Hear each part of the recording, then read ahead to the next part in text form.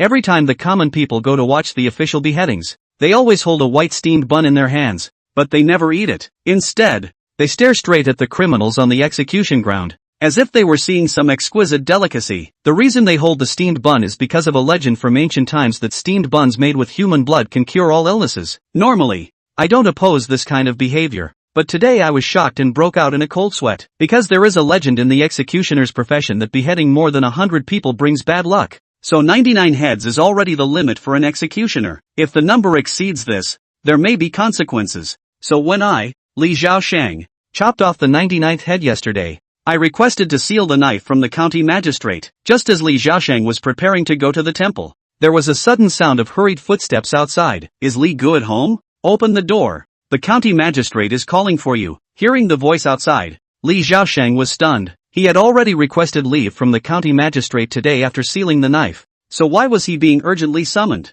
Li Zhaoshang placed the knife aside, opened the door, and saw a middle-aged yamen runner standing outside. Second brother, why is the county magistrate so urgent? I don't know the specific situation either. I only heard from the night watchman that a group of people in black brought a prisoner's cart into the city at midnight last night. The cart was covered with black cloth all around, and the prisoners inside couldn't be seen. The cart went straight to the county office, handed a waste plate to the county magistrate, and the county magistrate ran out barefoot. Ran out barefoot? Li Zhaoshang's face changed at the words. The county magistrate was usually very concerned about his image, so running out barefoot must mean it was extremely urgent. Are the escorts from the prefecture? I don't know. Alright, Li Gu, let's not chat here. By the time I left, the prisoner had already been taken to the execution ground. If we delay any longer, we'll have to cross the Two Realms Bridge, Wang Er urged anxiously. Hearing this, Li Zhaoshang frowned and said, Second brother, the county magistrate has allowed me to seal the knife. If I kill again, it would be taboo. Li Gu,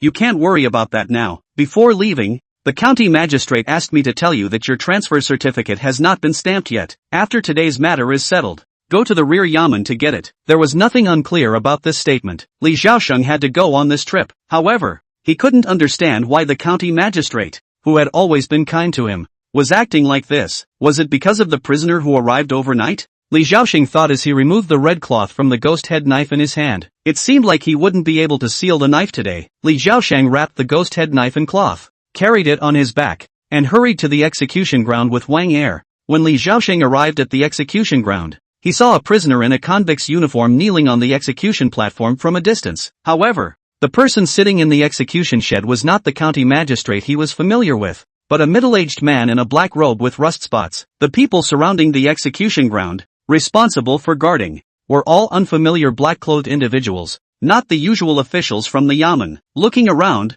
Li Zhaoshang did not find anyone he knew. Who goes there? Li Zhaoshang and Wang Er stood hesitantly in front of the execution ground, but were immediately noticed by the black-clothed individuals, who approached them and asked sternly. Wang Er looked at Li Zhaoshang in surprise, and Li Zhaoshang bowed and said, Li Zhaoshang, the executioner of this county, here on orders. Oh, it's you. Go ahead. Li Zhaoshang was led into the execution ground, changed into a bright red executioner's robe, and brought to the execution platform by the black-clothed individuals, standing behind the prisoner kneeling on the ground. From behind, Li Zhaoshang could vaguely see that the prisoner was a woman. Her black long hair covered her face, and she kept her head down, making her face indiscernible, but emitting a chilling aura all over her body. On such a hot day, Li Zhaoshang unexpectedly felt a chill. This woman must be an air conditioner? Automatically cooling, Li Zhaoshang muttered quietly. At that moment, a black-clothed individual took out a black sundial and aimed it at the sun, informing Li Zhaoshang that the execution would take place at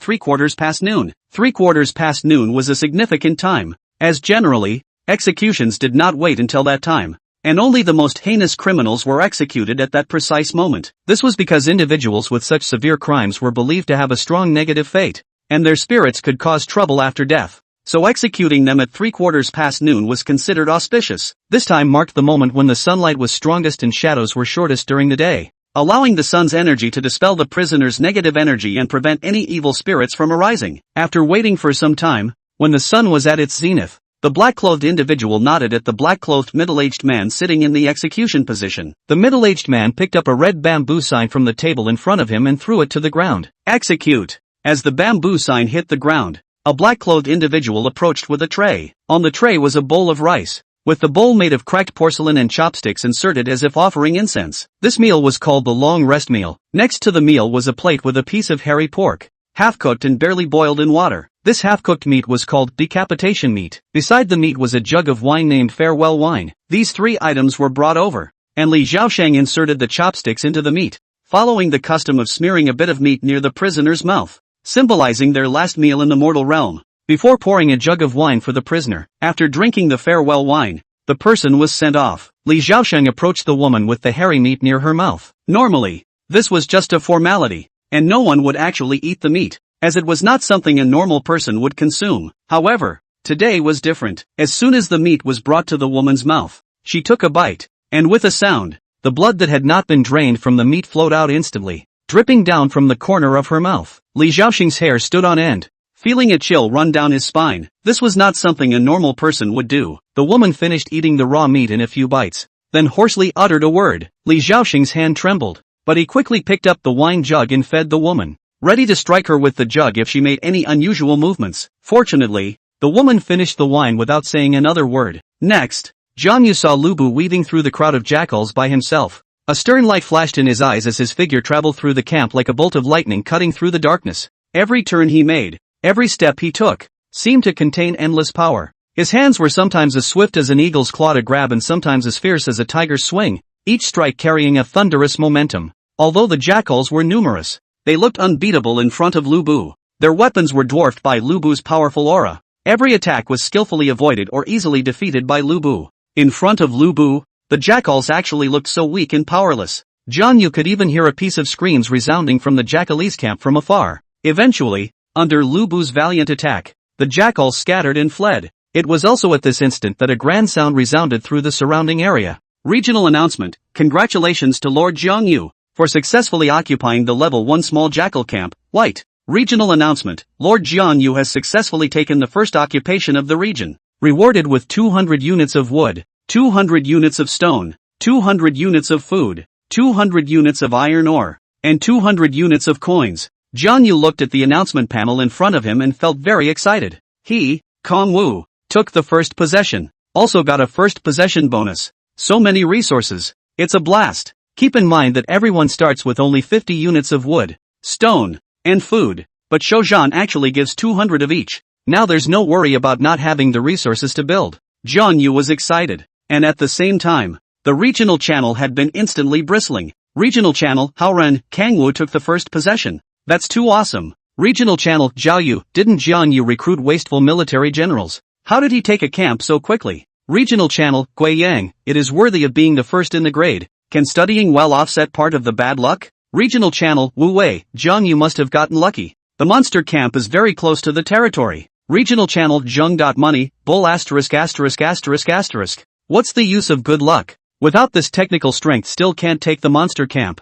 At this moment, the rookie lords of the 5th high school were all shocked and in awe of Jiang Yu. Number 10086 territory. Lin Hong was directing the Minutemen to build an arrow tower. At this moment, he anxiously looked at the holographic map in front of him. It showed the name of one of the surrounding territories. However, since very few people change their names, most of them are numbered XXXX format. This Jiang Yu, why doesn't he listen to me? He doesn't change his name or at me. I also wonder if he can handle all those jackals around him. However, the newbie protection period is 24 hours. As long as he doesn't go and actively provoke it, then the monster won't attack until at least a day later. That shouldn't be too much of a problem, should it? Suddenly, there was a ding-dong. The sound of the grand announcement resounded through the surrounding area. Regional announcement: congratulations to Lord Jiang Yu for successfully occupying the level 1 small jackal camp. White. Regional announcement: Lord Jiang Yu has successfully taken the first occupation of the region. Rewarded with 200 units of wood, 200 units of stone, 200 units of food, 200 units of iron ore, and 200 units of coins. At once, Lin Hong had a look of disbelief on his face. Jiang Yu captured a camp so quickly? Also took the first possession. That's too strong. This is not quite the same as what he imagined. His martial arts general named Lu something Stonecloth is reasonably struggling to fight the white camps. After all, it was white quality and had an initial level of only 1. Did he take 100 folk with him? If that's the case, then maybe he's off to an okay start. Not as backward as he thought. Other side, Horan is leading his 100 folk. as well as a yellow-grade general, Liu. Attack a small level 1 jackal camp. Yeah, that's it. 10 of you on top. Ouch, how another one died. Go, martial arts generals, charge. Huo Ran kept commanding from the rear. But, I have to say, this camp looks like a tough nut to crack. Let several of his folk die. To know, every one of those initial 100 folk was valuable, because there is no means of replenishing the staff in the early stages. This made Huo Ran regret it a bit. Luckily, his military generals were quite powerful and gradually routed the jackals in the camp. Good. This way I should be able to grab the first possession. He showed excitement. There must be a lot of rewards for the first takeover, right? Ha. Those rewards are his. Suddenly, ding dong. Regional announcement. Congratulations to Lord Jiang Yu for successfully capturing the level 1 small jackal camp. White. Regional announcement. Lord Jiang Yu has successfully taken the first occupation of the region. What? Huo Ran looked at the announcement and was struck by lightning. Is Kong Wu actually the fastest? How is this possible? Huo Ran's face was filled with shock. Jiang Yu awakened trashy martial arts generals and was actually able to clear a camp so quickly? Why? Did he immediately open up the world with 100 people as soon as he arrived? But he was also carrying 100 people. Huo Ran was incredibly jealous in his heart. Damn it! The first occupation reward was snatched away by Kong Wu. Huo Ran grunted coldly. Humph. He must have forced the attack so that many of his folk must have died. With such a big advantage like he had in the opening round. The Minutemen died a few times. Not to mention Kong Wu. It's possible that Kong Yu, that punk of a martial artist, could be seriously injured. Pre-existing injuries can be difficult to treat. At this rate, Kong Wu not only didn't have enough folk to build the facility, there are also no healthy martial artists to fight. You could say it's a big loss. Next, he had the site cleared and supplies organized. Then go back with the remaining 90 or so folk. Having suffered a loss here, he decided to focus his manpower on building the facility first. Anyway, taking down this camp would be enough for him to build an extra archery tower. But when he returned to his territory, once again he saw a message. Regional announcement. Congratulations to Lord Jiang Yu for successfully capturing the level 1 small jackal camp. White. What? He took over another camp? Huo Ran was alarmed. Is this Kong Wu not going to build the facility? Didn't he die a lot? Why is there any room left to attack other camps? What the hell is going on here? Huo Ran was furious beyond measure. At this rate, he was going to be compared to Jiang Yu. Damn it, I'm a better martial artist than Jiang Yu. My talent is higher than Jiang Yu's. Why would this be the result? Doesn't he believe in this evil? Now that Jiang Yu isn't focusing on building at all, he definitely doesn't have enough power to capture a medium-sized monster camp. As long as I don't panic and grow steadily, I'm bound to catch up when I take over the medium-sized camps. In this case, everyone felt an extreme sense of urgency, a sense of oppression. Although they couldn't see Jiang Yu in their respective territories, nor could they see the development of Jiang Yu's territory, but they felt vaguely in their hearts. Right now, Jiang Yu is probably number 1, territory 4,399. Awesome. This Lubu is too good. Kong Wu kept letting out his emotions. After taking the first possession, he then mapped out his next course. He had originally been thinking about how many folk to send after Lubu, but after seeing Lubu's performance, he realized that he didn't even have to think that much. Against the monster camps, Lubu was sufficient alone. Of course, the resources of the camp needed to be carried by people. That's why Jiang Yu still left 10 people for him to capture the small monster camps around him. He crushed the monster first,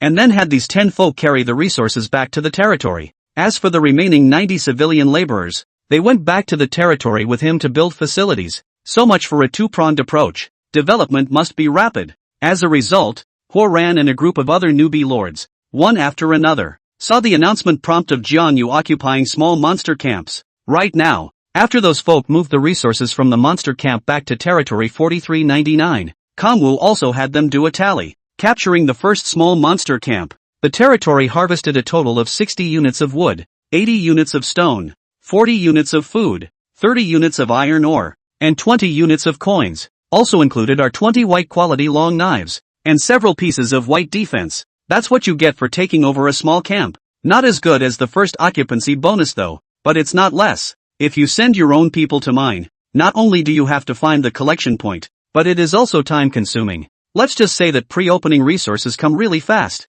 In this case, Jiang Yu's territory was already in full swing. In the next few moments, Lubu quickly captured several small jackal camps, access to a considerable amount of resources. After the stats, if you count the first small jackal camp, and then the first occupation bonus, then the opening 3 hours of the game. In total, Jiang Yu's territory gained 500 units of wood, 460 units of stone, 480 units of food, 380 units of iron ore, and 350 units of coins. Also, includes about 80 sets of white gear. These equipment included a variety of swords and other common weapons, as well as white-quality defense equipment. Kongwu puts this gear on the Minutemen. At once, the 100 folk were almost fully armed. Even if there was no Lubu, having these folk deal with the jackal attacks would be less of a problem. Zhang Yu looked at the resources in his territory that were too much to be stuffed into the warehouse long ago and smiled with joy. Lubu is awesome. My resources are already bursting at the seams.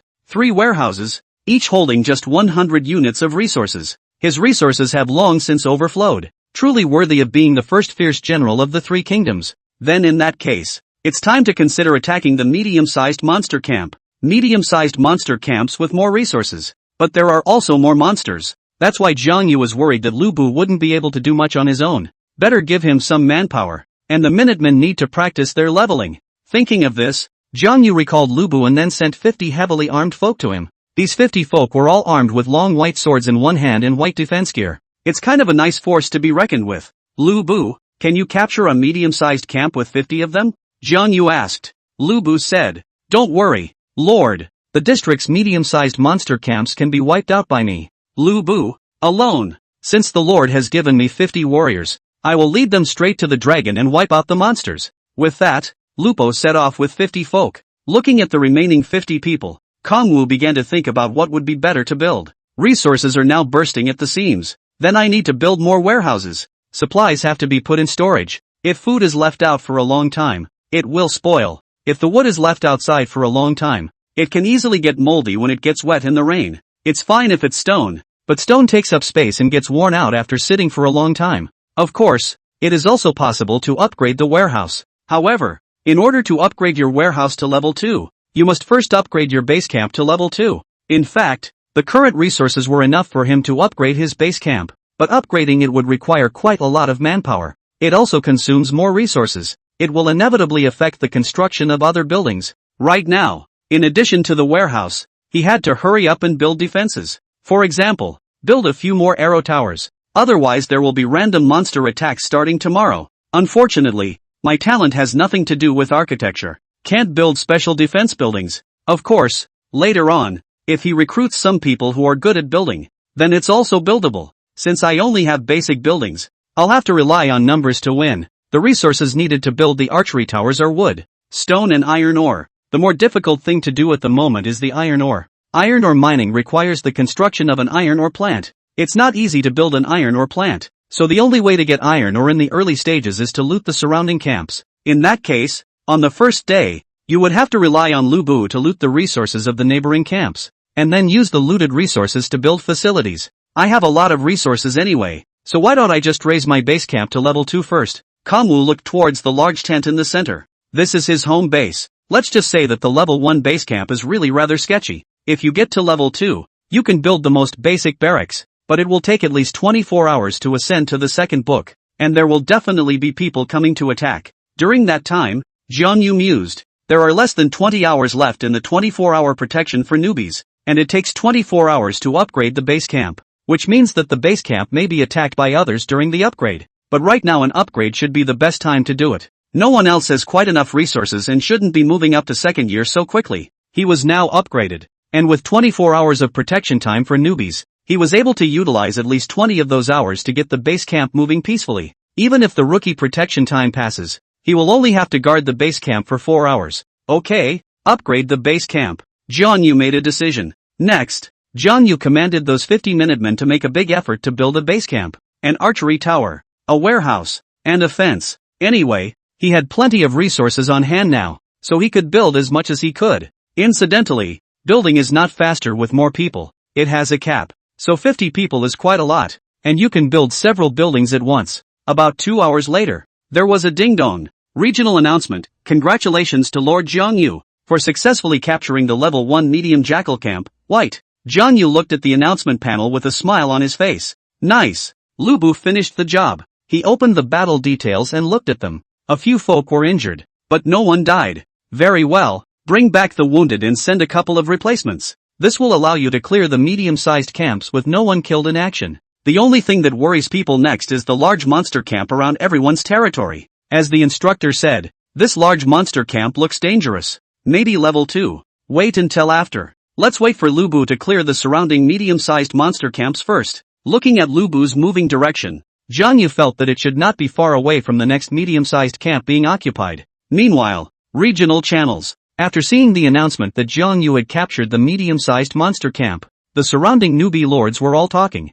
Regional channel Wang Xiaoxiao, the medium-sized camps are occupied? Jiang Yu is so strong. Regional channel Zheng Dishui, there must be a lot of resources for medium-sized camps, right? Regional channel Zhu Qichuan, I'm still thinking about how to occupy small camps. Jiang Yu has already occupied medium-sized camps. Regional channel Huo Ran, how is it possible that Jiang Yu was able to take over a medium-sized camp? Huo Ran, who was second in his grade, also bubbled. Obviously, Jiang Yu's actions shocked him. Regional channel Wang Xiaoxiao, the second in grade is bubbling up. The gods are begging for a hug. Regional channel Zheng.money, Huo Ran, aren't your military generals much stronger than Jiang Yu? Why haven't you captured the medium-sized monster camp yet? Regional channel Horan, he was somewhat speechless. Indeed, that was the hardest part for him to understand. Kongwu was able to take over a medium-sized camp, so it was logical that he should be able to as well. Regional channel Huo Ran, humph. Don't worry guys, I'll attack the medium-sized monster camp later. It seemed to be a coincidence that the moment he had just finished posting that regional announcement, Lord Wu Wei failed to capture a level 1 medium-sized jackal camp. White, please try again. The news was instantly like a stone dropped into the water, stirring up 1,000 ripples. Regional channel Wang Xiaoxiao, Wu Wei's attack on the medium-sized camp has failed. Regional channel Zheng.money, sure enough, medium-sized camps aren't that easy to capture. Regional channel Haoran, you can't say that. Wu Wei is not strong. Regional channel Zheng.money, not strong my ass. Whether it's strong or not depends on who you compare it to. Wu Wei is not strong if you compare it to Huo Ran and the others. But the initial martial arts general he recruited is at least black quality. Regional channel Haoran, damn. I almost forgot about this. Black generals can't even take over a medium-sized camp? That's outrageous. Regional channel Wang Xiaoxiao, it is also possible that the command gap, Jiang Yu after all, is the first grade. The theoretical knowledge far beyond all of US. Regional channel Zheng.money, Jiang Yu is awesome. The opening white general can actually occupy a medium-sized camp.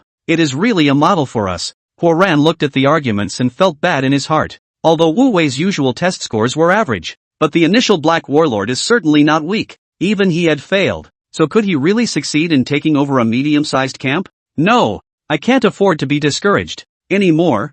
I'm opening yellow martial arts. Talent is also higher than Jiang Yu. White quality, black quality, yellow quality. Yellow is higher than black, so I'll have no problem hanging Wu Wei. After the next period of time, Huo Ran overheard someone on the regional channel analyzing Kongwu's situation. Regional channel, Hu Feiwei, that said, a medium-sized camp has over 100 jackals. Isn't Jiang Yu afraid that his folk will be seriously damaged? Horan spoke immediately. Regional channel, Huo Ran, yes. I've suffered losses and a few deaths in my opening occupation of small monster camps, so Jiang Yu must have suffered huge casualties when he forcibly occupied medium-sized camps. Regional channel Wang Xiaoxiao, it turns out that even Horan lost people. Then it looks like me dying 10 folk is a pretty good situation. Regional channel Haoran, what? You only died 10.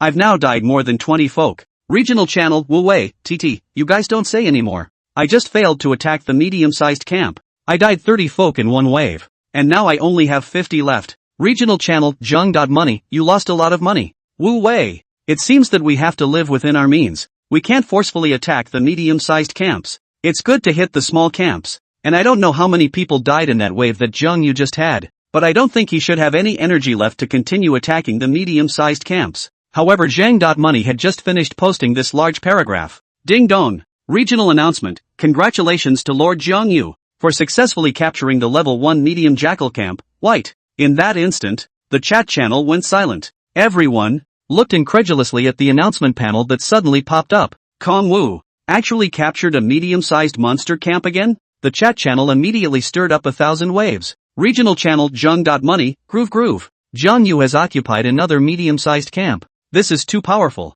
Regional channel Wu Wei, Nima. Really people are more angry than people. Regional channel Haoran, Jiang Yu is too good. Who was the one who just said that he doesn't have the strength left to attack a medium-sized camp? Regional channel, Zhang.money, it was my mistake. Kongwu is awesome. Add Jiang Yu. Regional channel, Ju a group of, Jiang Yu is also too fast. We just chatted only spent how much time? 20 minutes? At this rate he's 3 medium-sized camps in an hour. Regional channel, Zhang.money, you can't count like that. The number of monster camps around the territory is limited unless you go further away. But even then, Jiang Yu was strong. Regional channel, Wang Xiaoxiao, what do you guys say? Did Jiang Yu get promoted to the 2nd grade? Regional channel, Zhu Kunzi, huh? Let's not talk about whether Jiang Yu has that many resources to upgrade to the 2nd book. The upgrade time alone is at least 24 hours. And now that we haven't even passed half a day since we came to the trial land, there's no way he can get the 2nd book. Regional channel, Wang Xiaoxiao, how do you feel about being 2nd in your grade? At Horan.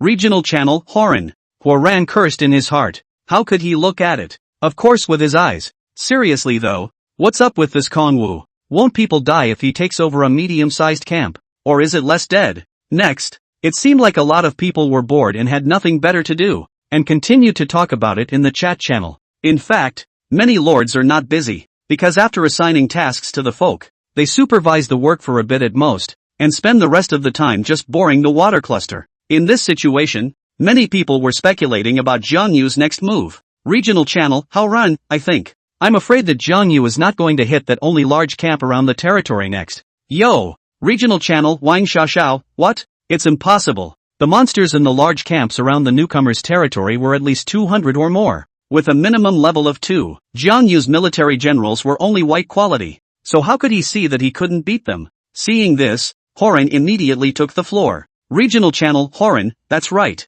There's no way he can beat a large camp. Even I don't have that confidence. Regional channel, Horan, moreover, even if he captures a medium-sized camp, he's bound to have damage. And unless he upgrades his base camp and increases the population cap, he simply doesn't have the means to replenish his Minutemen. Others have responded with valid points. Horan was only slightly satisfied.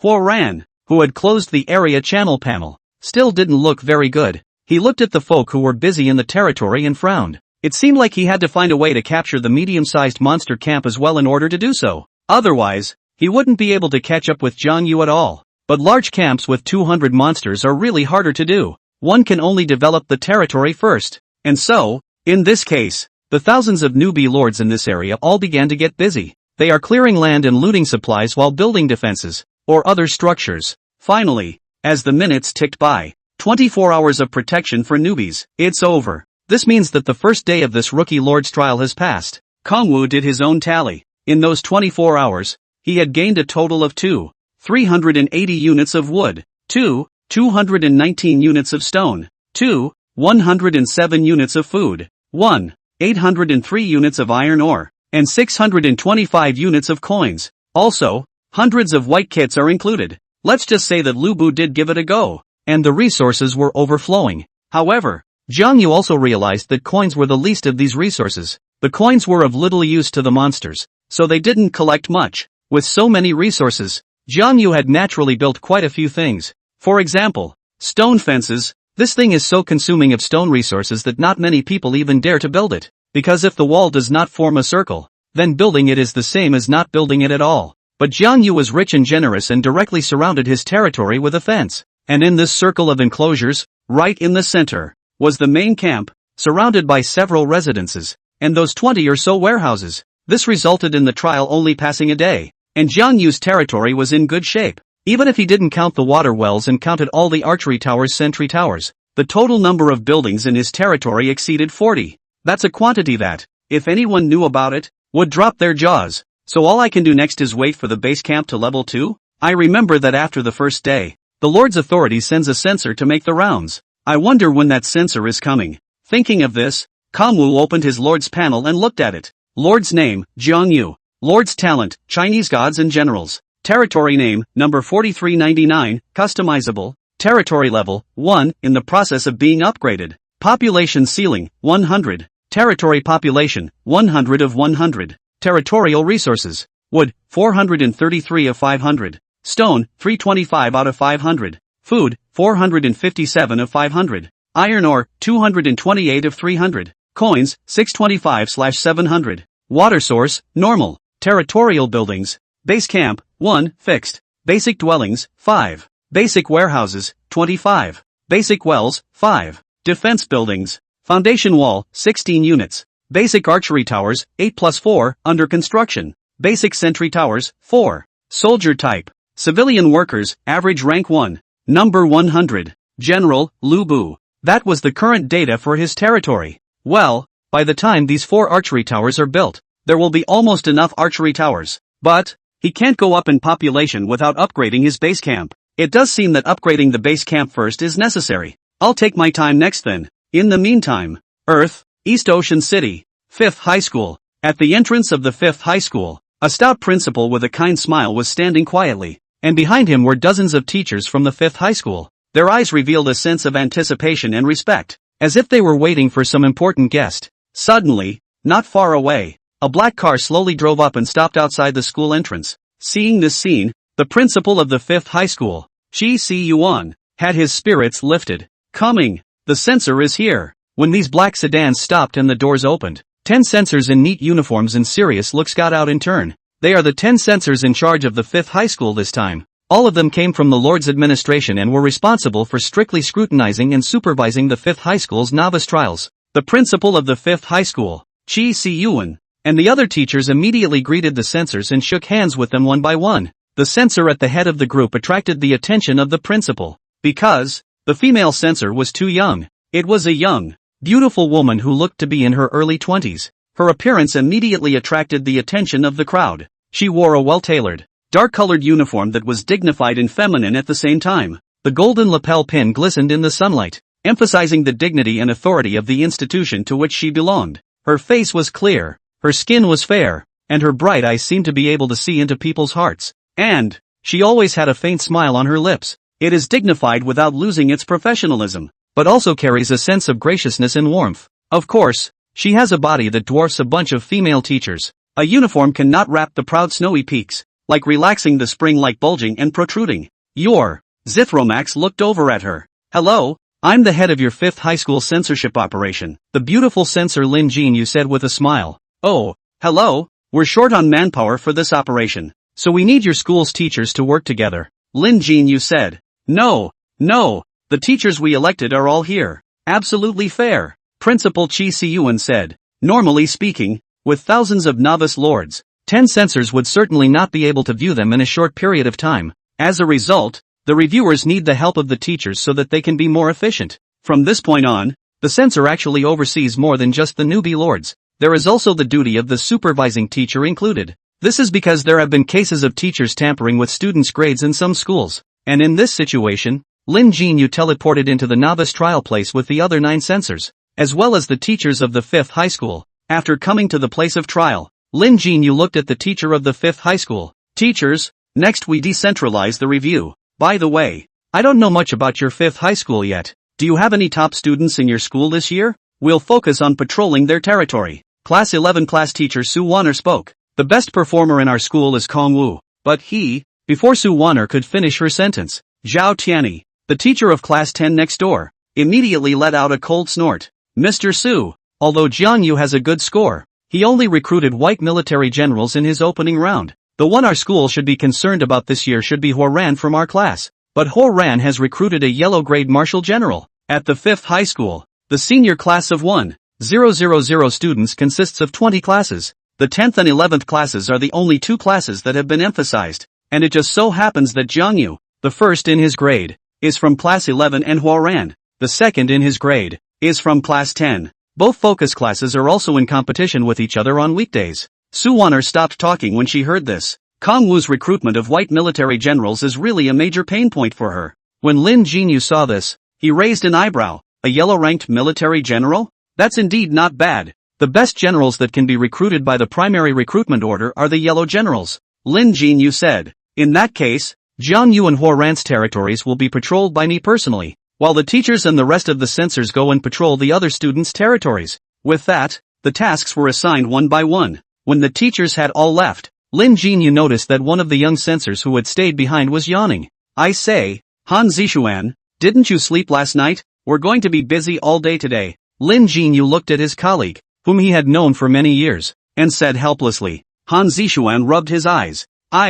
It's just checking the resource data and reporting it up. What's so hard about that? You'd better worry about yourself. Old Lin, don't do what you did last year. Patrolling the territory but forgetting to check the box, causing us to patrol it again. I still remember how pissed off your dad, the commissioner, was. Jiang Yu's face suddenly stiffened. I don't need you to remind me. Can I make this little mistake a second time? After saying that, Jiang Yu turned around and left. Han Zixuan, on the other hand, shook his head helplessly. Let's hope Jiang Yu will be more careful this year. Walk out some distance. Jiang Yu looked at the green earth around him and tapped on the map panel to look at it. Horan's territory is close to me, so I'll just go there first. But first, I'm going to see who takes the first possession record. Soon, a translucent panel appeared before her eyes. Hello, Mr. Jiang Yu. Your information has been entered and your privileges are being opened. Open successfully. From now on, you have the right to browse the profile data of the surrounding area. Okay, first look at the first occupancy record.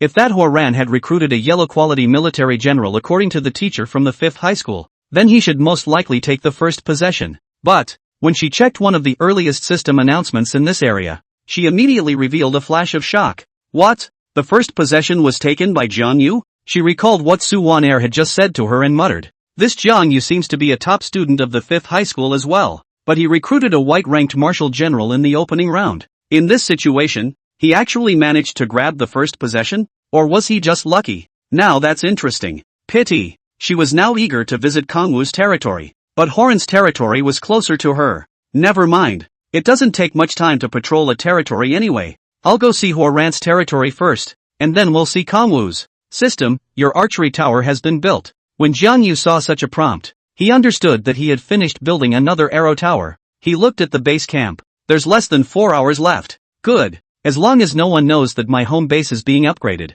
there shouldn't be any interference. Now he's starting to focus on defense. The medium-sized monster camps have been cleared out anyway. The 50 folk who followed Lubu were also transferred back to him to keep house. And the arrow tower's sentry towers need manpower. This makes it hard enough for him to gather 100 men to attack. Suddenly, he noticed the chatter on the chat channel. He opened it and looked at it. Regional channel Young Point Money. Attention everyone. The censors are here. Regional channel Wang Xiaoxiao Nanny. My territory is not yet in shape. Regional channel Haoren. So what are the censors here to check? Regional channel Zheng.money. You slept in class? The censor is here to check our first day's data. And when the time comes to summarize it, a 24-hour resource list will be published. And the more resources we get on the first day, the higher our score will be. Regional channel Haoren Nanny. Wouldn't that reveal how many resources our territory has? Regional channel Zheng.money. Expose your sister. They will follow a set of formulas to calculate into a score. We can only know who has more resources,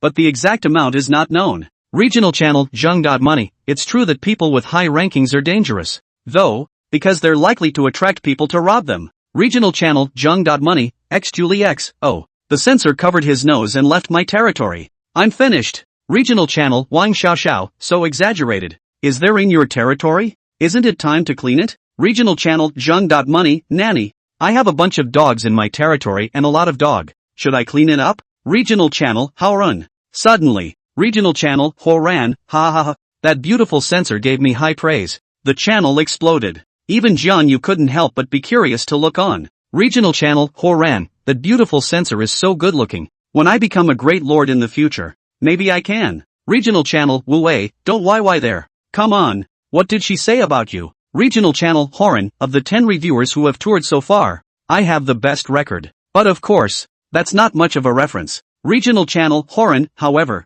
she also said that if you compare the 5th high school's numbers from previous years, I'm likely to be number 1 in our school this year. Regional channel Wang Xiaoxiao. The gods beg for a hug. Regional channel Young.money. That's not right. What about Kongwu? She didn't go to see Kongwu's? Regional channel Haoran. Although Jiang Yu took the first possession, it doesn't mean that the territory construction is stronger than others. Regional channel Wu Wei. It makes sense. Not to mention how many of his Minutemen died. At least he doesn't have the time or enough manpower to build facilities when he's capturing monster camps so frequently. Kongwu turned off the panel. Waring seems to be doing well. Did he build the territory better than he did? Right now he wasn't sure just how far Horan had developed. We'll just have to wait until the censor gets here. Finally, in this case, Jiang Yu arrived near the 4,399 territory. Jiang Yu's territory shouldn't be far from here. Just now she toured Horan's territory 7693. It did develop well. 7 archery towers, more than anyone else. Based on the data submitted by other reviewers,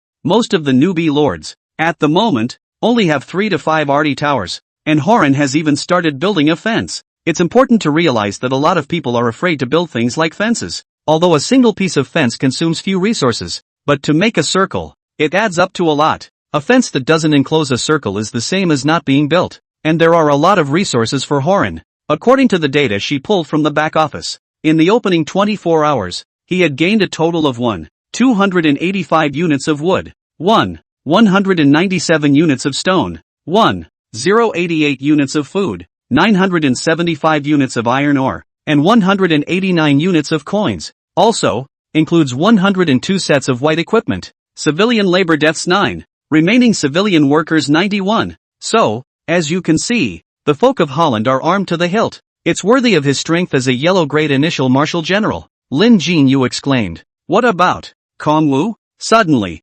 accompanied her out of the woods near territory 4399. Ahead of her, too, the light was ruddy bright. In this moment, she saw a rather startling sight. The first thing that strikes the eye is a ring of tall, solid stone fences. The wall was tall and solid, as if it were an impenetrable barrier protecting every inch of the territory. Upon closer inspection, Jiang Yu could see the figures of 9 archery towers vaguely revealed behind the fence, which stood in every direction, guarding every corner of the territory. On the tower, the arrow-like cornice pointed to the sky, as if to warn the intruder that the place was heavily defended, and that an incoming enemy would surely die. Between the arrow towers, 4 sentry towers could also be seen towering in the 4 directions of southeast, west, north and southwest, always alert to the movements of the outside world, whether it's an archery tower or a sentry tower. There are 2 to 3 minutemen on it with longbows overseeing the 4 directions. Has Jiang Yu's territory actually developed to this extent? Jiang Yu's face was filled with horror. This territory, 4,399, has been completely encased in a stone fence. Other people simply can't do it to this extent, including Horan. Can Jiang Yu's resources be that much? And when did he start building it? Horan has only just started building the fence as well. Unless Kong Wu started building when he didn't have long to open. Otherwise there is no way it could have been built in 24 hours. Next, Jiang Yu approached the fence. Soon an aura of solemnity was felt. The stones on the fence have been carefully polished, each one angular and tight. Too strong. Jiang Yu couldn't help but exclaim. This territory, it was developing better than she thought it would. Moreover, Jiang Yu's arrow tower here is also as high as 9. 2 more than Horan. Wait, no. Jiang Yu suddenly noticed something. There are 3 archery towers still under construction. She took a closer look and realized that 3 more arbalists were in the process of being moved. 20 or 30 folk were busy up and down there. She hadn't realized it just now because the stone fence of Jiang Yu's territory was tall. The archery towers that were being moved were just high enough to reach the fence that you wouldn't even bother to notice them unless you looked closely. That means that Jiang Yu has built a total of 12 archery towers. 5 more seats than Horan. So many more resources just for taking first possession? Jiang Yu clicked on the data and looked at it. The first occupation just rewards 200 units of each resource. It's simply not enough to bridge that much of a gap. That means, Kong Yu occupied a number of monster camps. Next, she was about to check Kong Wu's territory data. As a result, at this time, the whistle blew. Woohoo! She was spotted by the men on the watchtower. Soon, she saw a clean-looking teenager walk out with dozens of heavily armed folk. Jiang Yu glanced at him and her eyes lit up. It's kind of cool. Much more handsome than Horan. Right in her strike zone. Of course, as a censor, she was too professional to be so flamboyant, so she still stood with a strong aura. You are the censor, aren't you? Kong Wu asked. That's right, I'm censor Jiang Yu. I just came from Horan, Jiang Yu said. Then please come in, Kong Wu said as he led her into his territory. Passing through the gate of the territory, Jiang Yu was once again shocked, because, just now, outside the territory, through the stone fence, she could not see the interior of Jiang Yu's territory. As a result, as soon as she walked in right now, she saw the dozens of buildings within Jiang Yu's territory. You actually built so many buildings? Jiang Yu's beautiful eyes widened. Outrageous. So outrageous. There were only about 20 buildings on the Horan side as well.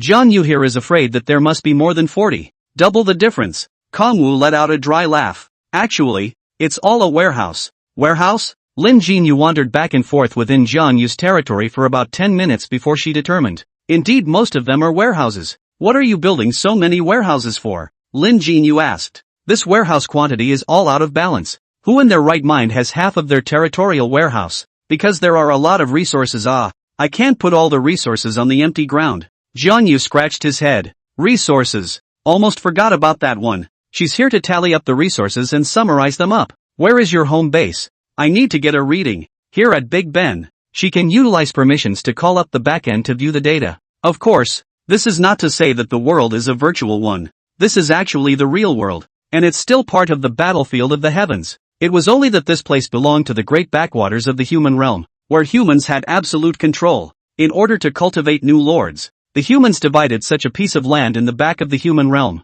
naming it the Land of Trials, to give the new lords of the earth a test in practice. But when she came here to Jiang Yu's base camp, instead, it was discovered that construction was moving on the base camp here. Minutemen were busy shuttling between camps, tools in hand, pride and enthusiasm on their faces. Lin Jinyu saw that they skillfully operated various tools to build a carefully selected stone block together. Each stone is carefully polished and selected to ensure a strong and beautiful base camp.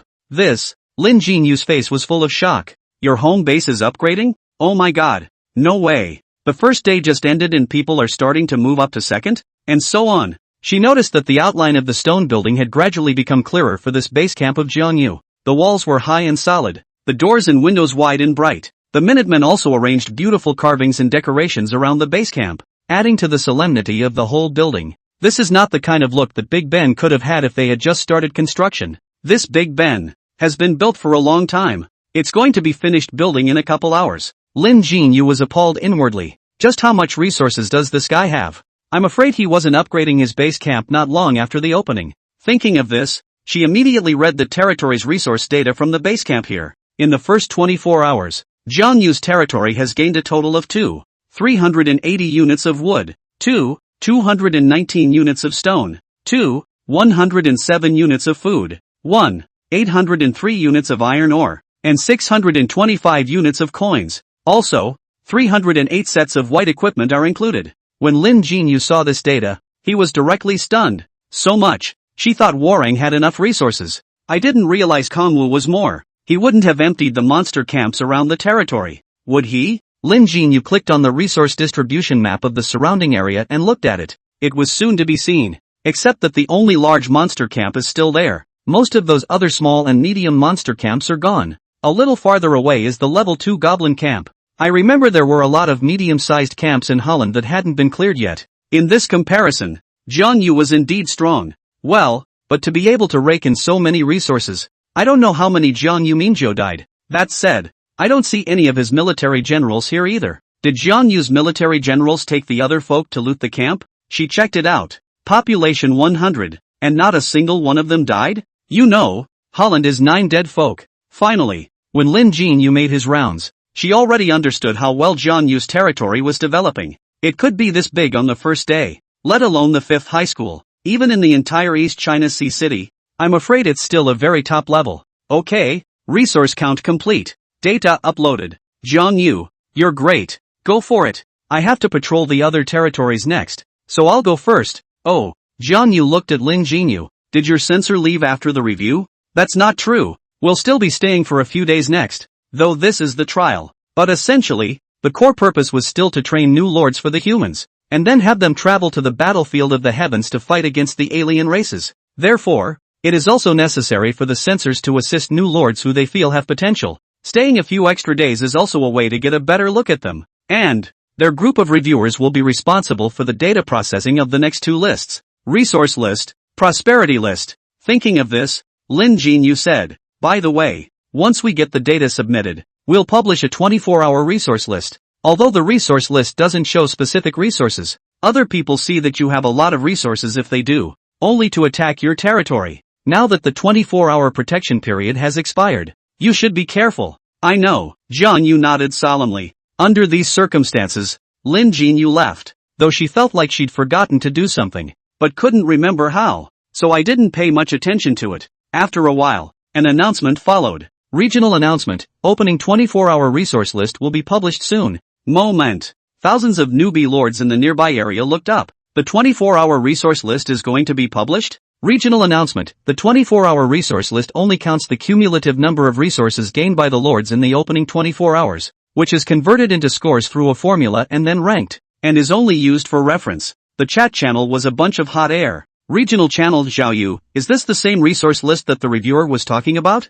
Regional channel Haoren, I'm looking forward to it. I wonder where I'm ranked. Regional channel Gui Yang, I must be ranked very low anyway. Regional channel Wu Wei, this is not just the same as the usual Lord's exam. According to the school's results, Jiang Yu should be the first. Regional channel Zheng. Money, hard to say. Jiang Yu is a white martial artist after all, and his talent isn't always great, so maybe Huo Ran is first. For his part, Huo Ran didn't say anything. In his opinion, although Jiang Yu had taken the first possession and gained a resource reward of 200 units, but honestly, accumulated resources may not be more than him. Suddenly, ding dong, the translucent panel appeared in front of the crowd. The list is published. Everyone checked the leaderboards with excitement. 24-hour resource list. 1. Jiang Yu. Score, 2,950. 2. Huo Ran. Score, 2,173. 3. Mach Man Mo. Score, 1936. 4. Zhou Yating.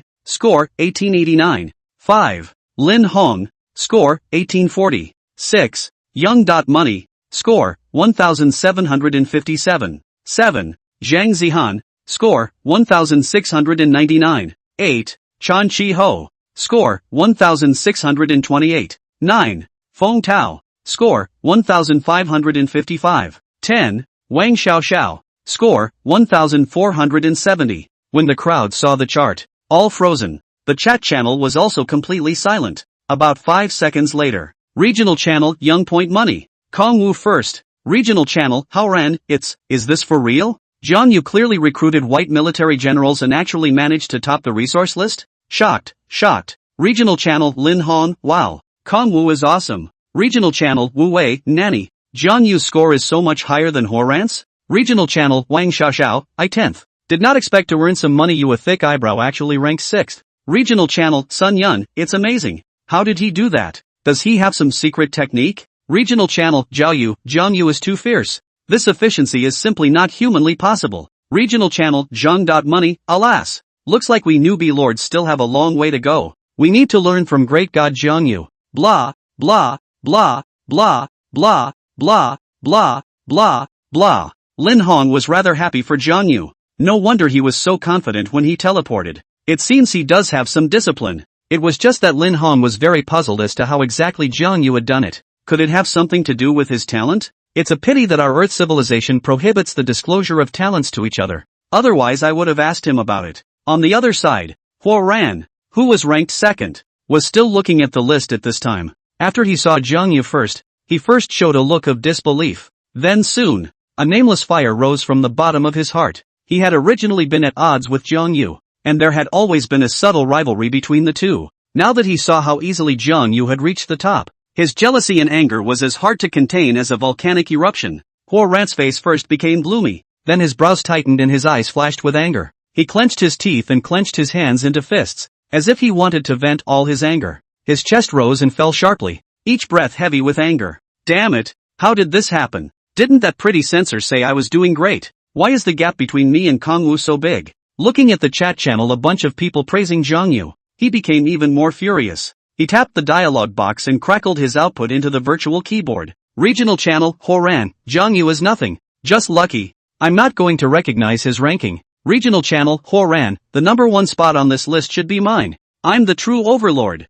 Regional channel Horan, just wait and see. I'll show him who the real king is. Regional channel Lin Hong, this feels Huo Ran a little excited. Regional channel Feng Tao, Horan calm down. Regional channel Wang Xiao, ha. Huo Ran is already pissed off. Regional channel Haoren, can you guys stop adding fuel to the fire? Regional channel Zhu Qichuan laughs, what does it matter? The big deal is that they fight each other. We're just watching the show anyway. The chat channel had been a mess. But except for the chat channel, Earth, East Ocean City, 5th High School, teachers and principals here are also waiting for the results of the list. It was because the novice trial place was in the great backwater of the human realm of the battlefield of the heavens. So naturally, it's difficult for them here to know exactly what's going on with the students, and they are not authorized to enter the portal. Those teachers who had assisted the censors in conducting the censorship had long since returned, and only the censors remained in the place of novice trials. Therefore, right now, they don't know the results of the list. Quick,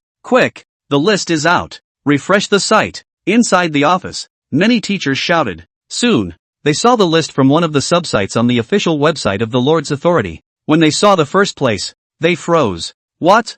Jiang Yu first? They all revealed an incredulous expression. How is it possible? Didn't Jiang Yu recruit a white martial general? Can a white martial general have this monster clearing efficiency? It was incredible. How on earth did he do that? A teacher in the regular class asked in surprise. Yeah, even in the eyes of us teachers, this kind of speed of clearing monsters is almost impossible to accomplish. Does he have some secret? Another teacher guessed. Jiang Yu's homeroom teacher, Su Wan, was instantly happy. Looks like Jiang Yu didn't disappoint. First in grade is first in grade. Class 10 class teacher Zhao Tianyi, on the other hand, was in a bit of disbelief. Obviously, Huo Ran has a yellow grade martial general. Why can't he compare to Jiang Yu? Seeing this ranking, his face was a little less than pretty. Teacher Zhao, it looks like Jiang Yu from our class is the actual number one in his grade. Su Wan'er said proudly. Zhao Tianyi snorted coldly and didn't say anything. Principal Qi Siyuan spoke up. In any case, Kong Wusan's accomplishments are truly astonishing.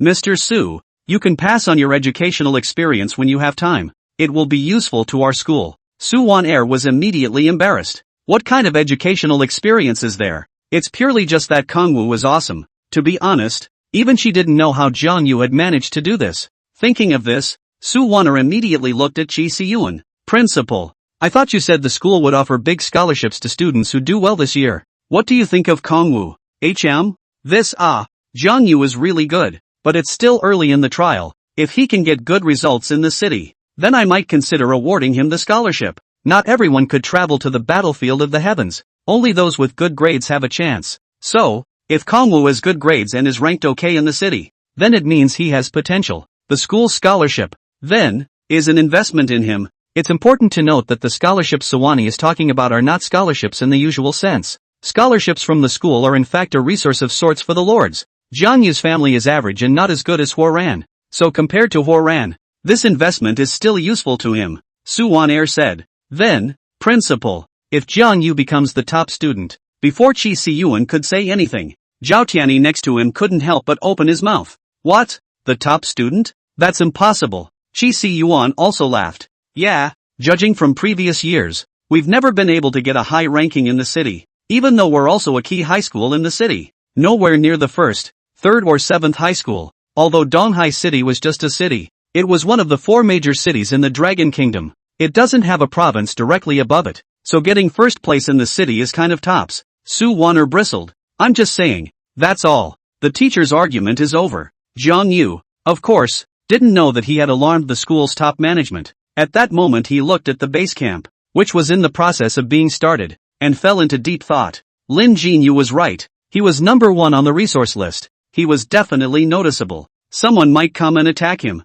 However, he wasn't afraid. After all, he had Lubu. In the 3 kingdoms, however, all the military generals with very high force are described in the same words. The courage of 1,000,000 men. And Lubu is the first fierce general of the 3 kingdoms. Right now, they're all newbie lords with up to 100 people on their hands. Even if they united others to fight him, they would only gather a few hundred people. A few hundred people in the area. Lubu was not afraid at all. Thinking of this, he sent someone to recall Lubu.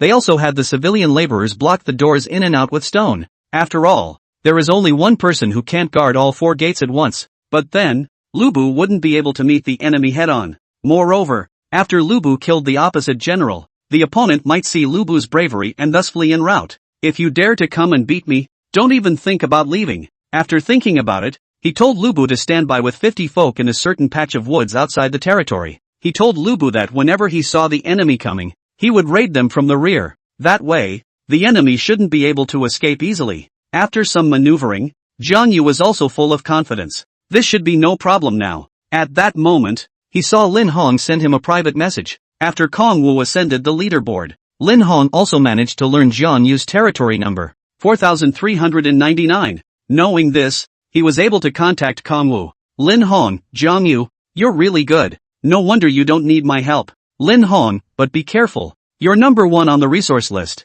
And now the 24-hour protection period has passed again. Lin Hong, someone must be trying to beat you up. Kong Wu, don't worry, I have a lot of arrow towers. Lin Hong, if you have more arrow towers, can you hold back the number of people? What if they jointly attack you? This is something that is highly likely. First on the Kongwu resource list, then the defense of the territory must not be weak. In this situation, no one would be stupid enough to attack Jiang Yu's territory alone. It's possible they could join forces. Lin Hong continued to speak. Jiang Yu, why don't I bring some people there? Jiang Yu, how many people can you have? And your territory is so far away. Don't come over. It's a waste of time. Kongwu, I can keep it. After that, Kongwu closed the chat window. Lin Hongtan shook his head helplessly. This guy, as stubborn as ever. If you are strong alone, how many can you fight against? However, he really wasn't in a position to back up. Alas, Jiang Yu is alone over there, so he's really weak. In the meantime, on Huo Ran's side,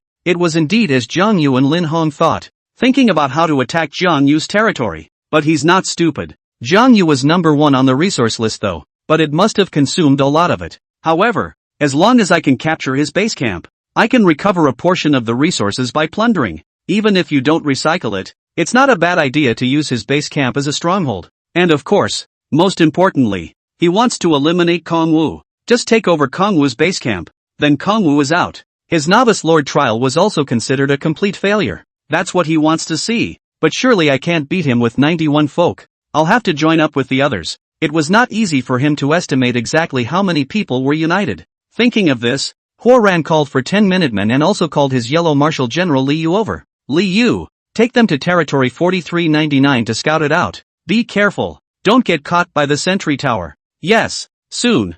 Huo Ran began to wait for news here. The main reason why I sent the military generals was because by sending Minutemen, there was a chance that they would be detected by the sentry towers. Minutemen are the lowest level of soldiers, and in case they are discovered, it must be difficult to escape. So he sent his military generals to follow him, lest the folk die in vain. After some time, Li Yu returned. However, he brought back only 5 civilian workers. Huo Ran exclaimed, "Where are the other 5? I'm sorry, we were spotted by the sentry towers in that territory." That territory, constructed with 4 sentry towers, 1 in the southeast, northwest, and 1 in the north. There's no way to escape the surveillance range. Marshal General Li Yu said. Luckily their Marshal General wasn't there, or else I'm afraid there would have been more casualties. What do you mean? 4 sentry towers? Huo Ran was shocked beyond belief. He also built 2 sentry towers in his territory to control both directions. Jiang Yu actually built 4 of them. What a luxury. Huo Ran had a hateful face. You know,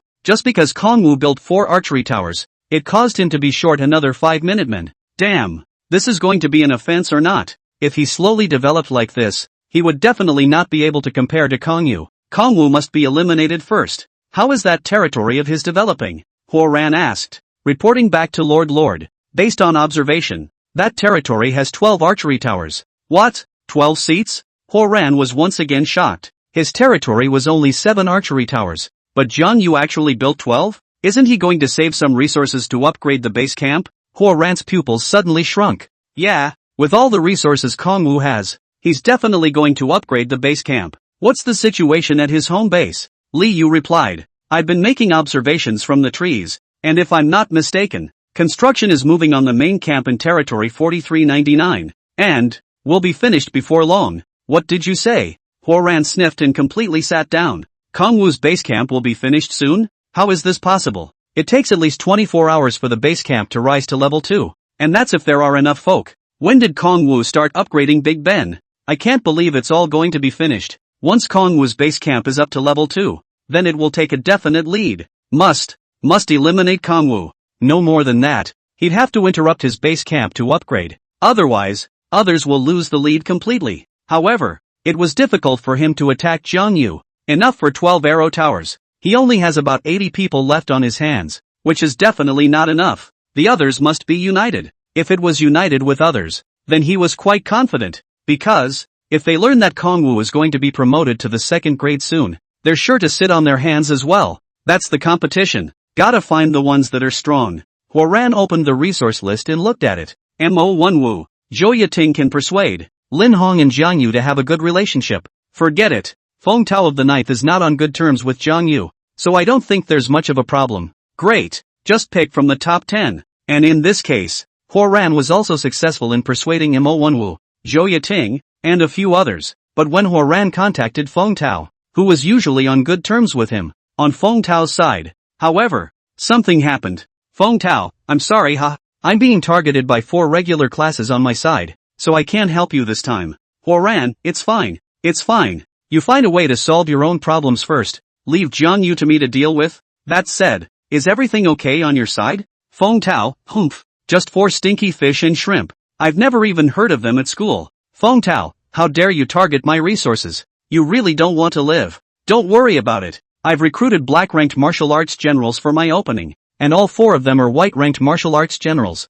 so I'll definitely beat them up violently. Horan, that's good. Feng Tao, Horan. I'll leave Jiang Yu to you to solve. Feng Tao, I previously took a girl to the hotel was seen by Jiang Yu. As a result, I last pick up girls at school. He saw it and said a few words to the girl. The girl immediately skimmed me off, really angry with me. Feng Tao, you must eliminate Kong Wu. Horan, don't worry. Leave Jiang Yu to me. Squints and laughs. That's all. Except for Feng Tao who couldn't come. Horan managed to gather Mo1 Wu, Zhou Yating, Zhang Zihan, and Chen Jihao, taking the men they had gathered. They arrived not far from the 4,399th territory. At this moment, Jiang Yu was standing on a sentry tower. The enemy is coming. He did a rough count. The number of the enemy is at least 400. Yes, it's that outrageous. 400 individuals. It can be quite a lot. 4 times as many as he had. It's coming on strong. Even if he had 12 archery towers, that's still an average of 30 or so people tearing down a tower. Can 30 men take down an archery tower? It's definitely possible. It's a good thing he built the fence, which will hold them off for a while. 4399 outside the territory. Mo ran, fully armed with a white plate defense gear and holding a white quality greatsword, aimed at Jiang Yu's territory and said, "See, this is Jiang Yu's territory. If we don't take him out, we're all screwed." Next to him, Mo1 Wu also sucked in a breath of cool air. "Although I thought you were exaggerating a bit before, I didn't realize you were being conservative. Zhou Yating is a clean-cut girl. I didn't realize he really built 12 archery towers. That's outrageous." Horan said, "It doesn't matter how many archery towers he has, we have to get on it." As time went on, Jiang Yu's territory was definitely developing better and better. He must be snuffed out ahead of time. Then how do we fight next? Mo1 Wu asked. "You can't split the army. He has a lot of archery towers. Splitting the army will make the area under attack even larger. Let's focus all the way and attack one of his gates." Okay, then. In this case, the 400 folk on Horan's side were like a torrent. He wears a wooden shield in his left hand, a long white sword in his right hand, and white defense gear. Neatly, they charged towards Jiang Yu's territory. Their gazes were firm, as if they wanted to cut down all the obstacles in front of them. On Kong Wu's side, the folk on the arrow tower were also nervously watching the unusual group. They kept the wooden bows in their hands tightly drawn at all times. As soon as Horan's 400 minutemen are in range, they shoot down the sharp arrows they just created. There was tension and austerity in the air, facing the targeting of the archery towers. The 400 minutemen did not flinch, but rather strengthened their stride. As the distance closes, whoa, whoa, whoa, whoa, whoa, the arrows from the archery tower immediately poured down like a torrential downpour. However, the folk on Horan's side did not panic. The wooden shield in their left hand was immediately raised upwards. A single arrow was thus blocked by the shields of the Minutemen. The sharp arrow stuck in the wooden shield and caused very little damage. With that, the two sides began to engage in a formal encounter. Meanwhile, on the chat channel, the lords of the surrounding areas had all detected the gradually thickening smell of gunpowder. Regional channel Zhang.money, holy, Jiang Yu isn't doing too well. When I was leading people to clear out a monster camp, I seem to have seen Mo1 Wu leading people towards Jiang Yu's territory. Regional channel Wang Xiaoxiao, what? Is Mo1 Wu going to attack Jiang Yu? Regional channel How Run, although I think someone will be eyeing Kong Wu's resources. Right now it's still too hard to take over a territory with up to 100 Minutemen each, right? Regional channel Wu Wei, it's not that simple. I saw Holland's people go over there too. Regional channel Zheng.money, *******. Is it a coincidence? Or is it premeditated? Could it be that they have joined forces? Regional channel Zhuqunian, hard to say. If it's a joint effort, a few lords can gather a few hundred people, and that kind of number Jiang Yu definitely can't block it. Regional channel Wang Xiaoxiao, any big brother to attack Jiang Yu? Say we eat delicious melon. Just then, regional announcement, Lords Huoran Mo1 Wu Zhouyating Zhang Zihan Shenjiao has gathered 400 people to attack Lord Jiang Yu. See this message. The entire chat channel exploded. Regional channel Wang Xiaoxiao, Huoran and the others actually gathered 400 people to attack Kong Wu? Regional channel Zheng.qian, really lose they gathered so many people. I'm afraid that the nest out of it. Regional channel, how run, with an average of 80 people out each. It is indeed possible to gather up to 400 people. On Lin Hong's side, he also saw the announcement. When Lin Hong saw this news, his entire body froze. 400 people? Outrageous. So outrageous that Kong Wu had up to 100 people on hand. How could 100 men hold off 400? Jiang Yu is only going to be finished. Lin Hong had the intention to go for support. However, his territory and Jiang Yu's territory were separated by a great distance.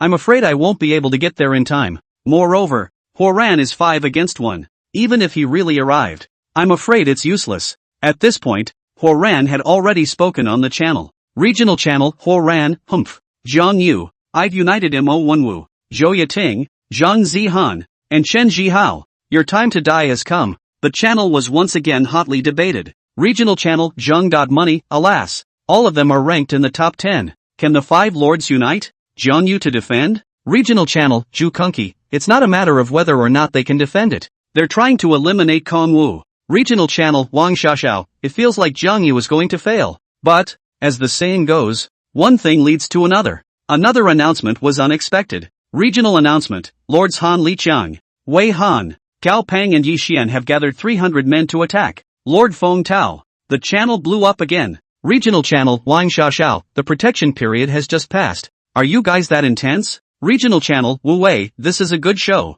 Regional channel, Zhu Kunci, Feng Tao I know. Often in the top 10 of the grade. The resource list is also the 9th. How is he being targeted? Regional channel, Zheng. Money, this Feng Tao seems to have a good relationship with Huo Ran. I said why he didn't attack Jiang Yu with Huo Ran. So he's being pestered. Regional channel, Zhao Yue, Han Liqiang is from our class. It seems that they are eyeing Feng Tao's resources. And they seem to be relatively close. Regional channel, Gui Yang, I see. Then it seems Feng Tao is not too good Regional channel, Hu Feiwei, no. Although Jiang Yu and Feng Tao are both facing the same situation, I think Feng Tao has a much better chance of winning than Jiang Yu. Regional channel, Hu Feiwei, Jiang Yu had to face 400 people. Feng Tao only had to face 300. And most importantly, Jiang Yu's generals were white quality, while Feng Tao recruited black quality generals in the opening round. Regional channel, Wu Wei, it makes sense. And there's one thing you didn't mention. Jiang Yu's opponents are Huo Ran and the 5 of them. And Huo Ran and the others are all experts in the top 10 of the resident grades.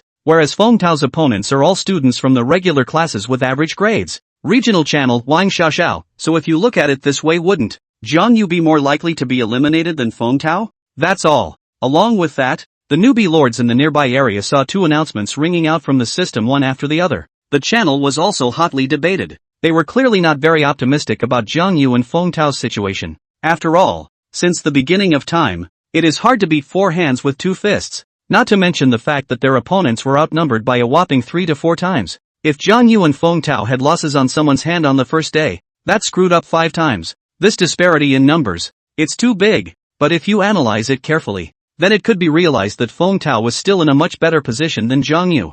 Mainly because Jiang Yu's opponent was too strong. All 5 were in the top 10 of their grade and the top 10 of the resource list. There is no chance of winning at all. But, the people on the chat channel didn't know that. The battle situation on Jiang Yu's side had changed slightly. At this point, over time, the 400 men on Huo Ran's side had come under the fence. And they also realized that the gate to Jiang Yu's territory had been bricked up. All blocked. Horan's men could only take out their prepared hammers and frantically smash the wall. And in this case, 400 people piled up under the fence. It was harvested in a big way by the archery towers behind the fence. Not only that, those who held the hammer afterward also had to hold it in both hands in order to have enough power to cause damage to the wall. In this case, they couldn't hold shields and could only be shot alive by sharp arrows. Moreover, Jiang Yu's side of the fence had 3 arrow towers behind it capable of shooting at Huo Ran's 400 men. When those folk piled up under the fence, the men huddled behind couldn't do anything but raise their shields. In this situation, the wooden shield couldn't last long at all, and was soon pierced by the densely packed arrows. And so it was. On Horan's side, mass attrition began. Arrow towers, starting to fire. Huo Ran, this is too many casualties, Mo Wenwu said with a frown. For his part, Huo Ran was unmoved. Although this is only a level 1 territory, attacking a city has been a rather difficult task since ancient times. How can you take over a place without making some sacrifices? Mao Wenwu, don't worry about it, and don't forget our biggest advantage, Huo Ran said. With their 5 lords, they naturally brought all 5 military generals with them. The battle power of a military general is not comparable to that of these pawns. And in this case, all 5 of these martial arts generals began to strike as well. They attacked the fence with a variety of weapons. Among them, there was also a big-bladed military general with a sledgehammer, attacking Jiang Yu's fence. Mo Wenwu was shocked. So powerful. This weapon of yours isn't a white item, right? Zhang Zihan said smugly. Indeed, it's a black quality hammer, and I only got it by luck. Doesn't matter. Huo Ran sneered. With such a hammer, Jiang Yu's stonewall can't stop us. Just like that, the fence of Jiang Yu's territory had caved in with the naked eye. Territory 4399.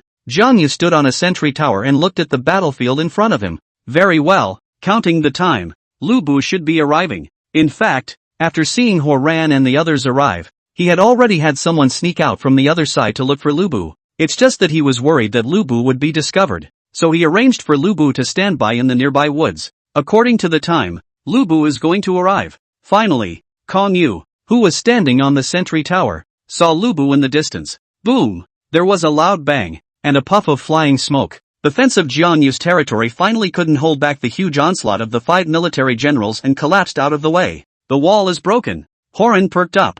Huo Ran, who was standing at the back, shouted frantically, his eyes all faintly carrying a touch of crimson color. Punch it, punch it, punch it for me. Charge in and take the base camp, and then capture Jiang Yu alive. As long as he captures the base camp, Kangwu will be finished. But also at this time, kill. A tall military general with 50 minutemen rushed from behind Huo Ran's flank. The martial general at the head of the group had a stout stance, like an iron tower, giving off a sense of mighty and unrivaled oppression. His face was stalwart and well-defined, as if he had been cut by a sword, and his tiger eyes were gleaming, revealing an endless overbearing aura. His hair was thick and straight as a wire, flowing in the wind as if it had a power in it. It's the number 1 fierce general of the 3 kingdoms. Lubu. Lubu is here. At that moment, Holland twisted his head to look.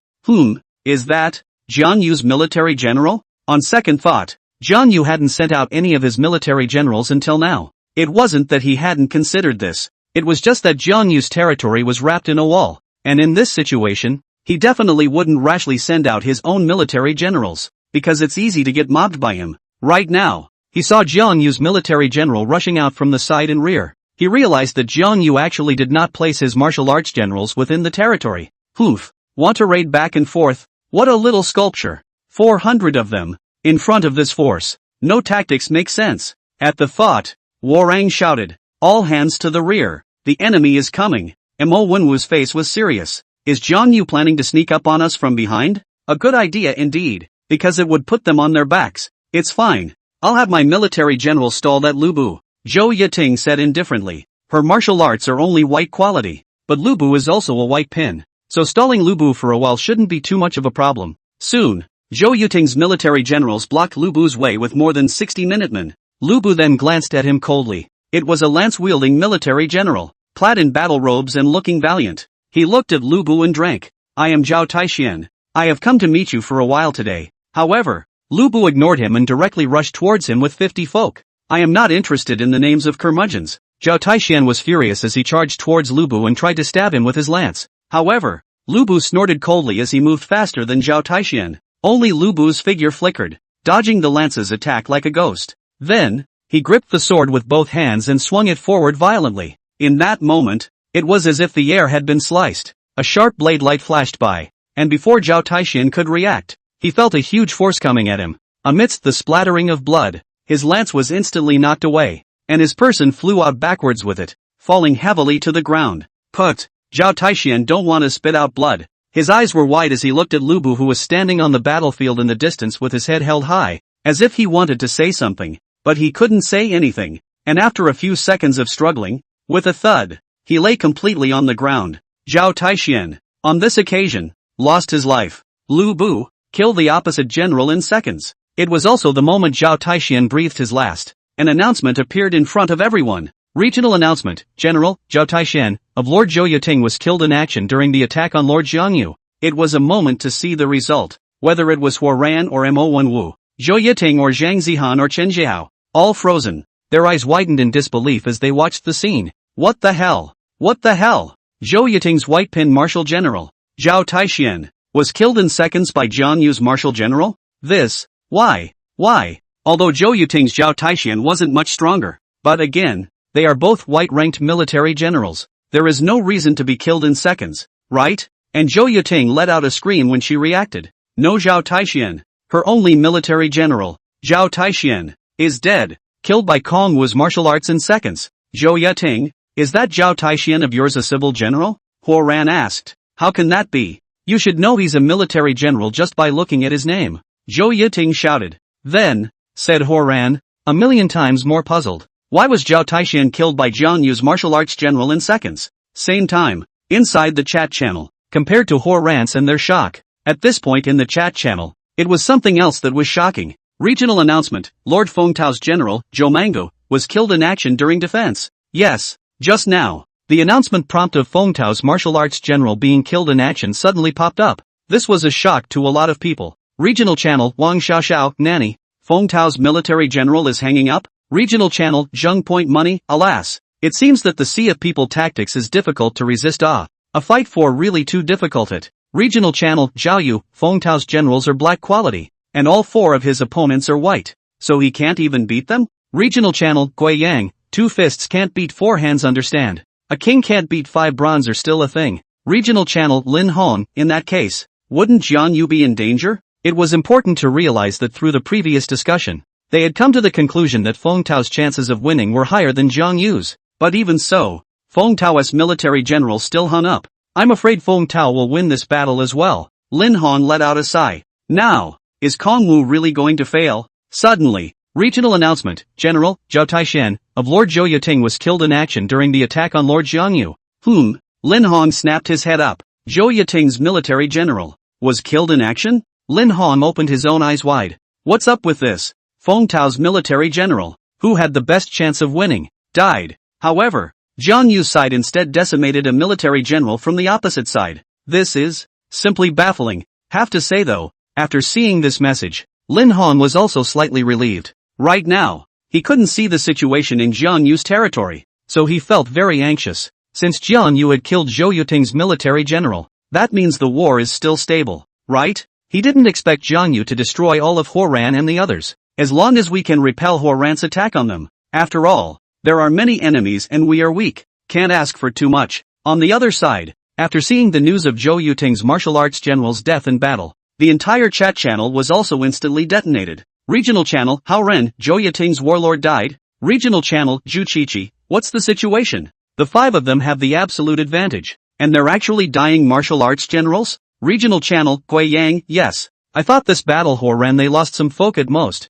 Regional channel, Wu Wei, Jiang Yu 6 the enemy is strong and we are weak, but actually managed to kill the opposite side of a military general. Regional channel, Wang Xiaoxiao, Jiang Yu is awesome. Fengtao couldn't even block the 4 white-ranked generals that attacked him, but Jiang Yu was actually able to counter-kill one of the opposite generals. Regional channel, Zhang Money, yeah. Jiang Yu's side is a lot more difficult than Fengtao's. Huo Ran and the others are strong opponents. Regional channel, Zhao Yu, worthy of being the number 1 in his grade. He was able to kill the opposite general in this situation. It must have been his tactics that worked. Regional channel, Zhang Qian, after all, it is the first person who theories. At this moment, many novice lords were shocked, because in their place, they couldn't do it, especially one that contrasted with Fengtao's side of the battle. That emphasized the gold content of this record of Jiang Yu even more. However, the chat channel soon winded down. Regional channel, Hao Ren, you guys shouldn't be too happy. Even though Zhou Yuting's martial arts general is dead, Huo Ran and the others still have 4 martial arts generals, with 4 against 1. Jiang Yu's martial generals definitely won't be able to stop them. Regional channel, Zhang Money, you don't say, I really almost forgot. Not to mention the martial arts generals. Huo Ran and the others have 400 people. Even if they don't get on those 4 martial arts generals, it's still a sure win. Regional channel, Wang Xiaoxiao, yeah. Zhou Yuting's generals are only white goods after all, and it's possible that her generals were killed by Jiang Yu's arrow towers in a careless manner, which doesn't mean that Jiang Yu has the upper hand. Many people still didn't think too highly of Jiang Yu. Lin Hong, on the other hand, was frowning. For military generals, had he known, he would have sent his own generals there. But, my general is a civil general, good at management and administration, with little combat power. There was no way to help Kong Wu at the moment. Alas, Kong Wu, go for it. Territory 4399. Although there was some worry about Fengtao in his heart, however, Huo Ran simply did not have the spare capacity to support Fengtao at the moment. Therefore, he could only think of a way to deal with Jiang Yu first as well. And on Kongwu's side, after killing Zhao Taixian, Lubu continued to lead his men towards the collapsed wall. This won't work. We must stop that Lubu, Mo Wenwu said with an ugly face. Yes, you guys quickly avenge my martial arts general, Zhou Yiting said with a murderous intent on her face. Her military general is dead, though the military generals the lords, had recruited could be resurrected at the altar. However, the altar requires the base camp to be upgraded to a higher level before it can be built, so as soon as the rookie warlord dies, she could be said to be completely wasted. Zhang Zihan said, in that case, send 2 military generals there. 2 fists can't beat 4 hands. I don't believe that Lubu can still fight. Not good. Huoran shook his head. Dividing the army is a big no-no. Right now to play it safe, directly 4 military generals together. Horan was second in his grade after all. He knew how powerful Jiang Yu was. Right now, this Lubu looks a bit odd. Sending 2 military generals might even lose. So, he felt like sending 4 military generals straight up.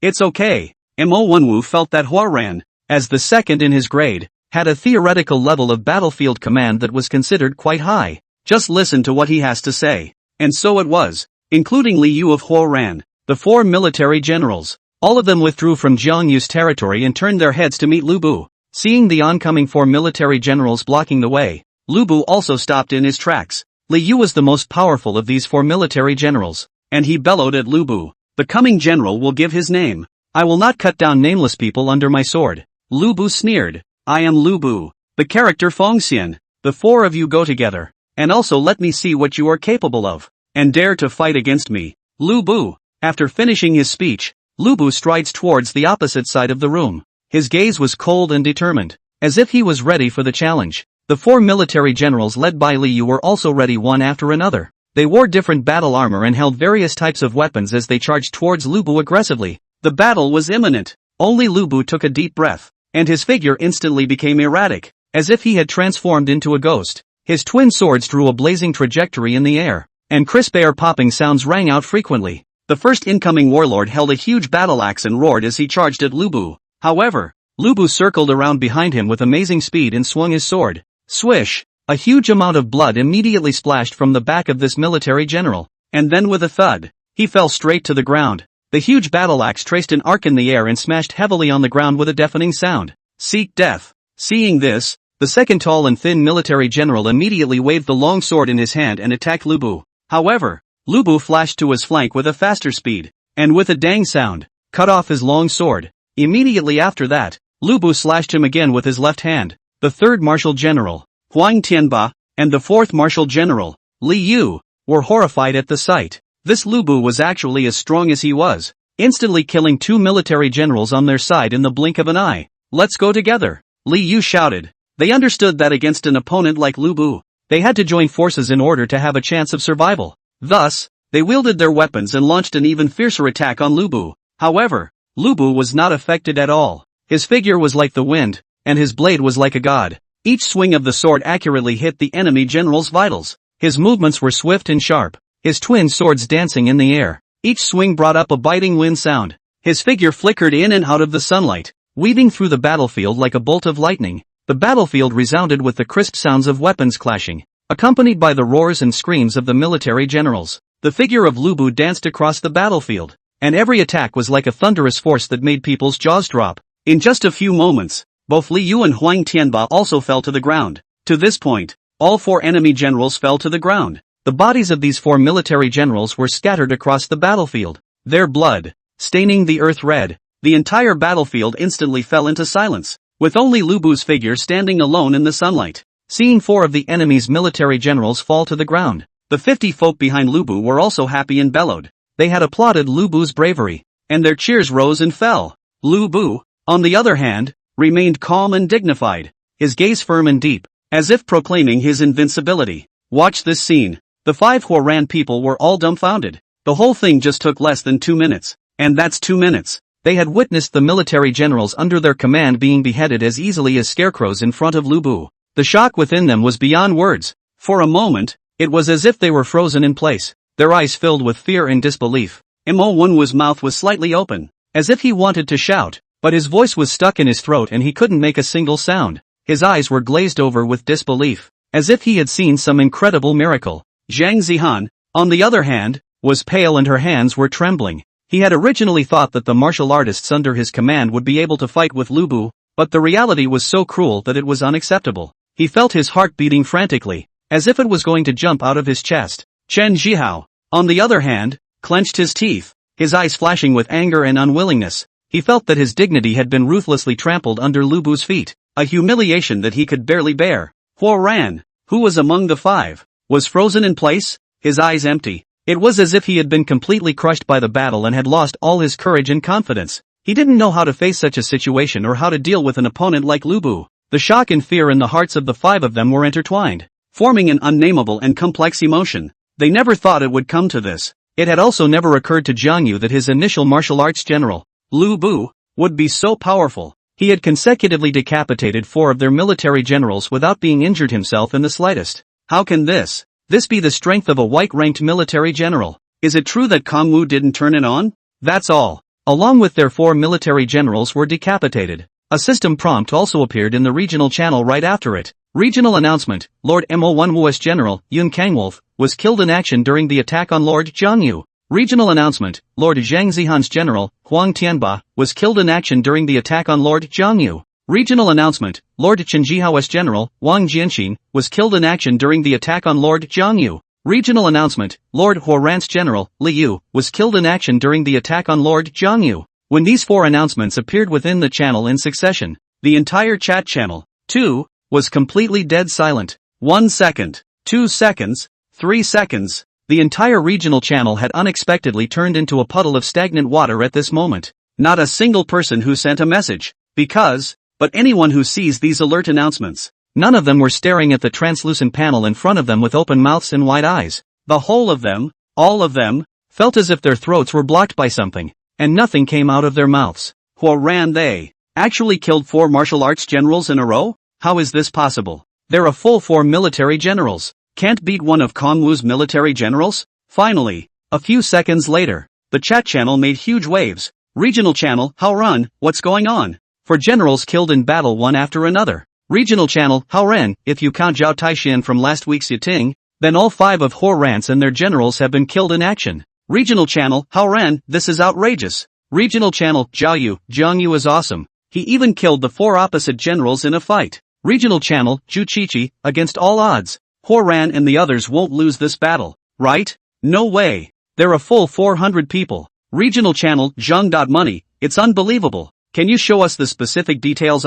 Garbage system. The newbie lords in the nearby area were all in shock. They, all of them, looked incredulous. Lin Hong was also dumbfounded. Can Jiang Yu actually be this strong? Originally, he felt that Jiang Yu had already been very impressive earlier when he continuously captured medium-sized monster camps. As a result, with the unlucky opening of recruiting a white character military general, it actually managed to kill 5 of the enemy's military generals. It's unbelievable. In that case, can Kong Wu win this battle? Jiang Yu, be sure to destroy Huo Ran. He usually looked at that Huo Ran in a bad light a long time ago. And just like that, the chat channel was bursting at the seams with various speeches. Soon, they began to wonder what could have caused this scene. So many people were arguing over the channel. Regional channel, Wang Xiaoxiao, impossible. Can Jiang Yu's white pin martial arts be this strong? Regional channel, Zhang.money, it's not necessarily that the generals are strong. The announcement just said that the martial generals were killed in battle. It didn't say the reason for their deaths.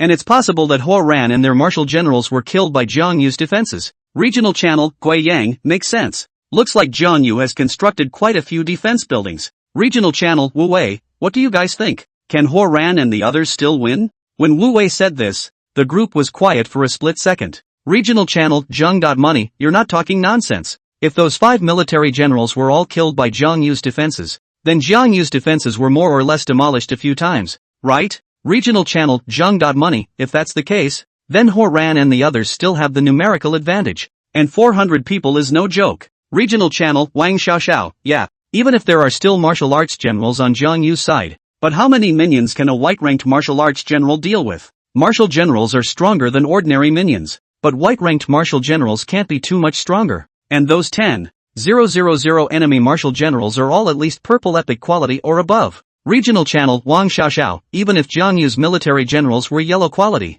there's no way he could have taken his 100 men to crush Huo Ran's 400 men. In this way, These people have come to a conclusion. On the battlefield, the tactic of the Sea of Men still has an unrivaled advantage. In the meantime, 4399 near the territory, Huo ran. The 5 of them also came back to their senses. It had to be said that after seeing Li Yu and the other 5 military generals beheaded, Mo Wenwu and the others were all feeling a sense of withdrawal. Because their warlord is dead. They're wasted, so to speak. Now retreat immediately. Take the rest of the people back to defend the home, and still be able to live a wave. If it stays on, it's really hard to win or lose. But Huo Ran wasn't going to retreat. Right now, he was furious, his eyes red. No, you can't leave. Jiang Yu killed my martial arts general. I must eliminate him. Otherwise our military generals die in vain. A few other people looked at each other in disbelief. There's some truth to what Horan said, but we're down to just over 300 people. Can those 300 people really deal with that Lubu?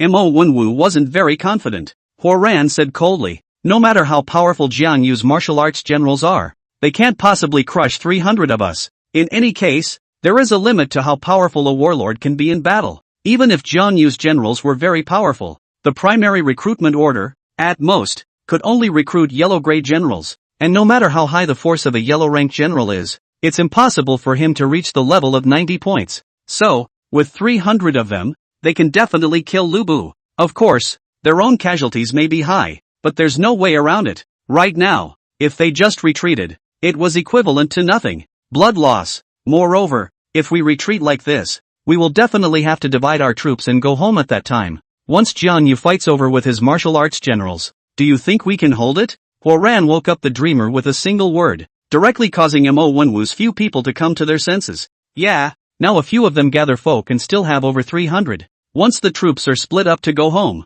each man takes 60 folk to guard his home. Can you block Kongwu's attack? In that case, go. No matter what, we must strike down that Lubu, Mo Wenwu said coldly. In this case, they called in all the folk who broke into 4,399's territory. Then they were told to focus all their efforts on meeting Lubu. At this moment, Lubu stood like a tiger in front of these 300 people. His eyes burned as if they were on fire, his gaze piercing sharply through the enemy formation in front of him. Behind him were the 50 civilian laborers that Jiang Yu had allocated to him. They were poorly equipped, but perseverance and determination were written all over their faces, and across from them were more than 300 enemy militants. They were armed with all kinds of white gear and looked to be coming on strong.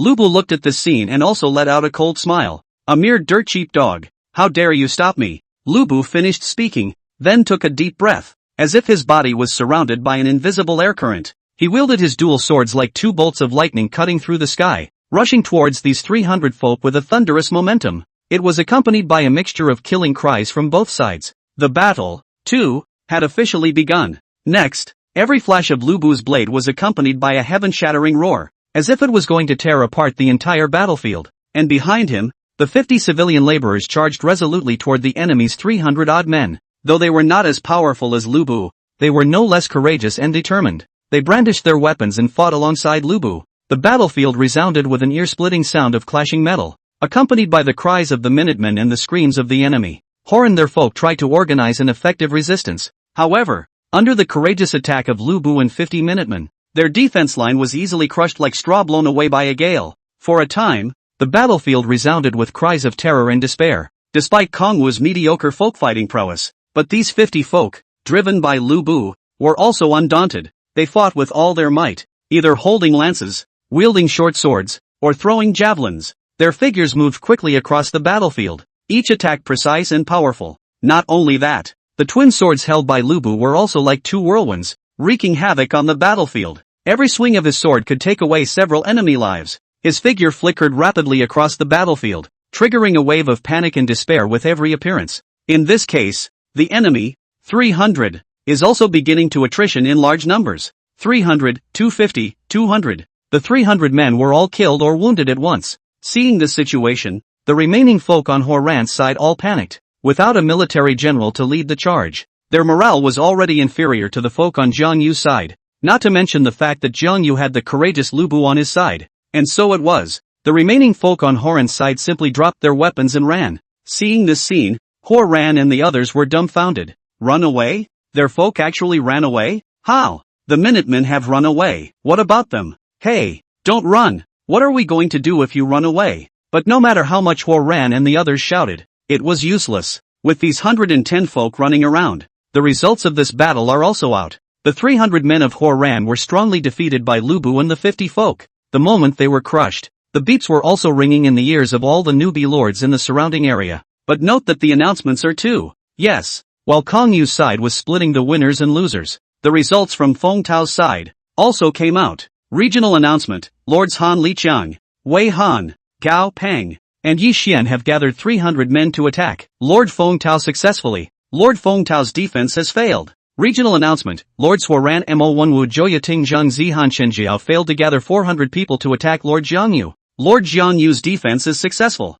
When these two announcements appeared within the channel, the regional channel, once again, became a pool of stagnant water. Everyone, staring blankly at the two large lines on the panel, was speechless throughout. What the hell? Feng Tao lost and Jiang Yu won? This, how is this possible? All of a sudden, the chat channel exploded with 99 plus messages. Regional channel: Haoren, Jiang Yu actually won. Regional channel: Wang Xiaoxiao, even Feng Tao couldn't beat those 300 people. Jiang Yu actually managed to beat Huo Ran's 400 people? Regional channel: Zhu Qichuan, Huo Ran and the others are 400 people. Even if they don't have a martial arts general, they should be able to crush Jiang Yu, right? Regional channel: Zhao Yu, are you kidding me? Is there really no one to support Jiang Yu? How did he beat 5 of Huo Ran's men by himself? Beating an enemy with 4 times the power is unbelievable in history. Regional channel: Zhang. Money, you're full of crap. Since ancient times those who can overcome the many with a few are after all a minority. Regional channel: Gui Yang, it seems that we have underestimated Jiang Yu,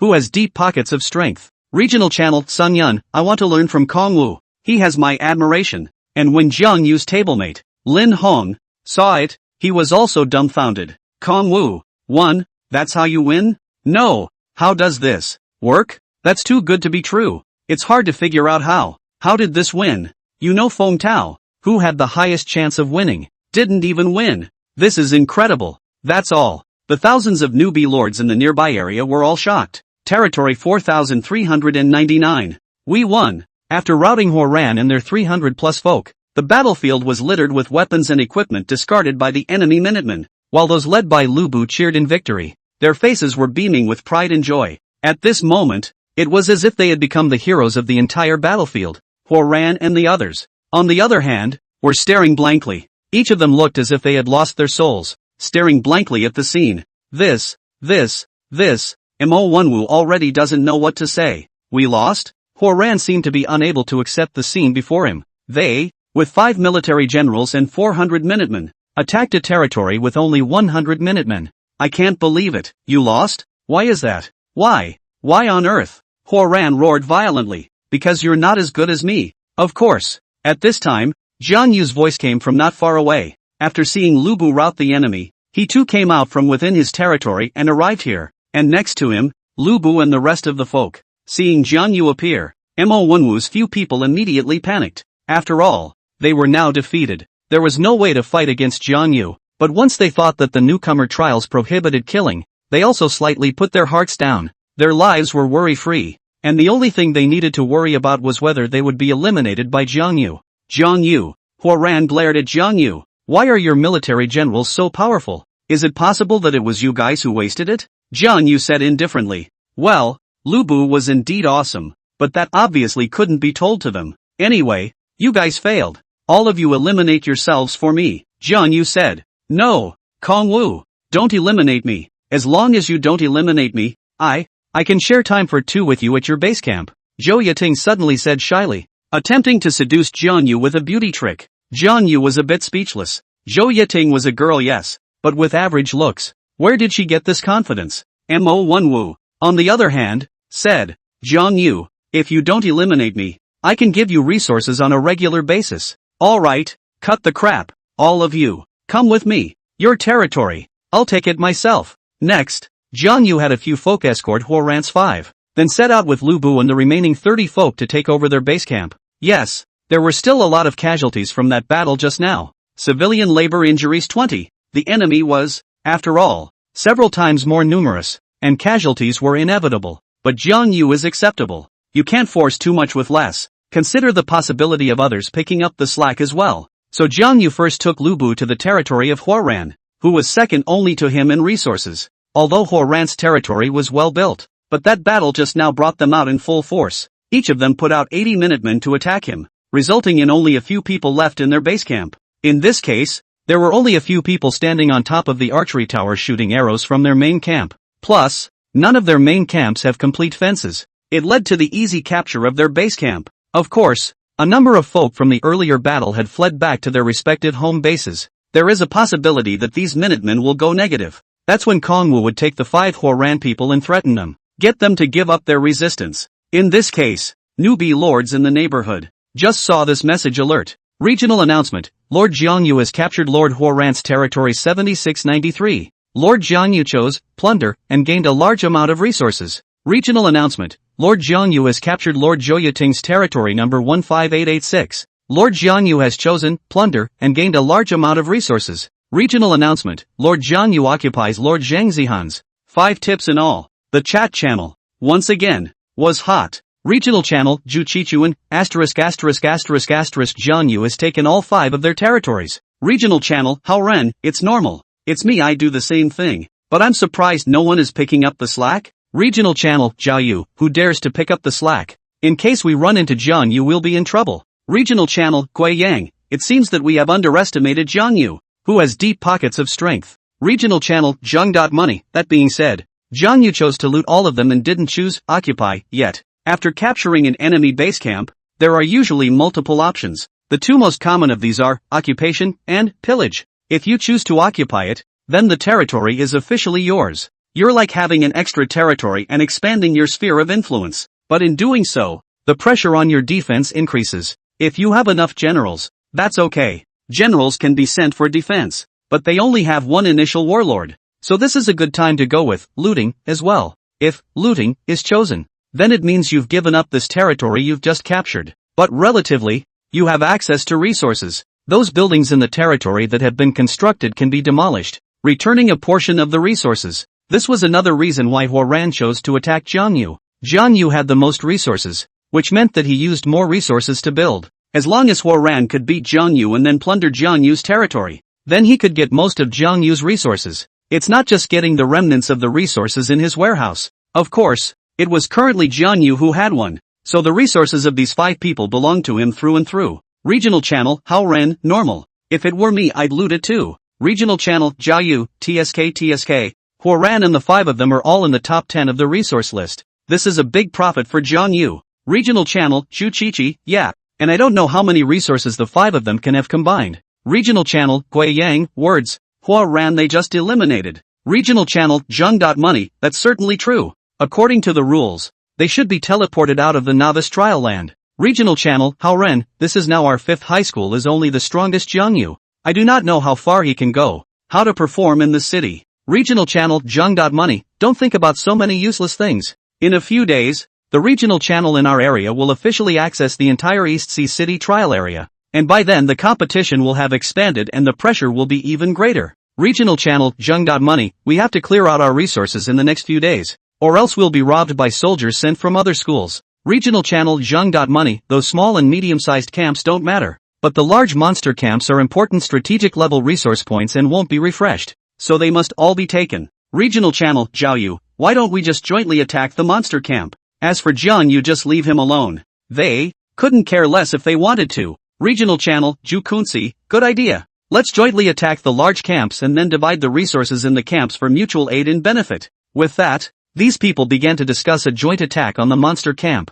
Jiang Yu didn't care about that for the time being. After plundering the resources of 5 territories in a row, due to the large amount of resources, Kongwu also had the Minutemen build wooden carts on the spot and then transported the resources back. Honestly, there are too many resources. If he didn't build wooden carts, Jiang Yu couldn't really think of anything too good to transport resources. However, when Jiang Yu returned to the camp, he was also blinded by the mountains of resources. So much, he immediately had the folk counted. The first to finish counting is naturally the one with the least resources. Looting Chen Jihao's territory, he gained a total of 669 units of wood, 671 units of stone, 588 units of food, 589 units of iron ore, and 225 units of coins. The looting of Zhang Zihan's territory yielded a total of 698 units of wood, 666 units of stone, 605 units of food, 623 units of iron ore, and 236 units of coins.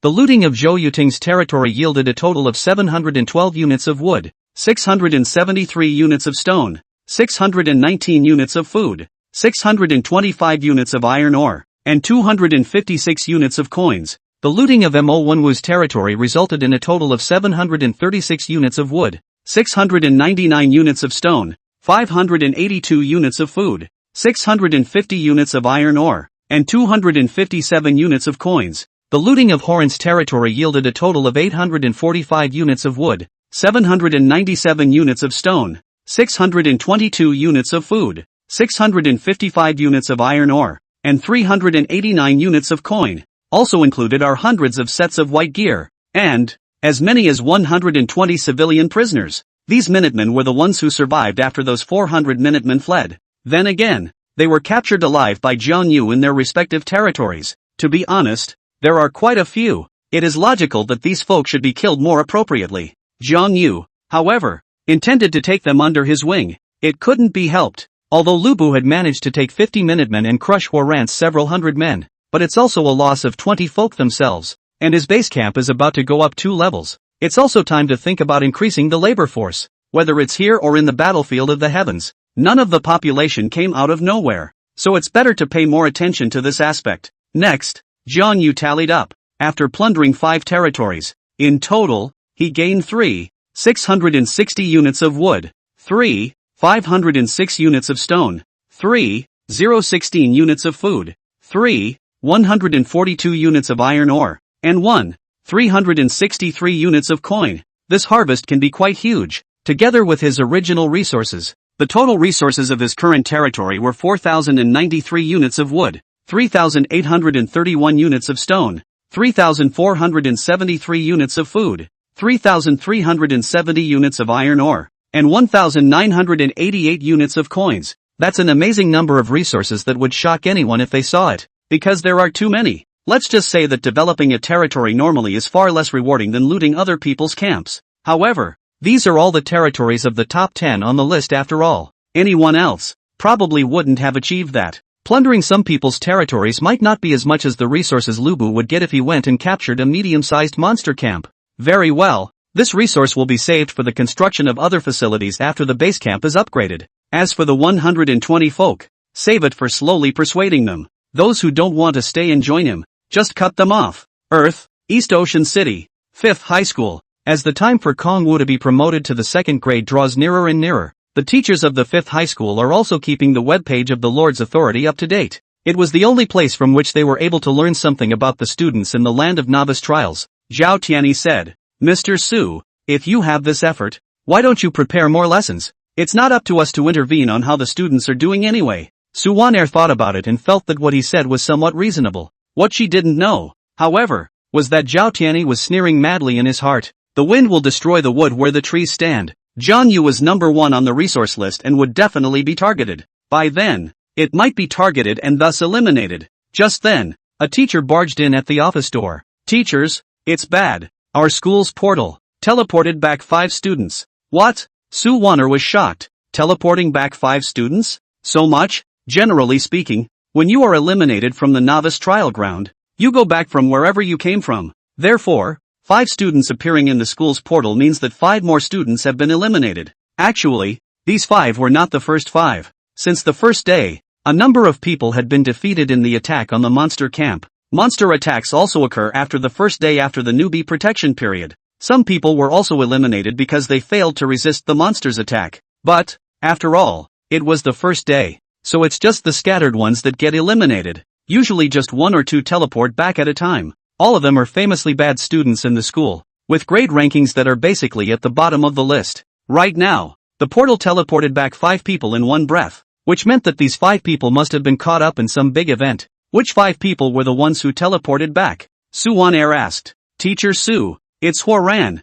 Zhou Yating, Mo Wenwu, Zhang Zihan, and Chen Zhihao. At that moment, all the teachers in the entire teacher's office stood up. How is that possible? The teachers lost their voices in horror. These 5, but they're all very highly ranked in the senior class. Horan, always second in his grade. As for Zhou Yuting's several people, they all often maintained the level of top 10 in their grades. The 5 of them were actually eliminated in one breath? It was only the second day of the novice trials. What was going on in the novice trials land? Zhao Tianyi, Huo Ran's homeroom teacher, was directly unable to sit still. Why were they eliminated? I don't know. Haven't asked. Zhao Tianyi rushed straight out of the office. The other teachers saw this and followed them out. In this situation right now, something big must have happened. 5th High School. On the school playground, a huge portal stood here. When Su Wan'er, Zhao Tianyi, and a group of other teachers arrived, seeing Huo Ran and the 5 of them sitting on the ground lost in thought.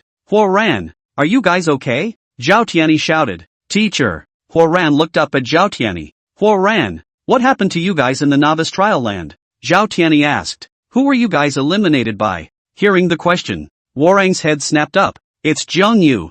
Jiang Yu eliminated us. When Huo Ran said this, the teachers were shocked. Kong Wu, eliminated them? What do you mean? You're saying that Jiang Yu is attacking your territory with that white pin martial general of his? A physical education teacher asked. Are you kidding me? Jiang Yu's white-ranked martial artist can beat Huo Ran's yellow-ranked martial artist? This, Huo Ran stammered. Su Wan'er frowned. Huo Ran, speak clearly. Zhao Tianyi, on the other hand, glared angrily at Su Wan'er. Teacher Su, look at the students you've taught, actually eliminating Huo Ran and the rest of them with good grades. Now that must have been a terrible year for their school. Su Wan'er said unconvincingly. Mr. Zhao, they are supposed to be in competition with each other. What's wrong with elimination? Besides, it hasn't even been made clear how they were eliminated by Kong Wu. Zhao Tianyi looked at Huo Ran. Huo Ran, speak up and I'll do you justice. Is Jiang Yu worried that if he can't get first place, he'll join the others to attack you and break you one by one? After all, in Zhao Tianyi's opinion, it's really hard to say that Jiang Yu, that white product martial arts general, is used to attack. It is hard to say that there is any chance of winning. Huo continued to stammer. Zhao Tianyi was on fire. Huo Ran, what are you afraid to say? He just doesn't get it. Is that so hard to say? Finally, Mo Wenwu, who was next to him, couldn't stand to watch and opened his mouth. It was Huo Ran who approached a few of us to join forces and then attack Jiang Yu's territory together. We didn't win the fight and were all eliminated by Jiang Yu. What? Zhao Tianyi wondered if his ears had heard wrong. Was it Huo Ran who first united a few of them to attack Kong Wu? The other teachers looked at each other in disbelief. What the hell? Huo Ran united them. Up to here and they all heard it. But they couldn't understand the second half of the sentence. Huo Ran and the 5 of them actually couldn't beat Jiang Yu alone. Su Wan'er sneered. Mr. Zhao, it looks like Huo Ran was the one who united the others first. Zhao Tianyi's face was ugly. He didn't meet Su Wan'er, but instead looked at Huo Ran. You're kidding me. The 5 of you can't beat Jiang Yu alone? Yes. Huo bowed his head in shame. At this moment, the teachers at the scene, all of them revealed a look of horror. What a joke. Even if Jiang Yu was number 1 on the resource list and had a leading edge, but no matter what, it's not like you can't beat Jiang Yu alone, right? Huo Ran, you guys? Zhao Tianyi was about to continue asking. As a result, at this time, the portal shone once again.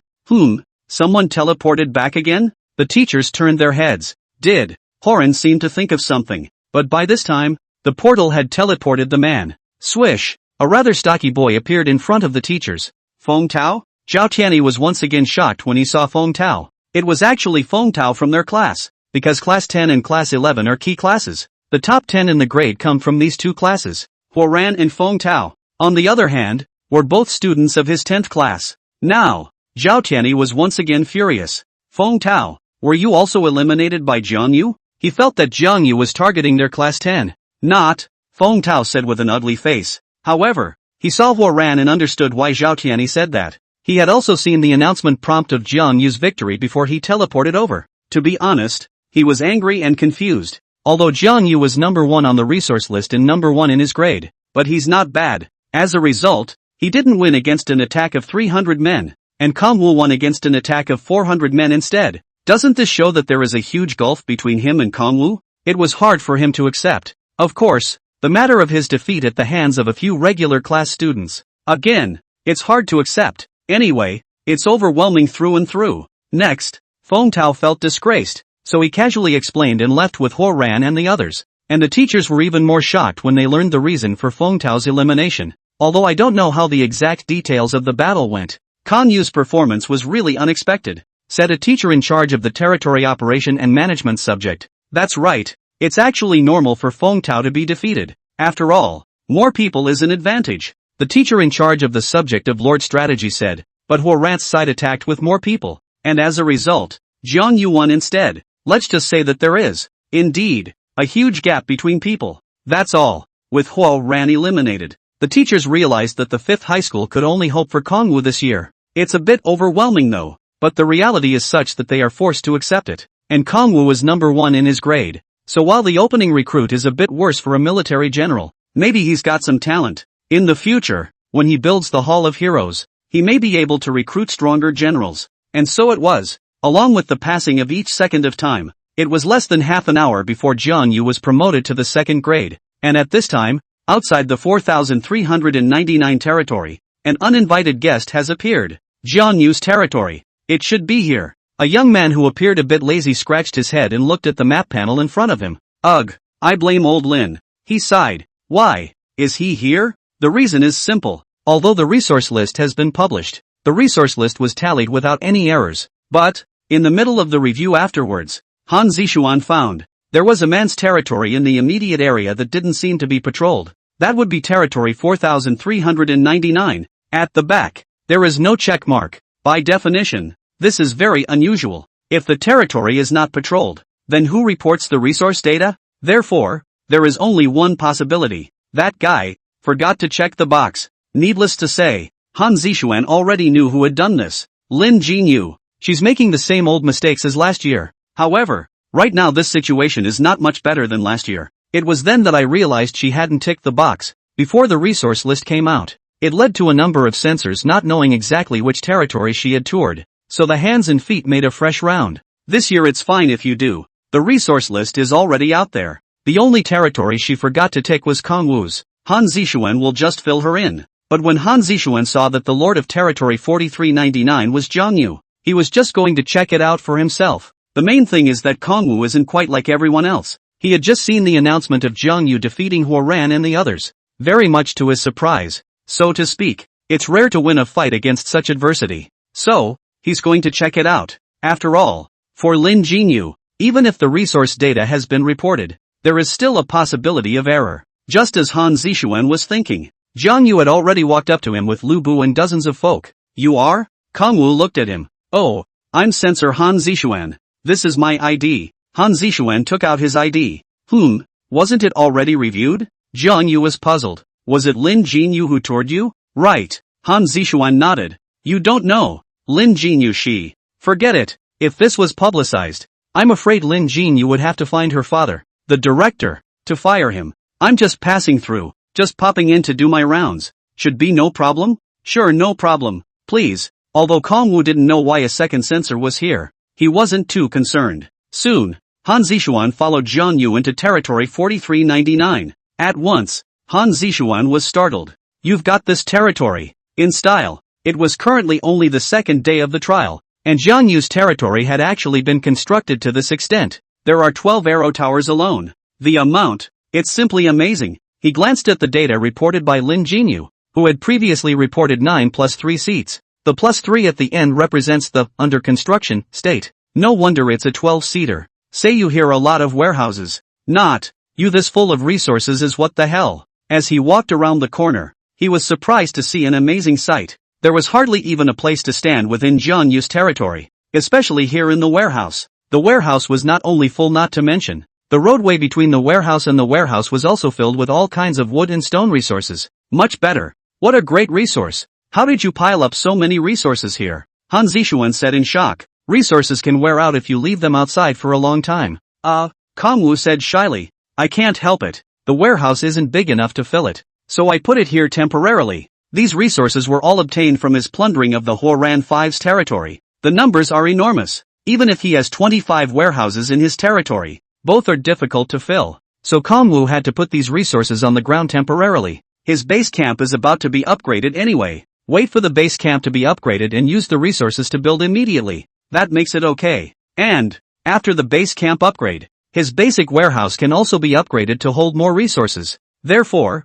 it is best to wait for the base camp to be upgraded in this current situation. Han Zishuan, on the other hand, looked at Jiang Yu, somewhat unsure of what to say. It was the first time he had seen someone get so many resources on the second day of the opening. He instantly recalled the site of this morning's patrol to that student's territory in the next district. When you think about it, that person's territory. The resources may be just a little bit worse than Jiang Yu, and it's not like he's not ahead of the game. Maybe, this year, in the 5th high school, Jiang Yu will rise strongly. Thinking of this, Han Zixuan decided to tell Jiang Yu some information. After all, he kinda admired Jiang Yu. Your base camp, have you started moving to upgrade it? Han Zixuan asked.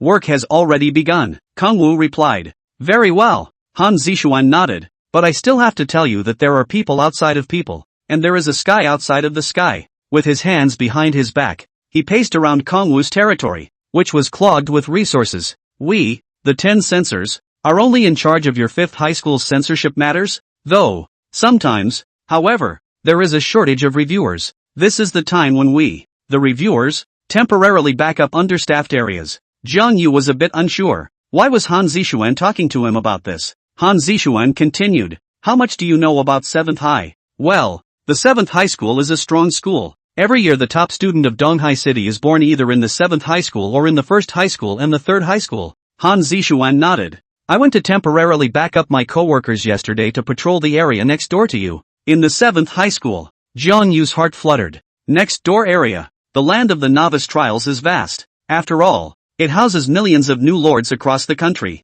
but it's not haphazardly divided. Each school's new lords are divided into the same area. The areas of the different schools are a bit far apart, but it's also just a little far. As time passes and the territory continues to grow, sooner or later the two sides will make short work of each other. At that point, it's just more intense competition, Han Zixuan said, and I, as it happens, cruised into the territory of one, Shen Wuming. Have you heard of this man? Jiang Yu's expression was grave. I've heard of him. He's the student with the best grades in the 7th high school, alongside Qin Xiling from the 1st high school and Huang Ziyuan from the 3rd high school. He's one of the strong contenders to be the top student in Donghai City this year. Han Zixuan nodded. That's right, he's the top 7 high schooler this year, and from what I understand, it wasn't long after he opened the season that he started moving to upgrade his base camp. Counting the time, in another hour, his base camp should be up to level 2. Jiang Yu frowned. 1 more hour and we'll be up to level 2. That's a strong competitor. Han Zixuan looked at Jiang Yu. You've actually built your territory pretty well, but it's still slightly behind him, so you need to hurry up. I estimate that you will be later than him in ascending to the 2nd level of territory. When you ascend to the 2nd level of territory, immediately consume these resources to build, so as to have the possibility of catching up with him. However, Han Zixuan hadn't finished speaking. A grand voice resounded through this area where the 5th high school was located. Ding dong! Regional announcement. Congratulations to Lord Jiang Yu, who has successfully raised his territory to level 2. At this instant, Han Zixuan, his face was stagnant. What? Jiang Yu's territory has been upgraded? The rank of the territory is determined by the rank of the base camp. That means, Han Zixuan walked quickly towards Jiang Yu's base camp. There were just too many resources here, blocking his view and path. Damn it! He turned left and right and finally saw Jiang Yu's base camp. At once, he saw the renewed base camp. What had been a large, plain tent was replaced by a stately stone building. The appearance of this Tier 2 base camp gives it a sturdy and robust feel, as if it were a fortress that has weathered the storm but still stands. The stone building has a calm and airy appearance with gray and dark tones. The entrance to the base camp was a massive stone door, studded with heavy iron nails and intricate locks, showing its formidable defenses. As Han Zixuan approached, he could clearly hear the dull and powerful sound of the stone door opening and closing. In addition, the roof of the level 2 base camp is sloped, a design that not only facilitates drainage but also increases the stability of the building. The roof was covered with thick slates which shimmered in the sunlight and appeared both strong and beautiful. Overall, the level 2 Big Ben is considerably more capable in all areas, whether it's durability, protection, or everyday waterproofing. Surprisingly, it's really been upgraded. Han Zixuan froze. Due to the fact that Jiang Yu's territory was stuffed with resources, coupled with the excessive amount of warehouses in Jiang Yu's territory, it caused him to not even see Kang Wu's base camp being moved just now. So much so that, turned around and got punched in the face. Jiang Yu actually faster than Shen Wuming some? Then wouldn't this mean that Jiang Yu is already at the same level as Shen Wuming, Huang Ziyuan, and Qin Xiling? Even vaguely ahead? Is this Jiang Yu so powerful? In the meantime, Kang Yu was also looking at this level 2 base camp with quite a bit of anticipation now. Great, up to level 2. Just now, The moment the base camp was raised to level 2, he was also picking up a lot of news. Congratulations! Your base camp has been successfully upgraded to level 2. From now on, you can build new facilities such as basic barracks, basic farmland, and basic farms, and you can upgrade your infrastructure to level 2. Your territory's population limit increased to 1600. From now on, your territory has a chance of attracting stragglers, refugees, or other inhabitants who are trying to be livable. And, as your territory continues to upgrade and increase in prosperity, the odds of attracting more and more aborigines will continue to increase. Your territory has taken a whole new step, so keep up the good work. That was the tip Kong Wu received. Is this the benefit of moving up to level 2? So many more facilities that need to be built. Many of the facilities already available can be upgraded as well. He can't wait to build it somewhat. Is there anything else you need? Jiang Yu looked to Han Zixuan. Han Zixuan waved his hand with a smile. It's fine. Go get busy. I'll just walk around by myself. Then I'll go and get busy. Kong Wu turned around. Wait. Han Zixuan seemed to have thought of something. Although the school should have lectured you on the basic process of the trial, I still want to remind you. After the appearance of the first level 2 territory, the system will open a territory prosperity list. This list will be settled at midnight on the 8th day of the opening, and the first place winner of the list will become the first in the whole school and receive an extra prize. Even if you lose in the citywide competition afterward, you're still guaranteed to be the school's number 1, and you're still qualified to be transported to the battlefield of the heavens. So, you should understand the importance of this list. Kong Wu nodded seriously. I know. I'll try to get first place. Fine. Go. Han Zixuan waved his hand. Zhang Yu immediately set aside Han Zixuan, summoned all the civilian laborers, and began to move to work. Watching this scene, Han Zixuan also revealed a look of appreciation. Actually managed to rise to the second level before Xin Wuming. Kong Wu, the future is bright. Now that's a good show for this year's novice trials. The first, third, and 7th high schools certainly didn't expect a strong competitor to emerge from the 5th high school. Thinking of this, he decided to contact Lin Jinyu. He had just been surprised by Jiang Yu's upgrade announcement and had almost forgotten about Lin Jinyu. Humph. I can't believe I forgot to tick the box. I'll have to complain about her hard. Han Zixuan reached out and clicked the call button. Other side. Move forward in time a little. Just as Han Zixuan has just said, their censors will support their colleagues in the next area to help conduct the censorship. Right now, Lin Jinyu was exactly like that. She happens to be, also, in the next area. Only, she's not at the 7th high school, but at the 3rd. Yes, like the 1st and 7th high schools, the 3rd high school is also a key high school in Donghai City. And it's still a giant school. Not at all comparable to ordinary key high schools like the 5th, 9th, or 13th. These 3 giant schools have basically bagged the top spot for all years, and at the very least, scored 2nd or 3rd in the city. The reason she was here was simple. This is not far from Jiang Yu's territory. In the entire area of the 5th high school, Jiang Yu's territory was actually at the edge, so she stepped over the edge and came easily. And it just so happened that she was patrolling the territory of the 3rd high school's top student this year, Huang Jiyun. He is resident at the top of his grade in the 3rd high school and is seen by the 3rd high school as the best hope of taking the city's top prize. Censor Lin. How is my territory? Huang Ziyuan had a slender figure and was also a graceful teenager. After he saw a beautiful woman like Lin Jinyu arrive, he also received her personally and tried to gain her favor. Lin Jinyu nodded. Not bad, Huang Ziyuan. It seems like the 3 high schools are indeed relying on you this year. When the time comes to publish the territory prosperity list, your school should you be number 1. Huang Ziyuan smiled modestly. I'm flattered. Our school is full of experts,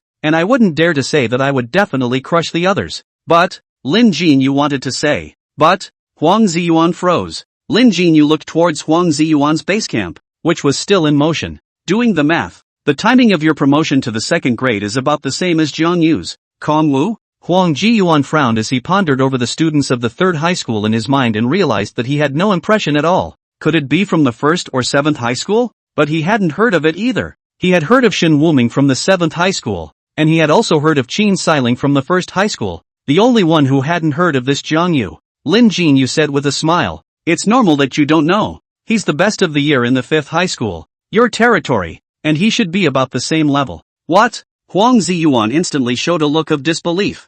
5th high school he knew, but he had never given the school a second thought. Because the 5th high school has never had a top student, there was no threat to him at all. Well, Jiang Yu, don't underestimate him, Lin Jinyu was saying, when suddenly, a call interface popped up. Han Zixuan called me? Lin Jingyu looked to Huang Ziyuan. Wait a moment, huh? After she turned to connect, she asked, Han Zixuan, what's the matter? You still ask me what's going on. You still don't believe me when I say you're careless. Tell me, have you toured Jiang Yu territory yet? Of course I made my rounds. Otherwise how did the resource list get made? Lin Jingyu was puzzled. So you made your rounds, why don't you put a check mark on the back? Lin Jingyu instantly showed an embarrassed look on his face. No way. She forgot to check the box? You must have misread it. Lin Jingyu said. Come on. Big deal. I'll take a screenshot for you. Han Zixuan was furious. Lin Jingyu also suspected that she had forgotten to tick. This is all a small thing. It didn't affect the list on the line. You tick it for me. Who dares to give you a messy hook? That's responsible. Anyway, I'm patrolling Jiang Yu's territory right now. And just now, his territory was upgraded to the 2nd level. Jiang Yu's base camp has been upgraded? Lin Jingyu was stunned. Yeah, just a few minutes ago. Lin Jingyu glanced at Huang Ziyuan's base camp. Jiyuan Huang's home base. Not yet upgraded. Lin Jingyu was talking when suddenly, ding dong, regional announcement, congratulations to Lord Huang Ziyuan, who has successfully raised his territory to level 2. Huang Ziyuan's territory was also upgraded. Han Zixuan heard the announcement tone and said, Yo, your side of the territory has been upgraded as well? Huang Jiwan? I think he's from the 3rd high school. Yeah, I came over here to help. While Huang Ziyuan looked at Lin Jingyu's call screen, he gradually fell into deep thought. He had just heard a crucial message. A few minutes ago, the man named Jiang Yu's territory rose to the 2nd level. He, on the other hand, had only now risen to the 2nd level. Faster than him. This is unbelievable. In his cognizance, the only ones who could reach his level were Shin Wuming from the 7th high school and Qin Xiling from the 1st high school. Even the top 10 in their grade in the 1st, 3rd and 7th high schools are slightly behind them. However, right now, the 5th high school actually popped up a Jiang Yu this year. Faster than he could get promoted to the 2nd grade. Huang Jiyu narrowed his eyes at once. Kongwu? Looks like he has quite a few opponents this year. He opened the map and looked at it. 5th high school doesn't seem to be very far from me. It's right next door. In that case, a cold aura flickered in Huang Ziyuan's eyes. Jiang Yu, let me see if you really have the ability to compete with me or not. A lot of people don't know. Jiyuan Huang has a name for himself in the 3rd high school. Dangerous Huang Jiyun. The reason for calling him that is simple. He's dangerous. Once he's in his sights, it's impossible not to take off a layer of skin. He drove the other side out of every Lord's mock exam in the 3rd high school, and he didn't spare any of the surrounding resource points. And right now, he had set his sights on Jiang Yu. He decided that after getting all the secondary facilities in the territory, the first to go to Kongwu, then, take his territory and devour it all. 5th high school district. After Jiang Yu's base camp was upgraded to level 2, the chat channel of the entire 5th high school area was also instantly lively. Regional channel Wang Xiaoxiao, Jiang Yu promoted to the 2nd grade? Huo Ran had previously sent his military generals to spy on the news that Jiang Yu was going to be promoted to the 2nd level. However, due to Huo Ran's defeat when they attacked Jiang Yu, it caused them to be eliminated by Kongwu. So much so, the thousands of novice lords in this area were unaware of the news that Jiang Yu had started work on upgrading his base camp very early on. So, when they saw the announcement, they were all shocked. Regional channel Zheng.money, Jiang Yu is so fast. I remember my teacher saying that in previous years, students from our school were the first to appear on the morning of the 3rd day, or the evening of the 2nd day, to be promoted to the 2nd level. Regional channel Zheng.money, but it's only been 4 hours today. Regional channel Guiyang, what? That means Jiang Yu's promotion to the 2nd level is at least 10 hours ahead of schedule? Regional channel Lin Hon, so, Kongwu broke our school record. The 5th high school record for fastest move up to the 2nd level was the 6th hour of the 2nd day, and Kongwu rose to level 2 in the 4th hour of the 2nd day. Broke the school record outright. That made Lin Hong happy. It seemed that no one in this area could surpass Jiang Yu anymore. But, is that really true?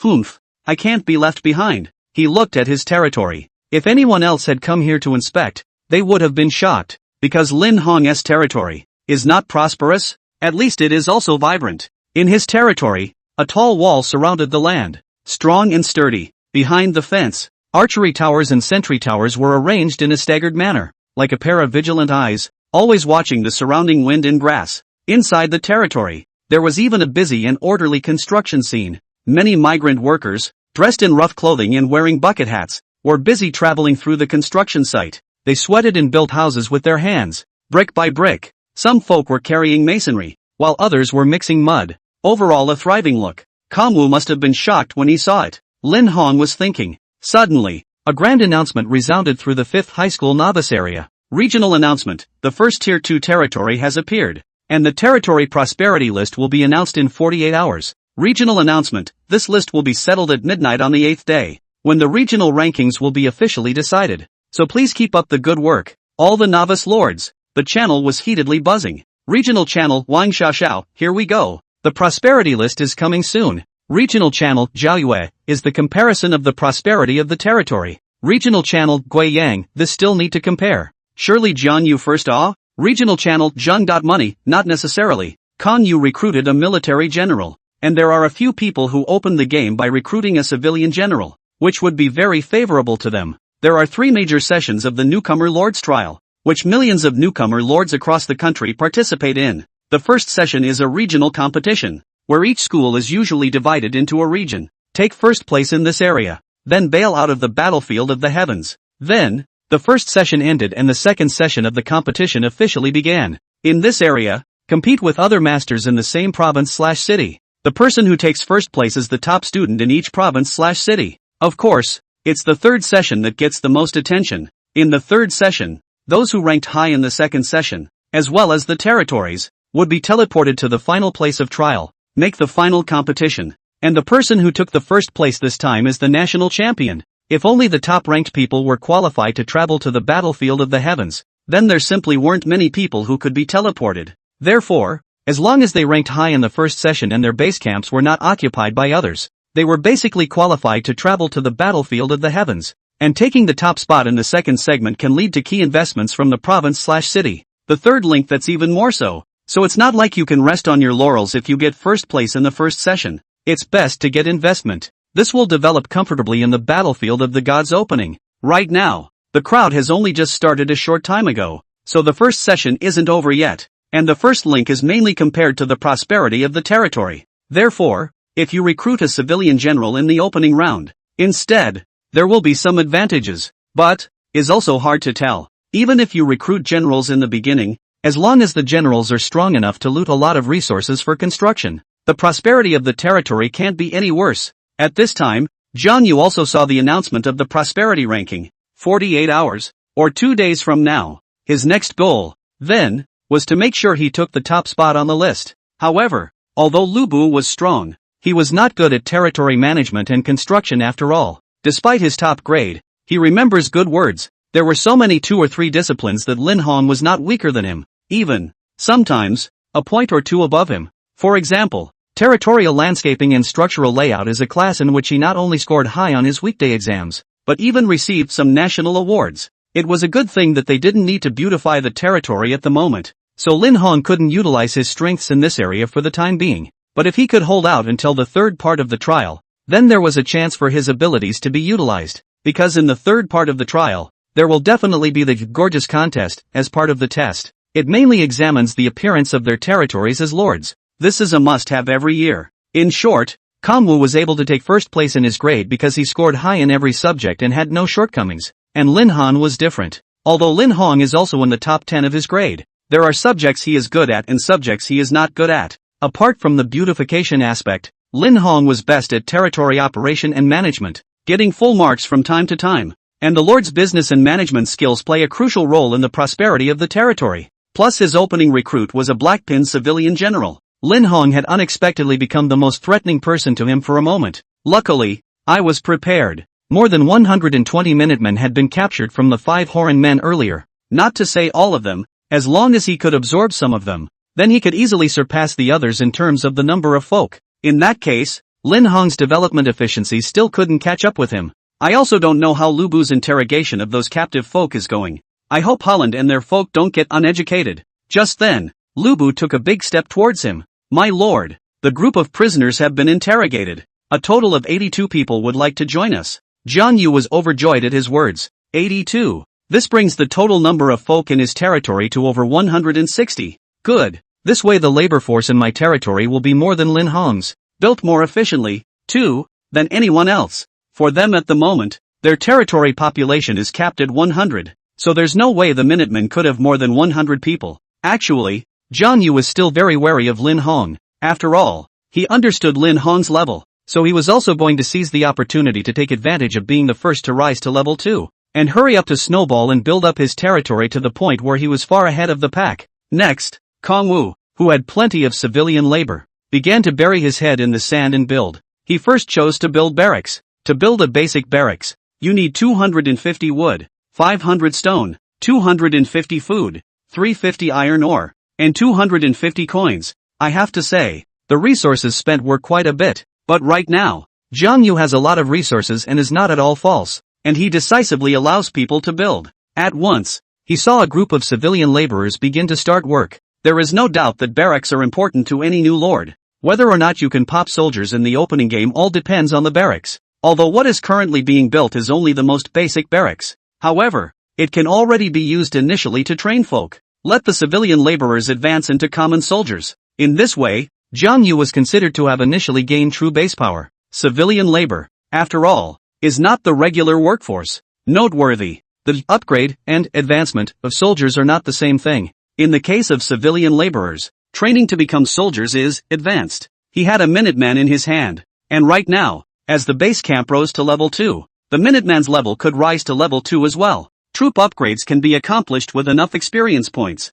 However, the advancement of soldiers requires barracks. If it's a special troop, then there will be other additional conditions required. It doesn't matter if the Minuteman is level 1 or 2. As soon as he advances, he reverts back to level 1. Because there are specialties in the arts, advancing is equivalent to stepping into a whole new field, and the level naturally has to go up again. However, the cost of advancing a level 1 Minuteman into a soldier, and a level 2 Minuteman into a soldier are different, with level 1 costing a bit more. Plus, the experience value gained during the civilian period cannot be used to upgrade soldiers, so Minuteman's experience value is wasted if you don't use it. Therefore, Guan Yu directly used the experience value of the Minutemen and leveled them up to level 2. After ascending, Kong Wu looked at the stats of the level 2 Minuteman. Name of soldier, civilian laborer. Troop level, 2. Troop attributes, life 100, attack 10, defense 8, speed 7, weight 60. Troop skills, construction, ability to construct basic facilities.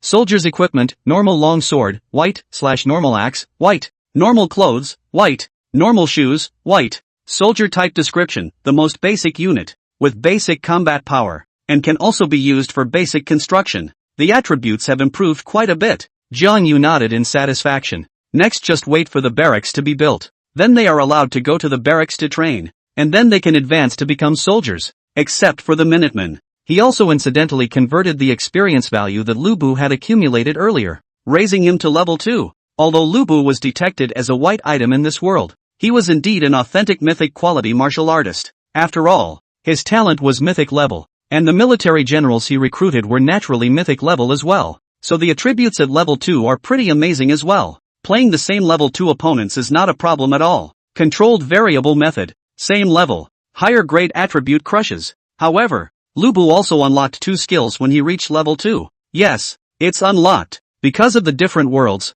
some of the abilities of a martial artist from the Chinese world like Lubu would be sealed when he came here. However, these abilities can be unlocked as you level up, and level 2 Lubu unlocks 2 skills: the Battle Roar, Lubu roars in anger, increasing his attack power, movement speed, and blitz rate for a short period of time. Chaotic Dance, while holding a long-handled weapon. Each of Lubu's attacks stirs up the air currents around him, creating an intense storm that deals ranged damage to surrounding enemies. Apparently, the first skill can buff himself. The second skill, on the other hand, is a ranged skill, suitable for use in situations where there are more enemies. This is a solid way to deal with large monster camps. Jiang Yu was delighted. Even if something happens, he's not afraid anymore. With these 2 skills in place, even if there is an accident while fighting a large monster camp, or if someone comes to pick up the pieces, as long as these 2 skills were on, no one could block them at all. After building the barracks, Kong Yu also planned to spend resources to upgrade the archery towers, sentry towers,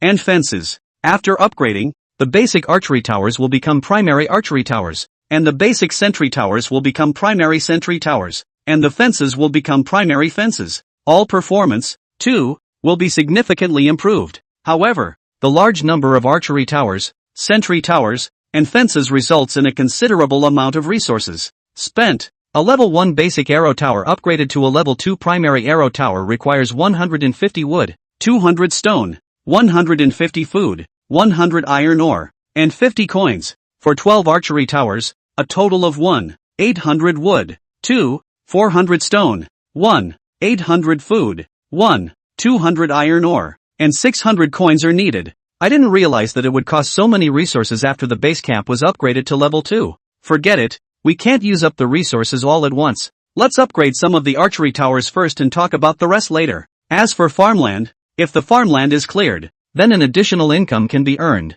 However, what is more critical at the moment is that Kongwu doesn't want to send civilian laborers to reclaim farmland, because it's kind of a waste of civilian labor. For something like reclaiming farmland, ordinary residents can accomplish this. And the farmland is to be fixed to put some people up there. Once the civilian laborers were allowed to reclaim the farmland, it would be difficult to draw out the reclaimers unless he found other hands. But right now, in his territory, there are no inhabitants. The population isn't large enough. Jiang Yu frowned. Population is also a great source of revenue, and the larger the population, the more taxes are paid. Suddenly, someone on the sentry tower blew a horn. Woohoo! Jiang Yu's face changed. There's an enemy coming? Kongwu immediately climbed up a sentry tower. After Huo Ran was defeated, he felt that no one should come to beat him without permission. But right now the sentry tower actually appears to be whistling. Soon, he realized that he was right in his thinking. It's not the enemy that's calling. He stood on the sentry tower and saw a group of stragglers walking slowly across the vast expanse of land in the distance.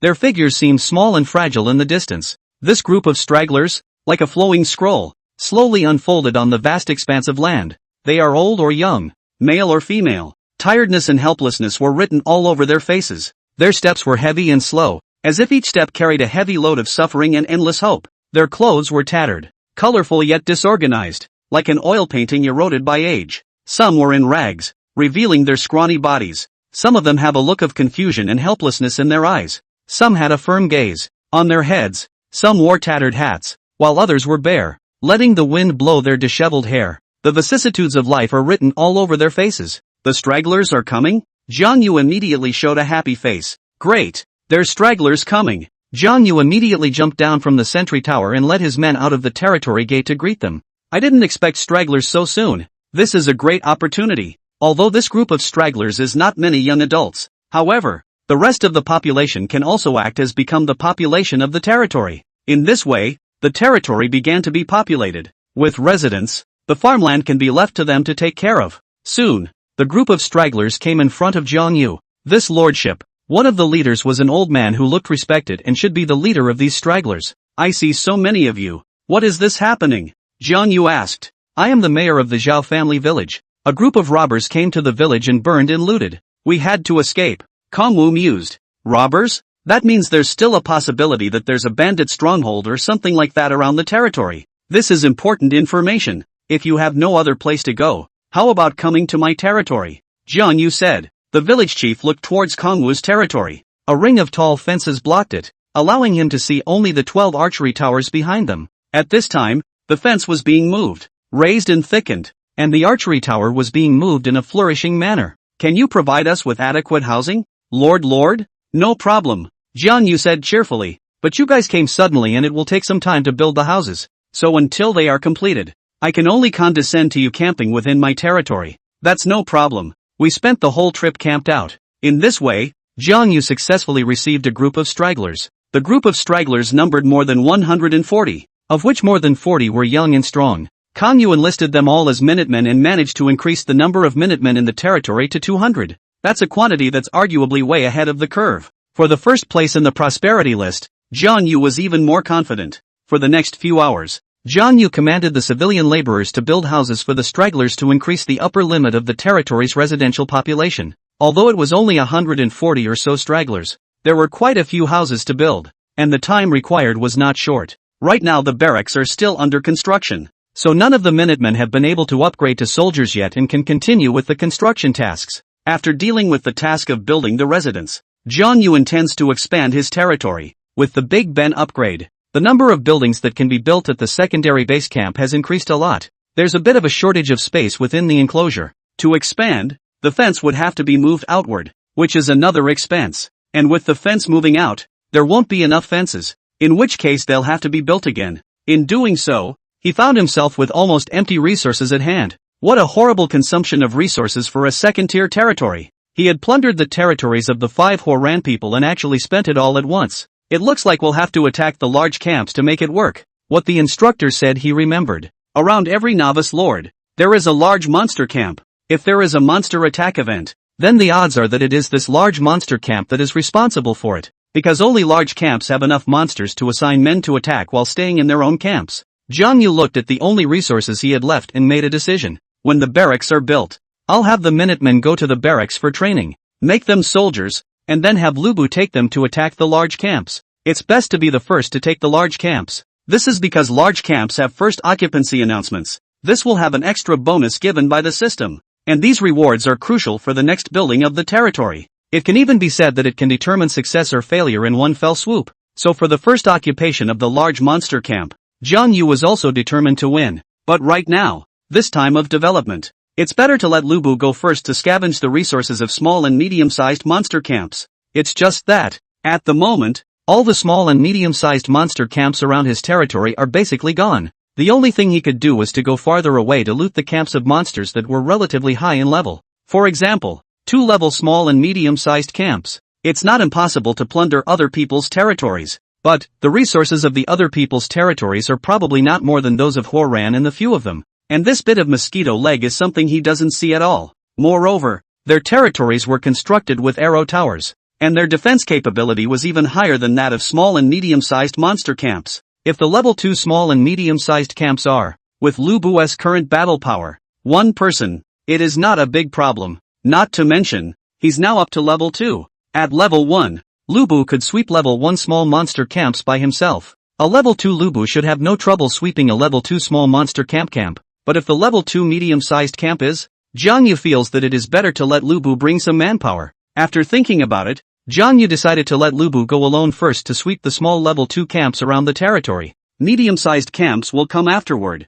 but Lubu spoke up and said, "My lord, the medium-sized camp I alone can break it." Jiang Yu shook his head. "It's better to play it safe. You first eliminate the small camps as fast as you can." "Yes, lord." Then Lupo went with 10 men. The 10 men were just in charge of carrying the supplies. And so it was. The newbie lords in this area saw an amazing scene. Regional announcement, congratulations to Lord Jiang Yu, for successfully occupying the level 2 small jackal camp, white. Regional announcement, congratulations to Lord Jiang Yu, for successfully capturing the level 2 small jackal camp, black. Regional announcement, congratulations to Lord Jiang Yu, for successfully capturing the level 2 medium jackal camp, white. In just an hour's time, they saw that Jiang Yu had consecutively occupied 8 level 2 monster camps. Regional channel, Jiang Yu, is this for real? Capturing 8 level 2 monster camps in an hour? That's way too fast. Regional channel, Guiyang, Jiang Yu's strength is really unfathomable. We usually have to work hard to occupy a campsite, but he can actually occupy so many in a row so easily.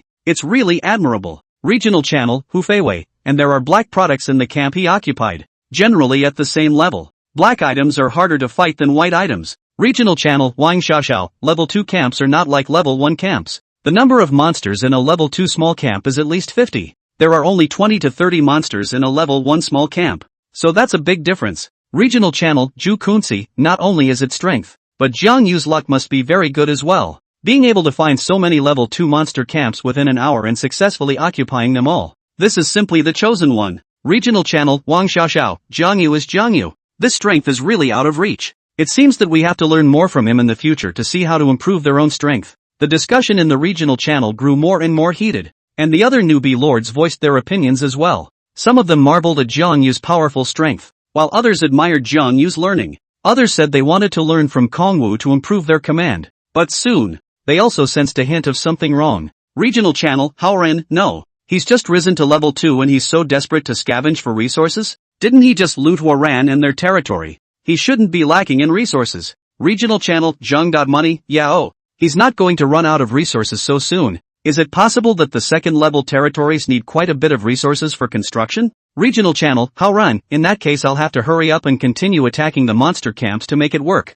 I'm afraid I won't be able to build anything until I get to level 2 if I don't build up my resources quickly. This is not to mention competing for the territory prosperity list. That's all. The rookie lords of the 5th high school were caught up in the hectic command of scavenging for resources. Jiang Yu was also happy to see Lubu being so efficient. He had it inventoried. In that hour just now, The 8 camps occupied by Lubu brought him a total of 200 units of wood, 960 units of stone, 980 units of food, 880 units of iron ore, and 670 units of coins. Also, hundreds of white kits are included. This gain was far less than plundering the Horan Five's territory though, but it was a relief to Jiang Yu's immediate needs. But honestly, this white equipment is no longer useful to me. From the opening to now, all the equipment he had captured was white. Is this black gear? Jiang Yu saw from the small mountainous pile of white equipment that there was a slight black glow vaguely within. Kong Wu's eyes lit up. Black equipment? He picked up a white weapon and a black one to check the data. Weapon name, ordinary longsword. Weapon level, 2. Weapon quality, white ordinary. Weapon attributes, attack power 3 to 7. Weapon effect, none. Weapon description, this is a very ordinary longsword. Weapon name, Shadow Lance. Weapon level, 2. Weapon quality, black excellent. Weapon attributes, attack power 5 to 12. Weapon effect, shadow power. When attacking, there is a chance to trigger a shadow effect, causing the target's vision to blur for a short period of time. Agility boost, increases the character's dodge rate and movement speed. Weapon description, this is a black lance crafted from rare materials with a unique shadow effect that can bring unexpected trouble to enemies in battle. After reading it, Jiang Yu was also greatly satisfied. That's not a bad black weapon, and it's still a long gun for Lubu. Thinking of this, he threw this lance to Lubu. Lubu, you use this weapon first. He took it and looked at it, then knelt down. Thank you, Lord. All along, the weapons Lubu used were the 2 white pin ordinary short swords that he got from fighting monsters and seizing them. While it wasn't like Lubu couldn't use a sword, dual swords weren't the same as long-handled weapons after all. Lubu's square heavenly painted halberd was a long-handled weapon, and so was the shadow lance in front of him. So, the shadow lance is definitely still better than the dual blades. Next, Jiang Yu planned to continue letting Lubu plunder the monster camps. There's just one problem, and that's that the relatively close level 2 small monster camps around the territory were all wiped out by Lubu. It's basically impossible to find level 2 small monster camps unless you run further away. Looks like we have to hit the level 2 medium camp. Jiang Yu waited a little longer. Seeing that some simple buildings had been built in the territory, the folk waited for nothing to do. Guan Yu then gathered these folk and prepared to go fight the level 2 medium monster camp with Lubu. Unlike the level 1 medium-sized monster camps, the level 2 medium-sized monster camps, the number of monsters didn't change much though, basically over 100. However, the difficulty of attacking the entire camp has also spiked due to every individual rising to level 2. Lubu, take them with you. Jiang Yu followed Lubu to the outside of a medium-sized monster camp, then said to him. Lubu suddenly snorted coldly. My lord, a mere 100 monsters. I alone can kill them. After finishing his speech, Lubu held his shadow lance and charged into the jackal camp alone. It's like a tiger descending a mountain. And it's magnificent. The shadow lance seemed to have life in his hands, drawing a dark trajectory in the air as he moved. The jackals in the camp were numerous, as many as 100 of them, and they roared and bared their sharp fangs as they closed in on Lubu. However, Lubu was fearless. With a movement of his figure, the shadow lance stabbed out like lightning, instantly piercing through the chest of a jackal. Immediately afterward, his figure flashed in succession, his lance weaving through the crowd of jackals. Each swing took the life of a jackal. Although the jackals were numerous, they looked unbeatable under Lubu's guns. His movements were swift and powerful. Every attack was precise and deadly. The shadow lance seemed to transform into a messenger of death in his hands, harvesting the lives of the jackals. As Lubu charged, the number of jackals rapidly decreased. The camp was filled with the screams of the jackals and the sounds of lances piercing into flesh, which were intertwined to form a thrilling picture of battle. In the end, when the last jackal fell, Lubu was still standing in the center of the camp with his shadow lance in hand. Seeing this scene, even Jiang Yu was shocked. Is Lubu so fierce? Although many martial arts generals claimed the courage of 1,000,000 men, that was for people. Right now, Lubu was facing an otherworldly monster, so naturally, he couldn't say the same thing. He had compared the attributes of Lubu and the monster. But, the key to this battle is not in the individual gap, but in the number. 100 level 2 jackals. That's a lot. But Lubu still crushed them all by himself. It's too strong. Good job. Kong Wu was pleased. If Lubu alone could take care of the monsters in the medium-sized camp, well, it does work for him not to use the Minutemen. Next, Jiang Yu left Lubu alone to attack the level 2 medium-sized camp.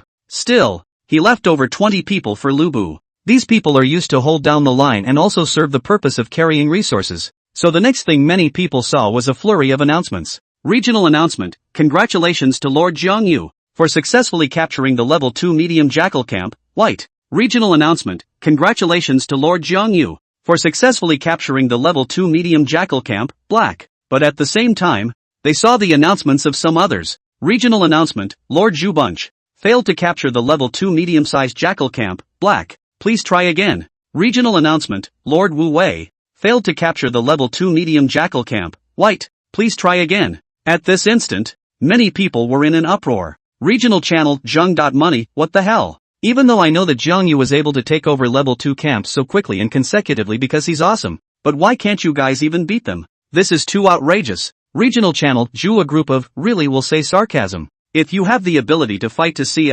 anger. Regional channel, Wu Wei, holy crap, lost my mind. Normal folk can't fight these monsters. They have to at least advance their soldiers before coming back. Regional channel, Gui Yang, what? That means we still have to advance the Minutemen to fight after we've risen to the second level of territory? Regional channel, Zhu, a group of, yes, the civilian workers in the end. Just the most basic unit. Even the ordinary soldiers cannot compare. Regional channel, Zhao Yu, no. Jiang Yu upgraded the second level territory only how long has passed? It seems that his barracks have not even been built yet. Is it possible that he didn't send civilian laborers to fight? Regional channel, Zheng.money, that means Jiang Yu commanded those folk to take over the level 2 monster camp? Many were incredulous. How the hell did Kong Wu do that? Even if his commanding ability is great, he shouldn't be able to command the lowest level of soldiers like Minutemen and win, right? This is too outrageous. Could it be that Kong Wu's talent is related to the type of soldier? For example, his talent can strengthen soldiers? Many people secretly speculate. However, no matter how much they guessed, they could only see the next series of announcement prompts from Jiang Yu, same as the previous small level 2 campground. Even if Jiang Yu was fighting a level 2 medium-sized camp, the efficiency was very high. No longer hitting 8 camps in an hour though, but there are also 4 seats an hour. Compare that to the vast majority of people who can't win. This kind of performance of Jiang Yu can be said to be quite amazing, even perplexing, because no matter how they thought about it, they couldn't figure out how Jiang Yu did it. Regional channel, Xiao Yu, that said, Jiang Yu has risen to level 2. Why hasn't he gone to attack the large monster camps? After seeing Kong Wu rise 2 levels, they all felt that Jiang Yu should be the first one to take the first possession of the large monster camp, but they never saw the announcement prompt. Regional channel, Zheng.money, I think he's planning to go after he's advanced his troops. After all, the large camps are still difficult, and it must be a struggle for him to fight with his white-ranked martial arts generals. Regional channel, Wang Xiaoxiao, that's right. We'll definitely need to advance our troop types as well when we get to level 2 then. Regional channel, Gui Yang, say, who do you guys think will be the first to take the large camps? Jiang Yu or Lin Hong? There's a reward for taking the first large camp, right? Regional channel, Zhao Yue, this is still need to ask. Lin Hong's generals are civil generals, not good at attacking, and Jiang Yu is the first to ascend to the second book. Surely Jiang Yu first and just now Kong Wu was doing so well. First, they occupied 8 consecutive small level 2 camps, followed by a succession of medium-sized monster camps. There's no way you can't get the first possession with that kind of power. Regional channel, Haoren, oh, large camps have a reward for first occupation? Why is there one for small camps, one for large camps, and none for medium camps? Regional channel, Zheng.money, how come you're the one asking such stupid questions again? You must have been sleeping in class. Small camps don't have first occupancy, only large camps do. That first occupancy reward that Jiang Yu got before was the first occupancy of the monster camp in the 5th region we were in. No matter if it was a small, medium or large that he took down at the time. As long as it was a monster camp there was first occupancy. Got it? Regional channel, Haoren, oh, so that's how it is. Suddenly, a panel popped up. Regional announcement, congratulations to Lord Lin Hong, who has successfully raised his territory to level 2. The crowd was shocked. Lin Hong moves up to second level. Although he was a bit later than Jiang Yu, he was also the second in the whole school to be promoted to the second level. Regional channel, Wu Wei, Lin Hong has also been promoted to the second level. Regional channel, Zheng.money, whether Lin Hong can catch up with Jiang Yu depends on how he develops his territory next. Regional channel, Zhu Qichuan, it's not right, is it? Jiang Yu attacks those monster camps frequently. Are there enough folk to build? Regional channel, Zheng.money, well, indeed, and he just finished fighting Huoran and the others not long ago. So there must be losses in the territory, right? They didn't believe that Jiang Yu alone would beat up 5 of Huoran's men without any losses in the territory. Regional channel, Gui Yang, and most importantly, Jiang Yu has just been upgraded to the second level not long ago. Unless the territory level has a bonus to the prosperity, or else just on the basis of the prosperity brought about by the facilities. Jiang Yu's territory is not necessarily very much ahead of the game. Just then, regional channel Lin Hong, ha ha ha ha, finally on my home turf. Add Jiang Yu. Regional channel Zhang.money, your home turf? Add Lin Hong. Regional channel Lin Hong, I recruited Wen General in the opening game. Regional channel Zhang.money, I remembered that Lin Hong recruited black quality Wen Generals in the opening game. Regional channel Zhu, a group of nanny Wen General? Or a black character? Lin Hong was 5th on the resource list before. Regional channel Jiang Yu, 5th on the resource list. And still a black quality civil general. Civil generals are good at managing and operating territories. Lin Hong has been quietly developing from the opening to now. They all felt bad all of a sudden. Regional channel Zhang.money, no way. Could it be that Lin Hong will surpass Jiang Yu in territory building? Regional channel Zhang Dishui, there are even masters? Regional channel Xiao Yu, what kind of buildings do you have in your territory? Can you tell us if you don't mind? At Lin Han. Regional channel Lin Hong, it doesn't hurt to say. After all, I'm not afraid of you guys coming to beat me up. My territory is currently 10 archery towers, 13 warehouses, 4 sentry towers, 143 minutemen. Regional channel Zhang.money? Regional channel Haorun. Regional channel Zhang Dishui? Regional channel Wu Wei, this is outrageous. 10 archery towers, 13 warehouses. How many resources Lin Hong was hoarding? Regional channel Wu Wei, and Lin Hong, why do you have 143 minutemen? Didn't you just get promoted to level 2? Keep in mind that each person only has 100 minutemen initially. It would have been nice not to attrition during the development of the opening. But Lin Han's minutemen have also increased. What is a civil servant? It was their only labor force up front. They can't do anything without the minutemen. But Lin Han had just been promoted to the 2nd grade. And there were more than 140 folk. This is also outrageous. Regional channel Lin Hong, this is actually not a big deal. Is that I was lucky? Just up to the 2nd book to receive a wave of stragglers, giving me an increase of 43 folk. Regional channel Hu Feiwei, ******, you're too lucky. This is the end of Jiang Yu. He's afraid he won't get 1st place in prosperity. Regional channel Haorun, yeah. 143 minutemen is too deadly. Even if Jiang Yu was also lucky and received a wave of stragglers, the minutemen still weren't as many as Lin Hong. After all, Lin Hong had previously fought Huoran and his 400 men, and there were definitely casualties among the civilian workers. Regional channel Wu Wei, the extra 43 minutemen can build at least 2 to 3 more facilities at the same time. This was more efficient than Jiang Yu to nowhere. Many people were beginning to dislike Jiang Yu. Kongwu might be good at defense and good at attacking monster camps, but build this aspect. Screwed up will fall down. Regional channel Zhu Kunzi, okay, don't chat about so many useless things. No matter if Jiang Yu is 1st or Lin Hong is 1st, it has nothing to do with us. We'd better hurry up to clear the monster camps around us, or else when we ascend to the 2nd book, we won't have any resources to build. Regional channel Wang Xiaoxiao, that makes sense. I'll have to hurry up and take people to loot the monster camps then. Regional channel Zhang.money, I have something to tell you. Let's talk privately at Wang Xiaoxiao. Regional channel Wang Xiaoxiao, oh, good. This guy. Inside the 4399 territory, Jiang Yu also saw their chat. To be honest, he wasn't worried about the matter of whether Lin Hong would snatch the number 1 spot on the prosperity ranking, because no one knows that he already has 200 folk on hand. Lin Hong 143 minutemen definitely still can't beat him. Rather, he was happy. After all, Lin Hong was on good terms with him. For Lin Hong to be able to perform like this,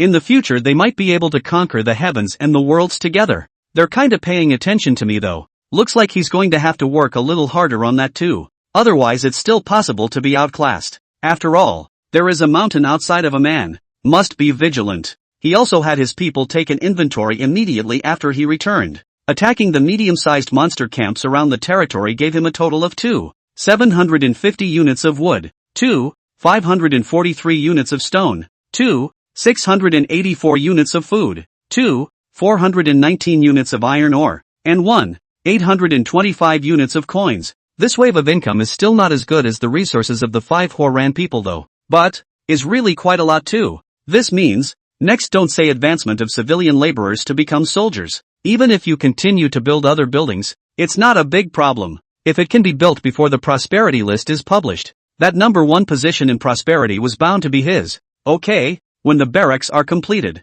I'll train 100 minutemen and use all the remaining 100 minutemen to build the facility. Spend all the resources on hand that you can. Kongwu quickly thought of his next plan. In this case, it was accompanied by the 3rd day of the opening. The basic barracks were the first to be built. Kongwu immediately checked the details of the barracks. Name of building, basic barracks. Building level, level 1. Building features, training, used to produce common infantry to provide a basic defense force for the territory. Rest and recuperation, allows the team to rest, recover from injuries, and replenish personnel if there are reserves. Conscription, the population of a territory is conscripted in proportion to a certain percentage of the population, if there are no young inhabitants in the territory, or if the barracks do not hold enough people, conscription is not possible. Building properties, barracks capacity, 100, base defense, 5, maintenance cost, 5 coins/day, special function no. Okay, then let's train 100 Minutemen first. Jiang Yu directly selected 100 civilian workers and let them enter the barracks to receive training.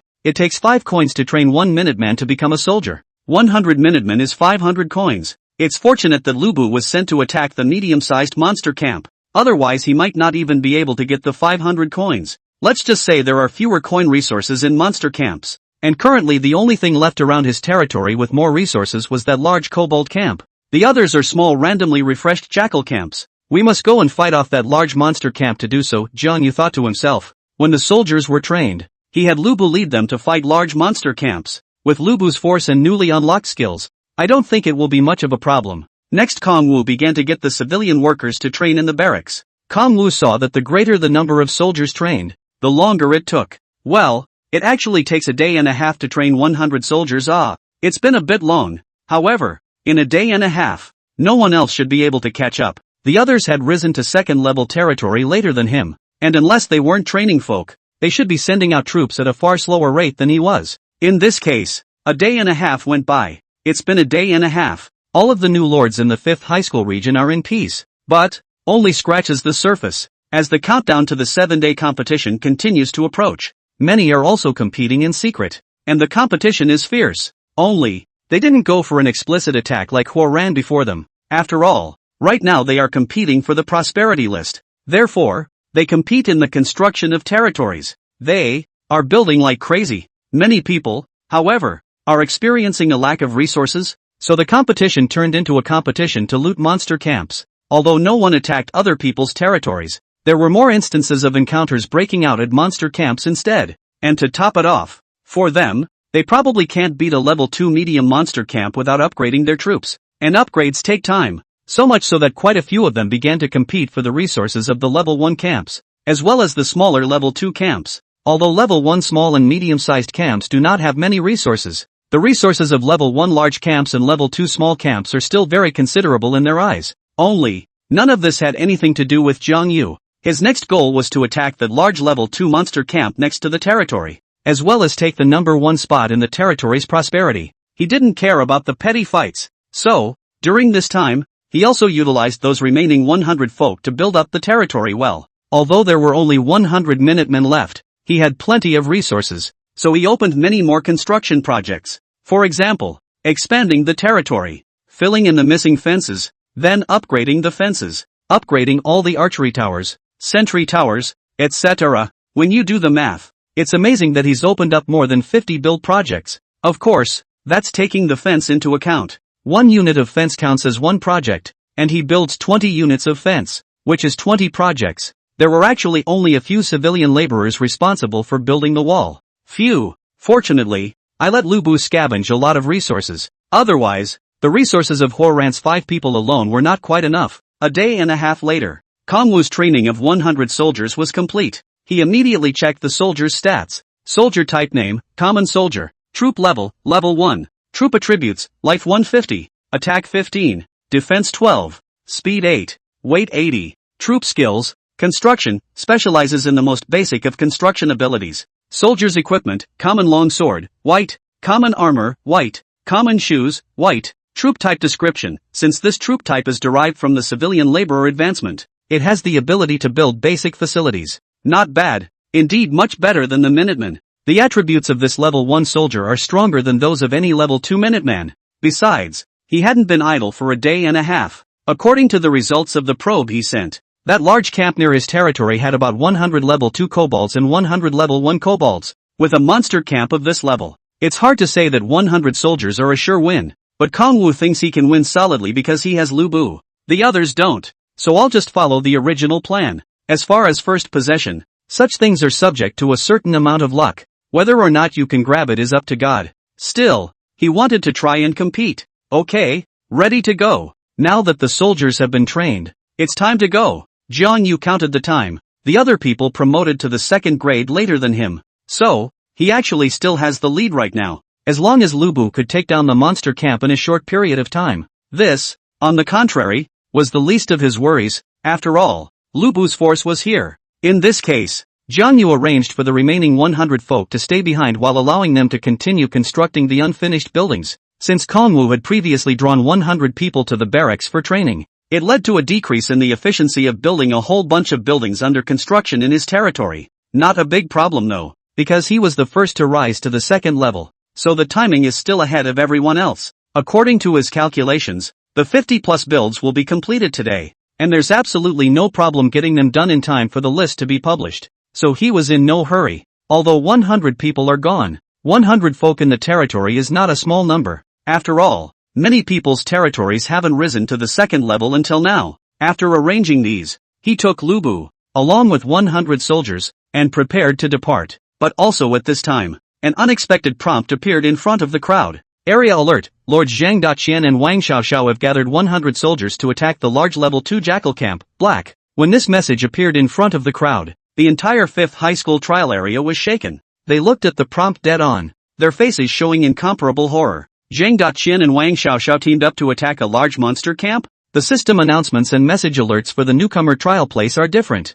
Announcements only appear for relatively large events, such as the first occupancy announcement. And, even the announcements differ, with some announcements being region-wide voice announcements and others being text-only. First capture announcements are area broadcasts, but announcements of someone attacking someone's territory are not voiced, just panels and text. The message alerts, on the other hand, are one level lower. Things like who built what facility appear as text alerts on the regional channel. Though that said, right now this isn't an announcement, just a hint, but there are still people who can see. So, when the people chatting on the regional channel saw the alert, all stunned. As for why you're stunned, the reason is simple. As of now, the one with the lead is undoubtedly Kongwu. He was the first to level up to level 2, and in terms of timing, it must be only right that he was the first to attack the large monster camps as well. However, what they didn't expect was that the first ones to attack the large monster camp were actually Zhang Daqian and Wang Xiaoxiao. Regional channels are starting to heat up. Regional channel Wu Wei. What the hell? The first ones to launch an attack on a large camp or actually earn some money in Wang Xiaoxiao? Regional channel Gui Yang. How did you guys get there so fast? Did you guys go without the advanced folk? Regional channel Zhao Yu. You're stupid. It's clearly written on the regional tip that the soldiers are the ones they're sending. Regional channel Wu Wei. Yeah. They shouldn't be as fast as Jiang Yu and Lin Hong by definition. At Young. Money at Wang Xiaoxiao, many people were shocked to the core. The same goes for Kongwu. To be honest, the scene was really out of his expectation. However, he also noticed that his opponent was a two-man joint attack. Murphy, Jiang Yu thought of a possibility. Soon after, Young. Money responded. Regional channel Zhang. Money, ha ha ha ha, can't believe it. Regional channel Wu Wei, how did you guys do it? How can you possibly catch up with such a huge time difference? Regional channel Zhang. Money, you don't believe me when I say you're stupid. I'm sure someone has already seen it, just let me explain it to you. Regional channel Zhang. Money, the principle is simple. Just cooperate and attack. Regional channel Zhang. Money, Wang Xiaoxiao and I teamed up to attack a large monster camp, and each of us advanced 50 Minutemen. Even though we ascended to the second book much later than Jiang Yu, each of us only trained 50 Minutemen, and it surely took less time than Jiang Yu training 100 Minutemen. Ah! When Zhang Daqian said this, the channel fell silent. The amount of time it takes to train a troop depends largely on the number. It doesn't necessarily take twice as long to train 100 people as it does 50, but it certainly takes more time than 50. So it only takes them a day or so to train 50 soldiers. The two of them gathered 100 soldiers and 2 military generals, and together they attacked a large monster camp, straight ahead of expectations by a long time. Regional channel Zhu Qichuan has got it going on. Regional channel Zhu Kunzi. Come on, let's go out together. Who will work with me? Zhu Kun couldn't sit still. He's going to follow suit. Regional channel Wu Wei, are you going to team up with others to grab the first possession too? I have to say, this is really a good idea. Though this is going to split the first possession reward with someone else. But it's better than not getting a dime. Regional channel Gui Yang, is the involution so serious? I'm coming too. Who's teaming up with me? Regional channel Jiang Yu, I. I'm close to your territory. We're together. Regional channel, Gao Peng, let's add Ju-kun group together. Regional channel, Hu Feiwei, I'm in. Add Ju a bunch of. Many had sought out allies, intending to join forces to attack the large monster camps. Jiang Yu also frowned when he saw this scene. It's really thanks to these people to think of it. I have to say, with this approach, there's a real chance of grabbing the first possession. But he had no other response options at the moment. What's ready is ready. It's up to God to take the first possession. In this situation, Guan Yu set off with Lubu and 100 soldiers. It didn't take long for them to see Jiang Yu's troop alert as well. Area alert, Lord Jiang Yu has gathered 100 soldiers to attack the large level 2 goblin camp, Black. Seeing this announcement, many people sighed. Regional channel, Gui Yang, not good Jiang Yu actually is not the first to set off. It is possible that the first occupation will be to earn a bit of money they snatched away. Regional channel, Zhao Yu, this is going to be a good show. Regional channel, Zhu, a group of, yes. Originally Jiang Yu has the lead. Now, he took the first possession of the possibility of only 50%. Let's just say earning some money and Wang Xiao do have a knack for it. And, regional channel, Lin Hong, Jiang Yu's large monster camps around his territory are actually goblin camps? The crowd froze. Yeah, kobolds. They almost gave it away. There was something in the textbook about kobolds, a creature more dangerous than jackals. They specialize in using terrain and traps to catch their prey. Whether it was the poison arrows hidden under the foliage or the spike traps laid out around the camp, it was enough to make any enemy who ventured in pay a terrible price. Compared to the jackals type of fighting style that relied on brute force to charge, the goblins paid more attention to strategy and teamwork. They will quickly adjust their tactics in battle, utilizing their respective strengths against different enemies. Whether they were long-range archers or melee fighters, the kobolds were able to put up an amazing fight.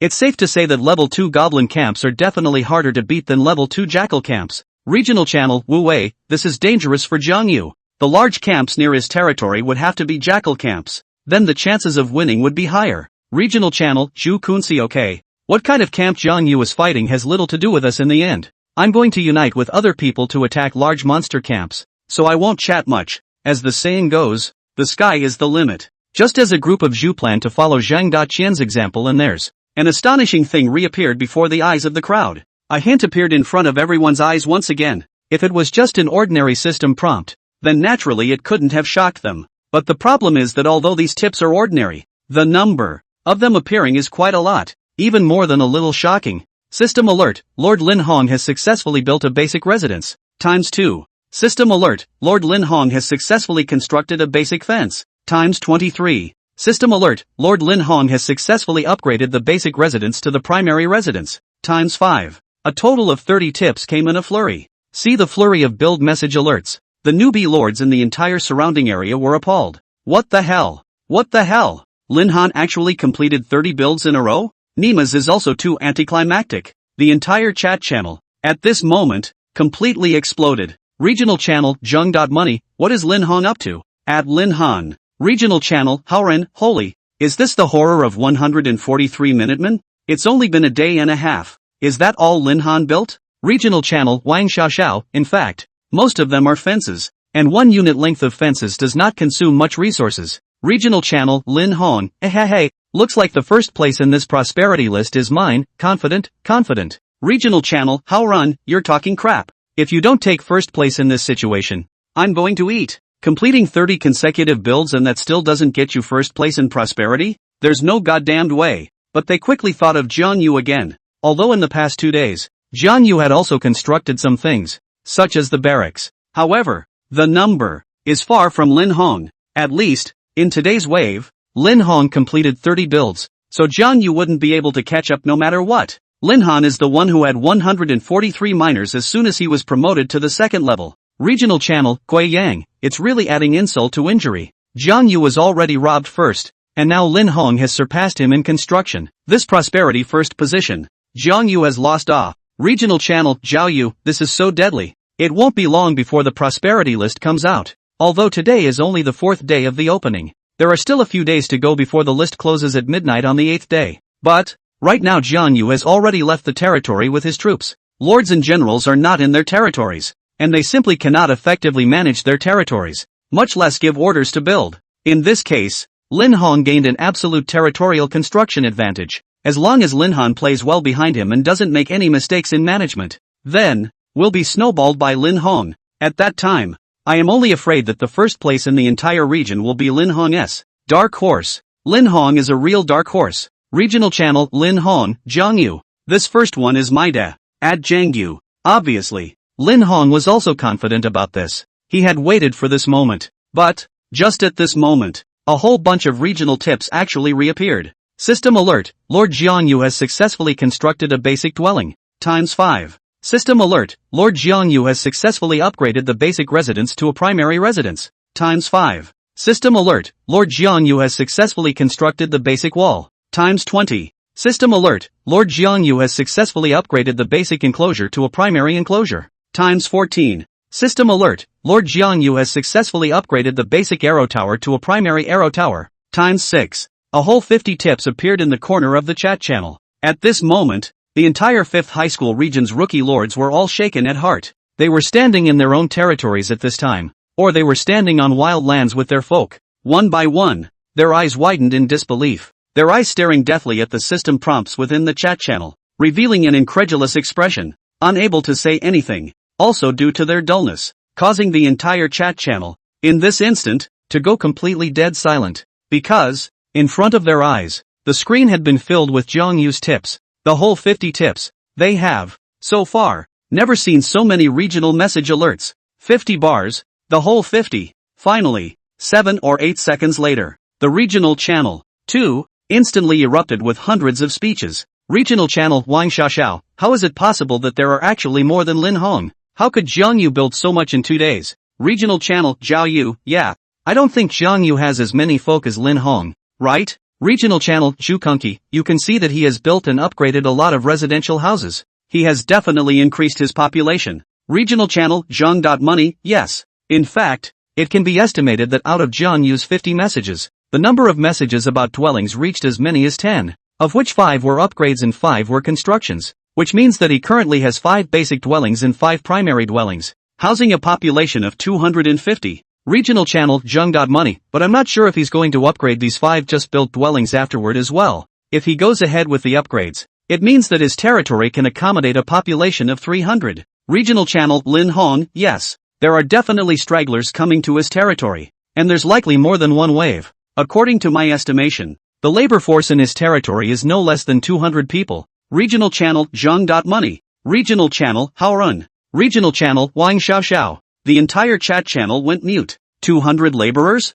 Lin Hong received a wave of stragglers, and there were only 143 Minutemen. Even if Kongwu was lucky enough to receive 2 waves, it wouldn't reach 200, right? Regional channel Wang Xiaoxiao, what the hell? Why are there so many Jiang Yu folk? Regional channel Zhao Yu, I haven't received any stragglers. Are they all young adults? Add Lin Hong. Regional channel Lin Hong, no, only a portion of the stragglers are young and strong. Most of them are old and weak. I built dwellings for them and let them live in the territory as a general population, so that they can bring me tax revenue every once in a while. Just so far, I've only taken in a wave of 100 or so stragglers, and these stragglers have given me more than 40 laborers. Regional channel Zheng.money, that means if one of Jiang Yu's previous folk didn't die, he received at least 3 waves of stragglers? 3 waves of displaced people in 2 days? Is that possible? Regional channel Lin Hong, I don't understand, but after all, he was promoted to the 2nd level before us, so it should be possible. This left many people speechless.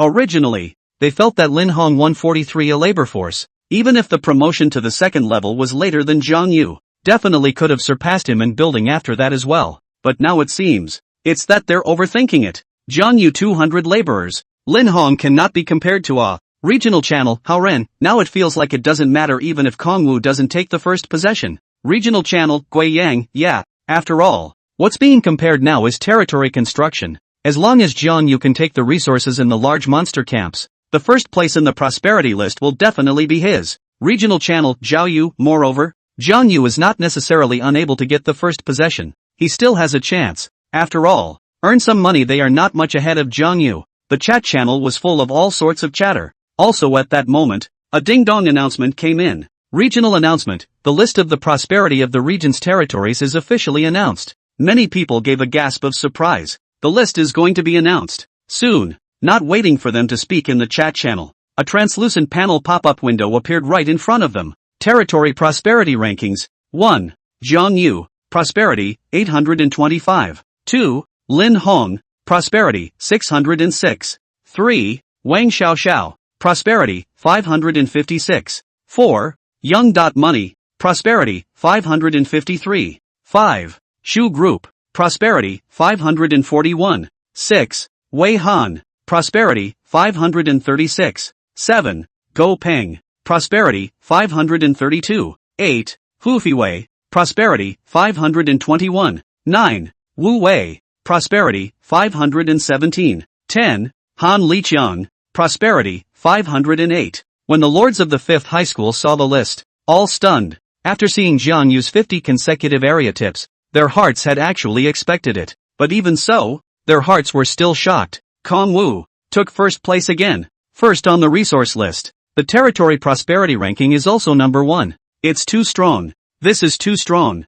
Regional channel Zheng.money, this Jiang Yu is simply all-powerful. Regional channel Zhu Kunci, yeah, it's true that he's the number 1 in his grade. We all thought he couldn't do it when he recruited the White Pinnacle in the opening game. But it seems we underestimated him. Regional channel Gui Yang, there's a saying that there are no wasteful generals, only wasteful lords. Quite a few people. All of them showed their surprise. Lin Hong looked at the list and sighed as well. Still not as good as him? Lin Hong revealed a bitter smile. In fact, he knew that Jiang Yu was very powerful. He had also been trying to win against Kong Wu by playing to his strengths for the past 3 years. But, can't win anyway. This time, the prosperity ranking was the one he was most sure of. Because of Kong Yu's bad luck, he recruited a white character martial arts general in the opening round. And he opened the game by recruiting the Black Pin Man general. But, Jiang Yu still got the first place. Though that said, there are still a few days behind us. But, once Jiang Yu is in the lead, then with Jiang Yu's ability, it is almost impossible to overtake back.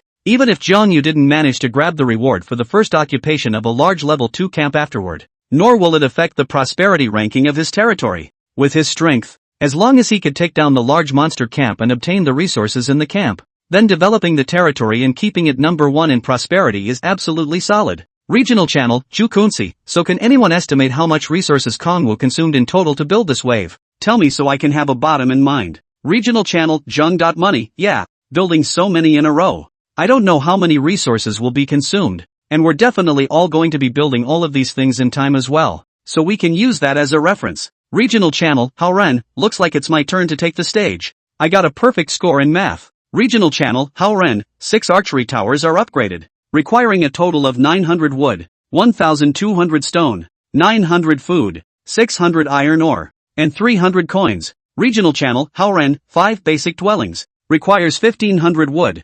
750 stone, 1,000 food, 750 iron ore, 750 coins. Regional channel, Haoren, upgrading 5 basic dwellings requires 2. 500 wood, 1. 500 stone, 2. 000 food, 1. 500 iron ore, and 1. 250 coins. Regional channel, Haoren, to build 20 units of basic fences, you need 1,000 wood, 1,600 stone, 1,000 food, 1,000 iron ore, and 1,000 coins. Regional channel, Haoren, upgrading 14 units of basic fencing requires 1. 400 wood, 2. 100 stone, 1. 400 food, 1. 400 iron ore, and 1. 120 coins. Regional channel, Haoren, 50 construction items cumulatively require 7,300 wood, 7,150 stone, 6,300 food, 5,750 iron ore, and 4,420 coins.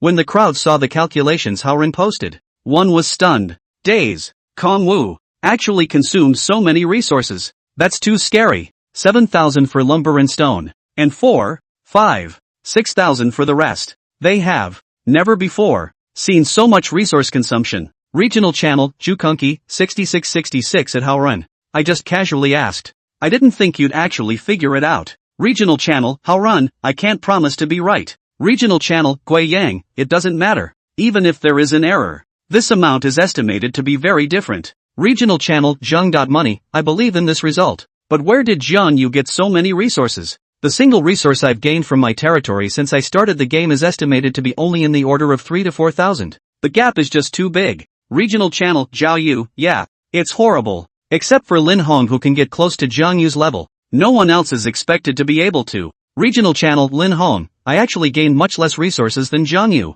Don't forget that I recruited Wen generals in the opening and rarely attacked monster camps. And if it wasn't for the fact that my Wen generals were able to optimize the building structure and reduce the consumption of resources, I wouldn't have been able to build that much. Regional channel, Hao Ren, really scared me. Just so far, Jiang Yu was able to get more resources. One is Huoran and their 5 territories. The other is after ascending to the second level of his level 2 small and medium-sized monster camp scavenging. That's all he could think of. On both counts. Regional channel, Zhu Kunzi, is it possible to get so many resources just by doing that? He was a little disbelieving. But just then, system alert, Lord Jiang Yu has successfully upgraded the basic residence to a primary residence. ×1. System alert, Lord Jiang Yu has successfully upgraded the basic fence to a primary fence. ×2. Regional channel, Zhu Group? Regional channel, Wang Xiao Xiao? Regional channel, Zhang Money? A whole lot of question marks. Why? Because they hadn't expected that Jiang Yu's construction project was actually continuing. This nifty.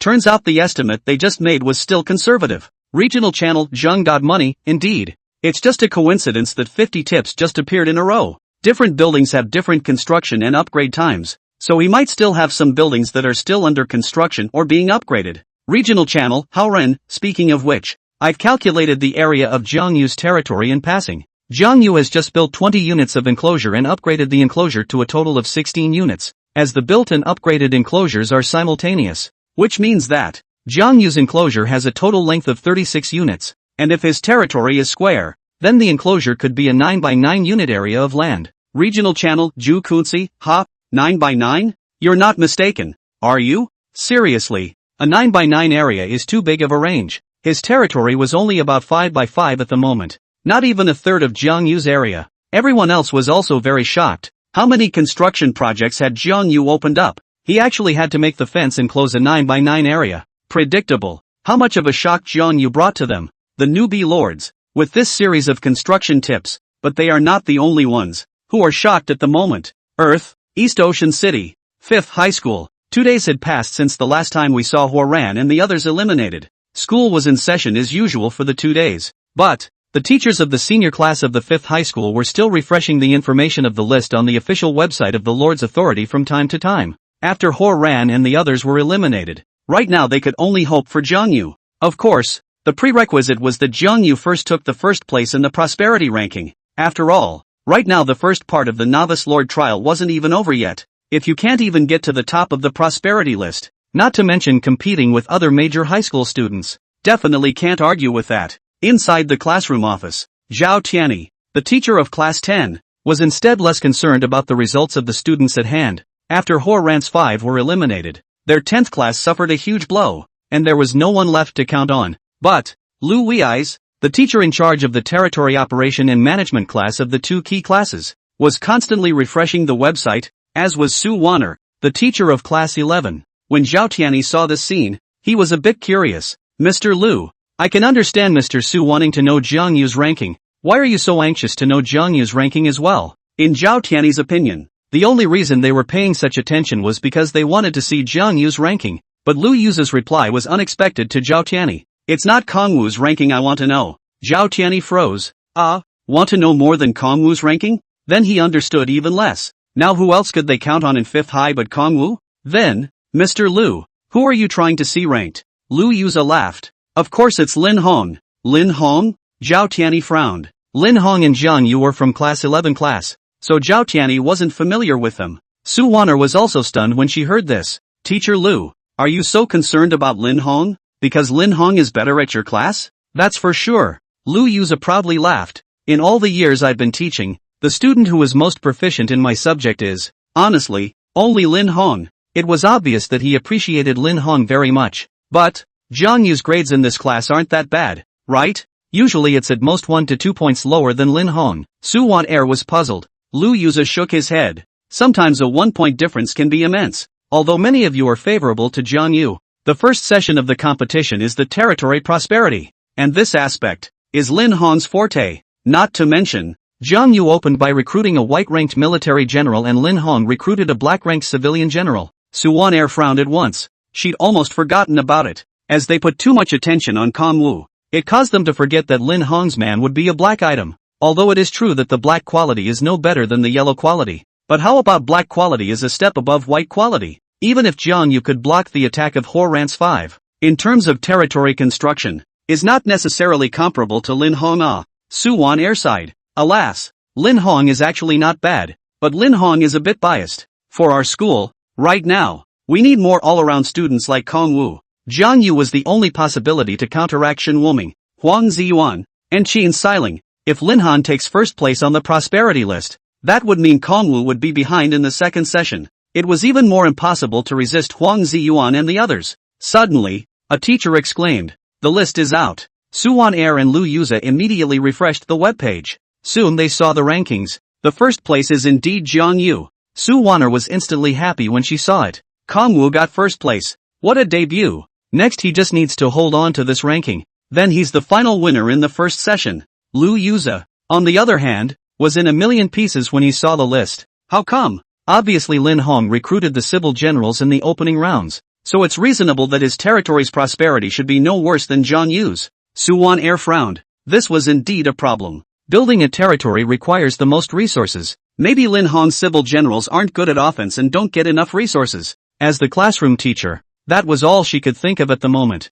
But the problem is that Jiang Yu, White Pin Marshal General, shouldn't be able to get a lot of resources either. Lu Yuza said. Then let's check the announcements and hints. Suwon Air thought about it and replied. On this site, in addition to checking the rankings, also check out announcements and alerts. Those regional tips and regional announcements that the students see are automatically transmitted back to Earth as a data backup, because it makes it easier for people on Earth to count and analyze. She couldn't learn in detail about the novice trial lands from Earth. So, it's just a matter of checking out these announcements and tips. Soon, Lu Yuza saw those 50 build tips from Jiang Yu. Lu Yuza sucked in a breath of cool air. Jiang Yu actually built so many things in one go. No wonder he's number one in prosperity. Suwon Air checked the data from previous years. In fact, Lin Hong's prosperity is put into previous years. It is already firmly in the first position. But unfortunately, Jiang Yu is skillful. I can only say that Jiang Yu is indeed very good. Far more students than in previous years. The most important thing,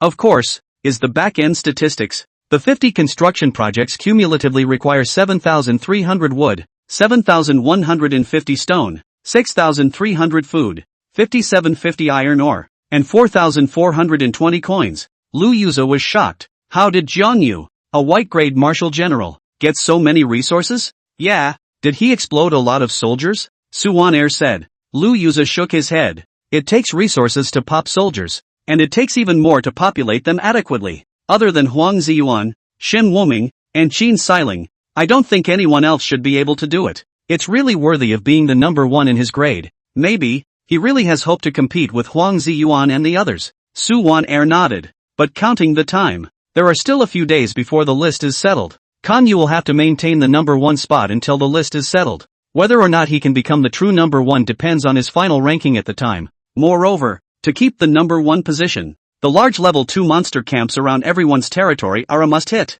It's hard to say if anything will happen then. Everything, it all depends on God's will. Next, time passes slowly. 4399 in the territory. A few more buildings managed to level up. These few buildings are the basic dwellings. 5 basic dwellings, upgraded to become level 2 buildings. Primary dwellings. 1 basic residence can house 20 people, and upgrading to a primary residence will allow 30 people to live there. Each person's territory initially has only 5 basic dwellings with a population of 100. Therefore, in Jiang Yu's construction plan, he built 5 extra basic dwellings for those displaced people. Of course, this is not enough, so Jiang Yu upgraded the existing 5 dwellings to primary dwellings, and he instructed those folk to continue upgrading to the primary dwellings after building the 5 basic dwellings. This would give the territory 10 primary residences and increase the population cap to 300, so that everyone has a place to stay. When those stragglers came to the refreshed residence, they just couldn't believe their eyes. It wasn't until they got closer and touched the solid wooden walls and warm eaves that they were convinced it wasn't a dream. The Lord of this territory had actually built these dwellings for them in just 2 days, giving them a place to shelter from the wind and rain. Gratitude flooded in like a tidal wave, making the eyes of the stragglers moist. The mayor of the Zhao family village said excitedly, "We've been wandering for so long, and we've never met such a benevolent lord. He not only gave us a home, he gave us new hope. Truly God bless." Behind the village head, the villagers of the Zhao family village also looked at each other with excitement. Unfortunately at the moment the young lord is not available. Otherwise, they must thank this lord properly. However, at this time the stragglers in the territory were unaware. Censor Lin Yu had arrived on a high mountain near territory 4399. Of course, she wasn't the only one who came this time. Next to her, followed another censor. Not Han Zixuan though, but a different censor in his 30s. I say, Lin Yu, when will we get there? By the way, why do we have to climb this mountain? I have weak kidneys and a bad back. With our status, wouldn't it be better to just enter Jiang Yu's territory? Censor Zhou Tu said. The current Jiang Yu is not here. He is busy attacking the large monster camp. We are not good at breaking in hard, so we can only come to the high ground to see. Lin Yu said rather helplessly. What? It's so far away and his territory is small. It's hard to see la, Zhou Tu said. Humph. You haven't even looked at it yet. How do you know his territory is small? Lin Yu hummed lightly. The 5th high school can't compare to the 3rd high school, and they're all in their developmental stage right now. Isn't it normal for their territories to be small? Zhou Tu said rightfully. I advise you that it's better not to underestimate Jiang Yu. Also, Zhou Tu, let me ask you, didn't you guys in charge of patrolling the 3rd region say that you were understaffed? So why are you still free to follow me here? Lin Yu asked. It's not because you've been blowing that Jiang Yu everywhere. Anyway, the 3rd region has been patrolled pretty much, so I came over to see what's so great about this Jiang Yu you're talking about. Excessive? Then see for yourself. Lin Yu pointed at Jiang Yu's territory.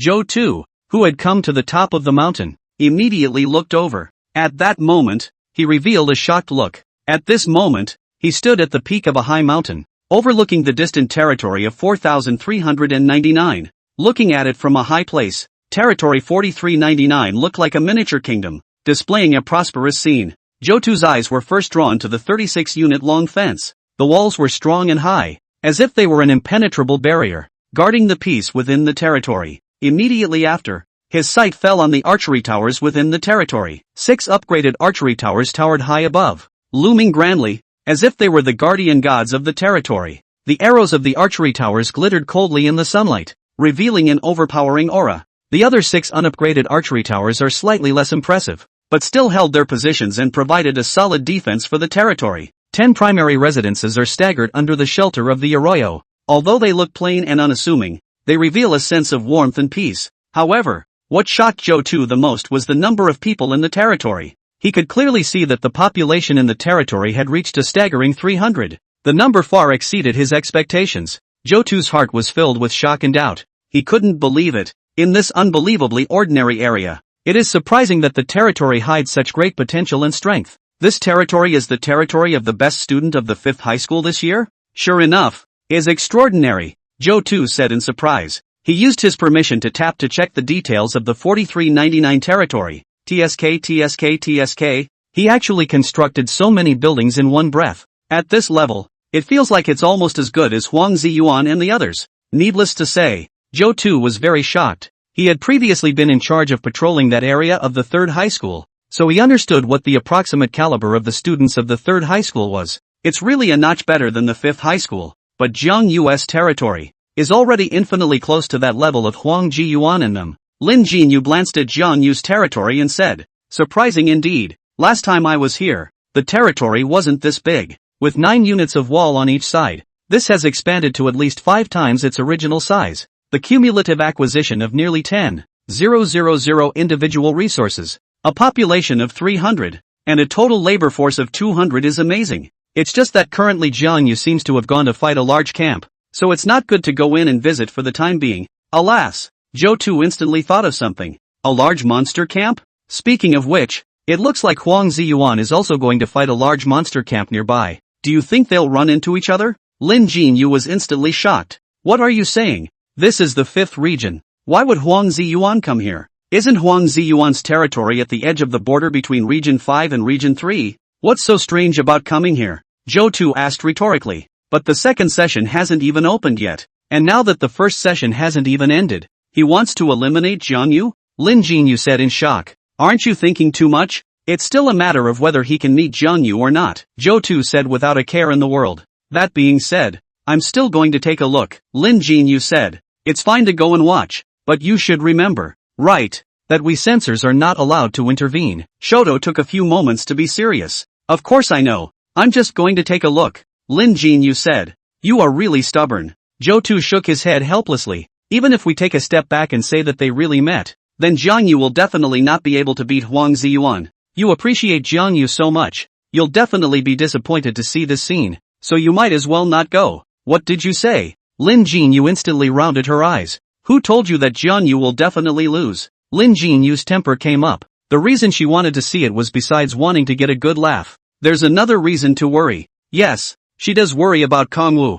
Although she is very optimistic about Kongwu, Huang Ji Yuan is not weak. The two meet, with unpredictable results. However, there is another reason why she wants to see Jiang Yu, and that is, Jiang Yu South first place. In fact, according to the normal process, it was not until 7 days later when the second session was opened that the students from each school would confront and compete with each other. Right now the first session is not yet over. If Kongwu runs into Wang Jiyun, even if it was just a tie, it could affect Jiang Yu's ranking, causing him to fall from the number 1 position in territorial prosperity. After all, what is feared in a sparring match is not a crushing game, but the kind of stalemate draw, in which the casualties on both sides are the greatest. Even if Kongwu were to draw with Huang Ziyuan, he would surely die and injure many soldiers. This would have a huge impact on Kongwu's next development. And Zhou Tu was a bit surprised to see Lin Jinyu so supportive of Jiang Yu. Hey, you've also toured Huang Ziyuan's territory. You should know that he's built a few barracks in his territory. Kongwu is 100% no match if he encounters Huang Jiyun. That's clear to you, isn't it? Lin Jinyu fell silent. Indeed, she knew that Shoto had a point. But, I don't care. Anyway, if Jiang Yu doesn't win, he certainly won't lose. After saying this, Lin Jinyu left the place. Zhou Tu shook his head helplessly and could only follow. But he was also curious if Kongwu and Huang Jiyun were to face each other. Who wins and who loses? And so it goes. With the passage of time, Zhang Yu and Lubu finally arrived at the large level 2 goblin camp.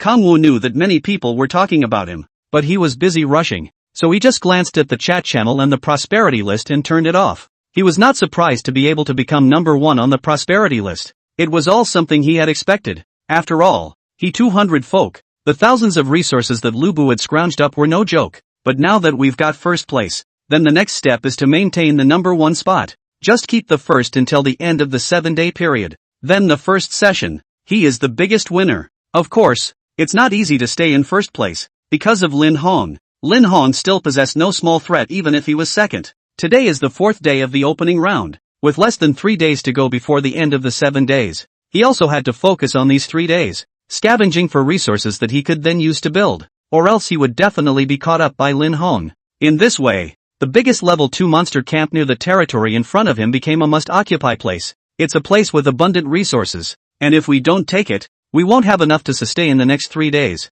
Luckily, he was also prepared long before he set off, and Lubu unlocked 2 skills. With these 2 skills, even if something happens on the road, he's not afraid. Next, Jiang Yu looked at the large goblin camp across the street. I have to say this goblin camp is really awesome. Just by looking at it from a distance, it made one feel very dangerous. Around the camp there was an air of danger and solemnity everywhere. Behind the camp, lofty mountains surrounded the area, as if a natural barrier guarding the land of evil power. At the entrance to the camp was a row of sharp iron thorns, which made a piercing sound in the night wind, as if mocking the fools who dared to challenge the kobolds. In the center of the camp, an imposing kobold temple rose up and towered over the camp. The walls of the temple were carved with all sorts of hideous monsters and mysterious runes, and they shimmered eerily in the moonlight, sending shivers down one's spine. At the top of the shrine, a huge totem pole rose straight up into the sky. Carved on it was the majestic face of a kobold leader, which seemed to proclaim to the world the inviolability of this camp.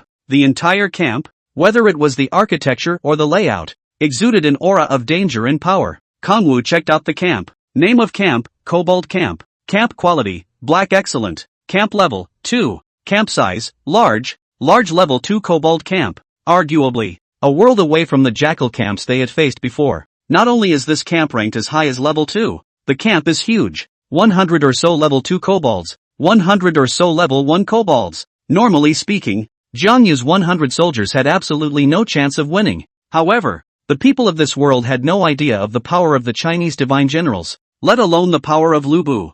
Lubu, can you crush the goblins in this camp with 100 soldiers? Kong Yu asked. He didn't ask for total annihilation. After all, his aim was the resources in this monster camp. Lubu suddenly snorted coldly. Don't worry, Lord, the district monsters are nothing. Along with the base camp rising to level 2, Jiang Yu also let Lubu digest the experience value and leveled up to level 2. The level 2 Lubu has much more combat power, so naturally he won't be afraid. Okay, then I'll leave it to you, Kongwu was saying. As a result, a rumbling sound came from not far away. Jiang Yu's heart fluttered. Lord, there are enemies. A soldier came to report. What's the situation? Jiang Yu took a few steps out and watched the direction in the distance. At that instant, a team, in the direction of the edge of the 5th region, was sprinting towards this place. Looking at their target, seems to be this large goblin camp as well. Jiang Yu's face changed. What the hell? No one should be targeting me in school at the moment. Besides, how can you have any energy left to attack a large camp near someone else's territory when they can't even manage to get a large camp near someone else's territory?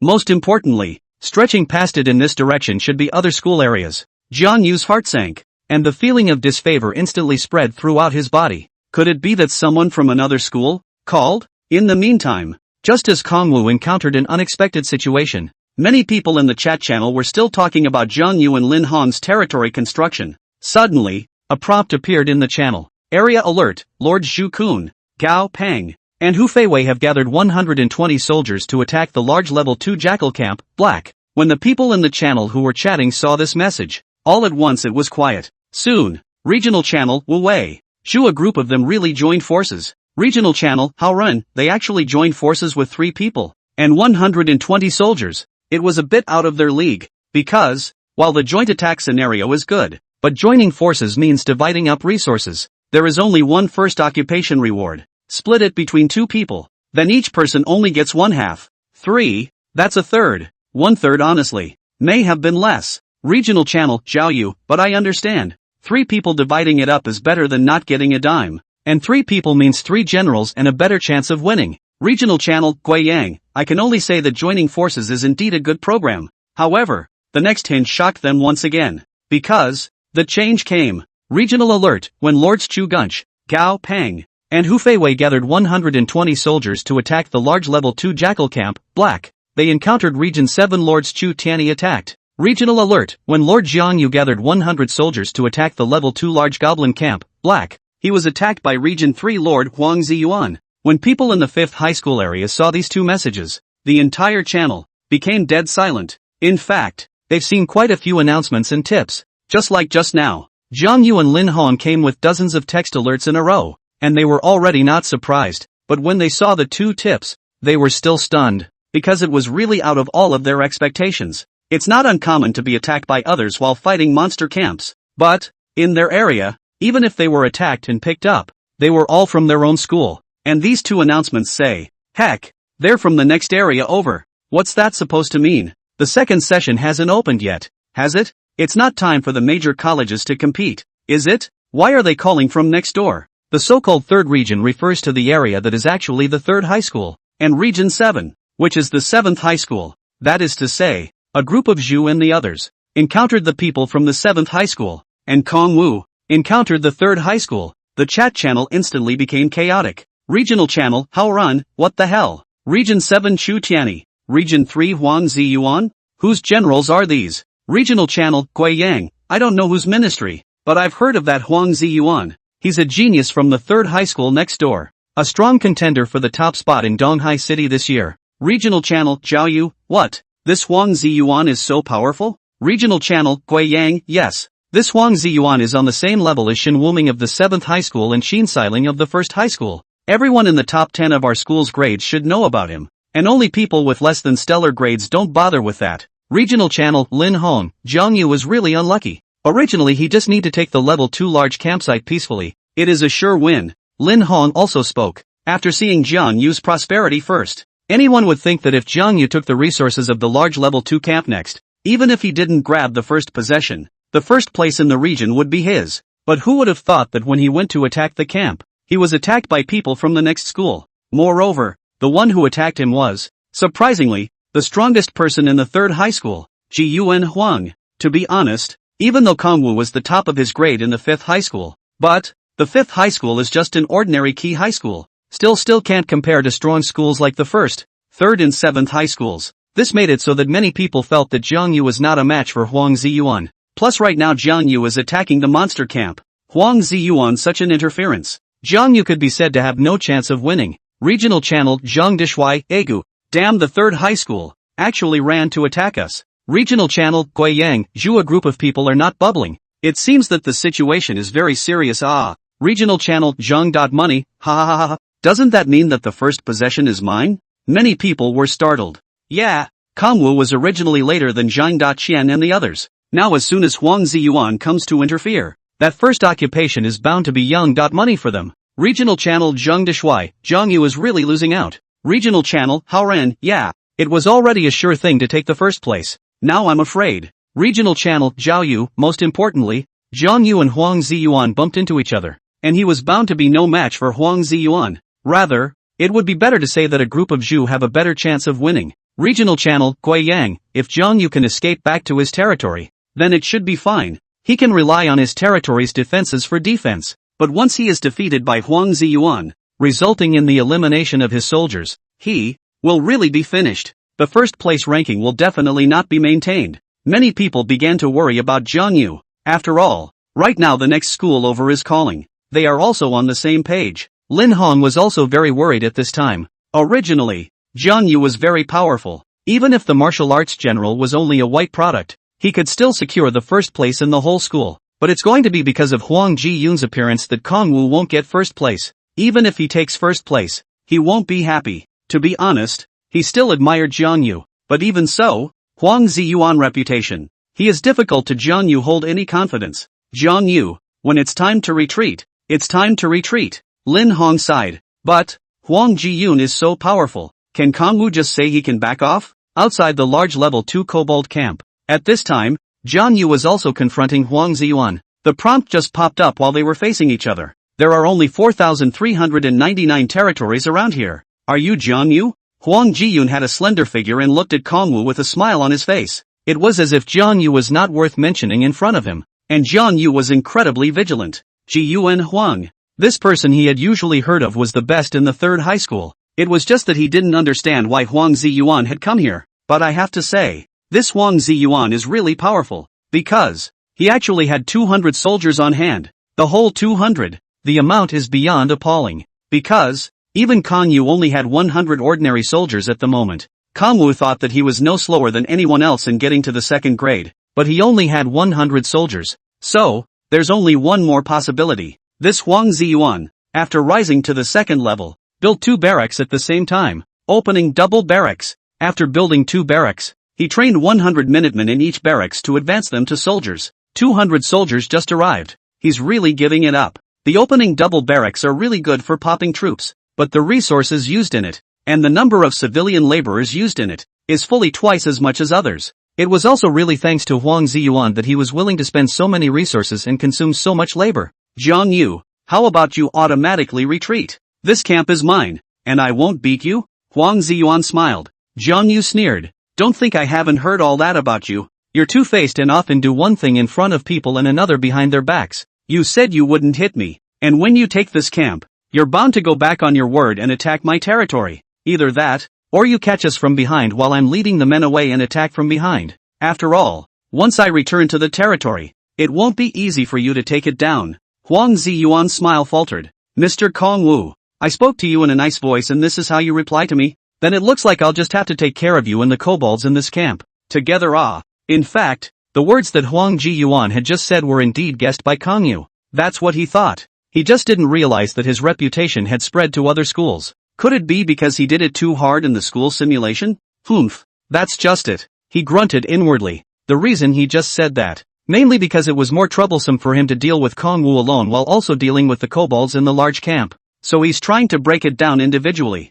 Right now, though, they were all outside the kobold camp, and the kobolds inside hadn't been alerted yet. As long as he took down Jiang Yu in a thunderous manner, by the time the goblin reacted, it would be too late. Thinking of this, he immediately looked to his martial general, Iron Primus. Iron Primrose, go and behead that warlord. Huang Ziyuan's tone was flat. He had 200 soldiers in his hand, while Kongwu only had 100, so he had the numerical advantage any way you look at it. And most importantly, he glanced at the man hidden among the soldiers and flashed a smile. With him here, even if Iron Snap encountered a strong enemy, there would be no accidents. Yes, my lord, Iron Snap responded, then strutted ahead of Lubu. I have to say, Iron Snap looked uncomplicated, as if he were a steel giant forged from the flames. He stood on the battlefield, radiating a palpitating pressure. He was a full 8 feet tall, with broad shoulders and a thick back. His muscle lines were as rigid as carvings, and every inch of his skin seemed to contain endless power.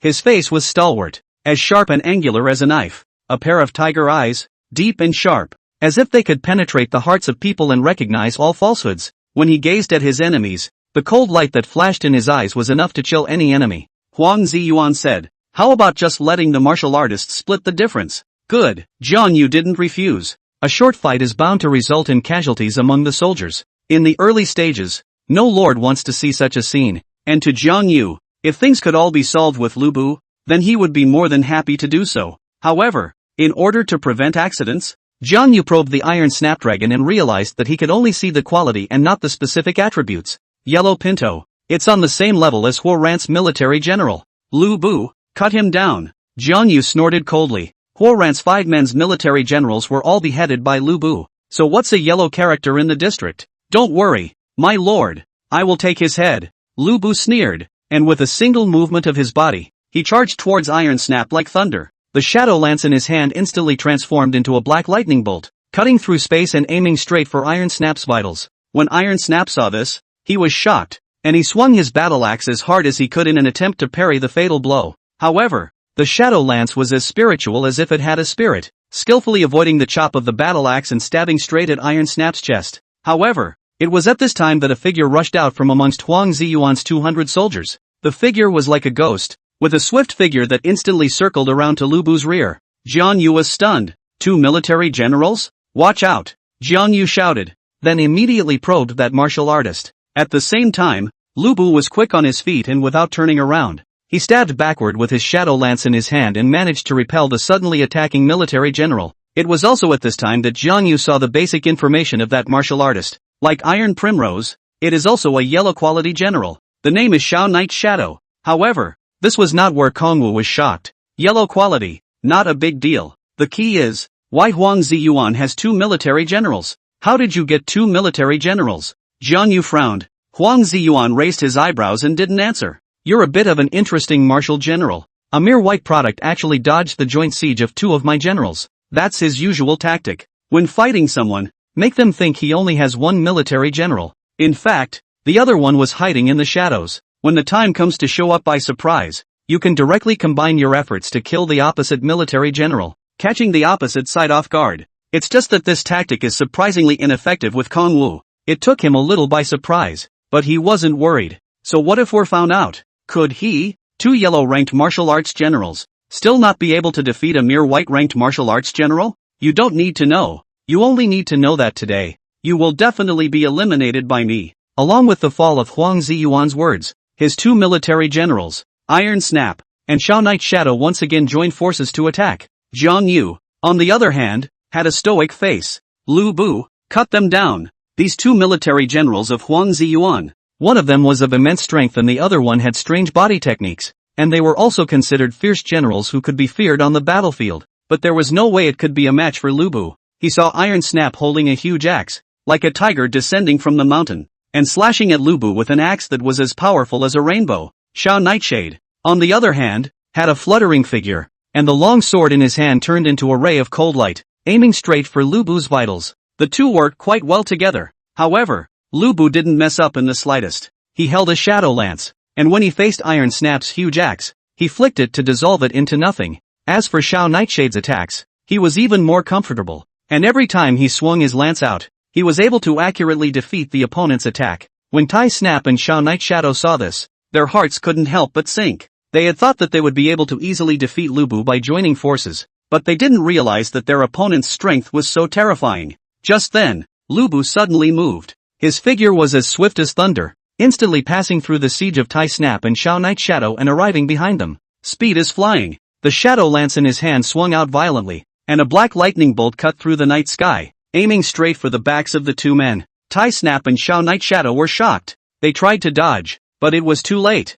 With a soft sound, the shadow lance was the first to penetrate Iron Snap's armor, piercing into his heart. Iron Snap's eyes lost their luster for an instant, then collapsed helplessly. But Lubu's movements didn't stop there. His shadow lance was like the scythe of the god of death as he stabbed again with his backhand. It instantly penetrated Shao Nightshade's abdomen. Shao Nightshadow's eyes widened. His eyes filled with panic and unwillingness. But nothing can be undone. All he could do was fall helplessly. At this point, the battle is over. Lubu held his shadow lance and coldly looked at the corpses of Iron Snap and Shao Knight's shadow. This is your joint attack? Nothing more than that. The entire battlefield seemed to fall into silence at this moment. Only Lubu stood alone, holding the shadow lance like an invincible god of war. When Huang Ziyuan saw this scene, his eyes glazed over. The original composure and confidence on his face collapsed in an instant, replaced by endless shock and disbelief. Two of his yellow character military generals died, decapitated by a white-ranked martial general? How is this possible? How is this possible? Huang Ziyuan pointed at the battlefield with a trembling hand. His voice was shrill with fear. How could that white-pin trash martial artist be so strong? His words were filled with despair, as if he had seen his carefully constructed dream of beauty easily torn apart. A cold sweat broke out on Huang Ziyuan's forehead. He gripped the long blade in his hand as if trying to draw some strength from it. However, the cold, hard metal could not bring him the slightest comfort. His heart beat like a war drum, pounding frantically in his chest as if it were trying to break through the thin layer of skin. His gaze followed Lubu's figure closely, and that mighty figure holding the shadow lance was like a death god descending in his eyes. Huang Ziyuan felt an intense fear rise from the bottom of his heart, wrapping around his heart like an icy snake. What to do? What's next? Huang Ziyuan was actually a bit at a loss for words for a moment. If you can't think of anything else, then he's screwed. In the meantime, many of the newbie lords in Region 5 are joining forces as they prepare to attack the large Level 2 camps, while waiting for news from Zhu Kun's and Jiang Yu's side. No way. It's hard to say that their 5th region is safe now that the next region is fighting over it. Lips are dying and no one knows if it will be their turn next. That's why they were all curious to know the results of Zhu Kun and Jiang Yu and the others. And in this case, regional announcement, Lord Gaopeng's general, Wang Wu, was killed in action while blocking the attack of Region 7's Lord Chutiani. When they see this announcement, all stunned. If they remembered correctly, Gaopeng was teaming up with Zhu Kunzi and Hu Feiwei. 3 men, 3 generals, 120 soldiers, and across from them, there was only one person. Chu Tianyi of the 7th High School, a military general. As a result, instead, Gaopeng's military general was the first to be decimated by the opposite side? A light clamor erupted in the 5th region. Regional channel Zheng.money, at Zhu Kun. What's going on? What's wrong with you guys? You guys can't actually beat Chu Tianyi in a 3-on-1 fight? Regional channel How Run, the most powerful one in the 7th High School is Shin Wuming. This Chu Tianyi is not famous at all. You guys actually can't beat it? Regional channel Gui Yang. This Chu Tianyi so strong. This is impossible. Regional channel Jiang Yu. How do I feel not good? Zhu, a group of them will not lose, right? No matter what. At the moment, they all felt that the chances of Zhu Kun's trio winning were much greater. At least it has a better chance of winning than Kong Wu. After all, Kong Wu was facing Huang Ji-yun. But just then, 2 more announcements have come in. Regional announcement, General Iron Snap of Region 3 Lord Huang Ziyuan was killed in action during an attack on Lord Jiang Yu. Regional announcement, General Shao Nightshade of Region 3 Lord Huang Ziyuan was killed in action during an attack on Lord Jiang Yu. When they saw these 2 announcements, they were all confused. Their eyes were all as wide as brass bells. Disbelief and dumbfoundedness written all over their faces. A few seconds later, the originally quiet regional channel erupted with various comments. Regional channel Zheng.money, what the hell? What the hell? Huang Ziyuan was killed by 2 martial arts generals in a row? Regional channel Wu Wei, this. How is this possible? How could Jiang Yu have killed 2 of Huang Ziyuan's military generals in one go? Wu Wei revealed a stunned expression at this moment. Many more were lost in contemplation. They tried to figure out what to make of the 2 announcements, or to understand the reason for it. But no matter how much they think about it, they can't explain this puzzling phenomenon. And, most importantly, regional channel Wang Xiaoxiao, each of us only has 1 military general. Why does Huang Ziyuan have 2? The question was like a hammer blow, hitting the crowd hard. It had to be said that compared to the announcement he had seen earlier, these 2 by Jiang Yu were even more shocking, because these 2 announcements are so informative. Huang Ziyuan actually possesses 2 martial arts generals, and these 2 military generals, actually, all of them were killed by Jiang Yu. Regional channel Wang Xiaoxiao, although I've heard that a very small number of primary recruitment orders exist in the newbie trial places of each region, almost no one has picked them up over the years. Regional channel How Run, yeah, just take our entire East China Sea region. It's more than enough to have 3 or 5 recruitment orders.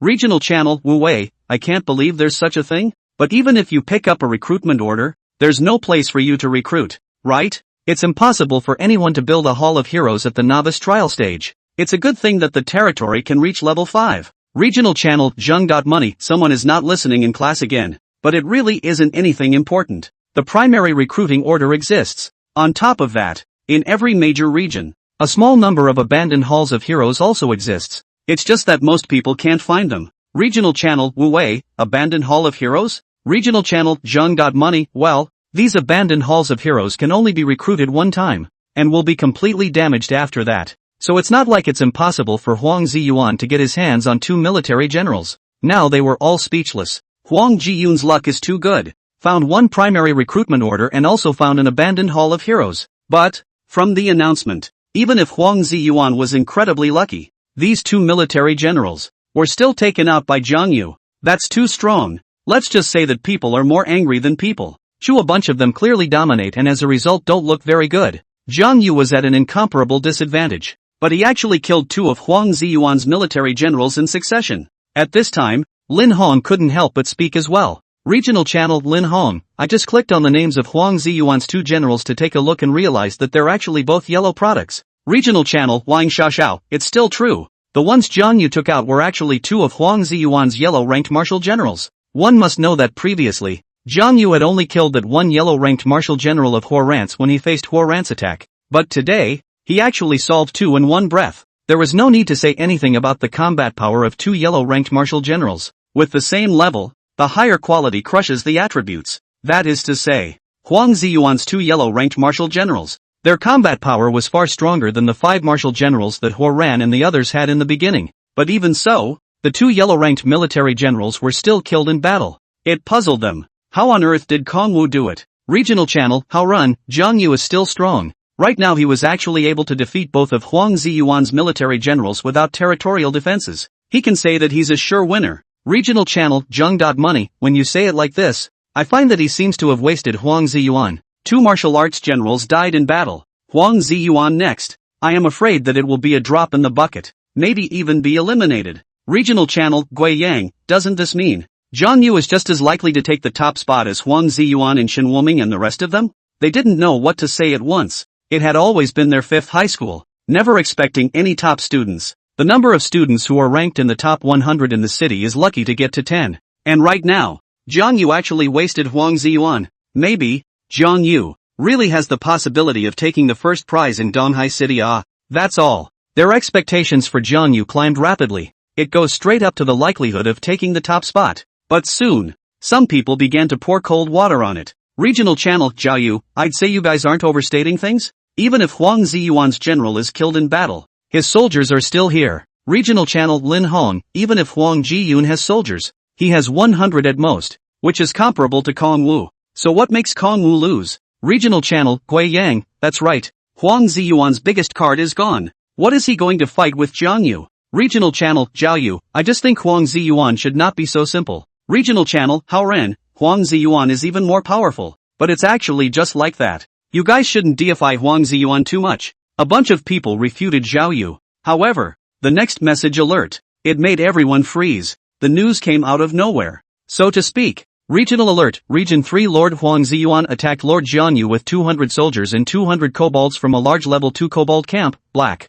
When this prompt appeared, everyone stared in disbelief, disbelievingly double-checking every word on the announcement. That original good mood was like being doused with a basin of cold water from head to toe, penetrating cold. Even Jiao Yu was in disbelief. Regional channel Jiao Yu, 200 kobolds, 200 soldiers? I can read all these words, but how come I can't read them together? Regional channel Wu Wei, how is this possible? Jiang Yu was clearly about to win, so how did so many enemies suddenly appear? Where did those 200 soldiers from Huang Ziyuan come from? Regional channel Lin Hong, 200 kobolds and 200 soldiers? They should be next to the monster camp. I can understand drawing in 200 kobolds, but what the hell is 200 soldiers? Regional channel Jiao Yu, yeah, as fast as Kong Wu. He's only trained 100 soldiers so far. Why does Huang Ziyuan have 200? Talent. Or something else? Regional channel Hu Feiwei, the biggest possibility is that Huang Ziyuan built a double barracks. Only if the labor force is large enough to do so. The number of civil workers does not exceed 300.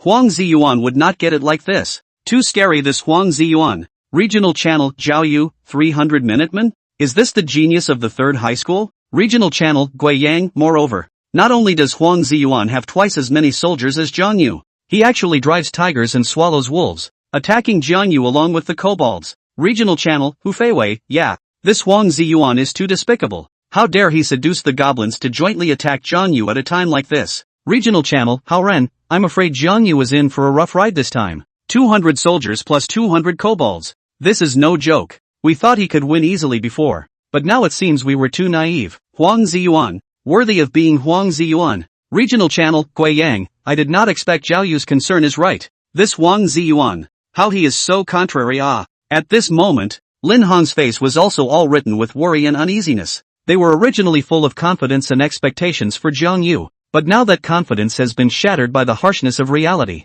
Yes, this message is that amazing, with a full 4 times the difference in numbers. Even if Jiang Yu still had that martial arts general named Lubu around, it would be impossible to win. All of a sudden, Jiang Yu's hope of winning was infinitely close to zero. No way. There's really no way around it. Huang Ziyuan is too strong. He has too many undercards. Not only are there 2 yellow-ranked military generals, and 200 soldiers. Build a double barracks for the opening. Is this the strength of the top contenders? Many people felt that Jiang Yu was already going to be eliminated. 100 hit 400, of which another 200 were kobolds. It's a hell of a fight. These 400 enemies were not at all comparable to Huoran's 400 folk before. 200 soldiers, 200 kobolds. How's that for a fight? In the meantime, just as many people were worried about Jiang Yu, Kong Wu's side, also frowning, he looked at the laughing Huang Ziyuan across the room. Ha ha ha ha ha. Huang Ziyuan laughed madly. Why is he laughing? The reason is simple. Just now,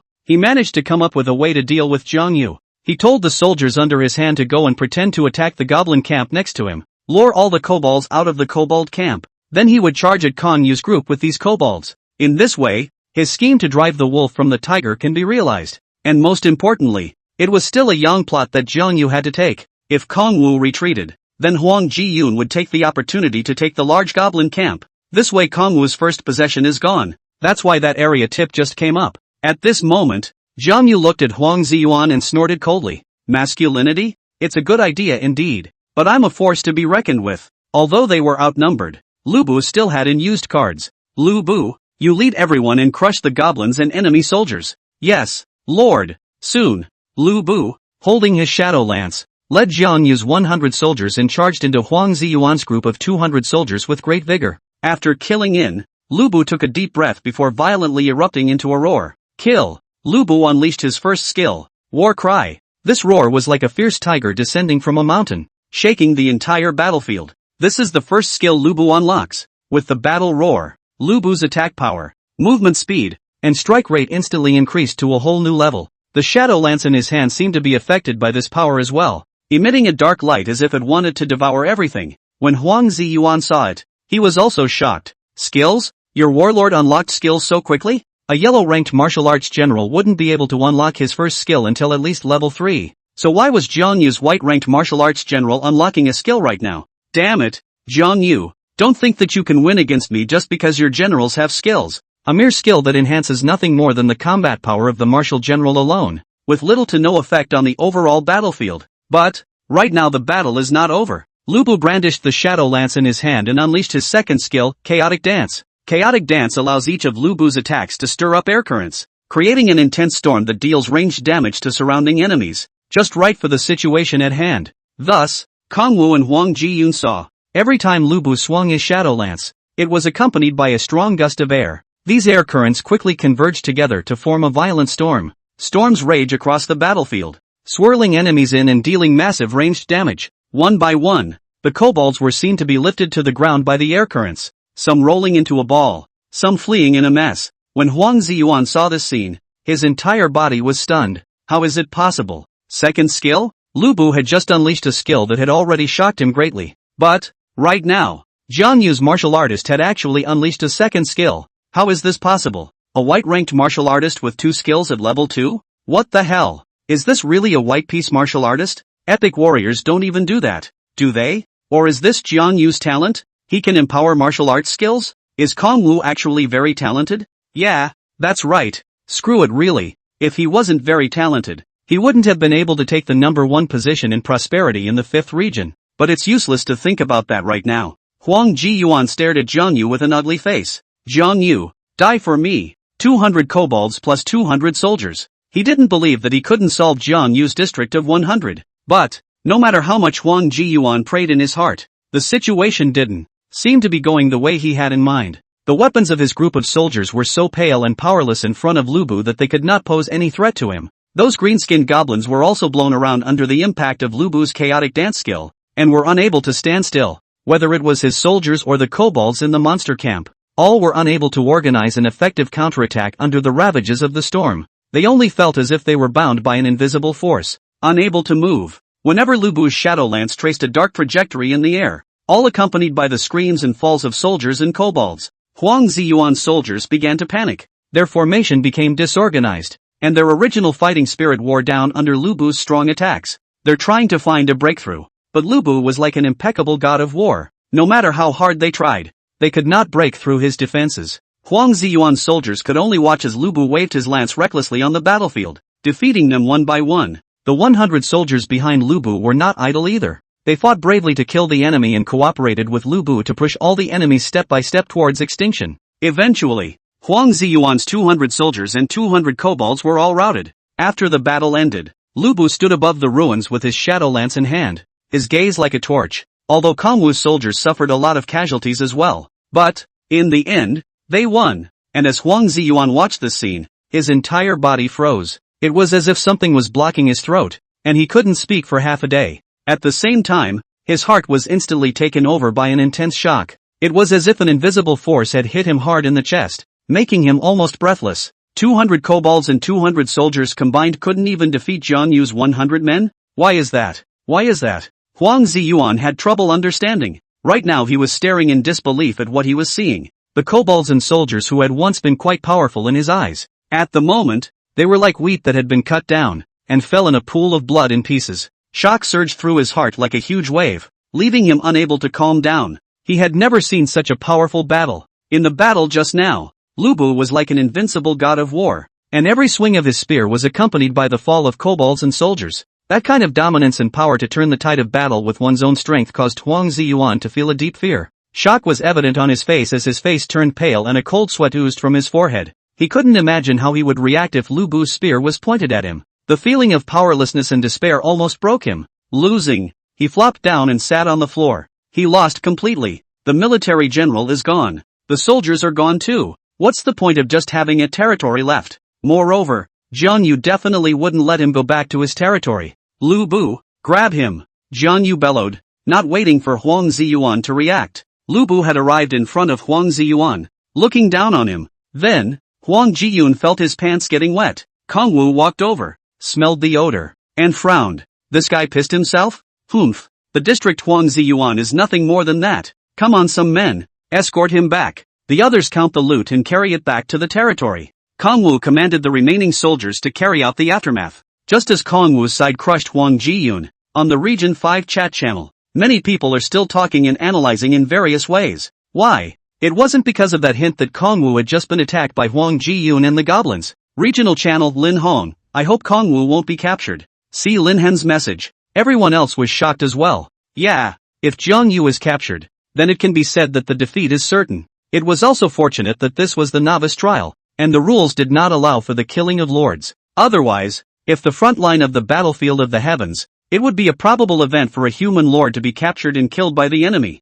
But right now, in the middle of the novice lord trials, being captured also basically meant being eliminated, because as soon as you take the opponent's territory next, that's basically a 100% elimination of the other side. Suddenly, ding dong, regional announcement, Region 7 Lord Chu Tianyi attacked Region 5 Lord Zhu Kun, Gao Ping and Hu Fei with 100 soldiers. Success! Ding dong, regional announcement, as this incident involves Regions V and 7. The incident will be broadcast simultaneously in Regions V and 7. When the crowd saw these two announcements, they all tensed up. Regional channel Wu Wei, it's amazing that a group of Zhu and the others lost. Regional channel Zhao Yu, although I just saw them die a military general and thought it wasn't good. I didn't expect to lose. Regional channel Lin Hong and Huang Ziyuan compared to this Chu Tianyi is indeed general. The soldiers are the same 100. But, Shu a group of them 120 people not to say a sure win, at least can play a tie, right? Regional channel Haoran, although I know that the 7th high school is a strong school, is it really so strong that an average student is so powerful? Regional channel Zhao Yu, this is a big shame. The announcement went to the 7th high school. I don't know how they'll laugh at us. Let's just say the situation is beyond bad, although it is also true that all students between the same schools are rivals. But right now, once it comes to the next district over, it's a school-to-school issue. If the announcement reaches Region 7, their 5th high school would have been overwhelmed. At this time, Zhu Kun, who hadn't spoken on the channel for a long time, finally bubbled up. Regional channel, Zhu Kunki, alas. Regional channel, Lin Hong, are you guys okay? At Zhu Group. Regional channel, Wu Wei, what's wrong with you guys? 120 people can't beat 100? It's too much of a waste. Regional channel, Zhu Kunsi, you guys don't know. That Chu Tianyi is too strong. I'll be sure to look into his origins afterward. Regional channel, Gao Peng, at Wu Wei, you're the waste. You guys are really standing around talking. And who are you to accuse us? Don't forget, there's still Jiang Yu. Jiang Yu, he's sure to lose to Huang Ziyuan, and then he'll be humiliated once more. If you want to scold him, go scold Kong Wu. Regional channel, Lin Hong.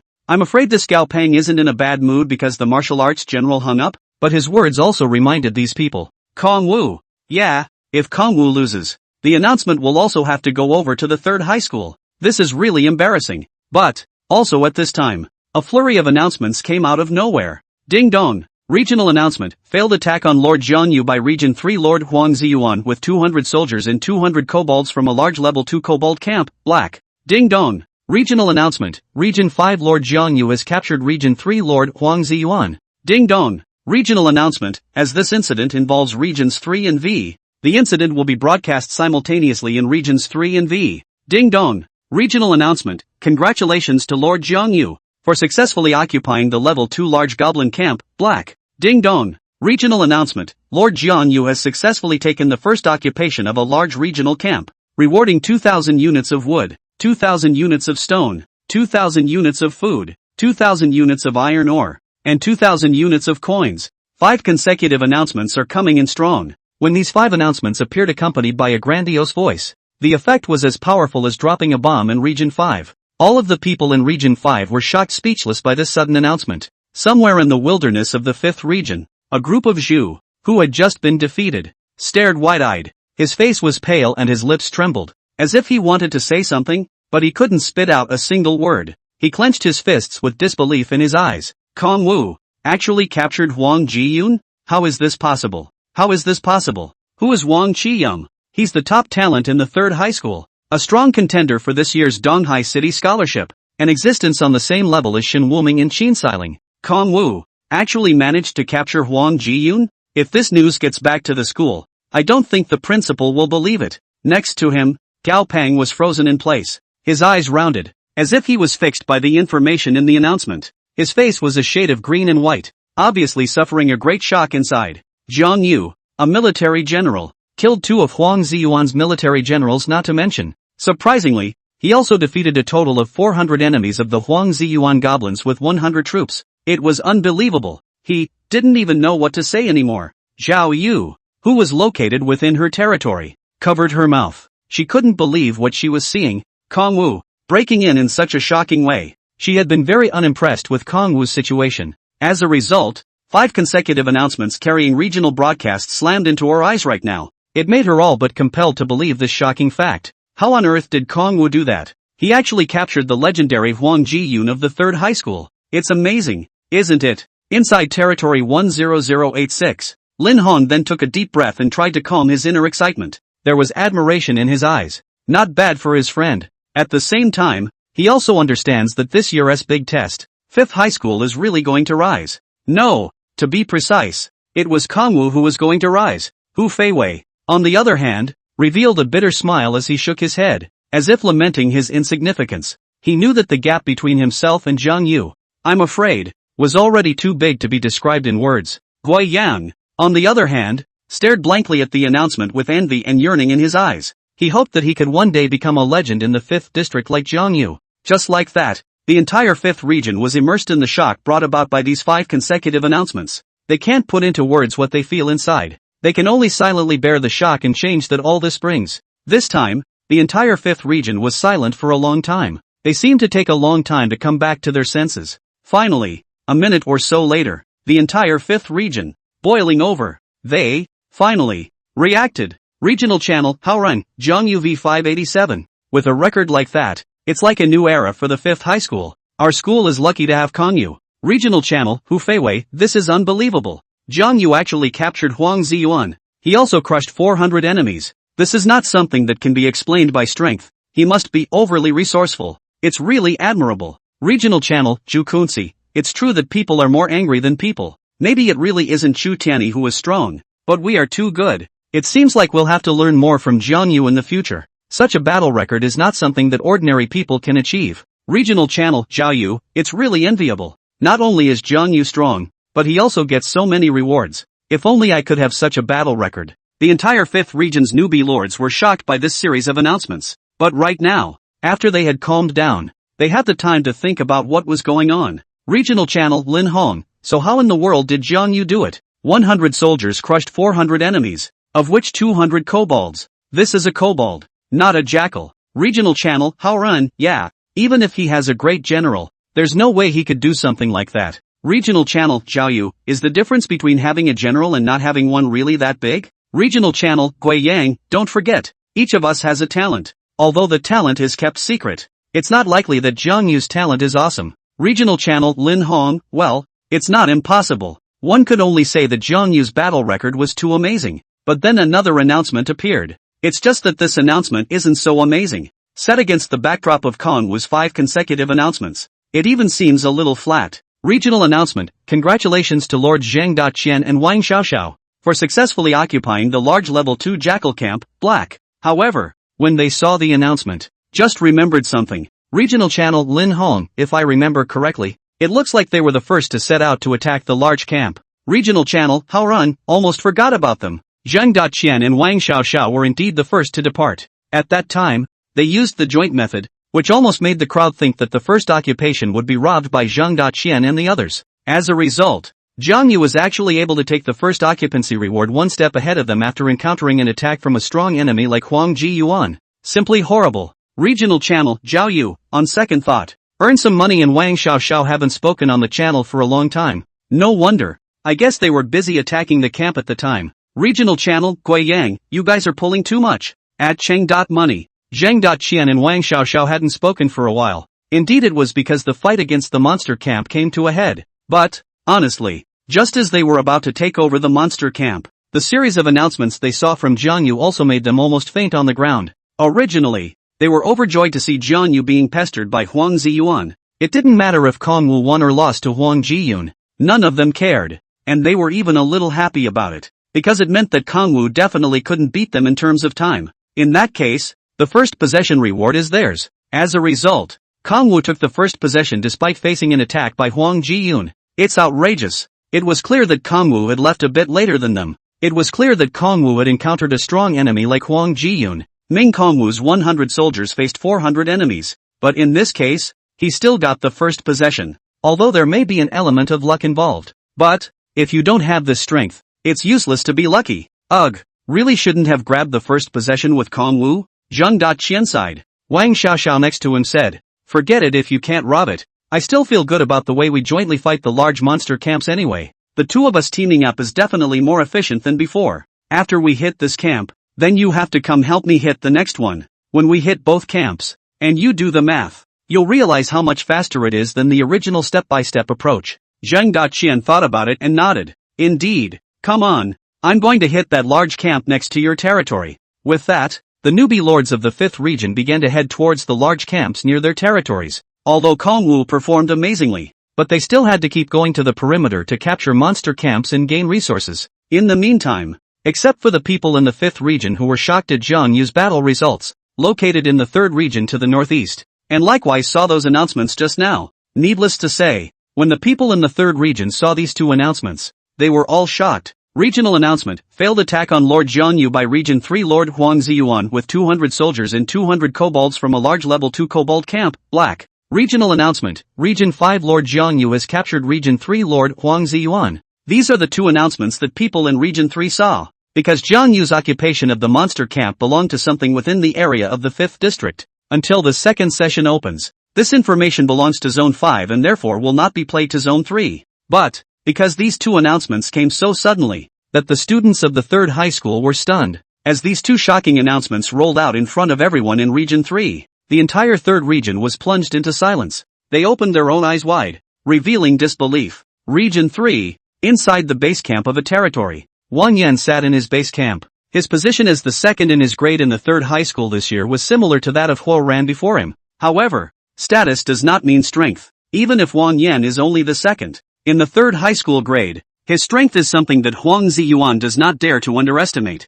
Not to mention Horan. The third high school would have been overall comparable to the first and seventh high schools, which are strong schools. Then the second place finishers from the third high school, naturally, are no match for the students from the fifth high school. At this moment, Wang Yan, wearing a battle armor that glittered, was holding an exquisite teacup, gently sipping the fragrant tea in it from time to time, his expression focused and deep. It was as if he was a true lord. But just then, two announcements from District 5 popped up in front of his eyes. He glanced over, and the usually calm and collected man was also staring with wide eyes at the moment as well, his face full of incredulity. The teacup in his hand stopped in mid-air, the tea swaying slightly, reflecting his astonished face. Huang Jiyuan was captured by the people from the 5th district next door? How is this possible? He muttered, disbelief in his tone. As the second in his grade, he competed with Huang Ziyuan from time to time. That's why he knew how powerful and skillful Huang Ziyuan really was. Even if in Wang Yan's heart, Huang Ziyuan was not the top scholar of Donghai City, then at least it was a guaranteed top 3 existence, because the top 3 were already fixed: Huang Ziyuan, Qin Siling, and Shen Wuming. So even if Huang Ziyuan couldn't beat Qin Siling and Shen Wuming, he could definitely come third in the city. However, right now he actually saw the announcement that Huang Jiyuan had been captured. 5th high school? All of him was puzzled in his mind. What's Huang Jiyuan doing at the 5th high school? And even if he goes, he should easily hang on to the 5th high school talent. Why was captured instead? Other side, Li Fenglei, the person who currently ranked third in the prosperity of the territory in the 3rd district. At this moment, he also put away his usual smile and frowned. He sprang to his feet and paced back and forth, as if pondering the sudden turn of events. Huang Jiyuan, that guy, actually failed? How could Huang Ziyuan be so strong, and lose in the hands of an unknown pawn? He was puzzled. Same time, Zhang Ba, the 6th in the prosperity ranking, was currently squeezing the wine cup in his hand as if he wanted to crush it. His eyes were filled with anger and resignation, as if he couldn't accept this fact. 5th high school, Kong Wu? That's a name I've never heard before. Where the hell did he come from? He roared in a low voice, his voice revealing a strong hostility. Zhao Tong and Lu Yulin and the other top 10 lords were also talking. Just like that, the entire 3rd region saw these two announcements. All of them are shaking inside. They talked about the failure of Huang Ziyuan. It also began to worry about the future of Region 3. To them, it was as if Huang Ziyuan's failure had become a shadow that could not be erased from their hearts. The regional channel in Region 3 has erupted with many comments as a result. Many people have expressed their shock above the channel. After all, to them, they never used to put the 5th high school in their eyes. As a result, the strongest Huang Jiyuan in their school at the moment was captured by a what-s named Jiang Yu. It is simply outrageous. They were expressing their dissatisfaction and the anger in their hearts on the chat channel, though they are all competitors with each other. But from school to school, they automatically hugged each other and were on the same page. In this case, Zhao Tong and Lu Yulin, who were located in the wilderness of the 3rd region, had just finished attacking a large monster camp. Like 5th high school, some of them have thought of a joint approach. Zhao Tong and Lu Yulin relied on their union precisely to take down this one large ogre camp. Zhao Tong said, Huang Ziyuan actually lost. What is this Jiang Yu? Next to him, Lu Yulin shook his head and said, I'm not sure. I've never heard of it before. Zhao Tong snorted coldly. Humph. We can't let that what's-his-name Jiang Yu hit us in the face like that. If the principal and teachers knew about this, I'm just afraid they could talk for a full 3 hours at morning assembly. And I don't want to stand on the playground for 3 hours. Lu Yulin nodded. That's true. It looks like we have found our first opponent for our 3rd high school this year. What a surprise. Yes, according to the situation at hand, after the second part of the trial opened, it was highly likely that the 3rd region would erupt into conflict with the 5th region. However, right now there are still a few days before the second session opens, so there's no need to rush for now. Rather, Huang Ziyuan's territory was a big problem. Should we go and occupy Huang Ziyuan's territory? Lu Yulin asked. Since Huang Ziyuan had been captured, his territory must also be incredibly empty. Let's just forget about it. He can't make it in time with his territory being so remote. However, even if Huang Ziyuan is captured, his territory still isn't that easy to be overrun by Jiang Yu. The people near Huang Ziyuan's territory will definitely find a way to take it down. We just have to watch the fun. That's all. With time, these two major regions are gradually returning to peace. Outside the kobold camp, Kongwu had finished counting the loot. It had to be said that the resources of a large level 2 goblin camp were indeed much more than those of other medium-sized camps. Take the resources at last count. Earlier, he had asked Lubu to fight the level 2 medium monster camps and took down 4 camps, giving him a total of 750 units of wood, 543 units of stone, 684 units of food, 419 units of iron ore, and 825 units of coins. On average, each level 2 medium-sized camp gets roughly 688 units of wood, 636 units of stone, 671 units of food, 605 units of iron ore, and 456 units of coins. And this time the large level 2 monster camp, this one alone, would yield 1,088 units of wood, 1,058 units of stone, 996 units of food, 927 units of iron ore, and 793 units of coins. Comparison of individual camps shows that level 2 large monster camps do have the most resources. Only, how come it feels like none of them are as much as what I gained before? Jiang Yu began to ponder. Let's just say the heart is not in the right place. Jiang Yu was now far ahead, and his need for resources was undoubtedly greater than others. This is not enough resources for a large level 2 camp in comparison. And his purpose of coming out this time is still the first occupation. As it turns out, the first occupancy bonus is really no joke, with 2,000 resources for a single item. At the current time, no monster camp has more resources than the first capture bonus. Counting the reward for the first occupation, this trip out, the single resource reaches the number of 3,000, which is considered very good. Okay, go back to the territory. After the inventory, Jiang Yu naturally had to have the soldiers escort the resources back. Although he had defeated Huang Ziyuan, he would have to travel to the third region in order to occupy Huang Ziyuan's territory. That's a bit of a problem. Originally, his 100 soldiers had suffered a lot of casualties in that battle just now. Now, he still has so many resources in his hands. What if someone else hijacks it? Therefore, Jiang Yu had better return to the territory first to be on the safe side. As for Huang Ziyuan, although he couldn't eliminate him for the time being, but by keeping him in the territory, he wouldn't be able to escape that easily. Thus, Jiang Yu took a bunch of resources, as well as the captive Huang Ziyuan, and hit the road. All along the way, Huang Ziyuan was guarded to death by Kongwu's soldiers. Of course, Huang Ziyuan didn't flee. After all, for him at the moment, even fleeing back to the territory wouldn't help,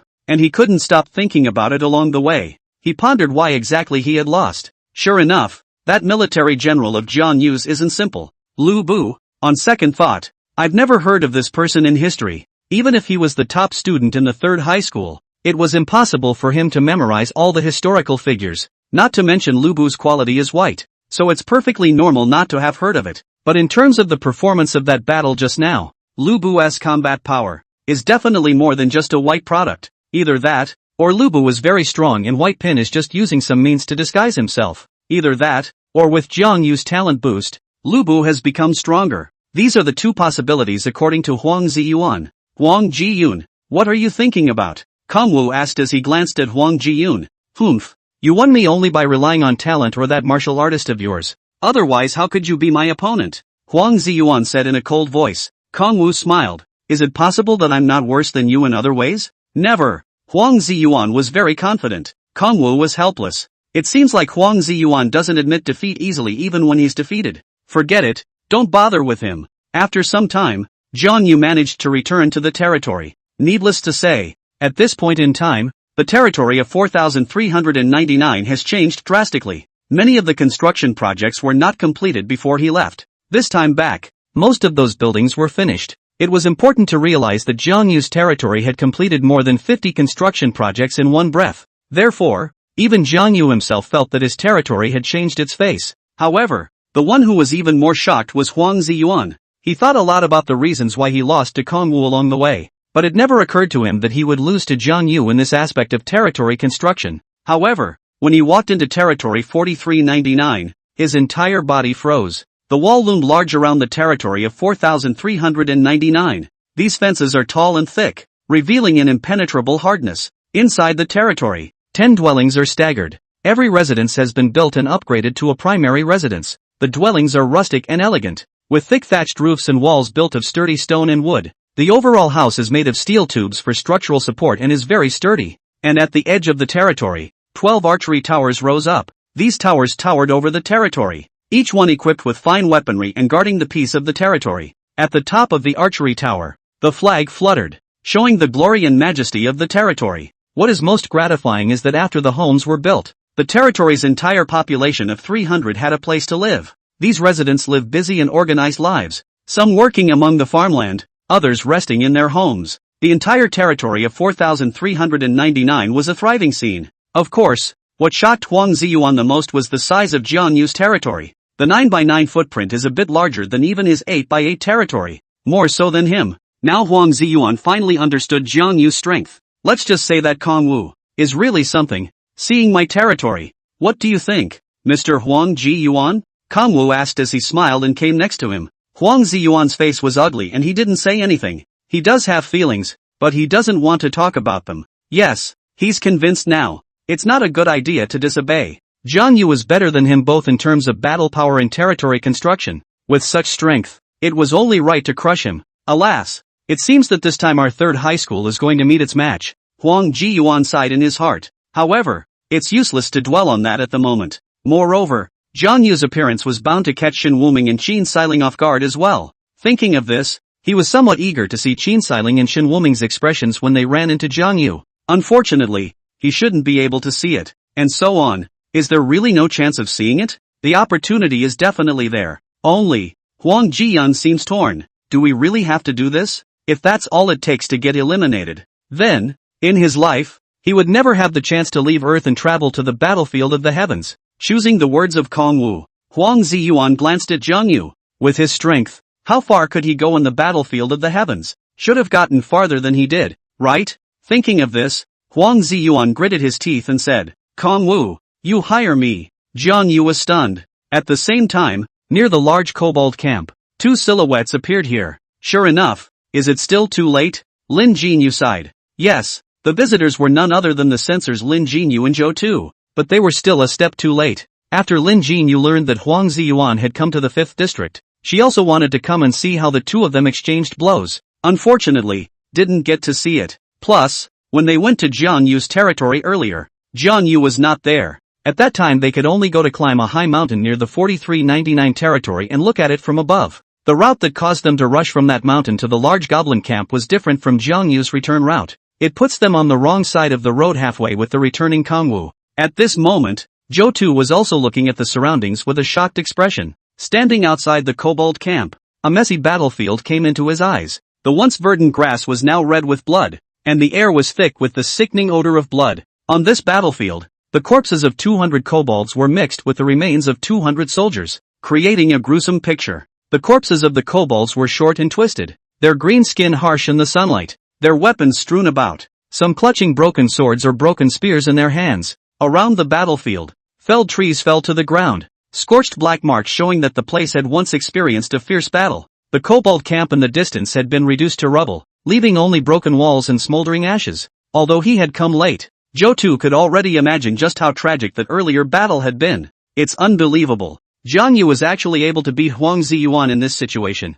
Zhou Tu was responsible for the review of the third region, so the heart is more or less biased in favor of Huang Ziyuan. But, the results at hand forced him to admit it. Kong Wu is indeed better than Huang Ziyuan. This year, the 5th high school actually appeared a genius like Jiang Yu. Looks like there's a good show coming up for the Novice Lord's trials. No, not only is it a good show, it's a great show. Right at this moment, Lin Jinyu spoke triumphantly. Humph, how about that? I have a pretty good eye. Although she was worried about Jiang Yu, she was also very optimistic about him. Right now, Kong Wu's track record proves that her vision is superb. Zhou Tu, on the other hand, was helpless. Ah yes, you have a super good eye alright. However, he was also puzzled. How on earth did Jiang Yu do that? In fact, many people have this question. It's just that for most people, it's impossible for them to know the details and particulars. Why don't we check the background data? Lin Jinyu said. It's no use. We censors just have more authority.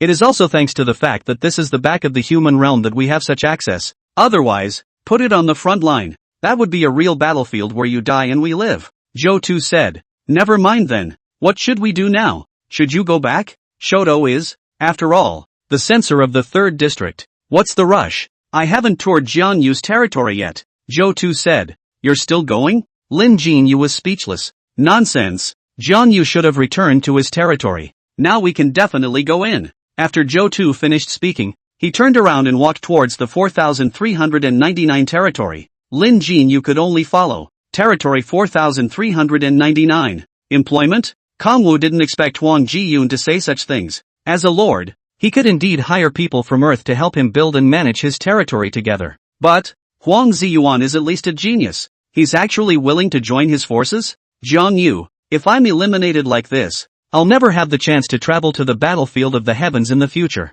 I don't want to stay on Earth for the rest of my life. I want to see how big the universe really is. So, if I join your side, will you hire me? Jiang Yu didn't even know what to say when he encountered this situation for the first time. He thought for a moment and said, usually the recruiting session starts after the national top student comes out, and you're not too early for the first session to be over yet? Huang Ziyuan shook his head. Kongwu, if you become a national top student, will you still pick me then? So think of it as my investment in you. If Jiang Yu was eliminated, then it was naturally impossible for him to follow Jiang Yu to the battlefield of the heavens. But Kongwu, if he becomes a top student, then he's considered a successful investment. This would allow him to follow Jiang Yu to the battlefield of the heavens. And, if you hire me, I can help you take over my territory. You're supposed to be number 1 on the prosperity ranking in District 5, right? There are quite a lot of resources in my territory. It will be very helpful for you to remain number 1 on the prosperity list for the rest of the year. Kongwu thought about it and decided that taking in a Huang Jiyun wasn't bad. After all, it was also a strong contender for the East Ocean City Scholarship. Donghai City is one of the 4 largest cities in the country. So Jiyuan Huang's level isn't bad when you put it in the country. In the future, he would lead the troops on the expedition and let Huang Jiyuan stay in the territory to manage it. And it would also allow the territory to continue to build as usual when Jiang Yu left. Although it was said that in the future he could recruit famous Chinese civilized generals. However, as the territory grows, it is inevitable that a large-scale territorial administration will also be born, and it is impossible to let every civil general do everything himself. This is the time for Huang Jiyun to hit the ground running. Fine, you'll be my handyman for now, but I'll fire you at any time if you don't satisfy me. To this point, as the top genius of the 3rd high school, Huang Jiyun had just thrown himself under Kongwu's command. Huang Ziyuan is completely submissive. The corners of Huang Jiyuan's mouth twitched even after hearing Jiang Yu's words. He's at least the genius of the 3rd high school, and he can only do odd jobs?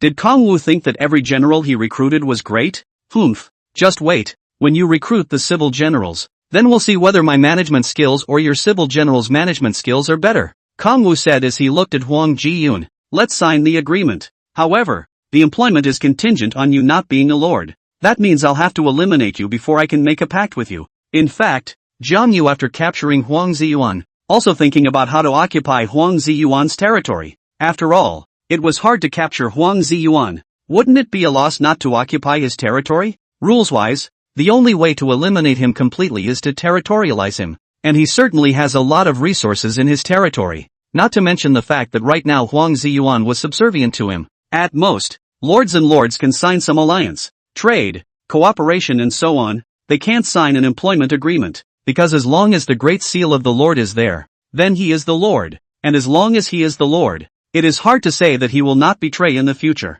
And employment agreements are different. After signing, Huang Ziyuan is a real hitman. As long as there was no Seal of the Lords, the recruited generals would never turn to his side. So whether it's for resources or to hire Jiyuan Huang, all must first eliminate Jiyuan Huang. It was just that Huang Ziyuan's territory was in the 3rd region. Although it was very close to the 5th district, Kongwu was worried. After seeing the announcement that Huang Ziyuan had been captured, there would be people in the 3rd district who would attack Huang Ziyuan's territory in an attempt to pick up the pieces. Jiang Yu attacked Huang Ziyuan's territory and would also encounter some people from the 3rd district. Things will undoubtedly be much more troublesome. However, Huang Ziyuan told him not to worry too much. My territory is close to the 5th district, and it's farther away from everyone else's, and I still have 100 Minutemen in my territory. Even though there are no more soldiers, 100 Minutemen relying on the city walls and archery towers will definitely have no problem defending. Not to mention the fact that in the present day, they'd be lucky to train 100 soldiers each. So it is. Jiang Yu didn't have a map of the 3rd district, so he didn't know the situation in the 3rd district. If that was the case, then Huang Ziyuan's territory could indeed be left in no hurry for the time being. but it was also at this time that a civilian blew his whistle from the sentry tower. Someone's coming? Only two though? Now Jiang Yu had taught these folk a set of whistle-blowing methods. The people who came to him, whether they were many or few, could make Jiang Yu hear different voices. Jiang Yu stepped out of the territory and looked around, and soon enough, he saw the familiar-looking Lin Jinyu, as well as the unrecognizable Zhou Tu. Censor? Kong Wu froze. Yo, long time no see. Lin Jinyu greeted with a smile. Jiang Yu was speechless. It hasn't been a few days since the last time we met. Right. Words this is? Jiang Yu looked at Zhou Tu. Oh, he's the censor of the 3rd district next door. Zhou Tuesday, Lin Jinyu said. Kong Wu wondered what the censor of the 3rd district was doing here. We just came to take a look. We came here once before, but you happened to be away. Lin Jinyu said. And suddenly, she saw Huang Ziyuan. Sure enough, Huang Ziyuan has been captured by you, but you don't let anyone keep an eye on him. Aren't you afraid he'll run away? Lin Jinyu noticed that there was no one guarding Huang Ziyuan.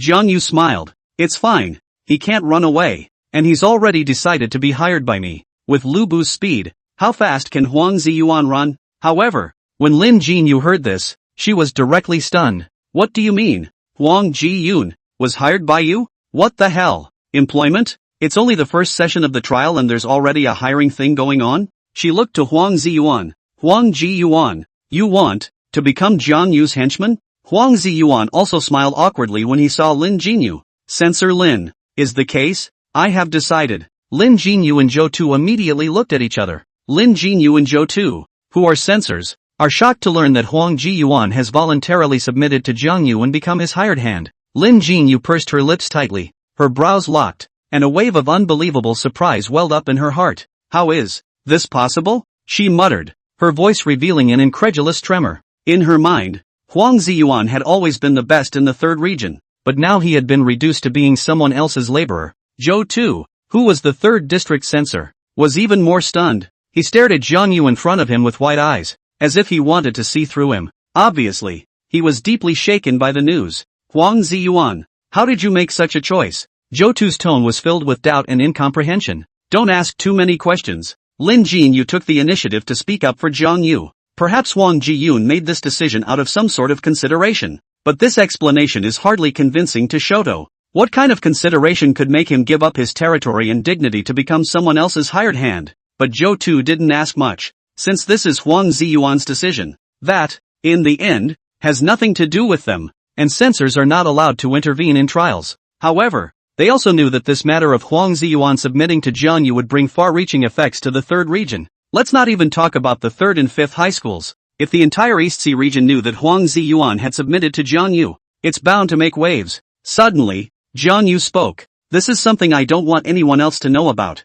So, Lin Jinyu hurriedly spoke. Don't worry, we won't say anything. After all, we censors can't meddle in the trials. However, Lin Jinyu was also becoming more and more puzzled in her heart. Jiang Yu actually wanted them to purposely hide it. Could it be that this matter of Huang Jiyuan submitting to him, Jiang Yu is going to make some kind of article out of it? It had to be said that Lin Jinyu had really thought of the right thing. Although this matter was said to be very sudden, Kong Yu felt that this matter of Huang Ziyuan's subjugation might be used as one of his bottom cards. It might be of great use when the 2nd session starts, but that's something to talk about afterward. Right now, the first occupation of the large campgrounds is kind of over. Next, then, Jiang Yu's goal was simple. It is to maintain the 1st place in prosperity and keep it until the end of the 7th day, thus taking 1st place in the 1st session. Of course, to remain number 1, the territory must continue to build and strengthen its prosperity. And that takes a lot of resources. Although he had taken the 1st possession, he still had to think about the next 3 levels of territory.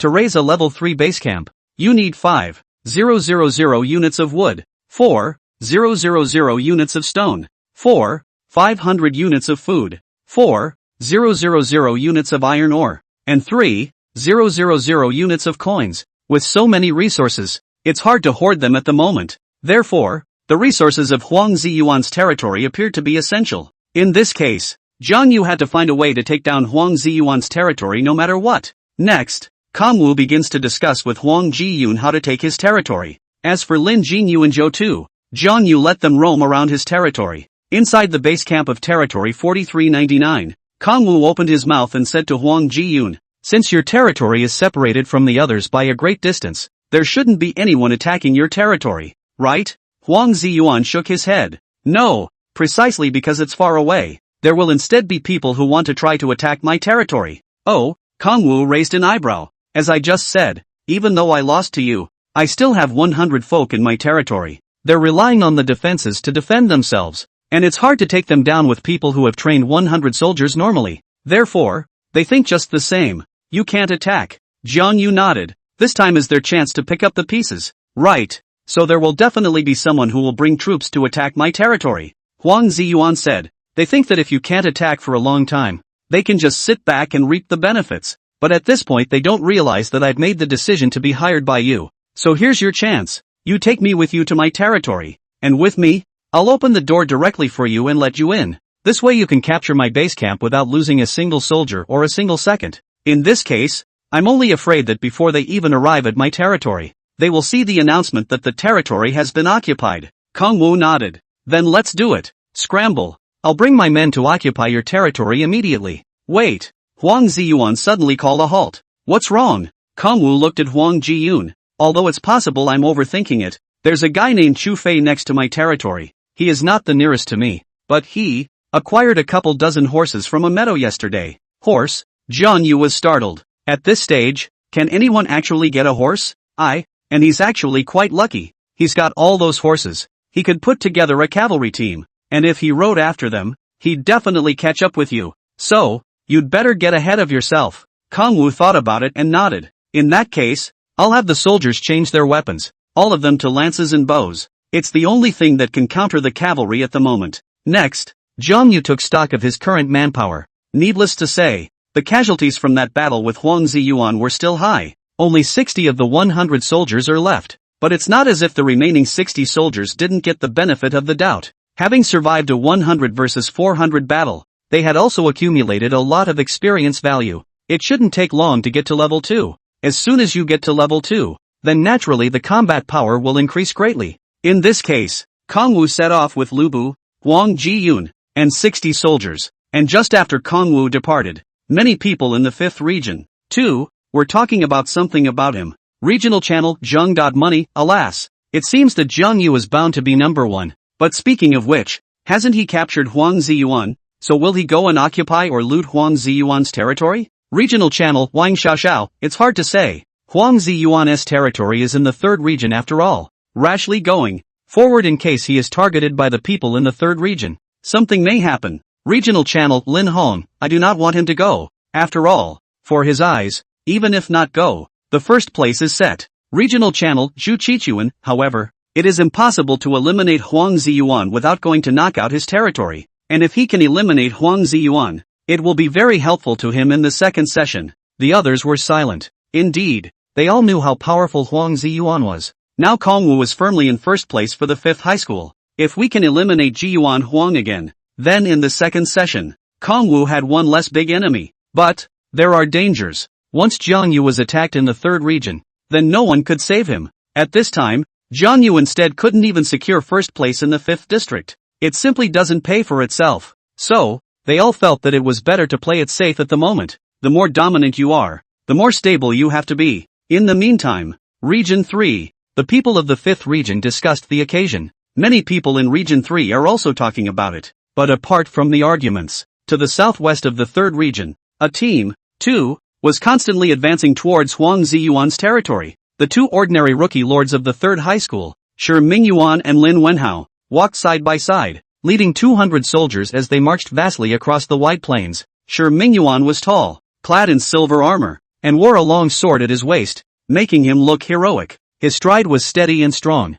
revealing unquestionable leadership in every step. Lin Wenhao, on the other hand, appeared gentle and elegant, wearing a white robe that had been captured. The fan in his hand shook gently, as if he was plotting a future layout. Behind the 2 lords, 200 soldiers followed neatly. Their armor glistened in the sunlight and their strides were firm and strong. The soldiers had swagger written all over their faces. They knew full well that under the leadership of these 2 lords, they would be joining forces together to attack a territory that was extremely well defended. It was not easy to take this territory. As the saying goes, at this point, one must not be discouraged, or it will affect the next battle. I've really believed in your evil, not going to attack the large monster camps and instead attacking Huang Ziyuan's territory. Shi Mingyuan spoke. Lin Wenhao shook his fan and pretended. That's Huang Ziyuan's territory. There's no telling how many resources we can gain after recycling all the buildings. The single resource gained from a large monster camp is 1,000 units at best. Huang Ziyuan's territory has a guaranteed 3,002.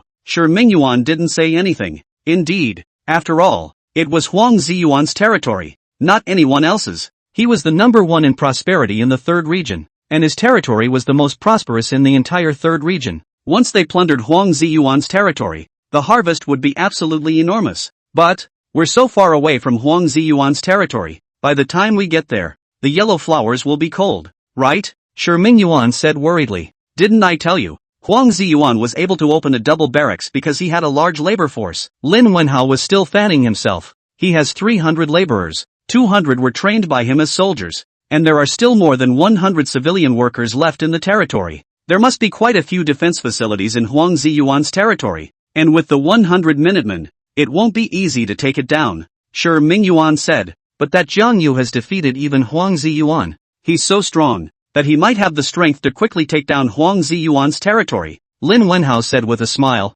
I have thought about such a possibility, but as powerful as Guan Yu is, attacking Huang Ziyuan's territory will take some time, right? So don't worry about it, we're definitely in time. Lin Wenhao was talking when suddenly, ding dong, regional announcement, Region 5 Lord Jiang Yu has occupied Lord Huang Ziyuan's territory number 4096. Lord Jiang Yu chose, plunder, and gained a large amount of resources. Ding dong. Regional announcement, as this incident involves Regions 3 and V, the incident will be broadcast simultaneously in Regions 3 and V. See these two announcements. The smile on Lin Wenhao's face instantly became incredibly stiff. Kong Wu, occupied Huang Ziyuan's territory? How? He violently erupted in horror. At this moment, his brows were tightly locked, and his original confident demeanor was replaced by a wave of unspeakable shock. He repeated incredulously, how is this possible? Lin Wenhao's voice had a hint of trembling in it, as if even he himself couldn't believe this fact. Jiang Yu actually took down Huang Ziyuan's territory so quickly?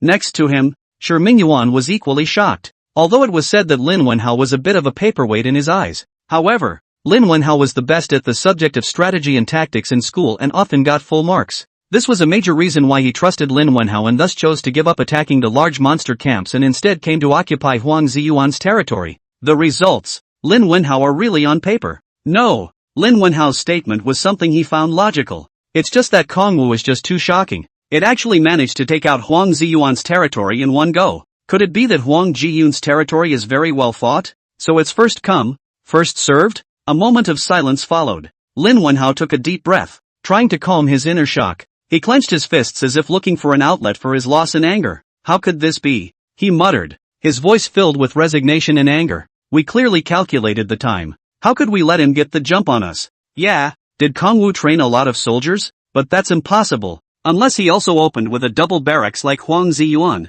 But opening a double barracks and training 200 soldiers at the same time is something that requires a sufficient number of Minutemen to do. He raised his head and looked into the distance, as if pondering how exactly Jiang Yu did it. But no matter how he thought about it, the lack of information was inconclusive. Asterisk.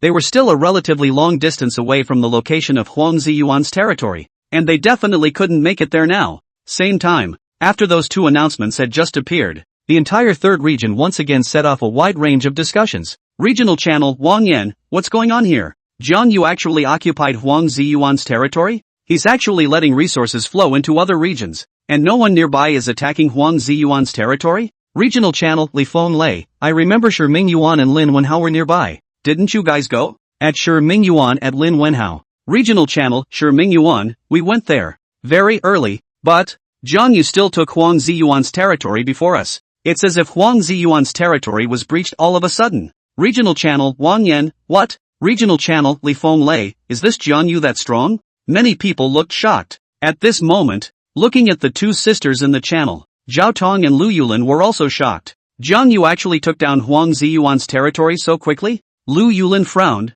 Originally, I thought I could see a good show, but I didn't expect to let Jiang Yu get it so easily. I always feel that something is wrong. Under what circumstances was Jiang Yu able to occupy Huang Ziyuan's territory so easily? Zhao Tong frowned in contemplation. 500 or more soldiers? Lu Yulin guessed. This can't be right. Even Xin Xiling couldn't have done 500 soldiers at this point in time.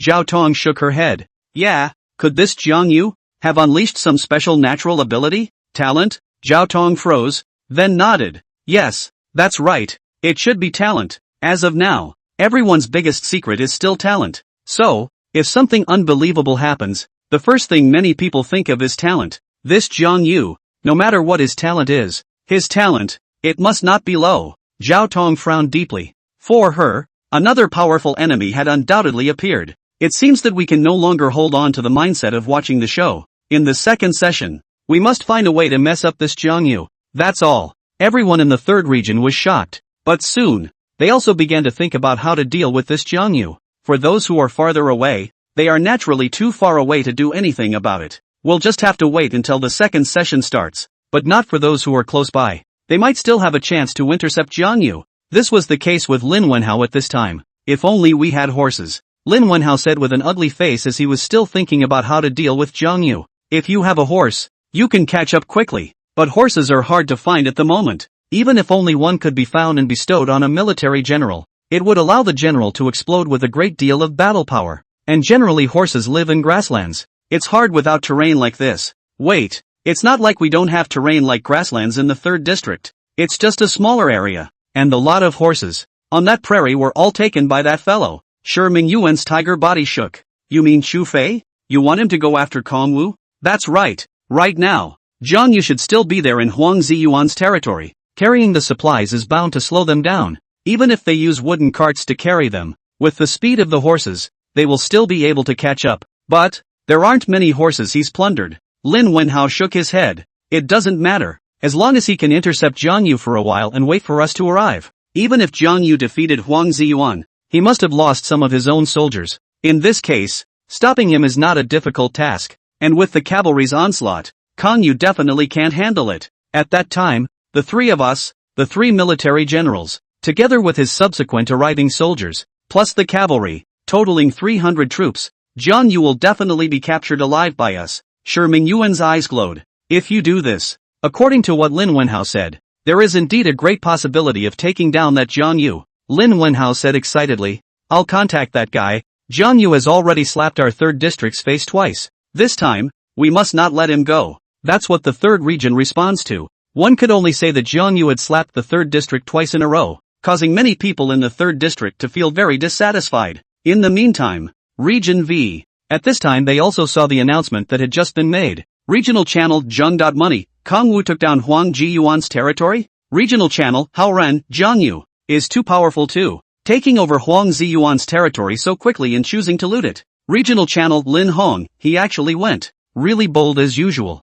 Regional channel Wang Xiaoxiao, great god, Jiang Yu is awesome. He dared to go to the 3rd region even in this situation. And he took down Huang Ziyuan's territory so quickly, which was too fast. Regional channel Lin Hong, yeah, counting the time carefully. It's too fast. Is Huang Ziyuan's territory that good? Regional channel Zhu Qichuan, this is unscientific. Jiang Yu fought the so strong Huang Ziyuan. Didn't he have any damage? Less than 100 soldiers. How could he attack Huang Ziyuan's territory? Regional channel Zheng.money, yeah, how the hell did he do that? Before, he was able to easily take over the territory of Huoran and the 5 of them purely because Huoran and the 5 of them only left about 10 people to guard their homes. And not every one of them had built a fence. Regional channel Haoran, awesome indeed. Jiang Yu's action this time not only demonstrated his strength, but also showed us his infinite possibilities. Jiang Yu really has the potential to take the top spot. But this time, Zhou Moon came out singing her praises again. Regional channel Xiao Yu, but Jiang Yu is going in alone and committing a major military taboo. We don't even know what's going on in the 3rd district yet, in case he's besieged by the people in the 3rd district. Regional channel Lin Hong, why are you again? Last time it was also you who sang the bad news about Jiang Yu. What? Do you think this time Jiang Yu will also be in trouble? Regional channel Haoran, that's right. Since Jiang Yu had taken Huang Ziyuan's territory, it meant that his strength was there. And since he had captured Huang Ziyuan's territory so quickly, now if he withdrew immediately, others would definitely not be able to catch up. Regional channel Zhao Yu, blush, I don't mean that. I'm just more worried. Regional channel Zhu Qichuan, you're worried sick. Unless someone in the 3rd region obtains a horse, no one will be able to catch up with Jiang Yu. However, along with the Zhu group sent out this message, 2 announcements came steeply. Region alert, Region 3 Lord Zhou Fei attacked Lord Jiang Yu with 60 cavalry. Regional announcement, as this incident involves Regions 3 and V, The incident will be broadcast simultaneously in regions 3 and V. At this instant, the people in the 5th region were all shocked.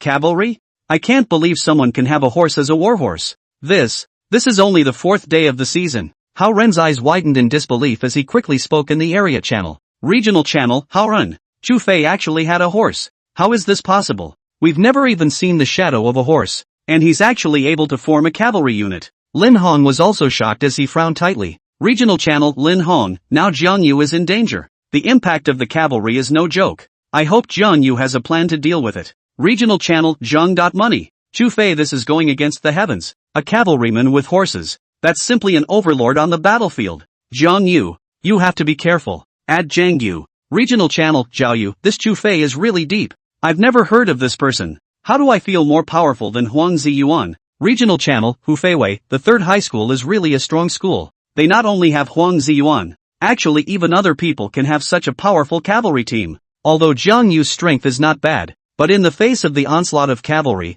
I am afraid that it is still difficult to fight against Regional channel, Wang Xiaoxiao, this is not good for Jiang Yu. He is alone. Not to mention whether he can fight this cavalry team, once the entanglement is too long. Wasting time. When the rest of the 3rd region arrived, Jiang Yu really cannot go. The entire atmosphere of the 5th region became tense because of this announcement. The crowd was sweating for Jiang Yu, expecting him to be able to turn the danger around and return to the 5th district safely. But honestly, that is too little hope. Unless Jiang Yu learns in advance that he will encounter the cavalry, the chance of winning is 0. Just as the people of the 5th ward were shocked, Jiang Yu's side looked at the cavalry unit that appeared in front of him, and his face also sank. Sure enough, the 3rd area wasn't that easy to break into. The enemy really came to stop him. And, still, a cavalry unit. Jiang Yu looked at the group in the distance. Taking the lead and charging at the front was a valiant military general. That military general was like a fierce tiger descending from the mountain.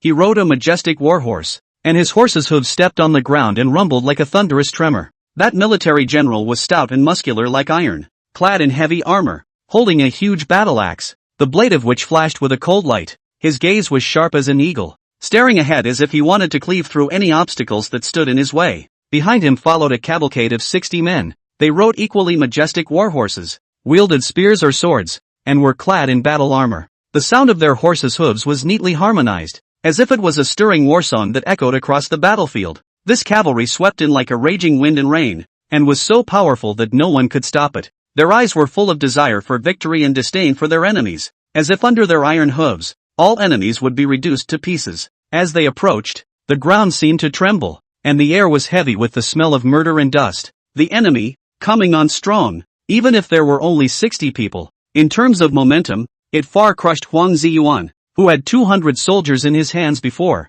This is the cavalry, the team with the greatest impact in the Cold War era. Kong Wu. Beside him, Huang Ziyuan also looked at him with a grave expression. You quickly go to the back and hide. Don't let them find you. Jiang Yu, on the contrary, had a calm face and said to Huang Ziyuan, I know. Huang Ziyuan was no longer a lord now, so he could only honestly obey and hide in the crowd behind the wooden carts loaded with resources behind Jiang Yu's team. This time, since he had the help of Huang Ziyuan, Jiang Yu had also plundered his way to the top. In addition to the resources, even the population and civilian laborers of Huang Ziyuan's territory were all pocketed by Jiang Yu. Of course, at the moment he didn't have time to take inventory as all, and Huang Ziyuan is hiding among these minutemen. After seeing Huang Ziyuan leave, Jiang Yu also immediately told Lubu and the 60 soldiers to get ready. It's a good thing I had them change their weapons ahead of time. Yes, weapons. The 60 soldiers, all of them, had already changed their weapons to bows and lances. It's a weapon specifically designed to restrain cavalry.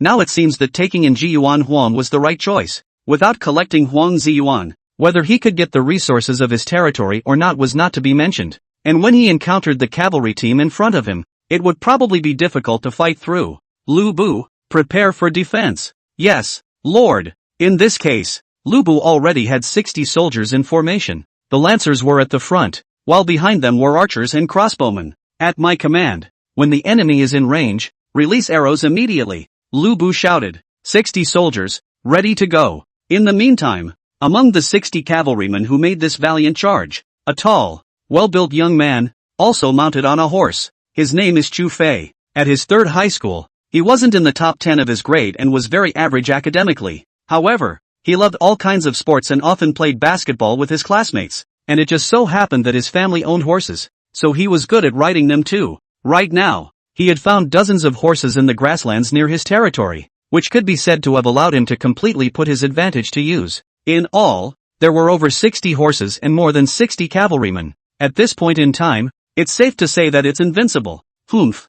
Jiang Yu, right? Huang Ziyuan's resources. All of them belong to me. Chu Fei smiled broadly in triumph. After Lin Wenhao contacted him, he agreed to Lin Wenhao's request. As for Lin Wenhao and Shi Mingyuan's comment about coming to provide support, he didn't care at all. He's got 60 cavalry. What kind of team can hold him back? Not to mention Jiang Yu's less than 100 remnants. Even the 200 soldiers of Huang Ziyuan in his heyday couldn't do it. That's the power of a cavalry charge. Invincible and unstoppable. Therefore, in Chu Fei's opinion, there was no need to wait for Lin Wenhao and the others to arrive. He alone could crush Jiang Yu and get Huang Ziyuan's resources. But at this time, Chu Fei did not know that Jiang Yu, on his side, had already made preparations. With them into range, Lubu then decisively ordered, "Release the arrows." The back row of archers and crossbowmen had long been poised. At this moment, when they heard the order, they immediately bowed like a full moon. Arrows like shooting stars, and shot at Chu Fei's cavalry in unison.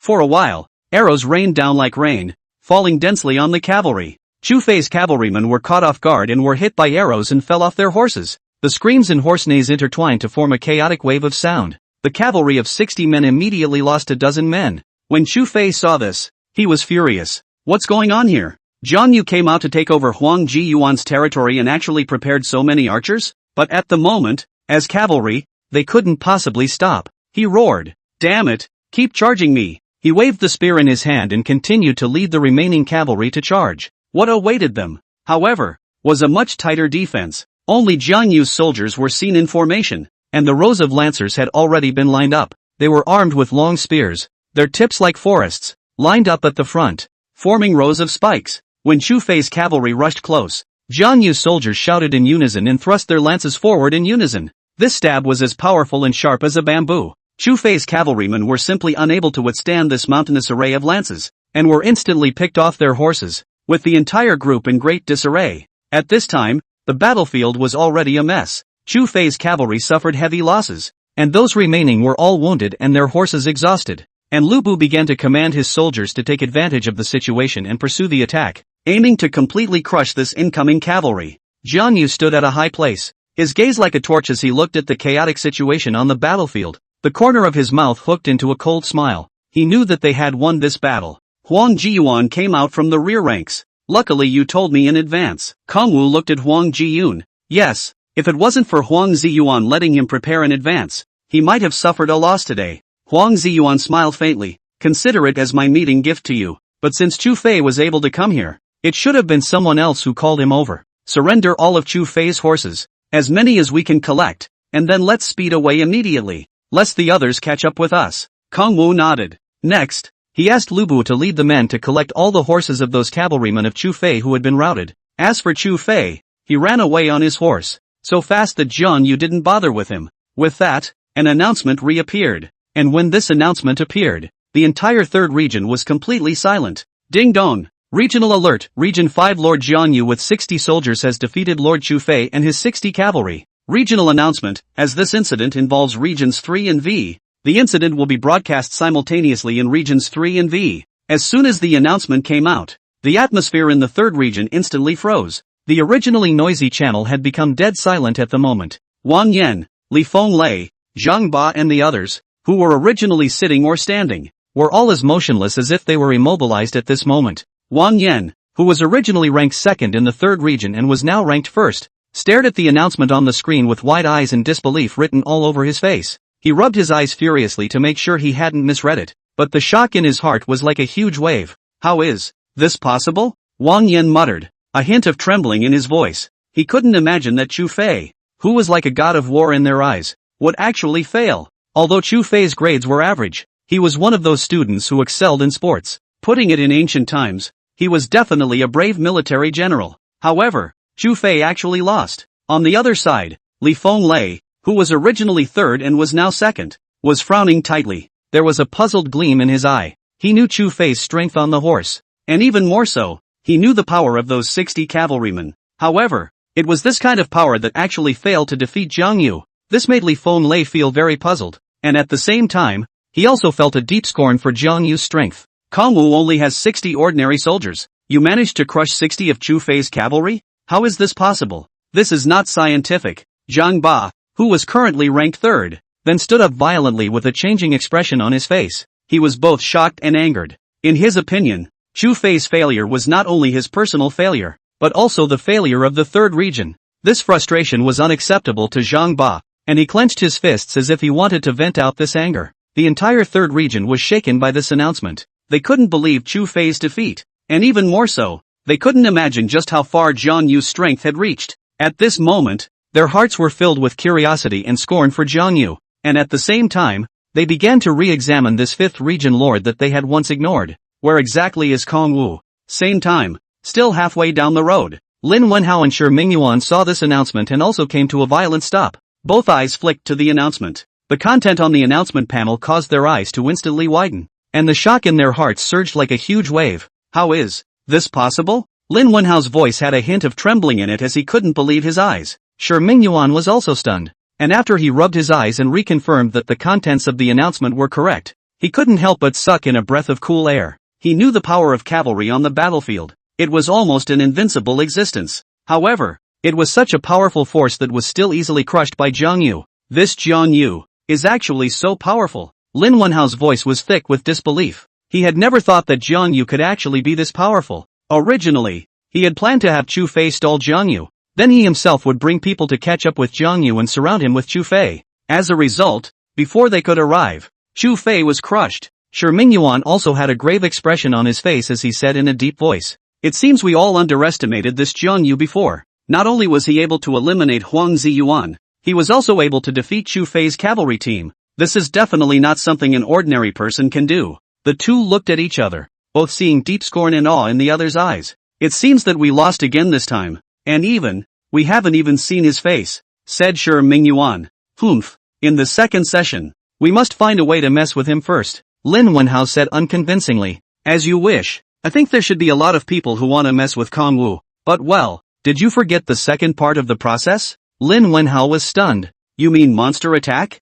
"Yes. From the second session, there will be more competition among the lords. The competition, too, will be much richer. For example, the first upgrade of level 3 base camp, monster attack, recruitment order, copy, and so on, all are challenges for new lords to face. The situation, too, will be more complex than before. Therefore, what kind of strategy to adopt for development and how to devise a long-term plan are all things that they, as lords, must bother to think about." Lin Wenhao took a deep breath. "I almost forgot if you didn't tell me. Monster attack? At the beginning of the second session, each person's territory will be attacked by a large number of monsters. The main purpose of this session was to weed out the weak territories, and only those who persevered would be able to keep the trial going. Of course, there are bonus points for lords who perform well in defense. This is equivalent to an event where the higher the event score, the greater the reward. That's why this monster siege session is important for every lord." "Then it looks like we don't have time to settle the score with Jiang Yu once the second session begins." Lin Wenhao's face was a bit ugly, but it doesn't matter. Over the years, almost no one has been able to break the hold on the top 10 by the 3 special focus powerhouses of I3 and 7. And even if it did, it would be a flash in the pan, falling out of the top 10 at the end of the final event. Jiang Yu must be the same. He can't even enter the top 10. Even if they do make it into the top 10, they won't make it into the top 3. Humph. Just wait, Jiang Yu. Just let you survive some more time. When the monster siege event is over, your time to die will be up. In the meantime, Zhang Qian and the others also saw the announcement just now. There was not a lot of talk about it. Regional channel, Xiang Yu, it's amazing. 60 ordinary soldiers actually managed to crush 60 cavalry. Is Jiang Yu's field command ability that strong? Regional channel, Zhang. Money, indeed. Unless Jiang Yu has a heart. But Jiang Yu is going to occupy Huang Ziyuan's territory. He couldn't have guessed that what's-his-name Chu Fei would come to attack him. Could he? Although they knew that Jiang Yu was very powerful. But, that's too good to be true, isn't it? And how the hell did he do that? Many people can't figure it out. Regional channel, Zhu Kunzi, forget it. I don't want to think about it. Anyway, Jiang Yu is so powerful. Maybe he can get a good ranking in the second part of the Monster Siege event. Regional channel, Zhao Yu, this is hard to say. The three strongest schools in the East China Sea area. 137 high schools have been firmly in control of the front of the rankings. Even if Jiang Yu can eliminate Huang Ziyuan, it is also difficult to say. In this case, Jiang Yu returned to his territory. Next, he began to take stock of this time's harvest. Needless to say, the rewards were huge. The first is resources. This looting of Huang Ziyuan's territory gave him a total of 777 units of wood, 258 units of stone, 601 units of food, 825 units of iron ore, and 143 units of coins. It can be very lucrative.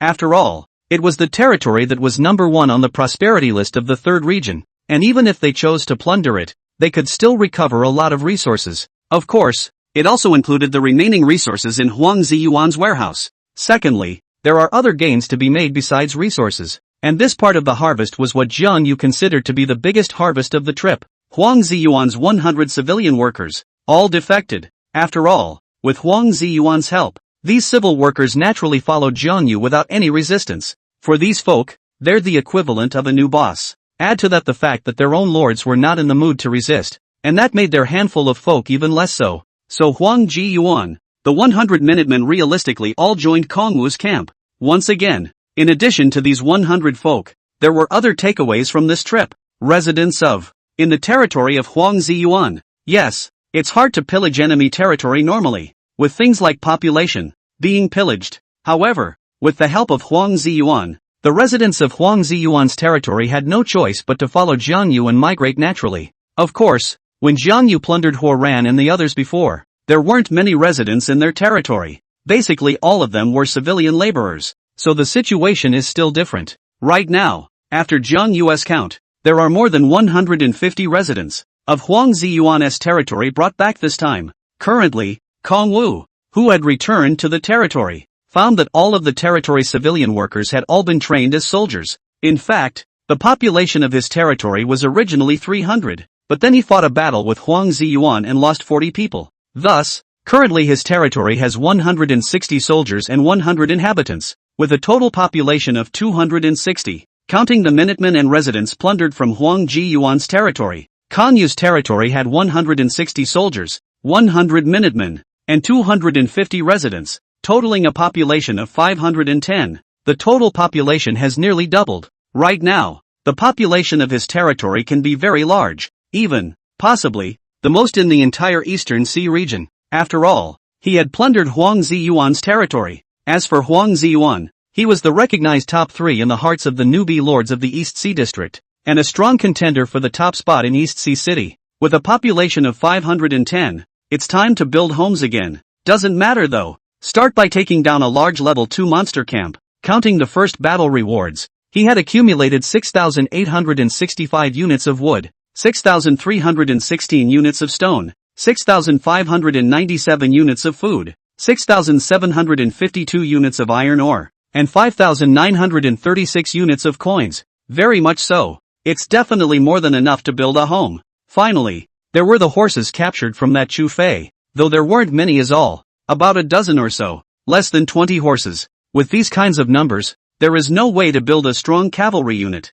Never mind, these horses will be used for a special purpose. For example, rewarding military generals. Give Lubu a horse so that his fighting prowess is bound to go to another level. Or give a couple of soldiers to use as scouts, who detect something and immediately ride back. However, even after counting to this extent, Jiang Yu still realized that it wasn't finished. There's one thing that hasn't been a detailed inventory. Equipment. Mainly, the white equipment within Jiang Yu's territory has actually been very much. He's trying to find a place to sell it, only there's no place for him to sell it. Still, there are slightly fewer black items of equipment. He had attacked the large goblin camp before, and since this camp was of black item quality, most of the equipment he obtained was black items. Around 300 pieces of black equipment, equivalent to more than 70 sets. It's not really enough to arm 160 soldiers. Therefore, in these last remaining days, Jiang Yu was also planning to arm all the soldiers first and have them all replaced with black item equipment. Other than that, build all the buildings you can,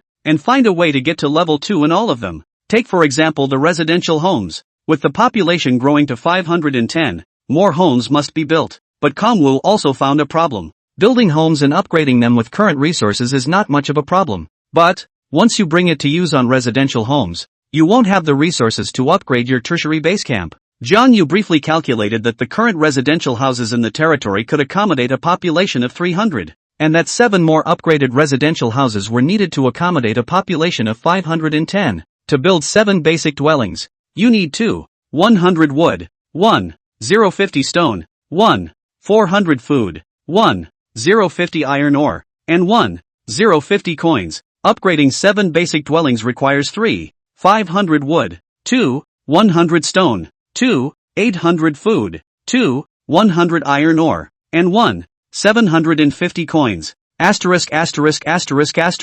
It actually costs so much in resources. Now Jiang Yu was completely certain that his territory must be the most populated in the 5th district. After all, not many territories could afford the expense of residential housing alone. But residential homes can't be built without these people running away. Being a territory is no good without a population. In the end, Kongwu decides it's better to send out civilian laborers and soldiers to build new homes. Of course, the farm wasn't built, and as of now, there's nothing for him to raise, so it's a good thing the farm wasn't built. However, the soldiers' experience value could be accumulated and find a way to level up to level 2. Those civilian laborers of Huangziyuan should also continue to train and find ways to make them soldiers. Okay, if we organize it like this for the next few days, it should be about right. That's all. Over time, several days passed in a flash. Finally, the opening 7 days are over. At midnight on the 8th day, a long-awaited announcement also resounded through the major regions. On Jiang Yu's side, what he heard was naturally an announcement from the 5th district. Ding dong! Regional announcement, end of the first phase of the newcomer lord's trial. Regional announcement, territory prosperity rankings for each subdistrict are officially settled. Regional announcement, congratulations to Lord Jiang Yu for winning first place in the 5th region prosperity ranking. The people in the 5th region could not help but feel emotional when they saw Jiang Yu ranked first. Although they had expected this scene, they still felt a lot of emotions. After all, Jiang Yu had gone through a lot of difficulties to get to first place, and all these sufferings, he actually overcame them incredibly one by one. Suddenly, there was a ding-dong. Regional announcement, Lord Jiang Yu, as the first new lord in Region 5 to take the first place in the prosperity ranking with a white quality general. His performance is unprecedented, and a special announcement is issued to encourage him. Many people immediately erupted in shocked clamor. What the hell? Jiang Yu is actually the first to get first place with a white-ranked martial artist opening? Asterisk. I almost forgot about this if the announcement didn't mention it. Jiang Yu's martial arts general is a white item. Jiang Yu's white pin martial general has gone through so many battles and hasn't been killed in action until now. It's quite impressive. Historically, the person who can get the first place in the region in the 5th high school has recruited martial arts generals in the opening round. The least of which are black products, and most of which are yellow products. This is a good way to compare and contrast. Kongwu did, in a way, do something unprecedented. In the history of the 5th high school, no one had ever opened the game by recruiting a white piece martial artist and still managed to get first place. From that point of view, Kongwu was really powerful. But Jiang Yu didn't care about that. Getting first place was just par for the course for him. He opened the panel of his territory and looked at it. He intended to see how much his territory had changed from when he started out. Once the first part of the trial had gone through the entire process. Lord's name, Jiang Yu. Lord's talent, Chinese gods and generals. Territory name, number 4399, customizable. Territory level, 2. Population ceiling, 1600. Territory population, 650/660. Territorial resources. Wood, 1596/6000. Stone, 1273/6000. Food, 1825/6000. Iron ore, 1743/6000. Coin, 1652/6000. Water source, normal. Territorial buildings. Base camp, 1, fixed. Primary dwellings, 22. Primary warehouses, 30. Primary wells, 14. Primary barracks, 2. Primary farmland, 6. Defense buildings. Primary perimeter wall, 36 units. Primary archery towers, 18. Primary sentry towers, 8. Soldier type. Common soldiers, average rank 2. Number 300. General, Lubu. This is the approximate panel data. Let's just say that it really wasn't easy to ascend to the 3rd level. And until now he hadn't been able to start moving on the construction of the 3rd level base camp. But this panel can be quite good. Kongwu opened the troop types panel again and looked at it. Soldier type name, common soldier. Troop level, 2. Troop attributes, life value 180. Attack power 18. Defense power 15. Speed 9. Weight 90. Troop skills. Construction, specializes in the most basic of construction abilities. Military equipment, excellent iron sword / excellent iron sword / excellent lance / excellent iron crossbow / excellent iron bow, black. Excellent shield, black. Excellent armor, black. Excellent hard leather boots, black. Troop type description, since this troop type is derived from the civilian laborer advancement, it has the ability to build basic facilities. The attributes of the soldiers also went up a lot after they were raised to level 2. Coupled with the updated equipment, the 300 soldiers in Jiang Yu's territory right now could be said to be incredibly elite. It could only be said that in the past few days, Jiang Yu had frequently allowed the soldiers under his hand to plunder the surrounding monster camps, allowing them to gain a lot of experience value. Of course, Lubu had reached level 2 early on, so naturally it was no longer possible to upgrade. General name, Lubu. General level, 2. General attributes, Force 100. Command 74. Politics 61. Intelligence 55. General skills, Battle Cry. Chaotic Dance. Battle Roar, Lubu roars in anger, increasing his attack power, movement speed, and blitz rate for a short period of time. Chaotic Dance, while holding a long-handled weapon. Each of Lubu's attacks stirs up the air currents around him, creating an intense storm that deals ranged damage to surrounding enemies. General equipment, Shadow Lance, black. Excellent armor, black. Excellent hard leather boots, black. Common war horse, black. Description of general, a valiant general of the Three Kingdoms period, known for his bravery and fighting skills, known as the Flying General. That's all the data so far. It's basically at the top of level 2 territory. Next, then, is session 2. At this time, Jiang Yu came to the side. I edited that last announcement. How does it feel? At the last minute, she chose to come to Kongwu's territory to hang out. Jiang Yu looked at Jiang Yu. Are you leaving? Didn't I say before that it was only for a few more days? And that the second session is the top priority, so there will be supervisors coming to you then. Those who have come to supervise you are also characters of some status, so be careful not to offend them. Jiang Yu said. Okay. Then Jiang Yu left. Meanwhile, Earth, 5th High School. Principal Qi Si Yuan personally stood in front of the portal with a group of teachers, waiting for the censors to return. The reviewer's role is the first part of the tour, so now the first session is over. Then it's about time they came back. Of course, at this time, they had also gotten the news of the Land of Trials, accompanied by the Prosperity List settlement. They also know who the top 5th high school is this year, and they weren't shocked to see the name. After all, it was speculated from Jiang Yu's performance earlier. He's definitely a safe bet for first place and deserves it. Qi Si Yuan was thinking about it when suddenly, the portal flashed. The censors are coming out. Qi Si Yuan was instantly serious for a few moments. When the 10 censors led by Jiang Yu teleported out of the portal, Qi Si Yuan immediately greeted them. You all have worked hard, Qi Si Yuan said with a smile. Actually, you guys don't need to be so grand to greet us, Jiang Yu said with a smile. We're going back to the authority later anyway. How would that work? All of you to our school's 5th region to start the work, over a period of 7 days, is bound to be hard work as well, said Qi Si Yuan. Jiang Yu said, although we are only censors, we were lords in the human realm for a while when we were young, more or less, and since the place of the newcomer trial is at the back of the human realm, Principal Qi cannot worry. Yes, they were lords in days gone by. It's just that for some, life in the backwaters of the human realm is too comfortable, and they don't find it interesting. Or maybe they were wiped out in the great backwaters by the various forces planted by the 10,000 races and had to come back to Earth. And as a lord, you can power up yourself. This was a major reason why many people dreamed of wanting to travel to the battlefield of the heavens. Whether you're going to the front lines or the back of the human realm, as long as you can become a lord, you can get stronger. Lords can gain some attributes from their recruited generals in proportion. It's a low ratio, but with enough generals, it can become very strong. And that is the power that many people dream of. It was also the main reason why Jiang Yu was eager to travel to the battlefield of the heavens after crossing over. If you don't get stronger in this world, what's the difference between you and a salted fish? Next, Qi Si Yuan personally led Jiang Yu 10 people towards the school gate. Behind him was a group of teachers from the senior class. I wonder how our school's students are faring in the Land of Trials, the principal asked. This issue is still of great concern to him. After all, they were not qualified to enter the place of trial and could only hear the details from the censor's mouth. Jiang Yu burst out laughing. Speaking of which, I'd like to start by celebrating the fact that your 5th high school has produced a Kongyu this year. Qi Si Yuan thought she was just celebrating Kongwu's first place normally and didn't care too much.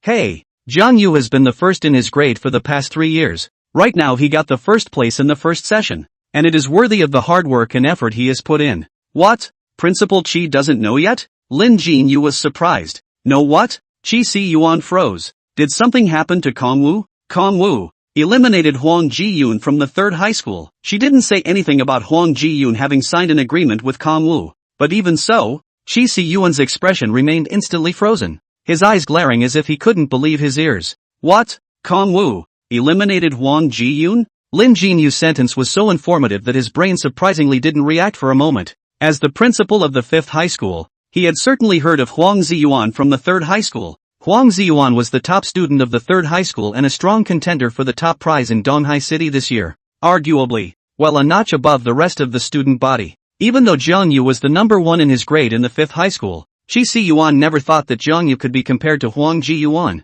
However, right now, Jiang Yu said that Kong Wu eliminated Huang Ji Yun? What the hell is this? I don't think the second session has started yet. Why did Kong Wu run into Huang Ji Yun? Did Kong Wu run to the 3rd region? That's really too much information. His brow was furrowed, and his eyes were filled with disbelief and confusion. As if he were struggling to comprehend this sudden turn of events, the group of teachers standing behind Qi Si Yuan also revealed shocked expressions. Incredulity was written all over their faces, and some of the teachers had their mouths open as if they were going to say something but couldn't. Some of the teachers exchanged odd glances with each other, as if looking for mutual approval and support. The entire atmosphere of the scene instantly became quiet. Everyone understood that this news, if true, would be a huge shock and turnaround for the entire 5th high school. Of course, the most excited person was Jiang Yu's homeroom teacher, Su Wan-er. Kong Wu really eliminated Huang Ji-yun? Su Wan-er's voice had a hint of trembling in it, as if she wanted to reconfirm the authenticity of this news from Jiang Yu's mouth.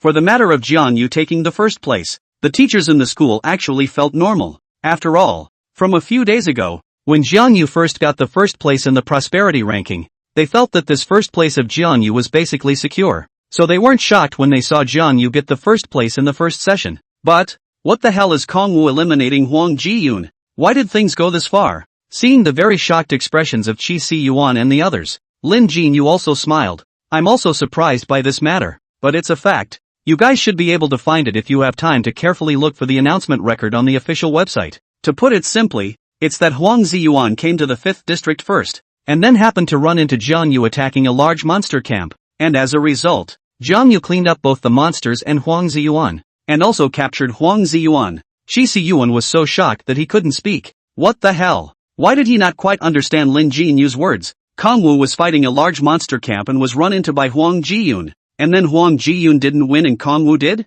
By this time, their group had reached the school's entrance. Alright, you guys can find out the details yourselves. We'll return to the authority first, Jiang Yu said. That's all. Jiang Yu and the others left the 5th high school, while Qi Si Yuan and the others immediately took out their cell phones and opened the official website of the Lord's authority. Check it out. Find out what's going on. Other teachers have pulled out their cell phones. Soon, they saw the 5 consecutive announcements of Kong Wu on that day. At that moment, they all revealed shocked expressions. Kong Yu actually defeated both 200 goblins and 200 soldiers of Huang Ji Yuan. That Huang Ziyuan, he can actually have 200 soldiers? They don't know what to say anymore. It didn't matter if it was Su Wan'er or Zhao Tianyi or Lu Yuza. All were incredulous at the announcements. There is so much information in these announcements. Huang Ziyuan actually has 200 soldiers. Jiang Yu, on the other hand, actually crushed 200 goblins and 200 soldiers at the same time. What kind of fighting force is this? Are Kong Wu's soldiers that strong?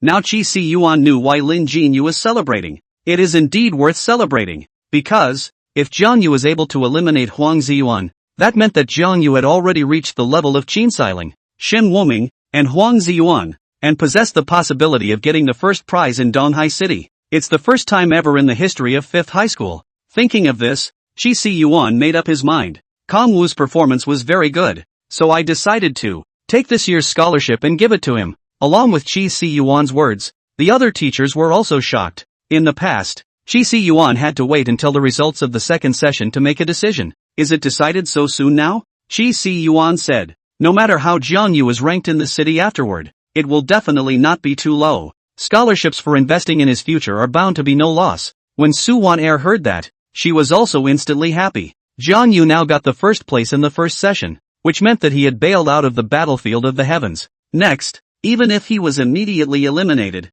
Jiang Yu would still be qualified to travel to the battlefield of the heavens. That's why the scholarship in Qi Si Yuan's mouth, which is the 5th high school's pre-investment in him, is very helpful to Jiang Yu. Thinking of this, Su Wan Er also looked forward to it. Jiang Yu actually managed to eliminate even Huang Ziyuan. So in the second segment, where could he rank in Donghai City? Kong Wu, you have to work harder. She didn't expect Jiang Yu to take the city's top prize. After all, that Qin Siling from the first high school was just too powerful. But as long as the rankings aren't low, that would already set an unprecedented record for a 5th high school. Meanwhile, the 3rd high school, just as the people from the 5th high school greeted Lin Jinyu, their principal, Kong Fan, was also leading the teachers to greet the censors on their side. Of course, no one from the 3rd high school was looking too good at this point. The reason is simple. Ji Yun Huang has been eliminated. When they saw the prosperity rankings change a few days ago, they understood. The second Wang Yan moved up to 1st. Then Huang Ziyuan's name disappeared into thin air. Even if Huang Ziyuan fell down the rankings, he didn't fall out of the top 10. So there's only one possibility. That would be Ji Yun Huang eliminated. To be honest, this was extremely out of their expectations. Huang Ziyuan was a top student on par with Qin Siling and Shin Wuming. Yet he actually didn't even make it through the first session. What's going on in there? For the next few days, the teachers of the 3rd high school waited for Huang Ziyuan to come out of the portal. However, what puzzles them is that the portal has not been Huang Ziyuan's figure. Logically, a portal should appear after Huang Ziyuan was eliminated. At this time, he could walk into the portal and return to Earth. Because it's dangerous to continue to stay in the land of trials, lose your lordship, and all those territorial residents, folk, and generals will no longer listen to you. If you encounter a monster, you are also bound to die. Although it is said that students open the game by recruiting a military general with more or less additional attributes, but this weak attribute is basically negligible. Only with a high number of generals in the later stages do the attributes of the lords go up. Under these circumstances, Huang Ziyuan had no reason to remain in the land of trials. So, there's only one possibility left. That is, Huang Ziyuan accepted the employment of others and put into the command of others. This was the last thing Kong Fan wanted to see. If he commits to someone else, then he's highly likely to tell people from other schools all sorts of things about Region 3. In that case, their 3rd high school could suffer a major blow. That's why Kong Fan's face looked bad these days. He was going to ask the censor nicely when he came out. Finally, the 10 censors led by Zhou Tu came out of the portal. After some pleasantries, Kong Fan also immediately opened his mouth to ask Zhou Tu, "Censor Cho, about our school's Jiyuan Huang." Zhou Tu immediately understood what Kong Fan wanted to ask. Huang Ziyuan has been eliminated. You already know about this, right? Yes. So what else do you have to ask? Why exactly was Huang Ziyuan eliminated? Is that student named Jiang Yu from the 5th high school really that strong? Kong Fan asked with difficulty in understanding. Zhou Tu said with a smile, "Originally I was just in charge of your Region 3 review, but I happened to visit Kong Wu's territory once when I went to support my co-workers next door. That Jiang Yu is indeed quite something. His territory is built no worse than Huang Ziyuan's, and even a bit better." What? Kong Fan was stunned. Is Kong Wu's territory better than Huang Ziyuan's? That's right. The area of his territory is larger than Huang Ziyuan's, and there are all kinds of buildings. Most importantly, after capturing Huang Ziyuan, he dared to go deep into the 3rd region alone to occupy Huang Ziyuan's territory in order to eliminate him. This, Kong Fan was once again shocked. Is this Kong Wu so powerful? That's impossible. If it was a student from our school, he would certainly not be allowed to simply run out like that, Kong Fan immediately said. And Shoto nodded. Indeed, in the 3rd region a student named Chu Fei brought 60 cavalry to intercept, only to be routed by Jiang Yu's 60 ordinary soldiers. Kong Fan and the 3rd high school teacher behind him were completely speechless. 60 cavalry were crushed by 60 common soldiers? How is this possible? Kong Fan's face immediately sank. Censor Zhou, you're not kidding me, right? Kong Fan was beginning to feel something was wrong, because he felt that Zhou Tu was deliberately teasing him. After all, how could 60 ordinary soldiers be a match for 60 cavalrymen? It simply doesn't make sense. Zhou Tu was also a bit stunned at this time. I'm not kidding. If you don't believe me, go to the official website then. Humph. I can't believe you don't believe me. I'm a censor of the Lord's authority. Can I lie to you? Kong Fan, on the other hand, didn't say anything. He thought for a moment and said, since Huang Ziyuan has already been eliminated, why don't we see him teleporting out? Zhou Tu snorted coldly. It's up to the student to decide when to teleport out. Maybe he felt ashamed to meet you guys so he snuck out at night then came home? It's up to the students to decide what kind of things they do. You're not meddling too much. Besides, there's no point in him staying in school now that the school is closed for 3rd grade. After saying this, Zhou Tu no longer paid attention to Kong Fan and directly left the place with the others. Kong Fan, on the other hand, looked at Zhou Tu's back and frowned. Principal, Huang Ziyuan, won't really commit to Jiang Yu, right? Huang Ziyuan's homeroom teacher spoke eagerly. Kong Fan said, Huang Ziyuan has high ambitions, and seeing that he's been eliminated, there's a good chance he'll do something like this, but I'm afraid the rest of our school doesn't know this. Once that time Jiang Yu utilizes Huang Ziyuan to get something going, Wan Yan they are afraid that it will be difficult to deal with. The teachers of the 3rd high school stared at each other in disbelief. Obviously their 3rd high school is a strong school. Why do they feel like this year, however, is beyond bad? Without Huang Ziyuan, it's hard to say that Wang Yan, as good as he is, can make their school as good as it has been in previous years. Now, we can only hope that in the 2nd session, Wang Yan and the others will realize early that Huang Ziyuan has defected to Jiang Yu. That's all. Over time, the second part of the newbie lord's trial has officially begun.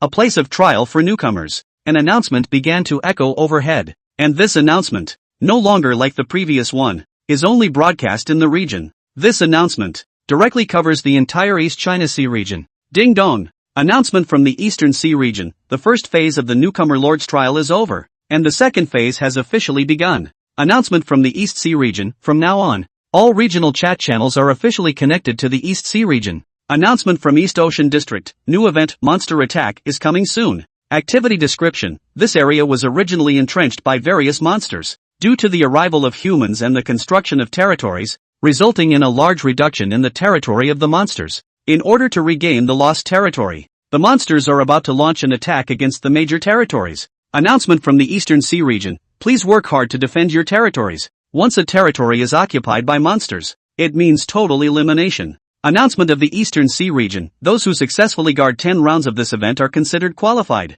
Whether or not to continue after 10 rounds is up to you, the lords, to decide. Announcement from East China Sea region. This event will also be ranked according to the performance of each territory. The higher the ranking, the more precious the rewards issued at the end of the event. An announcement surrounded the ears of the newbie lords of the entire East Sea region. All the newbie lords were solemn. The second session begins. From now on, everything is different from the first session. Yes, from the second link, it starts to be dangerous. Don't think that the newcomer lord trials aren't dangerous. The first session can still be considered relatively safe. But the second session begins and the danger increases dramatically. Like a monster attack. Once the territory is captured, then if you don't have time to escape into the portal, it's easy to get attacked by monsters. With the strength of the various lords at the moment, just recruiting a general, the attribute additions gained are simply not enough for them to fight against monsters. Not even if Guan Yu recruits Lubu in the opening round. The main thing is that the percentage of sharing is too low. So,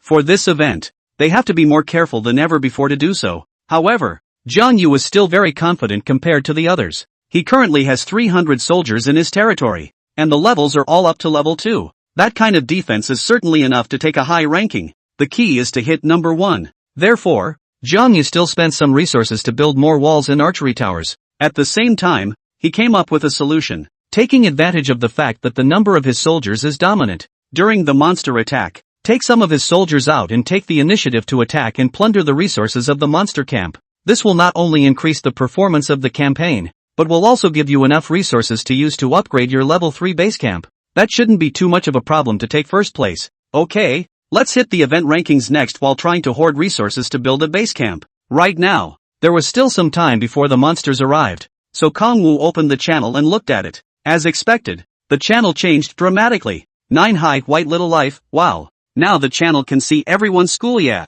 First high Jia Yuan, although many people were eliminated in the first session, the channel still managed to add up to tens of thousands. Sanko Guyu, it does not matter. The monster attack this event is to weed out the number of people. When the event is over I guess there are not many people left. 13th high Inu, who do you guys think are the top 3 in this event? There's no need to ask. Look at my name. I'm Jianghu Bai Shang. The top 3 will definitely be Qin Shiling, Shen Woming, and Huang Ziyuan, especially Qin Shiling. According to my gossip, the number of her soldiers is as high as 250, which is too many to be true. I'm sure there's no problem with first place. 5 high Huang Xiaoxiao, still by Xiaoshang. Huang Ziyuan has been eliminated. Don't you know it? 9 high white boy, what did you say? Huang Jiyun was eliminated? 9 high white little life, ha ha, you're a real joker.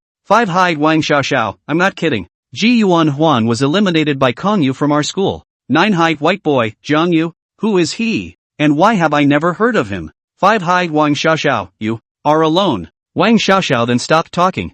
Kong Wu shook his head and turned off the channel. The channel is currently cluttered with nothing to watch. Together with the fact that the number of tens of thousands of people was simply too many, Wang Xiaoxiao's few sentences of speech were also quickly drowned in the various swipes. Next, over time, the soldier on the watchtower blew his whistle. The enemy, coming. Although it is still daytime at the moment. However, dark clouds are obscuring the sky, as if foreshadowing the coming blood storm. Within the walls of the 4,399th territory, the soldiers stood at attention, their eyes resolute. Behind the tall walls, a dozen primary archery towers stood. The archers standing on the archery towers were already strung up and ready to attack. Suddenly, a swarm of monsters surged over the distant horizon. There were probably only a few dozen of these monsters. However, it includes multiple races. The jackal howled and bared his sharp fangs. The kobold screamed, waving his crude weapon in his hand. The ogre, on the other hand, strides heavily and lets out a deafening roar. Their target was none other than Jiang Yu's territory 4399. Zhang Yu and Huang Ziyuan stood on the 2 sentry towers in the north and south direction of the territory, their gazes like torches, calmly observing the movements of the monsters. Prepare to meet the battle. Zhang Yu ordered loudly, his voice firm and powerful. The soldiers acted immediately, gripping the bows and crossbows in their hands, ready to shoot at the monsters at long range. Along with the group of monsters getting closer and closer, Zhang Yu also chose an appropriate time to shout, "Release the arrows!" The soldiers standing on the archery towers pulled their bowstrings full and shot the arrows in their hands. Shoo, shoo, shoo, shoo. A dense rain of arrows poured down, and the monsters in the group fell to the ground. Soon, not long after, the dozens of monsters all fell to the ground. It didn't take them much effort at all. The first round of the monster siege ended like this. The first round was too easy. 2. Inside the territory, Huang Jiyun, who had left the sentry tower, said to Kong Wu, "After all, it's only the first round. Don't be lax." Jiang Yu said, "Okay, I'll have someone pick up the loot first." But just then, the whistle blew again from the sentry tower. Jiang Yu's heart fluttered. The second round is coming. That fast? Not giving breaks? Next, Huang Ziyuan didn't have time for his men to pick up the loot. He continued to the other side of the fence directing the soldiers here to release arrows to kill the monsters. However, the number of monsters in the second round was a lot more. Hundreds of them. The killing power of the arrows was amazing, but they still couldn't completely stop their attack. However, all of Jiang Yu's fences were primary fences, so it didn't help when the monsters came underneath the thick fence. They, simply, did not have the tools such as improvised stone throwers and improvised siege engines used to specifically attack the wall. At best, only individual ogres would be equipped with some sledgehammer-type weapons. These sledgehammer-type weapons do some damage to the fence, but as long as Kong Wu and Huang Jiyun ordered the archers to focus on shooting, then it would be easy to solve. Soon, the second round is also over. A third round ensued. This time, there came about 150 monsters. Jiang Yu frowned. The second part of the trial was really no picnic. Could it be that the first 10 rounds of the monsters' offense were continuous, giving no respite? Then this may be no less difficult. There's no respite, meaning no time for soldiers to repair fences, pick up loot, replenish arrows, and a host of other operations. Unless there are enough soldiers to have them in the territory while defending to replenish the archers on the archery towers. Otherwise it really wouldn't have lasted. Kong Wu felt okay so far, but that's because his territory was already well built with all sorts of defenses. He opened the chat channel and looked around. Many people were wailing. Looks like a lot of people are going to be eliminated this time. As expected, it wasn't easy to get the first prize in Donghai City. After all, the title of Donghai City's top scholar was not a low status in the country. In the middle of thinking, suddenly, the announcement rang out. Ding dong. Announcement of the Eastern Sea Region. Activity scoreboard has been launched. Ding dong. Announcement from the Eastern Sea Region. Congratulations to the 5th Region Lord Jiang Yu for his outstanding performance as a new lord of a non-specialized high school that has entered the top 3 for the first time in the past 10 years.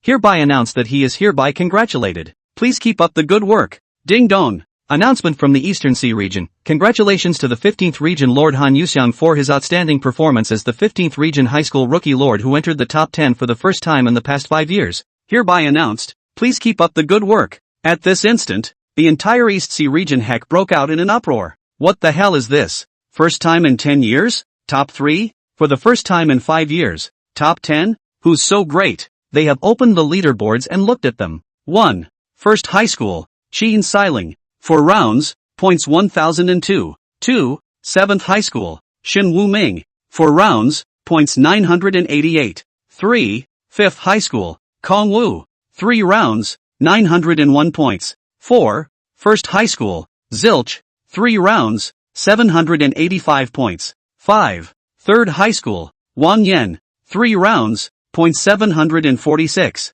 6. 7th High School, Shang Haoren. 3 rounds, 731 points. 7. First High School, Cindy Yu. 3 rounds, 698 points. 8. Third High School, Li Feng Lei. 3 rounds, points 666. 9. 7th High School, Xin Chen. 3 rounds, points 664. 10. 15th High School, Han Yu Xiang. 3 rounds, points 659. Have to say, when they saw this ranking, many of them could not help but be shocked once again, especially Jiang Yu, who occupied the 3rd position. The entire East Sea region was shaken. The top 2 in the rankings, Xian Xiling and Xin Wuming, were both familiar to them. But who is Kong Wu? They don't even know each other.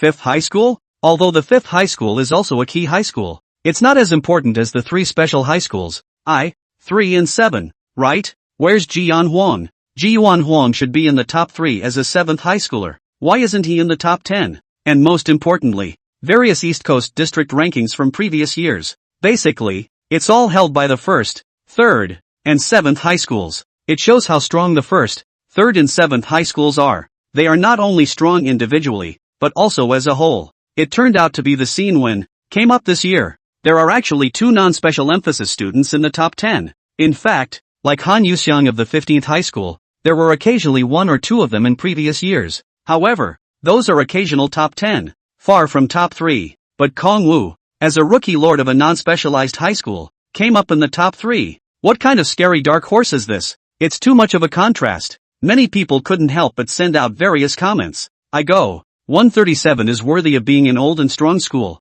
Just, where did Huang Ziyuan go? What the hell is that Jiang Yu? Both are in the 3rd round as well. Why does he have such a high score? Huang Ziyuan wouldn't have been eliminated during the 1st session, right? Not really. What exactly is that Jiang Yu? Many people were also talking on the Eastern Sea Region chat channel. 9 High by Xiao Shang. What's the situation? There's really no Huang Ziyuan's name? 5th High Wang Xiaoxiao. Ha ha ha ha, Jiang Yu is awesome. Making history. I told you that Huang Ziyun was eliminated and you guys just don't believe me. Sango Guyu, Nanny. Is Huang Ziyun really eliminated? 13th High Inu. This Jiang Yu is a bit powerful. Also both in the 3rd round. He has the highest points. And it is said that he is the one who eliminated Huang Ziyuan. 9 High by Xiao Shang.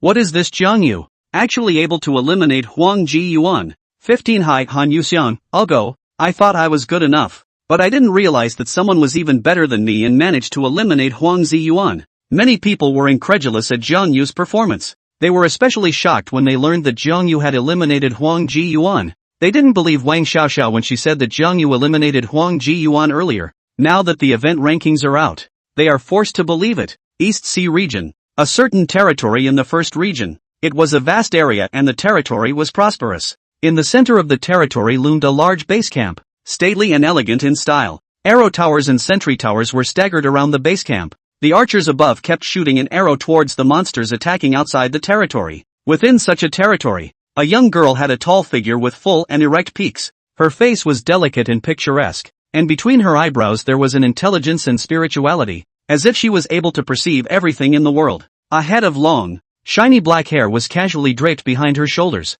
gently fluttering with the wind, adding a bit of ethereal temperament. She is Xian Xiling. Logically, as the 1st place winner, she shouldn't care too much about Jiang Yu, who was ranked 3rd. But this year, this Jiang Yu is different. He is not a person from the 137 high school. He is just a person from the 5th high school of the ordinary key high school. Once she came up, she was in the top 3, which also surprised her. Huang Ziyun was eliminated by this Kong Wu? It's true that there are mountains beyond people. Interesting. Looks like there's a lot of competition this year. But well, it doesn't matter to me. Yeah, doesn't matter. Since she was able to be in 1st place at the beginning, she was still able to be in 1st place afterward. So for her, no one is in her sights. In the entire East Sea City, she didn't think there was anyone who was her opponent. This year's East Ocean City Scholar is also bound to be hers. It's confidence, not pride. That's why she also had full confidence in taking first place in this monster siege event, a territory in Region 7. Xin Wuming also saw the points ranking.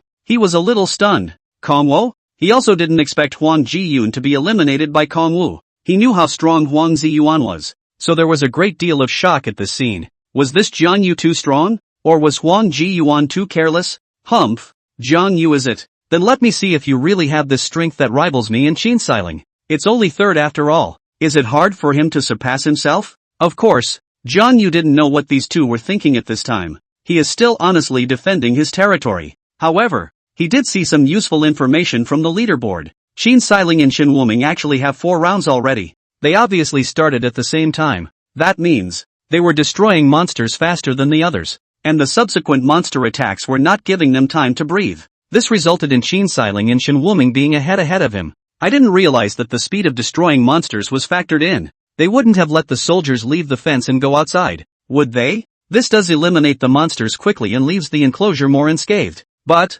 soldiers are definitely attrition. Currently, Qinxiling and Xin Wuming have higher scores, mainly because the rounds are 1 round faster than his. Kongwu scored more points in the same round. Let's just say the strategies are different. But from this ranking, Jiang Yu also saw that Qinxiling and Xin Wuming were really not simple. Although it is said that I swallowed Huang Ziyuan's territory and took away his resources, giving me quite an advantage from the start. His 300 soldiers, for example. This amount. He was confident that even Qinxiling and Xin Wuming didn't have as much as he did. However, after all, it was the legendary Qinxiling, so Jiang Yu felt that it was still not enough insurance. After thinking about it, he sought out Huang Ziyuan and told him the method he had thought of earlier. I'm going to look for large secondary camps around the territory and loot the resources. Huang Ziyuan was stunned. Are you crazy? It's a critical time for the defense. Where would you have the time to leave? It's just that we have to take advantage of now to have the effort to go out. Or else the more the monsters attack later, the more violent it will be, and then there will be even less time. Jiang Yu said. For now he could be sure of one thing. In the monsters siege event, points will increase as the number of monsters killed increases. If that's the case, does it increase his points when he goes out and kills the monsters in those camps? And even if he didn't increase his points, he had to think about the next 3 levels of base camp. Tertiary base camps have to be built ahead of time to make it work. Otherwise, even if they got first place in this event, it would be difficult to surpass Qinxiling and Xin Wuming next. Kongwu felt that the timing was the best right now. The fences are all intact at the moment and most of the soldiers have nothing to do in the territory. I'll take some of the men out and leave some for you to hold on to the territory. Holding the first few rounds shouldn't be too much of a problem. And, most importantly, the territory still has you. Yes, Huang Jiyun is also an important card for Kongwu. Many people didn't know that Huang Ziyuan had defected to him. Therefore, Jiang Yu was perfectly capable of going out on his own, leaving Huang Ziyuan to stay in the territory for defense. In this way, Huang Jiyun's role came into play. Huang Ziyuan sniffed and shook his head helplessly. I finally understand why I lost to you. You actually do such risky things all day long. In this case, Kongwu drew 150 soldiers and left 150 soldiers for Huang Jiyuan to guard the territory. Then, he set off with Lubu and these 150 soldiers to attack monster camps around the territory and loot resources. In the meantime, the nearest large level 2 kobold camp near territory 4399. Here, it was once attacked and occupied by Jiang Yu with his men. That's right, it was the camp where he had encountered Huang Ziyuan before, and it was also the level 2 large monster camp closest to 4399's territory. It was reasonable to say that after Jiang Yu had occupied this camp had completely cooled down. But the situation at hand, however, was very different from before. A large number of monsters have temporarily moved into this camp in significant numbers. They contain different species among them, such as jackals, goblins, ogres, and so on. And, along with the group of monsters that had entered this camp, there was a tall man. Looking closely, one could see that the man's eyes were deep, as if they could see into all illusions and realities. A thick head of black hair fluttered in the wind, emphasizing his unruly and tough character. His face was stalwart and well-defined, like a sculpted work of art, revealing an unruffled air of authority. And he was wearing an elaborate armor. Each piece of armor shone with a cold luster, as if it could withstand all attacks. He held a huge battle axe with a sharp blade that exuded a stern aura. He is one of the supervisors responsible for the second session. Wei Yu Han. The so-called supervisors are actually somewhat similar to censors like Lin Jinyu. Only the supervisor is primarily responsible for the second session. Of course, Supervisors have to do a lot more work than reviewers. Take for example the monster attack event at the moment. This active monster certainly didn't just materialize out of thin air. One of the big tasks of their overseers was to drive away the monsters that the humans had captured.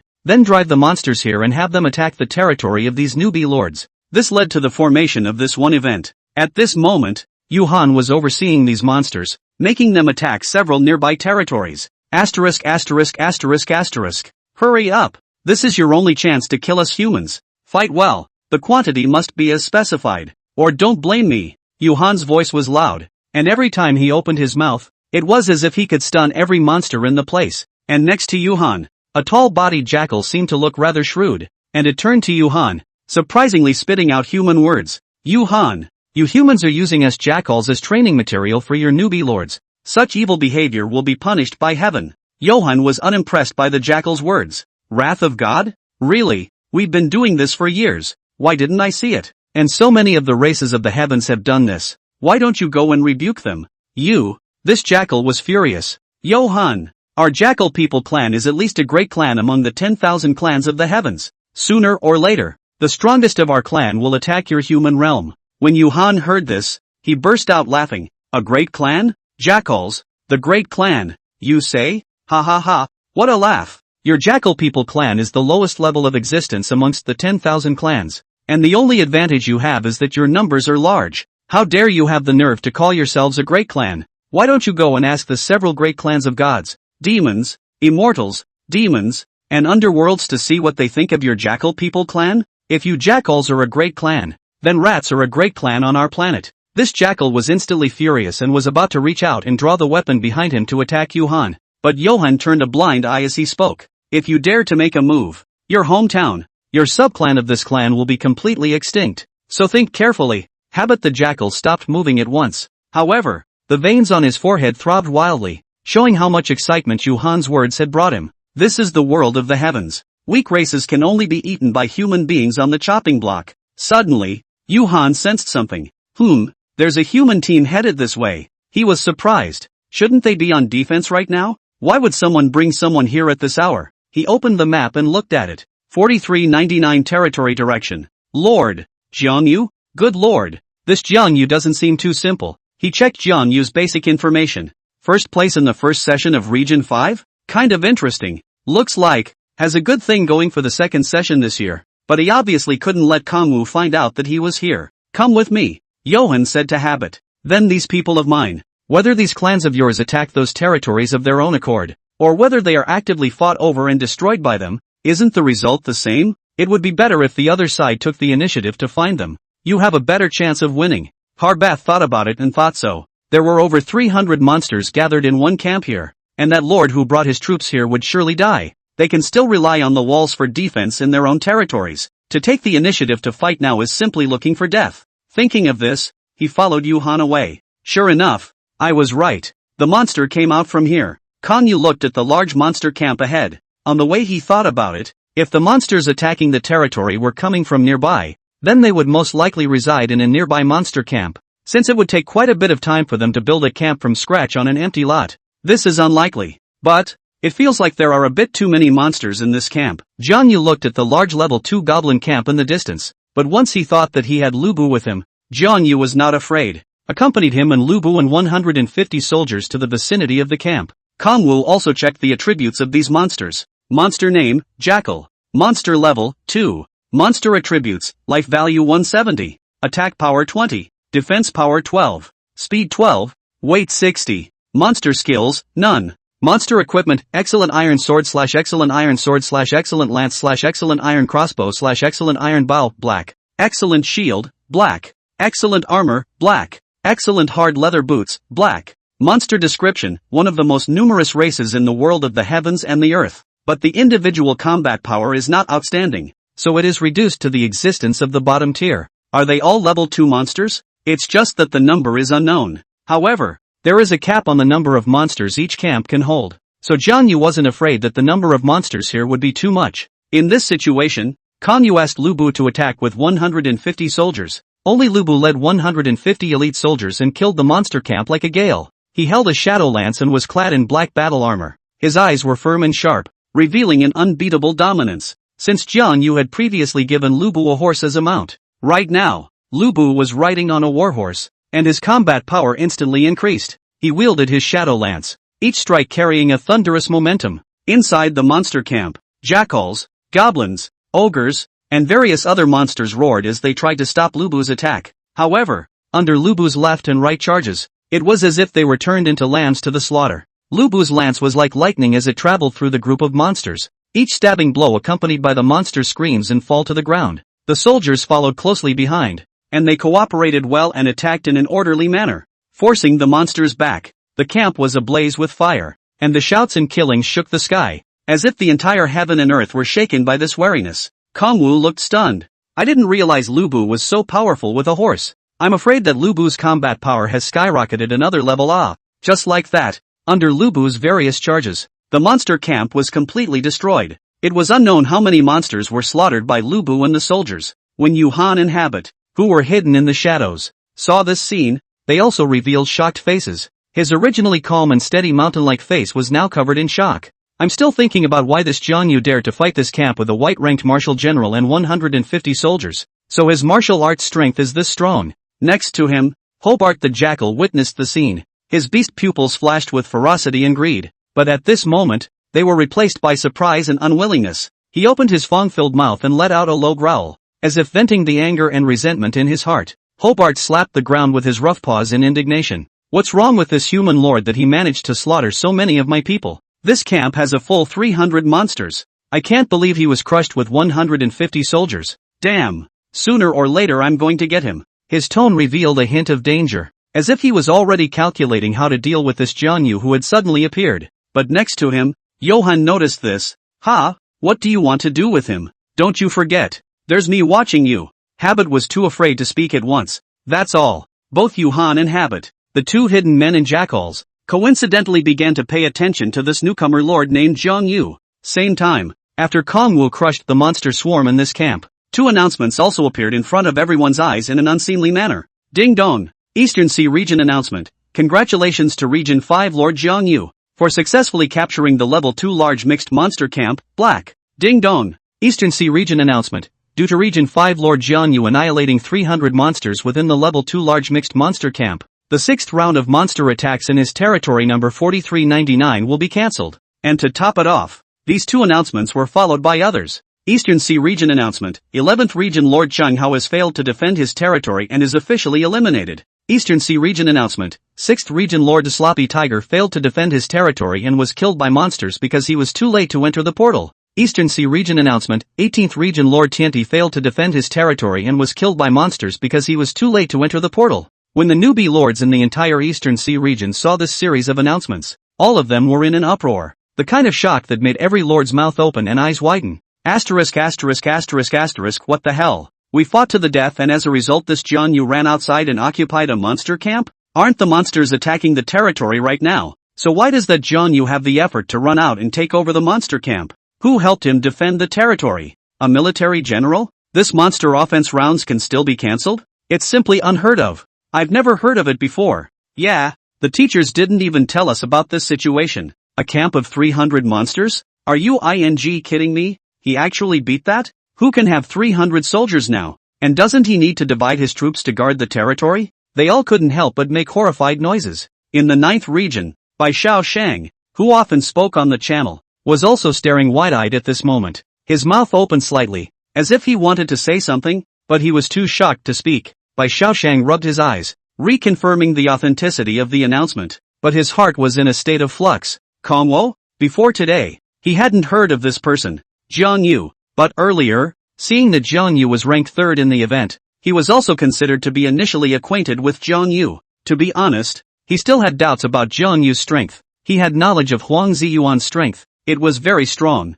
on par with Qin Xiling and Shenwoming. As a result, this unknown Kongwu eliminated Huang Jiyun, and it's hard not to wonder if he got lucky. However, right now when these two announcements came out, it made him feel that this Jiang Yu might really have some real material. After all, even Qin Xiling and Shenwoming, there was also no move as bold as him to run out and attack a monster camp during a monster attack. Also, he was beyond comprehension. Jiang Yu led his troops to occupy the camp like this, so his own territory, he didn't care? Or does he have so many soldiers that he can split his army to do two things at once? Even if the troops were split, the territory would still be easily overrun by monsters if there was no one in command of the territory. If he leaves a general in the territory, or stays in the territory himself and sends generals around to attack monster camps, that doesn't make no sense. But the number of his soldiers still has to be large enough to do so. This Jiang Yu is more powerful than I thought. Bai Xiaoshang let out a sigh of relief. On the other side, the 15th region,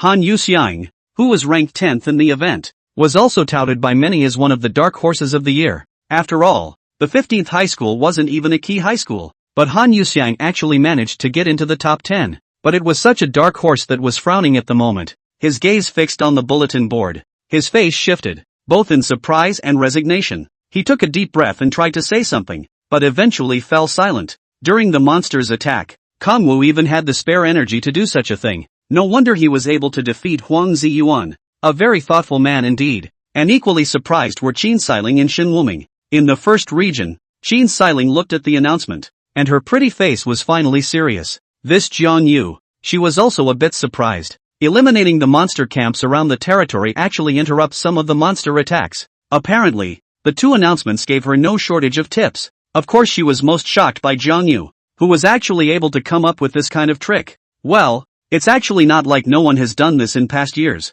but the crux of the problem is that there is a shortage of manpower. Currently, even for her, the troop strength is only 280, and what that white boy said about 250 is not true, but even then, she didn't feel confident enough to dare to split her army. There's something awesome about Kang Wu, so I'm going to follow his example? Xin Wuming on the other side did the same. He had already begun to divide his troops, intending to go around the territory to capture those monster camps, thus reducing the pressure on the territory's defense. There was no way around it. If he didn't do this, he would really be surpassed by Jiang Yu. He knows it's hard to do these things now, but he has to. Damn it, Jiang Yu, I don't believe that you'll be able to surpass me. That's all. The lords of the entire Eastern Sea region were talking about it. Kang Wu's name became a hot topic in their mouths. They were either surprised, curious, jealous, or admiring, but without exception, they were all shocked by the strength and wisdom Jiang Yu had displayed. Jiang Yu's rise had caused the entire East Sea region to tremble.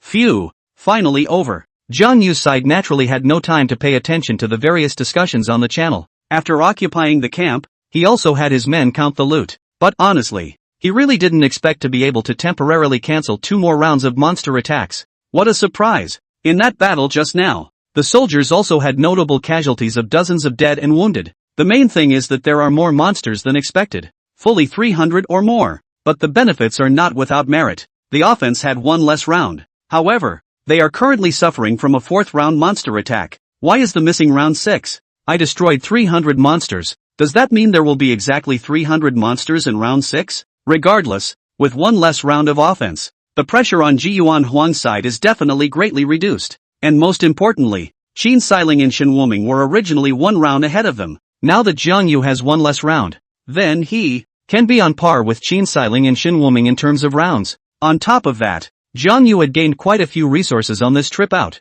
After all, it was a camp of 300 monsters, so the resources in the camp were also supplied to the level of 300 monsters. The last time he captured this large level 2 monster camp, he gained 1,088 units of wood, 1,058 units of stone, 996 units of food, 927 units of iron ore, and 793 units of coins. And this time, Jiang Yu gained 2002 units of wood, 1756 units of stone, 1898 units of food, 1652 units of iron ore, and 1337 units of coins. There are quite a few more resources than last time. At this rate, he only needed to fight a few more camps to get the resources for a tertiary base camp together. Okay, let's do it. However, he has to transport the resources here back to the territory first. After returning to the territory, Huang Ziyuan was at this moment commanding the soldiers to mend the fence. Seeing Jiang Yu return, he was also excited. You can. Did you already expect that eliminating the source of the monsters would make them stop attacking?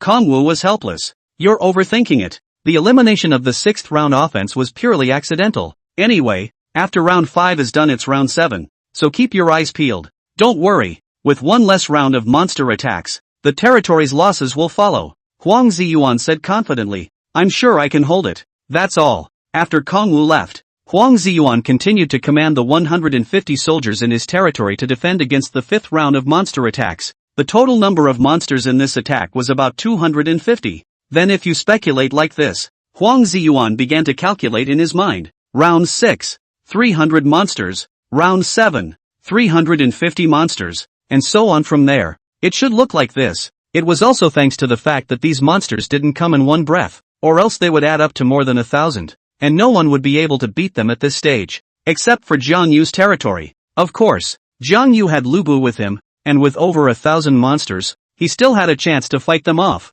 Finally, the 5th round carried through, and at this time, Qin Xiling and Xin Wuming, who were 1 round ahead, also carried through the 6th round. But it was also at this instant that Huang Ziyuan saw a prompt. Territory alert, due to the cancellation of the 6th round of monster attacks in Territory 4399. Territory 4399 has completed 6 rounds of monster attacks by default. Then, the 4399 territory received its 7th round of monster attacks. As for Qin Xiling and Xin Wuming, they were likewise in the 7th round. Jiang Yu, along with Qin Xiling and Xin Wuming, at this moment, stood on the same starting line. Huang Ji-yun immediately opened the activity leaderboard and looked at it. 1. Number 1 High School, Qin Xiling, 6 rounds, points 1988. 2. 5th High School, Kong Wu, 6 rounds, points 1905. 3. 7th High School, Xin Wuming, 6 rounds, 1887 points. 4.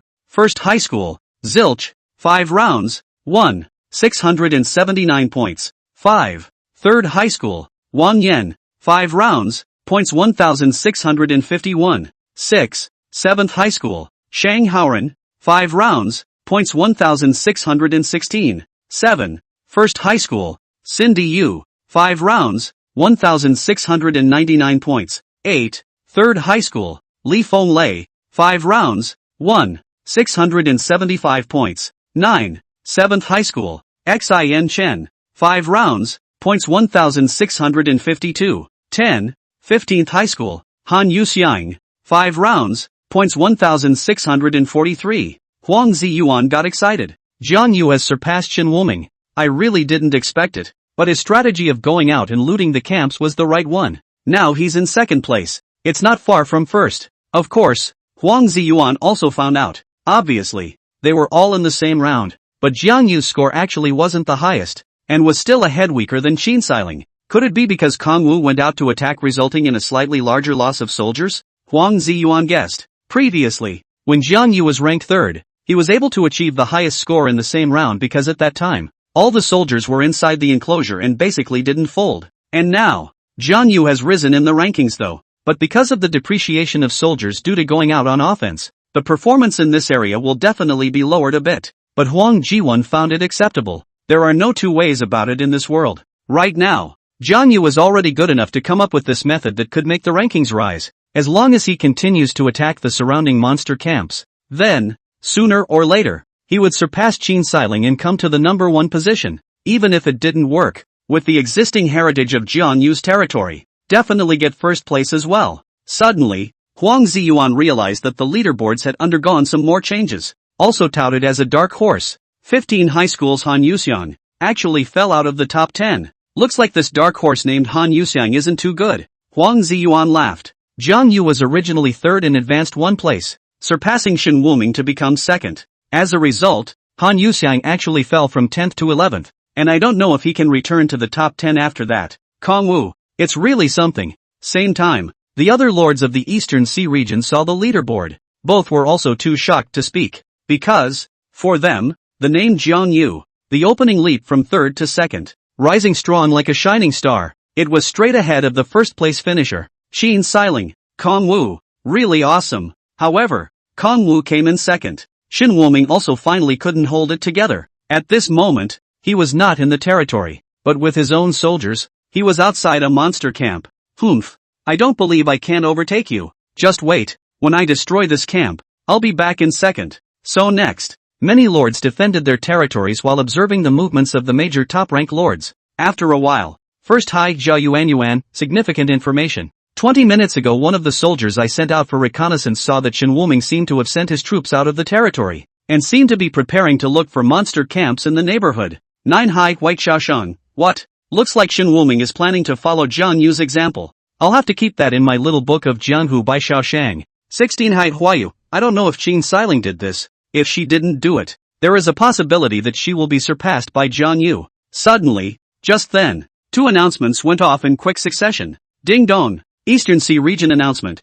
Congratulations to Region 5 Lord Jiang Yu for successfully capturing the Level 2 large mixed monster camp, Black. Ding dong. Eastern Sea Region announcement. 7th Region Lord Shen Wuming failed to capture the large Level 2 mixed monster camp, Black. Please try again. These two announcements appeared at nearly the same time. When these two announcements appeared, the entire East Sea Region channel was actually dead silent for an instant. It was important to realize that there were currently tens of thousands of lords in the entire East Sea Region. However, it was actually possible for a moment of silence to appear, so one could imagine how great of a shock these two announcements had brought them. When they reacted, the chat channel of the East Sea Region also instantly erupted with 99 plus comments. First, hi Zhao Yuan Nanny. Jiang Yu took down another monster camp, but Shen Wuming actually failed. 9 Hi White Boy, how can that be? Even though Shen Wuming has now fallen to third, but it's not so bad that he can't even beat a monster camp, right? 5th Hi Wang Xiao, wow. Kong Yu is awesome. Sanko Guyu, of course Shen Wuming is not so bad that he can't beat a monster camp, but you guys shouldn't forget that the monsters are still attacking the territory right now. 13 Hi Inu, yes. And on second thought, as time passes, the territory is becoming more and more difficult to defend, and it's already a step too late for Shen Wuming to send out his troops now. 9 Hai White Xiaoshang, so doesn't this mean that Jiang Yu is going to lead the way ahead of Qin Xiling and Shen Wuming? 15 Hai Han Yuxiang, Qin Xiling was right not to send troops until now. As for Shen Wuming's side, he was also gathering the remnants of his army and returning towards his territory. At this moment, his face was blue. Damn, that monster camp actually has so many monsters. He didn't fight. Yeah, he didn't call. Kong Wu called. He didn't. Why? How did Kong Wu fight his way past so many monsters? Wasn't this saying that he was inferior to Jiang Yu? It was hard for him to accept. It was hard to accept. Damn it. Shen Wuming's face was ugly.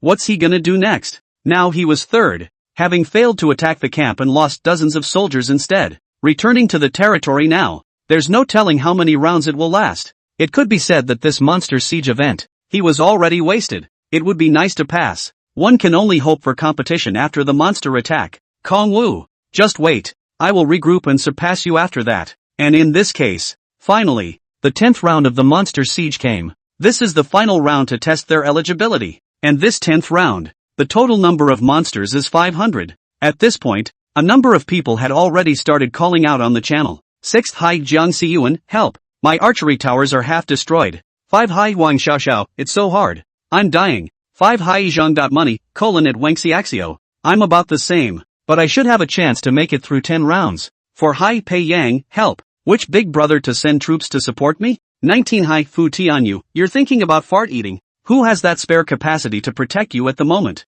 2nd Hai Tambourine, I only have one base camp left. You can see that for the vast majority of people, the first 10 rounds of defense were challenging. Kong Wu's side was the same. Right now he was powerless to scour the surrounding monster camps. The current monster camps around his territory were basically around 400 to 500 monsters, which was really hard to fight, coupled with the fact that the defense of the territory was tight. He was also forced to bring Lubu back to the territory and start focusing on defense. However, it is worth mentioning that he inadvertently discovered something interesting during his outing. An abandoned temple of heroes. Of course, this thing is of little use to him at the moment, so Jiang Yu just memorized the location of the abandoned hall and left with his troops. Have to say, Qin Xiling is still more powerful than he thought. He had fought so many mixed monster camps, and Qin Xiling was still occupying the number 1 position with a slight advantage. This Qin Xiling is awesome, but Kong Wu felt okay about it. He still had Huang Ziyuan in his territory, and he should still have more troops than the others.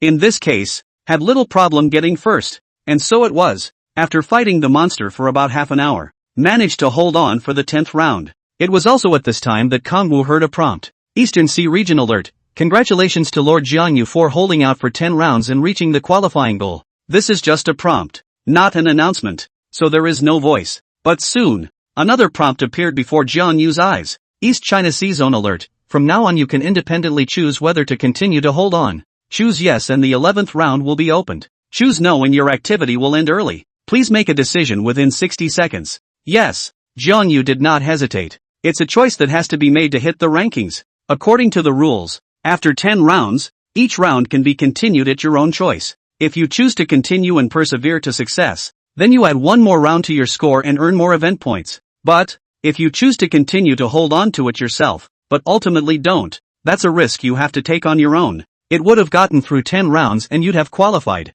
As a result, you think you can hold for 11 rounds, but fail to do so, resulting in the base camp being destroyed or overrun by monsters, or even perishing. Then these are your responsibility. So, this campaign is not simple, especially for those who wanted to take the top spot in East Ocean City and hit the rankings. The danger was even far greater than that of other lords who were unwilling to compete for the rankings. And Jiang Yu's goal is to be the first in the trial and the top student in the country. It is naturally impossible to stop here. It had to be said that the previous 10 rounds of Monster Siege had eliminated more than 90% of the East Sea region. There were surprisingly less than 1,000 people who were able to hold out past 10 rounds. This pause is what makes the chat channel much cooler. And of those remaining, even fewer chose to continue to the 11th round. There are only about dozens of them. The good thing, though, is that from the 11th round onwards, the monsters have intervals between their attacks. It's no longer as dense as it was before. It gave them quite a bit of breathing room, but there was also a prompt that caught the attention of many.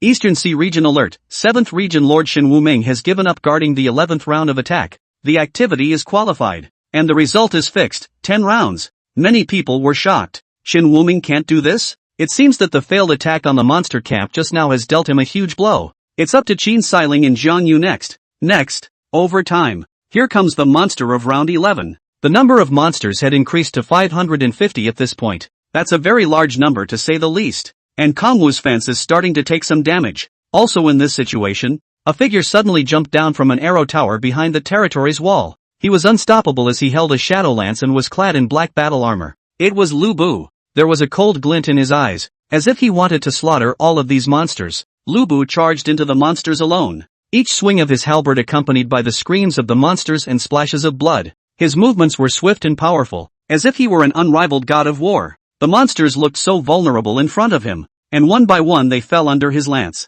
This was one of Jiang Yu's strategies to hit the leaderboards. Put Lubu on. The event leaderboard depends on the performance of the territory. For example, look at the number of rounds held out and whether the territorial losses are significant. If the territory has building damage, it must not be performing well. In that case, then simply put Lubu on and share some of the defense pressure, so that the monsters don't have to attack the fence too often. Needless to say, under Lubu's courageous attack, such a strategy was still effective. Of course, after all, Lubu was only one person with limited physical capabilities and could not kill endlessly, so Lubu could only get him on every so often. After the 11th round ended, Jiang Yu also decisively continued to choose the 12th round. However, after the first 11 rounds of dissipation, the walls of his territory were also destroyed, and there was just some wreckage left. Since the fence is gone, it can't be helped. Jiang Yu drew a black quality longsword and shouted at the soldiers who were already geared up in the territory. Gentlemen, the time has come to defend your homes. Kill me. Soon, the 200 or so soldiers left in the territory went about their duties and came around the territory to fight those monsters. Fight to this point. The soldiers had already had to go straight on. Even if the casualties are high, it can't be helped. At this point, you're going to have to fight for some substance if you want to take first place. And with that, the 12th round begins. But Jiang Yu still didn't see the cue for Qin Xiling to stop. Then, naturally, he had to keep fighting. It was also thanks to the fact that he had given Lubu a horse, which made him incredibly valiant, charging left and right. If there's no Lubu, just rely on these soldiers at the moment. I'm afraid it's hard to support. Finally, Eastern Sea Region Alert, Region 1 Lord Qin Xiling has given up guarding the 13th round of the attack. The activity is qualified, and the score is set to 12 rounds. When Jiang Yu saw this announcement, he was also stunned. Qin Xiling can't make it? But Qin Xiling stopped at the 12th round. He couldn't stop at the 12th round. It's the only way he can get first place. So Kongwu chose to continue. On the Eastern Sea Region channel, many began to talk when they saw Jiang Yu's choice. 9 High by Xiaoshang. Jiang Yu is trying to shock the first place. A high school, Jia Yuan Yuan. How does Qin Xiling feel? Not as firm as he imagined? Sango Guyu, firm? Qin Xiling is known to be big. Are you, a plane, qualified to talk about her? At Zhao Yuan Yuan. 7th High, Chen Xian. Do you guys think Jiang Yu will make it past the 13th round? 9 High by Xiaoshang. Qin Xiling definitely has more soldiers than anyone else. Can Jiang Yu outlast her? If Qin Xiling can't hold out, can Jiang Yu? I think Jiang Yu is just holding out. he might even be eliminated in the 13th round. Jiang Yu naturally didn't have the heart to pay attention to these arguments, because the number of monsters in round 13 is as high as 650. Even Yu Han, the overseer responsible for releasing the monster, was shocked. TSK, TSK, TSK, this time I've released 650 monsters. I wonder if that Jiang Yu can hold out. The jackal Hobart next to him this was said angrily.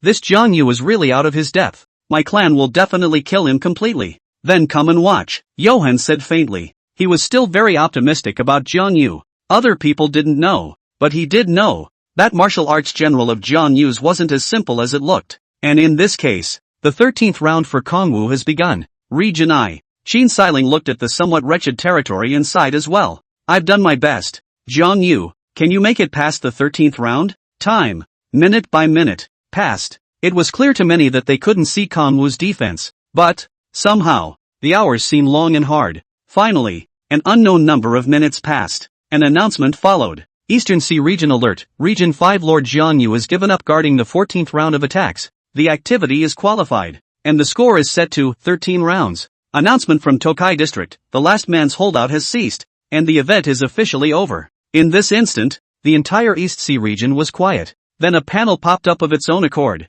This is the active leaderboard that has been finalized. 1.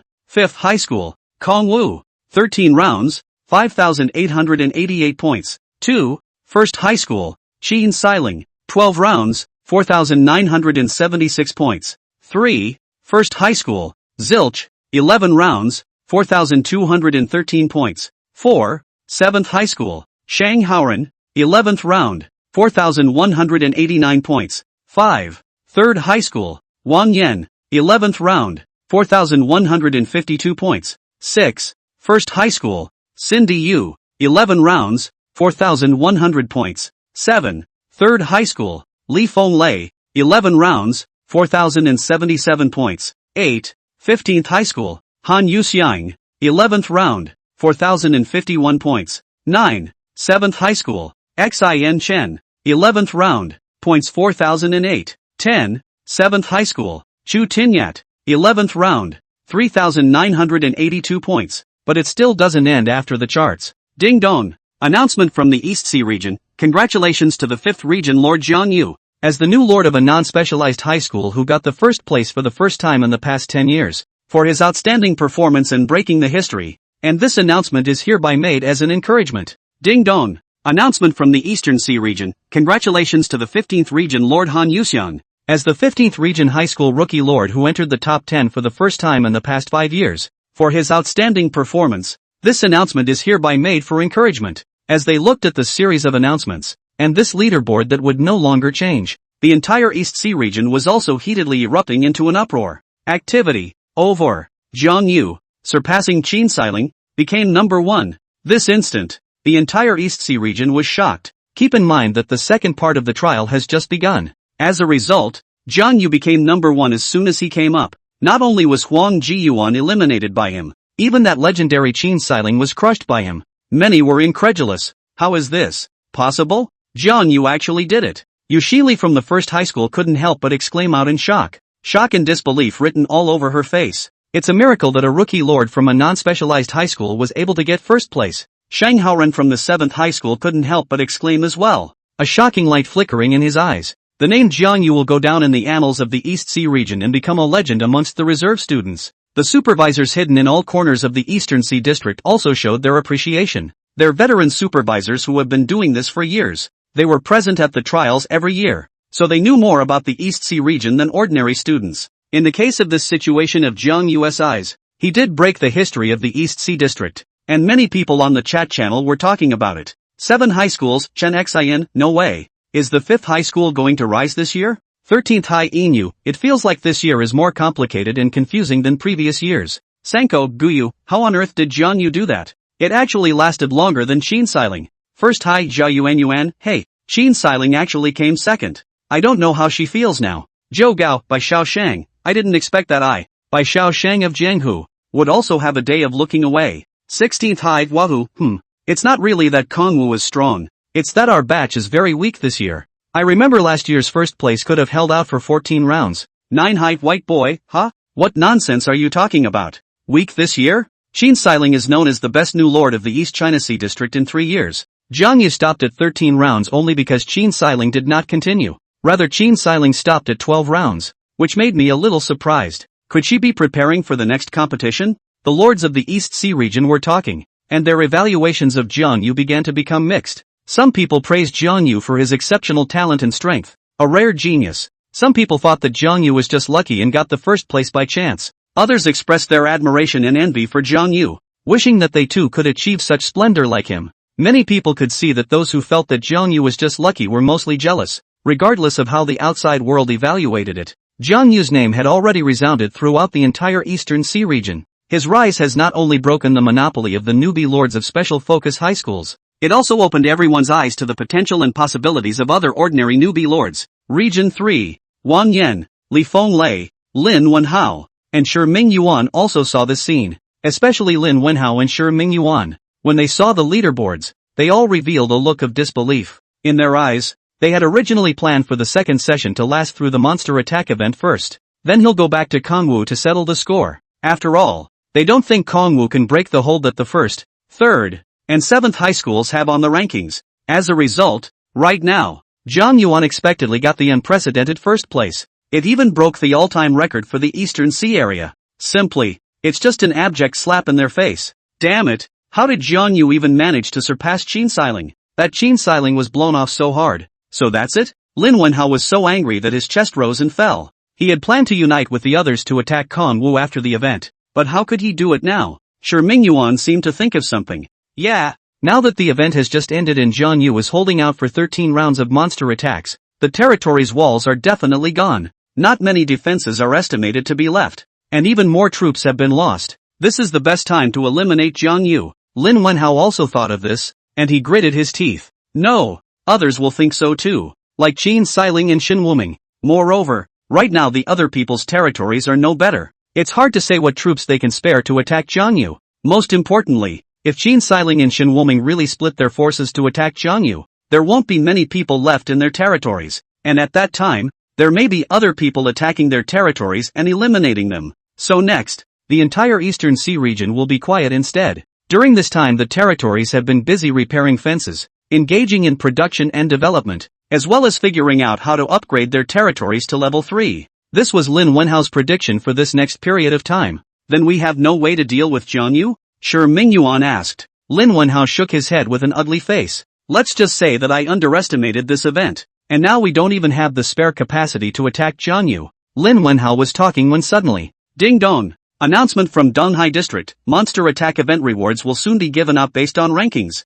Then a panel appeared before their eyes. 1. Primary recruitment order times 1. Primary resource card times 3. 2. Territory protection scroll, 1 day, times 2. Primary resource card times 2. 3. Construction acceleration scroll, 1 day for single building, times 2. Primary resource card times 2. 4. Primary resource card x3. 5. Jewelry treasure chest, yellow product, times 10. Weapon treasure chest, yellow product, times 20. Primary resource card times 1. 6. Primary resource card x2. 7. Weapon treasure chest, yellow, times 10. Primary resource card times 1. 8. Defense treasure chest, yellow, times 10. Primary resource card times 1. 9. Primary morale scroll, 100 people, x3. 10. Human realm merchants 12% discount coupon x3. That's the reward for this event. When they saw this reward, their eyes also widened. If Jiang Yu had just surpassed Qin Shiling to get first place, it was already shocking enough.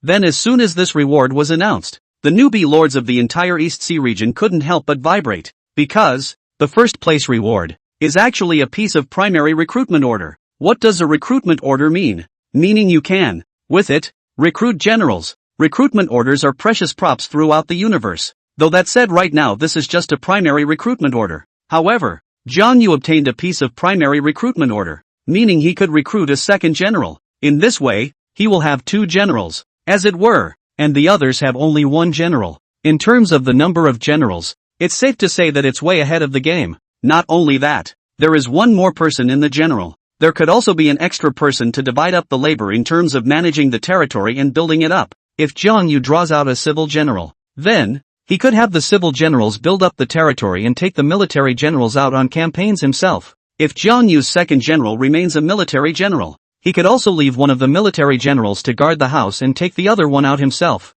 What to think? All better than a general. Quite a few people have talked about it as well. Holy, primary recruitment order? What's the point of playing this? It's not that simple. Recruiting requires a hall of heroes, but no one can build a hall of heroes in the early stages, so you have to go find abandoned halls of heroes. Indeed, it's not that Guan Yu can have a second general with a recruitment order, but it's better than us. Our second general is really far away. Humph. As long as we explore the perimeter and occupy those abandoned hero halls first, then Jiang Yu won't be able to recruit a second military general, and this reward of his, although precious, in some ways won't help him at all in a short period of time. Some were shocked, while others began to think about the outcome after Jiang Yu possessed the recruitment order. Of course, there are those who are all kinds of envious and jealous. After all, to them, once Jiang Yu recruits a second general, then it would be a crushing advantage over someone with only one general. Lin Wenhao felt a strong sense of jealousy at that moment. Damn it, the gap between us and Jiang Yu is getting wider and wider.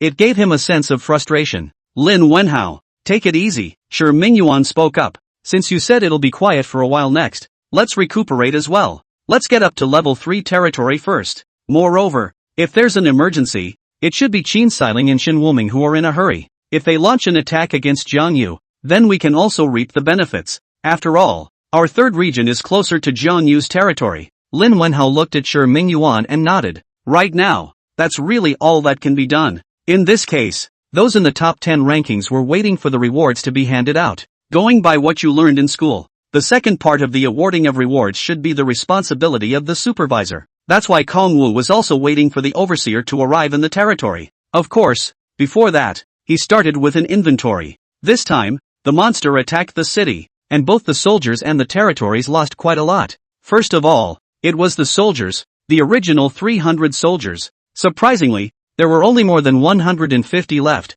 a loss of nearly half. Luckily, the inhabitants were hiding in their territories and were largely untouched by the attacks, so the population wasn't low. Next, there is the building, the fence. It's all gone. Of the 18 archery towers, 7 were removed and 9 showed damage. There is some warehouse damage, but it shouldn't be too hard to fix. All in all, Jiang Yu had never suffered such a large loss before. I don't know what the losses are for the others either. Kangwu opened the chat channel and looked at it. 9 Hi White Little Life, woohoo, my territory is so badly damaged. A high school, Jia Yuan, hey, me too. My walls, archery towers, sentry towers have been demolished.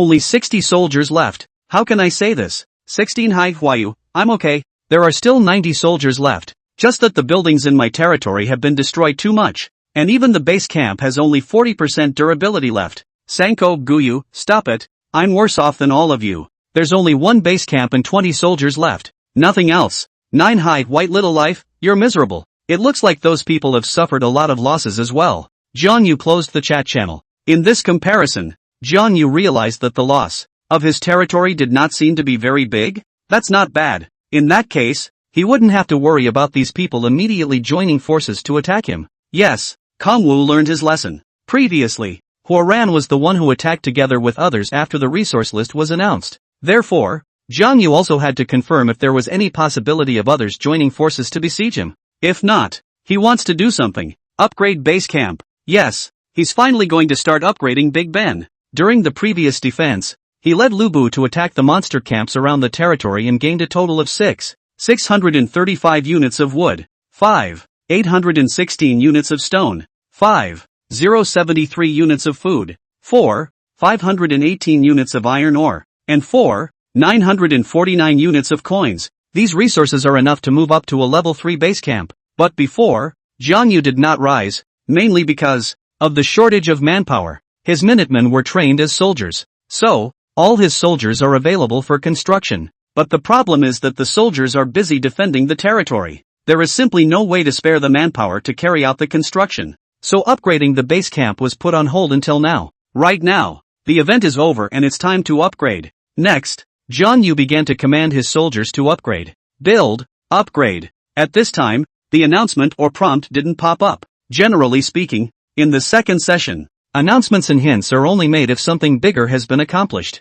There are so many people in the East China Sea area. It can't possibly chicken out and give hints about all the little things. For example, buildings, You start to build a certain building and this won't be prompted either. Even after building a certain building, it won't prompt anymore, because the number of people competing in the second session is quite a bit larger. It's impossible to publish every detail. Kongwu thinks it's best if there are no hints because then people don't know what you're doing. At this time, Huang Ziyuan suddenly ran over to him. Jiang Yu, did you see Qin Siling's reward? See? What's wrong? Jiang Yu seemed unconcerned about it, busy directing those soldiers to repair and construct the building. And you ask what's wrong? Qin Siling's reward is a scroll of territory protection. What if Qin Siling uses this scroll to protect his territory and attacks us himself with all his troops? Let's just say that this reward came at the perfect time. And she has 2 scrolls. In case she gave one to the other, she could join forces and attack over. Kongwu smiled. Just fight. I only have 150 soldiers left now,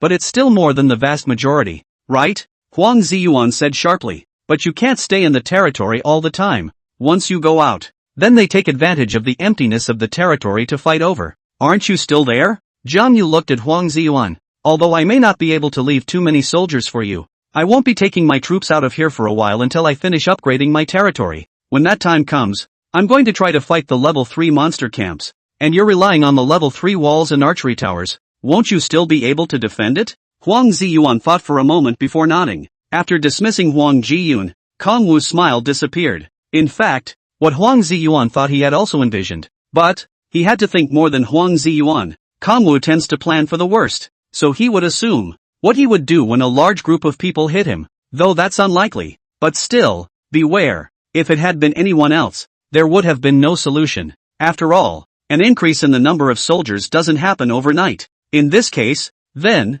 it's up to the second general. Yes, his reward, the junior recruiting order. This can be solved by recruiting a second general and leaving one general for Huang Ziyuan. Because of his talent Chinese god generals, he recruited all the generals at the mythic level. So just recruit a second general, no matter what type, at mythic level. With this general in place, the enemy will surely be able to hold it even if there are more of them. But here's the thing, you can't just recruit with a recruitment order. But, what a coincidence. Earlier, when he led his troops out and attacked the monster camp, as it happens, a certain no man's land in the 5th region has been discovered. There is an abandoned Hall of Heroes, though it's fair to say he's been lucky. But since Huang Ziyuan was able to find the abandoned Hall of Heroes in the 3rd region, it's not unusual for that 5th region to have an abandoned Hall of Heroes. So, next he just had to wait for the overseer to come here and hand out the rewards. But, what Kongwu doesn't know is this. At the same time, Qin Siling was thinking the same thing. At this moment, she was walking within her territory, like an elegant queen, strolling confidently over every inch of land. Her biceps were full and as erect as mountains, exuding a unique charm that made it impossible to take one's eyes off of her. Soon she arrived in front of her base camp. In fact, Bai Shang's feeling was correct. She could actually hold on during the monster siege event. She just didn't do that, because she thought that Kongwu had a high possibility of taking the first place in the event. Therefore, it would be better to give up early before the territory suffers more losses. Moreover, by giving up early, she could also bring people to gather resources and upgrade the base camp earlier. Right now, she has just moved to upgrade the base camp. She didn't know who would rise to level 3 faster than Kongwu, but for her as long as it didn't matter. In her original plan, she had planned to look for an opportunity to attack Jiang Yu's territory after her base camp was raised to level 3. This was because she understood that after Jiang Yu had risen to level 3, he would inevitably lead his people out to attack level 3 monster camps. And this time of year, when his territory is empty, is the best opportunity. This was the primary reason why she had abandoned the monster siege event. Otherwise, by forcing the 13th round of monster attacks, not only would he not be able to take first place, he might not even be as fast as Jiang Yu in the 3-level base camp. As long as you can get up to a level 3 base camp at about the same time as Kongwu, then she had time to look for an opportunity to attack Kongwu. If Kongwu goes out to attack a level 3 monster camp, while her territory is still level 2, her soldiers are still level 2, and her generals are still level 2, then even if troops were sent there, they wouldn't be strong enough to beat him. In fact, Qin Siling didn't know if this strategy of his was effective. After all, she was the only one attacking, and her power was still somewhat lacking. However, when she saw the rewards for the event, she smiled, because her reward was 2 scrolls of territory protection. When you lead an attack on other people, your greatest fear is that your home will be raided, and with this then she's not afraid. Plus, she had 2 such scrolls. She could totally find another person who wanted to deal with Jiang Yu, give him one of the scrolls, And then the two of them could have no qualms about directly emptying their territories of all their troops and combining their efforts to attack Jiang Yu, who was out and about. That success rate, all of a sudden, skyrocketed to over 80%. She was certain that Jiang Yu would never expect that he would team up with others to attack his territory, and do so after he had risen to level 3. Right now, everyone's territories were in a state of disrepair, so Jiang Yu's biggest worry should be being attacked during this current period. In this case, there is a mind to count without a mind. Jiang Yu is bound to be caught off guard and unable to resist. Everything was planned, and it can be said to be quite perfect. Next, she just had to wait for the overseer to hand out the rewards. Jiang Yu, let's have a good fight. Xiang Yu's beautiful eyes burned with a blazing flame. And in this case, finally, the overseer, located in the Eastern Sea region, got his orders. They're going to give out awards to people who get them. Among them, it happened to be Yuhan who was in charge of giving out rewards to Jiang Yu. Is it actually me who's going to distribute it to Jiang Yu? It's good, just to see how well his territory is being built. Johan was still somewhat interested in Kongwu. If you can get first place in this event, you might be able to take the top prize in the East Sea District. But Habit next to Yuhan was in a bad mood. He didn't expect Kongwu to get first place in the event. This is definitely a genius on the human side. He had to find a way to get this genius killed. He had wanted to do this ever since he had seen Jiang Yu leading his soldiers in a frenzy to kill his clansmen earlier. But with Johan around, that certainly couldn't be done. Then I'll find a reason to cut a deal with his military general? If he didn't have that martial arts general, his performance in this trial would definitely be in tatters. I just don't know if Johan agrees. No, Yuhan will definitely not agree. When we get to Jiang Yu's territory, I can directly provoke Jiang Yu. Young people are young and impetuous. They might get carried away for a while and agree to it. If he doesn't agree, then I can only find an opportunity to sneak attack Jiang Yu. Jiang Yu is caught off guard. He definitely won't be able to block my attack. Of course, that warlord next to him might take a shot, but it didn't matter. No matter how powerful that military general was, he couldn't block a single move. Only that Yuhan was strong and fast, so he only had one move to go on. If that military general blocked, then the most he could do was kill that military general. No chance to kill Kongwu, but that would be acceptable, because once the martial arts general died, Jiang Yu was also wasted. Even if Yuhan struck himself down in a fit of rage, then his death would be worth it. Yes, Hubbard also did it because he was looking for someone to jade. It was because he, the head of a certain subclan of the Jackals, was controlled by Yuhan. It led to his people having to follow his instructions to attack the territories of those human geniuses. He's had enough. However, fighting with Yuhan could not be done. Although Yuhan was only a lord in the back of the human realm, his strength was also too much stronger than him. He didn't want to die in vain like this, so he simply pulled a back. And this padded back,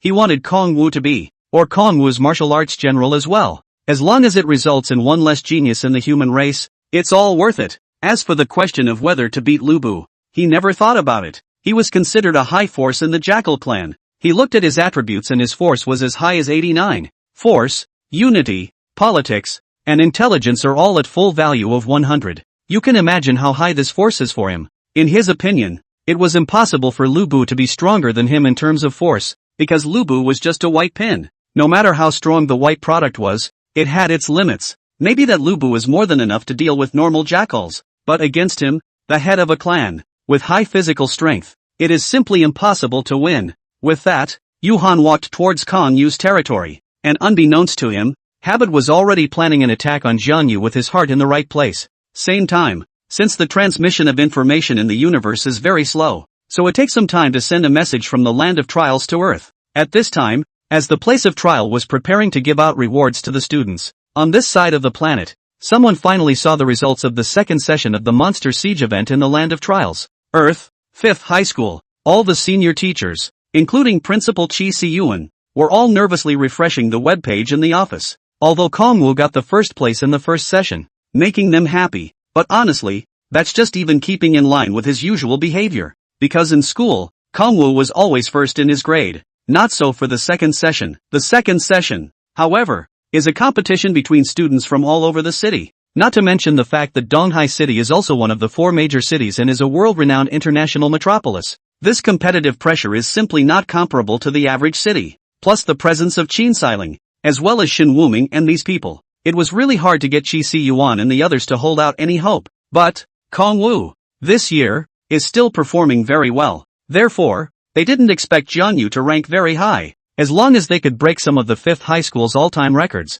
they would be satisfied. For example, top 10, top 5 in the East China Sea region, that kind of thing. However, when they refreshed the webpage and saw the results of the Monster Siege event, all frozen. Event number 1, one place higher than Qin Xiling? The office went quiet for a moment, because they felt like they were dreaming at the moment. Jiang Yu actually came first? What about Shen Wuming? Shen Wuming isn't so bad that he couldn't even make it into the top 10, right? Or was he eliminated? A teacher said in a very puzzled manner. Zhao Tianyi opened his mouth. Shen Wuming is in the teens. He hasn't been eliminated yet, but there must have been a change of heart. But no matter what, this ranking of Jiang Yu was just too shocking. Shi Siyuan was, after all, an old man with a lot of experience. He looked very steady and said with a dry cough, "Teachers, this is just an activity in the second session. It doesn't mean that Jiang Yu will definitely become the top student of Donghai City. Let's not get our hopes up too high." However, looking at this result today, even if Jiang Yu couldn't get the first prize,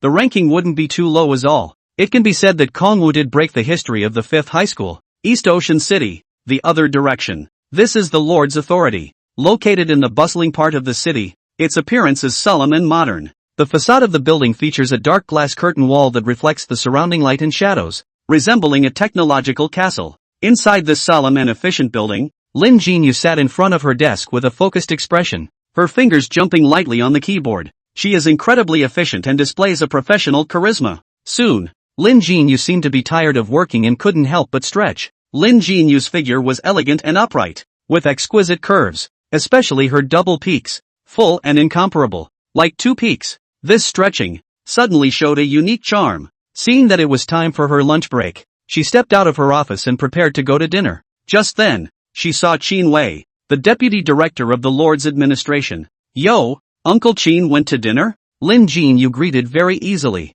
Qin Wei was helpless. "You girl, this is the authority, not your home." Lin Jinyu's identity was known to everyone in the authority. As the director's daughter, many people dare not mess with her. Anyway, it's already noon after work time, so what does it matter? Lin Jinyu skimmed her mouth. However, she seemed to remember something. "Ah, I forgot. I haven't looked at the ranking of the Monster Siege event." She had always remembered about Jiang Yu, but she was just so busy with work after returning to the Lord's authority that she forgot about it for a while. Qin Wei snorted at his words. "Your job as a censor is over. What's there to see? My niece is sure to come in first place anyway." Lin Jinyu recalled a little. "Uncle Qin, your niece, is that Qin Xiling, right?" "Yes, a lot of people don't know. Qin Xiling is Qin Wei's niece. Of course, the relationship can't be described as much of a close one, but it's always something." However, Qin Wei was a deputy director, and compared to a censor like Lin Jinyu, he was never in charge of the land of trials.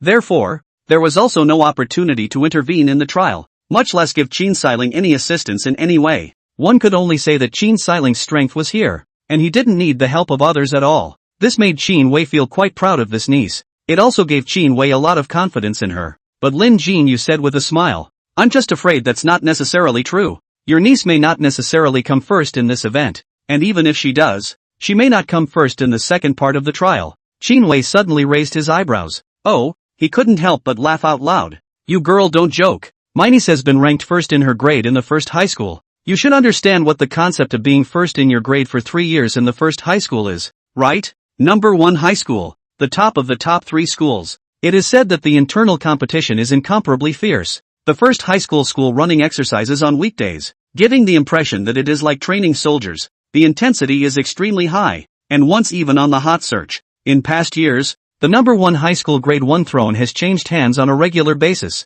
But anyone who can get first in their grade once is touted as a strong contender for the top spot. And Qin Xiling has been the first grade for 3 consecutive years, which is far from the gold content. That can be compared to 3 consecutive years of first grade in other schools. That I know, but there are people outside of people and mountains outside of mountains. And that teenager I'm looking at might be able to surpass her. Lin Jinyu naturally had a reason for saying that. Before leaving the trial land, she remembered that Jiang Yu's territory was very well built. There were 18 towers, which is a staggering number to say the least, and as many as 300 soldiers. She had inquired from her colleagues here, and that Qin Xiling's soldiers were only 280, slightly inferior to Jiang Yu, so she felt that Jiang Yu still had a high chance of getting first place. Of course, Qin Wei didn't know about this as he took out his cell phone and said, "In that case, I'll just go online on my cell phone and check my niece's rankings." He logged onto the official website and quickly opened the latest news. At once, he saw the activity leaderboard. The result, at once, took him by surprise. What? The first is Jiang Yu? Who's this? He had more or less heard of Shen Wuming and Huang Ziyuan, but the name Jiang Yu has never heard of it. Lin Jian came over her head to take a look, and when she saw that Jiang Yu was the first, she instantly smiled with an open brow. I knew it. Kongwu got first place. You can do it. Get first place in your first event. Next, as long as he continues to keep it up, the East Ocean City Scholarship will be his. Of course, Qin Xiling certainly wouldn't sit around and wait for death. She could only hope that Jiang Yu would be able to carry Qin Xiling's attack next, and in this case, outside the 4399 territory, Zhang Yu and Lubu finally waited for the people he wanted to wait for. Yuhan walked with a dragon's stride towards territory 4399, and next to him was Hobart the Jackal. The two of you are the supervisors for the second session? Jiang Yu asked. He hadn't dealt with an overseer. What? Jackals can be overseers now? As for the fact that this jackal could talk, he wasn't surprised. The textbooks have taught that there are countless civilizations in each of the 10,000 realms of the heavens. Even lower races, as long as their strength was high to a certain point, they would be able to possess a certain amount of learning ability. So it's not surprising that they learn the languages of other races. In fact, learning the Vanguard language is also an important part of school. The Bandai Foreign Language class is the subject in which students' scores vary the most. With tens of thousands of races in the universe and tens of thousands or hundreds of thousands of languages, how can we learn it all? Fortunately, among the 10,000 worlds, the great clans of gods, devils, immortals, demons, and the underworld possessed a strong voice. The language of these few great clans then gradually became the mainstream language of the 10,000 realms. It's similar to English on Earth, so it's fine for students to master the languages of some of the larger races, as well as those with a larger number of individuals. Jackals were known for their large numbers, so the language of jackals and kobolds was known to Jiang Yu, but it looked like the jackal knew human language as well. Johan said to Kongwu, I'm the overseer. It's nothing but a. Hubbard was furious. Although I am less skilled than you and have become your jackal hostage, I have at least evolved my intelligence to not be. Johan grunted coldly. Jackals are just like rats to us humans. All of them? What difference can it make? He looked at Jiang Yu. Jiang Yu, don't worry about it. This time I came here to give you the reward. Come in and talk. Jiang Yu made a gesture of invitation. Good thing too. Johan is trying to look at Kongwu's territory. Kongwu sighed. Unfortunately, the territory was attacked by monsters and destroyed quite a bit. Johan said, there's no harm in it. I'm just taking a casual look, and it's also evident from the size of your territory that you've built it up quite a bit before. Here's your reward. By the way, Johan stretched out his hand, then changed it out of thin air. A primary recruitment order, and 3 primary resource cards just appeared in front of Jiang Yu's eyes. Jiang Yu instantly took it happily. Many thanks. What's there to be thankful for? It's what you deserve. Yuhan laughed. At this time, Harbat suddenly said, Kid, your military general seems to be very powerful. Can you let me spar with him? Kongwu froze. Johan was furious.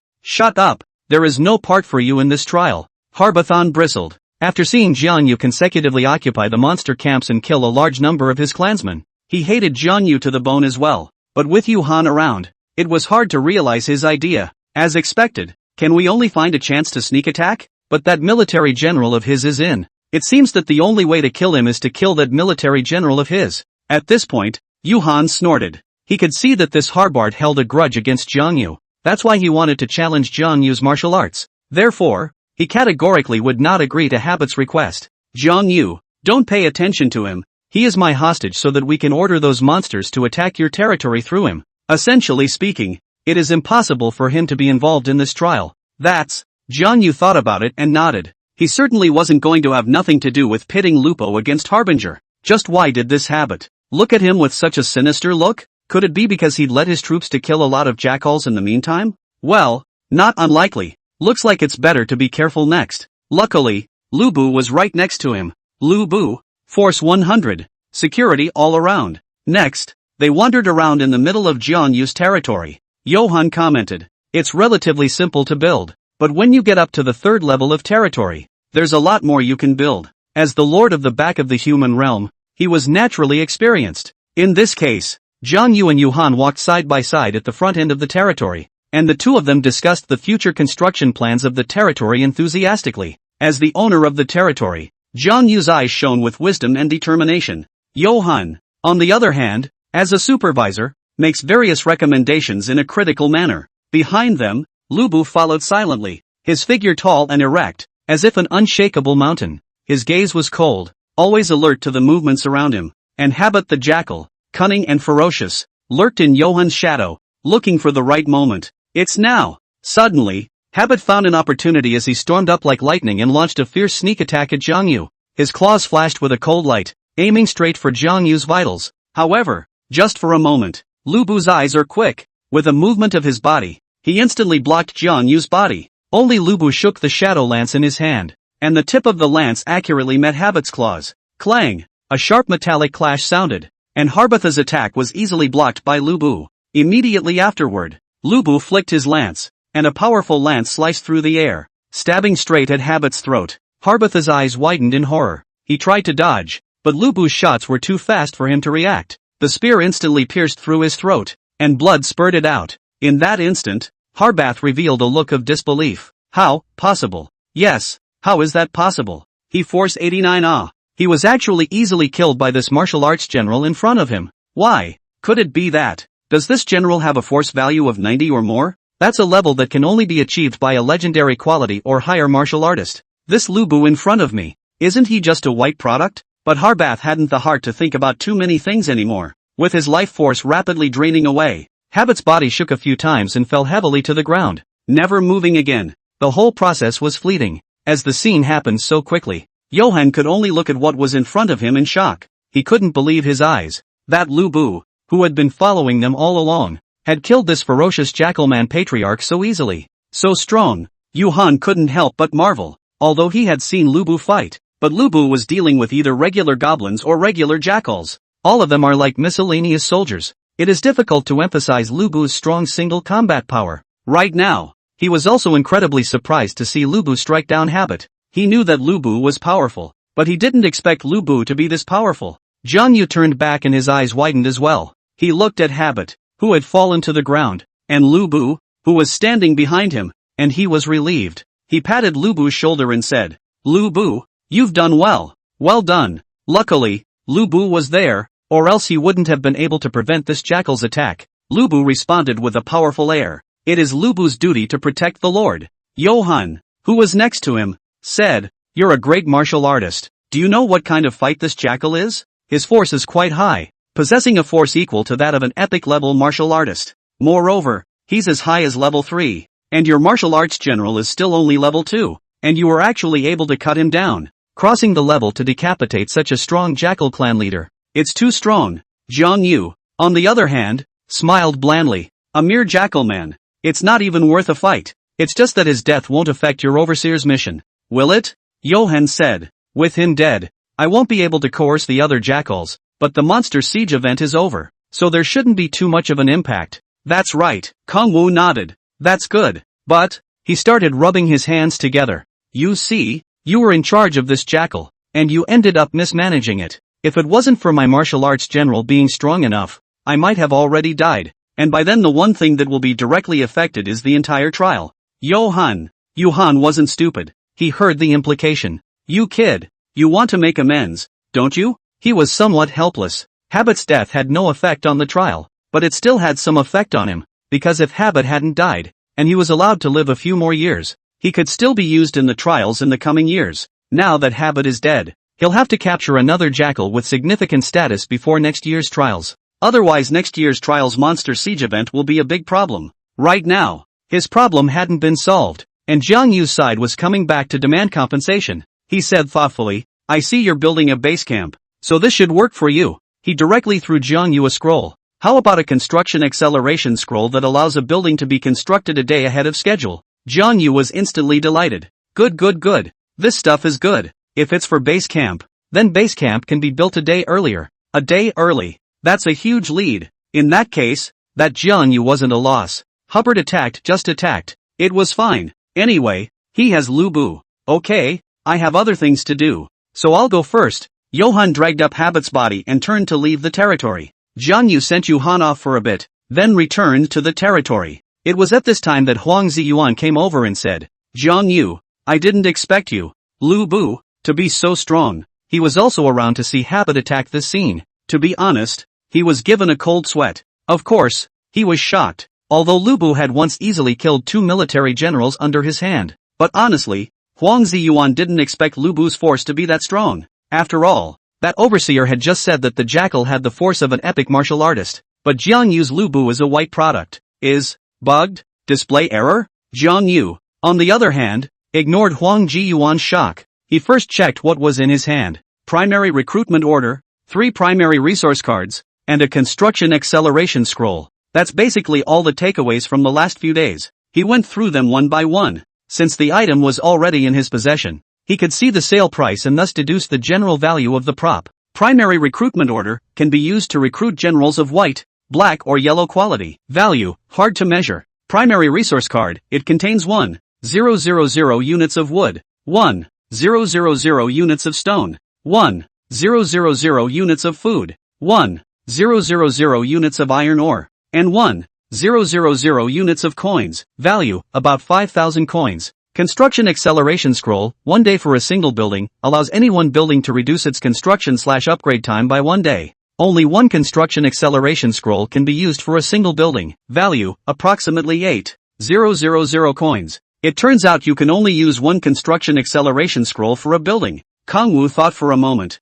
then came here to the base camp. Use this build acceleration scroll straight away. Good. That cuts a day off the time it takes for the base camp to be upgraded. Zhang Yu didn't know when Qin Xiling had upgraded his base camp. However, now his base camp is a day ahead of, surely faster than Qin Xiling. As for the third-ranked Shi Lu, his reward was 2 construction acceleration scrolls. However, since he could only use one for a building, his base camp was at most 1 day ahead. Zile was only ranked 3rd after all. Previously this person had also not reached the level of being on par with Qin Xiling, Shen Wuming, or Huang Ziyuan. That was why Jiang Yu felt that he would upgrade his base camp later than both him and Qin Xiling. In that case, there was a huge probability that Jiang Yu would be the first person to rise to level 3. Not bad. This is really far ahead. But Kangwu won't be satisfied with that. He approached Huang Ziyuan and handed him the resource card. You take these resources to repair the territory's building facilities. Then I'll take Lubu to recruit generals. Huang Ziyuan froze. Recruiting generals? What the hell? I found an abandoned hall of heroes nearby, Jiang Yu explained. Huang Ziyuan's eyes widened instantly. There's actually an abandoned hall of heroes in this neighborhood? Then wouldn't this mean that Guan Yu could recruit a second general? It's awesome. In that case, then Jiang Yu took the first place in the second session only to be stable. You'll just take Lubu? Do you want to bring a few more people? Huang Ziyuan asked. It's not like I'm going to attack a monster camp. There's no need. Just bring Lubu. And with 2 people on horseback, it's also light and easy to escape. Bringing too many people, if he met the enemy, instead, it would not be easy to get away, because he only had a dozen horses in his hand. Under these circumstances, Jiang Yu set off with Lubu, a total of 2 people and 3 horses. The people in the East Sea region naturally didn't know about this. However, at this time, they had all gotten their own rewards for the event. Region I. Qin Xiling was also overjoyed as she looked at the territory protection scroll and resource card in her hand. Great! The stuff is here. Shen Wuming also agreed to my request. Although Shen Wuming's ranking in the event wasn't very high, but Qin Xiling still believed in his ability. He should be able to catch up before long. All that's left is to sit back and wait for the base camp to get to level 3. In her prediction, she should have risen to level 3 around the same time as Kangyu. Even if Jiang Yu upgraded first, the time shouldn't be too far off. After rising to level 3, she immediately conscripted soldiers and quickly raised them to level 3. Territory building can be slowed down a bit. After all, the first session was about territory prosperity, and the second session was about battle power. That's why in the moment battle power is the most important thing. As soon as the soldiers rise to level 3, I'll attack Jiang Yu with Shen Wuming. By that time, Jiang Yu would inevitably be eliminated by them. Kangwu, can you have any way to be able to deal with our attack? In the meantime, everyone else is also thinking about how to use the event rewards they have in their hands. Overall, only the top 10 rewards were okay, because the rewards in their hands are more unique. For example, Wang Yen, Chen Xin, Shu Chani. The specific effects of their rewards are as follows, respectively. Treasure chest of ornaments, yellow, 1 piece of yellow ornament can be opened randomly, and there is a chance to open a fine ornament among the yellow ones. Value, about 300 coins. Weapon treasure chest, yellow product, you can randomly open 1 yellow product weapon, and have a chance to open a fine weapon among the yellow products. Value, about 200 coins. Beginner's morale scroll, 100 people, increases a team's morale by 100 level 1, x 20 points, can exceed the cap. Quantity 100 people. Value, about 1,500 coins. 10% discount coupon for merchants in the human realm, general use within the human realm only. When spending at any merchant within the human realm, you can get a 10% discount. One coupon can only be used for one spending behavior. Value, about 200 coins. For those ranked after 10, the rewards were basically some low-grade equipment, or a few hundred units of resources, which was pitifully small. But whatever. None of their rewards are more precious than Jiang Yu's. That's all. Jiang Yu finally arrived at the abandoned Hall of Heroes with Lubu. This abandoned temple of heroes stood in a barren land, surrounded by an air of vicissitude and solemnity. The outer walls of the temple, once polished like jade, are now covered with cracks and moss, as if telling the vicissitudes of history. The tall doorway was closed and rusty, as if announcing that it had been abandoned for a long time. Jiang Yu and Lubu walked into the interior of the hall and could only see a dim and dilapidated area. The once recruiting table was cracked, as if it would collapse completely if it was used one more time. This is the Hall of Heroes, a place to recruit generals, and right now, it's abandoned. Can only be used once after one use? It is immediately damaged. Okay, start recruiting. Jiang Yu mentally took out the primary recruitment order. He wondered what generals he would recruit. Of course, Jiang Yu was looking forward to the martial arts generals more in his heart. Lubu proved his worth, and if another Chinese martial artist comes along, then his combat power is bound to explode. The second part of the novice trial, the competition happens to be battle power. That's why Jiang Yu preferred to recruit a military general. Of course, it's not impossible for civil servants. Civilian officials can manage territories. It's that under this current link, there's not much room for civilian officials to play. Soon, Jiang Yu stood in front of the recruitment table and took a deep breath. The primary recruitment order in his hand shimmered with a faint light, as if it carried some kind of mysterious power. He slowly placed the recruitment order in the center of the recruitment table, a circular alcove inlaid with intricate runes and patterns. As the recruitment order was touched, a soft glow suddenly lit up in the groove, enveloping the entire recruitment table in a hazy light. Immediately after, a low, solemn incantation echoed through the air, as if traveling from ancient times. Speaking of the mysteries and power of recruitment, Jiang Yu closed his eyes and said a silent prayer in expectation in his heart, hoping that this recruitment would bring a powerful martial artist. As the incantation ended, the glow of the recruiting table faded, replaced by a slight vibration. Jiang Yu opened his eyes, only to see a dazzling black light gradually coalesce and take shape over the recruiting platform, eventually transforming into a figure. It was a thin but glaring old man, wearing a green robe and a tall hat, and holding a roll of drawings in his hand. His face, though wrinkled, was wise and witty. Kang Wu thought to himself, who is this? Civilian? Well, he doesn't feel very familiar. Also, this time, the military general he recruited was actually of black quality, but that doesn't matter. The quality of the generals he recruited was determined by his talent, and they were all mythic. He reached out and tapped the general's attribute panel to look at it. General name, Lu Ban. General level, 1. General attributes, Force 20. Command 30. Politics 40. Intelligence 95. General skill, Mechanical Innovation. Mechanical innovation, Lupin is able to quickly identify and improve existing mechanical devices, or try to invent entirely new mechanical structures. General equipment, none. General description, Lu Ban, the ancestor of ancient Chinese construction and carpentry skills, made great contributions to the development of the ancient construction and carpentry industry, and his spirit of invention and innovation still inspires future generations to continue to pursue progress and creativity. It's actually the legendary skilled craftsman, Lu Ban. Jiang Yu was a bit confused. How could he not have expected that he recruited Lupin? Lupin? Is this a civilian or a military general? It doesn't even seem to count. Lupin was a great inventor with average politics and force. Well, now Jiang Yu was a bit distressed. In his original plan, the second general was to stay in the territory and help Huang Ziyuan in his defense. If it was a military general, then with the force of a mythic quality military general, even if there were a lot of enemies, they would not be afraid. If it's a civil official, then it's highly likely that he or she will be good at constructing some of the special buildings, and will also be able to build the territory in such a way that the buildings can be used for defense. Lu Ban then also do not know how much his skill's mechanical innovation can play a role in the defense of the territory. At this moment, Lu Ban slowly walked down the recruiting platform, his eyes lingering on Jiang Yu for a moment before he bowed with both hands. Greetings, my lord. I am Lu Ban, of the Gongtu clan, name Ban, and I am honored to serve in your domain. Thanks to your great love, I have some knowledge of mechanical engineering and improvement, and I have some expertise in the ways of construction, so I hope to contribute to the prosperity of the territory. In addition, I have studied military machinery and have designed ladders, hooks and strong instruments to help the country defend itself against foreign enemies. Lord, I would like to teach your territory all my life's knowledge, and work hand in hand with all the people to create a glorious future. Jiang Yu held onto Lupin's hands. Good. Not sure what Lupin can do though, but now that we've recruited, it's better to figure out how to make the most of Lupin. Next, Jiang Yu returned to the territory with Lubu and Luban. Because they had brought an extra horse on the way there,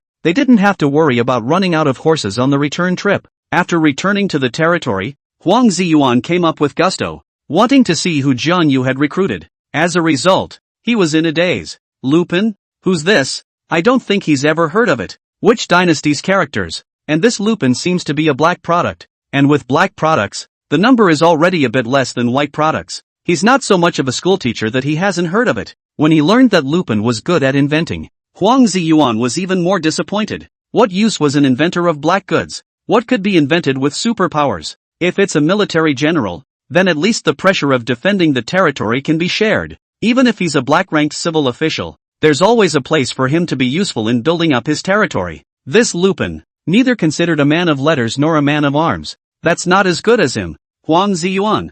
Huang Ziyun instantly recalled what Kongwu had said when he hired him. At that time, Kongwu had only intended for him to be a handyman. Now, looks like I'm still of great use to Jiang Yu, Huang Ziyuan thought smugly. But just then, Lupin was already looking at the defenses of Jiang Yu's territory. He glanced at the fence, then at the archery towers and sentry towers, and at the various equipment on the soldiers, all shaking his head. Lord, your territory is very ordinary, whether it's the defense facilities or the soldiers' instrumental attire. Allow me to remodel them a bit and enhance their performance. Jiang Yu immediately froze. Lupin is putting in work so soon? Soon. Kongwu then saw Reuben taking out a pen and paper to draw a drawing in the base camp. Not long after, a drawing was handed over to Jiang Yu. He brought it over and looked at it. Name of building, chain trap wall. Building level, level 1. Building features, resist attacks, used to defend the territory and provide basic protection to the territory. Building properties, base durability, 150.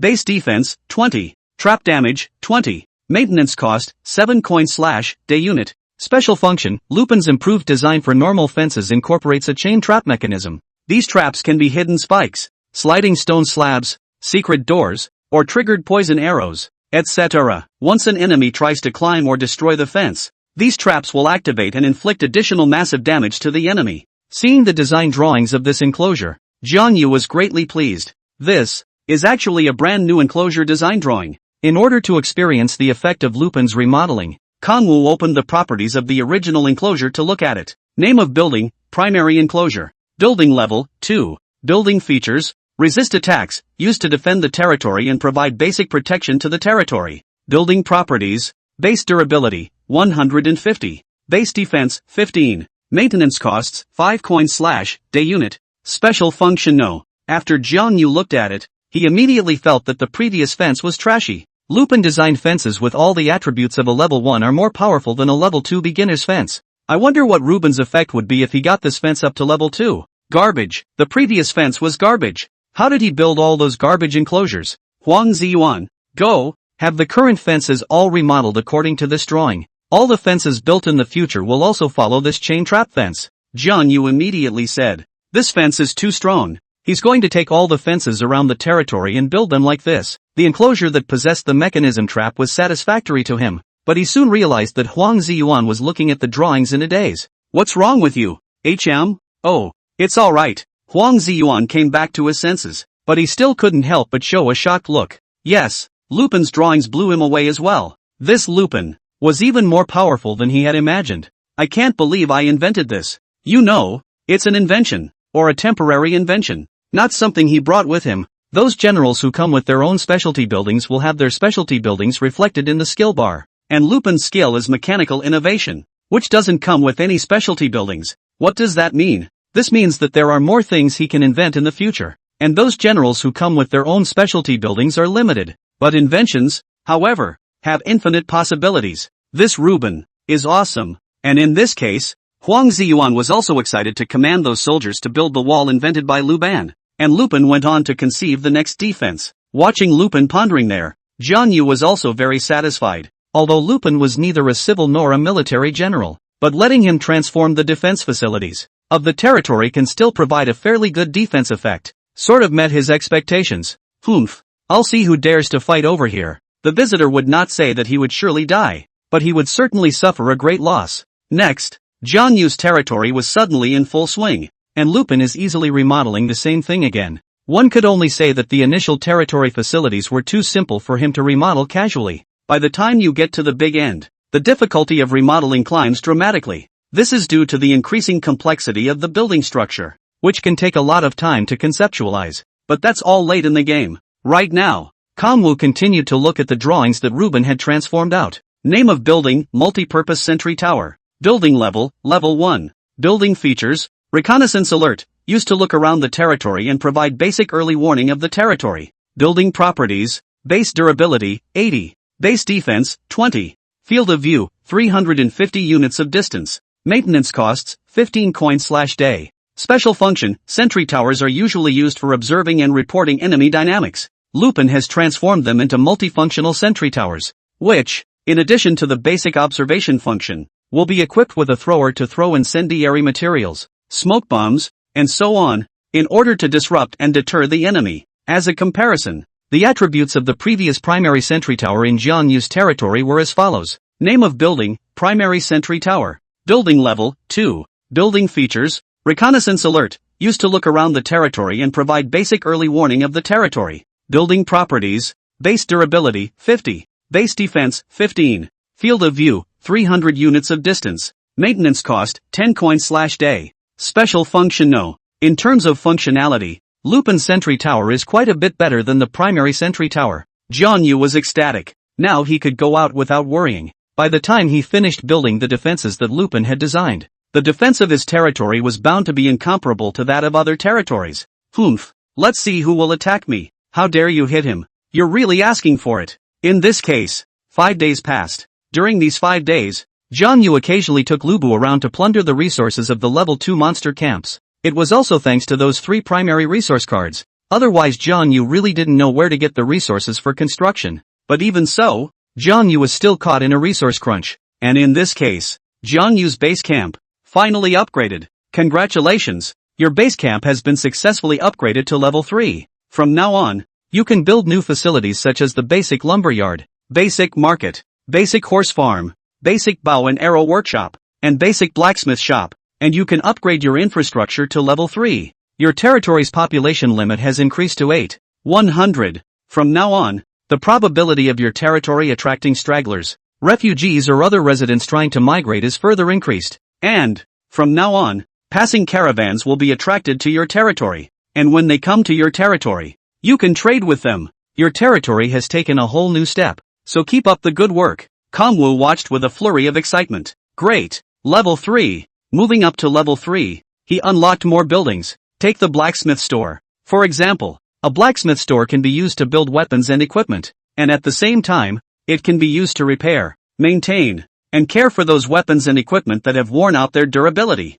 This will prevent damage to the soldier's equipment. It is a very important building in the early stages. Looking at the few resources in his hand, Kangwu opened his mind. What's next? In the meantime, just as Kangwu was thinking about his next course of action, the entire East Sea region also resounded with announcements. Ding dong! Eastern Sea region announcement. Congratulations to Lord Jiang Yu, who has successfully raised his territory to level 3. When the people of the East Sea region saw the announcement, they all couldn't help but erupt in an uproar. Kangwu has actually risen to level 3? That fast? Of course, the one who was even more shocked was Xiang. How? Her one beautiful eye opened very wide. The reason why her face was full of incredulity was because her base camp was still a day away from level 3. Even if Kangwu was ahead of her, he would only be an hour or 2 ahead at most. How is it possible to be a full day ahead of her? Like right now? Xiang took stock of the situation. Kangwu finished leveling up a day ahead of her, so that means Kangwu upgraded Big Ben a day ahead of her. She only started upgrading her base camp after the Monster Siege event ended.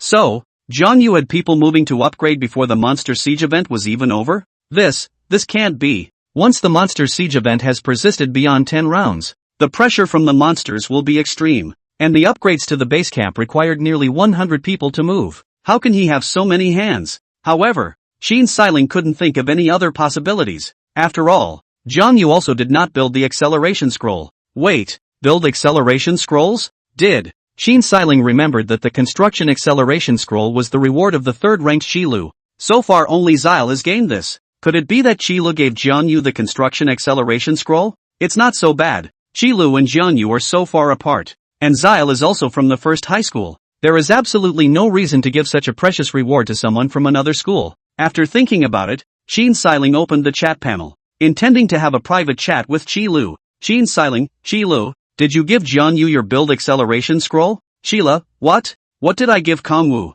Xiang, you really didn't give it? Xilo, of course I didn't give it. Qilu, could it be that you are suspecting that Jiang Yu upgraded so fast because I gave him the construction acceleration scrolls? But I need to use them myself. One for the base camp and another one I'm going to save for afterward. Xiang frowned. Then this was strange. Why was Kongwu able to upgrade so quickly? At this time Qilu asked again, Xiang, if this continues, Jiang Yu will definitely be the city's top student. Don't you want to think of a way? Xiang, don't worry, I have my own way. Having said that, Xiang was also annoyed right now, because Kongwu upgraded faster than she expected. When she rises to the third level, Jiang Yu's territory does not know what size it has developed to. This way her original plan of attack was also greatly compromised. Qilu, if you're going to deal with Jiang Yu, count me in. No matter what, we can't let the 5th high school take the top spot. Xiang's heart stirred. You want to deal with Jiang Yu as well? Xilo, I'll go if you go. Xiang, actually, I've united with other people. And I'm planning to choose a time when Jiang Yu is not in his territory to attack his territory after the base camp is upgraded to the 3rd level. Do you want to come along? Xilo, come on. I've been watching him for a long time. Xile, but I'm going to leave some of my men to guard my home. So I may not be sending a lot of troops. Xiang, it won't hurt. We'll unite a lot of people together to deal with Jiang Yu. Xilo, then it's a deal. Xiang smiled slightly. Not bad. Another person had joined in. But Xile's next reply startled her. Qilu, actually, the 2nd scroll I was planning to use on the barracks. Even if my base camp is upgraded later than Jiang Yu's. After I use the construction acceleration scroll, the barracks will definitely be able to finish upgrading one step ahead of him. And in that case, I will be able to level up my soldiers to level 3 even earlier than him. Xiang was shocked. Qilu was actually able to have a level 3 soldier before Kongwu? Yeah, Xile has 2 build acceleration scrolls. He does do it. There are more ways to upgrade your soldiers than just fighting monsters. Training at the barracks works too. Only, the barracks must be level to 3 before the soldiers can be raised to level 3 through training. Essentially, troop upgrades cost time. Either spend time training or spend time fighting monsters. And fighting monsters is subject to casualties, depending on the Lord's own choices. Regardless of which way Qilu upgraded, he would definitely be able to obtain a level 3 troop sometime earlier than Jiang Yu. In that case, if we let Qilu raid Jiang Yu's territory was bound to be untenable. If Jiang Yu goes out with his troops to practice, then at that moment, Qilu raids his territory with his troops. Jiang Yu is unable to return to help and his base camp is occupied. If Jiang Yu had let his soldiers train in the barracks after conscripting them, Qilu would still be able to attack Jiang Yu's territory until his soldiers finished training. Even if Jiang Yu interrupts his training and puts his soldiers on defense, Qilu's level 3 soldiers can hang on to Jiang Yu's level 2 soldiers, and Jiang Yu still won't be able to defend. Either way it's a win. Xiang felt that he had found the opportunity to win. Qilu, I'll give you my territory protection scroll. When the time comes, you send out all the soldiers and raid Jiang Yu's territory to eliminate him directly. Xilo, what? Am I the only one? Xiang talked about her plan. Xiang, you are the only one who can do it at the moment. And once you eliminate Jiang Yu, then Jiang Yu's territory will be under your control. No matter if it is occupied or plundered. It will be 100 benefits and no harm to you. Quinceling, in this case, you are the current number 1. Xile, okay, that's it. Xile seemed to be agitated as well. First, in school, he had never been able to surpass Xiang as number 1. Right now, in the land of trials, he had this opportunity. Closing the chat panel, Xiang revealed a smug look. Jiang Yu, I'll see how you deal with this move. In Xiang's opinion, Shi Li's raid had another significant advantage. That's unexpected. Jiang Yu would definitely guard against her, against Shen Wuming, or anyone else, but he certainly didn't expect it to be Xile who attacked him first. By surprise, Jiang Yu would surely lose. Kongwu, now you're really going to be eliminated. Unfortunately, it wasn't her hand that eliminated Kong Wu. However, in the end, it was also because she had come up with a plan and offered it to Qila that Qila was able to eliminate Jiang Yu. That's about right when you do the math. Territory 4399. Of course, Jiang Yu didn't know about Qin Xiling's scheming. The defense he's playing is just a precaution. After the territory was raised to level 3, he also made a decision. Upgrade the barracks first, and in the time it takes to upgrade the barracks, scavenge the resources of the level 2 camps while you build the dwellings. Because he had risen to level 3, the territory would surely be flooded with more stragglers, or transplanted residents. This is a great opportunity to expand the population of the territory. Once the population increased, he would be able to conscript more soldiers at once when the barracks upgrade was complete. According to what he learned by sending his men to probe level 3 monster camps, even the small ones had a very high number of monsters. It's hard to beat 150 level 2 soldiers without relying on Lubu, but if you rely on Lubu, you won't be able to achieve the effect of practicing. Due to the scarcity of resources, he was not going to want to train soldiers to level 3 at the barracks. He wanted to level up his soldiers through combat, fishing for resources by the way. Then this would require a much larger number of level 2 soldiers, but it has to be said, the time needed to raise the barracks from a level 2 primary barracks to a level 3 intermediate barracks will take at least 2 days, quite a long time. Let's just say that as the trial continues, the time spent building and upgrading facilities is increasing, but Jiang Yu had no choice but to wait slowly. 10 hours later, he saw an announcement. Announcement from Eastern Sea region, congratulations to Lord Qilu, who has successfully raised his territory to level 3. Third-ranked Xile. It was faster than Qin Xiling. In fact, this was expected by many. After all, Xile's reward was 2 construction acceleration scrolls. He's definitely going to use one on Big Ben. But Kongwu also associated it with something. If Qi Li's second scroll is used on his barracks, then his barracks will have to be leveled up to 3 before me. Will Xile come and attack him? This Kong Yu really couldn't be sure. As of right now, Qin Xiling calling is the most likely thing to happen, but it's better to be on the defensive. He glanced at his territory. If it was just Qilu alone, it would not be enough to worry about at all. After all, there was Huang Ziyuan and Lu Ban in the territory. Moreover, his territory's current defenses had basically been modified and constructed into the kind designed by Lupin. Don't have enough resources to get to level 3 yet though, but it was more than enough to deal with Qilu alone. Therefore, Jiang Yu wasn't too worried. In this case, Jiang Yu's 2 barracks had finally risen to level 3. Name of building, intermediate barracks. Building level, 3. Building features, training, used to produce common infantry to provide a basic defense force for the territory. Upgrade, you can grow the level of your soldiers by training them, and the level of your soldiers may not exceed the level of your barracks. Rest and recuperation, allows the team to rest, recover from injuries, and replenish personnel if there are reserves. Conscription, the population of the territory is conscripted in proportion to a certain percentage of the population, if there are no young inhabitants in the territory, or if the barracks do not hold enough people, conscription is not possible. Building properties, barracks capacity, 300, base defense, 20, maintenance cost, 30 coins/day. Special function no. During the time that the barracks had been upgraded, the population of his territory had also increased to 1,000. Let's just say that level 3 territories are really different. Once the population is larger, then he can recruit more soldiers. Enough for Zhang Yu to draft 200 people in one breath. In this way, his soldiers numbered 350. However, the soldiers that had just been recruited were all level 1, and attacking a level 3 monster camp seemed inadequate. Therefore, Guan Yu decided that it would be better to let the level 1 recruits train in the barracks. It shouldn't take much time to train from level 1 to level 2. Just then, Lupin suddenly came to Jiang Yu. My lord, I've basically designed one round of the territory's defenses. What should I do next? Jiang Yu was instantly in deep thought. I remembered that in the second session, as soon as a certain number of people who had risen to level 3 territories reached a certain number, the battle list would be opened. At the same time, the horizons are unlocked and individual copies of each appear on the map. The duplicates are where various materials and equipment are popped out. It was also the next key for them, the newbie lords, to compete for the battle list. If we can let Lu Ban transform the soldiers' equipment, then it will certainly be of no small help to the next copy competition. Thinking of this, Jiang Yu said, you go and remodel the soldiers' equipment. But the territory doesn't have a blacksmith store. Lupin said, the blacksmith store. This one does. Without a blacksmith store, it's hard to build equipment for soldiers.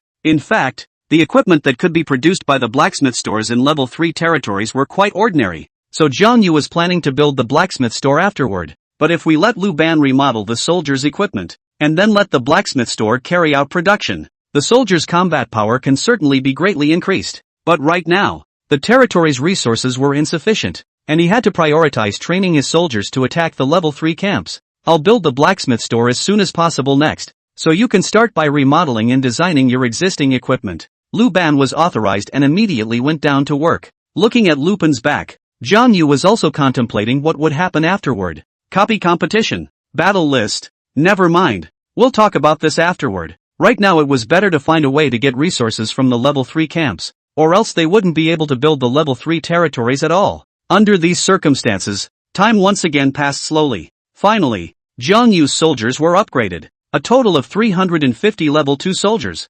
Okay, go. Got to get going. There were now dozens of people in the East Sea region who had risen to level 3 territories. He had to bring the advantage of upgrading his territory a day early into play as soon as possible. Soon, he left 100 soldiers to Huangzi Yuan. Then with Lubu, he led the remaining 250 soldiers outside an ogre camp farther into the territory. This small ogre camp was hidden deep in the dense forest, surrounded by tall and lush trees, and the sunlight could only occasionally pass through the gaps in the foliage, casting dappled light and shadow. In the center of the camp, a few simple wooden huts were staggered in a row, with hideous monstrous designs carved into their walls. Around the camp, simple defenses were laid out, such as sharp stakes and traps. Kong Wu scoped out this camp. Name of camp, Ogre Camp. Camp quality, Black Excellent. Camp level, 3. Camp size, small. This is a level 3 Ogre Camp. Because it was a small camp, the ogre population was only about 100. But, they are all level 3 monsters, so Jiang Yu didn't dare to take it lightly. The monster level was high and he didn't want to lose too many soldiers. That's why it came here with 250 soldiers. Although the soldiers were all level 2, there were so many that it shouldn't be much of a problem. Soon, he saw Lubu charging in with his soldiers. In fact, he wasn't worried about whether he could win the fight. After all, Lubu was there. His concern was how to level the soldiers without suffering a lot of casualties, which was the top priority. So as strong as Lubu's force was, it didn't help the soldiers practicing at the moment. The point of Lubu is to press the battle, lest the battle be unwinnable. Soon, the next thing the entire Eastern Sea region saw, an announcement appeared. Eastern Sea region announcement. Congratulations to Lord Jiang Yu for successfully capturing the level 3 small ogre camp, Black. Eastern Sea region announcement. Congratulations to Lord Jiang Yu for successfully capturing the level 3 small ogre camp, White. Eastern Sea region announcement. Congratulations to Lord Jiang Yu for successfully capturing the level 3 medium ogre camp, White. The people of the East Sea region were naturally not surprised. After the monster siege event, they had all seen how powerful Jiang Yu was. But just then, an announcement reappeared. Eastern Sea region announcement. First region Lord Shila took advantage of Lord Jiang Yu's absence to gather 300 level 3 elite soldiers to attack Lord Jiang Yu's territory 4399. 100 level 2 soldiers from territory 4399 are officially launching a territorial defense war. When the lords of the East Sea region saw this announcement, the entire East Sea region instantly fell silent. Chilo from the first high school, raiding Kong Wu's territory? The sound of clamor instantly filled the entire East Sea region. At this time, the new lords of the various territories, whether you're in the middle of a busy day or just taking it easy, at this moment, they all stopped what they were doing, their gazes fixed on the announcement. At first, the entire East Sea region was plunged into a dead silence. It was a dead silence, not because there was no sound, but because all sound was silenced by their consternation. The announcement was so shocking that it left every new lord in disbelief. Qilu of the first high school dared to take advantage of Jiang Yu's absence to gather 300 level 3 elite soldiers to attack. This is actually Qilu who initiated the attack first? He was actually able to have 300 level 3 soldiers at this point in time? Inside Bai Xiaoxing's territory, he stared wide-eyed, the teacup in his hand spilling his drink from trembling. This Xile is also too scary. Near a territory in the 7th region, Han Yuxiang of the 15th high school, who had been hailed as a small dark horse in the monster siege event, was also greatly shocked. There's even an expert? To actually take advantage of Jiang Yu's absence from the territory to attack. Kong Wu's home is currently empty, and this is a bit of a tough move by Qilu. Looks like he's going to have to step up his game as well. He looked at this territory in front of him with a determined look in his eyes. It was hard to come here, so naturally, he had to find a way to occupy the territory in front of him. At this time, there was also a lot of hot talk on the chat channel. 9 High White Little Life, holy, Qilu actually managed to have 300 level 3 soldiers. It's practically invincible at the moment. First high school, Jiao Yuan Yuan, haha well done Qilu. 300 level 3 soldiers. This is not a small number. Zhang Yu will certainly not be able to withstand it. The first high school is mighty. Sanko Guyu, it's going to be a lively one. The Eastern Sea District is going to change. 13 High Inu, it's clear that Zhang Yu is the first to level up to level 3. So why does Qila have level 3 soldiers even before Zhang Yu? There's no need to ask. Don't you see what Qili's reward is? 2 construction acceleration scrolls. He used one on his base camp and one on his barracks. And although his base camp wasn't as fast as Zhang Yu's upgrades, the effects of the two were stacked together. And his overall speed surpassed that of Zhang Yu. 5th High Wang Xiao. What? Obviously Zhang Yu's reward was the most generous. But it turned out that he was actually surpassed. It's so unfair. 9 High by Xiaosheng. Fair? Who's to blame for Zhang Yu not having a place to recruit generals? And luck is part of strength. The chatter on the channel gradually increased. There was no way around it. Xile's move was really too good. Sneak attacking Jiang Yu's territory while he's out. It can be a fatal blow. 300 level 3 soldiers. Not to mention the fact that Jiang Yu was outside the territory. Even if he was in the territory in person right now, he would definitely not be able to resist. However, the sky is the limit. Immediately following Xile's announcement, another unexpected announcement appeared. Ding dong! Eastern Sea Region announcement. 15th Region Lord Han Yuxiang gathered 50 level 3 soldiers to attack Lord Chu Tiany's territory number 7773. Lord Chu Tiany with his 200 level 2 soldiers to officially start the territorial defense war. It was as if a stone had been thrown into the entire East Sea region, sending ripples through the layers once again. Asterisk. How come the little black horse is fighting too? But isn't his 50 level 3 soldiers a bit low? Hey, this is a bit funny. Level 3 soldiers are nice, but 50 is too little. There are 200 on the other side. This time, Han Yuxiang has been a bit too big for his own good, and his opponent Chu Tiany is still in the territory, so he actually dares to attack. Doesn't matter. Ziller's offense is what deserves our attention. That's right, but Chu Tiany's territory is too good to defend. Even if Chu Tiany hasn't upgraded out of level 3 soldiers yet, 200 people with the defense facilities. It's simply not too easy to defend an attack of 50 people. In comparison, Jiang Yu's territory, I can only say that it can't be defended at all. The emotions of these lords gradually transformed from initial shock and dismay to calmness, because they all feel that compared to Chu Tiany, the difficulty of defending Jiang Yu's territory is comparable to reaching the sky, not to mention the absence of Kongwu at the moment, so they all had their own predictions in their minds about the next outcome. That would be Chu Tiany succeeding in his defense and Jiang Yu failing in his defense and being eliminated outright. At the same time, people in the third region also saw the announcement, especially Lin Wenhao. When he saw the announcement, his entire body immediately revealed a look of excitement. Here's your chance, Lin Wenhao said to Shi Mingyuan. Earlier, they were calculating that if Qin Xiling Wu Ming and the others attacked Jiang Yu, they could reap the benefits. Although right now their soldiers were all level 2. Their territories had all reached level 3. Jiang Yu's soldiers are level 2 anyway. That's enough. In this case, they began to gather soldiers, prepare to head towards the vicinity of Jiang Yu's territory. At this time, the people in the 5th region were also worried. They and Jiang Yu were both from the 5th high school, so they naturally shared the same enemy. Damn it, we have to support Jiang Yu. We have to help him snatch the first prize. Jiang Yu, I, Lin Hong, have come to help you. Jiang Yu, hurry back to help. A bunch of people messaged Kongwu.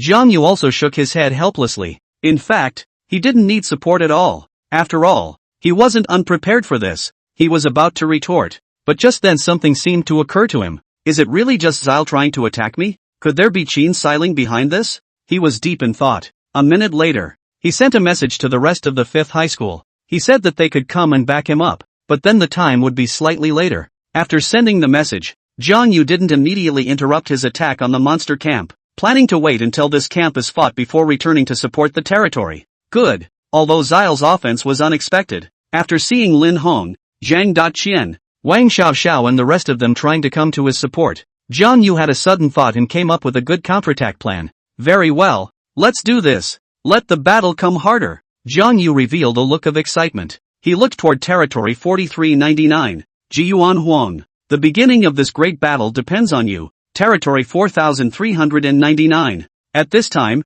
Sheila had already soldiered into the city. He brought 300 level 3 soldiers and arrived under the west gate of territory 4399. At this moment, Shilu was clad in black battle armor, with a sturdy figure and a tough face, and a sharp light flashed in his eyes. Behind Shilu, Those 300 level 3 soldiers were neatly lined up, wearing uniform battle armor, holding sharp weapons, and exuding a murderous aura that sent shivers down one's spine. With Qi Li's arrival, the entire territory of 4,399 was shrouded in a tense and solemn atmosphere. Qi Li stood at the front of the formation, his gaze like a torch as he scanned the territory in front of him. His mouth curled into a sneer. Then he violently raised the weapon in his hand and bellowed, "Attack!" With his order, those 300 elite soldiers were like tigers out of their cages, roaring in unison as they rushed towards the territory. The sound of their footsteps was as jarring as thunder. Offense! Start! After all, it was a surprise attack, in order to capture Jiang Yu's base camp before he could return to help. So Qi Li didn't stay idle and went straight to the offensive.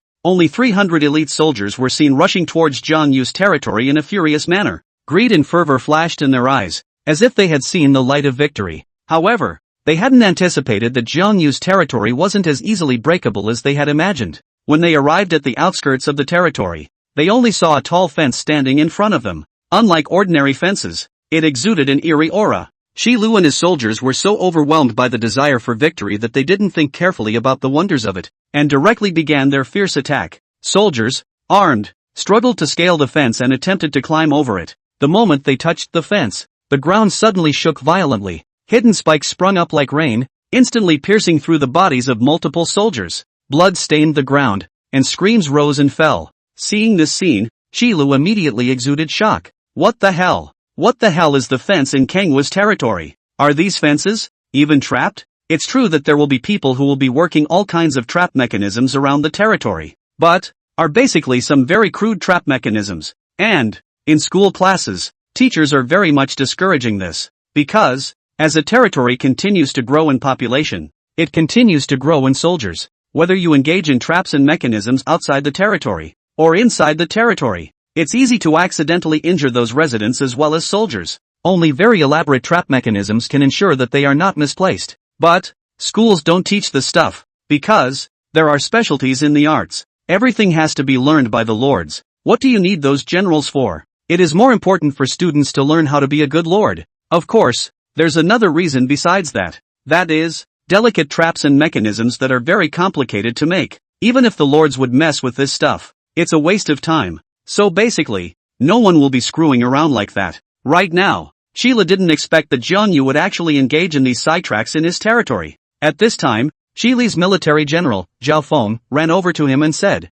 Lord, there are traps in the enemy territory's walls. What should we do? Qi Li snorted coldly. It's just a little carving skill. Concentrate on one point for the breakthrough before the contact area increases and more traps are triggered. I don't believe his fence can hold us back. Although Jiang Yu's territory had risen to level 3, his enclosure, at the moment, should still be level 2. After all, it was unlikely that he would have that many resources to upgrade the fences. He must have prioritized upgrading the barracks. So, his level 3 soldiers could definitely break through Kanghua's wall. Right now, he's holding 300 level 3 soldiers. There was no one, in the entire East Sea region, who could have a soldier as strong as him. After using the territory protection scroll that Qin Xiling had given him, he has even less to worry about in the aftermath. Try to ask. In this situation, who can beat him? Who can? Qi Li had already decided that after capturing Jiang Yu's territory, he would attack the next one without stopping. By then, the top 10 ranked ones would all have to submit to his feet.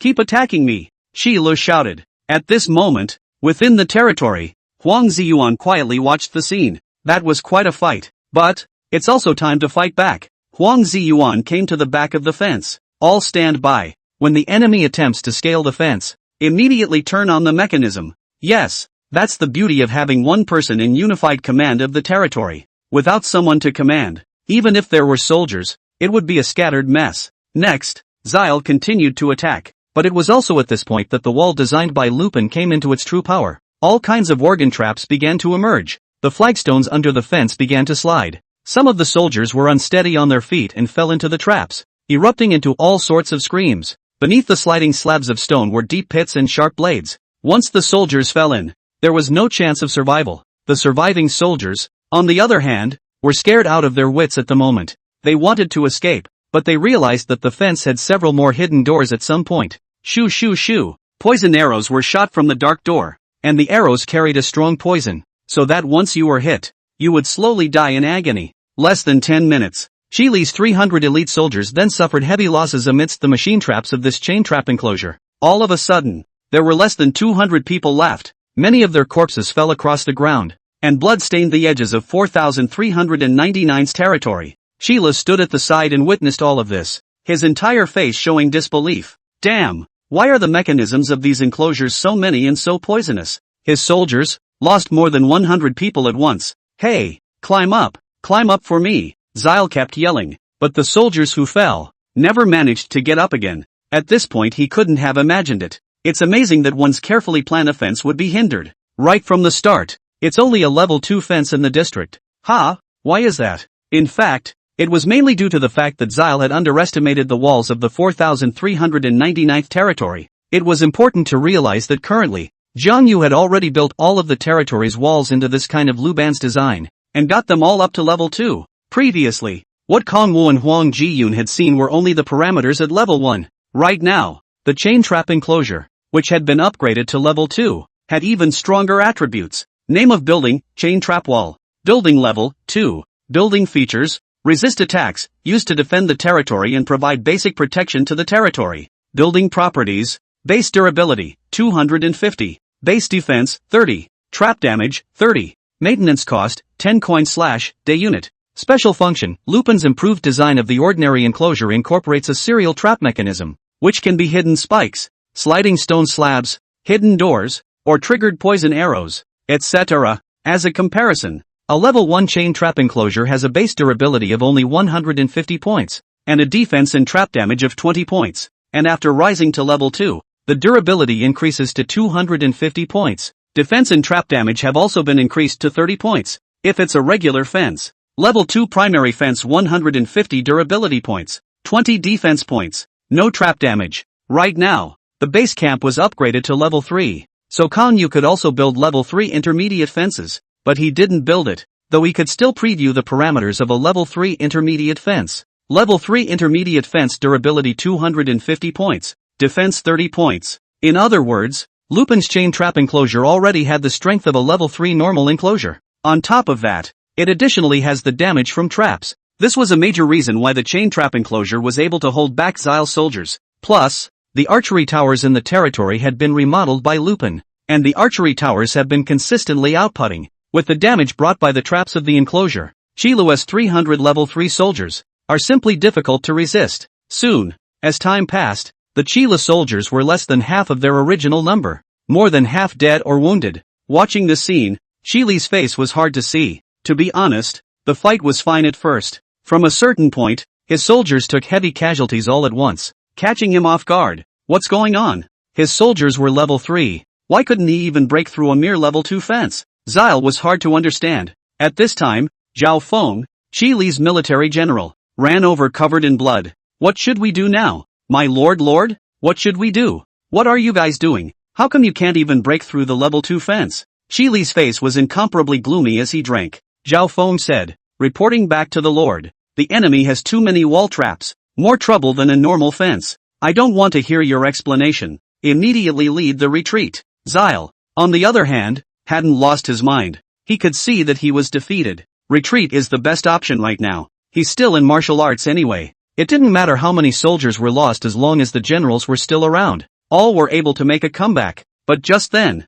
Jojo, a shrill voice appeared ahead. Then, Qilu and Zhao Feng saw that something was launched from the sentry tower within the 4,399 territory. Zhao Feng was also quick on his feet. Lord, be careful. Zhao Feng blocked in front of Qilu. Soon, Zhao Feng felt something land on his body. Then he saw what seemed to be adsorbed on top of his armor. A persistent and very noticeable purple smoke. What is this? Zhao Feng was a bit confused. He thought it was Kong Yu's side that launched some attack, but now it seems like nothing. But at the moment, they don't know. When Zhao Feng dipped into that thing, Zhao Feng has been targeted by death. On a sentry tower in territory 4399, the soldier above shouted, the enemy general has tainted the locator. Huang Ziyuan sniffed and immediately shouted to the soldiers on the archery tower. Those on the long-range archery towers listened to the order. Aim for the purple smoke and make sure to kill the enemy general. Yes, the soldiers on the archery tower answered in unison, their voices firm and strong. They quickly adjusted their angles and locked onto their targets.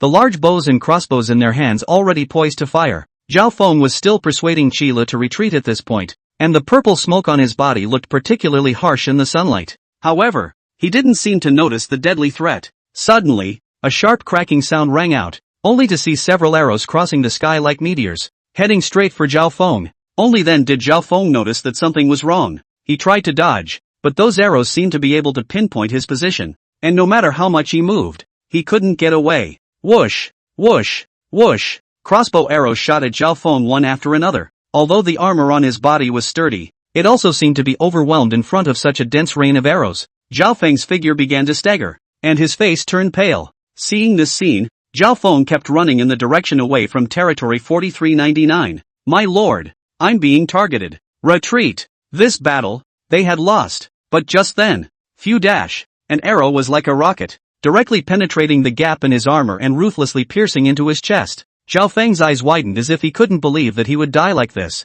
Bang! He fell in a pool of blood. Qi Lu, who was next to him, was staring blankly at the scene. Zhao Feng? He kept calling out the names of his military generals, but Zhao Feng had already turned into a corpse. No! Zhao Feng, don't die! Don't die! Qi Lu yelled out. Zhao Feng was his only military general, and once Zhao Feng died, he was also ruined. At this moment, Zile was in agony. I didn't expect that the battle that I thought I was bound to win would actually be lost so miserably. Damn it, why is Jiang Yu's territory so hard to fight? Inside the territory of 4399, the soldiers on the archery towers saw this and smiled. The enemy general has been shot, and Huang Ziyuan showed a satisfied smile. He knew that Qila had lost this battle. The military general is dead and less than half of the remaining troops. Zile can't win anymore. Just as Qi Lu attacked Jiang Yu's territory, many people are also following the movement on this side. In their opinion, it shouldn't take long for Qi Lu to capture Jiang Yu's territory.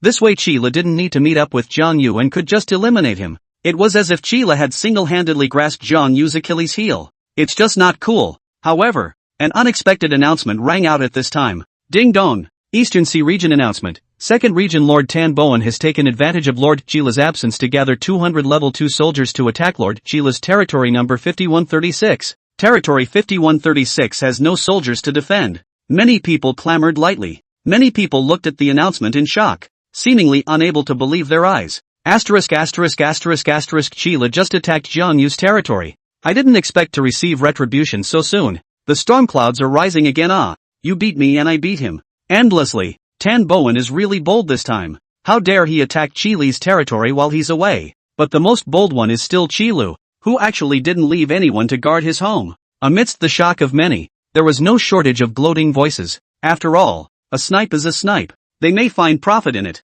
However, it didn't take more than a few seconds. 2 more announcements appeared. Ding dong! Eastern Sea Region announcement. Due to Region 1 Lord Qi Li using the Territory Protection Scroll, one day, Territory 5136 did not receive any damage. Ding dong! Eastern Sea Region announcement. Second Region Lord Tan Bowen gathered 200 level 2 soldiers to attack First Region Lord Qila's territory 5136 and failed. 5136 territory with 0 soldiers defended successfully. The announcements within the Eastern Sea Region rang out continuously like thunder, instantly pushing the already boiling atmosphere to a climax. Many people had their eyes wide open, staring intently at the text on the screen, shock and discussion surging like a tidal wave in their hearts. Territory Protection Scroll? Qi Lu actually used a Territory Protection Scroll. Someone exclaimed in shock, his tone filled with incredulity. How is this possible? Isn't the Territory Protection Scroll a reward from Qin Xiling? How could he have it? Bai Xiaoxing's eyes widened as if he couldn't believe his ears. Could it be that Qin Xiling gave it to him?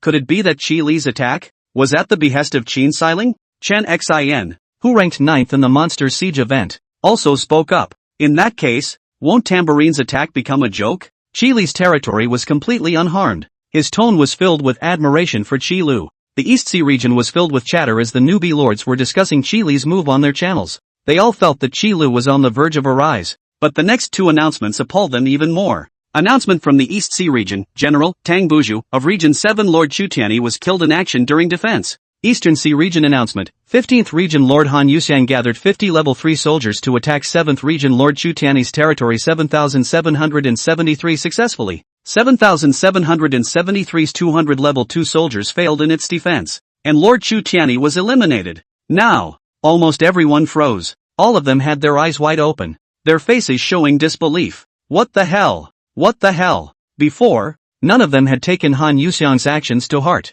As a result, he actually won the fight? 50 level 3 soldiers, occupying Chu Tiany's territory? What? This is outrageous. Is a level 3 soldier that powerful? First high school, Zhao Yuan. Why can Han Yuxiang's 50 soldiers take over the territory of 200 soldiers? Sanko Guyu, yes. It is too shocking. To win with less is usually field combat, or defensive combat. Never heard of siege warfare can also win with less. Sanko Guyu, siege of the city, at least several times the strength of the troops to say. Han Yuxiang only a quarter of Chu Tiany's people, actually can also win. 7 High Chenxian, are level 3 soldiers really that strong? Directly storming 200 level 2 soldiers? You have to know that Chu Tiany is the 10th active even if it's not as good as Han Yuxiang, the difference is definitely not that big. Many were silent and speechless. 50 level 3 soldiers would eliminate Chu Tiany, who was 10th in the event. Then 300 Sierra Leonean Leone's level 3 soldiers. Eliminating Jiang Yu is not a nail in the coffin? Sango Lin Wenhao, great. Looks like Jiang Yu is really going to be eliminated by Qi Lu. Sanko Guyu, he doesn't have to worry about his territory being attacked now, and can attack other people's territories without fear. And he still has 300 level 3 soldiers. Han Yuxiang can eliminate 10th Chu Tiany with 50 level 3 soldiers. And Qila has 300 level 3 soldiers to attack Jiang Yu's empty territory. If I can lose this, I'll just eat all the turds that my territory produces in a day. 9 High White Little Life, I'm going to go. Qi Lu is really invincible now. Who can come up with 300 level 3 soldiers at the moment? And it's not like he has any worries. He's going for number 1. It seems like the pattern of the Eastern Sea region is about to change drastically. The entire East Sea region was immersed in discussions and speculations about Qi Lu. However, just when they felt that Jiang Yu was already bound to lose, an announcement reappeared. Eastern Sea Region announcement, General Zhao Feng of Region 1 Lord Qi Lu was killed in action during the attack on Lord Jiang Yu's territory number 4399. When this announcement appeared in front of the crowd, the newbie lords of the entire East Sea region were completely dumbfounded. Qi Li's military general died in battle? What the hell? I don't think Kong Wu has returned to the territory yet, right? How is it that Qi Li's generals are killed in battle? The voice of horror instantly resounded over the entire East Sea region. The newbie lords of the East Sea region originally thought that the situation was clear and that Qi Li was winning, just waiting for him to take down Jiang Yu's territory in one fell swoop. He could establish his position as the hegemon in the Eastern Sea region. However, this sudden announcement was like a bolt from the blue, leaving everyone's jaws on the ground. They can't understand it. Obviously, Jiang Yu was not in the territory and should be defenseless. So why did Zhao Feng, Qi Li's capable general, suddenly die in battle? It is simply an unsolvable mystery that haunts the heart of every new lord. In shock, they began to speculate. Did Kong Wu set up some kind of trap in advance? Or is there a secret power hidden in his territory that is not known? Or perhaps Zhao Feng had been careless and rash and had been ambushed by the enemy?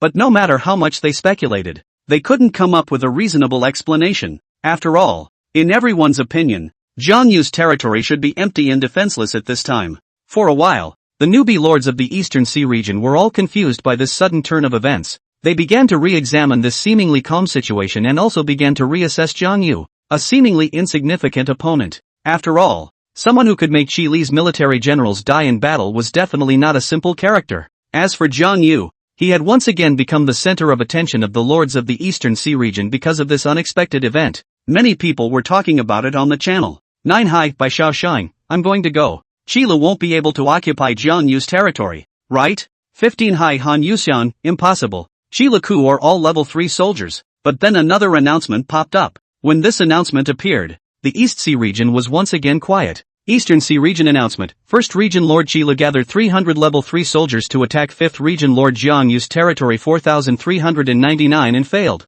4399's 100 level 2 soldiers defended successfully. The East Sea region was silent, as if it had been swept away by an invisible giant wave, leaving behind only the aftermath of the lord's shock and horror. Every word in the announcement was like a cold hammer, hitting every lord's heart hard. That battle that was originally thought to be a nail in the coffin had undergone a shocking reversal. Qi Lu actually didn't win. In the 9th region, Bai Xiao Sheng couldn't help but cry out in horror upon seeing it. His eyes filled with disbelief. He couldn't accept that. Qi Lu was leading 300 level 3 soldiers after all, while Jiang Yu only had 100 level 2 soldiers on his side. This difference in strength was incomparable, and it was almost a battle without suspense. However, the results were a shock. Jiang Yu's territory not only held, but also defeated Qi Li's attack with less. How is this possible? Many people are talking about it. They shook their heads and sighed, all unable to believe their eyes. Someone on the channel asked this. 13 Hi Yu, how on earth did Jiang Yu win the fight? Yeah, how exactly did Kong Wu win the fight? The question echoed over and over in their minds. They tried to think about this question from various angles but could never find an answer. To be honest, many people were filled with admiration for Jiang Yu. Obviously people are not in the territory, but they can hold the territory. It's divine. The people in the 5th region were even more shocked. Kong Yu had managed to hold the territory before. It was the time that Huo Ran came to beat him up. That one was shocking enough. But, at that time, Jiang Yu was after all in the territory. Right now, he's not in the territory, and he's actually holding it all. Did he use some specialized method of lining up the location of the territory's buildings so that the territory's defenses were greatly strengthened? Alright, everyone, cut the crap and quickly do what Jiang Yu said. Gather your troops and then set off on time. In a certain area of the wilderness, Lin Hong also opened his mouth with an uplifted expression. Understood, the others responded. At this moment, beside him, it was clearly the 5th region lord who had gathered quite a few people. There's Zhang Qian, there's Wang Xiao, there's Zhu, a bunch of basically everyone who can come. In the 1st region, Qin Xiling's territory. Qin Xiling was also looking at the announcement with a face full of incredulity. What's Xile doing? 300 level 3 soldiers can actually take Jiang Yu's territory? Jiang Yu's territory only has 100 level 2 soldiers. Such a huge gap in battle power. What's wrong with Xile? At that moment, Xin Wuming launched a private chat to her. Xin Wuming, Qin Xiling, you saw the announcement, right? Qilu actually didn't attack. What should we do next? Qin Xiling, it seems that we can only adopt our initial plan. I will join forces with you, while adding those people we persuaded these days, and attack together. Qin Xiling, I don't believe it. Gathering the elite forces of the 1st and 7th high schools, I still can't take down a Jiang Yu. Xin Wuming, good. I also want to see how Qilu actually lost. Territory 4399. See Xile retreat. Huang Ziyuan was also relieved. He didn't chase. As the saying goes, the poor are not to be pursued. Moreover, he understood that he had just been able to hold on, all relying on those defense facilities invented by Lu Ban. Leaving the territory, his 100 level 2 soldiers were nothing. Okay, just wait for Kong Wu to come back next. But before Huang Ziyuan could finish his sentence, an unexpected announcement appeared. It was truly unexpected. Not only was Huang Ziyuan unexpected, Qin Xiling and Xin Wuming, who were gathering their men, were also unexpected. The entire East China Sea region was unexpected. Eastern Sea region announcement. Region 3 Lord Lin Wenhao has taken advantage of Lord Jiang Yu's absence to gather 200 level 2 soldiers to attack Lord Jiang Yu's territory number 4399. Eastern Sea region announcement. Region 3 Lord Shi Mingyuan has taken advantage of Lord Jiang Yu's absence to gather 200 level 2 elite soldiers to attack Lord Jiang Yu's territory number 4399. Announcement from Eastern Sea region. Region 3 Lord Wang Yan has taken advantage of Lord Jiang Yu's absence to gather 200 level 2 soldiers.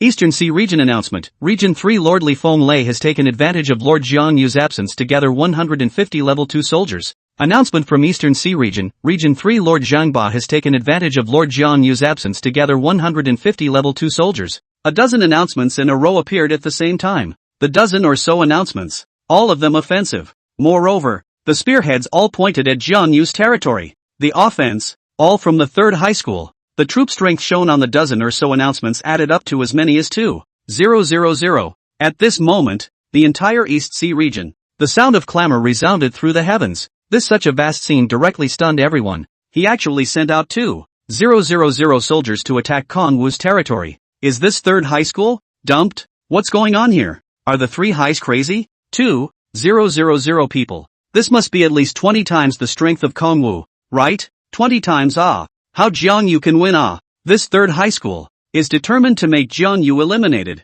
Region I. When Qin Xiling and Xin Wuming saw this series of offensive announcements, they were also shocked. Someone had actually attacked Jiang Yu before them, and the programs used are pretty much the same. She didn't even know what to say. What is the 3rd high school trying to do? Qin Xiling's face was puzzled. They attacked Jiang Yu's territory. Was it because Jiang Yu had eliminated Huang Ziyuan before? It's the only possibility. Not having Jiyuan Huang this year is a huge blow to the 3rd high school. But anyway, she was happy about the situation at hand. After all, a snipe is a snipe. Xin Wuming messaged her and asked, do we have to keep rallying the others? Qin Xiling, of course. Right now is the perfect time. Jiang Yu won't be able to stop the 3rd high school's attack no matter what. But we can strike the 3rd high school. in Qin Siling's heart. She had already given Jiang Yu the death penalty. Not to mention that Jiang Yu is not in the territory right now. Even if he was in the territory, he relied on his 200 or 300 level 2 soldiers, plus those defenses. There was no way it could hold back the 2,000 people pouring out of the third high school. That's 2,000 people. That's really too many. Although all of them were level 2 soldiers, Jiang Yu's territory currently only had 100 people and no one to command them. It would be strange to defend it. Of course, one might say that the weak are better than the strong and the few are better than the many. Indeed, in the past, novice trials often resulted in classic battles in which the weak won over the strong and the few won over the many. But, the third high school is more than 6 or 7 times the strength of either lord's army at this stage. It was even 20 times the size of Jiang Yu's current territory. In the entire East China Sea District's novice trial, there has never been anyone who can fight against 6 or 7 times the enemy and still win. Never. Unless Jiang Yu can break the record, Jiang Yu will definitely be eliminated. Not to mention, right now, Jiang Yu's territory only had 1/20th of the third high school's population. Just as many were shocked. Supervisors in the East Coast region were equally shocked by the situation. They had been supervisors for many years and had never seen this kind of formation. For the supervisors, they know best how well the trial's past records have been documented. Could be this kid. 2,000 troops attacking his empty territory. I wonder how he'll react. Yuhan stood alone in the wild area of the 5th region of the East Sea region. He admired Kongwu. However, in this situation right now, even he would have a hard time coming up with any brilliant solutions to allow Jiang Yu to pass through this crisis peacefully. Thinking of this, he opened the background data and checked it. In the past records, the battle cases of territorial defense wars in which fewer defeated more, are just defeating 5 times the enemy. 5x. That's as far as it goes, let alone any 20-fold difference in numbers. Alas, it seems that Jiang Yu is going to fail, but this is a rare and good show, so it's a bit of a shame not to see it. I'd better go watch from the sidelines. He headed toward territory 4399. In this case, Huang Ziyuan had stood frozen inside territory 4399. What did he just hear? Third high school? Asterisk. His face was unsightly. How can this be? According to Jiang Yu's plan, the next attack should be Qin Siling or Shen Wuming's people. Damn it! What should I do now? The opposite 2,000 people even if he is not. Even if it is Jiang Yu can't do anything. What to do?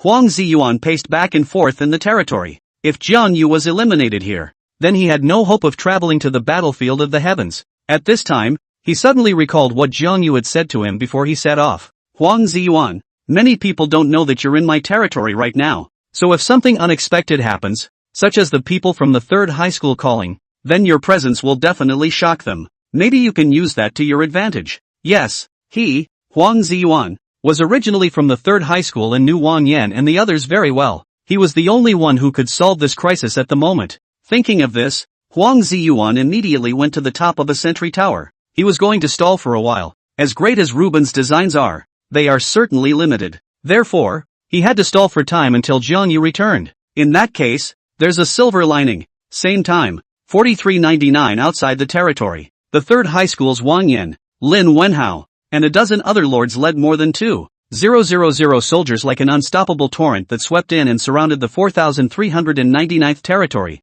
They had assembled 500 soldiers outside each side of the fence in territory 4399. The soldiers were neatly arranged outside the walls of the territory. Their figures pulled out long shadows in the sunlight, as if they were a forest of steel, exuding an aura of solemnity. Their armor flashed coldly under the sunlight, and the weapons in their hands were even sharper, revealing a stern aura. Wang Yan and Lin Wenhao stood at the forefront, their gazes like torches as they stared intently at the fence of territory 4399. In fact, when they were about to arrive, they happened to see Qi Li's troops defeated. To be honest, they were shocked because they were thinking of sitting on their hands. As a result, Qi Li lost without causing much damage to Jiang Yu's territory, but they had all come here, so it was naturally impossible for them to go back empty-handed. So, they decided to simply take over Xile and attack territory 4399. After all, it's also a perfect time for them right now. Right now, Jiang Yu is not there, and he only has 100 soldiers in his territory. There were 2,000 of them,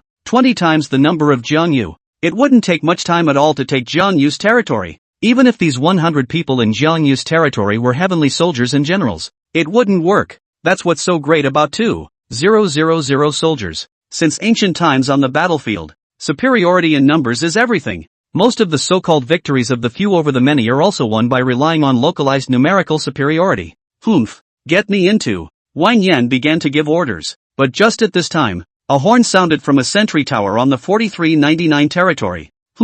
They're not defending and attacking? Wang Yan froze. Then he saw a figure on the sentry tower. The figure shouted at him. Wang Yan, long time no see. This voice directly stunned Wang Yan, as well as Lin Wenhao and many other lords of the third high school. This familiar sound. They hear it all the time when they listen to speeches at school. Isn't that Huang Jiyun's voice? Wasn't Huang Jiyun already eliminated by Kong Wu? How did he get here? Instantly, the dozen or so lords of the third high school all revealed shocked expressions. What's going on here? Is it Huang Ziyuan? Lin Wenhao asked, taken aback. That's right, it's him. Shi Mingyuan narrowed his eyes and said, on the sentry tower over there. Jiyuan Huang didn't teleport back to the school? It's too dangerous to stay here. Another leader of the third high school said, advocating for Ba. The key issue isn't here. Lin Wenhao's face was incredibly gloomy. The key is why Huang Ziyuan was in Jiang Yu's territory. Lin Wenhao had obviously thought of something. Wang Yan was even more furious as he roared out,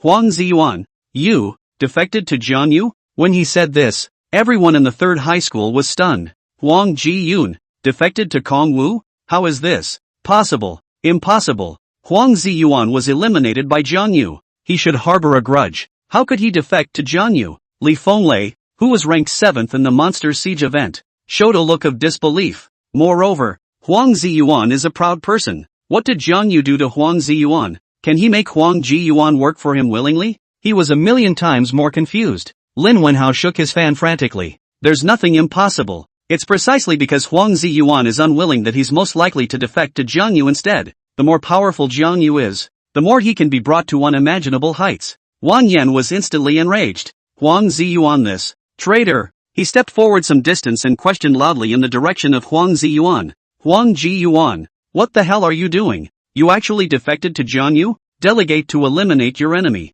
Where is your dignity? Where's your swagger when you first mouthed off about taking the top spot?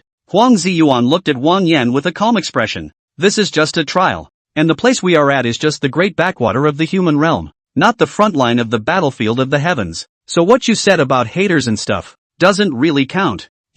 Wang Yan was about to explode with anger. You fellow, have you forgotten how the third high school cultivated you? Huang Ziyuan said. Of course I remember. It's just that when I dealt with Jiang Yu that day, I did my best and didn't hold back. So talk about betrayal. If Jiang Yu is chinsiling, then I'll lose if I lose. But Kong Wu is from the 5th high school, and a student like me, who was cultivated by the 3rd high school with great effort, can't actually beat Kong Wu from the 5th high school. What do you think I'll think? Wang Yan became even more angry. Are you trying to say that our school is not as well educated as the 5th high school? Jiang Yu is indeed a dark horse, but it has nothing to do with the school. Jiang Yu is an anomaly. Huang Ziyuan immediately said, yes, Jiang Yu is an anomaly. That's why I chose to defect to Jiang Yu. I can't have to spend my life repaying the 3rd high school just because I went there. Can I? Even if I don't defect to Jiang Yu, then I'll simply be eliminated, and I'll be of no benefit to the 3rd high school. But on the contrary, right now if I can go farther with Kong Wu, then in the future I might have a chance to repay the 3rd high school for the gift of education.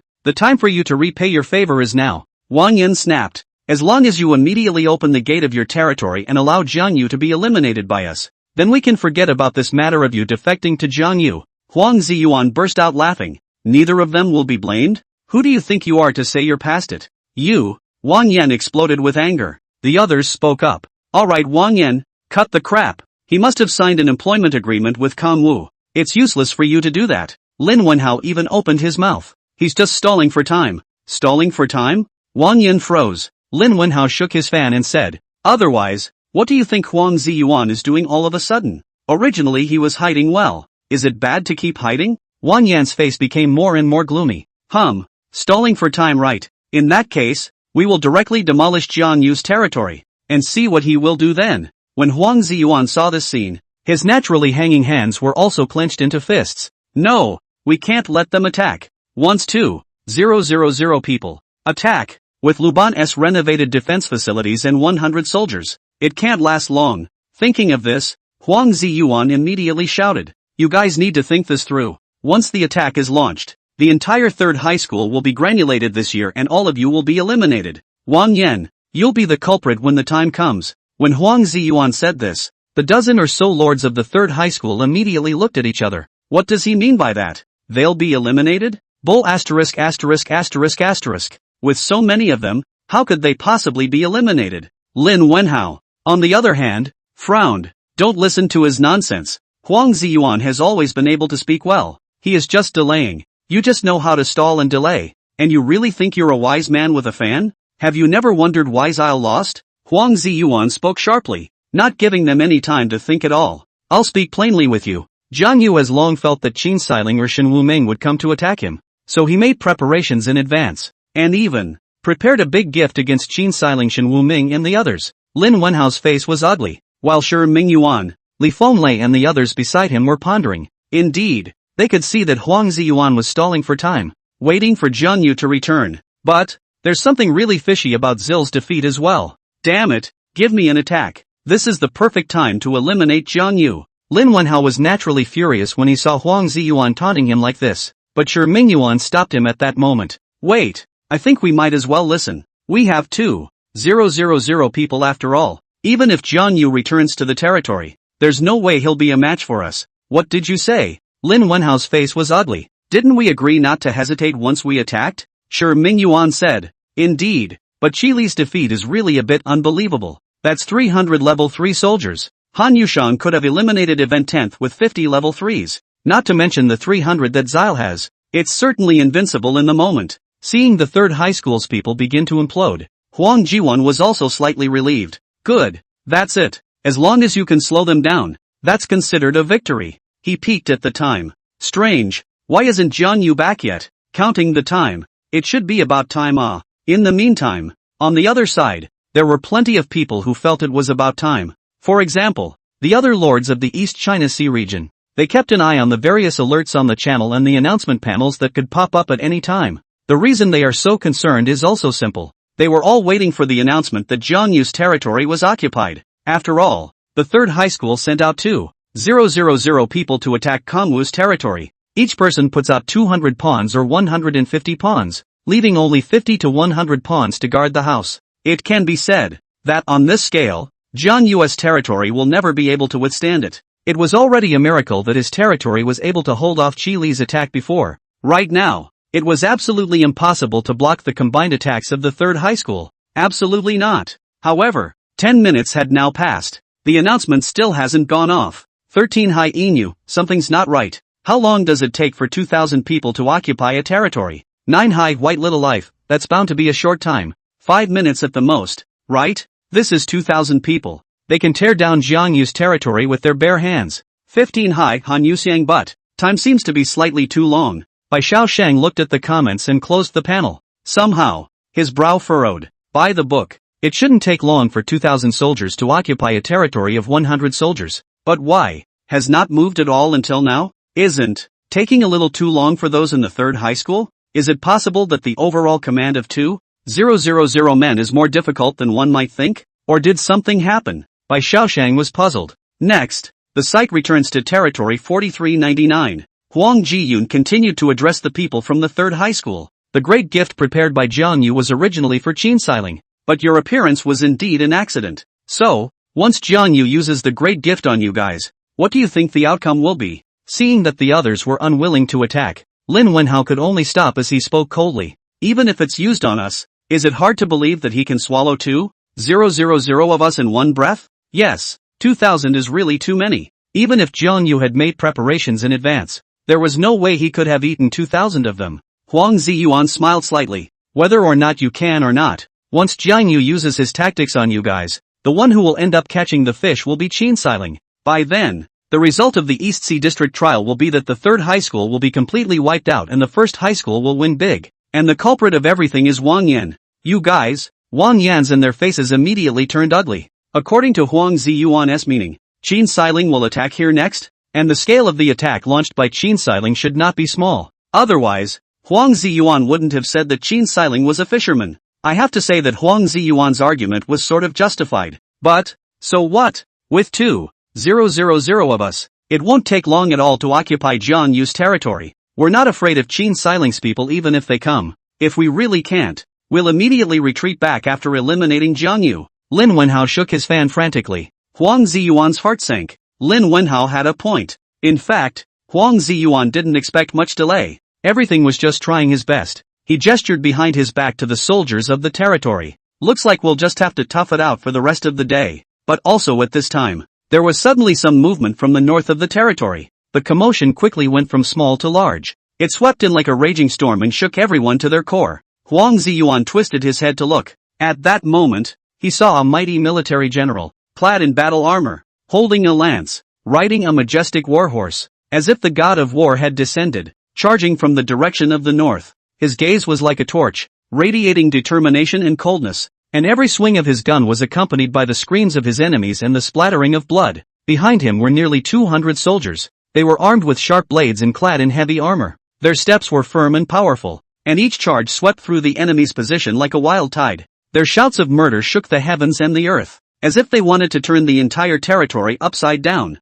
Huang Ziyuan was overjoyed when he saw this scene. That's great. Kong Wu and Lubu are back. Though that being said, he didn't know what Kong Wu could do by coming back. But now take a look. Maybe it's best for Jiang Yu to come back from the outside instead, because this would allow them to raid Wang Yan's group of soldiers from the back. That's what's happening right now. Wang Yan and the others had 2,000 people surround the territory. There were 500 people gathered outside each side of the fence. This divides them in disguise. It was difficult for Kong Yu's 200 soldiers to deal with 2,000 people, but it was not a big problem to deal with 500 people. And it's still a back raid. Not to say total annihilation, but definitely no problem to crush. And Lubu's battle power is also strong enough. Counting Lubu's battle power, these 500 enemies outside the north gate are considered hopeless. That's all. Those 500 soldiers outside the north fence who had originally surrounded the 4399 territory were completely defenseless as their backs were turned to the attackers. They were caught off guard and disorganized by the sudden attack.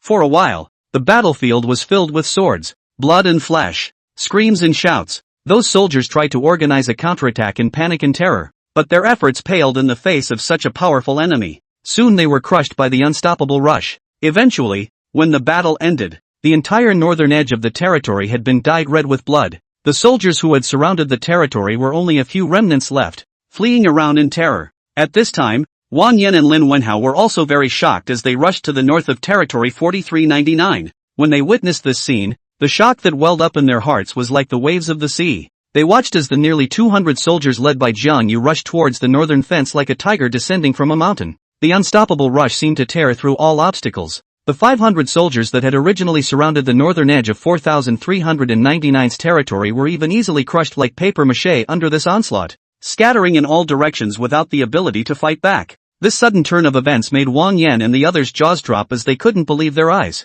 Why did Kong Wu appear out of nowhere? And he has less than 200 people. How is it possible to have such a strong fight? Their minds were filled with doubt and disbelief. Next, when the announcement rang out, they immediately knew why. Ding dong! Eastern Sea Region Alert, Region 5 Lord Jiang Yu gathered 180 Level 3 elite soldiers to attack Region 3 Lord Zhang Ba Zhao and Lu Yulin 500 Level 2 soldiers succeeded. Jiang Yu's soldiers had unexpectedly risen to Level 3. This means that their strength has been greatly enhanced. Both attack power, defense and speed were far from the previous Level 2 soldiers. This discovery shocked Wang Yan and the others even more. They finally understood why Jiang Yu was able to break through their carefully arranged encirclement with fewer people. And what was even more shocked at this time was the rest of the East Sea region, because they wouldn't have thought of it anyway. Kong Wu actually came back. Moreover, the group of soldiers he had gone out with had risen to Level 3.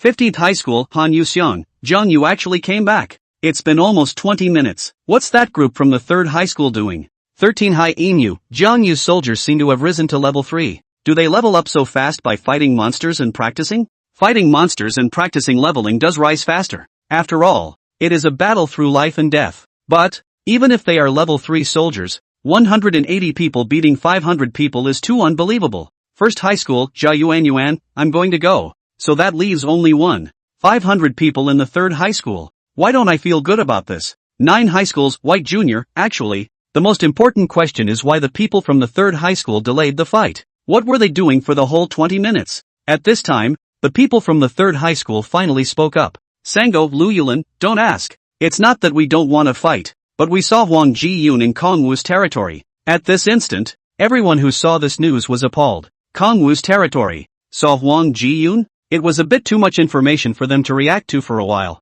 Bai Xiaoshang muttered. Wasn't Huang Ziyuan eliminated? That means, Huang Jiyun defected to Kongwu? Submit to his feet? At once, the entire East Sea region erupted in a giant wave of clamor. Huang Jiyun submits to Kongwu? The crowd all had expressions of disbelief. It was surprising that Huang Jiyuan would choose such a path. Huang Ziyuan was a genius lord on par with Qin Xiling and Shen Wuming back then, bullying and disdaining others. Yet it was such a person who actually submitted to Jiang Yu's feet. What on earth had Kongwu done that he could actually make Huang Jiyuan submit for him? It's incredible. 9 high schools, by Xiaoshang. No wonder they didn't wait 20 minutes for the 3rd high school to move. So they saw Huang Jiyuan. 15th high school, Han Yuxiang. Does Huang Jiyuan have so much power in the 3rd high school that he can actually make the 3rd high school give up their offense? 13th high Yu. If the people from the 3rd high school gave up their attack, then we would have seen the announcement long ago. It must be that this Huang Ziyuan used some method to delay some time. And that's why he waited for Jiang Yu to return. 9 high by Xiaoshang. This Huang Jiyuan is still a bit of a powerhouse. And by getting his defection, Jiang Yu is also like a tiger with wings. 1st high school, Zhao Yuan. Damn it. How come we can't eliminate Kongwu like this? Will the remaining 1500 people from the 3rd high school continue to attack Jiang Yu's territory? They still have a lot of advantages, but Jiang Yu has already returned. The next step is to see if they want to continue to fight. And most importantly, just now, Jiang Yu was actually able to crush 500 level 2 soldiers with 180 people. It can be seen how strong the level 3 soldiers are. And it is still unknown how much of an advantage the Sea of Men tactic can have over the level 3 soldiers. 7 high Chen Xin, yeah. I wonder if it's possible to fight a territory that has level 3 soldiers. Suddenly, just then, Eastern Sea Region announcement, 14th Region Lord Yang Zixin Zhao Liang Wang Hao, rallying 450 level 2 soldiers attacking the 11th Region Lord Zhendaime's territory number 19989 successfully. 100 level 3 soldiers defending territory number 19989 failed. Lord Zhendaime was eliminated. The chat channel went quiet for a few seconds. 1st high Zhao Yuan, ha ha ha ha ha. See, right now there is an example of a level 2 soldier beating a level 3 soldier. So what if there are level 3 soldiers? Sea of Men tactics is everything. Right now, I'm going to count 300 soldiers in Jiang Yu's territory. And 1500 people from the 3rd high school still have a 5x advantage. Those 14th high school guys can win with 4.5 times the number of soldiers, let alone the 3rd high school with 5 times. And not all of Kongwu's soldiers are level 3. Can Kongwu defend? 9 high Bekshu Sang, at Zhou Yuan. Well, it looks like you were right. Kongwu really doesn't have much of a chance of winning.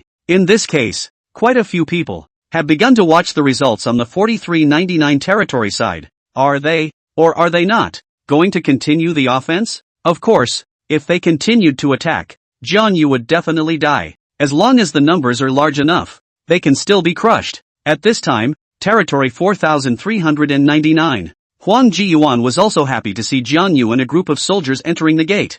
Jiang Yu, you're finally back. No, you actually arrived in the neighborhood a long time ago, right? Huang Ziyuan seemed to have thought of something and said with an unpleasant expression. Yeah, you're quite good at stalling for time. Not bad, Jiang Yu said with a smirk. Yes, in fact, Jiang Yu had returned to the vicinity of the territory a long time ago. Only, he wanted to see how long Huang Ziyuan could drag his feet, so he took his men to the nearby woods and hid. Kongwu looked at Huang Jiyun. It had to be said that when Jiang Yu had taken in Huang Ziyuan, he had intended for him to be the bottom card. Right now, the card of Huang Ziyuan has finally come into play. Not bad.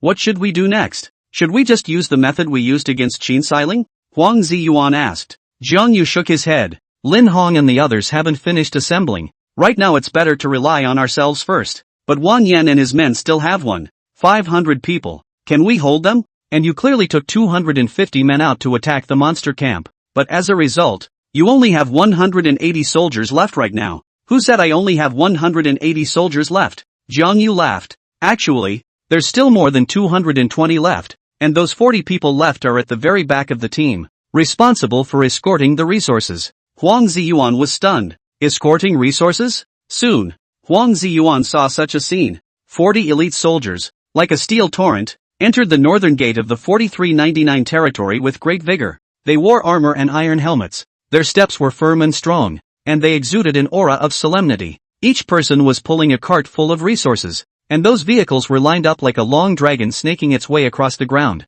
Among them, a dozen or so tall carriages stood out in particular. Each wagon was pulled by a majestic horse, and those horses were in high spirits. with hooves that seemed to speak of their strength and resilience. Behind each horse, they were pulling several large carts of resources, and those resources were stacked like mountains, and at a glance, one could barely see the bottom of the carts. Huang Ziyuan was shocked. He could hardly imagine that in order to escort the resources, Jiang Yu had actually used even the few horses in his territory. His eyes flashed with a puzzled look. How many resources must this be? Go tally these resources, Jiang Yu said. Huang Ziyuan was helpless. Couldn't you wait until the fight was over before counting? Jiang Yu laughed. Don't worry. If they dare to fight, I will make them return home in defeat. Huang Ziyun was unsure. Did Kongwu have another killer move? Next, he had no choice but to have his resources counted. Jiang Yu, on the other hand, checked Lubu's stats. Yes, the reason he is so confident, except for the 220 level 3 soldiers he brought back,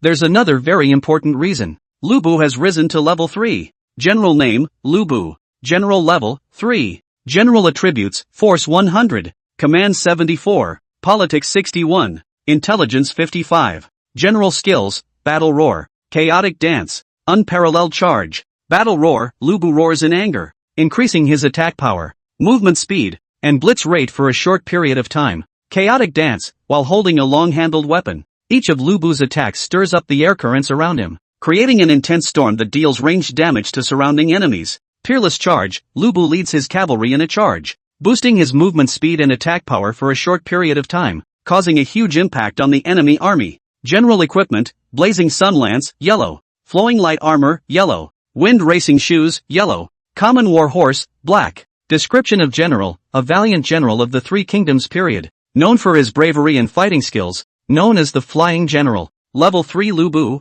once again, unlocked a skill. This is a skill that can only be used on a horse. But right now, Zhang Yu didn't have a cavalry team, so the only one who could charge was Lubu. But it's enough, with Lubu's force, plus the 320 soldiers in his territory. Not to say that the 500 men will be wiped out, but they can still be crushed. Suddenly, just then, there was a startled cry from Huang Ziyuan from the side. What do you mean? 10,856? What's wrong? Kongwu walked over. You finished counting the resources you looted. I didn't realize there were so many. How many? Huang Ziyuan replied. 12, 100 units of wood. 10, 856 units of stone. 11, 587 units of food. 10, 777 units of iron ore. And 9, 253 units of coins. To be honest, when Huang Ziyuan saw this amount, he was also shocked. The single resource actually broke $10,000. Jiang Yu went to attack a level 3 small to medium-sized camp and was able to scavenge so many resources? After hearing this, Jiang Yu nodded calmly. It's pretty much the same as what I estimated. Indeed, the resources gained from level 3 monster camps are a lot. Moreover, during the time he was out, there were more than a dozen monster camps that he had occupied. The resources of a level 2 small to medium-sized camp are only a few hundred for a single item. Level 3 medium-sized camps, on the other hand, can break 1,000 resources. That's why Jiang Yu was able to obtain so many resources. Huang Ziyuan was overjoyed. With these resources, we'll be able to upgrade the other buildings in the territory, or build other new buildings. Of course, right now, it might be better to save it for building defenses, or use it to repair those fences. Both. Next, Huang Ziyuan began to arrange his manpower. Jiang Yu's territory was once again in a hectic state. In the meantime, outside the territory, Wang Yan, Li Fenglei, Lin Wenhao, Shi Mingyuan and the others gathered together with ugly faces. Damn it, I've told you all not to listen to Huang Ziyuan's nonsense, but you guys just don't believe me. Lin Wenhao's face was incomparably ugly. You're still saying that? Look at what formation you set up. You actually made everyone face towards territory 4399, causing Jiang Yu to kill in from the back. You knew that Jiang Yu might come back for support at any time. Why didn't you set up an extra line of defense that faced outwards? Wang Yan said. Ha! Lin Wenhao's eyes widened. Wang Yan, how on earth did you become second in your grade? Only by surrounding us on all sides can we put our numerical advantage to complete use.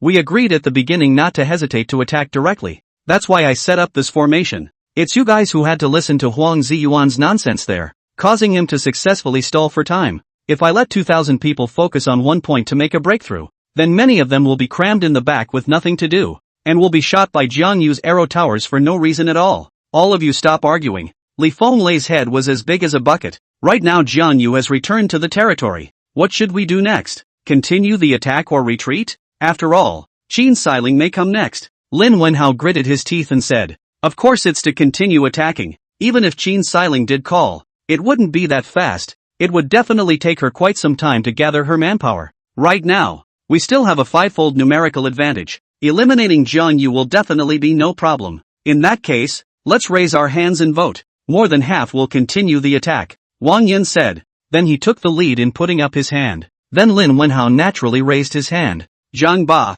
Zhao Tong, and Lu Yulin, who were crushed soldiers, also raised their hands. That's 5 people at once. In the end, the results speak for themselves. They decided that they would continue to attack Jiang Yu's territory 4399. Ding dong. Eastern Sea Region Announcement. Region 3 Lords Wang Yan, Li Fenglei, and Lin Wenhao, gathering 1,500 level 2 soldiers to attack Lord Jiang Yu's territory 4399. When Jiang Yu saw this announcement, he also opened his mouth. Did they really choose to attack? That's just it. If Wang Yan and the others retreated now, it would still be too late. But they favored the offense. Then there's nothing to be done. Get the soldiers ready for defense, Kong Wu said to Huang Jiyun on the Eastern Sea Area chat channel. Those who saw the announcement also came to the channel here to discuss it enthusiastically. 9 High White Junior, the 3rd high school is still open. A high school, Jiayuanyuan, showing teeth, that's right. Destroy Jiang Yu is damn. 15 High Han Yu Xiang, really opened the fight. 1,500 people I do not know if Jiang Yu guarded. A high Jiayuanyuan, that inevitably cannot defend 5 times the numerical advantage it. Jiang Yu can defend is strange. 5 High Lin Hong, Go Kong Wu. 9th high school, by Shaoshang, although it is said that level 3 soldiers are very strong at this current stage. But there are too many people in the 3rd high school. I'm only afraid that Jiang Yu is still not very good. Many people are concerned about this battle at 3rd high school. The vast majority of people, however, were not optimistic about Jiang Yu. In this case, the attack and defense of territory 4399 heckled. The 1,500 soldiers of the 3rd high school were divided into 2 parts. Part of the attack was on the western fence and part on the southern fence. The reason for this was because earlier, when Lin Wenhao saw that Jiang Yu was able to easily defeat 500 soldiers, he was worried that spreading out the siege would be broken by Jiang Yu on each side. So he scaled down a bit and split into 2 paths. This would also avoid the problem of not playing to the strength of numbers. If all 1,500 people concentrated on one point of attack, then many would be crammed in the back and not be able to attack Jiang Yu's fence. In this case, the soldiers of the 3rd high school were clad in battle armor and armed with swords. With the sound of neatly organized steps, their figures loomed in the dust. There was tension in the air, as if a storm was coming. However, just as they topped their shields and came underneath the tall fence, the ground suddenly began to shake violently. Immediately afterward, a roaring sound came from the depths of the earth, as if something terrifying was about to break out. The soldiers of the 3rd high school lords looked around in horror. Only a trap steeply emerged from the ground. Some shoot out fiery flames. Some held out sharp bayonets. Others give off a sickeningly toxic odor. Flames blazed. Bayonets glinted coldly. And a poisonous gas filled the air. Suffocating, the soldiers were caught off guard and were hit. The screams and cries rose and fell, accompanied by the clashing of weapons, forming a mournful symphony. In the flames, the figures of the soldiers were struggling and twisting, their armor looking even more tragic in the light of the flames. Seeing this scene, Wang Yan and the others were shocked. What is this? Following Xile's lead, they once again experienced what Xile felt when he first saw such a thing. It looks like Jiang Yu seems to have gotten all sorts of traps on the fence, Li Fenglei said with a frown. Humph, it's just an evil way. With 1,500 of us, any number of traps can be forcefully pushed away. Lin Wenhao snorted coldly. Traps are such a sidetrack that they are difficult to remove by formal means, so they had to force the issue. In this case, the chain trap enclosure within Jiang Yu's land was like the scythe of the god of death, constantly changing its attacks. And to top it off, many arrows shot out of the hidden doors of the enclosure, causing many soldiers to fall to the ground. The entire territory of 4399 was as if it had been turned into a defensive fortress. The blood of the soldiers dyed the earth red, and the air was filled with a heavy smell of blood. When Wang Yan, Li Fenglei, Lin Wenhao and the others saw this scene, all stunned, they seemed to understand why the previous Qila had lost. Turns out it's because of these screwed up trap fences. 4399 How the fences of the territories are so troublesome. A bunch of trap mechanisms. What a pain in the ass. Damn it, how did this happen? Wang Yan's face was also ugly when he saw the scene. Although there is no way to make detailed statistics, but the walls of Jiang Yu's territory seem to have caused them considerable damage. Combined with the output of the various archery towers behind the fence, There were only 300 people left on their side all of a sudden. Lin Wenhao, any ideas? Wang Yan asked. Lin Wenhao's position among them was that of a military advisor. Lin Wenhao shook his fan. No, sidekicks wouldn't be sidekicks if they had a solution. But don't worry, these traps will cause us some casualties at most. With so many of us, we'll soon be able to tear down Jiang Yu's wall. As expected, the next thing that happened was that the walls of the 4,399th territory began to gradually crumble. But Jiang Yu's territory seems to have other means of defense. Shoo shoo shoo. A powerful crossbow bolt from the tower seemed to shoot out without a pattern, as if the sky was scattered. The battlefield does have the kind of arrow rain that causes wide-range damage, but the number of these arrows in front of me doesn't seem to be that many, and they can't cause wide-range damage at all. What does Jiang Yu mean by this? Li Fenglei was a bit puzzled. Lin Wenhao also frowned in contemplation. He couldn't think of anything to say, so he said, "Humph, don't worry about it. Jiang Yu shouldn't be able to do it anymore." Of course, it's also possible that he ran out of arrows. Anyway, in one fell swoop, kill it and eliminate Jiang Yu. The others nodded along. But just then, one soldier after another came to report. Report, 1st Brigade Leader killed in action. Report, Centurion Bawal killed in action. Report, Captain of the 3rd Team killed in action. All of them are a message of death in battle. Because the establishment is determined by the lords themselves, it varies from team to team. This has led to the compilation of their mixed team looking all over the place at the moment. But this is not important. The important thing is, why the various captain-level characters on their side were killed one after another. Lin Wenhao seemed to think of something. Does it mean? No, it can't be. The battlefield is so chaotic. How can it be so precise? Yes, Lin Wenhao suspected that it was the crossbow arrows shot from those archery towers just now that did the trick. But that's incredible. The battlefield is chaotic. How do they hit their target person with precision? Just then, Lin Wenhao saw that the sentry towers in Jiang Yu's territory had been busy throwing purple smoke bombs. These smoke bombs he originally thought were just for jamming, but now that he took a closer look, the smoke bombs seemed to stick. Once stained, the body is covered in a constant purple smoke. Lin Wenhao's pupils instantly shrunk. Could the smoke be a locator? The soldiers at the sentry tower learned by observation who was the captain of the enemy's party and who was in command. Then they throw the locator at the target to complete the location. His face was filled with horror. Kongwu's territory actually had this kind of defense facility? In fact, Lin Wenhao hadn't really guessed wrong. As soon as Lupin came to Jiang Yu's territory last time, just spent a lot of drawings and remodeled a lot of defenses. Like fences, like sentry towers. Then the arrow towers are naturally there, and he remodeled the archery tower called Long-Range Archery Tower. Name of building, Long-Range Archery Tower. Building level, 2. Building features, arrow attack, used to defend a territory by firing arrows to deal damage to enemies attacking the territory. Long-range aiming, you can accurately hit one enemy target unit, but you must lock on in advance. Building properties, base durability, 100. Base defense, 25. Arrow damage, 50. Attack speed, very slow. Range of fire, 320 units. Maintenance cost, 25 coin/day unit. Special function, can launch attacks remotely, can accurately kill enemy single target units, but because of the need to aim, the attack speed is extremely slow. This is Lupin's remodeled archery tower, a long-range archery tower. When Qi Lu attacked, Huang Zhiyuan relied on this and killed Qi Li's military general. You can see how strong this arrow tower is. Right now, the long-range archery towers are once again in play. Next, the long-range archery towers precisely targeted key figures among the enemy soldiers. Each arrow goes straight for the enemy's key players, squad leaders, lieutenants, captains, sheriffs, and so on. These men are of vital importance in the enemy's army. Their fall undoubtedly dealt a huge blow to the entire enemy team. The soldiers watched in horror as those crossbow arrows traced elegant arcs in the air before accurately penetrating their targets. For a while, the battlefield resounded with cries of alarm and wailing. The soldiers who had lost their command began to become flustered, and the original orderly attack formation began to appear chaotic. That's what makes long-range arty towers so great. It not only deals direct damage to the enemy, but also demoralizes the entire team by striking key enemy figures. Soon, the thousands of enemies surrounding Jiang Yu's territory were all thrown into chaos. Now Wang Yan and the others were completely unable to sit still. What the hell? Lin Wenhao, do something. Lin Wenhao also saw it at this point. To be honest, he was shocked that Jiang Yu was actually able to pull off such a maneuver.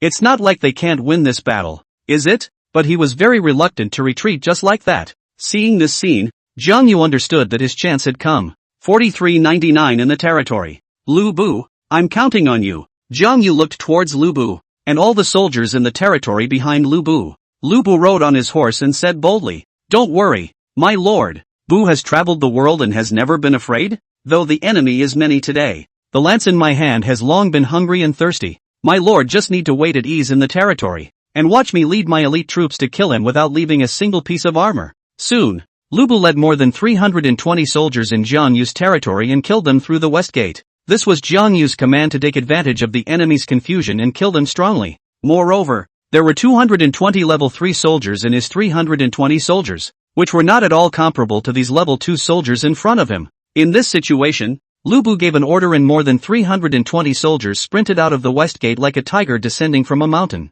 Their blood boiled, their morale was high, and they vowed to crush the besieging enemy in one fell swoop. Lubu led the way as he took a deep breath. His whole body muscles tensed up and his aura was like a rainbow. Only a determined light flashed in his eyes, and the long spear in his hand broke through the air. "Charge me!" Lubu let out a furious cry as his entire body transformed into a bolt of lightning and rushed towards the enemy formation. The aura on his body suddenly skyrocketed, as if there was an endless amount of power converging in his body alone. The long spear drew an amazing arc in the air, each swing accompanied by a thunderous roar. This was his newly unlocked skill, Peerless Charge. Lubu's entire body was like a rocket, weaving through thousands of enemies at high speed. Jiang Yu's 320 soldiers were also demoralized. Although they couldn't keep up with Lubu's speed, they steadily and courageously fought their way forward, making it impossible for the enemy to break through the steel-like formation they formed. The enemy's siege instantly fell apart under the onslaught of Lubu and his soldiers. They had been knocked off their feet by Lubu's Peerless Charge skill. For a time,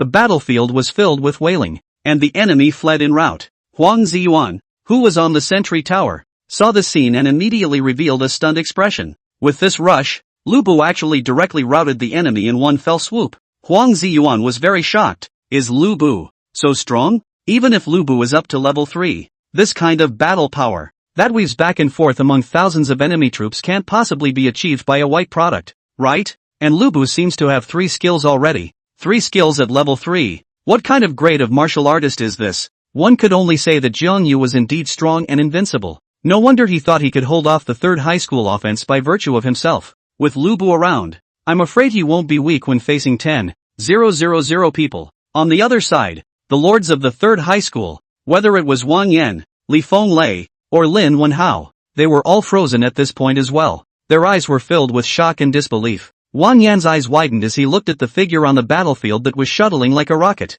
and an inexplicable fear welled up in his heart. He said with a trembling voice, "How is this possible? A military general was actually able to break up the siege of thousands of us? There are thousands of them. You can't actually stop a white-ranked martial artist?" Li Fenglei was also filled with horror as he clenched his fists, cold sweat oozing from his forehead. Too strong. Kongwu is really too strong. Lin Wenhao, on the other hand, his face was blue, his heart filled with resentment and anger. He had always prided himself on being a master strategist, but at this moment, he felt that his intellect paled so much in front of Jiang Yu. He had thought that with the siege of thousands of people, he would definitely be able to easily take down Jiang Yu's territory. However, I didn't expect that Jiang Yu's territory has a lot of names and eccentricities. Not only that, Jiang Yu's military generals were also ridiculously strong. Not at all like the strength that a white-grade military general could possess. Damn it! How can this Jiang Yu be so anticlimactic? The elite forces of the 3rd high school actually couldn't do a thing to him. This is outrageous. What exactly do we have to do to eliminate Kongwu? What exactly is it going to take? Lin Wenhao fell into a seizure. But no matter how epileptic Lin Wenhao was, right now he's all defeated. Next, the enemy was seen to be in a rout. Lubu was also leading his soldiers to pursue the attack, and their shouts shook the sky and the earth with vigor. The soldiers of the 3rd high school were beaten back by this powerful impact and were eventually forced to flee the territorial boundaries. But Lubu's pursuit continued unabated. In fact, Lubu had no intention of chasing back all those fleeing enemy soldiers. After all, the poor are not to be pursued. His target, therefore, was Wang Yan and the others. For Jiang Yu, since he's here, he doesn't want to leave. So Jiang Yu ordered Lubu to chase Wang Yan and the others. Soon, Wang Yan and his men were directly surrounded by Lubu with his troops. When Wang Yan, Li Fenglei and Lin Wenhao looked at the densely packed soldiers around them, a wave of despair welled up in their hearts. They originally thought that they could easily take down the 4399 territory by virtue of their numerical advantage,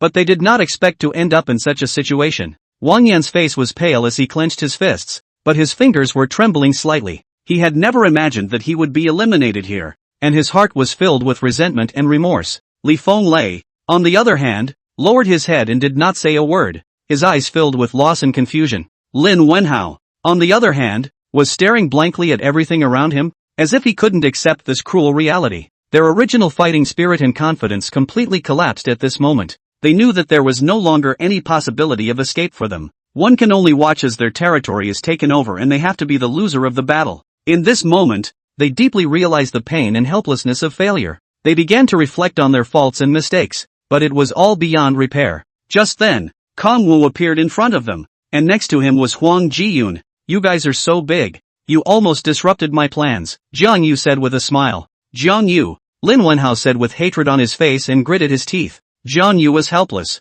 What are you guys doing? I don't seem to have provoked you. You're not messing with it. You're messing with the entire third high school, Wang Yan said with an incredibly gloomy face. After this battle, the third high school had a granular year, the worst in its 36 years of existence. What's that got to do with me? You guys didn't attack me first? Jiang Yu spread his hands. You, Wang Yan couldn't speak. At this time, Shi Mingyuan suddenly opened his mouth and said, Jiang Yu, I want to defect to you. Is that okay? Everyone else was shocked. Shi Mingyuan wants to defect to Jiang Yu? Yeah. Kong Wu was so powerful that 2,000 people can be crushed. It really proves Huang Jiyun's vision. Maybe they can go farther in the future if they defect to Kong Wu. Wang Yan hurriedly spoke. Jiang Yu, I'm at least the second in the third high school grade and fifth in the Monster Siege event. Why don't you choose me? When Huang Ziyuan heard this, he let out a cold laugh. Wang Yan, you were earlier cursing me for being a traitor, but now you are going to become a traitor yourself? Wang Yan's face turned ugly.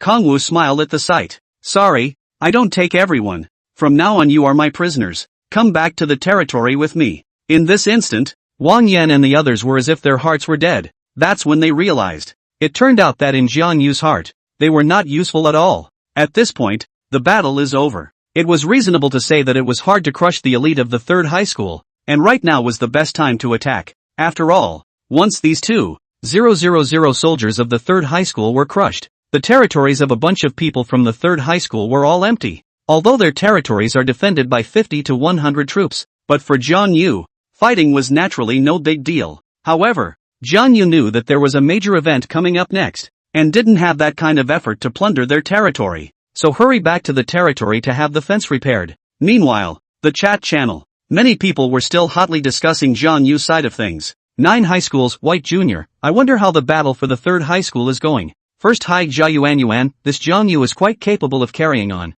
But it's only a matter of time before Wang Yan and the others take over Jiang Yu's territory. Sango Guyu, Wang Yan, you guys have to work hard. She was from the third high school, and once Wang Yan and the others lost, then she would have to follow suit. Suddenly, just then, Eastern Sea Region announcement, Region 3 Lords Wang Yan, Li Fenglei, and Lin Wenhao, gathering 1,500 level 2 soldiers failed to attack Lord Jiang Yu's territory 4,399. Lord Jiang Yu defense succeeded. Ding dong. Eastern Sea Region announcement, Region 5 Lord Jiang Yu has captured Region 3 Lord Wang Yan. Ding dong. Eastern Sea Region announcement, Region 5 Lord Jiang Yu captured Region 3 Lord Li Fenglei. A full 10 announcements came in succession. It left the lords of the entire East Sea region dumbfounded. Wang Yan and the others actually lost the fight. But before their brains could react, another heavy announcement popped up. Ding dong. East Sea Region announcement, Lord Jiang Yu won the defense battle of territory 4,399. The defense battle successively defeated 2,000 enemy soldiers with 320 troops,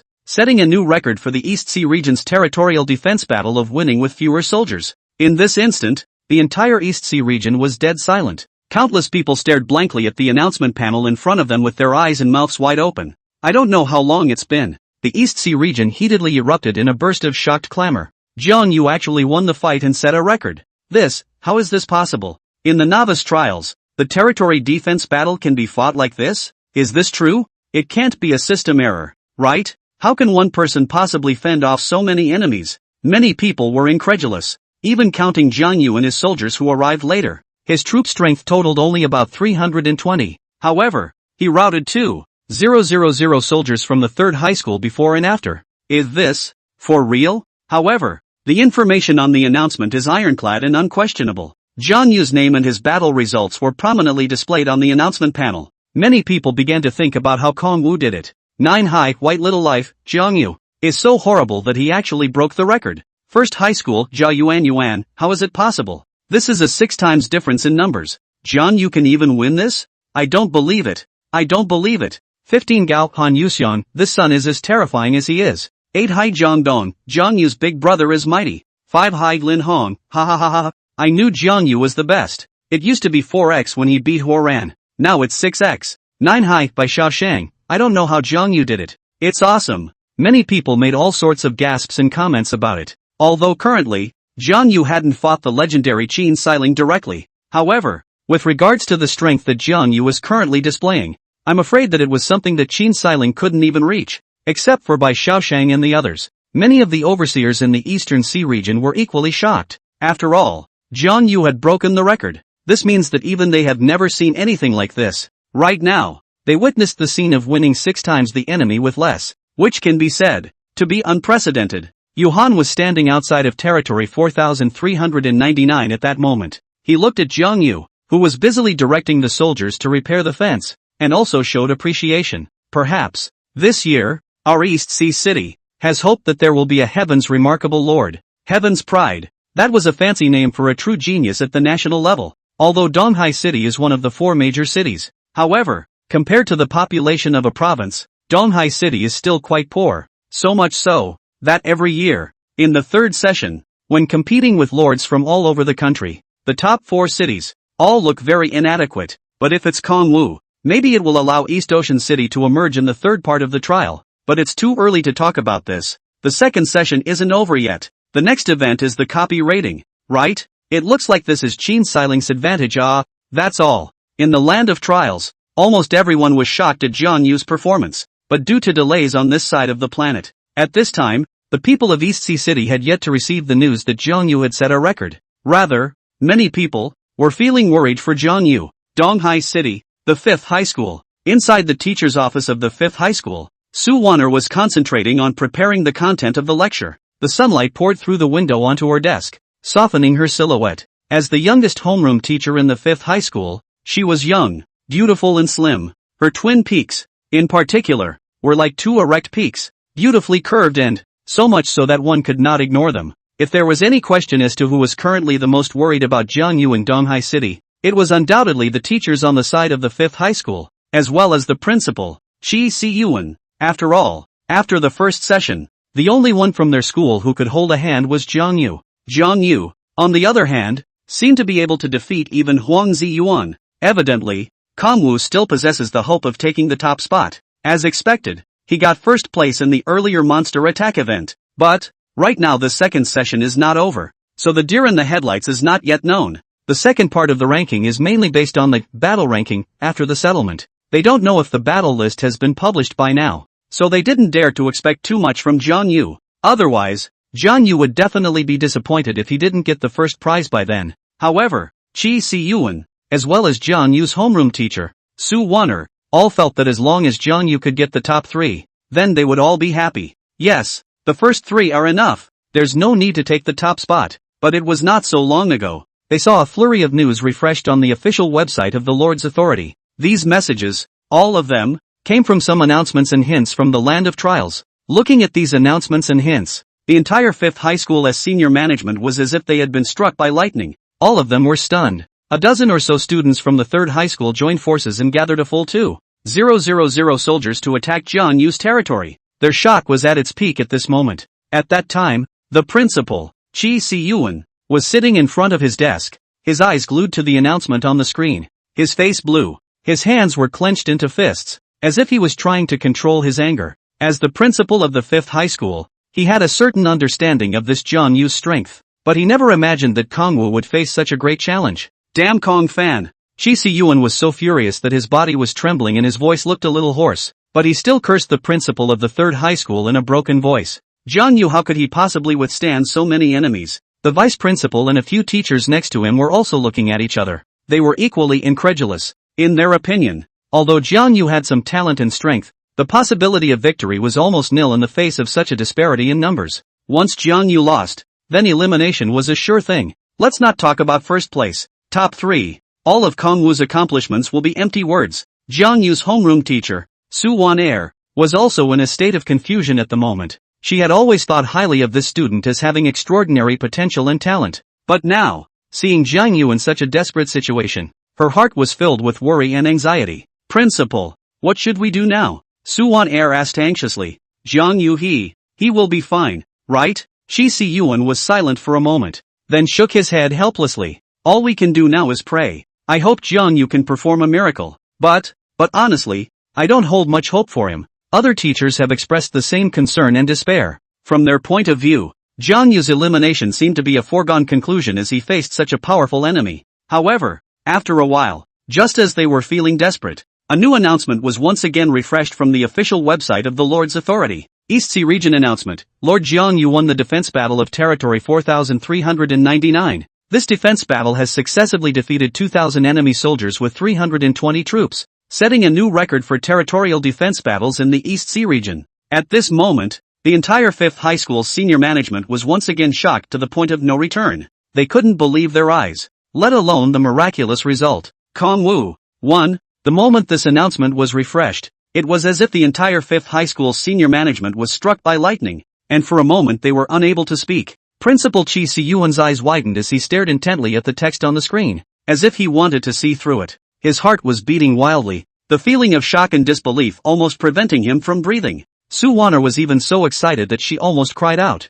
She had been worried that Jiang Yu would lose this battle and be eliminated from the tournament. But now, this student she favored had actually won this seemingly impossible battle and set a new record. How is this possible? Zhao Tianyi, the class 10 teacher who didn't deal well with Jiang Yu, couldn't help but cry out in shock. Jiang Yu, how could he defeat a siege of 2,000 soldiers by himself? This is simply a miracle. That's right, this is definitely a miracle. Another teacher also exclaimed. Jiang Yu, he's really amazing. I didn't expect him to be this strong at all. Qi Si Yuan also came back from his shock at this moment. He took a deep breath and then slowly said, looks like we all underestimated Jiang Yu. Not only does he have extraordinary potential, he also has exceptional courage and intelligence. Looks like I was right to give him the scholarship. The other teachers nodded in agreement. Just like that, the entire 5th high school's executives were shocked and moved by Kong Wu's performance. They began to look forward to Kong Wu's performance in the future. I believe that he will be able to achieve even better results in the upcoming competitions.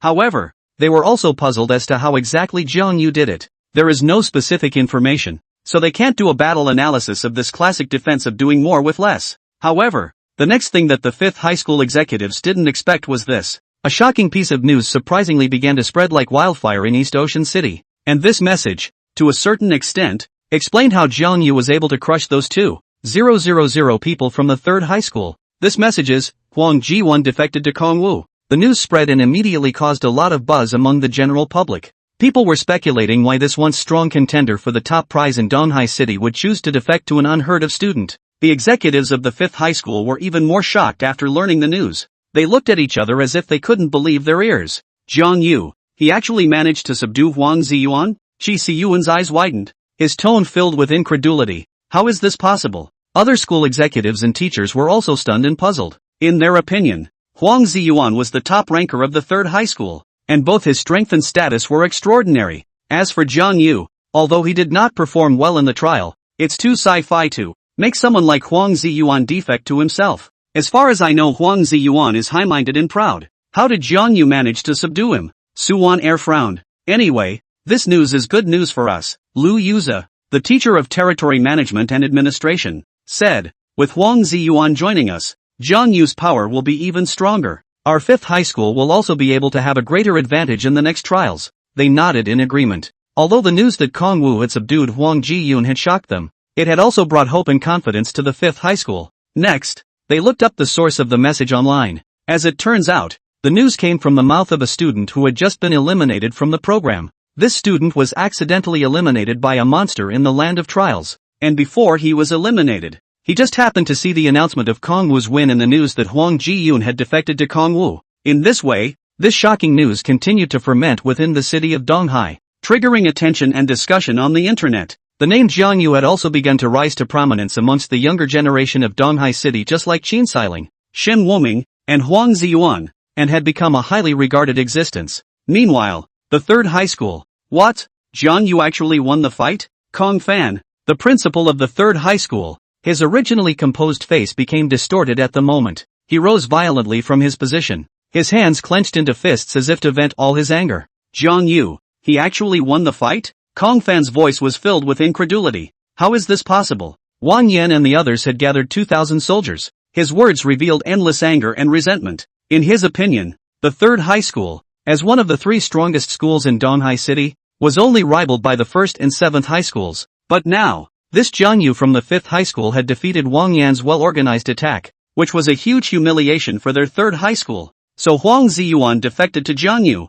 I said it's no wonder that Huang Ziyuan hasn't been teleported back yet, even though he's clearly been eliminated. The vice principal of the 3rd high school also had a stunned look on his face. What's the point of talking about this now? Another teacher from the 3rd high school roared angrily. What's important is what we do next. This failure will have too much of an impact on our 3rd high school. His words resonated with the crowd. This time, Wang Yan's defeat not only cost them a large number of soldiers and resources. More importantly, Wang Yan and the others had become Jiang Yu's captives themselves. If this news gets out, I'm afraid that the 3rd high school will become the laughingstock of other schools. I'm afraid we're going to have no harvest this year, a teacher said pessimistically. This victory by Kongwu was definitely a heavy blow to the 3rd high school. The 3 high schools is one of the strong schools. Every year in the top 100 of Donghai City, can be ranked in more than 20 people. And right now, Wang Yan and the others were captured and might be eliminated by Jiang Yu next. Once they do get eliminated, then they may only have 1 or 2 guys who can make the top 100 this year. A record low.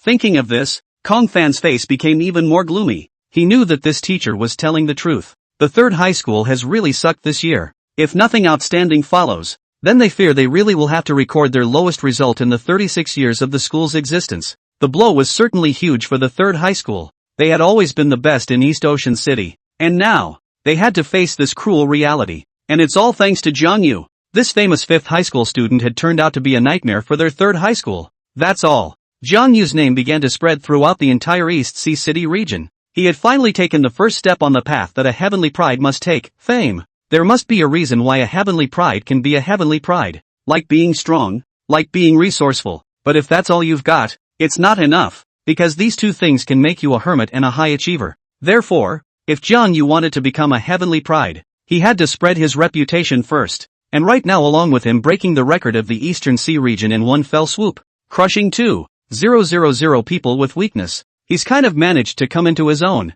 Of course, the current Jiang Yu could only be considered as a minor celebrity, and was still much worse than Qin Xiling. But if he could take the East Sea City scholarship, his fame would naturally overpower Qin Xiling, and that was Kong Wu's goal. The next thing that happened was that many people who were following the story were thinking about what to do next, although they were not the ones involved in the trial. However, they all wanted to try their best to do their part for the scholars in the land of trials as well. For example, the principal of the 5th high school, Qi Siyuan, felt that the award he gave to Jiang Yu's scholarship was not quite enough. But the 5th high school isn't one of the big 3. There's not much money in it. How about he find a way to pull some investment for Kongwu himself? And Kong Fan, the principal of the 3rd high school, and all the teachers were analyzing the next countermeasures. To them, no countermeasures were actually useful. After all, Wang Yan and the others had already been captured by Jiang Yu. But, is not without a silver lining. Yes, although that silver lining is up to someone else. That silver lining was this: the others immediately attacked Jiang Yu's territory and eliminated him.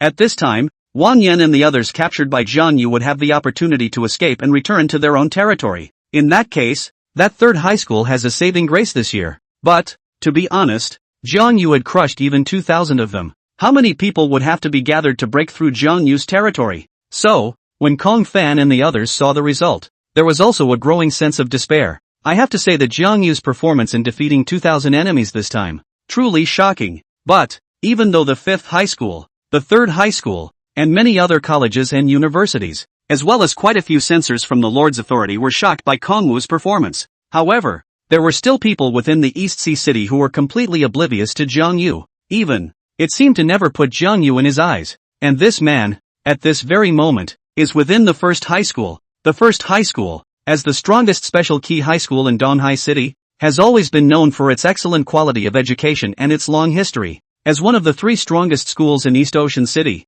it carries the expectations and dreams of countless new lords. The 1st high school campus is large and imposing. From a distance, a magnificent building rises up, staggered in all corners of the campus. The design of each building here is simple and elegant, with red walls and golden tiles glittering in the sunlight, showing the solemnity and majesty of the century-old school. Here, generation after generation of outstanding talents have stood out, contributing to the development of Donghai City and humanity as a whole. At this time, inside the principal's room of the first high school, the principal of the first high school, Li Stable, sat stoically at his desk. His eyes were deep and resolute, and no matter how noisy the world outside was, it couldn't shake his inner peace. When he learned the news that Kong Wu had set a new record in the East Sea District by defeating 2,000 soldiers of the third high school by himself, he remained impassive and continued the work at hand. This is Li Stable. He is also very famous in Donghai City, and it is said that he is very calm and collected. No one at the first high school had ever seen him shocked. Right now,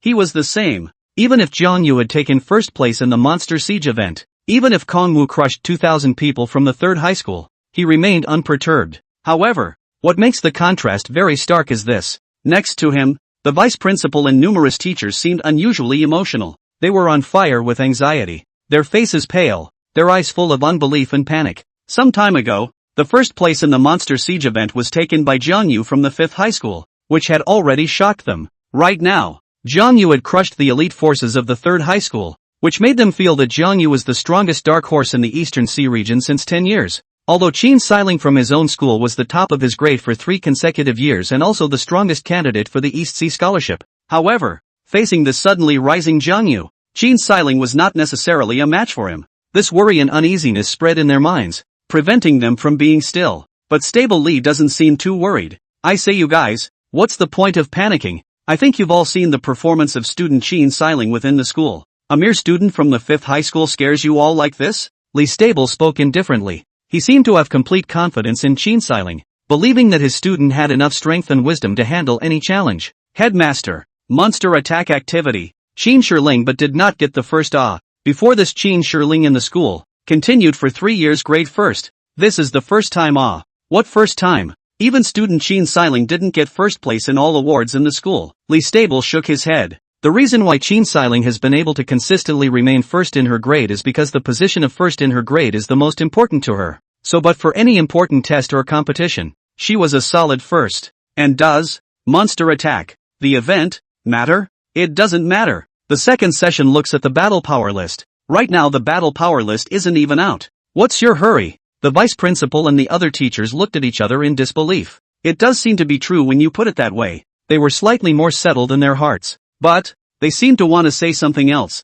But just then, a teacher burst in excitedly. Headmaster, Qin Xiling she's starting to fight back. She also broke the record for the Eastern Sea region. What? The vice principal and the other teachers were shocked when they heard this. Qin Xiling is starting to fight back? And break the record? What happened? Tell me in detail. The vice principal said. Qin Xiling has united our first high, as well as Shin Wuming from the 7th high and some others, gathering a total of 3,000 soldiers to attack Jiang Yu. The vice principal and the other teachers instantly showed shocked looks. Qin Xiling actually gathered 3,000 soldiers? That's too strong. With so many people, Jiang Yu definitely couldn't defend himself. Li Stability sniffed and didn't say anything more. He just smiled slightly. He knew that Qin Xiling's counterattack against Jiang Yu had begun. He believed that Jiang Yu would not be able to escape Qin Xiling's hand in the next match. This is Qin Xiling, the strongest new lord this year. There isn't one. Suddenly, just then, a man appeared at the door of his principal's office.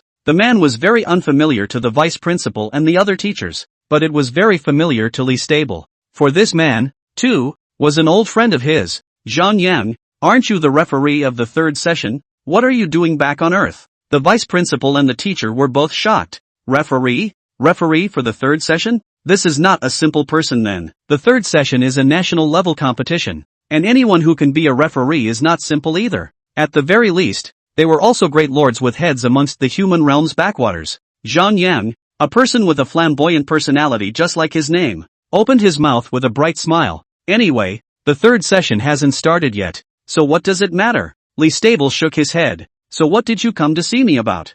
Zhang Yang was helpless. Look at you. I must be looking for you for something? I'm just stopping by to see you. I'm just asking about your school's top students. I remember that most of the top students in the past few years in the East Sea District were from your school, right? The 2nd session hasn't ended yet. It's too early to say this, but it doesn't matter. This year's top student is bound to be a student from our school anyway, Li Stable said indifferently. That's right. Qin Xiling is super talented and even has hopes of getting the top 3 in the 3rd session. a teacher said. Oh, Zhang Liang raised his eyebrows. So impressive. Then I'll have to get to know you students better before I do. Next he learned about the current war situation in the Eastern Sea region from Li Stable. Interesting, that student named Jiang Yu defeated a joint siege of 2,000 people by himself. And now Qin Xiling has gathered 3,000 people to launch an attack on him. Zhang Liang raised an eyebrow. The scale of this attack put into other provinces, it's probably not too small. You guys are doing alright in Donghai district this year. 2 very promising students have appeared. Watch your wording. It's a stable Li corrected. Zhang Yang smiled. Old Li, you have to understand that 3,000 people are not Qin Xiling's strength alone. Li Stable shook his head. Not just anyone can unite up to 3,000 people. Not to mention the fact that those 3,000 people include people from other schools. The quality of a lord can't be based solely on the ability to build and conquer. The battlefield of the heavens is filled with 10,000 races and is very chaotic, so if we can unite to other races, it will be a great help to humanity. Well, it makes sense for you to say that, but I'm still more optimistic about that student called Jiang Yu. Zhang Yang spread his hands.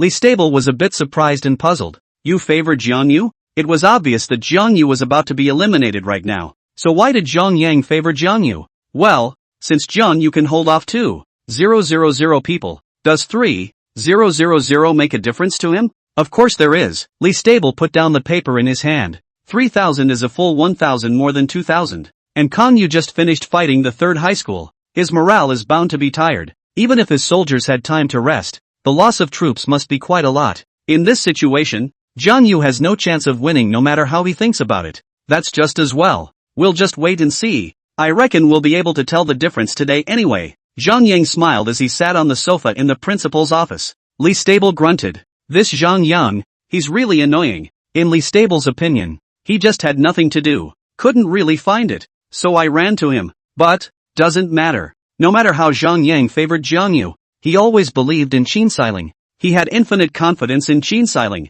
East Coast City Lord's Administration. Time forward a little bit. Lin Jinyu was checking out the information that Kongwu had crushed 2,000 people from the 3rd high school. Since she was a censor and this was the Lord's authority, she had access to a bit more information. Obviously. Not bad. That what Zile 300 level 3 soldiers can block. Lin Jinyu happily watched every detailed announcement or tip about Jiang Yu. Just then, a steady footstep interrupted her thoughts. Lin Jinyu raised her head, only to see a middle-aged man walking over. He was dressed in a straight suit with a nonchalant demeanor on his face. It was none other than Lin Jinyu's father, who was also the director of the Lord's administration, Lin Shang. Jinyu, what are you looking at? So happy. Lin Shang's voice carried a bit of gentleness, but without losing its majesty. Lin Jinyu raised her head, a smug smile on her face. Dad, look at this Jiang Yu. He's really good. One person crushed the 2,000 member team of the 3rd high school. He's simply a genius. Lin Shang raised an eyebrow at his words. He had rarely seen his daughter paying so much attention to a member of the opposite sex.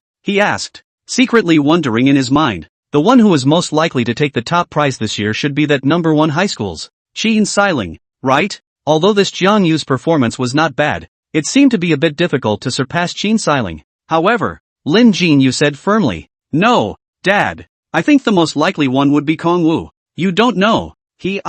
However, before Lin Jinyu's sea of words had fallen, she heard an urgent melody from outside. It's not an alarm. It's a cue to break a record. Lin Jinyu was instantly a bit confused. What the hell? Kongwu only broke the record not long ago, and now someone else is breaking it? Soon, she led the way to the halls of the Lord's authority. At that moment, the large screen on the hall of the Lord's authority had changed. This screen displayed a map of the Novice trial land, with the location and boundaries of each territory labeled on it. However, on the big screen, the display has narrowed down to encompass the 1st, 5th and 7th regions, and dozens of arrows appear from the 1st and 7th regions. On the map, the arrows represent the direction of the attack, and surprisingly, all of these arrows were aimed at the same destination, Jiang Yu's territory 4399. Immediately afterward, the announcement that came back from the Novice trial land was displayed on the big screen. Eastern Sea Region announcement. 1st Region Lord Qin Xiling has joined forces with 1st Region Lord Qilu Yuxianli, 7th Region Lord Shen Wuming, and a total of 24 lords with a total of 3,000 soldiers are attacking the 5th Region Lord Jiang Yu's territory 4399. East Sea Region announcement. The attack launched by the 1st Region Lord Qin Xiling set a new record for the number of attackers in the East Sea Region. Seeing this scene, Lin Yu was completely dumbfounded. Her mouth dropped open, hardly believing her eyes. These two announcements were like a heavy hammer, hitting Lin Yu's heart hard. She stared blankly at the big screen, a look of disbelief in her eyes. Her original confidence in Jiang Yu had all transformed into intense worry at this moment. How is this possible? Lin Yu muttered, his voice revealing an undisguised trembling. She couldn't imagine that Jiang Yu would be under siege on such a large scale. 3,000 people. This was an astronomical number for Kong Wu. Lin Sheng, who was next to him, also raised his eyebrows, a hint of surprise flashing through his eyes. It seems that his own daughter's vision is really not very good.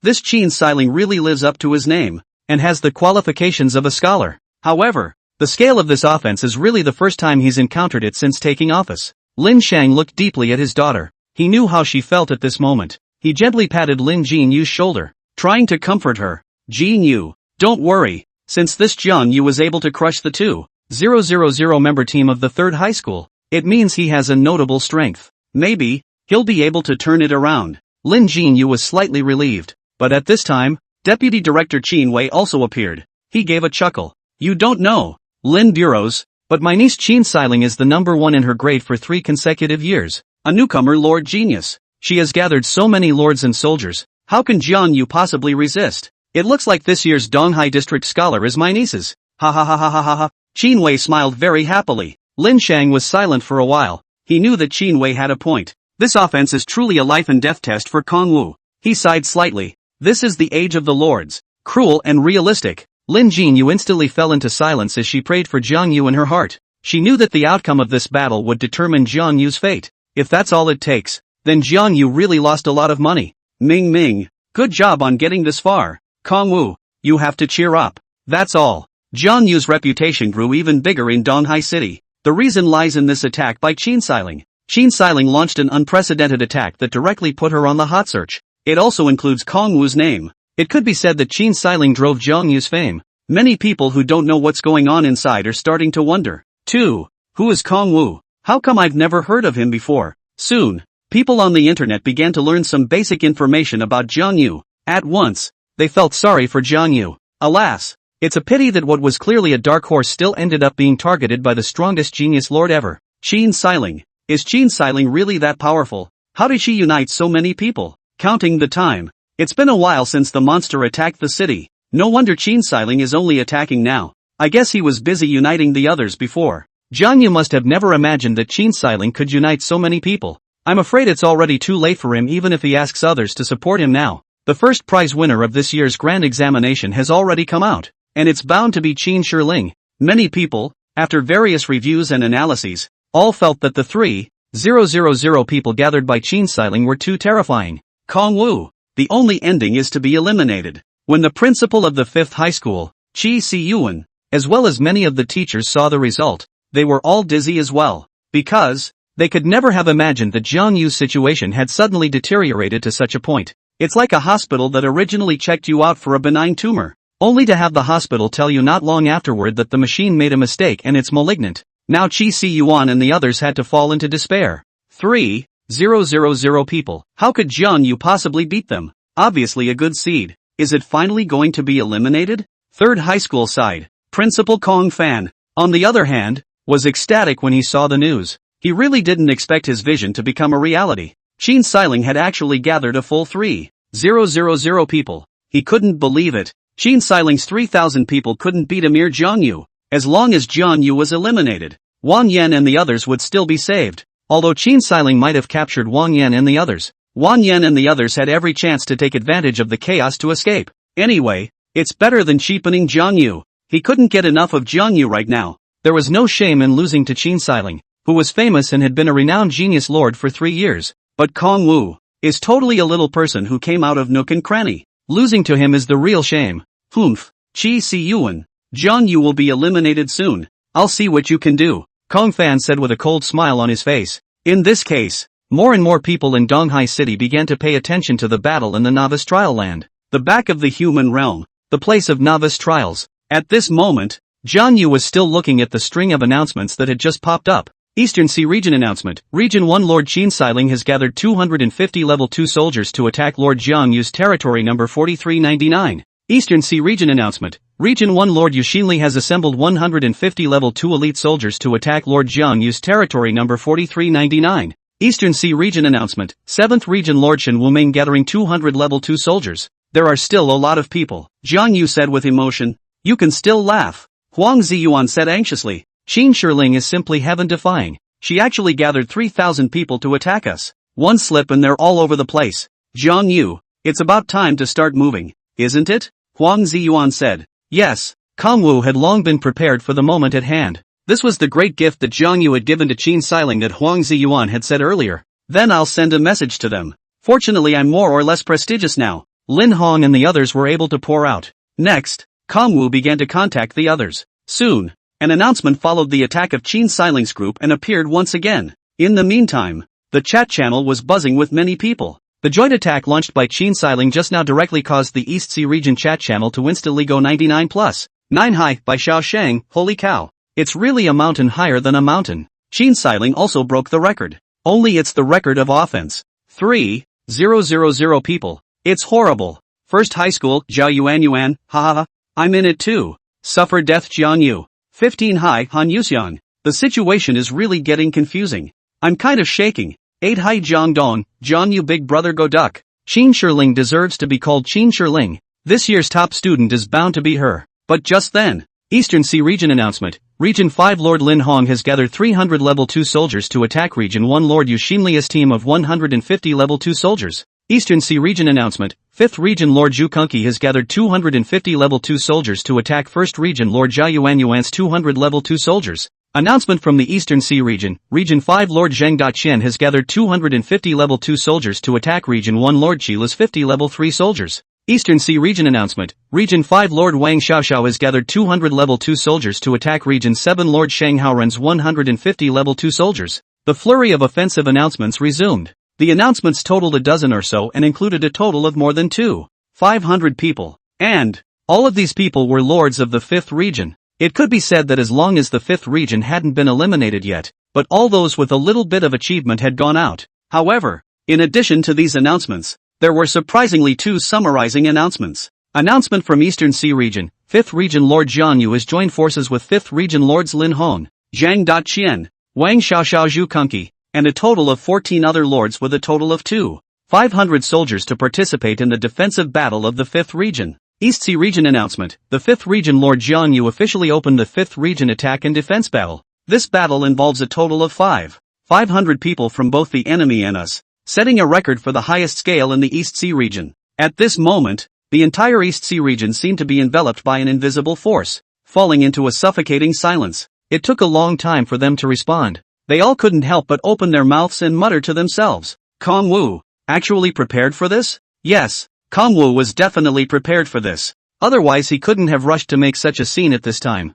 Moreover, he was the only one who could gather all the elite forces of the 5th high school. No one else can. The East Sea Region was in an uproar at this moment, and many people were appalled by this. Those from other schools who hadn't crossed paths with Kongwu were forced to take a fresh look at him. They were surprised at Jiang Yu's boldness and vigor. Surprisingly, he was able to predict early that Qin Shiling would launch an attack of this scale against him, and make almost the same scale of response preparations for it. It's really a bad time to be born. This battle actually involves more than 5,000 people. This scale is simply unprecedented. It would be good if I don't participate in the trial this year. The competition is too fierce. There was no lack of admiration for Jiang Yu in the murmurs. Of course, they also felt the gap between themselves and Jiang Yu. They decided that they would honestly develop their territory next and would no longer easily provoke conflicts. After all, in front of a genius like Jiang Yu, any rash move could have disastrous consequences. Thus, the East Sea Region once again returned to peace. Only 3,000 men from the 1st and 7th high schools remained, including Qin Shiling, who had brought his troops to the vicinity of the 5th region. At this moment, seeing these announcements, Shen Wuming's face showed disbelief. Jiang Yu actually prepared 500 people in advance. Damn, how could this happen? Did Qi Li's attack alert him? Qin Shiling was also frowning at this time. Yes, and the 5 high seems to be very united. They can gather 500 soldiers with 10 or so people. We only gather 3,000 soldiers with more than 20 people. In contrast, our 3 strongest schools have fierce internal competition on weekdays in order to screen out the truly top students, and we are far inferior to other high schools in this regard. Eventually, She sighed. There's no way out. Retreat. Ha! Shen Wuming's eyes instantly widened as he looked at Qin Xiling with incomparable shock. Are you kidding me? We've managed to gather so many people with great difficulty, and we're retreating like this? Qin Xiling said. You can't fail to judge the current situation, can you? 3,000 against 2,500. Even if you can win, the casualties will be high. The condition for taking the top spot in the East Sea region is to be ranked first at the settlement of the battle ranking. Essentially speaking, there is no direct relationship with Jiang Yu. I didn't touch Kong Wu in the first session, so I didn't realize he was so good. I felt bad when Kong Wu got first in the first event of the second session, so I wanted to just eliminate him by sheer numbers to avoid a long night, but I didn't realize it was still late. Since we can't eliminate him, we can only think of ways to raise our battle power and compete for the battle power list. Shen Wuming's face instantly became gloomy. He seemed to think of something and asked, Qin Xiling, I'm asking you, did you end the monster siege event early? You were actually able to keep holding on to the territory then, weren't you? That's right, Qin Xiling replied. It's true that I could have held on at that time, but I couldn't guarantee to take first place. In that case, why don't we make sure we get second and call it a day? That's the most cost-effective thing to do and the one that makes the most sense to me. Shen Wuming stopped talking. He seemed to know how Qin Xiling's thought process worked. She did have a first-rate view of the big picture, regardless of the activities of the monster attack, or at the moment, she was able to retreat decisively. Can't really say there's anything wrong with this approach, but, Qin Xiling, choosing the cost-effective approach is indeed what everyone does in most cases, but, can't get first place by taking this approach all the time. On weekdays, you can slowly accumulate advantages through this practice, but the time for the trial is ultimately limited, and there is no time for you to accumulate. After Shen Wuming finished speaking, he turned around and led his people away. Qin Xiling glanced at him, then turned his head in the direction of Jiang Yu's territory and remained silent. Eastern Sea Region Announcement. 1st Region Lord Qin Xiling and 1st Region Lord Qilu Yuxianli, 7th Region Lord Shen Wuming, and a total of 24 lords with a total of 3,000 soldiers are retreating together. At this moment, many people once again clamored. What the hell? Qin Xiling withdrew this way? This is too fast. Seeing Kong Yu gather 500 people and then withdraw? I didn't expect Qin Xiling to be so timid. Zhang Yu is awesome. He actually scared off Qin Xiling. The chat channel was also all kinds of hot, but Qin Xiling didn't seem to care about the heat, so the battle seemed a bit comical. Clearly a 500 plus person battle seems massive. It ended before the fight was over. Withdrawn? Outside the 4399 territory, Zhang Yu was also surprised. He was all ready to fight Qin Xiling for his command power. Turns out she actually withdrew. Could it be that Qin Xiling is the type to seek stability? Different lords have different styles. Kong Wu couldn't really say what his style was, but with Lubu, he realized that he was one of the more aggressive types. He had Lubu anyway, and if he did meet on a narrow path, surely Lubu would win. Huang Ziyuan, do you know anything about Qin Xiling? Jiang Yu asked. Of course I don't know. It's not like she and I go to different schools, but I've heard some things about the first high school. The principal of the first high school has always been calm, and when he was a lord in his youth, he was also dominated by steadiness, and although he was not good at offense, defending his territory was his forte. If he has taught his philosophy to Qin Xiling, then Qin Xiling's approach is probably also on the conservative side of the spectrum. In that case, Qin Xiling might not be suitable for being a lord, but suitable for being an auxiliary. Perhaps you can find a way to take Qin Xiling under your wing. Let's talk about it. Take some people to patrol the edge of the 5th district, lest Qin Xiling's retreat is a false alarm. Jiang Yu finished speaking before steering his horse back to the territory. In any case, Qin Xiling's name was there, so it was better to be cautious. And so it was. When word got back to Earth, Lin Jinyu was also shocked. Qin Xiling retreats just like that? Could it be that he saw that Jiang Yu was prepared early, so he felt that fighting on would kill 1,000 enemies and lose 800, and then withdrew? In that case it's not unreasonable. After all, there's one last event to follow in the second session. You can't lose sight of one or the other. I knew that Jiang Yu would be able to resolve this crisis.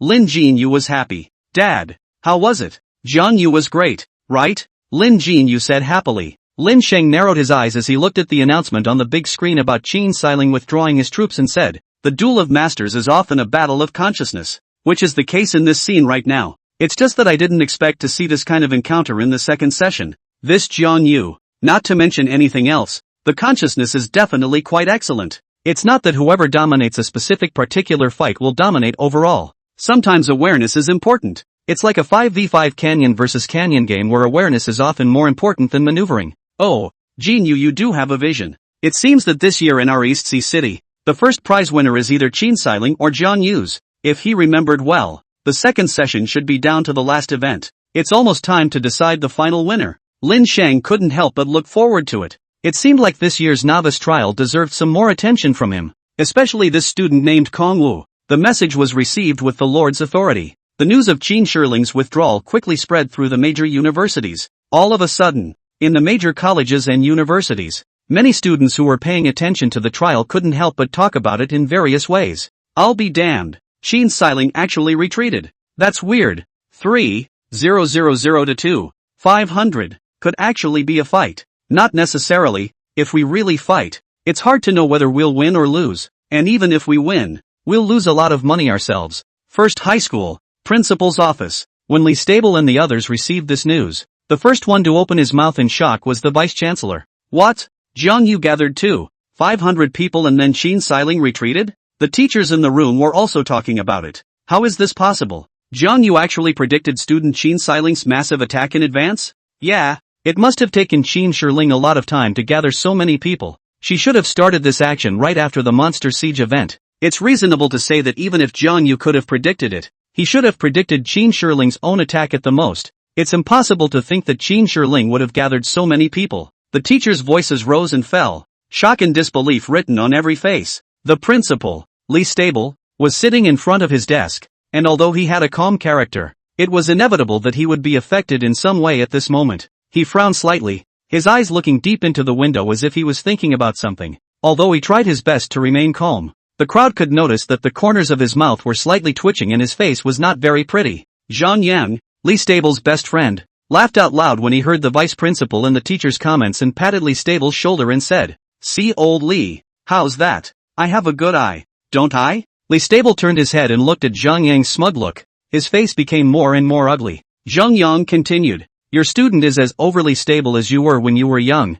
But yes, if the fight continues, it's possible that Jiang Yu will really win, and Qin Shiling's timely withdrawal was a wise choice." Li Stable didn't say anything. "Okay, today wasn't a wasted day. I have things to do, so I'll go first." Li Stable's face became even more unsightly. "If you have something to do, then why did you come running to me? Just like that?" Zhang Yang laughed. Of course, he was also becoming more and more curious about Jiang Yu. I wonder what this kid will do next. Unfortunately, he was the referee for the third session. With Jiang Yu's current performance, even if he couldn't get the first prize, entering the third session would be a sure thing. When the time came, he would have plenty of opportunities to focus on Jiang Yu. Inside the office, Li Stability was still sitting in front of his desk, gazing deeply out of the window, pondering about Jiang Yu. Is what I taught her really wrong? No, choosing the optimum is surely the right thing to do. After all, that's what even the AIs are doing now. There are a number of virtual games with AI for lordship battles within the first high school.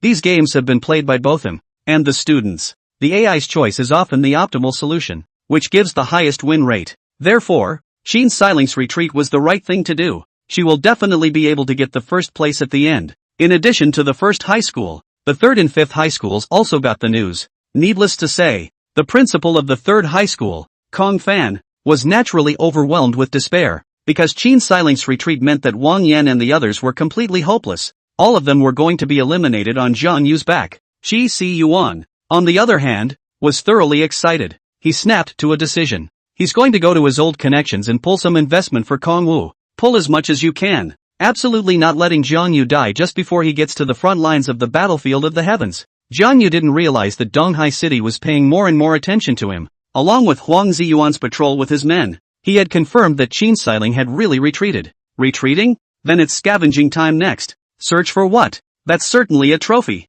In fact, if you thought about it carefully, you could tell that since Qi Li's attack, Jiang Yu's side had barely harvested anything. As a matter of fact, in ancient times, when you fought a war and defeated the opposite side, you could get the enemy's food and equipment, etc. It was true that they had obtained quite a lot of equipment, but to be honest, since the monster camps also had equipment, there was no shortage of it here in Jiang Yu's place. The quality is basically black anyway. If it was a yellow product it would be more or less the same. But not all of Qilu's 300 level 3 soldiers are equipped with yellow products. So, these people's equipment Jiang Yu can't even look at it. Rather, It was better to say that his territory had already piled up too much white and black equipment, and he planned to wait for the caravan to arrive and directly sell it in one go, exchanging it all for coins. If he remembers well, when the territory reaches level 3, the caravan will arrive. As for provisions, that is to say, food, and other resources, are hardly seized. The reason was simple.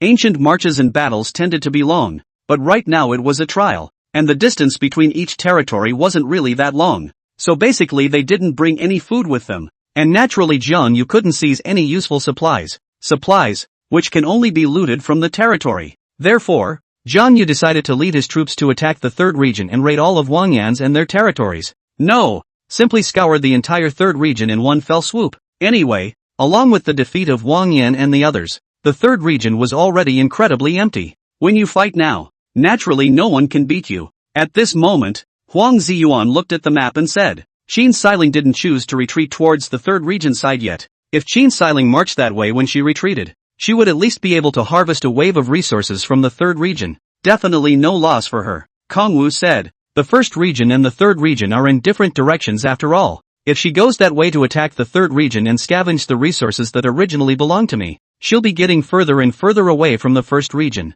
When the time comes, I can totally bring 2,500 people to fight in the first region, in which case Qin Xiling will be in danger. Plus, Qin Xiling acts calmly. To her, getting the first place in the battle ranking is the most important thing right now. If she is eliminated, then there will be nothing left. Huang Ziyuan nodded. Kong Wu looked at him. Let's go. Go back to the territory. Go find Wang Yan and the others and ask them to open up their territory for us. In this way, it would be possible to occupy Wang Yan's and their territories as easily as when they occupied Huang Ziyuan's territory. However, just then, he heard Lupin's voice. My lord, the blacksmith store you speak of has not yet been built. Jiang Yu suddenly remembered that he seemed to have promised Luban to build a blacksmith store. He was a bit embarrassed. He was especially busy today in order to deal with Qin Xiling's offense. I'll have someone build it immediately. Huang Ziyuan, allocate some resources and build a blacksmith store first. Then he looked to Lupin. Have you finished remodeling the soldiers' equipment?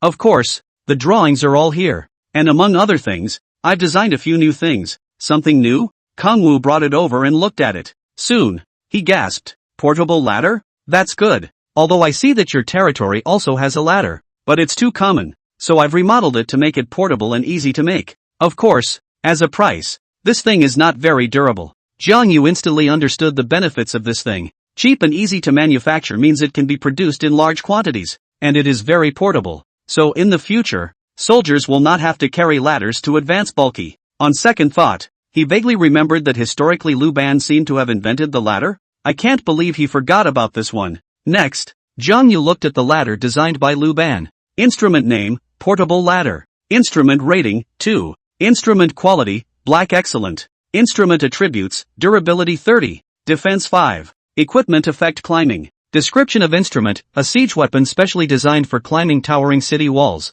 Easy to carry and convenient to manufacture in large quantities after Luban's transformation. Of course, in addition to ladders, Luban also designed modified siege vehicles. The siege wagons in Jiang Yu's territory, or the siege wagons that other people said they had built were the most ordinary kind, plain and simple, and could be made if they had the materials to do so, and Lupin remodeled it and added shields to the siege wagons for added defense. Apparatus name, heavy-duty siege vehicle. Instrument rating, 2. Instrument quality, black excellent. Attributes, attack 108, durability 88, defense 35. Effects of instruments destroying city gates, destroying city walls. Instrument description, a large instrument specially used for siege, with extremely strong attack power, but easy to be destroyed. Luban modified it to increase its durability and defense, so that it can last longer. Good. With this, it would be much easier to attack other people's territories in the future. However, Kong Wu also noticed that Lupin seemed to have risen to level 2. He opened Ruben's attributes and looked at them. General name, Luban. General level, 2. General attributes, Force 20. Command 30, Politics 40, Intelligence 95. General skills, Mechanical innovation, Precision manufacturing. Mechanical innovation, Lupin is able to quickly identify and improve existing mechanical devices, or try to invent entirely new mechanical structures. Precision manufacturing, Lupin is able to quickly manufacture and repair all kinds of instruments, reducing manufacturing time and cost and ensuring the supply of instruments on the battlefield. General equipment, none. General description, Lu Ban, the ancestor of ancient Chinese construction and carpentry skills, made great contributions to the development of the ancient construction and carpentry industry, and his spirit of invention and innovation still inspires future generations to continue to pursue progress and creativity. Lupin did rise to level 2. In general, not all general upgrades are through battles. Military generals can usually only be upgraded by battles, but it's certainly useless to send civil officials into battle. Letting them manage territories and gain experience is the way to upgrade them. Therefore, the words of Reuben are for him to design and manufacture all kinds of things. This is how Lupin can be upgraded. Is Lupin's second skill Seiko manufacturing? That's good. Let's have Lupin lead the way in making these 2 siege devices next. Next, Jiang Yu and Huang Ziyuan found Wang Yan and the others. But what Jiang Yu didn't expect was that Wang Yan and the others didn't seem to intend to cooperate with Jiang Yu. Bah! We're going to be eliminated anyway. Want us to cooperate with you? Dream on. Wang Yan and these people have quite a backbone. Kong Wu, however, was scratching his head. Without their cooperation, attacking their territories would be troublesome. Jiang Yu, you refuse to accept us again, so why should we help you? Sure, Ming Yuan said, still hinting at Jiang Yu to take him in. But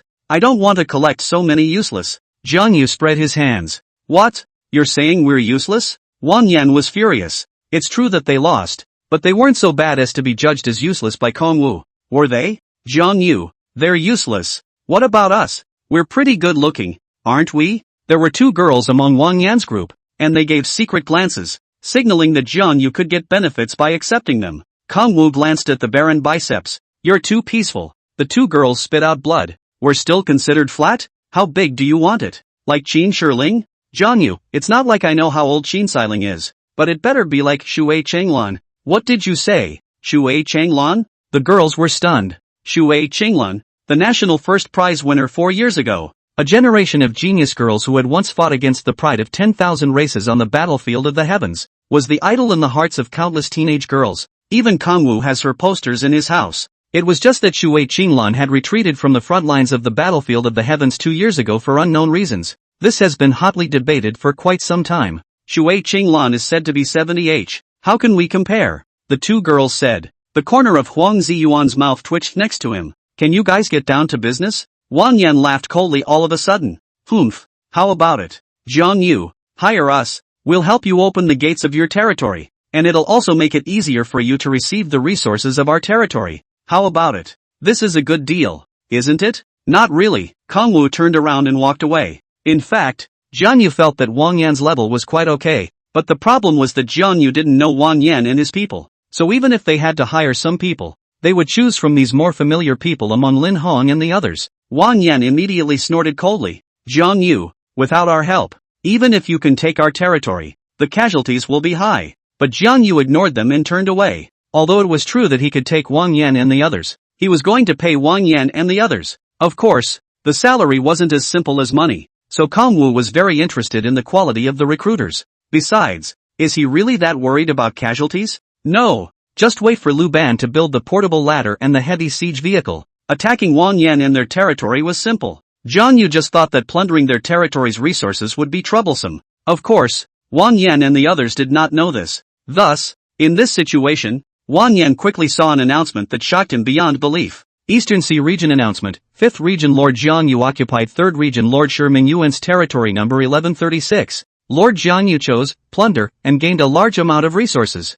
Loot. Eastern Sea Region announcement. Region 5 Lord Jiang Yu occupies Region 3 Lord Zhang Ba's territory number 6061. Lord Jiang Yu chooses, plunder, and gains a large amount of resources. Loot. East China Sea Region announcement. Region 5 Lord Jiang Yu occupies Region 3 Lord Lin Wenhao's. Jiang Yu actually occupied their territories consecutively in a short period of time. How can that be? How can attacking a city be so easy? Wang Yan said incredulously. Although Jiang Yu had persevered all the way to this point, they all thought that Jiang Yu was better at defending and responding than attacking, because when he thought about it carefully, there were very few times before when Jiang Yu had taken the initiative to attack someone else's territory. His previous rapid occupation of Huang Ziyuan's territory had shocked them, but this was also explained after they saw that Huang Ziyuan had defected to Jiang Yu. After all, Huang Ziyuan had defected to Jiang Yu, so taking the initiative to open up the territory for Jiang Yu to go in and occupy was more than normal. But right now, none of them were cooperating with Kong Wu, but Kong Wu actually managed to occupy so quickly as well?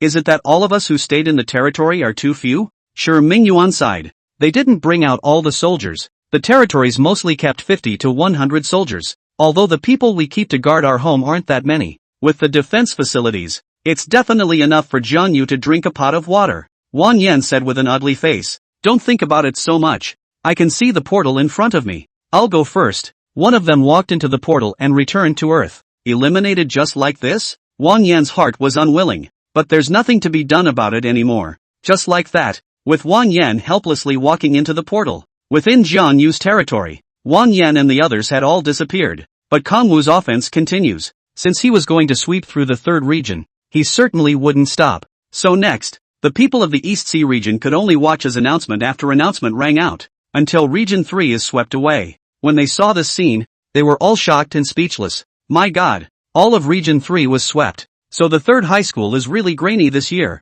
It's too bad that the third high school ended up like this. What the hell is going on this year? Kong Wu is horrible. I wonder how many resources Jiang Yu has harvested this time. Jiang Yu did reap a lot of resources, although they didn't have the cooperation of Wang Yan and the others. But nay, the number of their territories was quite large. The territorial resources of just a dozen of them were quite a lot, not to mention everyone else's in Region 3. Of course, those people from the third high school who didn't follow Wang Yan and their attack were of average level, so the territories didn't have much to scavenge. The next scene appeared in Jiang Yu's 4399 territory. As Jiang Yu swept through the third region, teams of carriages and crowds loaded with all kinds of supplies slowly drove into his 4399 territory like a long dragon. The sunlight poured down on the metal and wood of the caravan, reflecting dazzlingly, and the air was filled with the crisp scent of wood and the tantalizing aroma of food. The wood was pile high, each one well-grained and tough. The soldiers sweated and unloaded the timber one by one, categorized and stacked them, ready to be used for the development and construction of the territory. For food, there are grains, vegetables, fruits and meats, each of which has been carefully selected and packaged to ensure freshness after long-distance transportation. The food not only met the daily needs of the territory's residents, but also provided solid logistical support for the upcoming expansion and battles. On top of that, there is a huge amount of human resources being transported to 4399 territories. Those who had no choice but to return to the militia were organized to participate in various construction tasks. The captured soldiers, on the other hand, after being vetted, were either integrated into Kong Wu's ranks or put to work on construction. And those populations that were immigrated started their new lives in the 4399 territories. The entire 4399 territory presented a busy and organized scene. The people of the territory are busy and full of life, with hopes and expectations for the future on their faces. Huang Ziyuan was incredibly excited. It's a big profit. This is really a big profit. The resources of the entire third region had almost all been plundered by Jiang Yu. This could definitely play a key role in the development of Jiang Yu's territory. Alright, stop looking and go count the harvest this time, Jiang Yu said with a smile. Although the harvest was good this time, there were still a lot of casualties, and the battle power ranking is not the same as the prosperity ranking, so no matter how much resources I have, if I can't convert them into battle power, my battle power ranking may still not be that high, Huang Ziyuan said. Although you suffered a lot of casualties from the soldiers on this expedition, there were also a lot of people who surrendered, and all these folk and soldiers combined also gave the territory an increase in total combat power. Jiang Yu nodded. I might be able to barely get first place, but I won't be able to win against Qin Xiling that way. I plan to quickly consume these resources and then build up the territory. Build up your strength, and then when the time comes, take a breath of fresh air and do a wave of mass conscription to widen the gap with the others. This was Jiang Yu's next plan. Build the territory, increase the population, then conscript and pull the plug. And in this case, Huang Ziyuan was busy, because he has to inventory his resources first. And that, the workload is not small. Looking at the resources in the territory that were almost being piled up in space, Huang Ziyuan felt that Jiang Yu's territory would have to expand once again before he could do so. The 9x9 footprint is no longer enough. For the next few hours, Huang Ziyuan was counting resources. Plundering Shi Mingyuan's territory has yielded a total of 698 units of wood, 566 units of stone, 505 units of food, 323 units of iron ore, and 236 units of coins. Plundered Lin Wenhao's territory and gained a total of 700 units of wood, 693 units of stone, 589 units of food, 625 units of iron ore, and 216 units of coins. Although each person's territory doesn't seem to have a lot of resources, but Wang Yan and the dozen or so of them added up, the total number was quite a lot, counting the territories of others in Region 3. After counting, this time, Jiang Yu repelled Wang Yan's in their attack and swept through the third region, gaining a total of 67. 229 units of wood, 65. 124 units of stone, 63. 180 units of food, 62. 001 units of iron ore, and 59. 997 units of coins. When Huang Ziyuan saw the number, people are stupid. Much better. That's a lot. He had never seen so many resources. It had also never heard of anyone obtaining so many resources from the East Sea region's novice trials. It's outrageous. That's a horrible average of 60,000 plus resources. Now Jiang Yu is basically not worried about resources when he builds his level 3 territory. However, in addition to resources, Jiang Yu had other gains. Those captured equipment totaled tens of thousands of pieces. Of course, Jiang Yu couldn't look at these because he felt that these equipments wouldn't fetch much money if he took them and sold them. So it's the human resources that are really valuable. After the stats, this time, Jiang Yu harvested a total of more than 200 Minutemen. It doesn't seem like much, but that's because a lot of people have trained civilian laborers to be soldiers, so he captured a good number of soldiers this time. However, he only brought back soldiers who were willing to join their territory. After Huang Ziyuan's count, these soldiers totaled 386, but Kangwu attacking their territory also had casualties. Each man's territory lost anywhere from 7 or 8 to a dozen soldiers. A dozen territories adds up to almost 200. The remaining 100 or so soldiers plus the newly acquired 386 soldiers made the total strength of Jiang Yu's territory break through 500. Now, Jiang Yu had made sure that the battle power ranking took first place, for surely no one at the present time could have so many soldiers as he. However, the battle ranking, like the prosperity ranking, will last for 7 days. He had to get first place when the battle list was settled 7 days later. That's how he can become the top student in East Ocean City. As for those populations willing to move, there are even more, totaling over 4,000 people, plus the original 1,000 population of Jiang Yu's territory. The population of the 4,399 territory surged to over 5,000 at once. It caused Jiang Yu's territory to be filled up all of a sudden. As a result, the territory of 4,399 became lively. Don't crowd, we're building a house. Get out of the way you guys. Those with no place to stay will first pitch their tents outside the territory. The smithy is short of blacksmiths. Who can make iron? Huang Ziyuan was even busier. Tear down all the fences and expand the territorial area. Huang Ziyuan first commanded those civilian laborers and soldiers who could build to expand the territory. If not, the homes alone won't accommodate it. Work honestly. Lubu's voice was loud and clear in the territory. He clasped his hands to his chest and looked at the busy folk with a cold grunt. Really? Why am I doing this? Lupin was even busier leading people to make all kinds of equipment and instruments. Jiang Yu's territory was a thriving scene. Well, it's amazing that a level 3 dwelling can only hold 50 people. The population of his territory is over 5,000, meaning that his territory must have at least 100 homes. That's a lot of volume all at once. Hundreds of residential territories. And as soon as the territory expands in size, then the defenses must also increase. The number of archery towers, for sure, is not small. It was good that he had plundered a lot of resources from the third region. In that case, build like crazy. What should be upgraded is also upgraded like crazy. So the next few days were spent. Kangwu saw a message that the construction was completed. Territory alert, you have successfully built a basic dwelling, times 46. Territory alert, you have successfully built a basic market, times 1. Territory alert, you have successfully built a basic horse farm, times 1. Territory alert, you have successfully upgraded your basic residence to a primary residence,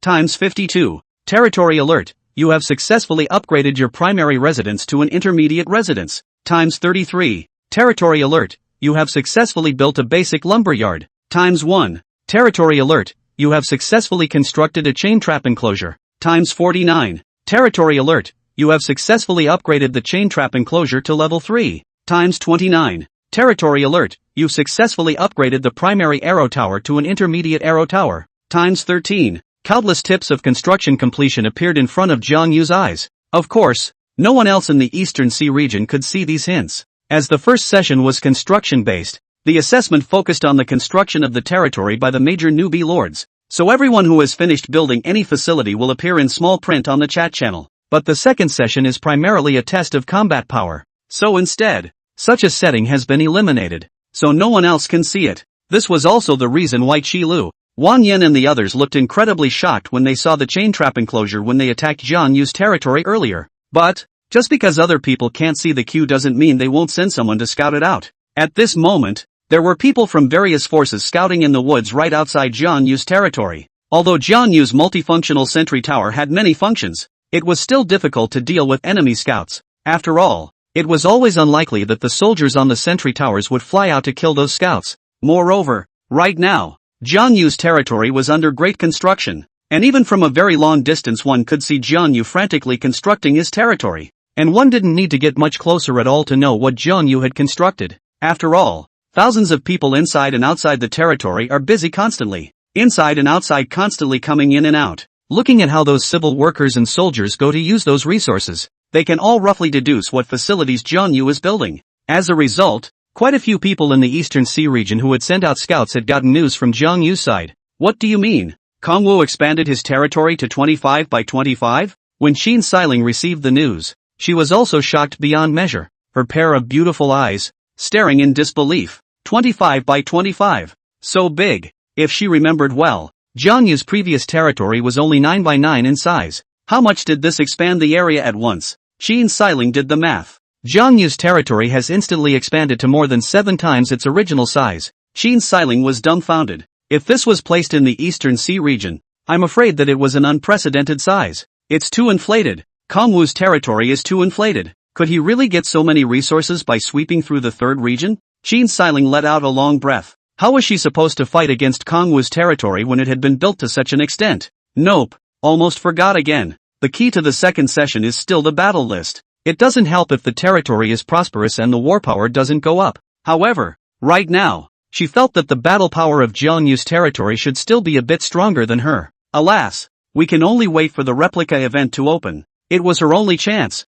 She has complete confidence in this. As long as the copy was open, then she would definitely take first place. This was another important reason why she had decisively led a retreat. If they really fought with Jiang Yu's 500 people, they were bound to suffer a lot of casualties when the time came. This affects the rate of the copy. At the moment, no one knows what her gift is, and she has a talent that can help her gain a quick advantage in the next copy activities. Jiang Yu, although I don't know what your talent is, I definitely have an advantage over you in the next copy. In this case, Jiang Yu's territory was finally taking shape gradually. The facilities that should have been built were basically built. Inside the blacksmith store, the fire was roaring, and the sound of wrought iron was incessant. A sharp weapon and strong armor were born here, providing solid security for the territory. In the stable, the horses galloped, and the soldiers drove their sturdy war horses, sweating and honing their skills on the training ground. In the residential area, hundreds of houses are neatly arranged. The chimneys on the roofs are smoking curls of white smoke, and the warmth and peace of home pervades the area. Only the market is still relatively empty. It was also at this time that the soldier on the sentry tower blew his whistle. However, this time it wasn't the enemy that came. Instead, it's the merchant marine. The caravan, at last, has appeared. When Zhang Yu and the others came outside the territory to look into the distance, soon a huge caravan could be seen gradually emerging on the distant horizon. They came slowly from a distance, heading towards the 4,399 territory. The merchant caravan's line stretched long, like a giant dragon winding its way forward. In the procession, all kinds of carriages, camels and pack animals carry full of goods, from silk and tea to ceramics and spices, all of which shine with an attractive luster. Around the procession, a group of roughly clad folk and guards closely guarded the cargo. As the caravan approached, one could smell a refreshing air mixed with various spices and the scent of the grassland. The occasional sound of laughter and camel bells in the procession adds a bit of vividness and vitality to this quiet land. At this moment, at the forefront of the caravan, 2 horses were carrying 2 tall men. One of them was clearly the owner of this caravan, Zhao Changsheng. We're almost there. The system of this area told me that the territory in front of us is the most prosperous territory in this area at the moment.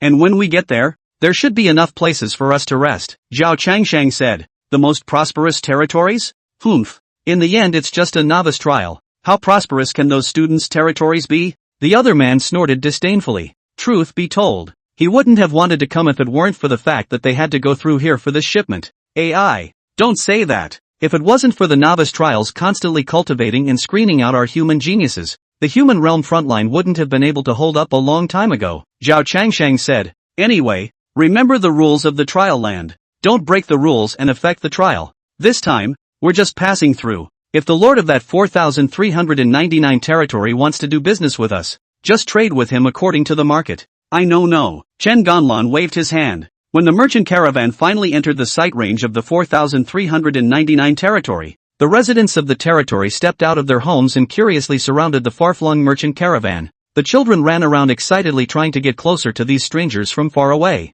The elderly, meanwhile, sit in front of their homes and watch quietly, as if remembering their own far-flung experiences in their youth. The arrival of the caravan brought a new breath of air and energy to the 4,399 territory. Jiang Yu and Huang Ji Yuan also arrived outside the territory. After all, it was the first time the caravan had arrived, so of course they had to greet it. There will be many caravans active in the vast human territory. They traveled from territory to territory, trading and then profiting from it. Some of these caravans are self-contained, with the owner of the caravan being the boss himself. Some of them are caravans belonging to other territories, responsible for bringing the best-selling products of the territory to other territories, and at the same time buying some low-priced specialty products in other territories, and then transporting them back for sale. However, due to the chaos of the frontline battlefield, most of the merchant caravans in the human realm didn't dare to go to the frontline. As a result, the vast majority of merchant caravans were only active in the back of the human realm. The Human Realm Merchant Fleet 12% discount coupon is used on these merchant fleets. This coupon is available to all regular merchants, as long as they are regular merchants. And on the front line, if a caravan of another race comes to your territory, then they don't recognize these things. However, as Zhao Changsheng and the others drew closer, they were surprised at the size of the 4,399 territory. The size of this 4,399 territory seems a bit big, Zhao Changsheng said in surprise. Chen Ganlan also raised an eyebrow. Indeed, I've never seen one this big in this area. He briefly estimated the length of one fence to be about 25 units. If the territory was square, it would be 25 by 25. It's quite big indeed. Chen Ganlan felt as if he had somewhat underestimated this territory. Interesting, it looks like this is a genius's territory. Let's go and get to know this genius. When he came to Jiang Yu, he also smiled in welcome. Really young and promising, Zhao Changsheng said. You guys are finally here. I've been waiting for you for a long time. Jiang Yu said with some excitement. Zhao Changsheng, do you have something you want to buy or sell? Yeah, I don't have a place to settle a bunch of my unused equipment, Jiang Yu said. Chen Ganlan immediately said. Humph, they're all just rotten goods, not worth a few dollars. Hey, shut up. According to the rules, we can't refuse a deal from the trial land, Zhao Changsheng said. Then sell it to us. Let us check the goods first. Okay, the warehouse is this way. Kongwu led them to the territory's warehouse. However, along the way, looking at the prosperous scene within Jiang Yu's territory, Zhao Changsheng and Chen Ganlan couldn't help but be shocked once again. As far as their estimation was concerned, Jiang Yu's territory currently had at least hundreds of dwellings and thousands of people, and they were shocked to see that the towering archery towers actually amounted to more than 40. That's a somewhat staggering amount. I haven't paid attention to the novice trials in years, so I guess it's the second session now? Right, Kongwu replied. The second link, you can build the territory like this? Zhao Changsheng was incredulous. He had led people past one of the third link's territories last year, and it wasn't much worse than Jiang Yu's. It seemed that the top scholar of this region would most likely fall into the hands of this teenager named Zhang Yu. Thinking of this, Zhao Changsheng's attitude towards Jiang Yu also became a few points more cordial. Coming here to the warehouse, they also saw the pile of white and black item equipment. Chen Ganlan said, it's really lousy. Where's the quantity? This row of warehouses are all over, Jiang Yu said as he pointed to the surrounding warehouses. What? Chen Ganlan was shocked. So much? Yeah, it should add up to tens of thousands of pieces, Jiang Yu said. Chen Ganlan was once again shocked. Based on his experience over the years, a few thousand pieces of equipment sold by these newbie lords would be about right. How come Kongwu sells tens of thousands of pieces? It's already at the level of those best in the third session. Chen Ganlan finally put away his thoughts of underestimating Jiang Yu. Next, he took a careful inventory of his equipment. Needless to say, the quantity was really too much, and he had his people count for over an hour before they finished. A total of 86, 153 pieces of equipment, of which 62, 157 are white-grade equipment and 23, 996 are black-grade equipment. Needless to say, the numbers are stunning. What Chen Ganlan didn't know was that the reason why Jiang Yu had so much equipment relied on the fact that he usually led Lubu to attack monster camps or he swept across the third region to loot it. Chen Ganlan calculated. White equipment is the least valuable. We'll charge 5 pieces for 1 coin. So that's 12,431 coins. Black item equipment is currently 1 coin per piece. So that's 23,996 coins. A total of 36,427 coins. What do you think? Okay. Jiang Yu didn't expect to sell too many of these things. However, more than $30,000 came into the account, making his territory's funds a lot richer all of a sudden. So, he was also planning to take the opportunity to consume a wave. Thinking of this, Jiang Yu asked, "Do you have anything to sell?" Zhao Changsheng and Shen Ganlan exchanged glances and said, "There certainly is, but most of them you shouldn't be able to afford. Tell you what, let's show you items under 100,000 coins, and see if you have any use for them." Soon, Jiang Yu saw the catalog of goods sold by this caravan for less than 100,000 coins. Primary resource card, it contains 1,000 units of wood, 1,000 units of stone, 1,000 units of food, 1,000 units of iron ore, 1,000 units of coins, a price of 5,000 coins, and an inventory of 18. Construction acceleration scroll, 1 day for a single building reduces the construction/upgrading time of any one building by 1 day. Only one construction acceleration scroll can be used for a single building. Price 8,000 coins. Inventory 2. Scroll of territory protection, 1 day when activated.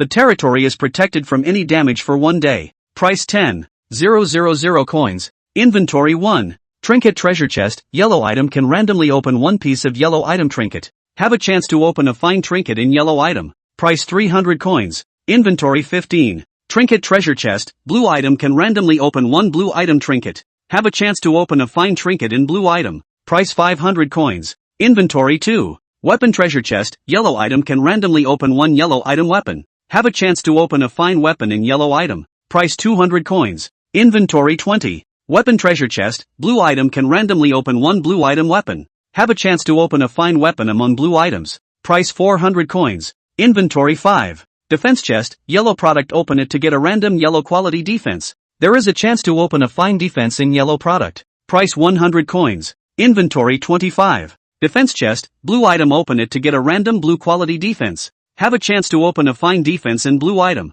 Price 200 coins. Inventory 8. Elementary morale scroll, 100 people can increase a team's morale by 100 level 1 x 20 points, can exceed the cap. Quantity 100. Price 1,500 coins. Inventory 13. Intermediate building upgrade drawing, can quickly upgrade a certain building to intermediate level. Price 12,000 coins. Stock 2. Primary attribute potion, 100 men provides a short-lived attribute boost to soldiers after use. Price 1,800 coins. Inventory 15. Elementary experience potion, 100 men provides a small amount of experience value to soldiers or generals after use. Price 1,800 coins. Inventory 10. Primary diligence scroll, 100 men use it to increase the efficiency of the construction type soldiers in the territory so that they can work more efficiently. Price 3,500 coins. Inventory 7. Primary divine speed charm, 100 men provides a short time movement speed bonus to a designated team of ranks 5 or less. The lower the soldier's rank the better the effect.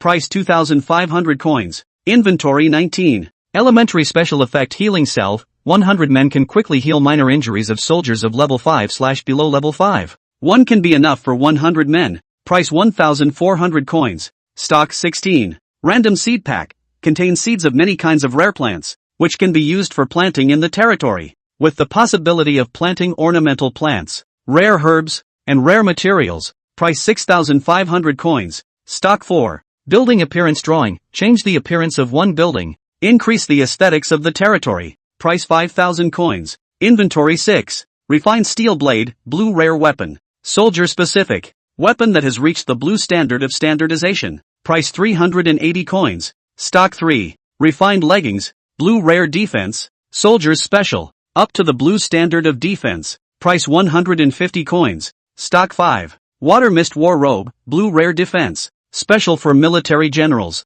High durability. Light and powerful protective robe. Able to withstand a certain degree of magical attacks. Price 1,500 coins. Stock 2. Aqua leggings, blue rare leggings. Special for military generals. High durability. Soft and strong texture leggings. Enhances the wearer's movement speed and endurance. Price 2,500 coins. Stock 2. Red Stripe Battle Helmet, Blue Rare Helmet. Special for military generals. High durability. Blue stripes engraved on the helmet. Not only beautiful, but also enhances the wearer's defense. Price 2,800 coins. Stock 2. Blue Rare Martial Set, includes Water Mist Battle Robe, Aqua Leg Protectors, Red Stripe Battle Helmet, Blue Ice Protectors, Blue Shadow Battle Boots, Blue Wave Belt, Glycerin Blade / Glycerin Sword / Glycerin Lance / Glycerin Halberd. Price 20,000 coins. Inventory 2. Running Thunder Horse, Blue Rare Warhorse. Special mount for military generals. Running like thunder.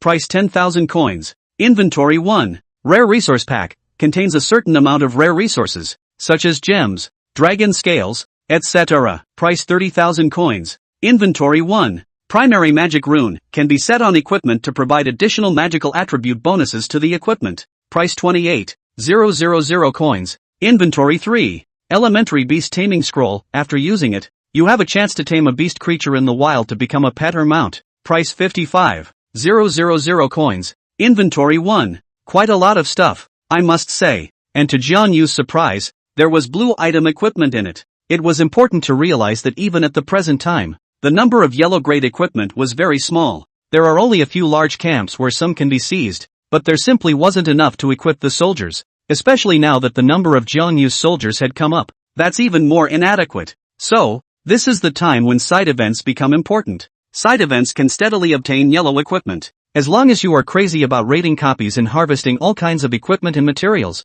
you can equip your soldiers, thus enhancing your battle power. However, this caravan actually had blue item equipment for sale. And of course, it's expensive. Over 1,000 coins for the set. It doesn't seem like a big number, but note that it's a set, and to fully arm 100 soldiers, 100,000 coins wouldn't be enough. 100,000 coins. If you use it to build your territory, you can build quite a few buildings. Moreover, this merchant caravan didn't seem to have prepared much in the way of normal blue item equipment. However, that martial arts set attracted Jiang Yu's attention. Martial arts set. Although they are both blue items, the equipment used by military generals is different from that of soldiers. Soldiers' equipment is usually less durable, requires maintenance and care from time to time, and can be easily damaged. The equipment of the generals is usually very durable, enough for the generals to use it for a long time with high intensity. Performance-wise, it's also a bit stronger than the same grade of soldiers' equipment. How about it? Is there anything you want to buy?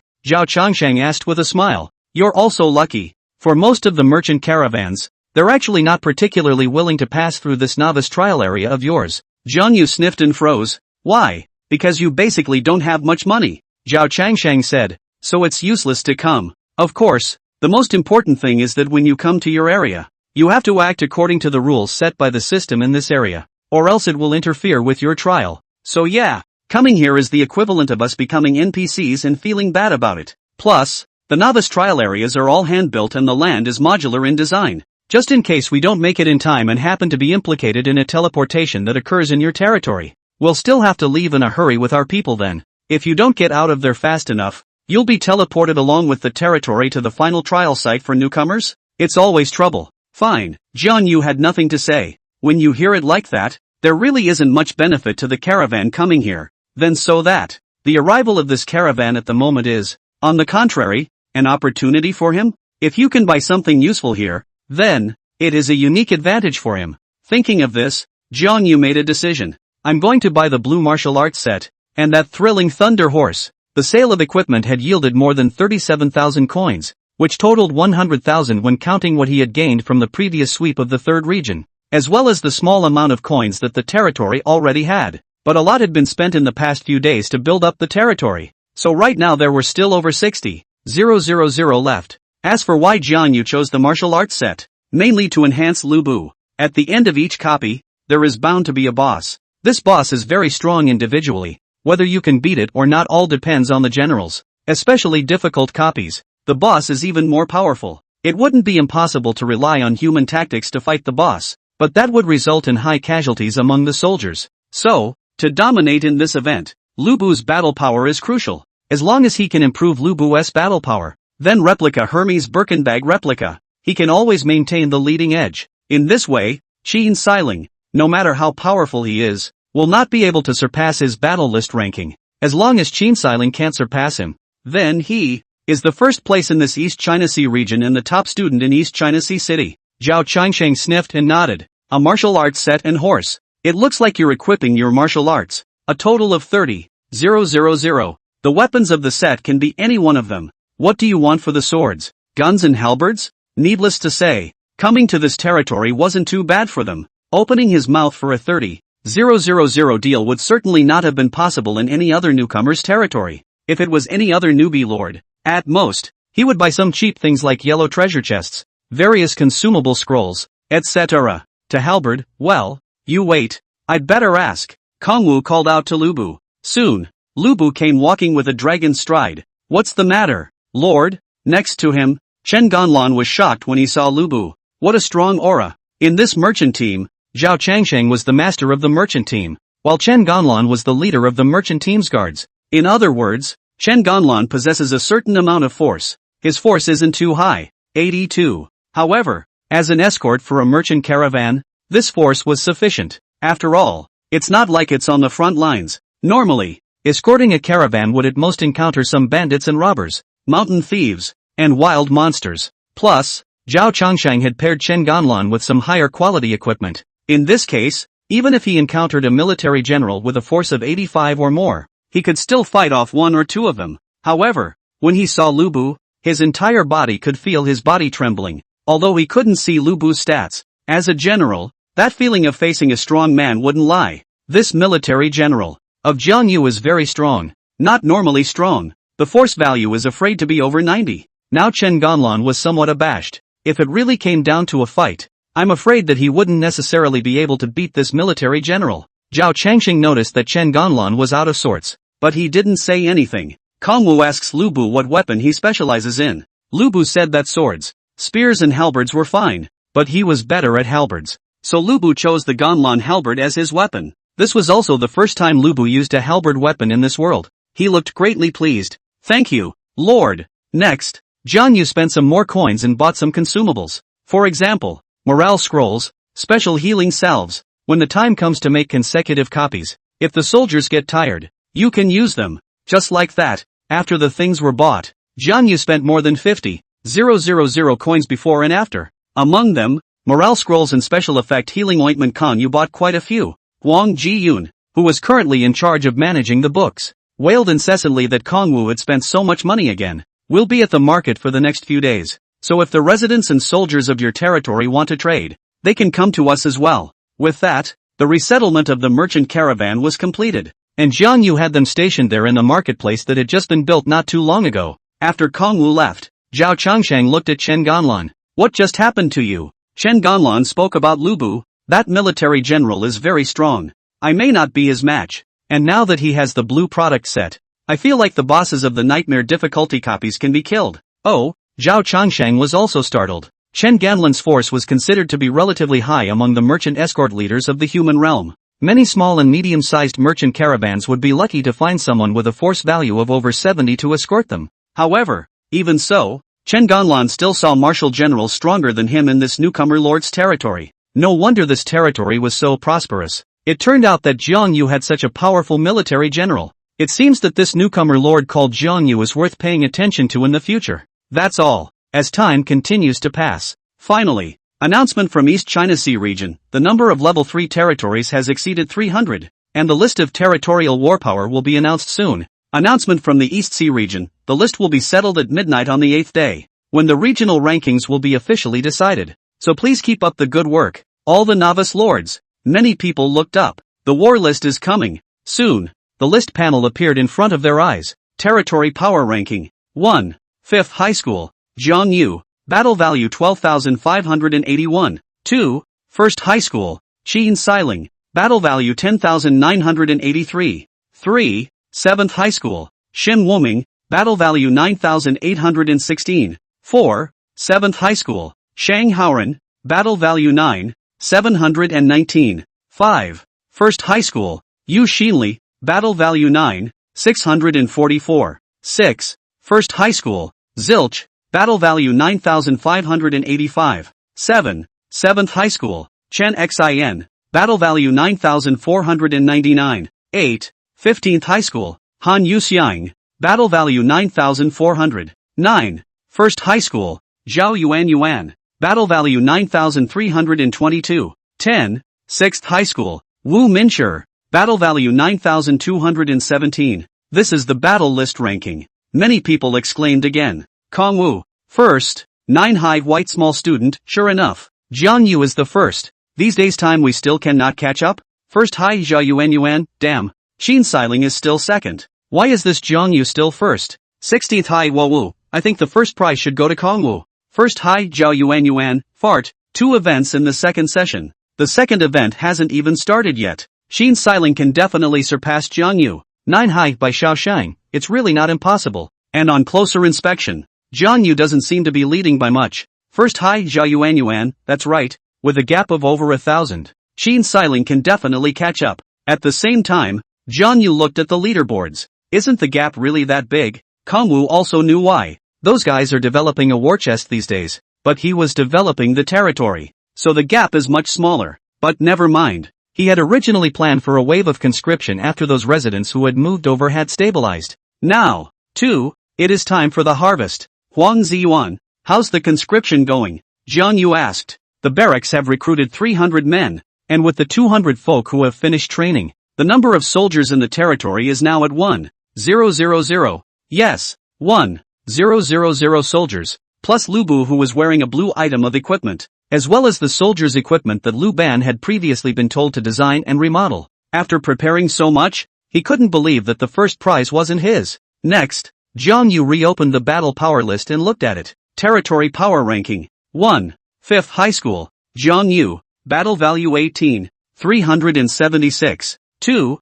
1st High School, Xin Xiling, battle value 10,983. 3. 7th High School, Shen Wuming, battle value 9,816. His battle value did go up quite a bit. It seems that the number of people occupies a big weight, but the defense facilities of the territory should occupy a pretty big weight as well. But what Jiang Yu didn't know was that the entire East Sea region was also in an uproar when they saw Jiang Yu's value skyrocket. Holy, what did Jiang Yu do? The battle power value skyrocketed by almost 6,000. It's outrageous, isn't it? This is a whole 8,000 values higher than Xin Xiling at once. I originally thought that Xin Xiling could catch up, but now, I feel that the top prize has already been decided. Nonsense. The first prize will be Jiang Yu without a doubt. Many people are talking about it. Obviously, they were all shocked at Jiang Yu's sudden surge in battle power. It skyrocketed by more than 8,000 values at once. It's too much. Region I. Xin Xiling was also shocked when he saw this scene. What's going on? Jiang Yu suddenly skyrocketed so much battle power. What other defenses has he built? Or has the number of his soldiers increased again? Xin Xiling kept guessing. But no matter how she guessed, it was fruitless. Damn it, such a big gap. Xin Xiling's face became ugly, and her pair of full double peaks rose and fell with it. Originally, if it had been a gap of more than 1,000 before, she would still be very confident in surpassing Jiang Yu, but now she had no confidence. No, I can't give up. Jiang Yu can't pull away like this every time. I still have a chance to catch up. Yes, even with the gap stretched so wide, she still felt she had a chance to catch up. Why? Because her talent is perfect for raiding copies. Tactical insight, Orange Lore you possess extraordinary strategic insight, able to see the enemy's layout within a radius centered on you, 100 units x the square of the level of the territory to which you belong, so that you can formulate the most effective tactical plan. With this talent, she could preview the layout, type, and number of enemies in the copy area after entering the copy.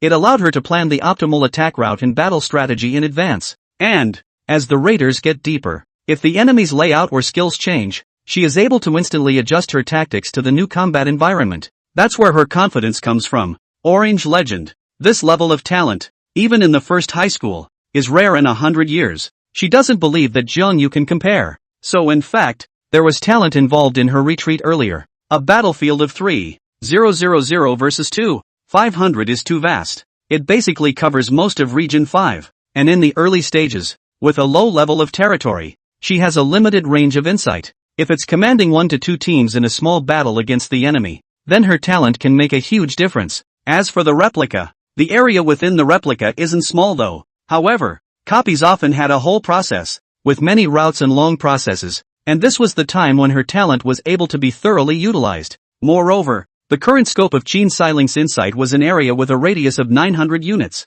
which was just enough to basically cover most of the copy area. In fact, up until now, the trial had gone on. Qin Xiling had not had much of a chance to utilize his talent. It's also just that little throwback to attacking monster camps, mainly because the footprint of the monster camp isn't really that big. That's why Qin Xiling had been holding his breath. For her, as long as she can utilize her legendary talent, then she would definitely be able to bridge the gap and catch up to Kong Wu and get first place. Just wait, Jiang Yu. I will definitely catch up with you, Qin Xiling said with a determined look in her eyes. In this case, the announcement about the replica finally came. Announcement from the East Sea region. Due to the opening of the battle list, the fog will be lifted from all of the East Sea region areas. This announcement doesn't seem to have much to do with copies, but in fact, once the mist cleared, it was directly revealed the various copy entrances hidden in the mist. Knowing the location of the replica, then they, the newbie lords, could lead their troops to raid it. Replicas have appeared. There are actually 13 replicas around my territory.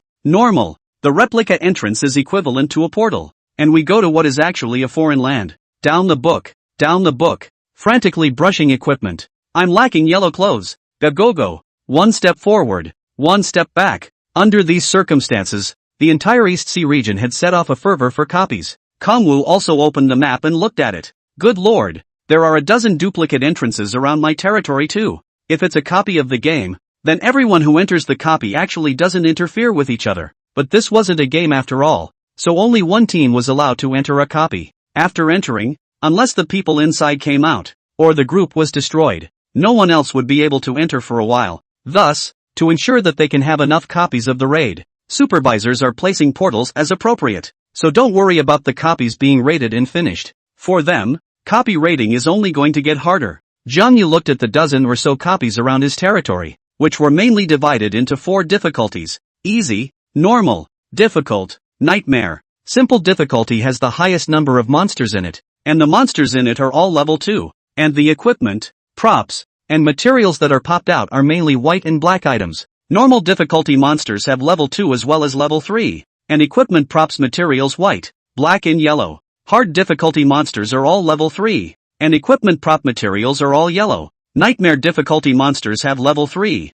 but also level 4, and equipment prop materials include yellow items, as well as very rare blue items. Is the hardest nightmare. If he could take this copy, then he would be able to harvest a large amount of blue equipment. A set of blue item equipment for an ordinary soldier was over 1,000 coins. And blue item equipment for 100 soldiers was worth over $100,000. Even if you take it and sell it, you can still harvest 50,000 coins. Huang Ziyuan, give you 300 soldiers to raid the easy and normal difficulty copies. I'll lead the nightmare raid first. Jiang Yu made a decision. Huang Ziyuan was stunned when he heard this. What did you say? Nightmare? Jiang Yu, are you crazy? Playing nightmare difficulty right off the bat? You know, this is called a copy. But it's full of alien lands. That is to say, once you die in it, then even the body will remain in the land of the foreigners forever. Such a dangerous place. And Zhang Yu actually came up to fight nightmares? That's too presumptuous. And no one has ever been able to beat nightmare difficulty in the past 10 years.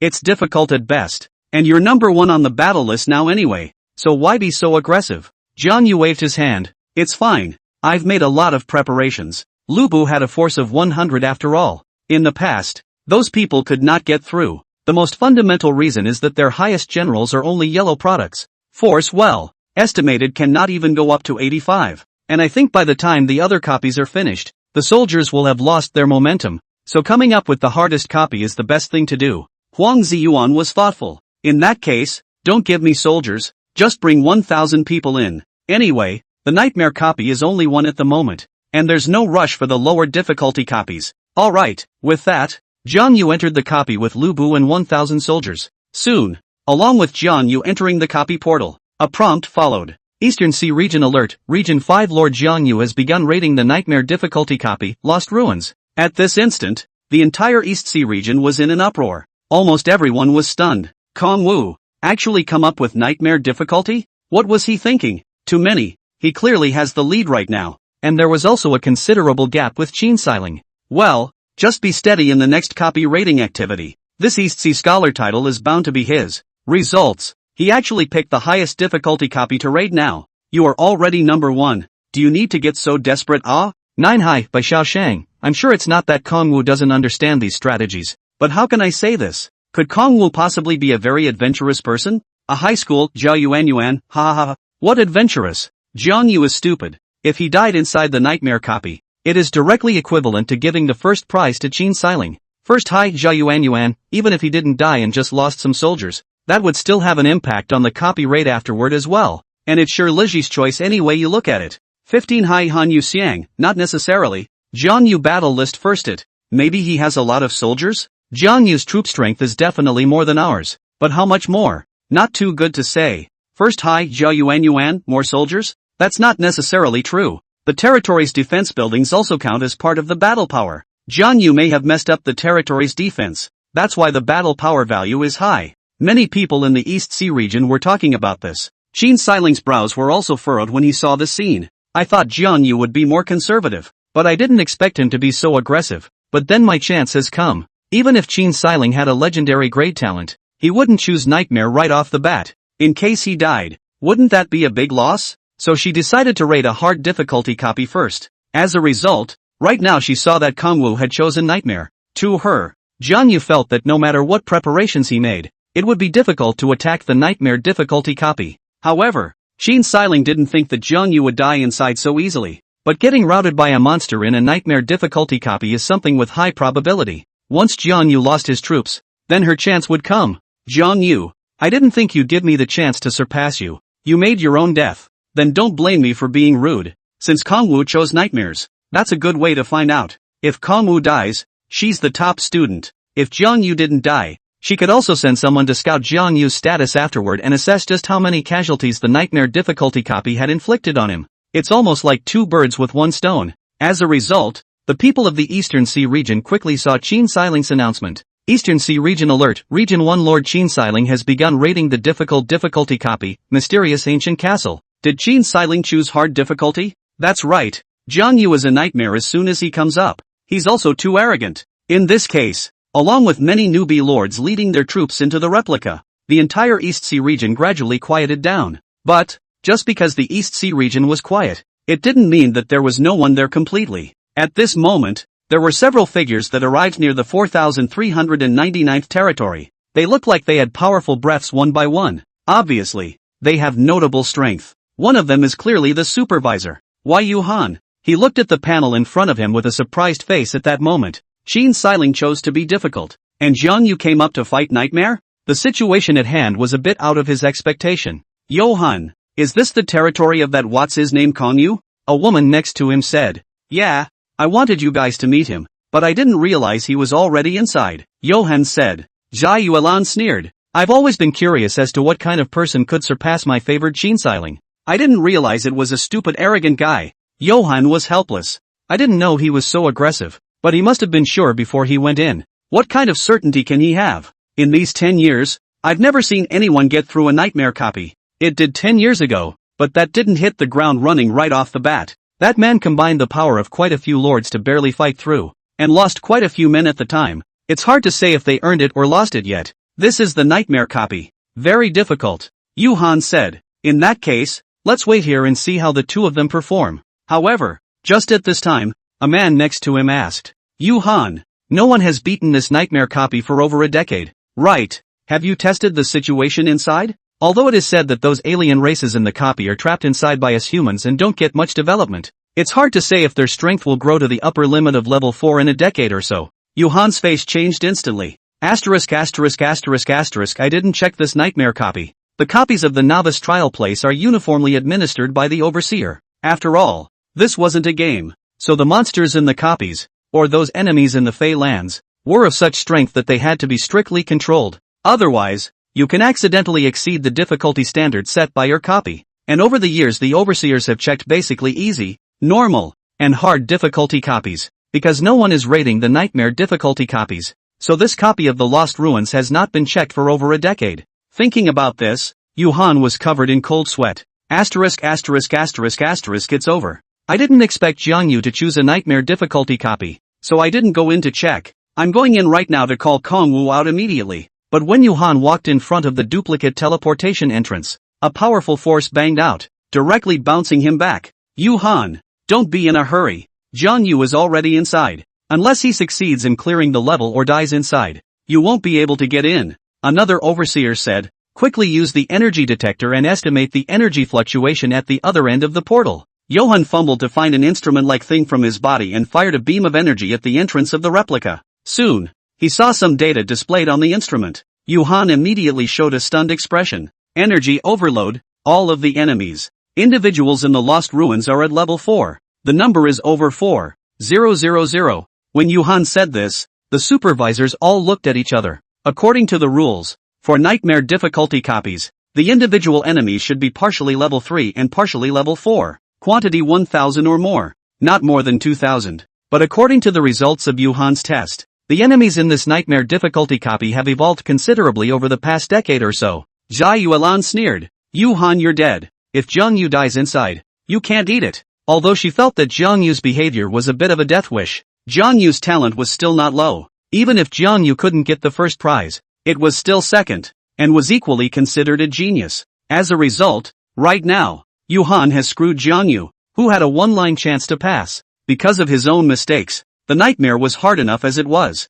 The result is that the eye further escalates the difficulty. Jiang Yu is going to die this time or not? What to do? Yuhan was frantic beyond belief, sprinting back and forth there. He kinda admired Kong Wu, and it turns out that Kong Wu is going to be screwed over by him? What's going on? Alas, Yuhan. In any case, let's report it to the system of the trial place first and see if the system has a solution. At the very least, we should send out an announcement first, saying that this copy of Jiang Yu has mutated and its difficulty has spiked. At this time, Jiang Yu naturally did not know that this copy he had entered had far exceeded Nightmare in terms of difficulty. However, for him, no matter what the difficulty of the copy was, he had to rate it. After all, he can't go back. And, the higher the difficulty, the higher the rewards of the copy must be. But at this time, there was another thing that Jiang Yu didn't know. That was, the moment he entered the portal, the creatures of this world, too, sensed that someone was intruding on this world. These people were the Stone Spirit clan that was commonly found in various relics.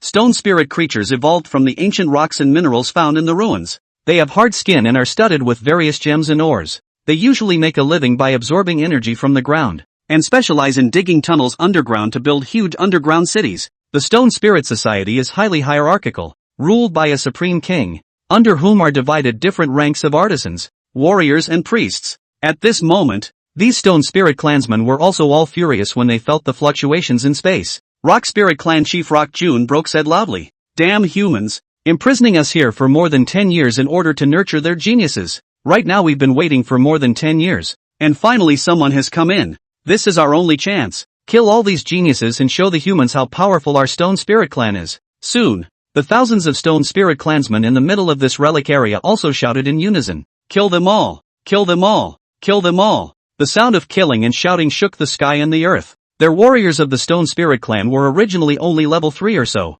but because they were neglected for over a decade, right now, all of their clansmen had reached level 4 strength. If it wasn't for the fact that the resources in this place were restricted, their territory wouldn't be able to develop and break through level 5. Otherwise, their clan would have risen to level 5 a long time ago, but it doesn't matter. According to their understanding, in the second part of the trial, it was impossible for the humans who entered here to reach level 4 in terms of strength. Level 3 at the most. In other words, in terms of rank, they were going to be one level above those humans, and that one level is an unparalleled chasm. Relying on this level difference of one level, their Stone Spirit Clan was enough to crush any human that intruded into this area. Rock Shang, you lead 1,500 clansmen as a vanguard and go forward to meet the battle. Clan Chief, why do we need 1,500 people? Our clansmen are all level 4. 500 people are sufficient, said the Stone Spirit Clan man named Rock Shang proudly. If you're told to bring 500 people, you bring 500 people. The human race is not weak and should not be underestimated. Okay, Iwamori could only lead the way. Watch as Iwamori leads the clan off. Rocky June Broken also revealed a chilling look. Poof, the size of the district of 1,000 people. I sent 500 people from my clan, and all of them are level 4. Oh genius of mankind, I'd like to see you, how to deal with it. In this case, Zhang Yu finally appeared within the Lost Ruins copy area with Lubu, and 1,000 soldiers. In the moment of teleportation in, Jiang Yu's senses seemed to be instantly pulled into an ancient and mysterious world. The air around us carried a damp and earthy smell, as if we could smell the heaviness of years of deposition. The ground under their feet was no longer the hard ground they were familiar with, but was covered with thick moss and rotting leaves, and every step made a rustling sound. Is this the lost ruins? Jiang Yu looked around. At this time, he was next to Lubu. It had to be said that as strong as Lubu, he was also frowning in the face of this foreign land. He put away his usual domineering demeanor and scanned his surroundings with a torch-like gaze. He could feel an unusual energy fluctuation permeating this relic, as if some ancient and powerful existence was secretly spying on them. 1,000 soldiers followed close behind them, tension and curiosity written all over their faces. This was the first time they had entered such a copy. Everyone knows that this place is full of unknowns and dangers, but at the same time, it also contains endless treasures and opportunities. They stayed in formation silently with each other, weapons clenched in their hands, ready to respond to any crisis that might arise. My lord, I feel that this place is not quite right, Lubu said with a frown. Kongwu was thoughtful. Even Lubu said so? Then Lubu, you and I will go scout around. Jiang Yu mounted a horse. Yes, lord. It wasn't really that Jiang Yu was taking a risk. It was just because currently only he, who was a lord, had the scrying skill. If the enemy was found, he was the only one who could detect their strength. Soon, he and Lubu sped some distance towards the front. Lord, beware. There are enemies. Lubu was the first to spot the enemy. Kongwu immediately stopped his horse. Not much longer. He and Lubu then saw a group of about 500 people appearing far ahead. It was none other than the Stone Spirit Clan's vanguard. They were like warriors coming out of ancient rocks, each step shaking the ground with a magnificent momentum. In the group, every Stone Spirit Clan member was wearing battle armor woven from special ores that shone with a cold light. It mirrored their skin, highlighting their resilient battle spirit. Kongwu looked astonished. This team looks like it's pretty strong, and it's 500 people right off the bat. Is this a copy of Nightmare Difficulty? It's true to its name. At this time, Jiang Yu did not know that the difficulty of this copy he was raiding had been upgraded. Next, Jiang Yu casually launched a probe at one of the Stone Spirit clansmen. Individual's name, Wei Shenling. Race name, Stone Spirit Race. Individual level, 4. Individual attributes, Life 250, Attack 40, Defense 55, Speed 9, Weight 120, Race skill, Toughness. Toughness, the body becomes tough after activation, and defense and durability are greatly increased. Equipment, Rare Steel Blade, Blue. Rare Rock Shield, Blue. Rare Stone Armor, Blue. Rare Rock Plate Shoes, Blue. Race description, a race that evolved from the rocks and minerals in the ruins. They have hard skin and are encrusted with all kinds of gems and ores. They usually make a living by absorbing the energy of the underground, and are good at digging passages underground and building huge underground habitats. At this instant, Jiang Yu was appalled inwardly. If it was just an individual whose strength had reached level 4, then he hadn't been so shocked. But the problem is that these 1,500 enemies in front of us are all level 4 strength. This made the strength of this enemy team somewhat terrifying.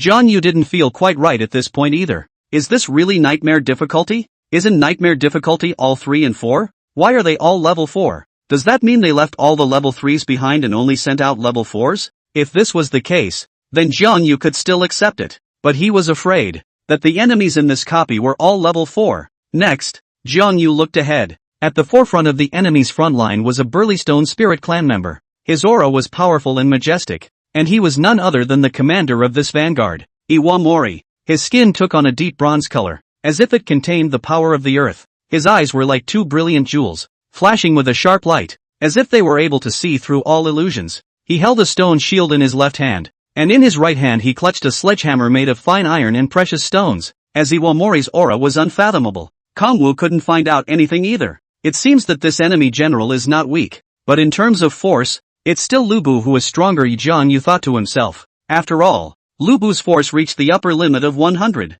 In this situation, Jiang Yu also returned immediately with Lubu. It's a good thing I made enough preparations, or I'd be done for. He looked to the crossbow in the hand of one of the soldiers. Weapon name, Triple Crossbow. Weapon level, 3. Weapon quality, Yellow Fine. Weapon attributes, Attack power 17 to 29. Weapon effect, Triple Shot. Triple Shot can fire 3 crossbow arrows in a row in a short period of time. Weapon description, this is a crossbow modified by Lupin, which allows soldiers to unleash 3 consecutive crossbow shots as long as there are enough crossbow arrows. He had previously put Lu Ban in charge of remodeling the soldiers' weapons and equipment. And that, in a nutshell, is the result. As a point of comparison, The normal crossbow parameters look like this. Weapon name, crossbow. Weapon level, 3. Weapon quality, yellow fine. Weapon attributes, attack power 13 to 22. Weapon effect, none. Description of weapon, none. You can see how powerful Lupin's modified weapons are. And Lupin's revamped crossbow can also triple fire.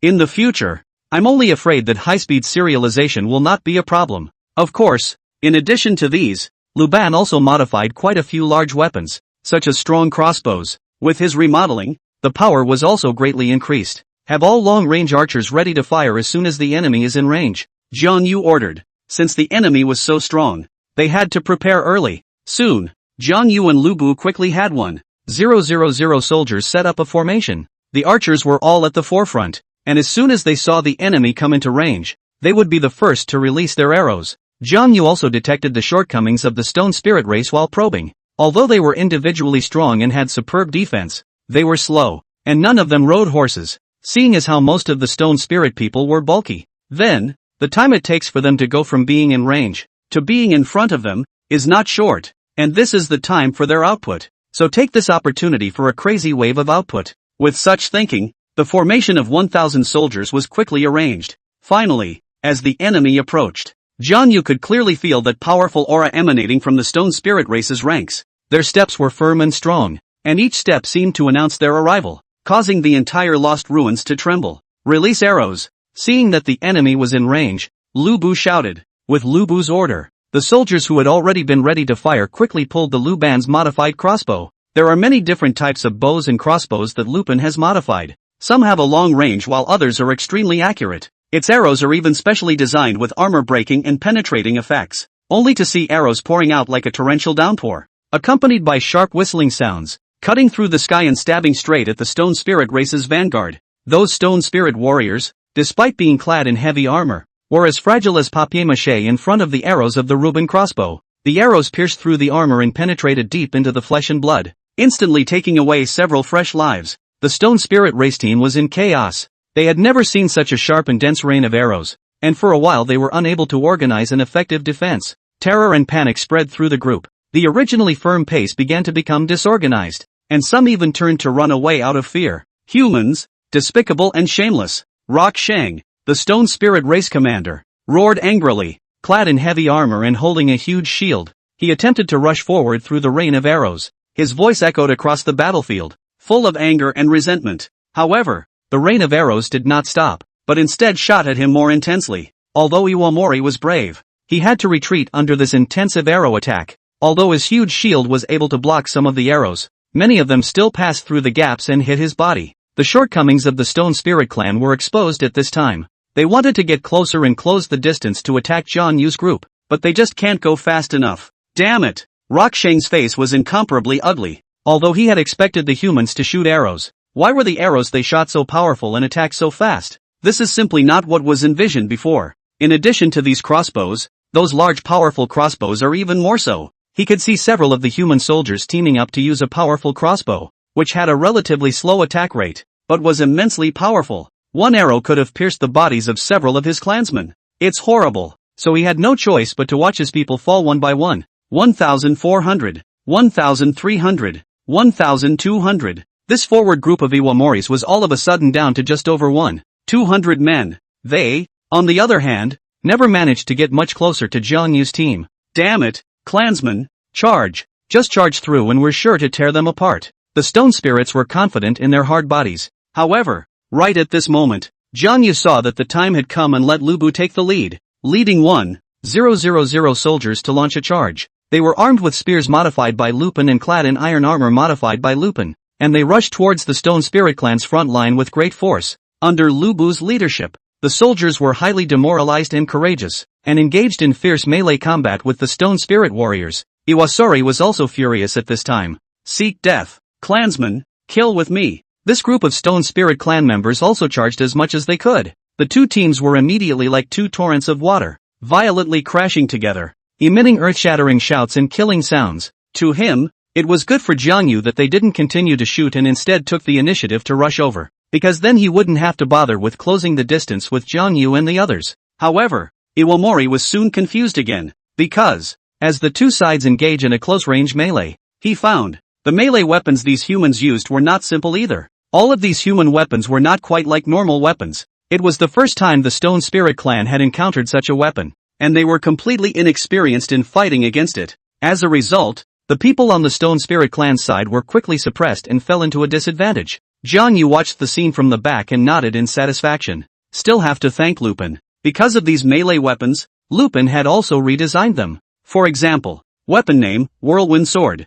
Weapon level, 3. Weapon quality, Yellow Fine. Weapon attributes, attack power 23 to 41. Weapon effect, Whirlwind. Cyclone, when you swing it, you can unleash a cyclone to blow away the enemy. Even if you can't, it can still interfere with the enemy's line of sight. Weapon description, the sword body is designed with special grooves and center of gravity adjustments, allowing for a rotating airflow when swinging the sword, increasing the cutting and penetrating power of sword strikes. There are many other weapons like the Whirlwind Sword. For example, the retractable sword. It can be retracted at will. Popping a sword out by surprise when facing an enemy is bound to have the effect of catching them off guard. There are also serpentine guns, chain swords, and more. These weapons don't offer much of a boost in power, but they work wonders instead because of their unusual construction. Seeing his side of the clan being suppressed, Iwamori also understands that this is not going to work. If they fought like this, their side would surely lose. Damn it, I must be the one to decide the winner. Iwamori wanted to fight the human side of the martial arts.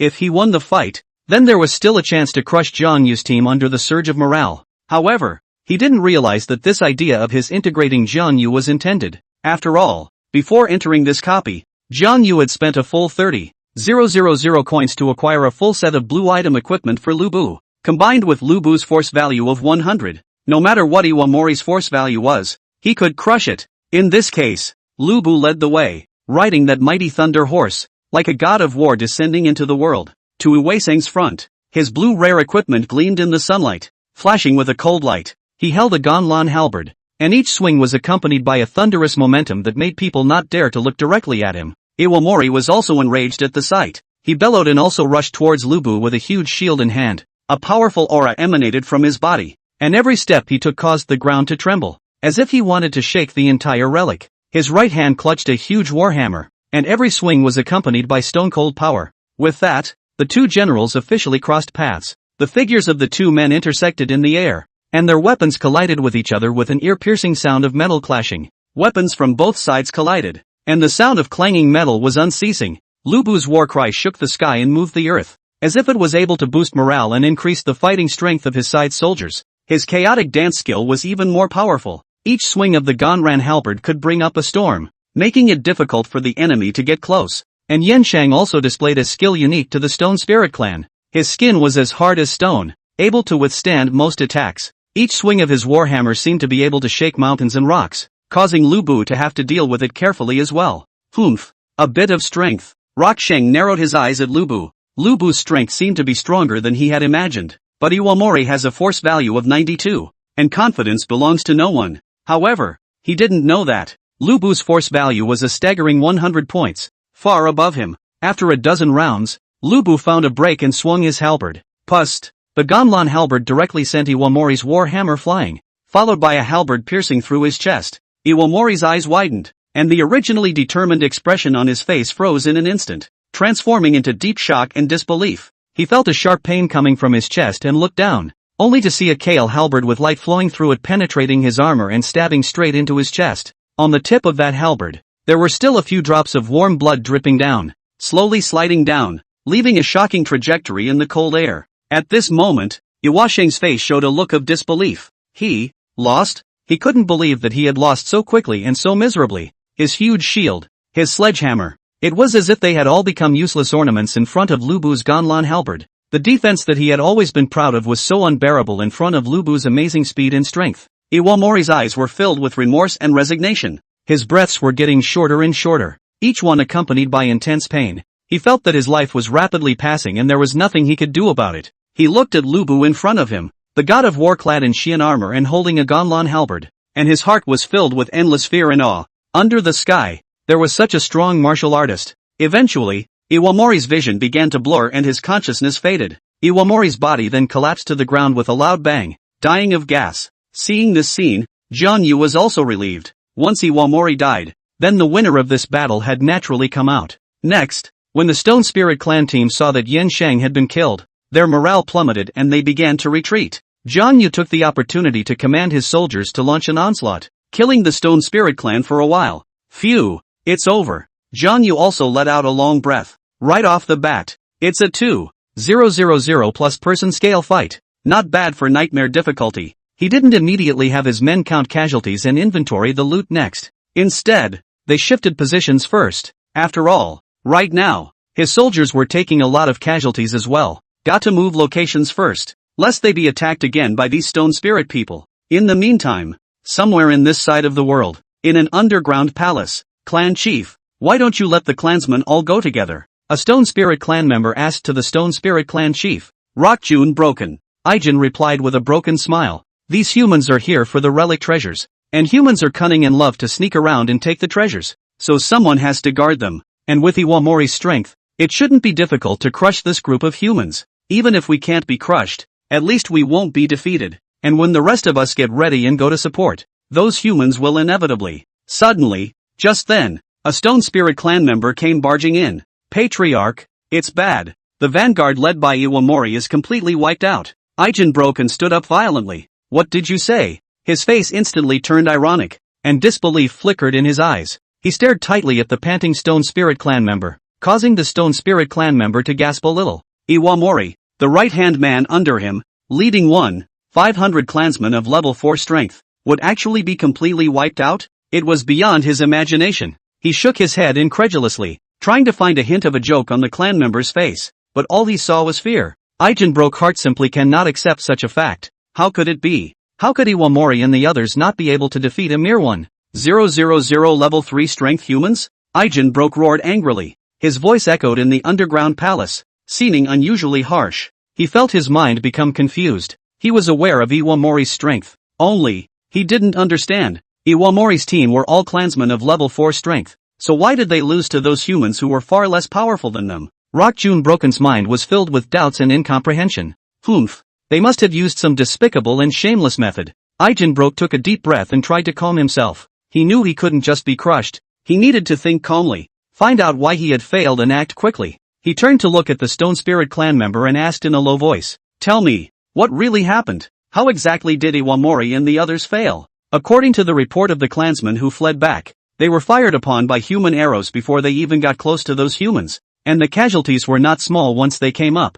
Humph, human bows. I know. Rock June Broke snorted coldly. We Stone Spirit race are indeed slow, but we have hard bodies. How can a human's bow hurt us? Moreover, their Stone Spirit Clan had drilled swords, guns, halberds, and other weapons in this side of the world and polished them for more than 10 years, all of which had been polished to blue quality. With a defense of this quality on his body, he certainly wouldn't be able to inflict much damage just by relying on those yellow items of human equipment. The clansmen who escaped back from this were located at the very back of the group, and they didn't know why the humans' arrows were able to damage them. However, later, after the two sides mixed together, they realized that all of the human melee weapons were not the common kind. This Stone Spirit Clan member described the shape and function of the whirlwind sword and other weapons. Aijin Broken was instantly furious. I knew it. Humans get into these sidetracks all the time. But weapons are just weapons after all. And how did Iwamori lose? Matriarch, Iwamori was defeated in one-on-one single combat with a human general. What? When Rock June Broke heard this news, the whole person seemed to be struck by lightning, frozen in place, his eyes filled with shock and disbelief. Iwamori, the right-hand man under him, with a force value of 92, actually lost in a one-on-one single combat? It was beyond his imagination. He couldn't accept that. He was aware of Yin Shang's strength, and had always been the pride of their Stone Spirit Clan. What kind of person can beat Iwamori? Aijin broke and began to think. The generals among humans who could possess such strength must be a minority of a minority. Could it be one of the legendary heroes of mankind? Or some hidden master? The more Aijin Broke thought about it, the more shocked he felt as he felt his mind begin to become confused. Damn! He sat back down on the Patriarch's throne. It seemed that the fact that Iwamori had lost had to be believed down. In addition to Rock June Broken, the other Stone Spirit clansmen inside the palace were also stunned. They were all very alarmed to see Iwamori fall. One must know that Rock Shang was the second strongest person in the Stone Spirit Clan in their area, second only to the Patriarch, Aijin Broken. But Iwamori actually lost. So what do they do next? Don't be alarmed. All of you. Rock Juniper spoke up at this time. As the saying goes, Ginger is still old and hot, and he quickly regained his composure. What about those human casualties? Casualties should be pretty high. After all, to crush Iwamori's 500 men with a force of 1,000, even if they won, the price they paid would certainly not be small. Indeed, Rockjun broken nodded. Then he looked to the others. How are the rest of the clans prepared? Matriarch, it's all almost ready, including all kinds of treatments, food, and other supplies. Broke immediately made a decision. Gather all the clansmen? No, leave 500 to guard this place, and the remaining 2,000 to attack immediately. The Stone Spirit clan members who came to report were stunned. Clan chief, we just fought a defeat. The clan is demoralized. It is not a good time to strike.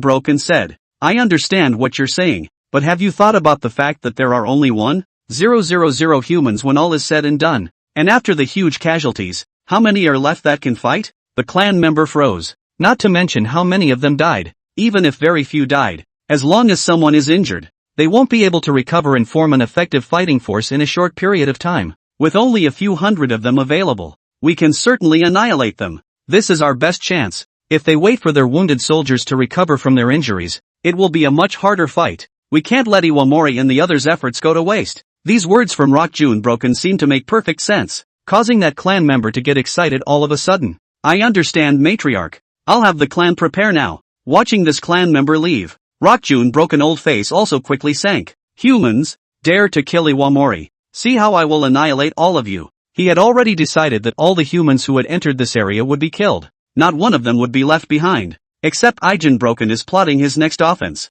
At this moment, outside the replica, Yuhan and the other group of supervisors also detected a hint of something wrong. Yuhan retrieved the energy detector in his hand. The energy in the replica has dropped? The enemy is weakened. This is certainly encouraging news for them. The fact that the enemy was weakened meant that Kangwu and the others might have won the battle. However, Jia Yuelan was not impressed. Jiang Yu's strength isn't weak after all, and he couldn't have been annihilated so quickly in the beginning. So this is normal, right? The point is how much he paid for that win. If the casualties are high, Jia Yuelan shook her head, then Jiang Yu still has to die inside. Yuhan's face turned ugly. Indeed, in accordance with the energy values he had detected earlier, that's 4,000 enemies. No matter how you think about it, Jiang Yu has no chance of winning. Kangwu, you have to cheer up, or else I'm going to be finished too. Yuhan sighed silently in his heart. At this moment, Jiang Yu of course didn't know that Yuhan and the others were all paying attention to him. After shifting locations, Jiang Yu and Lubu also brought their soldiers to the nearby mountains for garrisoning. The terrain here is very complicated with all the woods between the mountains,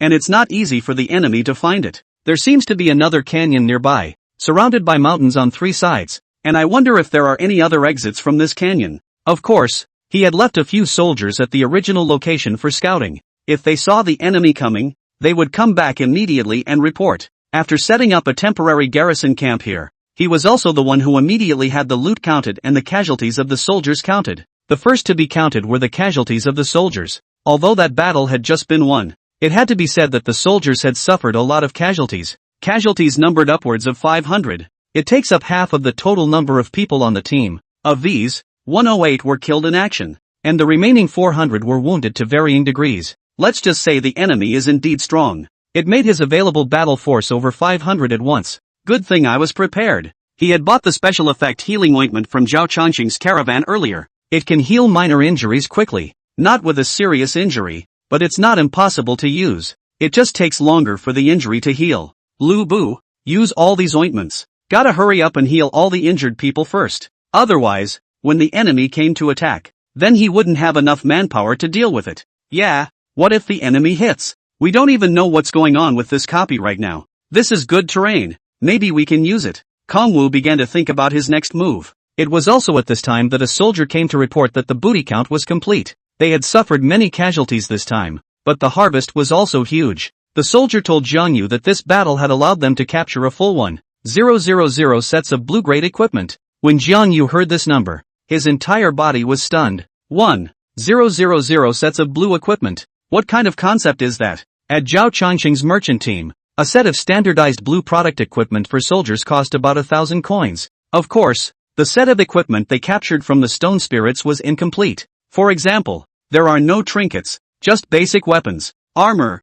leggings, and shoes. so the price certainly doesn't work out that way. But even so, a set based on 800 coins, 1000 sets down is worth 800, 000? No, no, no, no, half price at most if you take it to sell. 400, 000? That's a lot too. Of course, it's impossible to sell at the moment. 1, 000 sets of blueprints that are simply unavailable or unavailable anywhere in the present day. Even if it was a merchant caravan, it would be impossible to carry so much equipment to take and sell. It's a shame. The battle just now was fierce and quite a lot of equipment was damaged in the fight. Whether it was the enemies or the ones designed by Lupin, it was damaged quite a bit, especially the ones designed by Lupin. Let's just say that the durability of yellow equipment is really not as good as blue equipment. But it's just right. Let them replace these blue product equipment from the Stone Spirit clan. Combat power didn't say it skyrocketed, but at least it made up for the deficiencies caused by damaged equipment.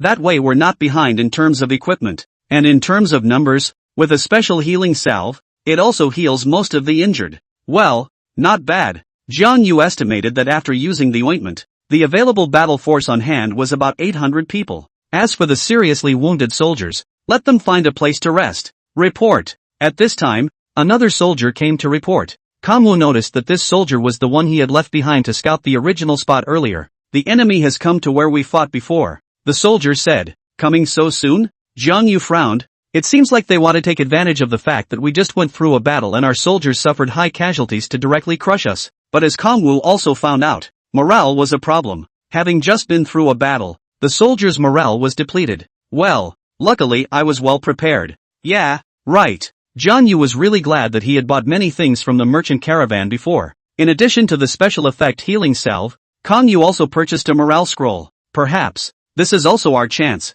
Jiang Yu revealed a cold smile. A plan gradually took shape in his mind. Where are those humans? At this moment, the Stone Spirit Clan chief, Rock Jun brought 2,000 elite Stone Spirit Clan members to the previous battlefield between the two sides. Here, they were also seeing their fallen 1,000 or so clansmen. Looking at the corpses of so many clansmen, these 2,000 Stone Spirit clansmen also each revealed a look of sadness. Aijin Broken doesn't notice that he's made a blunder here. That is, the sight of these 2,000 clansmen seeing the corpses of other clansmen directly affects the morale of the whole group. 1,000 humans defeated a 1,500 strong Stone Spirit clan with fewer people, and it was a team led by Iwamori. From this point on, the concept of human might has been gradually planted in their hearts. Clan chief, they seem to have shifted. I don't know where they have gone, said a Stone Spirit clan member. Rock Jun Broken Brow frowned. Came late, but they must not go far.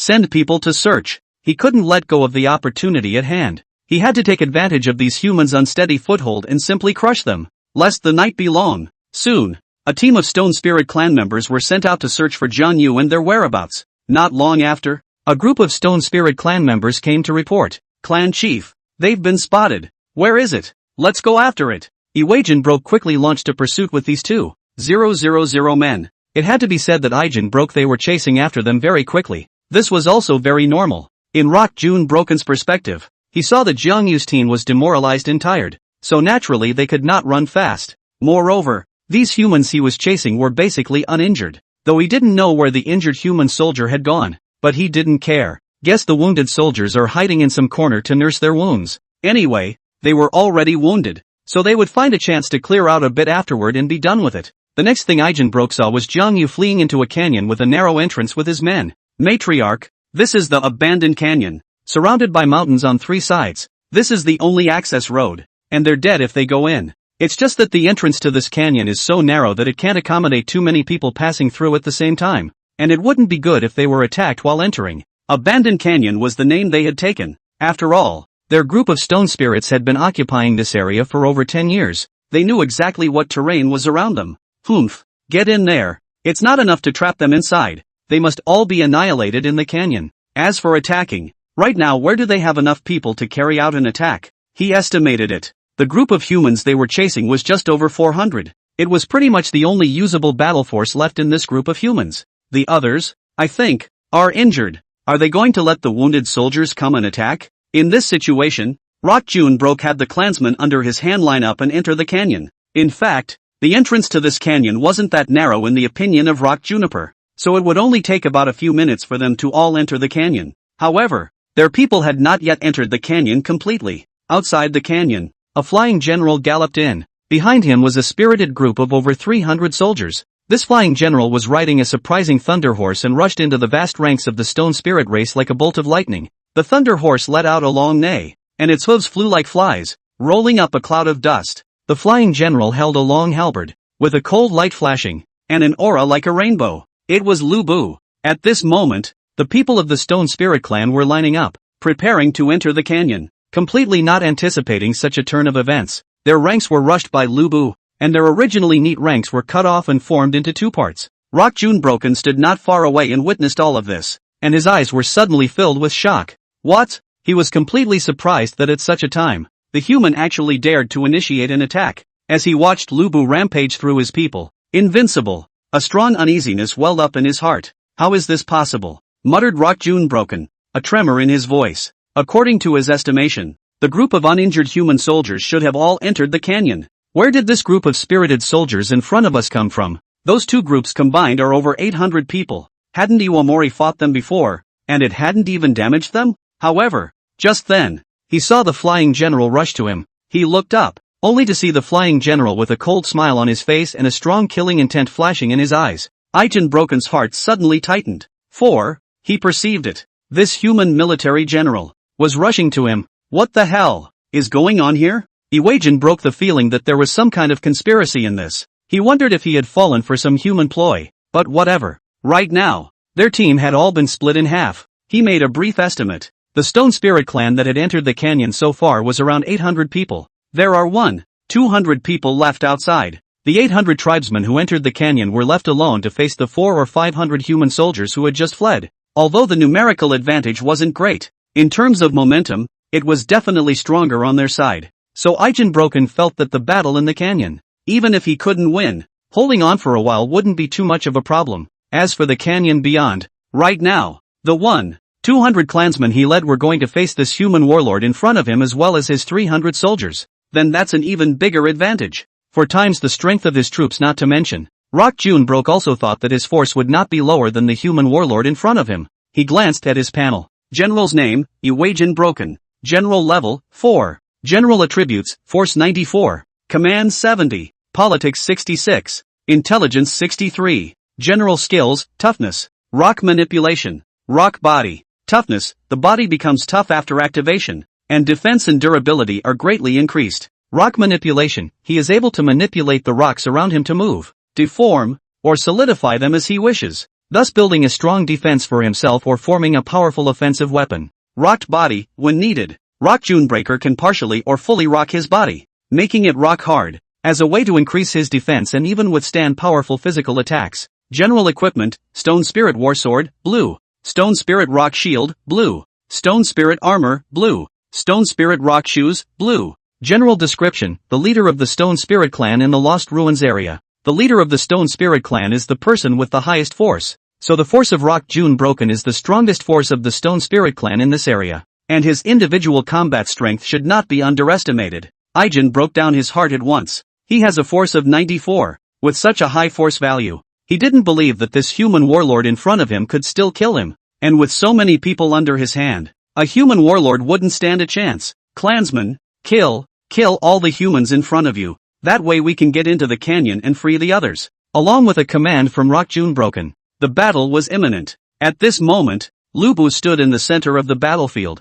a determined light flashing in his eyes. He was clad in heavy armor and held a kale halberd, just like an unbeatable god of war. The 300 soldiers behind him were small in number, but all of them were elite. They gripped their weapons tightly and stood at attention with great vigor. On the opposite side, 1,200 Stone Spirit clansmen came like a tidal wave. Their skin as hard as stone, their eyes revealing a fierce aura. Led by Clan Chief Rock Junebroken, they let out a deafening roar, the sound shaking the ground. With a furious cry, Lubu took the lead in the charge. His figure was like electricity, and his Gonlon halberd cut a path of cold light in the air, each swing accompanied by a loud sound, as if it was going to tear the heaven and earth apart. Each of his attacks was precise and deadly, and the Stone Spirit clansmen fell in droves, but there were simply too many of them, as if they were endless. The 300 soldiers were undaunted, and they launched counterattacks in a coordinated manner in accordance with the pre-arranged formation. The sword lights and shadows intertwined together, forming a gorgeous landscape. However, The stone spirit people had a special physique after all.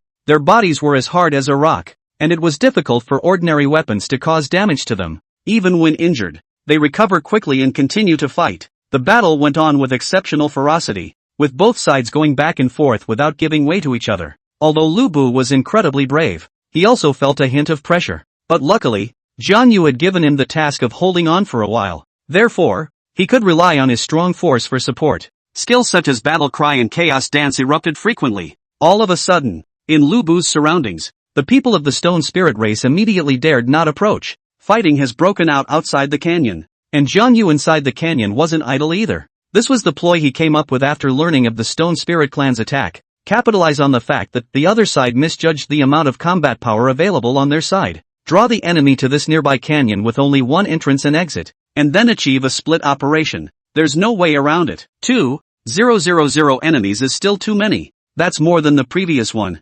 500. Even if Kong Wu used the special healing ointment, there were only 800 soldiers available. The gap between the two sides was even greater than the earlier first contact. In this situation, Jiang Yu definitely couldn't let the people under his hand rush up in a rush, so the situation evolved into what it is now. Although it was said that there were only 400 or 500 people on his side of the canyon, while the enemy was as many as 800. There are some quantitative gaps between the two sides, but that's not a huge gap anymore. And in fact, he had sent dozens of soldiers ahead of time to come here in the canyon to ambush various traps. So in reality, the number of soldiers he had on hand would have been 500. It is important to realize that the battlefield is ever-changing and it is impossible for everything to go as planned. Such a ratio at the moment was the best that Jiang Yu could achieve. Then the next step is just up. Taking advantage of Lubu sniping the main force of the Stone Spirit clan outside the canyon, he led these 500 soldiers to wipe out the 800 Stone Spirit people within the canyon. Thinking of this, Jiang Yu immediately took out several scrolls.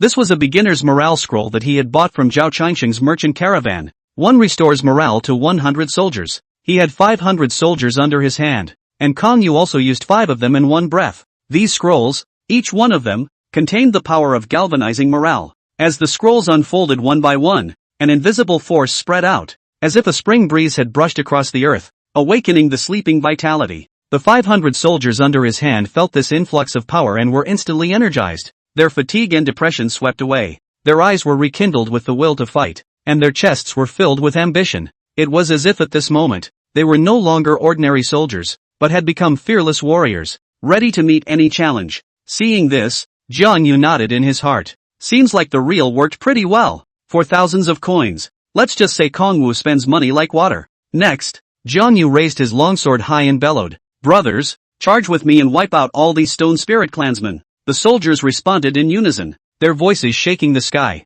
They were like arrows off the string, charging towards the 800 stone spirit clan members. The other party was obviously also shocked by this sudden outburst of aura and was in a state of disarray. The battle between the two sides instantly erupted, but the situation took on a lopsided trend. With the boost from the morale scroll, Jiang Yu's soldiers were as sharp as a tiger descending a mountain. When these 800 stone spirit clansmen saw this scene, each one of them was stunned. These 800 stone spirit clan members originally relied on their special physique and had confidence that they would win this battle. However, when they saw how brave and unstoppable Jiang Yu's soldiers were, the confidence in their hearts began to waver. Coupled with the fact that they had seen the corpses of their own people earlier, the might of mankind had been plowed into their hearts. Combined with the fact that right now, Jiang Yu's 500 soldiers were pouncing towards them like a tiger descending from a mountain. They were also wide-eyed, and a shocked expression appeared on each of their faces. "How is this possible?" A stone spirit clan member exclaimed out in shock, a clear tremor in his voice. "How can their morale be so high?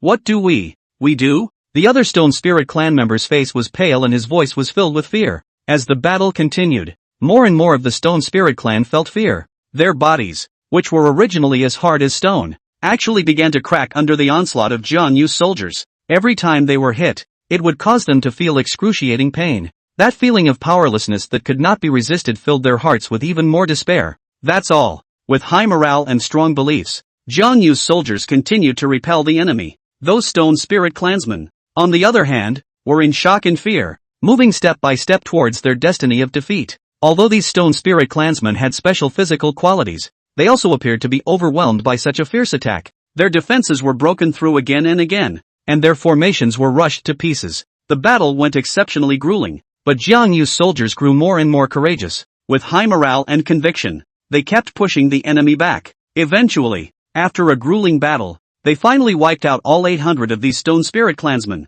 After the battle, Jiang Yu stood on the messy battlefield, looking at the fallen enemies. A feeling of grandeur welled up in his heart. The fight, it's over. The ultimate winner and loser of this replica has also emerged. Although there were still 200 people from the main stone spirit clan outside the canyon. But Kong Wu knew, the big picture is set. Next, he rushed out of the canyon with his remaining soldiers and joined forces with Lubu in battle, though there were only 600 or 700 of them in both teams combined. However, facing the main force of more than 1,000 people from Rock Junebroken, Jiang Yu and their side also suppressed them with great vigor. I have to say, it's amazing. Although in terms of numbers, Jiang Yu's side was at a disadvantage, but Kong Yu had purchased many morale scrolls before, coupled with the fact that Jiang Yu's side had won 2 battles in a row. This morale was simply not comparable to that of Wei Junebroken's side, not to mention the fact that Rock June broke in order to chase Jiang Yu them. The road used up a lot of strength. The engagement with Lubu consumed more of their energy. In this case,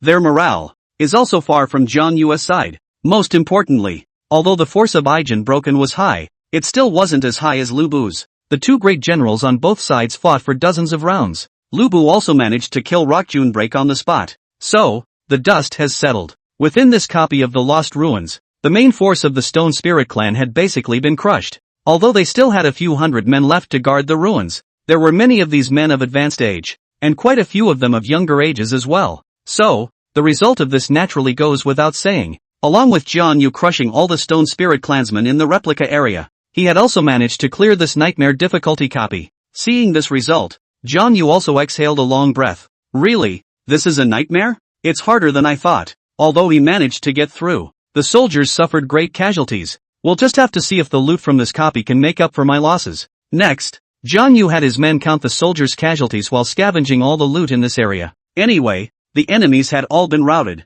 so Jiang Yu was not sparing any corners. Strive to scour this space cleanly. At this point, the outside world, the lords of the East Sea region were also in full swing raiding their copies, although they basically entered the copy at the same time as Kong Yu. However, the difficulty of the copies they challenge is generally low. So too, he teleported out of the copy area one step ahead of Jiang Yu. When they saw that Jiang Yu's side hadn't gotten any results yet, they didn't think anything of it. That's normal. A nightmare difficulty copy will definitely take longer to pass than other copies. As such, they were also killing time on the chat channel with all sorts of small talk. 9 Hi by Xiaoshang. Jiang Yu hasn't come out yet? That said, has Qin Xiling come out yet? 7 Hi Chen Xin, it's out. With Qin Xiling's strength, it's not much of a problem to raid a difficult copy. 13 Hi Yu, who pays attention to Qin Xiling. Now everyone is paying attention to Jiang Yu. 7 Hi Chen Xin, indeed. After all, Jiang Yu's challenge is a nightmare difficulty copy. Ego Zhou Yuan, it would be funny if Kong Wu died in the copy.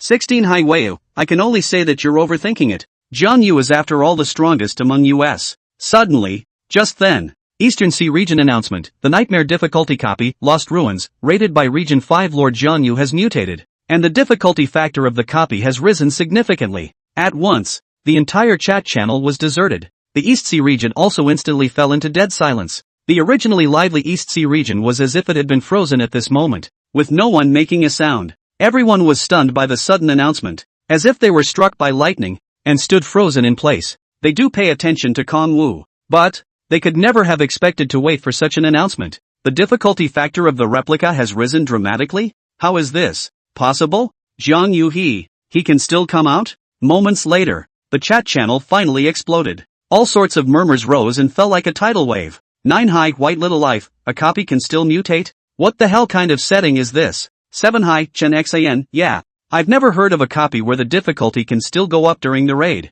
This Jiang Yu is also too unlucky. 13 Hi Yu, it's over. It's over. Jiang Yu will surely die this time. The nightmare difficulty was already hard enough, and now the difficulty has risen. How can he possibly survive? First Hi Zhou Yuan, I told you that Jiang Yu would die in the copy. Looks like my hunch was pretty accurate. 16 Hai Huayu, don't gloat. Jiang Yu is the pride of our East Sea region. If he dies, it's our loss. The chatter on the chat channel intensified as everyone worried about Kong Yu's fate. After all, something like an increase in the difficulty of a copy was too rare and too dangerous. But it's been over a decade since anyone has cleared a copy of Nightmare. Right now the Nightmare difficulty has gone up, which is an even more unheard of situation. In this case, It is really hard to believe that Jiang Yu can come out alive from inside the copy. Meanwhile, Region 1, Xiang Yu was intently browsing through the various messages in the chat channel. Suddenly, a blinding announcement crossed her vision like lightning. Eastern Sea Region announcement, the Nightmare difficulty copy, Lost Ruins, rated by Region 5 Lord Jiang Yu has mutated,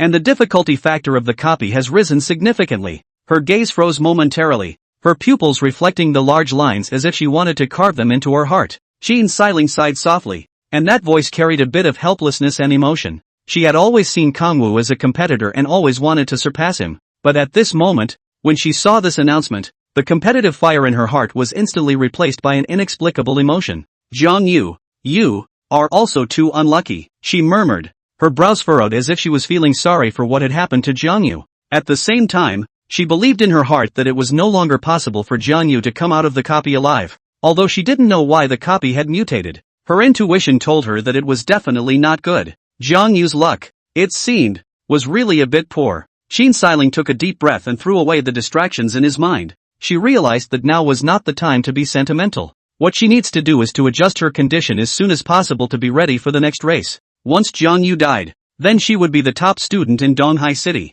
Next, it will be her, representing Donghai City in the third segment of the competition. Jiang Yu, don't worry, she said softly, a trace of determination flashing in her eyes. I will take your place and lead the entire East Sea City to the nation. Your regrets, I'll fix them for you. She mentally vowed to do her best to get a good score in the third session. This was not only for himself, but also for Jiang Yu, for the glory of the East Sea region. Xiang Yu stood up and went to the sentry tower of the territory. Looking out into the distant sky, her back looked especially firm in the setting sun's afterglow, as if it were an unshakable mountain. She knew that there was a long road ahead, but she was ready for the challenge. But just then, ding dong, Eastern Sea region announcement, Region 5 Lord Jiang Yu with 1,000 soldiers has successfully raided the Nightmare difficulty copy, Lost Ruins. Ding dong, East Sea region announcement, Lord Jiang Yu, as the first new lord to clear a Nightmare difficulty copy in 10 years in the East Sea region, has performed unprecedentedly well, and a special announcement is issued for encouragement.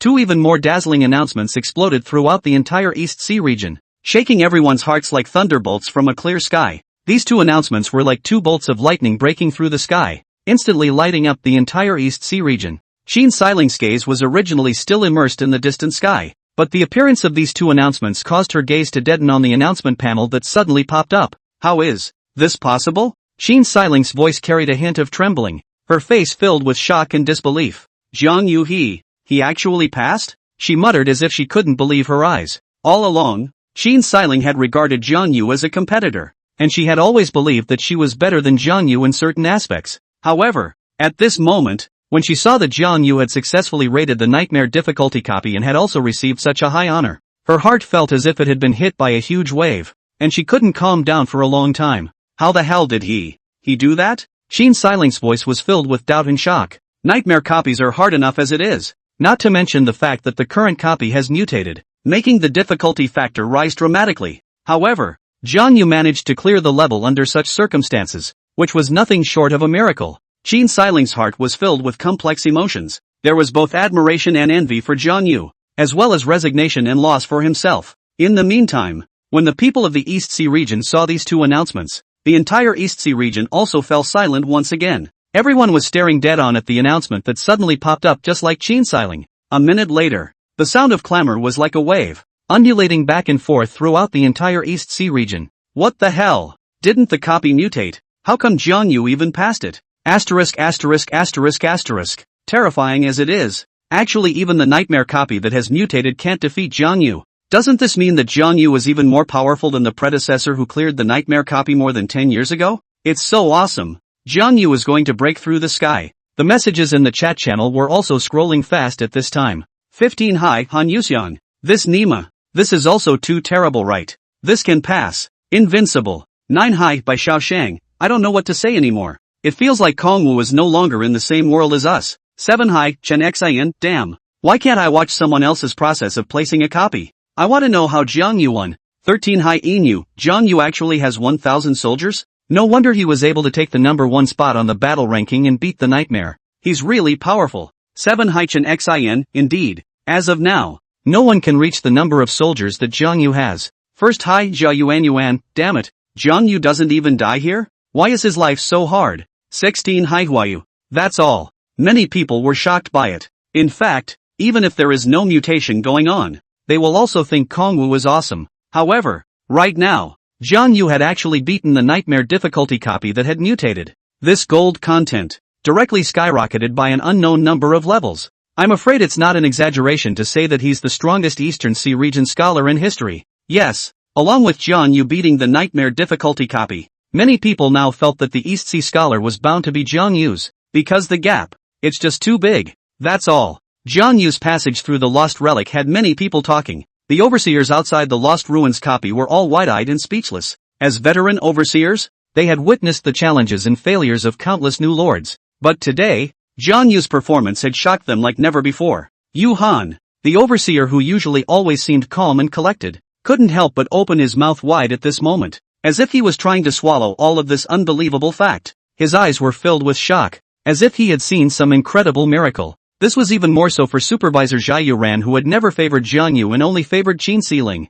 At this moment, she was frozen in place as if she had been struck by lightning. Incredulity was written all over her face, and her eyes glittered with horror. She couldn't accept that Kong Yu, who had always been despised by her, actually did pass the Lost Ruins. How is it possible that Jiang Yu actually cleared the Lost Ruins? And that's beyond the Lost Ruins of nightmare difficulty. Zhai Yuelan's voice trembled as if she wanted to pour out all the shock and doubt in her heart. This copy has a full 4,000 enemies in it, and it's all still level 4. Even if Kongwu went in with 1,000 soldiers, there was no way he could pass, right? How stupid were the enemies in this copy to be defeated by Kongwu's 1,000 men? No, as stupid as the enemy is, this is real strength and numbers. So what did Kongwu do to win the final victory? That's all. The other overseers chimed in, shock and admiration written all over their faces. They know that today they witnessed the birth of a legend. A new star in the true sense of the word was rising in the Eastern Sea region. But shock is shock. They, the overseers, also began to think about what was next. Zhai Yuelan said, since Jiang Yu is fine, we couldn't care less how he rated the copy. Johan. Johan looked at them. At this time, Johan also settled down after learning that Jiang Yu had cleared the copy. He had a smile on his face and a look of pleasure. What do you If it wasn't for your mistake, Kongwu wouldn't be in this kind of difficulty. Don't you want to think about what to do to make it up to Kongwu? That's right. Jiang Yu will definitely reflect this problem to the top when he comes out. You have to compensate him if you want to gag him. Another overseer followed. Yuhan sniffed, and immediately looked sad. Indeed, it was all because he had forgotten to check this copy of the Lost Ruins. I don't know if Kongwu's loss is big or not. Ugh, I have to compensate again? It seemed like he had lost Jiang Yu a construction acceleration scroll before because of habits problem. What would be better to pay out this time? Inside the Lost Relic copy, Kongwu of course didn't know that Yuhan was already thinking about compensation. However, after some counting, he was also saddened. The casualties, indeed, are too great. Though he still had more than 800 soldiers in his hand when he started the fight with the 2,000 men of the Stone Spirit Clan chief. But right now, he only has 500 soldiers left in his hands, and mostly with injuries. Jiang Yu didn't have enough ointment in his hand either, so he could only let the soldiers bandage up first and wait until he returned to the territory. In addition to the casualties, the wear and tear on equipment was immense. The 1,000 sets of blue equipment captured were damaged by about 500 sets in the heat of battle. However, since Jiang Yu currently had a relatively small number of people left, it was still enough to use to arm these 500 plus people. All that's left is the morale scrolls and salves. The props he had spent more than 20,000 coins on were almost all consumed. I don't know if Zhao Changxing's caravan has left yet. If not, he still wants to continue spending. But the good news is that the past copy was also very rewarding. Although this nightmare difficulty copy was harder than he had imagined, the rewards were also greater than he had imagined. For example, the blue product equipment. Although there were only 600 sets left, after crushing the 2,000 people of the Stone Spirit Patriarch, as well as the hundreds of stone spirits guarding the Stone Spirit clan's underground base camp, they also seized more than 500 sets of blue equipment. And there were a lot of other things they captured besides equipment. The first is resources. The stone spirits within the Lost Ruins copy can actually be viewed as a territory. The base camp of their territory is underground. Yes, the paths of the underworld here are complex and massive. So, after tearing down their various buildings, Jiang Yu was also able to recycle a lot of resources. On top of that,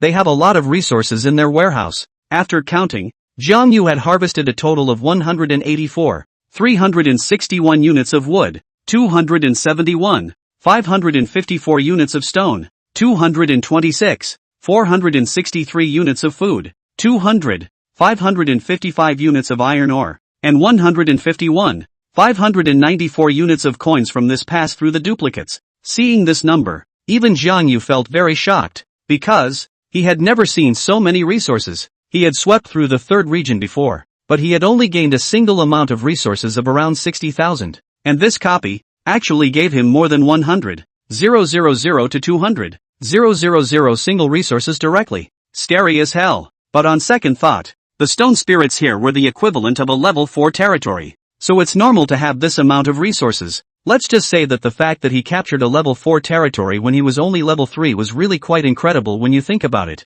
But this harvest of resources always did not disappoint Jiang Yu.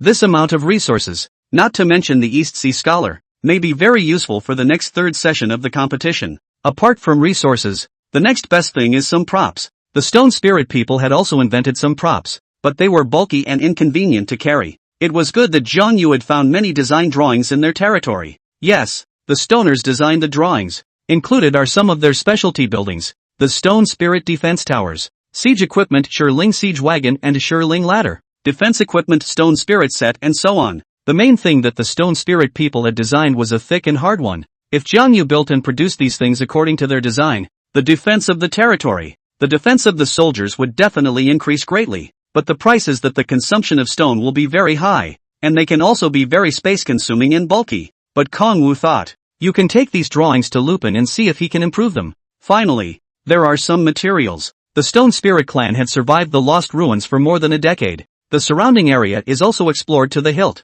and they are not doing everything they can to grow and survive. They took the material they found back to the territory and planted it. Although the Stone Spirit people were not good at planting, the materials they planted were basically able to continue growing and not become extinct. This allowed Jiang Yu to scavenge some rare materials in their territory. These materials include flowers, grasses and trees that add to the aesthetics of the territory, as well as materials used to make some props. Examples include star lily, lotus of life, phantom phyllis, and dragon scale grass. Kong Wu briefly checked the materials. Star lily, a fourth-order ornamental plant with petals in deep night sky blue. The center dotted with golden specks that twinkle like starlight. Special effect, plus 125 aesthetics. Will gain extra light at night to provide illumination for the territory. Lotus of life, a fourth-order medicinal material. A fourth-order ornamental plant. The petals of the lotus of life are as white as jade and contain a faint green glow in the center. They grow near water sources and emit a refreshing scent. Special effect, plus 65 aesthetics. Plus 65 cleanliness. The lotus of life is able to make the plants around it grow more luxuriantly and increase resource output. At the same time, it can purify the water source, making it clearer and sweeter in the territory, and it can be used to make reparative materials. Phantom orchid, a fourth-order ornamental plant with light purple petals that emit an enchanting aroma. Special effect, plus 80 aesthetics, plus 50 comfort. Phantom orchid is able to create an illusory view of the territory, confusing enemies or attracting tourists, and at the same time, its aroma soothes people's moods and improves the comfort level of the territory. The effect of these materials is probably this. It had to be said that it was the first time that Jiang Yu had obtained materials of such a high grade. After all, in the early days, basically no one bothered to hit on this aspect of territory aesthetics. In the early stages, there are few resources and fewer troops. It's good enough to build up the territory. There simply isn't that kind of free money to beautify the territory. So even for Jiang Yu, there was basically no such ornamental material in what was seized. However, when you think about it, the third session will have competitions like the gorgeous competition. These materials will definitely come in handy when the time comes. Not bad. That would give the aesthetics of my territory something to start with. After taking inventory of these, Kong Wu felt it was almost time to go out. But just at this time, someone from underneath the hand came to report that they had found a treasure chest deep within that crumbling ruin on the ground. Treasure chest? Jiang Yu froze for a moment. Almost forgot. The name of the copy is Lost Relic. So the centerpiece of this area, then, must be that relic. Is there anything in that treasure chest? Kong Wu asked. Lord, this is the only thing in the treasure chest. I don't know what it's for. The soldier held up something that looked like a badge in both hands. Could this be? Jiang Yu seemed to have thought of something and his face couldn't help but change. He immediately picked it up and looked at it. Name of relic, Battle Spirit Badge. Relic level, common relic. Size of relics, small. Relic effect, when a soldier's morale is at full strength. the soldier's overall combat power is increased by 20%,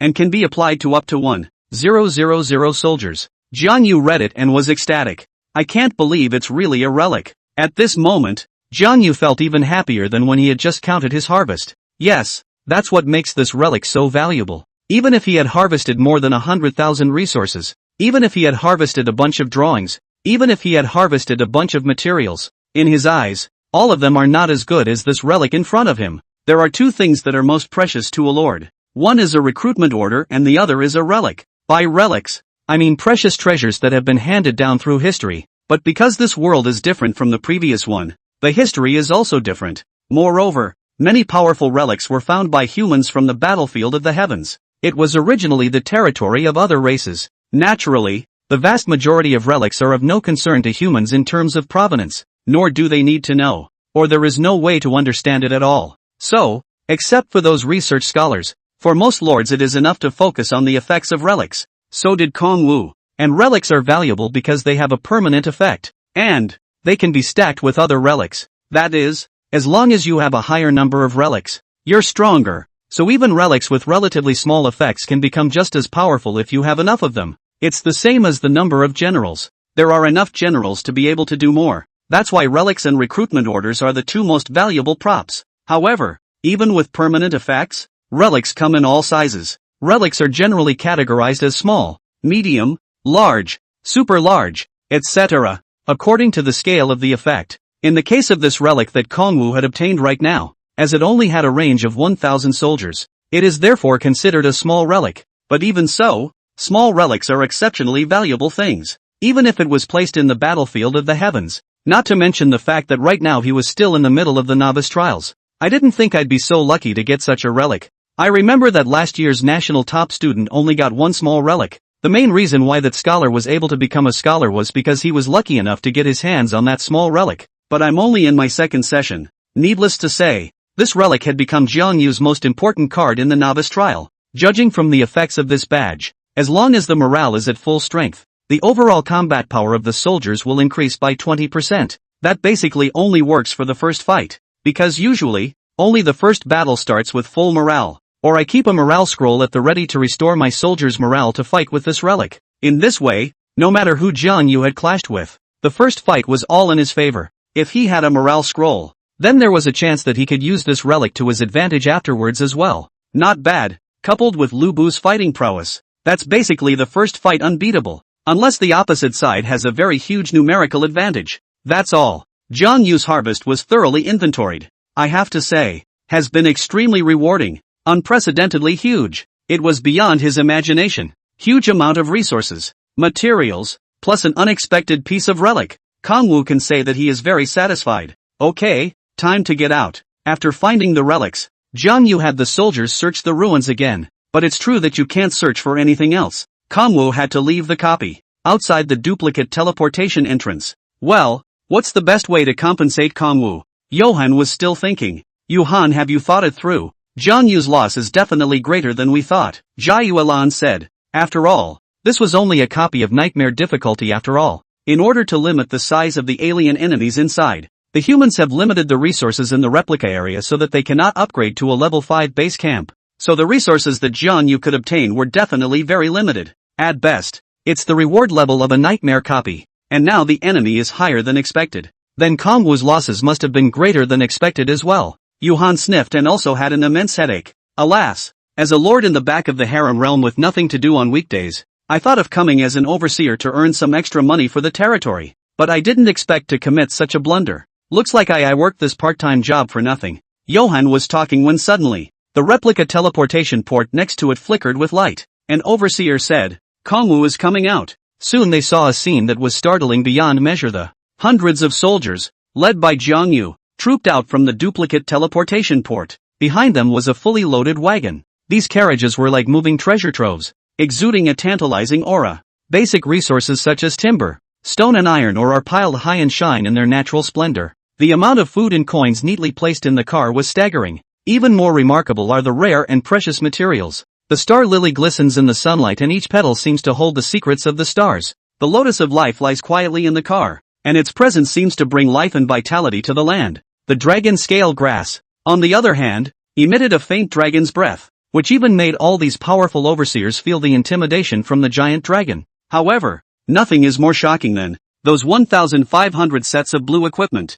They were neatly arranged on a wagon, each one reflecting a shiny blue sheen. The overseers outside the replica were all deeply shocked when they saw this scene. Their eyes were filled with surprise and disbelief, as if they had seen something incredible. Some of them had their mouths open, half closed. Others stared as if to imprint the scene into their minds. Yuhan and Jiang Yu were even too shocked to speak. They had always been quite confident in their abilities, but at this moment he felt an unprecedented pressure. Jiang Yu, on the other hand, looked at Jiang Yu, a trace of complex emotions flashing in his eyes. She had once favored Qin Xiling, believing him to be the best of the younger generation. But at this moment, Jiang Yu's performance made her start to re-examine her judgment. How is this possible? Yuhan finally found his voice, but his tone was still full of disbelief. How could Jiang Yu and the others obtain so many resources? There are even so many precious materials and blue-grade equipment. Yes, this is simply a miracle. Jiang Yu also exclaimed. Although I was optimistic about Qin Xiling before,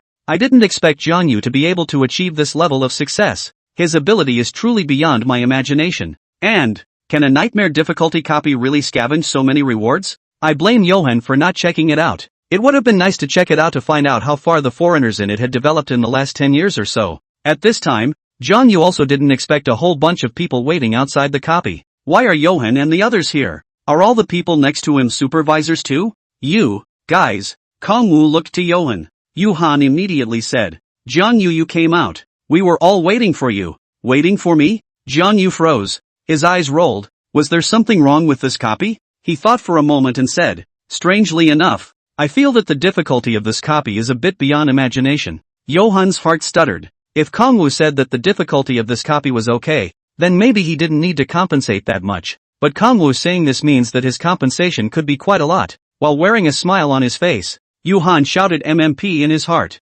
Jiang Yu, the reason we're here is because you went to raid the nightmare copy in the first place, so you shouldn't be too surprised. Jiang Yu, how was your loss on this copy? Johan decides to ask Kong Wu about his damages first and decide on compensation based on the damages. Kong Wu immediately sold out. I've got a lot to lose. I obviously started with 1,000 people, and now there's only 500. The corners of Johan's mouth twitched. The other supervisors looked at each other in disbelief. Only 500 out of 1,000? That's quite a loss indeed. More than half of them have been lost. But then again, it's shocking enough that Kong Wu still has 500 people left. You know, the number of foreigners in the copy is a whopping 4,000. Kong Wu, actually, here's what happened. Johan had no choice but to tell the story. So in reality, what you cleared wasn't a normal caliber copy of Nightmare. Jiang Yu's eyes widened as he listened. Lean, I said, why is this copy so hard? It turns out that you were negligent in your duties. Ouch. My soldiers, ah. Kong Wu began to sell his misery. Looking at Kong Wu in this state, Yuhan also felt sorry. Jiang Yu, it was my negligence after all. So the system allows us to compensate you to a certain extent. What do you want? So what do you have? Kong Wu decided that he wanted to make a killing from Yuhan. Next, the two men began to confer.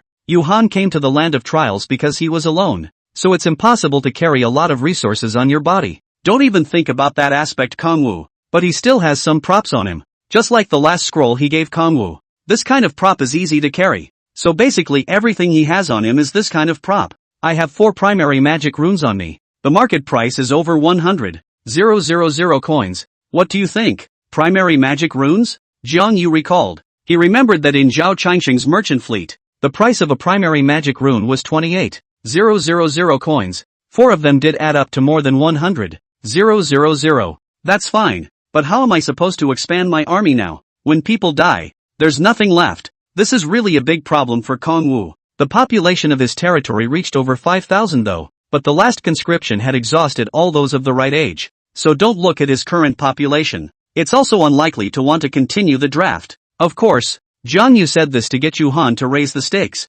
Sure enough, Yuhan had no choice but to continue. I also have some random seed packs and cosmetic drawings on me. Probably worth 30,000 to 40,000 coins. Oh, Kong Wu raised an eyebrow. Random seed packs contain the seeds of a variety of rare plants, which can be used for planting in the territory, with the potential to grow ornamental plants, rare herbs, and rare materials. In Zhao Changsheng's caravan, it costs 6,500 coins. The build and build appearance drawing can change the appearance of one building, increasing the aesthetics of the territory, and costs 5,000 coins from the merchant. Not too expensive, but it worked for Kong Wu too. Okay, Kong Wu reluctantly agreed. In the end, after Yuhan had done some calculations, he directly compensated Jiang Yu for over $100,000 worth of things in this wave. Alas, my part-time job fee is basically gone. Examiner, supervisor, referee. These three categories oversee each of the three parts of the trial,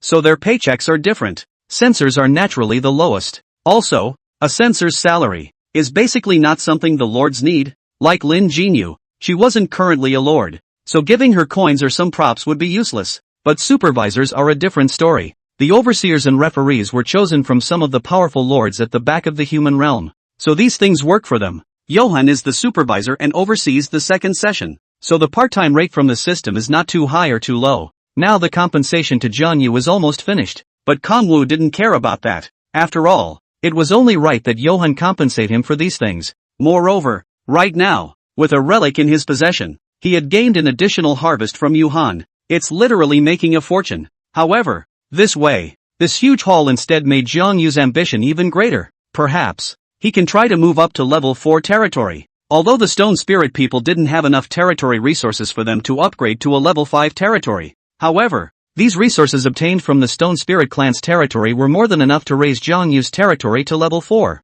It takes quite a bit of time to raise the territory from level 3 to level 4. This time is about 7 days. If he starts upgrading now, then once the third session comes up, his territory is level 4. He didn't know what level of territory the other regional toppers this year would be at by then, but based on previous year's stats, an opening level 4 territory should give you quite a lead in the third session. Think about doing it. After returning to the territory, Jiang Yu also immediately went to look for Huang Ziyuan, who he intended to put in charge of upgrading the base camp. However, at this time, Huang Ziyuan was also shocked after seeing the cartloads of resources pulled into the territory. 270,000 in stone and 150,000 in coin? His whole body was stunned when he saw the numbers of these resources. Even if Guan Yu cleared the nightmare copy, he shouldn't have gained so many resources, right? Moreover, Jiang Yu had seized quite a few materials and drawings this time. Jiang Yu, I remember that a nightmare difficulty copy shouldn't have that many resources, right? Huang Ziyuan asked. Each nightmare difficulty copy is different though. However, there is a set standard for copies of different difficulties. For example, how many are how many levels and how many are how many enemies. The same goes for the rewards, which are roughly what the normal difficulty copy rewards are and what the hard difficulty copy rewards are. Right now, these things that Jiang Yu had brought back had long since gone far beyond the standard of a nightmare difficulty copy. Oh, it's like this. Guan Yu simply told the story. When Huang Ziyuan heard that the enemies in the replica were as high as 4,000, his eyes widened. Holy, it's really thanks to you that you can beat the copy. Huang Ziyuan also said with a face full of admiration. No wonder the copy had mutated. It turned out that this was all due to the negligence of the overseer. Alright, cut the crap. I'm planning on upgrading my level 4 territory. You'll be leading the men in charge of this project next. Oh, raising level 4 so early?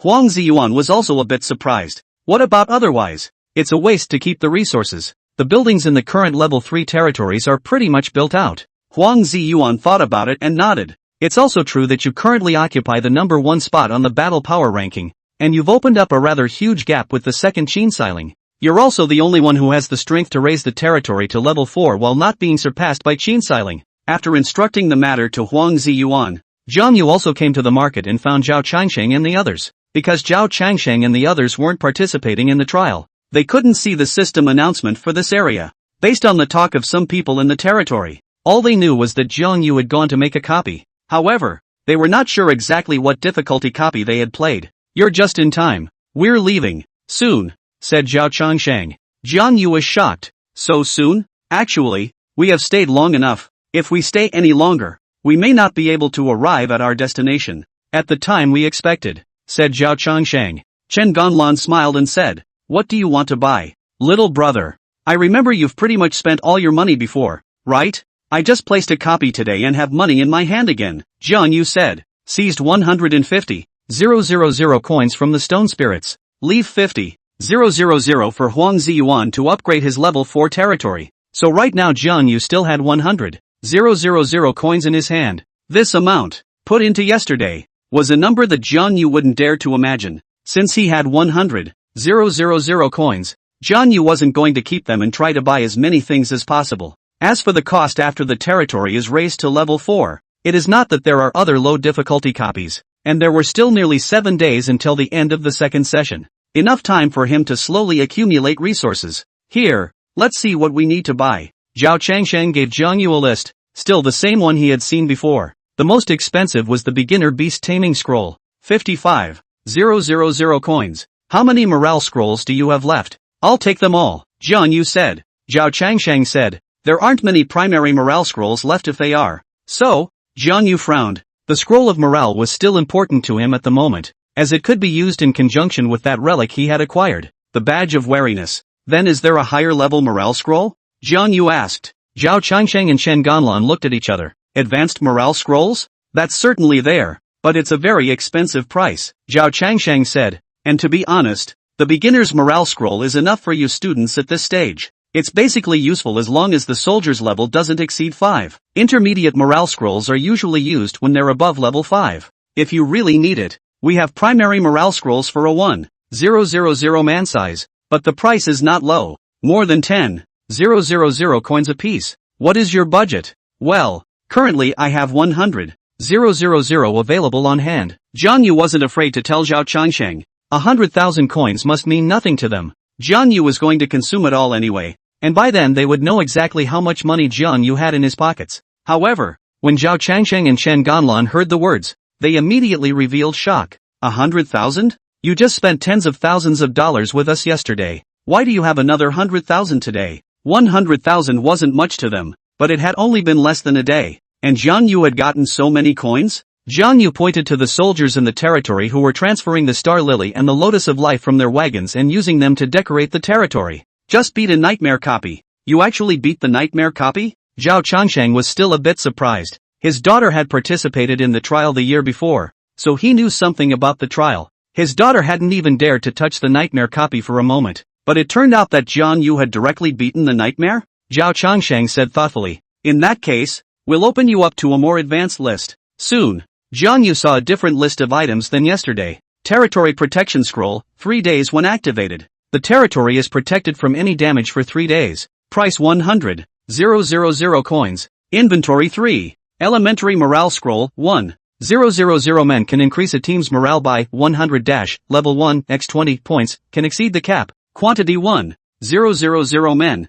Price 12,500 coins. Inventory 9. Advanced Building Upgrade Drawing, can quickly upgrade a building to an advanced level. Price 56,000 coins. Inventory 1. Primary Attribute Potion, 1,000 men provides a short-lived attribute boost to soldiers after use. Price 16,000 coins. Inventory 12. Primary Experience Potion, 1,000 men provides a small amount of experience value to soldiers or generals after use. Price 16,000 coins. Inventory 9. Primary Diligence Scroll, 1,000 men use it to increase the efficiency of the construction-type soldiers in the territory so that they can work more efficiently. Price 32,000 coins. Inventory 3. Jiang Yu was also staggered when he saw this brand new list of items. Sure enough, there is no shortage of expensive things in this world. A primary morale scroll for 1,000 people sells for a whopping 12,500 coins. But yeah, 1,500 coins for a primary morale scroll for 100 people.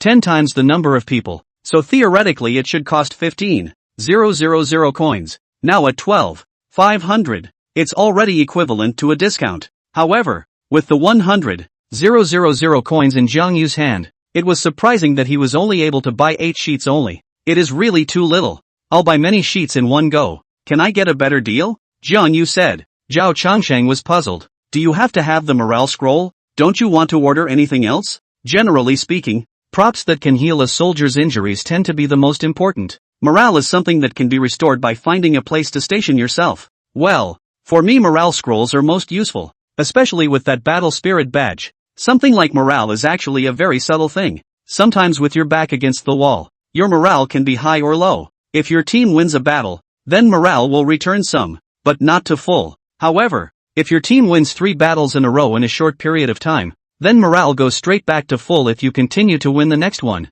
The next game, the 5th, will be over the cap. For every 10 points that morale exceeds the limit, the soldier's combat power increases by 10%. Assuming that Kongwu has 1,000 soldiers, he uses the morale scroll for the first 3 games to ensure that he wins 3 in a row, and then never uses the morale scroll again. Starting from the 4th battle, he doesn't need the morale scroll to utilize the 20% combat bonus of the battle spirit badge. After winning 7 battles in a row, the morale of his soldiers is 130 points at this point, and with the battle spirit badge, the soldier's combat power increases by an additional 50%. With such a huge increase, even if Jiang Yu's 1,000 soldiers were allowed to crush 2,000 enemy soldiers of the same level head-on, I'm afraid it wouldn't be much of a problem. There's no need to think up any schemes or plots, so the key is that the first 3 battles must be won. Morale scrolls are important in this situation. For the first 3 battles, the morale scroll with the battle spirit badge has a good chance of winning. Zhao Changsheng thought about it and said, "You have 100,000. How about I give you 8 morale scrolls for 1,000 men, and then attach all the rest of those 100 men?" Jiang Yu thought about it, and he felt that the scroll of 100 people wasn't too useful to him anymore. By the 3rd session, queues of 1,000 or more were definitely the norm. "No, let's forget about the 100-man one. How about you simply give me all 9 of the 1,000-man morale scrolls in your inventory and sell me 100,000? Jiang Yu asked. "You this guy. Line it." Zhao Changsheng shook his head helplessly. 9 primary morale scrolls for 1,000 people are worth 112,500, now packaged for 100,000 and sold to Jiang Yu. 12,500 money less, but it was okay, not too much of a loss. It's better than not being able to sell it. Just like that, Jiang Yu's 9 primary morale scrolls for 1,000 people arrived. Of course, Zhao Changsheng also left with his merchant team. Although it was said that Kongwu failed to buy some medicines for treating soldiers from Zhao Changsheng, but in general, healing items are the best to buy, so he could wait for the next caravan to come, or seize it from a copy.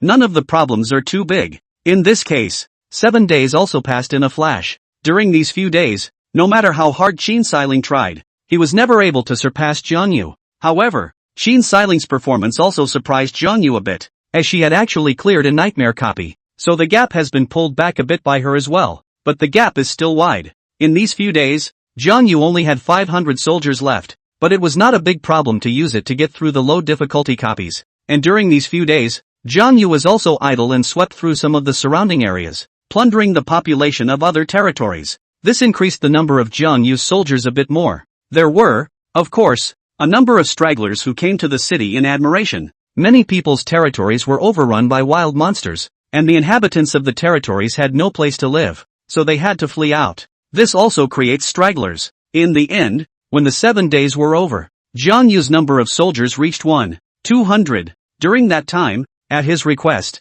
Yuhan was also forced to place 2 nightmare difficulty copies of the teleportation portals near his territory. Of course, this time it was all checked by him and not as hard as that copy of the Lost Ruins, so it was easy for Kongwu to raid. Finally, the settlement date for the battle list standings is upon us. In the end, the battle list rankings for the 2nd session were as follows. 1. 5th High School, Jiang Yu, battle value 95, 121. 2. 1st High School, Qin Xiling, battle value 84,779. 3. 7th High School, Shin Wuming, battle value 79, 180. 4. 7th High School, Shang Haoren, battle value 78,124. 5. 1st High School, Yu Xinli, battle value 76,001. 6. 1st High School, Zilch, war 75,882. 7. 7th High School, Chen Xin, battle value 74, 413. 8. 15th High School, Han Yu Xiang, battle value 73,199. 9. 1st High School, Zhao Yuan, battle value 72, 145. 10. 5th High School, Lin Hong, battle value 70,017. Kongwu was still number 1, but what was surprising was that Lin Hong actually made it into the top 10. 5th High School has 2 top 10s this year, which is very surprising. However, Jiang Yu felt that his battle value was a bit low, over 90,000 battle value? Doesn't that relic of mine count? On second thought, it doesn't seem like it's out of the question. After all, he had never used the relic. The overseer has been outside the copy and is unaware that he has acquired 1 relic. Perhaps he can use this as a base card for the 3rd session. In the meantime, looking at this ranking, the East Sea region was very quiet and no one was shocked. It seems that they had a premonition about this as well. After all, Jiang Yu had been in first place for the past 7 days. Right now he's still number 1, which doesn't seem all that unusual. But there's nothing unusual about being number 1 on the battle list. But it was rare for a student from the 5th high school to get the top prize in Donghai City for the first time. This is the first time ever. Ding dong! Announcement from the East Sea region, the results of the battle ranking have been released. Congratulations to the 5th high school's rookie lord, Jiang Yu, for becoming this year's top student in East Sea City. The announcements came and went, and many people made various exclamations. I knew that Jiang Yu would be this year's top student. Yeah, it's finally over. This year has been wonderful. We'll just watch Jiang Yu's performance next. I remember that only the top 20 on the battle power ranking can enter the third part of the competition, right? After a while, the news that Jiang Yu had gotten the first prize also spread through the streets of Donghai City. As if a stone had stirred up 1,000 waves, the news instantly triggered the whole city's enthusiasm. In tea houses, bars, markets and even family parlors, people stopped what they were doing with a variety of complex expressions on their faces. Some of them stared as if they couldn't believe their ears. Some wore delighted smiles, as if they had anticipated the outcome. Others were filled with astonishment, as if they had seen something incredible. Jiang Yu, 5th high school? On the street, looking at the announcement on the big screen in the open-air plaza, a young man revealed a puzzled look. How come I've never heard of this person? In the tea house, a middle-aged man put down the teacup in his hand, his eyes flashing with admiration. It's really the latter. The 5th high school is really out of this world this time. Yeah, who would have thought it? The 5th high school has always been quiet, but this time, they won in one fell swoop. It's really impressive. A young woman also exclaimed, her face filled with excitement. The name Jiang Yu. I'll remember it. A teenager clenched his fists, a determined light flashing in his eyes. I want to be like him, to become the pride of East Sea City. In another corner of the downtown area, a group of students wearing the uniforms of the 5th high school gathered around, their faces beaming with joy and pride. Ha ha, our 5th high school has finally raised its eyebrows. A 5th high school sophomore boy excitedly slapped the table. Senior Jiang Yu, he really is our pride. Yeah, he's always been a role model for us to follow. Another girl chimed in. His hard work and perseverance is something we should all learn from. Just like that, the entire East Sea City was immersed in praise and admiration for Jiang Yu. Bureau of Lordships. Lobby. At this point, a large group of censors had gathered here. It could be said that the most lively time of the year for the Lord's administration was when the results of the battle rankings came out at the moment. Inside the hall, Lin Jinyu, Zhou Tu, and the other censors saw the rankings of the battle power list, and they also had different expressions. Sure enough, Jiang Yu took the top spot. Lin Jinyu lamented inwardly. Although she was very optimistic about Jiang Yu, when he took the top spot, it still made her feel unbelievable. Yeah, this year's top student was actually born from the 5th high school. It's really unexpected, Zhou Tu said as he held his waist. In the distance, Director Lin Shang and Deputy Director Qin Wei were also standing. My niece actually didn't take the first prize? Qin Wei also sighed. It seems that there's a good show to watch this year. Maybe Jiang Yu can make our East Sea City's results reach a new high in the last session of the novice trial. Lin Shang also said so expectantly. After all, even Qin Xiling cannot compare to Jiang Yu. This Jiang Yu. I'm afraid there's a real possibility of competing for the national top spot. Battlefield of the heavens. Frontline of the human realm. Elite zone. Tianji Island. In this war-torn land, Tianji Island stood like a bright pearl in the middle of the vast inland sea, the Tianhai. The reason why this sea was called the Heavenly Sea was because not only was this sea vast, it also resembled a side of the sky. It reflects the dome of the sky on the surface of the sea, leading one to believe that this part of the sea is the real sky. And it was in the center of such a sea that there was a human territory with a level as high as 15. This is the island of heavenly wisdom. The island of Tianji has a picturesque landscape with a profusion of flowers. The island enjoys a pleasant climate in all seasons. The upper middle area of the island is where the core of the Tianji territory is located, Tianji City. Tianji City was grand and magnificent, with walls that towered over the city and were sturdy and thick. The city walls were engraved with various mysterious runes that shone with a faint light, guarding the peace of the city. The city gates were tall and spacious, and the guards on both sides were all powerful guards of up to level 15. They are majestic and solemn, with eyes like torches, always on the alert for foreign invasion. The streets in Tianji City were spacious and clean, and the houses on both sides were staggered in different styles. At this moment, within the Lord's mansion of Tianji City, the principal of the 5th high school, Qi Siyuan, was sitting on the guest seat, looking at a middle-aged beautiful woman sitting on the main seat. Qi Siyuan, after not seeing you for so many years, You came all the way to the front line to find me. It can't be that you just want to catch up on old times, can it? The middle-aged beautiful woman, also known as the heavenly wisdom caller Lord Yuan, opened her mouth and said, Qi Si Yuan fond. Indeed. I don't waste time. I'll be straight with you. You also know that I'm now working as a principal of a high school in Donghai City. However, before Qi Si Yuan could finish, Yuan immediately interrupted him. I don't know. Qi Si Yuan was embarrassed. Yuan stood up and walked in the middle of the hall with her arms crossed. 30 years ago, we were in our prime. You said that together. We will go up to the front line of the battlefield of the heavens to fight against the 10,000 races and accomplish something great. But after a few years, you were lost, and I, for one, have been fighting against the various races on Tianji Island. How am I supposed to know what condition you're in when I'm on the front lines and can't spare the time to return to Earth? Her voice held a hint of sadness. Qishan Yuan didn't know what to say. I tried, but I don't have that qualification. Your qualification? Naturally better than me. Then why didn't you come when I invited you to my territory at that time? Even if you're not fit to be a lord, it's still the same if you do other work against the 10,000 clans, right? Yuan turned to look at Qi Si Yuan. Qi Si Yuan. Qi Si Yuan. Maybe it was my pride that was playing tricks on me. At that time I thought, going to you, I can't help you too much. And don't you see that I'm doing quite well now? Even though I'm not directly on the front line, I teach and educate, and I've taught a lot of good students. I'm looking for you today for this very thing. We have a genius in our school this year. So you want me to help him after he teleports to the genius area? Yuan asked. Qi Si Yuan nodded. Yes, although I am the principal, my energy is limited. And he was born from grassroots and has little family power behind him. Other geniuses have the resources provided by their families to back them up, but he doesn't have anything, and once he arrives at the genius area, he will definitely be suppressed by the other geniuses of the 10,000 clans.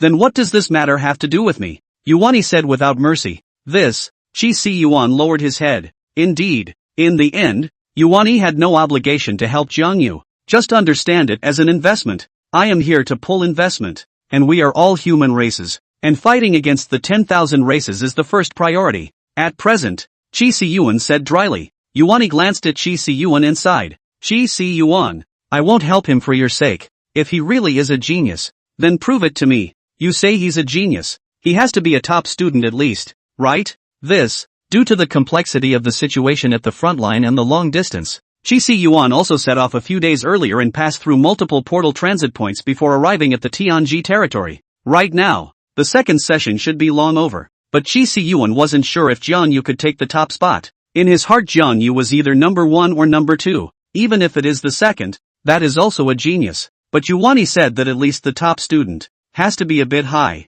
Suddenly, Qi Si Yuan's cell phone rang. Although communications were difficult at the front and delays were severe, messages were still being received. And, of course, thanks to the Celestial Intelligence Caller, a large number of signaling base stations were constructed. I can only say that it is worthy of Yuan. Next, Qi Si Yuan took out his cell phone and glanced at it, and was overjoyed. Scholar, Yuan, look, he got the first prize in Donghai City. Zhang Yu, that's him, he's our school's senior newcomer lord this year. Yuan looked at Qi Si Yuan's cell phone and instantly raised an eyebrow. East Ocean City Scholar? Qi Si Yuan can actually teach a city scholar? It surprised her a little, although she didn't know what level of principal Qi Si Yuan was now. However, there are only 30 or so top students in each region of the country each year. It was indeed quite impressive that Qi Si Yuan could teach a top scholar. However, Yuan would definitely not praise Qi Si Yuan to his face.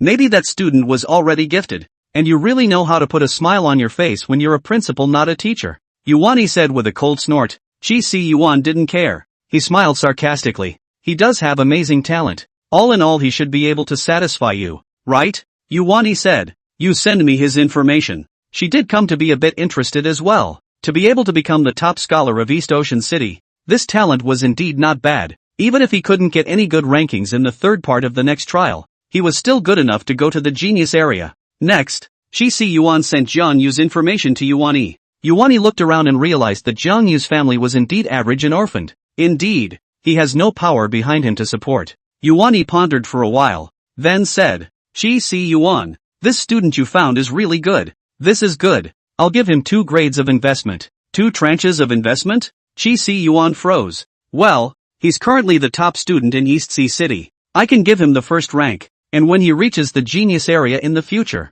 I'll give him a small amount of initial resources. But then there's the third part of the trial. If he can get the top 3 in the country in the third part, I'll give him a higher level of investment. That is, a lot of initial resources. What do you think? Qi Siyuan thought for a moment. Well, although he had confidence in Kong Wu, whether he could get third in the country, this was still rather up in the air. It should be known that the third link of the trial was the link with the most competitive pressure among the entire novice trial. And it's also from the third session that the nation's population pays attention to the novice trials. TV channels everywhere, and webcasts broadcast them all the time. The heat is comparable to the Olympics. You can see how hot the third session was. In this case, Kong Wu has to face the top students from more than 30 regions of the country. Also, the people who can enter the third round in each region are in the top 20 of the local battle list. So even though Qin Xiling didn't get the first prize, he could still enter the third round and would still be Jiang Yu's competitor. Throughout the third session, a total of about 700 new lords from all over the country will be gathered. These are the cream of the crop from the first 2 sessions. Kong Wu wants to be in the top 3 of these 700. The difficulty is not low. However, it cannot be said that there is no hope at all. After all, Jiang Yu's performance this time had already broken the standard of the East Sea City's top scholar in the past few years. Therefore, Jiang Yu might be able to represent Donghai City to get a better result than the previous years. In the past 10 years, the best result that the top student of Donghai City got in the third session was the 9th in the country. As long as Jiang Yu exceeded this ranking, Qi Siyuan felt satisfied. But Yuan Yi's request was for the first 3. This can be quite a tall order. I don't know if he can do it, but I'd like to thank you on his behalf, Qi Siyuan said to Yuan Yi. Yuan Yi snorted coldly and didn't say anything. That's all. Qi Siyuan's investment in Kong Wu is considered half successful. For the remaining half, it had to be Kong Wu himself. In order not to pressure Kong Wu, this is something Qi Siyuan didn't tell Kong Yu. So at this time, Jiang Yu didn't know about this. After taking the East Sea City scholarship, his fame had spread throughout the streets of East Sea City. But, he didn't care to focus on that. After all, next, there was a third session. Territory 4399. Right now, Territory 4399 was already the most massive amongst the level 3 territories in the Eastern Sea region. Dozens of archery towers stood around. And even outside of the territory, Jiang Yu had constructed many lumber yards. Although these lumberjacks are isolated outside of the territory and are vulnerable to monster attacks, but now he had quite a few soldiers. So Huang Ziyuan also had some soldiers patrolling around the territory from time to time as a way to protect those logging farms. In this case, Yu Han appeared in a place not far from the 4399 territory. Jiang Yu also came out to greet the sentries when he got the news from them. Jiang Yu, congratulations, you really do have outstanding talent, Yu Han said with a smile. Although he had compensated Jiang Yu for quite a few things, he seemed to be happy to see Jiang Yu get the top spot, and instead felt it was worth it. This was equivalent to deep friendship with a future genius lord of the human race. So when you thought about it like that, 100,000 coins seemed like nothing. There's still some time left until the third session, so I'll open a portal for you in your territory, and you can return to East Sea City for now. After all, they, the students, had been in the land of trials for almost a month. The next third link is to teleport to another piece of land. So, it will give them, the students, time to rest, go home and say goodbye to their parents in the meantime, etc. Of course, Jiang Yu was an orphan, so there was little point in going back, but he could go back and find a place to get some rest. Also, Johann opened a portal for Huang Jiyun. It's just that Huang Jiyun expresses concern because the third high school is grainy this year and he's defected to Kong Wu. He teleported back not knowing if he would get hit. Soon, Jiang Yu returned to the 5th high school through the portal. The moment Jiang Yu stepped out of the portal and returned to the 5th high school, it was as if he was in the middle of a grand celebration. The school playground, colorful flags fluttering, banners hanging high, a joyful atmosphere. Teachers and students had long been neatly lined up, waiting for the return of this Donghai City scholar. Although Headmaster Qi Siyuan was unable to be present in person, none of the school's senior leaders were absent. They wore smiles and their eyes showed their praise and anticipation for Jiang Yu. The class teacher, Su Wanner, was even standing at the front of the line, a proud smile spreading across her face as her eyes locked onto Jiang Yu. When Jiang Yu's figure appeared at the entrance to the playground, the entire room instantly erupted in applause and cheers. The students raised their little red flags and chanted, "Senior Kong Wu, our pride." The top student returns to honor the 5 high schools. Various slogans echoed over the playground. Amidst the warm welcome from the students and teachers, Kong Wu was a bit surprised. He hadn't expected such a warm welcome at all. Damn, is it necessary to make such a big scene? Kongwu was uncomfortable with this scene. In front, the admiration in the eyes of the students was overflowing as they looked at Jiang Yu as if they had seen their own role models. Amidst the warm applause and cheers, Jiang Yu could only deliver a short speech with a stiff upper lip. After the greeting is over, Kongwu is finally found breathing room. Somewhere in the back of the school building, Kongwu was catching his breath. Phew, finally over. He really wasn't expecting so many people to greet him. How about it? How does our Eastern Sea scholar feel about seeing such enthusiastic schoolmates for the first time? Lin Hong didn't know when to come here. Let's just say that Lin Hong does understand Kongwu. You're back too? Jiang Yu looked at Lin Hong. We came back a long time ago. All at the back of the crowd. Lin Hong was speechless. You actually didn't see us. I don't want to face that many people anyway. I'd rather face the enemy's thousands of troops. Jiang Yu said. I should have known better than to come back. Jiang Yu said. It would have been the same to come back after the trial. Lin Hong raised his finger and shook it. No. You come back or useful. Before you come back, I checked the other regions of the first prize. Can only say that your opponent is not simple.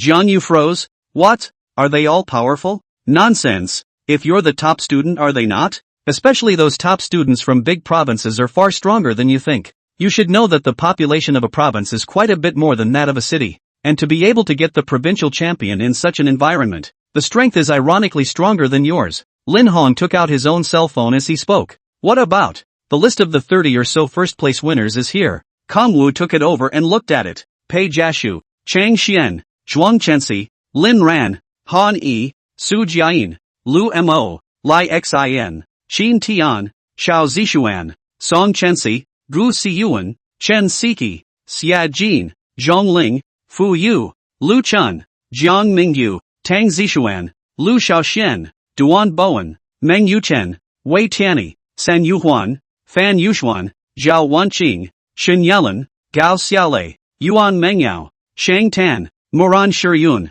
Wei Qingyan, Miao Qingqing. Lin Hong said. That's the 33 other regional top students besides you. You can read a brief description of them. Kongwu looked at it carefully. Chang Xian, scholar of Su province, current level 3 territory, with 3 generals. 3 generals? Jiang Yu didn't expect the first person to make him incredibly surprised. Yeah, a lot of those top students are 3 generals, and even 4. Go check out that Moran Shiyun from the capital region. Jiang Yu searches for Moran Shiyun, Imolan Shiyun with a unique name, from a literary family. A very strong bookish girl, also known as the most beautiful this year's Genius Beauty Girl, with 4 generals, 2 yellow products, a blue product, a green product. The territory, although it is level 3, but suspected to be in the process of moving up to level 4, aside from the one that came with the initial one. Where did they go to find the other 3 military generals? Jiang Yu was also in deep thought. For generals is really more than expected, but it's not unexplainable. First, you can get a primary recruitment order for the second session of the Monster Attack event. That makes 2. Secondly, if you are lucky like Huang Ziyuan, you pick up the recruitment order and find the abandoned Hall of Heroes, so you can recruit generals as well. Finally, it's all about talent. For generals is normal if it's relevant to her talent. But it had to be said that coming up with 4 generals did put a lot of pressure on Jiang Yu. Keep in mind that he's only 2 generals now. 2. Next Kongwu looked at what the others had related. He realized that none of the top students were to be underestimated. Lin Hong said with a smile, Great Scholar Jiang, do you understand the role of coming back now? How do you know all this intel if you don't come back? And I also found out that someone on the internet had nothing better to do than to make a ranking of the battle list values of you scholarships at the end of the second session in one of the bar forums. Kongwu said, That's not allowed, is it? After all, the environment varies greatly from region to region and the number of people competing is different. Lin Hong nodded. Indeed, that's why this list is only circulated online. But don't you want to see where you rank? Kongwu. Not to mention, he did kind of want to see it. Soon, Lin Hong opened an app interface for him. That was how Jiang Yu saw the battle list rankings of the 34 top-notchers. 1. Moran Shiyun. Battle value 281,454. 2. Wei Tianyi. Battle value 271,009. 3. Miao Qingqing. Battle value 255,793. 4. Lin Ran. Battle value 231,794. 5. Zhong Ling. Battle value 221,122. 26. Wei Qingyan. Battle value 97,753. 27. Jiang Yu. Battle value 95. 121. 33. Lu Mo. Battle value 88,134. 34. Xiajuan. Battle value 87,143. This is the battle value ranking of all the scholarships, although extremely imprecise, but Jiang Yu still frowned, because he's only ranked 27. That's a ranking that honestly can't be considered very high. Can there be such a big difference in this battle power value? Why do you think that our best result in the past 10 years in Donghai City was only 9th in the country? Lin Hong looked at Jiang Yu. Those provinces have a large population, and a large population means that there are more people participating in the trials. So the area they are divided into is quite a bit larger than the area of our 4 major cities. A big region can have a lot of resources. Once someone has consolidated and centralized most of them into their hands, then it's not surprising that this result occurred. Ha! Interesting. Zhang Yu laughed and shook his head. Although it is said that he is ranked low, but he didn't care, because he has the mythic talent and a full-force Lubu. And there's the gorgeous contest in the 3rd segment. He had seized a number of rank 4 ornamental plants that increased aesthetics from the copies of the Lost Ruins, and these plants would also help him take the edge in the magnificent contest. He also has one small relic if you're competing for combat power, although that small relic doesn't count towards the battle value is all. Normally speaking, since the development of the novice trial, only the 3rd part of the trial will appear relics. The 2nd part has never appeared. This caused the system to not take relics into account when calculating the battle value. I didn't realize that after hundreds of years, I would be the first one to get a relic in the 2nd session. Based on the statistical results of the past few years of trials, a small relic could increase the battle value by around 200,000. If we add Jiang Yu's 90,000 battle power value, then his actual battle power value. In fact, it was not inferior to the 3 people, Moran Shiyun, Wei Tianyi, and Mao Qingqing, even slightly overpowering them. Look at it this way. It's also good that the relic's battle value wasn't factored in, because wait until the 3rd session. Those other regional scholars were sure to be shocked when he led his troops and crushed them from the front. Thinking of this, Jiang Yu was also filled with confidence. Don't worry, I'll take the national top spot, Jiang Yu said. Lin Hong sniffed and sighed. It's over. Together with what he said, Jiang Yu didn't listen to a single word, although Jiang Yu got the East Sea Scholarship. But to be honest, seeing this list, Lin Hong didn't think that Jiang Yu would be able to take a good place in the 3rd session. After all, the difference in initial battle values was too great, but there was nothing he could do about it. Who made Kongwu such a person? Lin Hong just hoped that Kongwu wouldn't be eliminated in the next 3rd session, otherwise it's really a big loss. Meanwhile, on the other side, although it was said that Kongwu was confident, but other students who see this ranking won't think so. After all, none of them knew Jiang Yu's bottom card. How could this be? Out of all the top students, senior Jiang Yu is ranked so low? That's right, obviously everyone is a top student. Why is the gap so big? I've heard that many local top students rely on other students from the same school sacrificing themselves and giving away their territories and resources for free to achieve such results. Ha! That's too mean and shameless, isn't it? That's it. Why don't we 5 high schools follow suit? If Zhang pays a little money, they can also give their resources to Kongwu. Don't be ridiculous. The trial is a major life event. A key to determining the future. How can you do this? Quite a lot of people were talking about it. So, someone from another school did this. Jiang Yu seemed to understand why those people were ranked so high. It's true that there are some people who do this. Lin Hong looked at Jiang Yu. Although Zhang Daqian, they shouldn't be doing this, but if you need it, I can give you all of my territory's resources, and when the time comes, you can just let me join your territory. That's not going to work. Jiang Yu shook his head. After all, you are also the 2nd in the whole school. No matter what the ranking is in the 3rd session, as long as you don't get eliminated, you can go to the front line of the battlefield of the heavens and accomplish something. Lin Hong smiled. I knew you'd say that, but seriously, I'm not confident I can keep myself from being eliminated in the 3rd session. When the time comes, if my territory is overrun, you'll have to take me in. No problem, Jiang Yu said cheerfully. My territory enclosure is not quite the same as other people's. So if you can't find my territory on the map, you can tell if it's mine or not through this. In the first 2 sessions of the trial, Lin Hong's level of management of the territory was evident to all. Even Kong Yu felt that Lin Hong wasn't too much worse than Huang Ziyuan. Lin Hong just couldn't compare to Huang Ziyuan in terms of fighting. Still good at business management, especially the aesthetic construction of the territory. The layout of the territory is a masterpiece. If Lin Hong joined his territory, with those 4th-ranked ornamental plants that Jiang Yu had obtained earlier, then Kongwu had 100% confidence in taking the first place in the magnificent competition. In this case, Jiang Yu bid farewell to his homeroom teacher Su Wan'er and to Lin Jinyu, Zhou Tu and the others who had come to see him specifically. Once again, we are back in territory 4399. Kang Wu realized that Huang Jiyun had returned by now. Jiang Yu, are you ready? Huang Jian looked at Kang Wu. The third session, the one with the most variables, is also the most competitive. Aside from the fixed magnificence contests, the combat side of the competition is basically a random selection process. No one knows what the pattern will be this year. Jiang Yu smiled faintly. Don't worry, if it's in terms of battle power, I'm more confident instead. After all, he made a series of preparations, such as the small relic, such as the 9 morale scrolls. The other scholars were unaware that he had a relic on him. Surprise is definitely more in his favor. Finally, as time passed, the time for teleportation arrived. The territories of all of them had also been planted with various cameras by Yuhan and other overseers. Convenient for live streaming. Yes, the entire third session is live. It amounted to a match in the eyes of the beholder. Of course, there's really nothing that can be done if the camera gets destroyed in the middle of a fight. The referees, in the third session, will also find a way to reattach, or act as cameras themselves,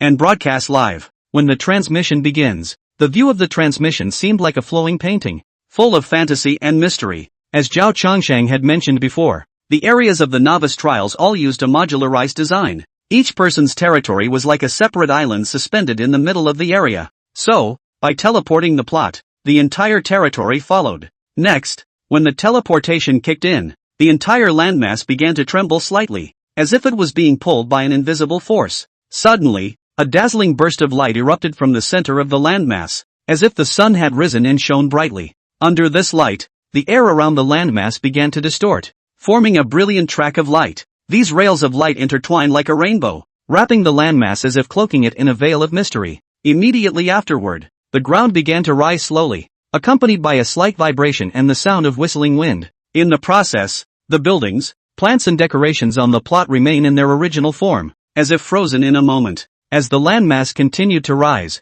the surrounding scenery began to blur, as if shrouded in a layer of mist. Eventually, when the block rose to a certain height, it suddenly disappeared in place, leaving only a faint shadow of light behind. Meanwhile, at another destination, an identical light shadow gradually coalesced and took shape, eventually transforming into a complete plot of land that landed firmly on the ground. Transmission complete.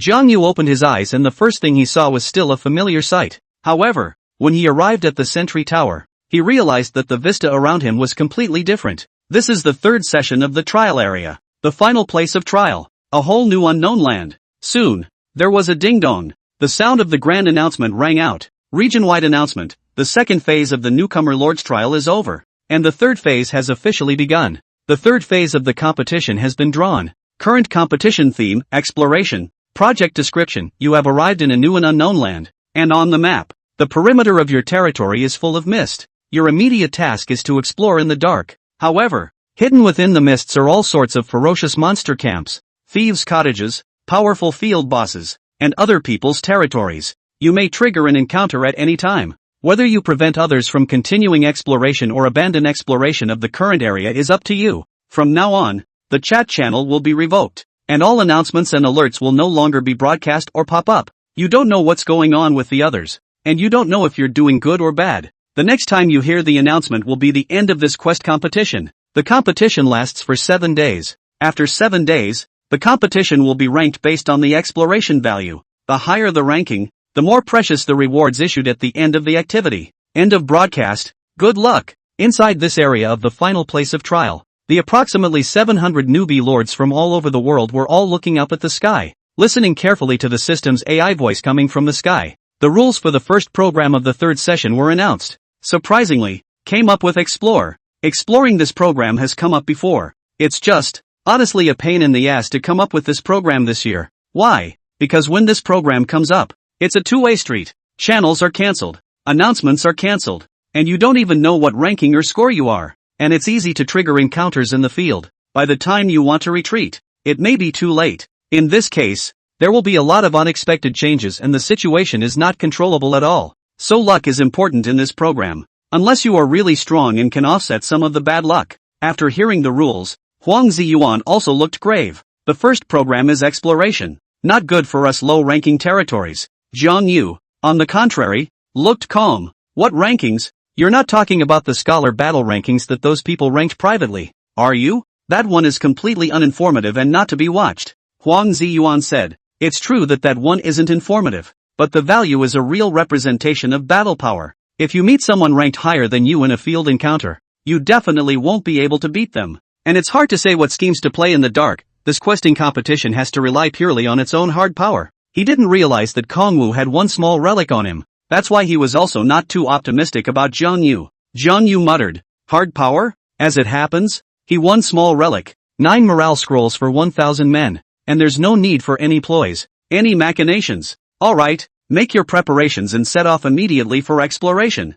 Jiang Yu said to Huang Ziyuan. At the same time, in this land of trials, a large group of people with powerful auras stood solemnly. They are like a lofty mountain peak standing on the vast earth. There are men and women among them, and the eyes of each of them reveal the determination and boldness of having weathered the storm. The sunlight poured over them, reflecting the marks of the many battles they had fought, as if each scar was a medal of their glory. The third session has finally begun, and once it's up for exploration, there's no telling who's going to be the leader of the program. A physically tall man with a voice as thick as a bell. His words echoed through the air, causing a slight ripple. He was Li Zhentian, one of the judges. Yes, the exploration session has always been the most variable, testing not only strength, but also wisdom and luck. A slim woman took over the conversation, her voice as clear and pleasant as a mountain stream. Her name was Shui Changlan, and she was the youngest of these judges, only in her early 20s. However, her strength was the strongest among these people. Not only that, Shui Changlan's appearance was stunningly beautiful, and her skin was as white as snow, as if it contained a faint glow. Her eyebrows were thin and curved, like a crescent moon hanging in the night sky, and her eyes were as deep as autumn water, sparkling with intelligence and wit. There was nothing more striking than her twin peaks. They were full and erect, fluttering gently as she breathed. Shui Changlan not only possessed enviable looks and figure, but also outstanding strength and wisdom. That's why the many judges this time are all headed by her. She was appointed by the system of the region as the head referee, responsible for managing all the referees such as Li Zhentian. With nothing else to do, how about we speculate? This trial has attracted quite a few geniuses. I think that teenager in white from the Su province is not bad. He's young but his breath is unusually calm. A middle-aged man pointed at a figure on the territory in the distance. His eyes revealed appreciation. Humph, don't underestimate the others. I've heard that there are a few geniuses who are deeply hidden and haven't revealed their true means yet. A young man snorted coldly, his eyes flashing with defiance. Su province, do you mean Chengxian? Zhang Liang, a close friend of the principal of the first high school, Li Stable, opened the panel and looked at his profile. 3 generals in a level 3 territory with a battle value of 130,000. That's right. That said, Zhang Yang, which one do you favor? Watching Chengxian's man Su Haiyu asked. Zhang Yang instantly opened Jiang Yu's information profile. I think Jiang Yu is good. When Zhang Yang said this, the judges were quiet for a split second. Who? Kongwo? Is there such a person? Is he a scholar? Or is he one of the 600 or so people outside of the non-scholar? For a while these judges actually acted as if they didn't recognize Jiang Yu. In fact, they did not recognize it. Apart from some famous geniuses, such as Moran Shiyun, or perhaps a talented sorcerer girl like Miao Qingqing who came from the southern border region. Most of the remaining top students were actually unknown to them. In the end, it was Xiao Houwu who found Kongwu at the back of the list. Oh, I see it. The top student of East Ocean City? Ha! Strange. Shouldn't Qin Xiling take the first prize in East Sea City? Who is this Jiang Yu? In fact, many of them had gone to learn about the most likely candidates for the top spot in each region before the third session of the trial began. These guys ended up, not surprisingly, with the top spot. But now that Zhang Yang had mentioned this Jiang Yu, it made him very unexpected as well, because it looked as if this Jiang Yu had taken out Qin Xiling and become the top student. Dark horse? It's a bit interesting. He seems to be a dark horse, but unfortunately, he's only the dark horse of Donghai City, not the dark horse of the whole country, a female referee said. Anymore, this time, the national first prize winner would have been born from amongst Moran Shiyun, Wei Tianyi, Miao Qingqing and the rest of them. This Jiang Yu's battle power value is too low, Zhang Yang said. That's not necessarily true. This Jiang Yu, even if he can't compare to Moran Shiyun and the others, he shouldn't have much of a problem taking a top 5 or top 10. You think so highly of this Jiang Yu? Let me see where his territory is. Su Haiyu looked on the map and was instantly happy. Ha ha, this is interesting. That Jiang Yu's territory that you're favoring is right next to Chengxian's territory that I'm favoring. Others came to be interested. Jiang Yu has more than 90,000 000 battle power value. Changxian has more than 130, 000, and the territories are so close. In case they encounter, I'm afraid that Jiang Yu is going to be brutally beaten by Changxian. Yes, Jiang Yu, but two generals, actually a white product and a black product, are not recognized historical figures? Finished. I do not know how Jiang Yu got the East China Sea City Scholar. He will not be a traitor luck to take it down, right? Su Haoyu patted Zhang Yang's shoulder. Zhang Yang, it looks like you don't have a good eye. Zhang Yang snorted coldly. It's still not clear whose vision is not working, at least for this quest. Jiang Yu's ranking is definitely higher than Changxian's. Zhang Yang didn't bother to pay attention to these people's flirting and just turned around and walked away. Zhang Yang, don't go away. So big deal. We'll see who ranks higher between Jiang Yu and Changxian. Su Haoyu laughed, but Zhang Yang ignored him. Su Haoyu wore a smile on his face, but in reality, he snorted coldly in his heart. Zhang Yang, don't think that just because your territory is one level higher than mine you think you're better than me. Zhang Yang had a spontaneous and unrestrained personality, but this led to many people feeling that he did not fit in and that he looked down on them. Su Haoyu once invited him for a drink, but was quickly turned down, which made Su Haoyu grumble. Let's see whose vision is better. Suddenly, Su Haoyu noticed that there seemed to be some high-level camps next to Jiang Yu's territory, as well as powerful field bosses. TSK, Jiang Yu is also too unlucky. I think he'll be eliminated before he sees Changxian. Surprisingly, there are all level 4 campsites around the 4,399 territory, not a single level 3. The wild roaming bosses are even more level 4 leader level and above. Levels of field bosses are normal, leader, lord. Right now Jiang Yu's territory and soldiers are level 3. The difference of one level is an unparalleled chasm. Zhang Yang, I'd like to see how this Jiang Yu you favor. How to take good results in the exploration of this project. That's all. With the referees watching, with countless people at Blue Star watching live, the third segment of the competition has officially begun. But, besides these people are concerned about this novice trial, that enemy that was lurking in the shadows was also watching the trial. Somewhere in the back of the human realm, still some distance away from the final trial site, there is a vast and desolate land. Here, densely packed jackals, kobolds and ogres gathered neatly. Their silhouettes looked more and more ghastly against the dim sky. The aura of these creatures was powerful and furious, as if even the air trembled under their pressure. The jackal's fangs were exposed, their eyes glinted with cruelty, and their furs stood up in the cold wind, making them look unusually fierce.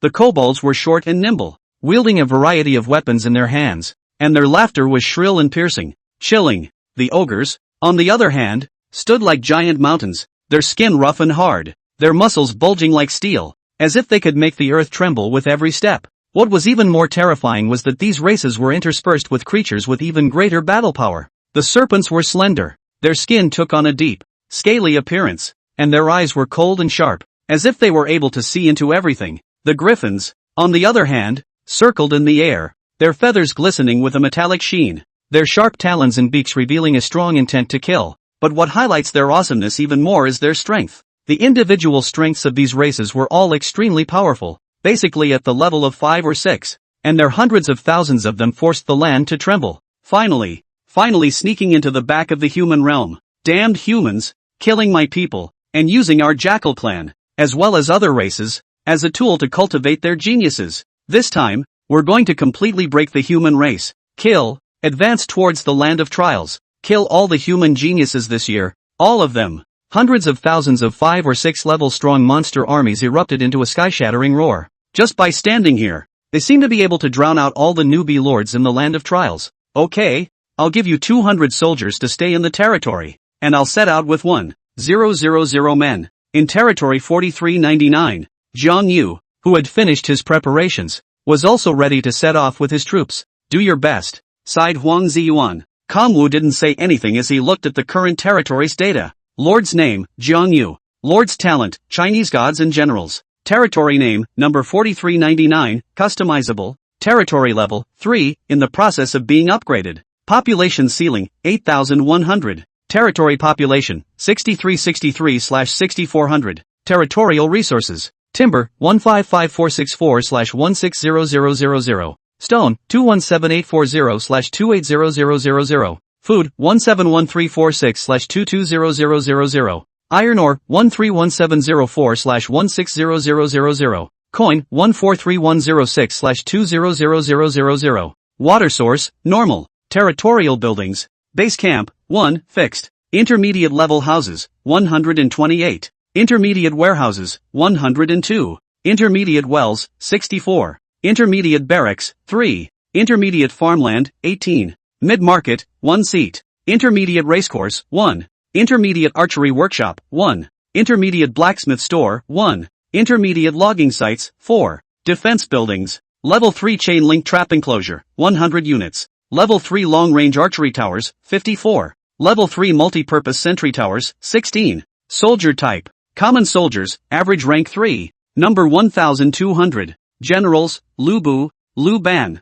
That's the general state of his territory. There's still about a day to go before the base camp goes up to level 4. It's a shame we didn't make it to level 4. Or else we'd definitely have a better chance of winning if we set out after level 4. But there are no ifs in this world, so we had to set off straight away, since the map is pitch black all around the territory. Therefore, Jiang Yu was not much of a talker and chose a random direction and led Lubu and 1,000 soldiers over. On Earth, the students and teachers of the 5th high school were also watching this scene during their study sessions. Modern classrooms, which basically have projection screens in them. However, unlike Kongwu's and their perspective, the perspective of these viewers watching the live stream was pretty much the same as the referees. Viewers are given a general view of the area surrounding the territory of the newcomer lord they are currently following. When the students of the 5th high school saw the situation around the 4,399 territory, they also erupted into an uproar. Damn! All the level 4 camps around Senior Jiang Yu. Even though I know it's random, this is just too much bad luck. I looked at the other people's territories, and they're actually all predominantly level 4 as well, though there are a few level 3 camps. So Senior Jiang Yu is indeed unlucky. How can we play with an opening like this? Wait, Senior Kongwu is heading towards a large level 4 camp. Nanny, go fight small ah. Small at least can rely on the strength of numbers to fight a hit. The number of enemies in a small level 4 camp is about 200 or 300. Medium-sized 500 or 600. Large, can reach 1,000. Although Kongwu also had 1,000 soldiers, the enemy individuals could all be level 4. How can this be beaten with the same number? Jiang Yu's homeroom teacher, Su Wan was also watching the scene with the other teachers. Each of them had a hard look on their faces. How did this happen? Could it be that Kongwu was going to fall into a disadvantage right off the bat? Another teacher said, it doesn't matter. Kongwu can continue exploring the rest of the place as long as he doesn't go to fight that camp and bypasses this one. Su Wan said with a frown, but only by wiping out these camps can you get a larger view of the map.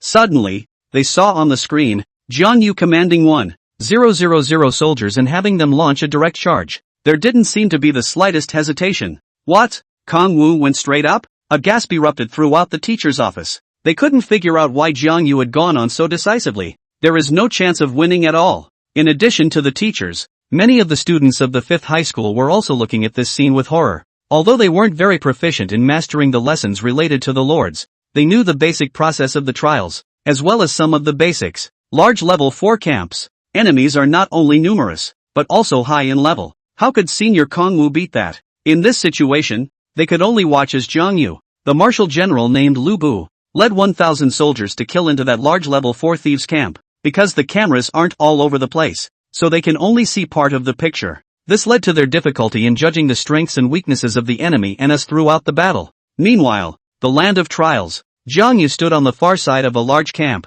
his gaze like a torch as he stared intently at the chaotic battlefield in front of him. He was leading 1,000 soldiers to rush towards the large level 4 thieves camp that was shrouded in a dark aura. Lubu let out a furious shout that shook the 4 fields, and his figure appeared especially tall and powerful under the reflection of the battle flames. The Kale halberd in his hand was like a giant dragon flipping through the battlefield, each swing accompanied by a thunderous roar, bringing up a sheet of blood. The soldiers followed close behind, shouting and rushing towards the enemy, their swords flashing coldly in the firelight, forming an unstoppable torrent. Those level 4 thieves were outnumbered, but under Lubu's valiant charge, their formation began to panic. Some of the thieves tried to shoot from a distance with their bows and arrows, but Lubu was agile and could always dodge them easily. Some of the thieves then swung their greatswords and rushed towards Lubu, but they were all repelled by him one by one. On the battlefield, fire and smoke rolled into the sky. The shouts of the soldiers and the screams of the thieves rose and fell, interweaving into a thrilling picture. Blood stained the earth, and the air was heavy with the smell of blood.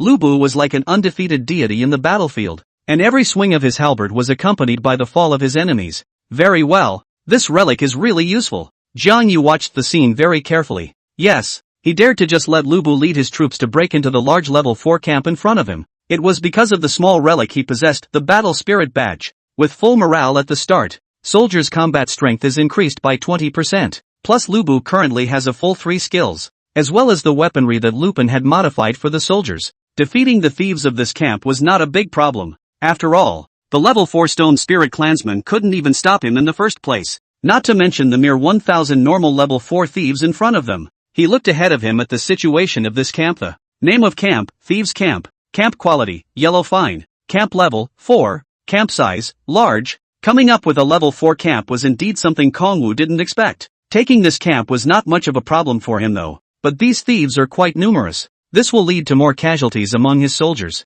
But it can't be helped. There were thoughts of a detour. But he couldn't guarantee that he wouldn't encounter a level 4 camp elsewhere. And it's only just started. If you take a detour as soon as you start, how are you going to explore the surrounding area later? So, the narrow way is the way to go. Jiang Yu directly let Lubu lead his troops on. Anyway, right now in this session, the fight is all about substance and hard power. It doesn't take much thinking at all. Fight if you can. Run if you can't. It's that simple. In this case, as the last thief fell to the ground, this camp, too, was officially declared occupied by Jiang Yu. It's just that at this point in the session, there are no announcements or hints. Therefore the other lords are unaware of it. Very good. Though there may be a few casualties in the first battle, but once you win more often, you don't have to worry about the morale aspect after that. And he had prepared some props for healing in the days following the second session. As long as the soldiers didn't hang up on the spot, then they could all recover quickly. Next, after counting the casualties,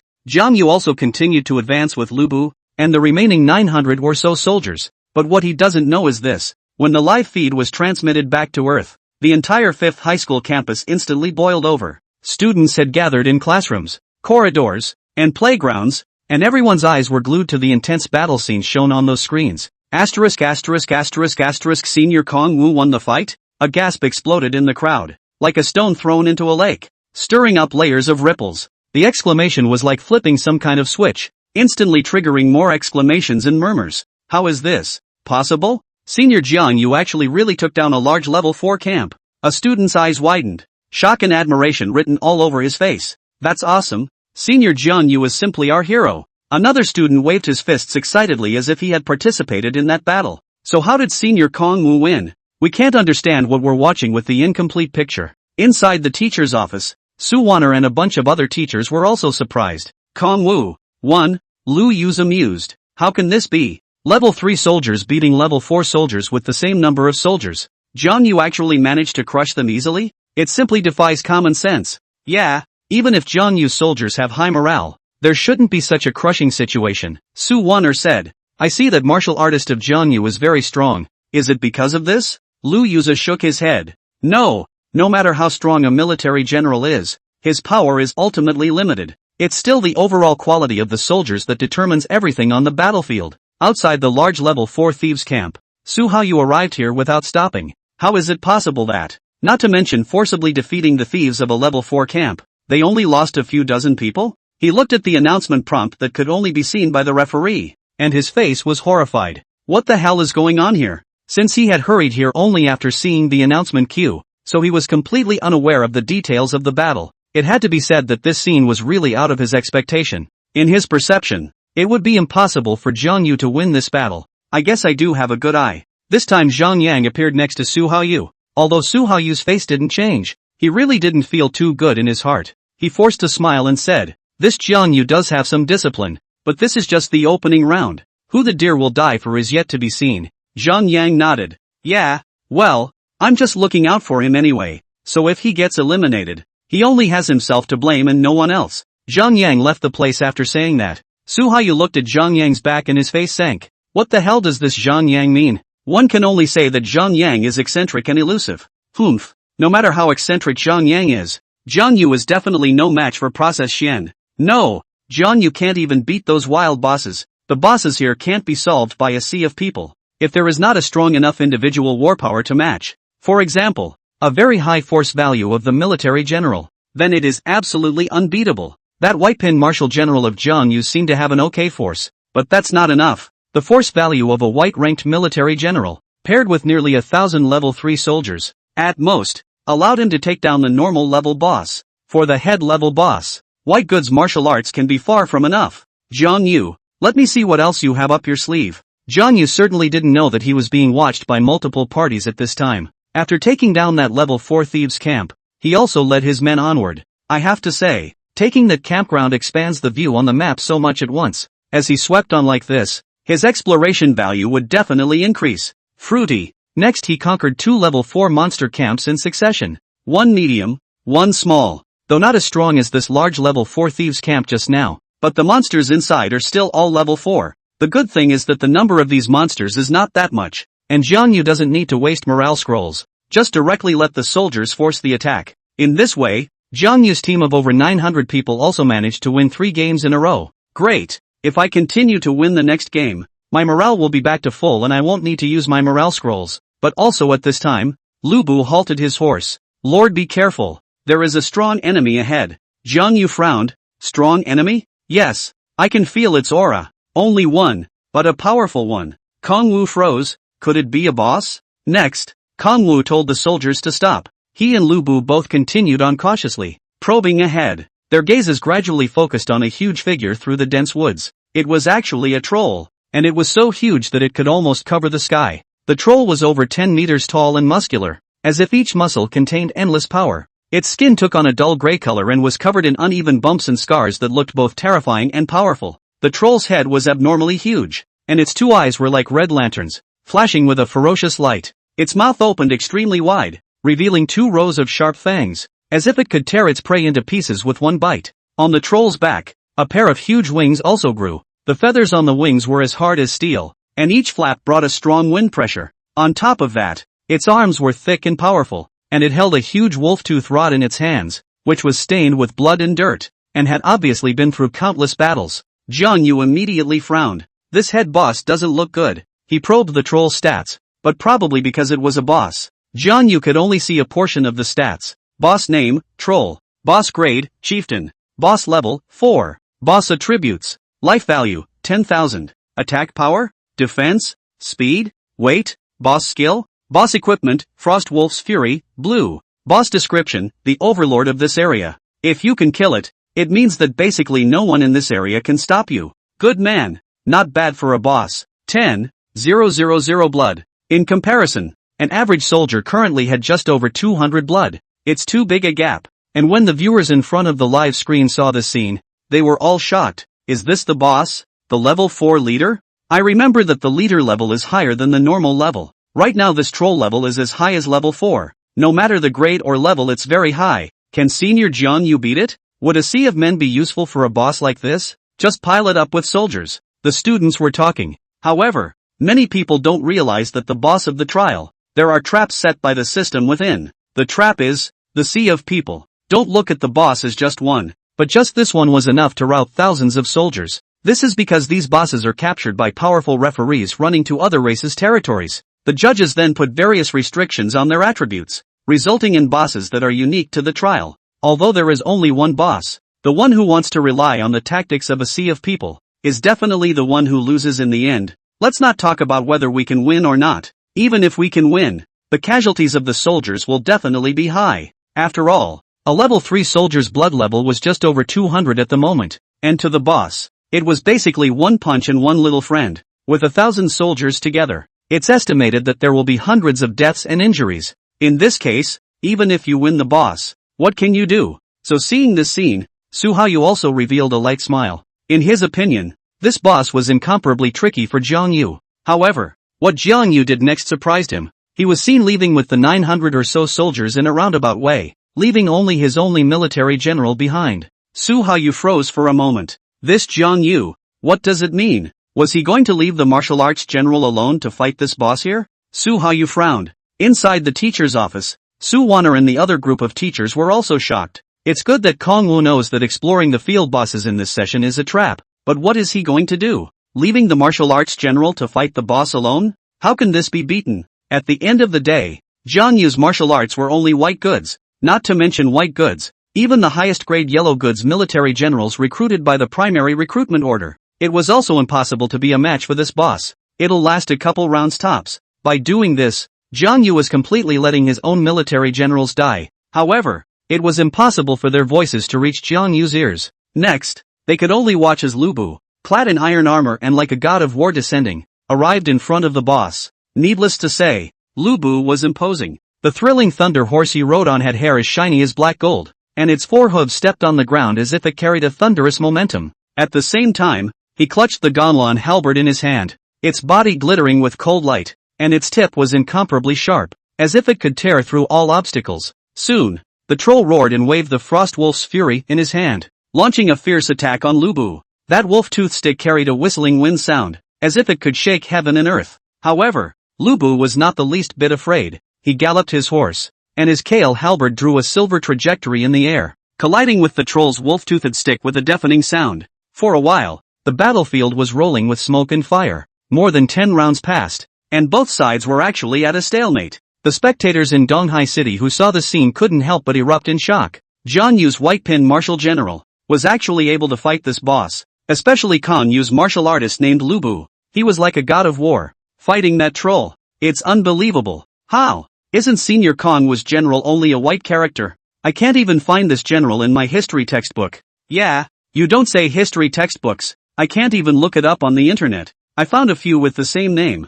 They're all unheard of minor characters. I'm afraid they don't even count as white pins. In that case, let's ask the history teacher. History teacher, what kind of person is Lubu? The history teacher on the podium was watching with great interest, and when asked this question, he also looked embarrassed. What are you asking me? I don't know. Lubu? Who is Lubu? Next, as time passed, Lubu's performance shocked them more and more. Because they see it, Lubu's equipment seems extraordinary. Regardless of whether it was the surprise thunder horse or the Glycine halberd, they were not simple goods. No wonder this Lubu was able to hold out for so long. It turns out that he's covered in blue item equipment. Many people exclaimed in shock. Suwan Air also came to a sudden realization. No wonder Jiang Yu is so confident. So this martial artist's equipment is so good. Lu Yuza nodded. Indeed. At this stage most people should only be able to get yellow refined equipment. And with blue items, it's really advanced. The other teachers immediately showed puzzled looks. Where did Kongwu get all this equipment?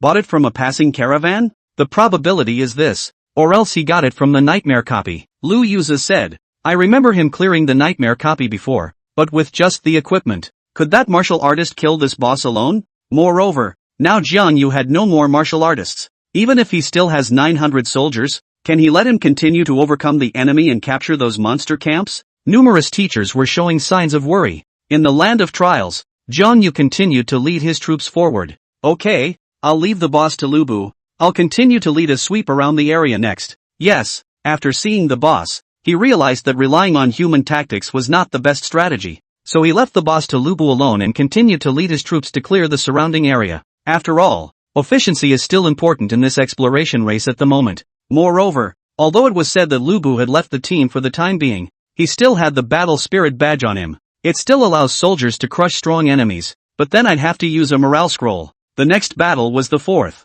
Morale will only go back up if you win the next game. Use it. It's only one. Don't be afraid to waste it. Jiang Yu took out a scroll. Since there weren't cameras in every corner, the scene of Jiang Yu using the morale scroll was something no one saw. Soon, Jiang Yu saw a camp appear on the opposite side. Kongwu looked away. Name of camp, Troll Camp. Camp quality, yellow fine. Camp level, 4. Camp size, large. Nice guy. Saw another large level 4 campground. But this time it's a troll camp. No wonder the boss is a troll. He stabbed a troll's lair. Didn't he? It doesn't matter. Jiang Yu was self-confident. Morale is back to full anyway. The relics are in effect and ready to fight. In the meantime, on this side of the planet, the students of the 5 high schools also saw 2 live feeds. One was a picture from Lubu's side, and another from Jiang Yu's side. Lupo's side can be ignored for now, because it seemed like he was going to be fighting for ages. But on Jiang Yu's side, they saw that Jiang Yu had encountered a large level 4 camp. This is not good. Without the martial arts generals, how will senior Jiang Yu take this large camp? You might have some difficulty getting a martial artist to fight 1,000 apiece, but by letting a military general lead a group of soldiers in battle, the military general can definitely be more powerful. This is because the soldiers can spread the attention of the opposite enemy, thus giving the generals a chance to deal more damage. But right now, Jiang Yu didn't have any martial arts generals, and it was really hard to conquer such a camp of 1,000 trolls just by relying on soldiers. Ouch! Does anyone know what the odds are of Senior Kongwu doing this? I'm so anxious. You're in a hurry, aren't you? Why don't you take a look at the hot search? There's a top student from another region who has adopted the same approach as Senior Kongwu. At once, the group of freshmen and sophomores took out their cell phones. As expected, on the hot search they saw a bunch of news about the Novice Lord's trials. Muran Shiyun has a great body, boiling. Huizhou Province Scholar Cheng Ling double line big route, hot. Miao Qingqing, the scholar of South Border, is good at raising parasites, hot. A lord is suspected of ting in the field. Wei Tani occupies 4 level 4 camps at the same time, hot. They saw the hot search for the Bellringer debacle and clicked in to see it. Soon, they saw the video replay. In the middle of the video, Zhong Ling had 2 martial arts generals deal with a level 4 normal boss. Then lead 1,200 level 3 soldiers by yourself to attack a large level 4 troll camp. As a result, it suffered 200 or 300 casualties of its own and finally had to abandon the attack. On the side of the normal level boss, one of the 2 military generals had been killed, and the other could only retreat helplessly. This is the great debacle of the Bellringer. When the students of the 5th high school saw the result, they were all stunned. Asterisk asterisk asterisk asterisk. Are level 4 camps so hard to beat? Damn. 1,200 soldiers can't even take a level 4 camp. I didn't realize that military generals were so important. This is the end of Senior Jiang Yu. Bellringer 1,200 soldiers couldn't even beat that camp, and her 2 yellow-ranked martial generals couldn't defeat a level 4 normal-ranked boss. The one that Jiang Yu had encountered was a level 4 leader-level boss, and it was definitely harder to fight than Zhong Ling's level 4 normal-level boss. As for his more than 900 soldiers, not a single military general can fight through as strange. While they were discussing, suddenly, they saw that Jiang Yu's 900-plus soldiers had killed their way into that troll camp ahead of them. The 2 sides soon fell into a fierce battle. The soldiers' swords and knives met the troll's wolfsbane and sharp claws, emitting ear-piercing sounds of metal clashing. It didn't take long for the aura of Jiang Yu's soldiers to get higher and higher. Shouting slogans and brandishing weapons, they fought the trolls to the death. Thanks to their efforts, the number of trolls began to gradually decrease, and although there were casualties among the human soldiers, their fighting spirit grew stronger. In the end, they rushed into the enemy lineup like a raging wind and rain, crushing the remaining trolls one by one. The trolls let out a final scream, then collapsed, never to rise again. At this point, the battle is over. Jiang Yu's 900-plus soldiers had actually strongly defeated 1,000 trolls and occupied this large level 4 camp. At this moment, many of the classrooms in the 5th high school were quiet. They watched the live feed in disbelief. 1 second, 2 seconds, 3 seconds. Sometime later, when they reacted, the entire 5th high school also instantly erupted in a giant wave of clamor. Senior Jiang Yu actually took down the troll camp with only 900 people? Senior Kongwu was so awesome. The students couldn't help but let out various gasps. In their hearts, admiration for Jiang Yu was also rapidly emerging, though it was said that they were still early in the process of participating in the trial. Doesn't realize how hard a large level 4 camp is to fight. But, through the previous bells and whistles, they can know, with no military generals in the battle, trying to take over a camp is difficult. Just think about it. The monsters in the opposite camp are 1 level higher than you, and with about the same number of them, what makes them lose to you? So that's not possible in any way. Earlier, Jiang Yu was able to take down a large level 4 thieves camp at first. I'm afraid it's also the military generals. However, right now, the 1,200 soldiers of Zhong Ling failed to take that large level 4 camp.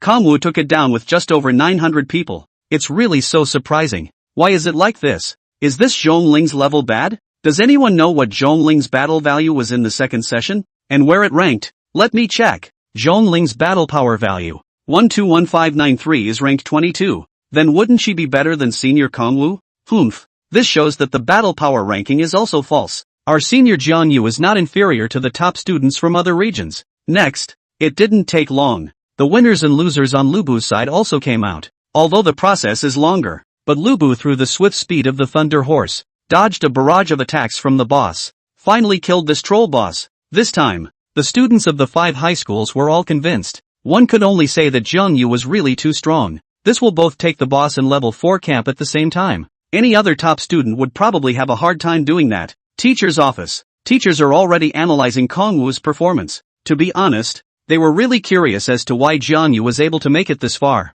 It puzzled them. Lu Yuza said, even if Jiang Yu's soldiers were all blue equipment, that would still be on the same starting line as level 4 trolls and thieves at most. Su Wanner shook her head. No, thieves don't always have such neat equipment. Otherwise they wouldn't be called thieves. Also, then look at it this way. trolls can't be all in full blue, but even so, the numbers aspect is still unexplainable. If you want to easily defeat 1,000 trolls, you need at least 2,000 soldiers to do it, right? There's only 900 people in Kangwu. Could it be that Jiang Yu has accumulated a lot of morale from his previous winning streak? Su Wan'er guessed. The live broadcast we saw didn't include all the footage. Perhaps Jiang Yu has already won many battles, and his current morale has reached a high level. Lu Yuza looked at Su Wan'er. Are you saying that Kangwu soldiers have high morale and that's why they were able to break out into a superb fighting force? Well, it's not out of the question. Land of Trials. When Su Haoyu saw the result, there was also a look of shock on his face. How can? He murmured,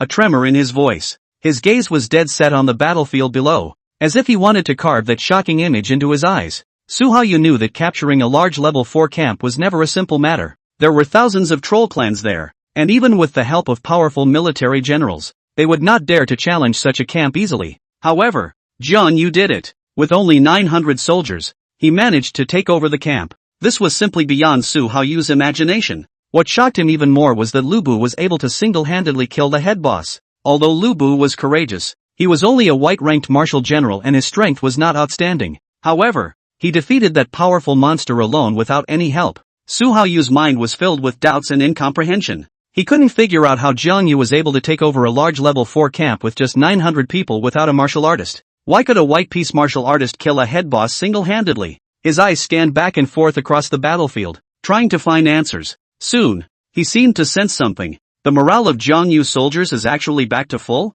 It was clear that he had just been through a fierce battle. It's also true that Jiang Yu has won several matches in a row. It's normal for his morale to be high, but when I think about it, before the fight started, the morale of Jiang Yu's soldiers was very high. Could it be that Jiang Yu used a morale scroll? He had watched the entire capture of the camp. After all, he wanted to make sure that the video footage from this side would make it back to Earth. So he's definitely seeing more than the viewers in front of the live screen. He was a little suspicious. Can you rely on a morale scroll to allow 900 soldiers to take down 1,000 trolls? To be honest, he wasn't so sure. However, the equipment of Kangwu's soldiers is really good. All blue products. In that case, the result in front of him does not seem to be unacceptable. But, Su Haoyu's heart was still a little hard. He was suddenly a little grateful. Luckily, Zhang Liang had gone to see how the other geniuses were doing. Otherwise, he'd be laughing in his own ear again. I'm sure. As soon as Su Haoyu heard Zhang Liang laughing, he wanted to punch him. But, on second thought,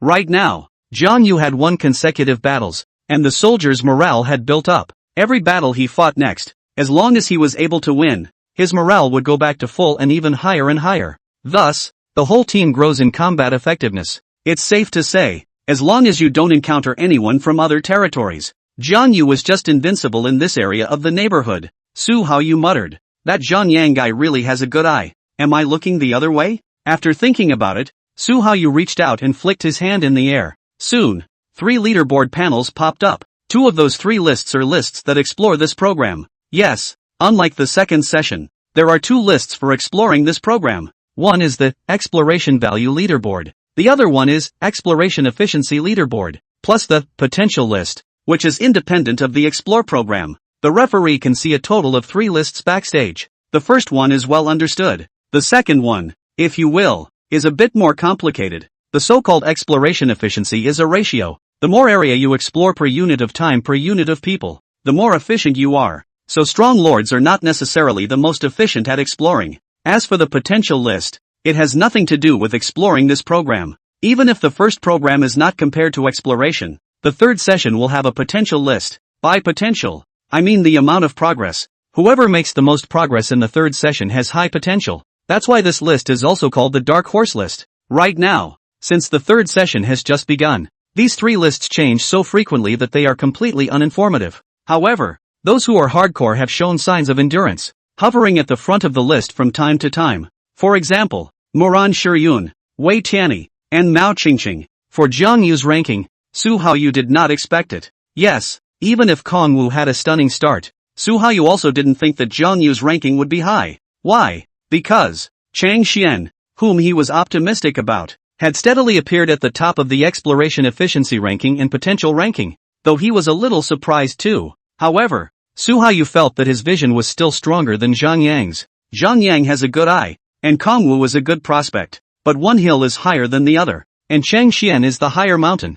From the start of the quest until now, Jiang Yu had taken several level 4 camps, 2 of which were large level 4 camps, also killed a chieftain class boss. Doesn't it look awesome? Available at Changxian is even better. He had consecutively taken down 4 large level 4 camps, killing 2 level 4 normal level bosses and 1 leader level boss. This is a big reason why Changxian is at the top of both lists. Why is Changxian able to do this? Because Changxian is crowded. He had 700 soldiers and 3 generals under his hand, and all 3 of them were yellow-ranked military generals. Of course, because of the series of high-intensity battles, Changxian's side had suffered some heavy casualties, and currently only 2,000 soldiers remained. But such heritage and strength are still not comparable to Jiang Yu. Thinking of this, Su Haoyu laughed out loud. If Jiang Yu met Changxian, Jiang Yu would definitely die. With 2,000 people and 3 military generals, storming Jiang Yu's 900 people and 1 military general would not be a problem at all. Of course, it wasn't easy to say when Jiang Yu would meet Changxian. Depends on how lucky Kangwu is. If he's lucky, he might not be able to touch it. That's all. The next period of time was relatively peaceful for Jiang Yu. Except for that level 4 chieftain class boss, Jiang Yu never encountered any more tough enemies or camps, so his field of vision was steadily expanding. But the expanding horizons will eventually lead him to encounter others. Guan Yu was leading his troops to clear a small camp when news came in from the scouts he had sent out at this time. Not far away, a fairly large contingent appeared. When Jiang Yu heard this description, he knew that he had met someone from another territory. It may or may not be a top student from another region. In his heart, Jiang Yu hoped that it wasn't, because those who weren't first-place winners were definitely going to be a better fight. However, if you do encounter the top student, it can't be helped. How many people are on the other side? Jiang Yu asked. The soldier replied, about 2,000. Jiang Yu frowned. 2,000. Well, now he'd made sure of it. Across the street is the scholar. Only the scholar has this kind of strength, having more than 2,000 soldiers as soon as the 3rd session comes up. 2,000? Kangwu looked at his team. There are about 900 left in their own ranks. Less than 1,000. But he's been on a winning streak for so many games. The team's morale is now high, and they don't need morale scrolls to recover immediately after the battle. Even more, the team's morale was now over the cap at 120 points. Gain an additional 20% battle power bonus. Combined with the battle spirit badge, the total battle power bonus reaches as much as 40%. A soldier with a 40% increase in combat strength. It is not a problem to deal with another soldier of the same level with 2 slashes. Of course, the morale on Changxian's side was probably not low either. But never mind. He still had the morale scroll on him. Don't forget that morale scrolls return morale that can exceed the cap. So if necessary, he can use the morale scroll. Humph. The first prize winner is it. All hands, form up and get ready to go. He wanted to meet this top student and see what level the other top students from other places were. Just as Kangwu had the men assemble the team, many people in Donghai City who were paying attention to Jiang Yu also saw this scene. To Jiang Yu, he didn't know which region's top student the enemy across from him was, but the audience, standing in God's view, can know all about it. It says it all on the live feed. Jiang Yu encountered the top scholar of the Su province, Changxian, and, in order to be able to let the audience see it intuitively, the comparison of the 2 sides' battle strengths was also clearly written on the screen. Jiang Yu, 900, 1 white-grade military general. Changxian, 2,000 men, 3 yellow-ranked generals. Such a stark contrast directly caused the audience in East Sea City to erupt into a tsunami of clamor. The pop-ups on the webcast, too, all just exploded all over the screen. Asterisk. Jiang Yu is finished. Asterisk. Why do all the other top students get to have so many soldiers? Whether it's from the Soviet province or whatever? This is what you don't understand. Right. Although we are the 4 major cities, the population is still not as large as the population of a province. Trial is the same. Asterisk. This isn't fair. How does this make Jiang Yu fight? Gotta. Just like last year, Kangwu is probably going to be eliminated as soon as the 3rd session comes up. Except for these netizens. The students and teachers of the 5th high school were also frowning. Actually encountered Changxian? This luck is also too bad, said Lu Yuza. While the vast majority of attention is focused on the top winners in each region, but in reality, nearly 700 new lords participated in the 3rd session, so the probability of the top students meeting each other is still very low. One could only say that Jiang Yu was indeed unlucky, running into the top student from another region right off the bat. As if comforting herself, Su Wan-er said, "It's fine, just take a detour. Jiang Yu only has 900 people, and if he leaves quickly, that Cheng Xian will have a hard time catching up, and the poor enemy can't be pursued. If he pursues with all his might, it's easy for Jiang Yu to find an opportunity to counterattack. However, the next thing they saw was that Jiang Yu took the initiative to bring 900 soldiers and sped towards Cheng Xian's direction. Seeing this scene, many people were stunned. Asterisk asterisk asterisk asterisk. What is Senior Jiang Yu thinking? Isn't this looking for death? 900 people volunteering to fight 2,000 people? Isn't that hitting a stone with an egg? There were also a lot of people on the internet calling Kong Wu stupid. They really didn't understand why Jiang Yu had taken the initiative to launch an attack. In this case, Cheng Xian's side had also gotten the news that there was a team on the opposite side coming towards his side. Land of Trials. Somewhere in a silent and solemn corner, a figure stood proudly. This is Cheng Xian, the first prize winner of the Suzhou province. He was tall and straight and looked fresh in short sleeves. At this moment, Cheng Xian led 2,000 soldiers and was striding forward on the vast wilderness of the trial land. The soldiers' pace is neat and tidy, and their momentum is like a rainbow, demonstrating their strong combat power. Suddenly, a scout sped in with a surprising piece of news. A group of 900 men was heading towards here from the opposite side, and the man at the head was only a military general. Cheng Xian frowned at his words. One military general and 900 men? Interesting. He should have met some newbie lord. It just made him wonder why the other party didn't run, but took the initiative to come towards himself. Don't mind them. Keep moving. Cheng Xian gave a cold shout. He would like to see what kind of person dared to look down on him so much. The 900 people in the district also dared to take the initiative to welcome them. Let's see how his 2,000 men swallow up all 900 of them. In this case, the viewers in front of the live streaming screen saw Jiang Yu and Cheng Xian's men converge into one place, but the next scene shocked them once again. Because Jiang Yu didn't seem to say anything, he directly let the soldiers under his hands launch a charge. The 900 soldiers, led by Lubu, were valiant and took the initiative to kill towards the 2,000 enemies on the opposite side. The students of the 5th high school were stunned. Holy, don't they even say anything to each other? Yeah, you often see two armies yelling at each other in front of the battlefield in TV dramas. Don't believe the TV show. Even if you were to talk,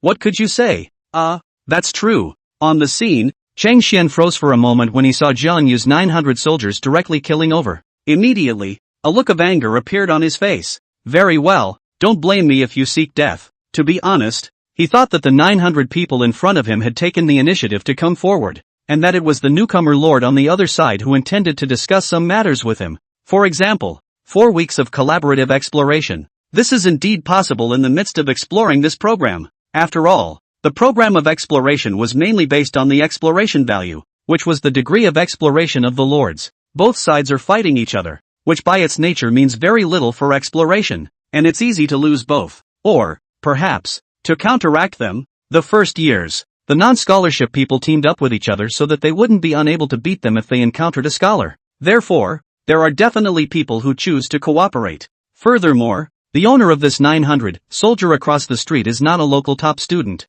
just someone in the top 20 of the local rankings. He saw that he was the top student and decided to submit himself and join his camp. So that's why this came forward. Cheng Xian thought that would be the case. Unexpectedly, the 900 people across the street are coming straight for the kill. Toward his side 2,000 people killed. Cheng Xian gave an angry laugh. He had thought the world could not be so stupid. But seeing it today really opened his eyes. Just as well. Since you want to find death so badly, don't spare any of them. Kill me. Accompanied by him raising his sword and bellowing, the 2,000 soldiers under his hand, as well as the 3 military generals, all killed together. Cheng Xian glanced at the attributes of the 3 military generals under his hand. Zhuozhi, Force 77. Command 79. Politics 72. Intelligence 65. Hao Lei, Force 80. Command 69. Politics 67. Intelligence 49. Wen Junyi, Force 79. Command 75. Politics 33. Intelligence 70. These were the attributes of 3 of their own yellow-ranked military generals.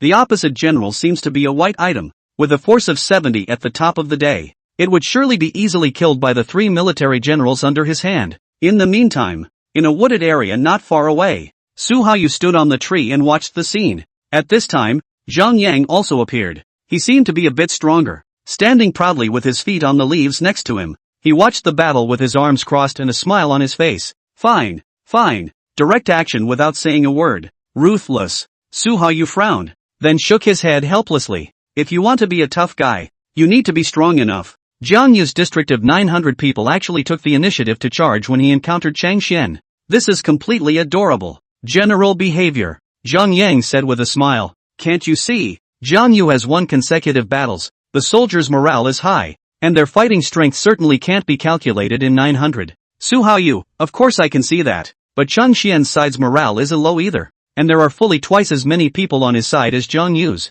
and as many as 3 military generals. Jiang Yu can't win this battle with morale alone. The narrow way is the best. Just watch and see, Zhang Liang said. Huo Yu didn't say anything. Of course he's going to watch, and he'll watch the whole thing. However, he didn't think that Jiang Yu could win the battle with 900 soldiers. In this case, Jiang Yu's 900 soldiers had already mixed with Chang Xian's 2,000 soldiers. Both sides struck each other with iron gorges. The war drums shook the sky, and the air was thick with the smell of smoke and blood. In the whirlpool of this melee, Lubu was riding the thunder horse, holding the Ganlan halberd, like a tiger descending from the mountain, killing the Process Xian 2,000 soldiers in the group. Chang Xian's 3 yellow-grade martial generals quickly killed over. However, Lubu was fearless and fought 1 against 3 with ease, only to see that every swing of his Ganlan halberd was accompanied by a thunderous momentum that shook his opponent back and forth. Gradually, the two sides were at a standstill for a while, and the soldiers' side of the battle, too. Although the number of soldiers on Jiang Yu's side was relatively small, but for some reason, their wariness was high. For a while, there was a stalemate. Seeing this scene, Huo Yu immediately frowned. 2,000 people can't take 900? This scene simply defies common sense. More than 2 times the number of people, and both sides have the same rank. Why can't we get it? Zhang Liang smiled. I've said it all. Soldier morale is high. Things are different, Huo Yu said. Then wait for morale to be demoralized. Without morale, Jiang Yu's soldiers will be drowned out by Chang Xian's soldiers sooner or later, Zhang Liang said. Then we'll have to see whose morale gets sapped first. It's true that morale is constantly depleted in battle, especially a stalemate fight. In fact, to be truly honest, the morale on Jiang Yu's side wasn't too far off from Chang Xian's side. Maybe Kong Wu's side is slightly higher, but not by much. Moreover, for Jiang Yu, even if his morale was really sapped, he still had the morale scroll in his hand, so he's not afraid in any way. In this case, the battle continues. On the chaotic battlefield, Lubu's offense became more and more powerful. On Chang Xian's side, the 3 yellow-grade martial generals joined forces to resist though. However, under Lubu's fierce attack, it still gradually showed its defeat. In the end, the general on Chang Xian's side, Zhuo Ji, made a mistake and was picked off by Lubu. The other 2 were taken aback, but they were also quickly struck through the chest one by Lubu. That's all. With his amazing martial arts skills, Lubu decapitated Chang Xian, the 3 yellow-ranked martial arts generals, in a very short period of time. Along with the fall of the military generals on Chang Xian's side, the atmosphere on the battlefield reached a climax. The soldiers on Jiang Yu's side were greatly demoralized. Chang Xian, who was located at the back, witnessed all of this. His originally proud and complacent face had now turned pale, and his eyes were filled with unbelief. He stared blankly at Lubu's invincible figure on the battlefield, and an unprecedented fear welled up in his heart. He had never imagined that there was such a courageous person in this world who could turn the tide of battle with his own strength. At this moment, Chang Xian finally understood why the opposite side dared to rush up without saying anything. This white character martial general on the opposite side has a cat. Judging from the force he displayed, his force value was definitely above 80, no, 90. Otherwise he would never have been in a pick 3 situation. He also killed his 3 yellow-ranked military generals with such ease. Huo Yu, who was far away, was also dumbfounded by the sight. He had originally only come here with the mindset of watching the battle, but I didn't expect to see such a shocking scene. Lubu's fighting prowess far exceeded his imagination, which made him begin to doubt his previous guesses. Could it be that this Lubu was able to beat that level 4 troll boss not because of good equipment, and because he has a high force value? But, why? Isn't he just a white product? And what shocked him even more was that the soldiers on Jiang Yu's side had high morale, as if they were empowered by some mysterious force, and their fighting strength was exceptionally amazing. As time passed, Chang Xian's 2,000 soldiers even gradually showed their defeat and began to rout. How can this be? The morale and battle strength of Jiang Yu's side are not equal at all. Huo Yu was horrified. Although increased morale can increase combat effectiveness somewhat, but the soldiers on Kong Wu's side seem to have much more increased fighting strength than morale. Why is that? Zhang Liang also narrowed his eyes. Although he was optimistic about Jiang Yu, he honestly didn't anticipate this scene. Could it be that? But don't wait for Zhang Liang to think more. On Chang Xian's side, he finally made the counterattack he deserved. Damn it, don't think you can beat me like that. All hands, kill 1 enemy soldier and reward with 100 coins. Kill 10 enemy soldiers, rewarded with 5,000 coins and promoted to centurion. He went so far as to try to rely on heavy rewards to forcefully pull the morale of his soldiers. Indeed, it has been done in the past. However, there are risks involved in doing so. If afterwards the Lord is unable to fulfill the promised reward, then the soldiers could easily rebel. After all, the vast majority of people's territories are short of money at the moment, so heavy rewards to pull morale have to be measured. But Cheng Xian couldn't do anything about it. If he can't win this fight, then he's done for. But, even if this is done, the increase in morale is limited. So Cheng Xian's purpose is not here. His purpose, primarily, was to unleash his gift. Lord's Manifesto, Cyan Perfection make a variety of different types of manifestos, increasing the effect of the manifesto by 100%. This talent has many uses. For example, if he makes a declaration to the inhabitants of his territory encouraging them to labor, then the inhabitants of his territory will work harder than normal. Right now, he made a morale-boosting declaration to his soldiers, so the morale increase that his soldiers received would also be 100% more. This talent wasn't a very high grade, but it had a wide range of uses. Cheng Xian could still be of no small use if he knew how to utilize it, but in the case of the battle at hand, he could only use it to boost morale. It had to be said that Cheng Xian's talent was still useful. The morale of the soldiers under his hand was quickly lifted, and the boost is pretty huge. Originally, after a series of fierce battles, plus 3 military generals were unexpectedly killed by Lubu. The morale of the soldiers on his side had long been less than half, but when Cheng Xian messed up like this, the morale of these soldiers of his suddenly increased by a full 40 points. If you don't activate your talent, you'll be able to raise your morale by 20 points and that's about it. Next, as Cheng Xian's impassioned declaration echoed across the battlefield, it was as if the soldiers under his command were infused with new vigor. The morale index skyrocketed, soaring 40 points in a short period of time. The situation that had been slightly declining was suddenly and gradually brought back. Those soldiers of his rekindled their fiery fighting spirit, and their steps became firm and powerful, as if an unstoppable force was pushing them forward to kill the enemy. When Jiang Yu saw this, he immediately frowned. Could this be Cheng Xian's talent? As expected, each lord's talent was different and strange. However, when the opposite side's morale rose, his side looked a bit overwhelmed. Originally, his side was at a disadvantage in terms of numbers, and if his morale was no better than the other side's, then I'm afraid that this battle would be a bad one. Jiang Yu didn't hesitate for too long, knowing full well that he had to react quickly at this moment. He then reached into his pocket and pulled out a 1,000-sized morale scroll. You raise your morale, I'll raise mine, let's see who gets the last laugh. Jiang Yu mumbled in his heart and quickly unrolled this scroll. Instantly, a powerful energy fluctuation spread out as the scroll unfolded. The soldiers on Jiang Yu's side felt this energy and their morale soared once again. Their eyes glittered with determination, and their chests surged with surging battle intent. On the battlefield, the morale of the soldiers on both sides reached its peak and the fight became more intense. Since Jiang Yu had used the morale scroll on his side, Cheng Xian was naturally able to detect the fluctuations brought about by Jiang Yu's use of the prop. Cheng Xian's face immediately turned pale, because Jiang Yu used the props. He recognized morale scrolls. It's just that the morale scrolls he's seen before, all of which were used by 100 people, weren't very useful to him at all. And what Jiang Yu used was actually a 1,000 person scale scroll. In this instant, the morale of all of Jiang Yu's soldiers returned a full 60 points. It directly surpassed the 40 points on Cheng Xian's side. Damn it, how did he get a 1,000-person scale roll? Damn it, once he uses the scroll, won't I lose then? I'm at my wit's end. I have no means left. At this moment, Cheng Xian felt despair. How? Clearly he had the full advantage at the start. How did it turn out like this in the blink of an eye?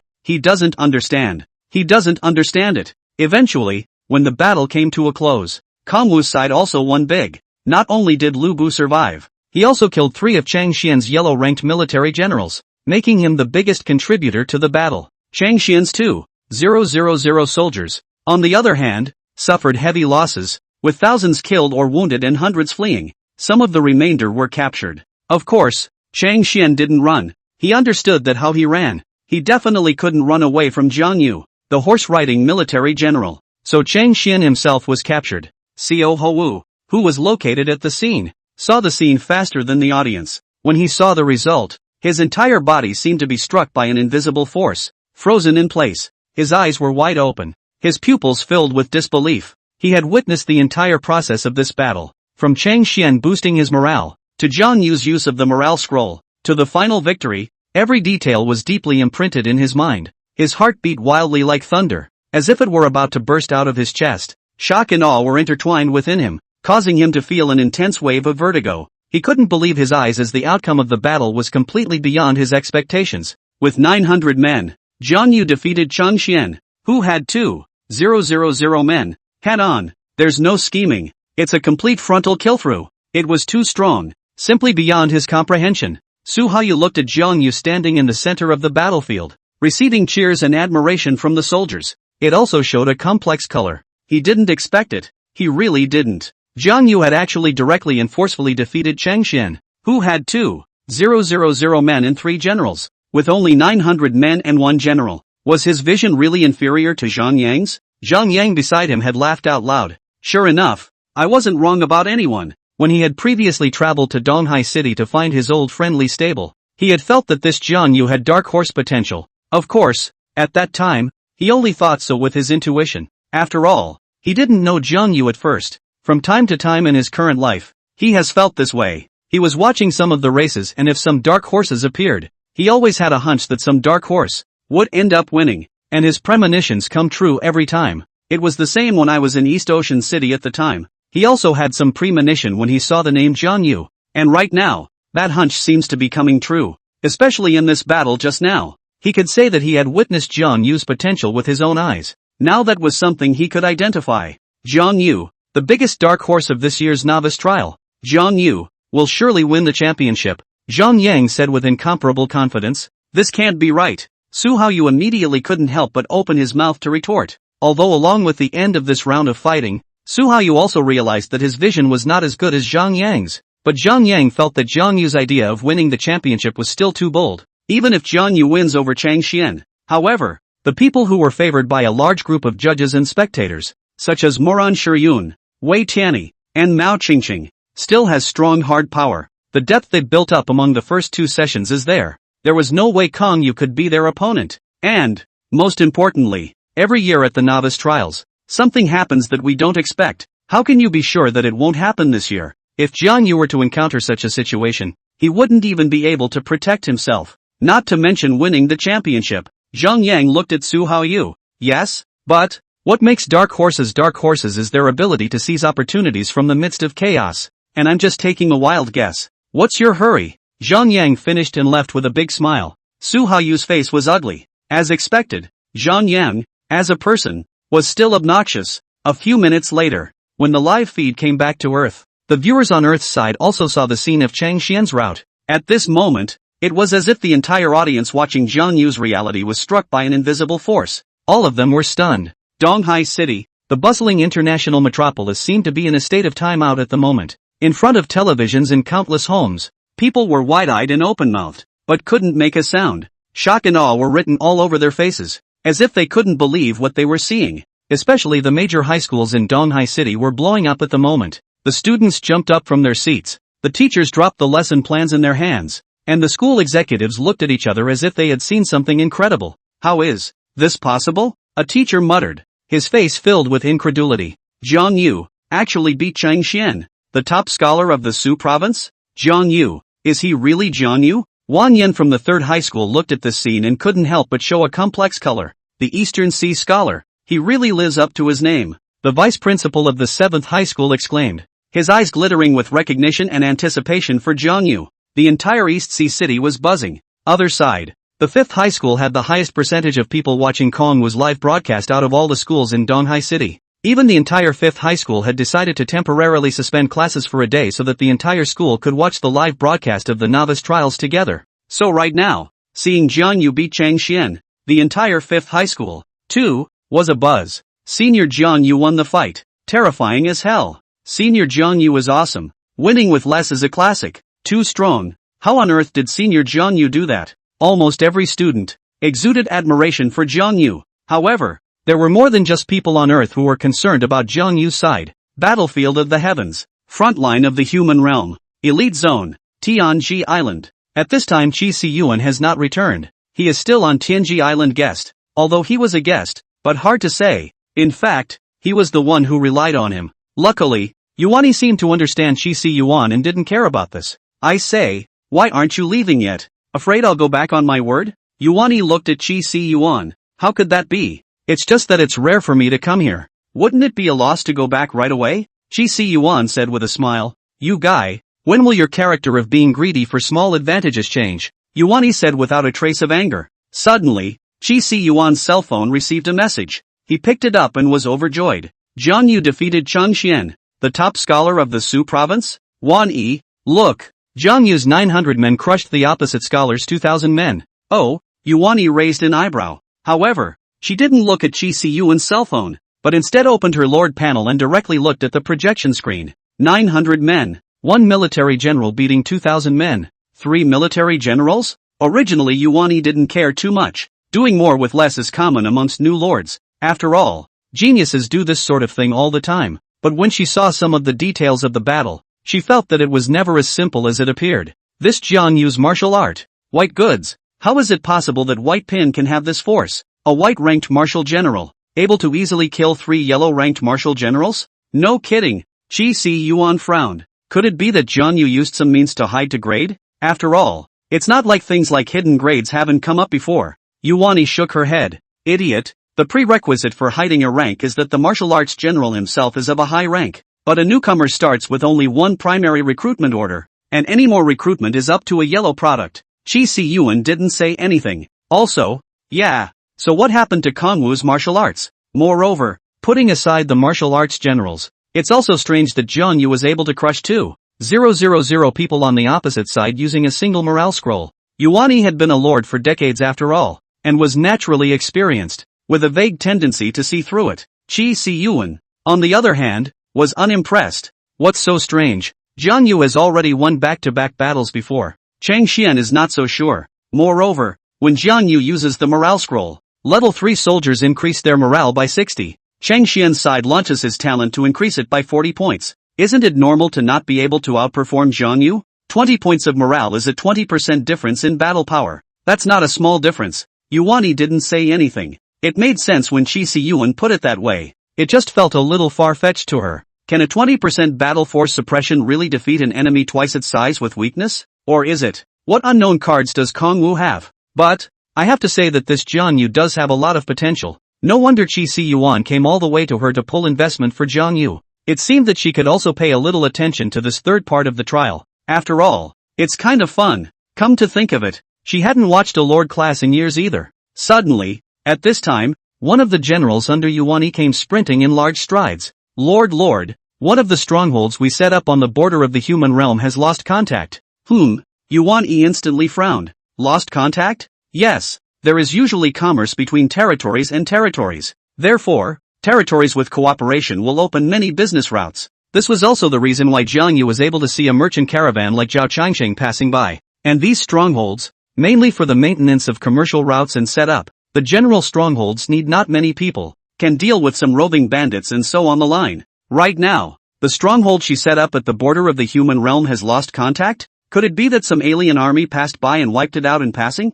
Yuan Yi didn't care too much. You lead 10,000 men to go and see. Investigate the cause and re-establish a stronghold along the way. Yes, my lord. Then the military general retired. The entire process seemed as if it was no big deal at all to Yuan Yi. However, Qi Si Yuan, who was next to him, saw this and marveled. That martial general just now is Long Broken Cloud of the Great Kai dynasty, right? He's also a little famous in history, because this world was different from the world before Kongwu crossed over. So the history is different. The Daqi dynasty was a famous dynasty in history, and Long Jianyun was also a particularly famous military general of this dynasty. As far as Qi Si Yuan's estimation was concerned, this dragon-breaking cloud was feared to be of epic-level quality or above. Yuan Yi snorted coldly. Who told you not to be a lord? If you were a lord, you would be able to meet more historical figures. Qi Si Yuan immediately snapped and didn't dare to speak. This was how Jiang Yu's defeat of Cheng Xian came to a temporary end. However, the fallout from this incident is still in play. A lot of people, on the hot seat, saw the news about this event. Donghai Scholar beat Su Provincial Scholar, hot. Although the heat and rankings weren't very high, this was the first time Kongwu had appeared on a hot search. Jiang Yu, this name, also began to gradually known to people. Land of Trials. After defeating Cheng Xian, Jiang Yu also immediately had his men take inventory while cleaning up the battlefield. Although he had beaten Cheng Xian, To be honest, the casualties were still high. 200 or 300 casualties left him with only 600 available soldiers on hand at once. In addition to having the injured soldiers treated in place, Jiang Yu also asked Lubu to interrogate the captured soldiers. This time, Cheng Xian's 2,000 soldiers were wiped out by more than 1,000, and the rest either fled or were captured. Jiang Yu is in desperate need of additional personnel, so he tells Lubu to interrogate the captured soldiers. If you're willing to join, you can live, otherwise you'll just be chopped up. It had to be said that when these captured soldiers saw a tall-bodied military general like Lubu, they were all shocked by his aura. Combined with the might that Lubu had displayed, the vast majority of the soldiers chose to surrender. This was actually expected by Jiang Yu. It was hard to say what loyalty they, the soldiers of the new lords, had at the moment, especially when they had suffered a defeat. If Kongwu suffers a defeat, there will surely be a lot of people surrendering to the opposite side as well. But Kongwu didn't care about that, as long as these soldiers didn't surrender on weekdays. As for losing battles, just keep winning? So it was that fully 300 captured soldiers defected. With this, Jiang Yu's team was once again restored to over 900 people. Of course, there were other things they captured, like equipment. Only, as of now, Jiang Yu's team's equipment was basically all blue items. Even if Cheng Xian's side was also a blue product, the quality was all the same. So these harvests would not allow Jiang Yu's team to gain an increase in battle power. Thus, in order to truly get the rewards of this battle, Cheng Xian's territory had to be captured. He came to Cheng Xian and asked, "Where is your territory?" Cheng Xian also had a complicated expression when he saw Jiang Yu at this time, because he didn't expect that a small Eastern Sea scholar would actually be able to crush his main force head-on. "You don't want to know," Cheng Xian said with an ugly face. "Well, what a pain in the ass." Kongwu scratched his head. In the second session, there were still quite a few people who were willing to voluntarily open the gates of their territories for him to occupy, such as Huang Ziyuan, but the third link is harder. After all, they're all top-notchers, and top-notchers have top-notchers' pride. And to be honest, it was hard for them to get to this point of being the top student, and they were definitely not happy to be eliminated just like that. But whether he was willing or not, Jiang Yu had to occupy Cheng Xian's territory. Otherwise Cheng Xian's territory would interfere with his exploration. "If you won't tell me, then I'll find it myself." To be able to encounter Cheng Xian here, it was evident that Cheng Xian's territory was not far from here. Next, Jiang Yu advanced all the way according to the direction Cheng Xian had come from, while releasing a considerable number of scouts to scout around on horseback. Alternatively, he traveled directly to the high ground to make his observations. Finally, Jiang Yu saw Cheng Xian's territory. At this moment, Cheng Xian couldn't tense up, and he wailed incessantly, I don't want to be eliminated. Jiang Yu, what are the conditions we can talk?" Originally, it was so hard for him to become the top student. Even if he couldn't get first place in the next third session, as long as he could live through it, then he could still head to the genius area of the battlefield of the heavens and compete with the geniuses of all races. But I didn't expect that he would actually fall in the gutter today. How does that make him acceptable? Jiang Yu, on the other hand, ignored Cheng Xian. The resources of Cheng Xian's territory were the most important. Just in time to show you the portable ladder designed by Lupin. Previously, when Jiang Yu swept through the third region, Wang Yan's and their territories, he relied on the siege vehicles and portable ladders designed by Luban. Lupin's siege wagons don't get out much for exploring, but portable ladders are still easy to carry. Jiang Yu's team then carried some, as he felt sure that he would come across other people's territories while exploring. Only, he didn't expect that he'd come across the scholar's territory right off the bat. Next, Jiang Yu asked Lubu to lead more than 900 people under his hand to attack Cheng Xian's territory, mainly utilizing Lu Ban's ladder as the siege equipment. Although Cheng Xian's territory is not small, due to the fact that Cheng Xian's territory is only guarded by 300 people, it can't hold back the attack from Jiang Yu's side. Of course, Cheng Xian's territory possessed 20 to 30 archery towers, making it troublesome to fight. Therefore, Jiang Yu used the strategy of single-point breakthrough so that he could avoid casualties to the greatest extent possible. Thus, Cheng Xian's base camp was occupied by Jiang Yu. At the same time, this officially declared that Cheng Xian was eliminated by Jiang Yu. And this time, Jiang Yu's hot search once again rubbed up, and the heat went straight to the top 10 of the whole network. Donghai Scholar eliminates Su Province Scholar, boiling. 900 men against 2,000. A white general with 1 cut and 3 cuts, hot. The first eliminated first prize winner, boiling. All of a sudden, several hot searches related to Kong Yu appeared at the same time, and it went straight to the top of the charts. Seeing these hot searches, viewers across the country were forced to start investigating Jiang Yu's origins, as well as his past battle results. Because Jiang Yu was previously unknown, No one knew him at all. What is this Jiang Yu's origin? 900 men crushing 2,000? Awesome. Could it be that this Jiang Yu is this year's dark horse? The internet is full of such and such arguments. Meanwhile, a university-affiliated high school in the capital, located in the middle of the bustling capital city. This high school's ancient and stately architecture contrasts sharply with the modern buildings around it. The tall school gate looms large, as if guarding this holy land of knowledge. The name of the school, set in gold on the lintel, gleamed in the sunlight. Right now, along with the trial came the third session. The attention on this school has skyrocketed. The reason is simple. Moran Shiyun, who is currently being touted as the most likely candidate to take the national top spot, is from this school. At this time, the principal of this school, Wei Ming, was sitting in his office. His eyes were glued to the hot list on his computer screen. When he saw topics such as East China Sea scholar eliminating the top scholar of the Soviet Union, he immediately scoffed. Jiang Yu?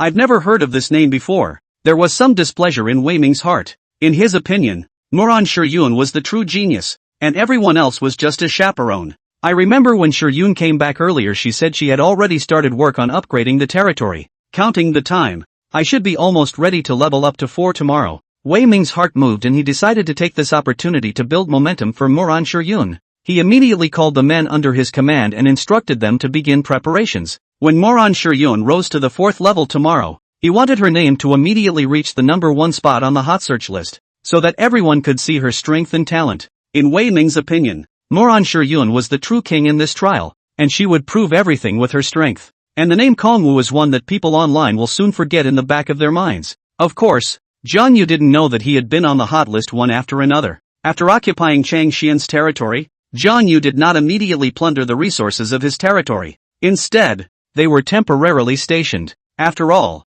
there's no better place to rest in the wilderness, and there were barracks in Chang Xian's territory. It is also convenient for soldiers to heal and rest here. After completing his rest, Jiang Yu first consolidated the population and soldiers of Chang Xian's territory. There weren't many soldiers defending Chang Xian's territory, but they were still captured by dozens. Under the coercion of Lubu's might, dozens more chose to join. With this, Jiang Yu's number of soldiers once again exceeded 1,000.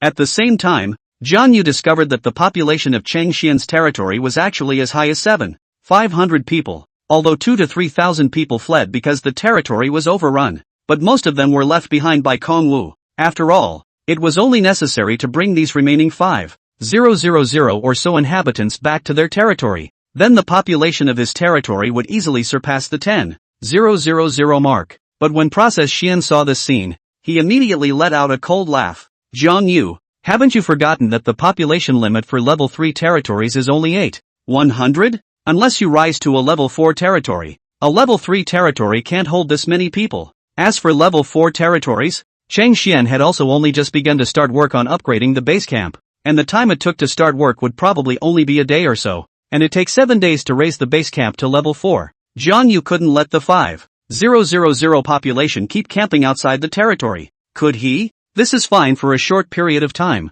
but over time, they can all run away. However, Jiang Yu was unimpressed by Chang Xian's questioning. Looks like I have to show you my territory before I can do that, Jiang Yu said with a smile. Next, he first plundered all of Chang Xian's territory, then took stock of the resources harvested. It seemed to be because Chang Xian had only just moved to upgrade the base camp not long ago, so the vast majority of resources can be recovered. After counting, plundering Chang Xian's territory gave him a total of 153 units of wood, 118 units of stone, 573 units of food, 785 units of iron ore, and 170 units of coins. It must be said that Chang Xian deserved to be the top student. That's quite a lot of resources to harvest. Although the amount was not as much as the amount of resources harvested from the Stone Spirit Clan's territory, but it's quite a lot. You should know that the Stone Spirit Clan's territory was a solid level 4 territory,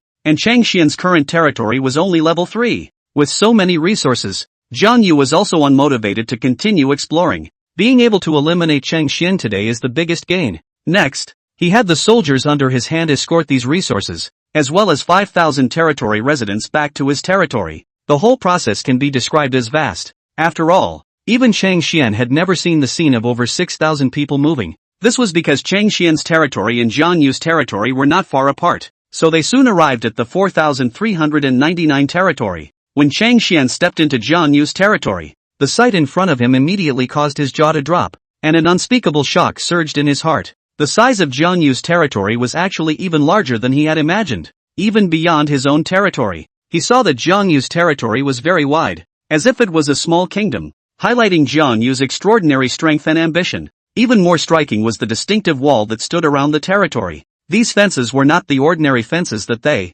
the newbie lords, had built. Chang Xian couldn't see anything special about the design of the fence, but he could sense a flavor of intrigue in it. Behind the wall, there were even more than 50 archery towers towering. These archery towers were tall and imposing, more refined and advanced than ordinary archery towers. The towers seemed to be equipped with special weapons that give it a longer range. With that, Chang Xian looked around. After his estimation, Jiang Yu's territory was roughly 25 by 25 in size, and his territory is just 19 by 19. At this instant, Chang Xian developed an unparalleled sense of frustration. Unexpectedly, his territory was actually inferior to Jiang Yu's. His battle value was clearly higher than Kong Yu's. However, he also understood that his high battle value might just be due to his high number of soldiers and generals. Is it useless to rely solely on the number of people? He was lost in thought. However, next, as he kept going deeper and deeper into Jiang Yu's territory, his entire body froze, because Kong Wu's home base is moving. And,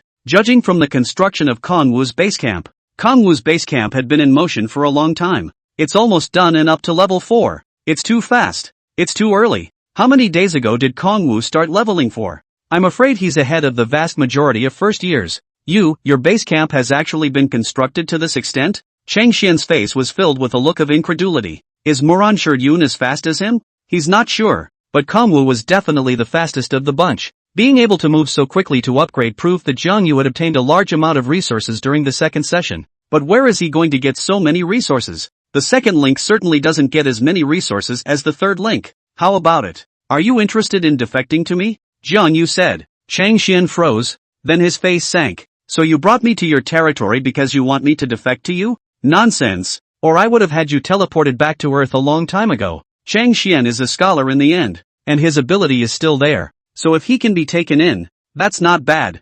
Chang Xian didn't really know how to answer better for a while. He had been eliminated anyway, and it would be too much to return to Earth just like that. Can you let me think about it? How about I help you manage the territory for now? And if you rank high, then I'll sign the agreement? Chang Xian thought about it and said, if he hadn't come to Jiang Yu's territory, he definitely wouldn't have agreed. However, he saw that Jiang Yu was about to ascend to a level 4 territory and felt that he had hopes of fighting against Muran Yun, so he thought it would be good to defect to him. But he's also worried that Kong Wu will be eliminated in the third session, so a compromise was proposed. Good, there are other people in my territory. I'll introduce them to you, Jiang Yu said. But when he thought about it carefully, he realized how the ones who defected to him were all male, lean, not even a girl. That won't work. When he takes the national title, he'll have first pick. He's going to pull all the good-looking girls into his territory. After all, in the battlefield of the heavens, he had to face the 10,000 races, 10,000 races,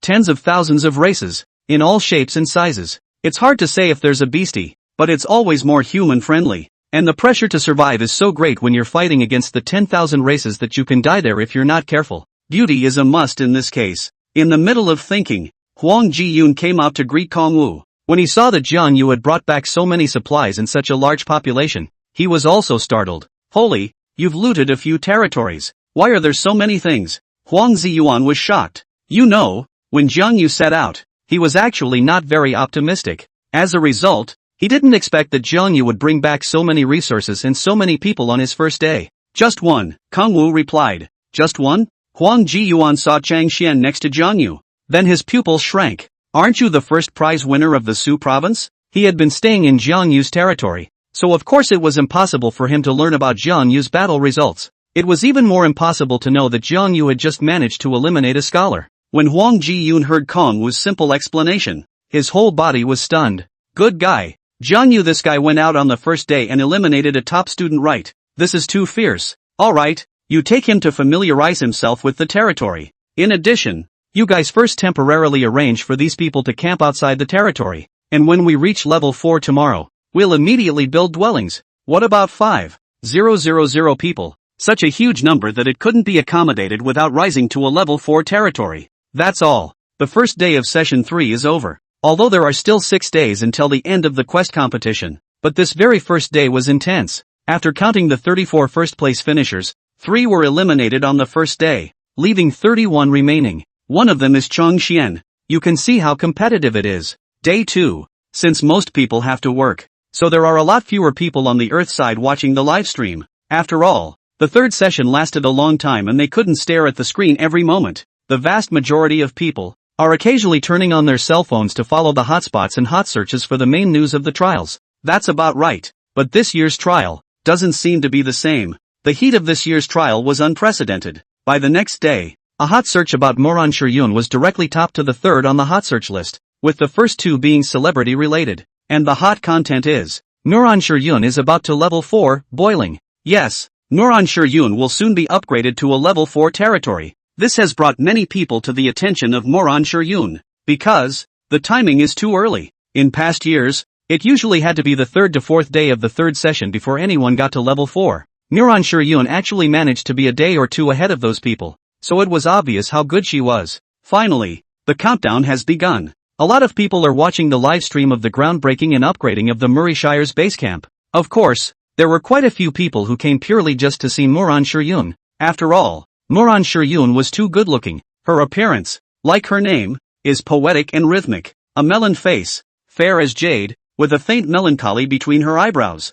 Those bright eyes, like the brightest stars in the night sky, sparkled with wisdom and spirituality. Of course, the most unforgettable thing was her slender figure. She was curvaceous and her bosoms were huge. The waist was as slender as a willow, swaying in the wind. Mesmerizing. Still, as the countdown ended, the men's attention was drawn to the completed base camp. The main building of Moran Shiryun's base camp was tall and grand, with delicate patterns carved on its ancient eaves. Surrounded by emerald green lawns, flowers and plants compete to form a colorful sea of flowers. The breeze is soothing, and the flowers are so fragrant that it's refreshing. Moran Shiryun's base camp successfully raised to level 4. The live broadcast pop-ups immediately filled the screen. Asterisk asterisk asterisk asterisk breaks the record. Moran Shiryun is awesome. This little sister is so cute. This year's national top student is probably her. Wei Ming, the principal of Moran Shiryun's high school, was also watching the scene. He grimaced. Great, that's it. He wasn't building up Moran Shiryun's momentum for no reason. Although Moran Shiryun comes from a bookish family, her family is honestly not strong. It's no match for the big families with resources at their fingertips. So he had to think about Moran Shiryun's future. The reason for creating momentum now is to allow her to raise her popularity, so that when she arrives at the battlefield of the heavens, there will be many people investing in her. However, just at this time, another hot search appeared and directly crushed Moran Shiryun's hot search as soon as it appeared. The 2 big scholars are level 4 at the same time, boiling. Seeing this hot search, Wei Ming froze. Level 4 at the same time? Who's so great? Wei Tianyi? Mo Qingqing? In Wei Ming's opinion, only these 2 people are qualified to compete with Moran Shiryun. Next, he clicked in and looked, but the results surprised him. Kongwo? He saw a screenshot that showed the situation of the base camp of Jiang Yu's 4399 territory. Jiang Yu's base camp, surprisingly, had also risen to level 4, almost at the same time as Moran Shiryun. He had risen to level 4. He instantly recalled the hot search he saw yesterday of Jiang Yu eliminating Cheng Xian. At that time, he was still disdainful of Kongwu. As a result, today, Jiang Yu and Moran Shiryun simultaneously rose to level 4. In other words, Jiang Yu, a newcomer lord who had never heard of him before. Again, a strong competitor to Inklingshire. Wei Ming's face was a little hard to see. Originally, he had asked people to create momentum in order to increase the popularity of Moran Shiryun. As a result, now that Jiang Yu has risen to level 4, this heat has immediately been divided up quite a bit. There's a sense of doing someone a favor. This Jiang Yu, just what kind of person is he? Wei Ming frowned. A whole bunch of people on the internet are wondering the same thing. Moran Shiryun they knew more or less, but this Jiang Yu, who is he? I can't believe I was able to level up to 4 at the same time as Moran Shiryun. Meanwhile, in East Ocean City, the 5th high school, I knew Senior Kongwu was the best. Ha ha, great god Jiang Yu is now on the same starting line as Moran Shiryun. Rush rush rush. Better rush to the top of the hot search. Many students cheered. In fact, at the time most people were paying attention to Moran Shiryun. There were also a small number of people in Donghai City who were paying attention to Jiang Yu. They knew that Jiang Yu's base camp would soon be upgraded to level 4. However, because Jiang Yu was currently only somewhat famous within the East Sea City. So at first, it was hard for news about him to storm the Hot 100, but as his territory rose to level 4, he was like glowing gold, and eventually no one could stop him from glowing on the Hot 100. At this moment, the students of the 5th high school were all energized. Senior Jiang Yu was strong. That said, who knows the exact time they rose to level 4? They couldn't have just gotten to level 4 at the same time, could they? It's hard to say. The images we receive on Earth have a significant delay, and the time it took to transmit the image back from Senior Jiang Yu's territory might not be the same as the time it took to transmit the image back to Earth from Muran Shurian's side, so we can only roughly assume that they both rose to level 4 at the same time. Many students are discussing it. So did Su Wan-er, Jiang Yu's homeroom teacher, to actually be upgraded at the same time as Muran Shurian? Could it be that our 5th high school is really going to be famous this year? She felt like she was dreaming. Yeah, now I'm afraid we're completely unable to predict what Jiang Yu will do next. Lu Yuza said. Jiang Yu's performance had far exceeded their imagination. Land of trials. Jiang Yu of course didn't know the reaction from the Earth side. At the same time as the territory rose to level 4, he also received a message from the Heavenly Tao. Congratulations, your base camp has been successfully upgraded to level 4. From now on, you can build infrastructure such as basic quarry, basic tavern, basic healing clinic, and basic tailor shop, and you can upgrade the infrastructure to level 4. From now on, you can build landscaping facilities such as paths, statues, gardens, ponds, gazebos, etc., and you can upgrade these facilities to level 4. Your territory's population limit increased to 25,600. From now on, the probability of your territory attracting stragglers, refugees or other residents trying to migrate is further increased. And, from now on, passing caravans will be attracted to your territory. And when they come to your territory, you can trade with them. Of course, it's possible that larger bandits will be attracted to the area. So please pay attention to the defense of your territory. Your territory has taken a whole new step. So keep up the good work. Is there a new landscaping facility this time? Guan Yu muttered. Yes. Level 4 can be considered a fresh start. This is one reason why every year, in the 3rd session of the trials, there is a magnificent competition. It's because level 4 territories will add landscape-type facilities for the first time. The aesthetics of the territory are still important. There used to be lords who were scruffy in reality, scruffy when they got to the battlefield, and built even scruffier territories. This led to his territory's soldiers and residents not being able to stand the territory's environment and gradually running out. So in order to get new lords to focus on the appearance of their territories, there must be a gorgeous contest in the 3rd round. This is the reason why all the other contests in the 3rd session are randomly selected and only the Magnificence contest is a must-have. Looks like it's time to get ready for the gorgeous contest. Although there are still 6 days left in the discovery program, but Kangwu likes to save for a rainy day. But this aspect could only be left to Huang Ziyuan and Cheng Xian. That was a big reason why he invited Cheng Xian. After the territory is up to level 4, there will definitely be another big build-up. Huang Ziyuan may not be able to keep himself busy on his own. That's why he invited Cheng Xian. It wasn't that he thought Cheng Xian was bullish. He just had a hunch that the territory might be very short-staffed next. The next few days, Jiang Yu was all about bringing people to explore the surrounding area during the day. If he found other people's territories, then he would just go and attack those people's territories. As for his own territory, it was managed and built by Huang Ziyuan and Cheng Xian together. The first step was to expand the fence and increase the size of the territory. Then build residential homes and find a way to absorb the 5,000 people from Cheng Xian's territory. Finally, there is the construction and upgrading of buildings. Build the buildings that haven't been built, such as quarries, taverns, and healing houses. Then upgrade the buildings that were constructed as well as the ones that were already there. The resources spent on this wave of processes could be said to be quite a lot. And even the resources plundered from Cheng Xian's territory would soon not be enough. It was a good thing that Jiang Yu always managed to loot back a lot of resources every day.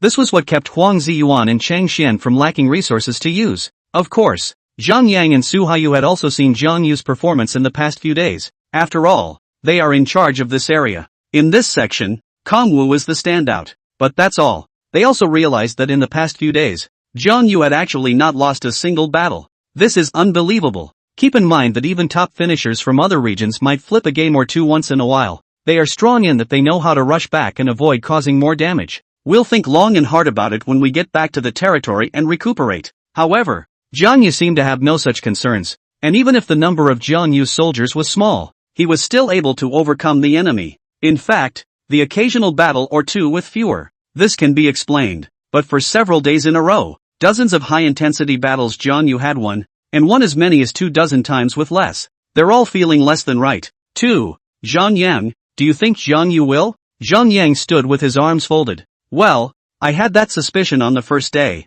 and sure enough, it was on him. There should be a relic that can enhance a soldier's battle power. Hearing Zhang Liang's words, Su Haoyu's entire body was also in disbelief. How can that be? The Novice Lord Trials. There has always only been a possibility of obtaining relics in the third session, and not every year. Although there are censors, supervisors, and referees responsible for the behind-the-scenes control of each of the three parts of the trial. But the truth is, even with these people around, there is still no guarantee that accidents won't happen, because this isn't some virtual game, after all, and it's impossible to have 100% control over the whole picture. Take for example something like a replica, where all the environments are real alien worlds. If you die in there, you're really dead and no one can save you. So even during the trial, there are quite a few parts of the process that the censors, supervisors, and referees cannot control. It is because of these uncontrollable trial contents that new lords can gain unexpected rewards from them. That relic of Jiang Yu is the best example. But, even so,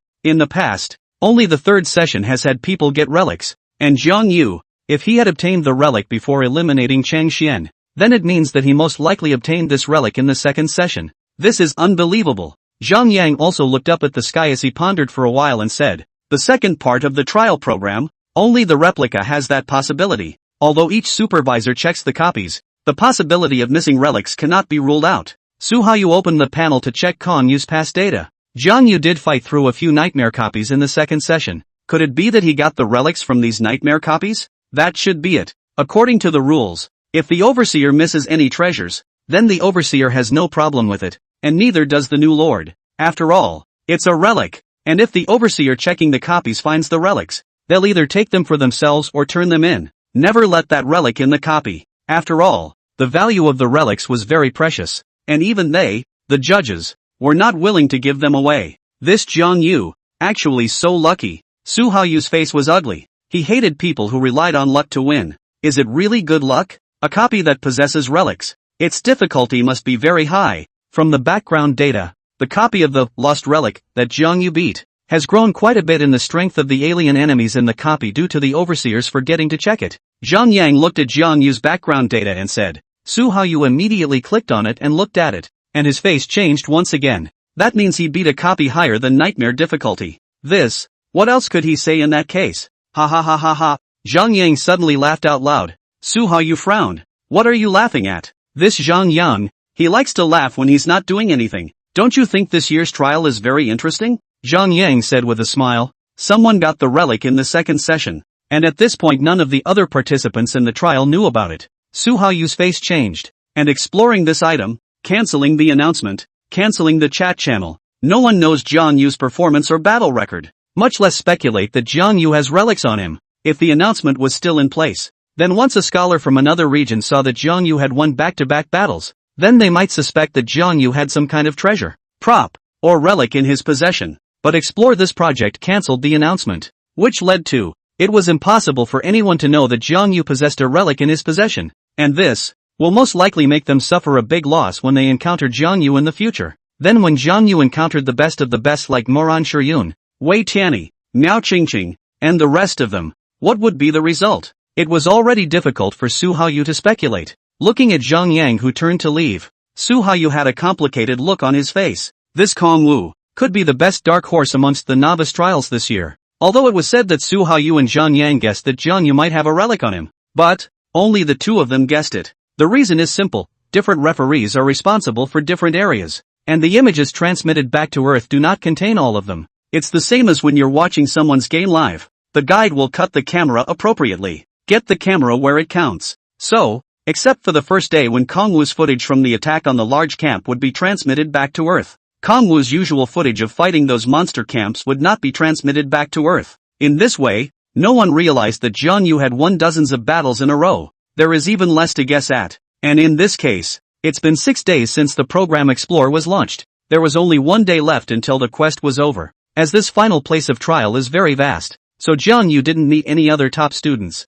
Of course, he eliminated quite a few lords from other regions during his time. They weren't as strong as the scholar, but they weren't weak either. Unfortunately, All of them were no match for Jiang Yu. And it's been a few days. Jiang Yu's territory was also in full swing. Buildings that could be built were built, including those landscape buildings, which were also constructed. It just wasn't built much. But in these few days, Jiang Yu also discovered a problem. Although you have managed the territory in a well-organized manner, the layout of the territory is too regimented, aren't you? Are you treating my territory like a chessboard grid? Jiang Yu was rather speechless as he looked at the layout of the territory. Huang Ziyuan scratched his head. Isn't it usually like this? Isn't Foursquare quite good? Kangwu, have you guys ever played a city building game? Grid city must block the road. That's a problem with your lattice city. Isn't that the layout of ancient Chang'an? Chang Xian said. Jiang Yu was speechless. Ugh, if only Lin Hong was there. Jiang Yu held his forehead. Lin Hong's territory layout is a masterpiece.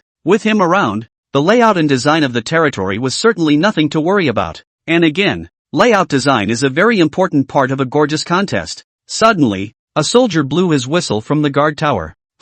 Someone's coming? Jiang Yu walked over. It's not going to be some bandits and rogues again. After leveling up to 4, from time to time, bandits of 500-1000 in size will attack the territory. This resulted in Jiang Yu having to leave more troops for defense for Huang Ziyuan and Chang Xian, or else he was uneasy. However, when Jiang Yu climbed up to the sentry tower to take a look, he realized that dozens of figures on horseback had appeared in the distance. That's all there is? It doesn't look like the enemy. Stragglers? There can't be that few. And usually stragglers don't have horses. Is the referee or something coming? But with the referee's strength, he shouldn't have to ride a horse. After thinking about it, Jiang Yu walked out of the territory. He'd like to see who's coming. Soon, he saw the figure in the distance getting closer. At that moment, Jiang Yu's face showed shock. Lin Hong? The person who came was actually Lin Hong. What a way to speak of the devil. But, why did Lin Hong come to him? Keep in mind that the third session is attended by the top 20 from each region, in addition to the top winners. Nearly 700 new lords in all, although quite a few have been eliminated by now, but 400 or 500 should still be there. With so many lords, Lin Hong could only take his chances even if he wanted to find himself. Moreover, even if Lin Hong was looking for him, why did he only bring so many people? Where are his soldiers? Murphy. Jiang Yu had a bad feeling in his heart. At this moment, Lin Hong came to a stop not far outside of Jiang Yu's territory. He was winded and exhausted, and glanced at Jiang Yu's territory. It's a pain in the ass not having a map. This territory looks massive. It should have risen to level 4 as well, right? When I was at school, Kangwu told me that the fence in his territory looks different from the others. Could this be the one? Previously, Lin Hong had said at school that if he was eliminated, he would defect to Jiang Yu. Worried that Lin Hong wouldn't be able to find himself, Jiang Yu briefly described the characteristics of his territory. This was because Kang Yu's territory used Ruben's chain trap enclosure, so the appearance is different from other people's fences. But Moran Shiyun, Wei Tianyi and those people were so powerful, they might also be able to recruit some generals who bring their own specialty buildings, thus walling up the territory. In the midst of his doubts, Jiang Yu had already taken the initiative to bring someone out. Lin Hong narrowed his eyes and was instantly delighted to see Jiang Yu. Is this really Jiang Yu's territory? Great! Finally found his territory. Now there's a chance to go to the battlefield of the heavens. Lin Hong, what brings you here?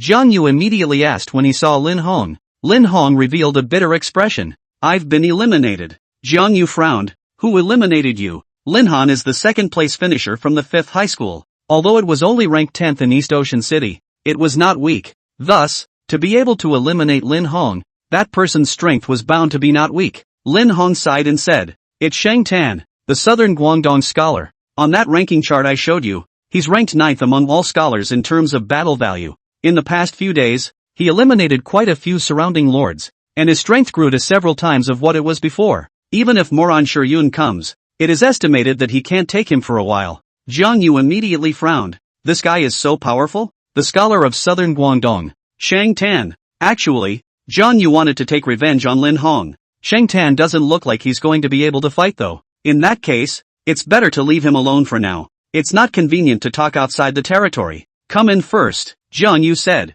Soon, Lin Hong followed Jiang Yu towards his territory. The two walked and talked. Alas, Jiang Yu, you don't know. Originally when my scouts were scouting a mixed bandit camp, they overheard that the leader of that camp had a recruitment order. Jiang Yu stopped violently as he looked at Lin Hong in shock. Wait, what did you say? Recruitment orders? Right, Lin Hong nodded. I just don't know if it's true or not. I wanted to hit that campground right then and there. but that camp is hard to fight, with over 2,000 mountain thieves and bandits, and they're all still level 4. I just got up to level 4, and the soldiers haven't even had a chance to train to level 4 yet. Once I led an attack on that camp and Shang Tan happened to spot me. He ignored me and turned his head and just took over my territory that was only guarded by a few hundred men. Straight up he picked it up. Jiang Yu's eyes lit up when he heard it. Recruiting orders. Good stuff. With it, you can recruit a third general as soon as you find another abandoned hall of heroes. Jiang Yu immediately wanted to seize that recruitment order. But, mixed camps?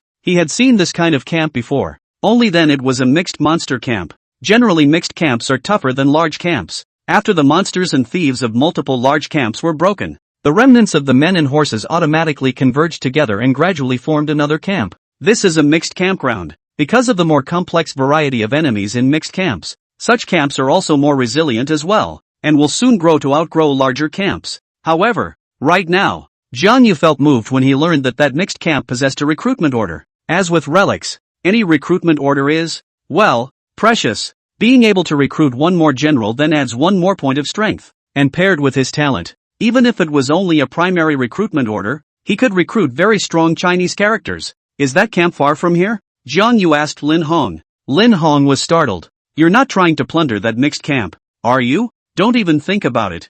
Jiang Yu, that camp is hard to beat, and when Shang Tan occupied my territory, he didn't choose to pillage it, he occupied it in place. He seems to be planning to use it as a base to attack that mixed camp. Whether it's a mixed camp or Shang Tan, you can't beat it. Jiang Yu sneered. Don't worry, unless it's moron Shi Yun getting in the way. I'm not really afraid of anyone else. It wasn't that Jiang Yu was bursting with self-confidence either. These days as the territory continued to grow, so did the number of his soldiers. It has now reached 300, and all 300 of his men have also been trained to level 4 through actual battle honing, or upgraded barracks, though he couldn't promise to outnumber Shang Tan. But with morale scrolls and relics, even if Shang Tan had 5,000 soldiers he wasn't afraid. However, Lin Hong didn't know how Jiang Yu was behaving these days, so he had no chance of winning against Shang Tan in his perception.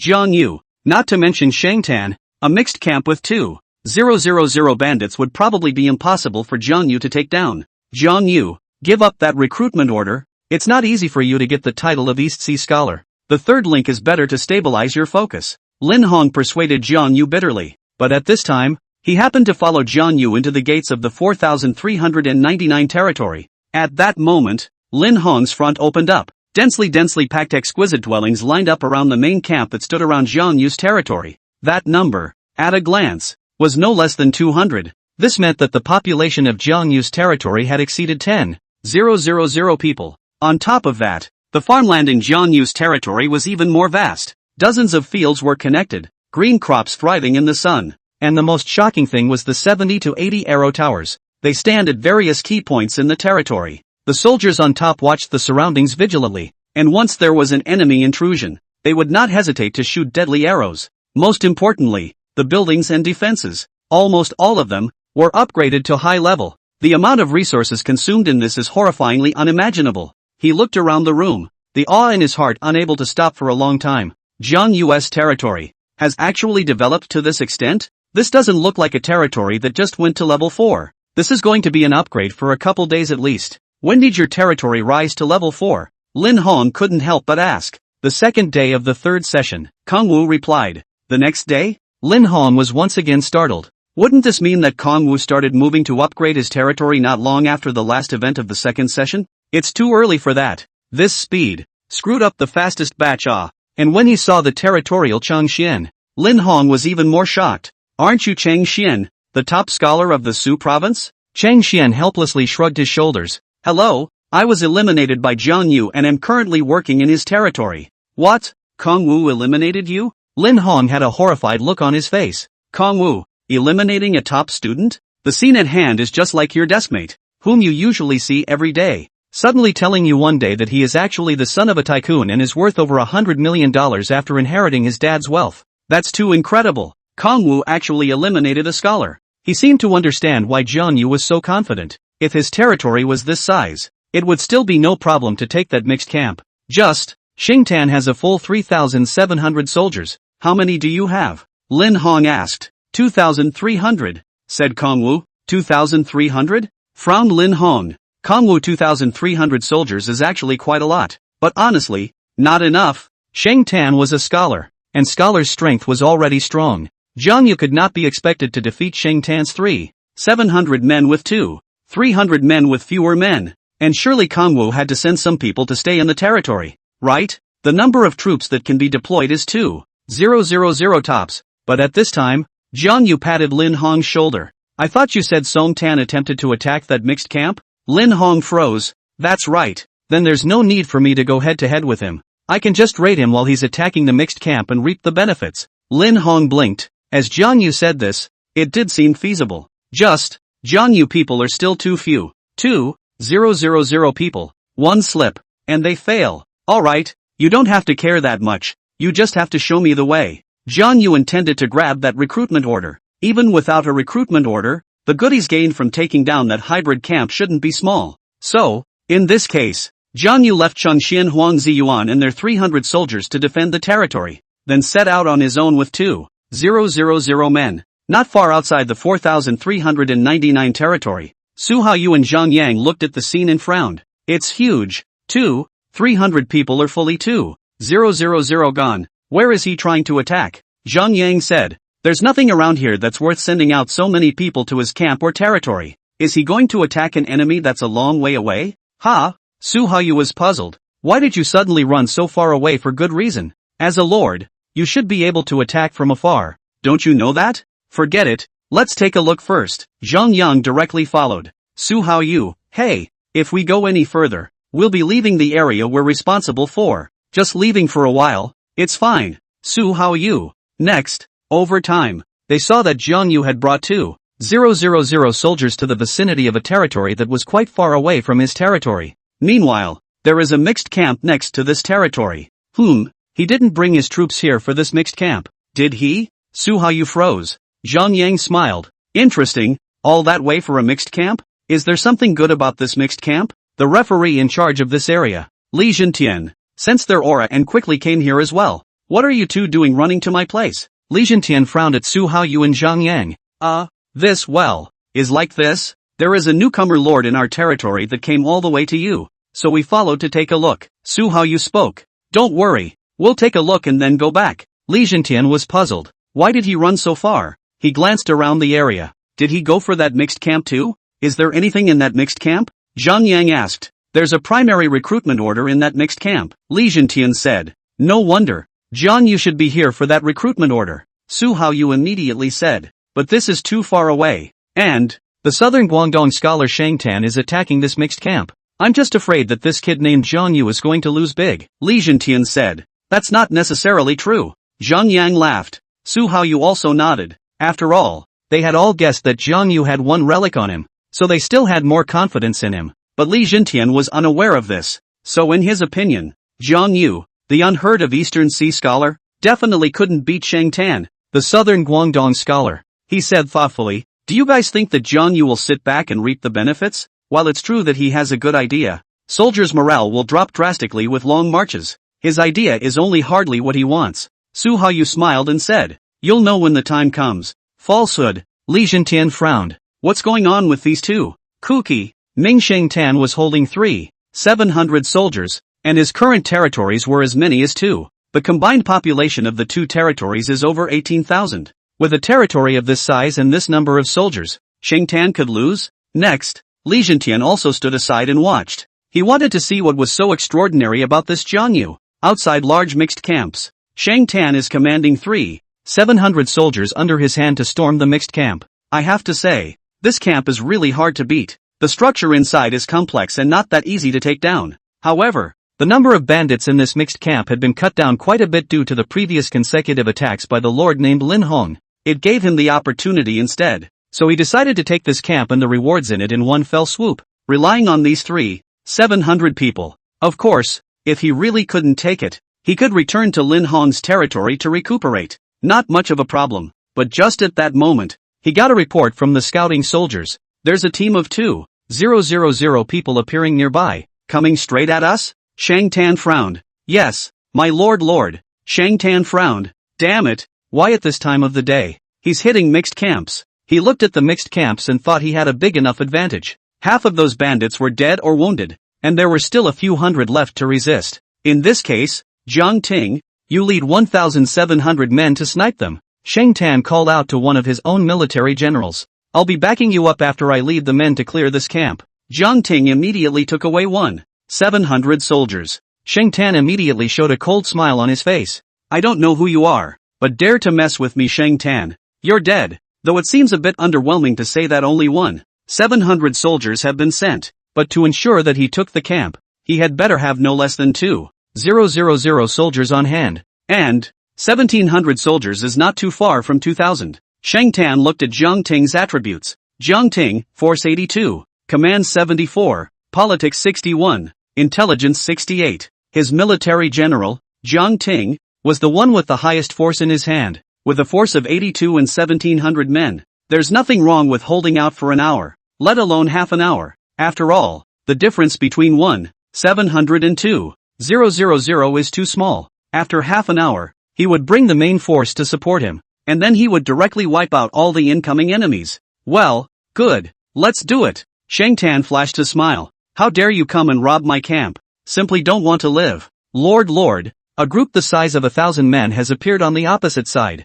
led by a military general. Kongwu's soldiers came to report. I know. Go ahead and go down. Guan Yu looked happily at Lin Hong in the group. Great. That Sheng Tan doesn't even know how powerful I am and only sent 1,700 people. I'm going to win this battle if he scores a point. Lin Hong's eyes widened as he said. What do you mean only 1,700 people were sent? 1,700 is about the same as 2,000. He should have sent these 1,700 people to block you for a while. If you can't solve it in a short period of time, we won't have an advantage in terms of numbers by the time his main force comes to support us. But 2,000 people can't really have any numerical advantage over 1,700. And they had traveled a long way, and the soldiers' morale had long been exhausted. In this situation, could Jiang Yu really take care of these 1,700 people in a short period of time? Kongwu smiled and waved his hand. Don't worry, a mere 1,700 men can be quickly crushed by my soldiers. Next, Jiang Yu asked Lubu to lead 2,000 soldiers to launch an attack. However, considering the long run, the soldiers' morale is more depleted. Jiang Yu also did not hesitate and directly took out 2,000-sized morale scrolls. When Jiang Yu opened the scroll, instantly, a powerful energy fluctuation spread out as the scroll unfolded. The 2,000 soldiers under his hand felt the energy, and all of them were instantly invigorated. When Lin Hong saw this scene, he immediately revealed a shocked expression. You actually have a 1,000-sized morale scroll? Where did Kongwu get this stuff? The morale scrolls he had seen, all in the hundreds, were simply not enough. Right now, as soon as he used the scroll, his morale was directly returned to full. That's all. With morale all over the place, Lubu attacked with Jiang Yu's elite 2,000 soldiers. The killing shouts resounded at once. When Li Jintian, who was not far away, saw this scene, his entire body was also shocked. No good. He actually has a morale scroll on him. Using 2 in a row, the morale of all his 2,000 soldiers is back to full strength. Yes, so Sheng Tan underestimated this Jiang Yu too much, Su Haoyu said with a smile. At this moment, it seemed as if he could more or less appreciate Zhang Yang's feeling of being a pretender. Li Jintian seemed to look favorably on this Sheng Tan as he snorted coldly. So what if the morale is back to full? This martial general of Sheng Tan's is a yellow-ranked martial general, and Jiang Yu's martial general is only a white-ranked one, so it won't be easy to defeat Sheng Tan's martial general. If it's normal, it does. But the problem is, Jiang Yu's military general's name was Lubu, and his force value was as high as 100. Moreover, Jiang Yu had a small relic on him. No matter whether it was the soldiers' combat strength or the generals, they were far crushing the opposite side. Next, Li Jintian was shocked to see the soldiers on Jiang Yu's side actually strongly crushed the soldiers on Sheng Tan's side. Under normal circumstances, Jiang Ting, as a martial general, leading 1,700 soldiers, should have had an evenly matched battle with the 2,000 men led by Jiang Yu's white pin martial general. However, the battle scene at this moment completely exceeded Li Jintian's expectations. Only Jiang Yu's white pin martial general Lubu was clad in battle armor, holding a halberd and riding a thundering horse, as if he were a war god descending from the earth, with an aura like a rainbow. At his command, 2,000 soldiers surged out like a tidal wave, unstoppable. On the contrary, although Jiang Ting was incredibly brave, he had to retreat in the face of such a powerful attack. The 700 soldiers led by Jiang Ting looked overwhelmed by the onslaught of Jiang Yu's army. Their formation was quickly dispersed, and the soldiers were routed, only barely able to hold off the other side's attack. Jiang Yu's soldiers, on the other hand, grew more and more courageous as they attacked as fiercely as a raging wind and rain, leaving Jiang Ting's side powerless to fight back. This battle had become a complete one-sided crush. Li Zhentian looked at all of this with horror, an unspeakable fear welling up in his heart. What's going on here? It's been less than 10 minutes. How come Shang Tan, the 700, can't? At this moment, Li Zhentian's heart was filled with scorn and doubt towards Jiang Yu.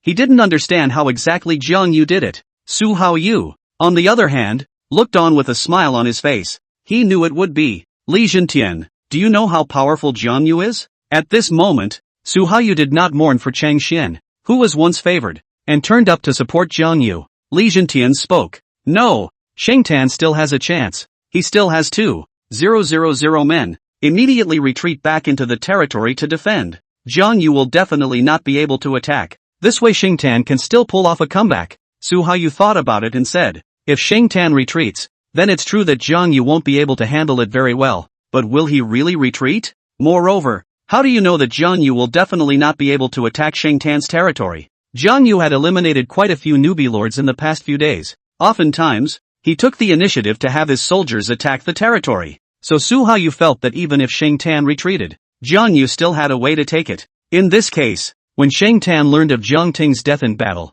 those 700 men were crushed strongly. He was also appalled. What? Jiang Ting is gone? His whole body froze. How is this possible? Although the 700 men he sent were slightly outnumbered by the number of soldiers on the other side, but it's only been over 10 minutes. Jiang Ting and the others were crushed? That's not possible. That's absolutely impossible. But Shang Tan couldn't believe it anymore. He also saw from afar Jiang Yu's 2,000 men who were about to come before him. To Jiang Yu, annihilating those 1,700 people seemed effortless, and none of the soldiers suffered any casualties. They're coming, Shang Tan muttered. They're really coming. Shang Tan's face sank. Damn it, all hands on deck. Assemble at once. Although Jiang Yu came faster than expected, he had also wiped out all the enemies in the camp by now. At this moment, this camp was filled with corpses inside and outside, the corpses of a full 2,000 bandits. He had no time to scavenge for resources, so he could only hastily gather his soldiers to meet the attack. He wouldn't believe it. He couldn't beat the team in front of him with his 2,000 men, with his largely unused talents. All along, Shang Tan had an unknown undercard, and that undercard is what gave him the confidence to take the national title. This bottom card was his talent. It could be said that this talent of his had inflated his self-confidence to the point of infinity. Even if Moran Shiryun blocked in front of him, he wasn't afraid. His talent is that strong. Right now, facing the incoming Jiang Yu, he was also forced to unleash his gift. Although if this talent was exposed, it might cause many lords to join forces in siege. But there's no way out. Anyway, it's the third session at the moment, so there's no point in hiding it. He looked toward the 2,000 dead bandits in the camp. Since Jiang Ting's 700 men couldn't beat these 2,000 men from the opposite side, then his existing 2,000 probably won't work either. But, what if there were 4,000 people? With a full twofold numerical advantage, Shang Tan didn't believe that he couldn't win against the opposite side. I don't know who you are, but you're proud enough to make me unleash my gift. Shang Tan showed a sneer on his face.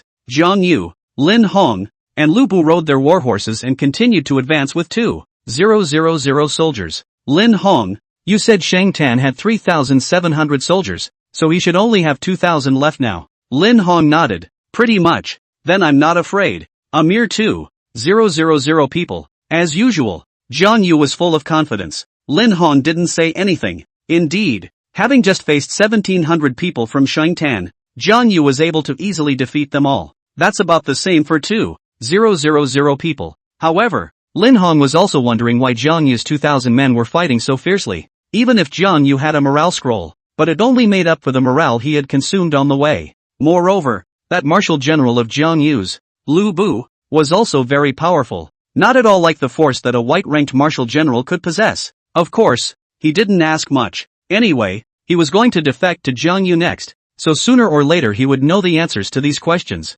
But then again, now he finally knew why Jiang Yu was so confident. Though Kangwu was revealed to be weird in every way, but it may be his unseen undercurrent. And it was because of these undercards in place that Jiang Yu was able to take the top spot in East Ocean City. In this case, Kong Wu and Sheng Tan finally meet. Sheng Tan also rode on a horse. He saw Jiang Yu and frowned, recalling that he was Jiang Yu, the top scholar of Donghai City. He was about to say something. Results: the white pin marshal general on Jiang Yu's side, and the 2,000 soldiers charged straight over. Sheng Tan was instantly furious. This Jiang Yu actually didn't even give a chance to speak. What a cheeky face. In that case, let's see how I'll destroy you. Sheng Tan took a deep breath, as if an unstoppable force was surging in his chest. He closed his eyes tightly and clenched his hands into fists, as if he wanted to completely condense that power in his palms. He then snapped his eyes open, his pupils flickering with a ghostly cold light, as if he could see into life and death and control the undead. He snapped and bellowed, "Stand up!"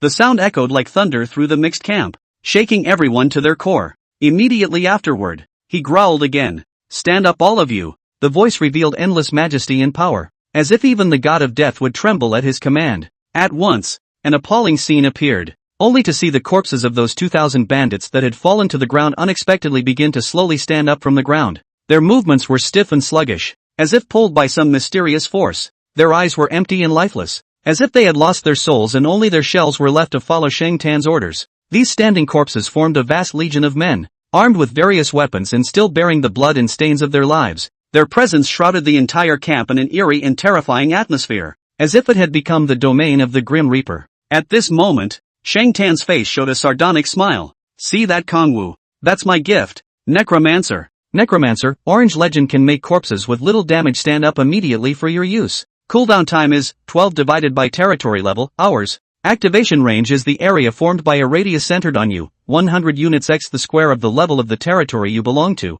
Sheng Tan gave a smug sneer. "I have a legendary talent. Can you beat me?" At this moment, Lin Hong, who was next to Jiang Yu, saw this scene and his entire body was stunned. His eyes were glazed over and his mouth was open as if he couldn't believe what was happening in front of him. Necromancy? Sheng Tan's gift is manipulating these corpses? Necromancer? Or a necromancer? How is this Sheng Tan's talent so outrageous? How does this make people play ah? Jiang Yu is not a certainty to lose. His heart was filled with fear and unease, for he knew that these standing bodies would be an enemy they could not resist. Jiang Yu was also frowning. Necromancy? That's the gift of Sheng Tan? The bastard's gift can actually turn corpses into manipulable dead. It's kind of awesome. Once the bodies of the 2,000 bandits in the mixed camp were manipulated by him, he would have a full 4,000 men on his hands. Jiang Yu had never faced such a number of enemies before. Ha ha ha ha ha ha ha. Not far away, Li Zhentian, who saw this scene, laughed madly. I knew Sheng Tan would unleash his talent.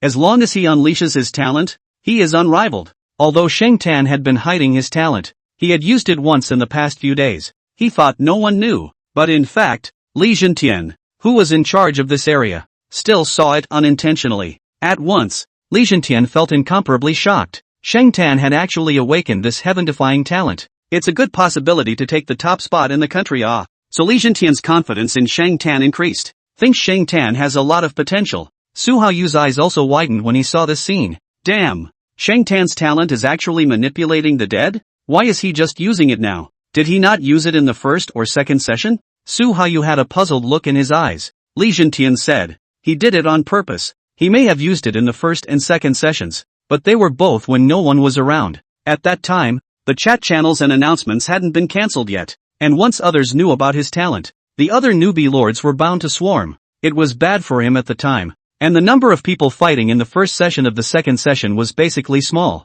So what's the point of converting 100 or 200 corpses into necromorphs? So he stayed hidden. Now that the third session can easily be a battle of thousands of people in size, use the talent once and you'll get 1,000 or 2,000 necromancers. Much more cost-effective than the first two sessions. Su Haoyu didn't say anything. Originally, he still had some confidence in Jiang Yu, but now, opposite 4,000 people Jiang Yu 2,000 people. Beat it? In this case, Jiang Yu's side. He watched the scene, his entire being silent. Lin Hong, who was next to him, had already spoken anxiously. Jiang Yu, retreat now. It's not too late to retreat. To be honest, the current him felt that Jiang Yu had just made too much of a wave by directly letting his men rush up. If he hadn't immediately sent his men charging up, it would still have been too late to retreat. Of course, this was a bit of horseplay. If Jiang Yu hadn't sent his troops to rush up, Sheng Tan probably wouldn't have been able to use his talents so quickly. So the end result. All the same, Jiang Yu looked at the 000 soldiers on the opposite side, and the motley 2,000 bandits that had rushed out of the mixed camp. Needless to say, this scene really didn't occur to him. 4,000 versus 2,000 is not a sure win, even with relics, but the recruiting order is something he aspires to. Luckily I have 4 more morale scrolls. Guan Yu pulled out 4 whole scrolls. Yes, he had bought a total of 9 morale scrolls at that time, and now he still had 4 left. These 4 scrolls of 1,000 size are able to increase the morale of a party of 2,000 twice, for a total of 2x, 100, leveled 1, x 20, equals 80 points of morale. Since we've only won 1 battle so far today, we haven't recovered much of the morale that was drained from that battle just now. However, the morale increase from the morale scroll can exceed the cap. So, using these 4 morale scrolls will instantly jump morale to 160 points, because it exceeds the cap by 60 points. A soldier with high morale can explode with an additional 60% combat power. Combined with the Battle Spirit Badge, that's a total of 80% combat power. But the Battle Spirit Badge works on a maximum of 1,000 people. So of his 2,000 men, 1,000 erupted with 80% extra combat power, and the other 1,000 erupted with 60% combat power. That's enough. With such a huge increase, he didn't believe that he wouldn't be able to solve the 4,000 people in front of him. Next, amidst Lin Hong's horrified expression, Jiang Yu used 4 morale scrolls in succession. You actually have so many morale scrolls? Lin Hong was stunned. 1,000 man-sized morale scroll should be worth over 10,000 coins. For coins that should be worth about $50,000. Let's not talk about where Kong Wu got it from, but a fight costs 50,000 coins. Tutor, plus the 2 just used against those 1,700. Jiang Yu used a total of 6 morale scrolls today, spending over 70,000 coins. But then again, Jiang Yu actually increased his morale so much in one breath. Then the soldiers, in a state of high wariness, might have a chance of winning. Right now, Lin Hong could only hope that Jiang Yu's morale scroll could save the day. Next, Jiang Yu decisively used the 4 morale scrolls in his hand. At once, a powerful aura emanated from the 2,000 soldiers. There was a determined glint in their eyes, and their battle spirit was high, as if they were ready to meet any challenge. The battle started immediately, and soldiers from both sides rushed towards each other like a wild wind and rain. Although Shang Tan's 2,000 soldiers and 2,000 necromancers were numerous, they didn't have much of an advantage against Jiang Yu's highly demoralized soldiers. However, the fighting necromancers displayed a frightening trait. They have no sense of pain, and even if they are pierced through the vitals, they will not fall and will still continue to fight. This made it exceptionally difficult for Jiang Yu's soldiers to engage them, with each attack requiring greater effort and cost. Nevertheless, Kong Wu's soldiers did not give up. With strong faith and high morale, they fought the spirits of the dead to the death.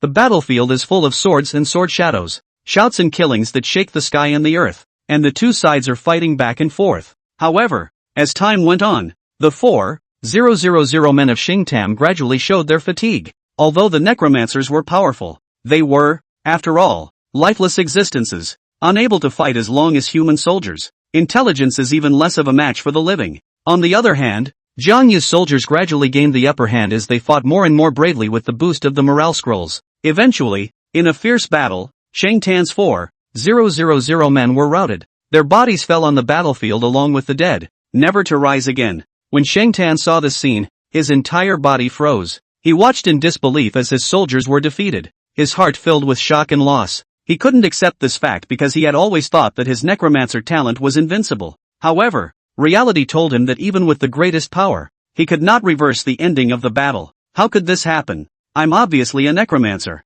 I'm invincible. Shang Tan lost his mind and fell to his knees with a thud. The 3 referees in the distance were also silent after watching the battle, especially Li Jintian, who pursed his lips and trembled all over. Jiang Yu actually used 4,000-sized morale scrolls in a row. Looks like Jiang Yu got some good stuff in the second session, Zhang Liang said with a smile. Something like a morale scroll was something he had used against Cheng Xian. It was evident that Jiang Yu had gotten these scrolls in the second session. Anyone else would want to get such a precious 1,000 scrolls in the second session. I'm afraid that's unlikely. Shang Tan was too careless. Jiang Yu didn't even activate his talent. Li Jintian sighed. Although he didn't know what Jiang Yu's talent was, but it was clear that Jiang Yu had never unleashed his talent. Let's just say that talent really doesn't determine everything. Looks like it's still Kong Wu from our region who's better. Su Haoyu said happily. Li Jintian's face was ugly. Get the hell out of here. if you guys don't go back, beware that I'll go find Shui Qinglan to report you. Xiang Yu instantly shrugged his shoulders. Alright, then we'll go back first.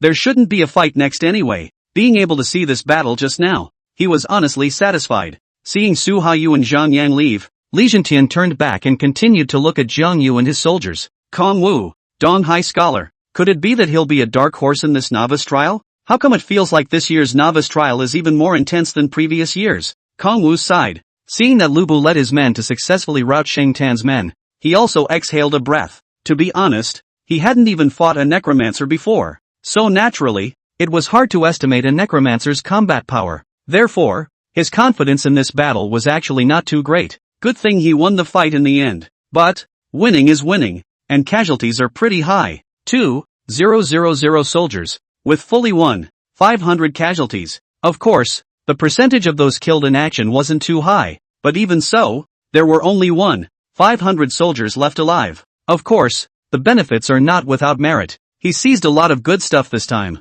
First is the equipment. Xing Tan has all the equipment for the 2,000 men. And, of course, the 700 that were annihilated earlier. But, although these equipments are all blue products, they can only be used to sell money in the end, or be reserved for Jiang Yu's soldiers to replenish. So Kong Wu wasn't very moved. It was the other things in this mixed camp that really moved him. Resources. For example, a camp of 2,000 people must have a lot of resources, like wood, stone and all that. Of course, a camp can still not loot as many resources as a level 4 territory. But, coins not so much, generally speaking, because monsters are not interested in human coins. There are relatively more resources, wood, stone, and food, and fewer coins in monster camps. The same cannot be said of the camps of thieves and bandits, which have the most coins. Therefore, after Jiang Yu had his people count the coins in this camp, he realized that there were actually as many as 100,000 coins in this camp.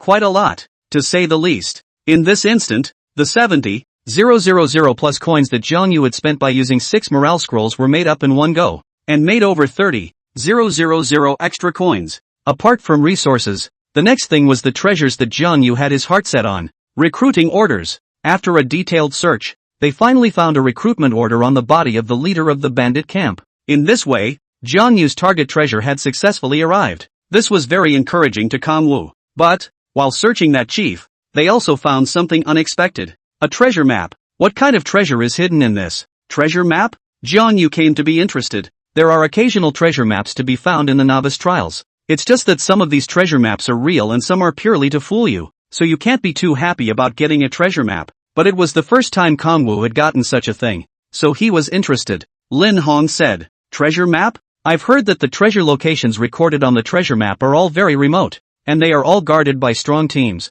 or bosses. Kong Wu, you can find out when this part of the quest is over. There's plenty of time for the gorgeous contest. Lin Hong is worried that Kong Wu is going to find the treasure on the treasure map now. Kong Wu smiled. I understand. He received the treasure map in his pocket. Finally, they also searched the camp for some consumables. For example, a special healing ointment, 100 men, as well as 2 construction acceleration scrolls, 2 days for a single building, 3 bottles of beginner's experience potions, 1,000 men, and a beginner's diligence scroll, 1,000 men. Nice. These consumables instead gave Jiang Yu some unexpected benefits. After all, it was the first time he had seized these props in a place like the campground. Okay, next up is this Shang Tan. Kong Wu looked at the captured Shang Tan. Shang Tan must be eliminated. In fact, his only purpose for this outing was the recruitment order. But Shang Tan's talent was too much and he had to be eliminated. Otherwise, something like a necromancer, at a great late stage,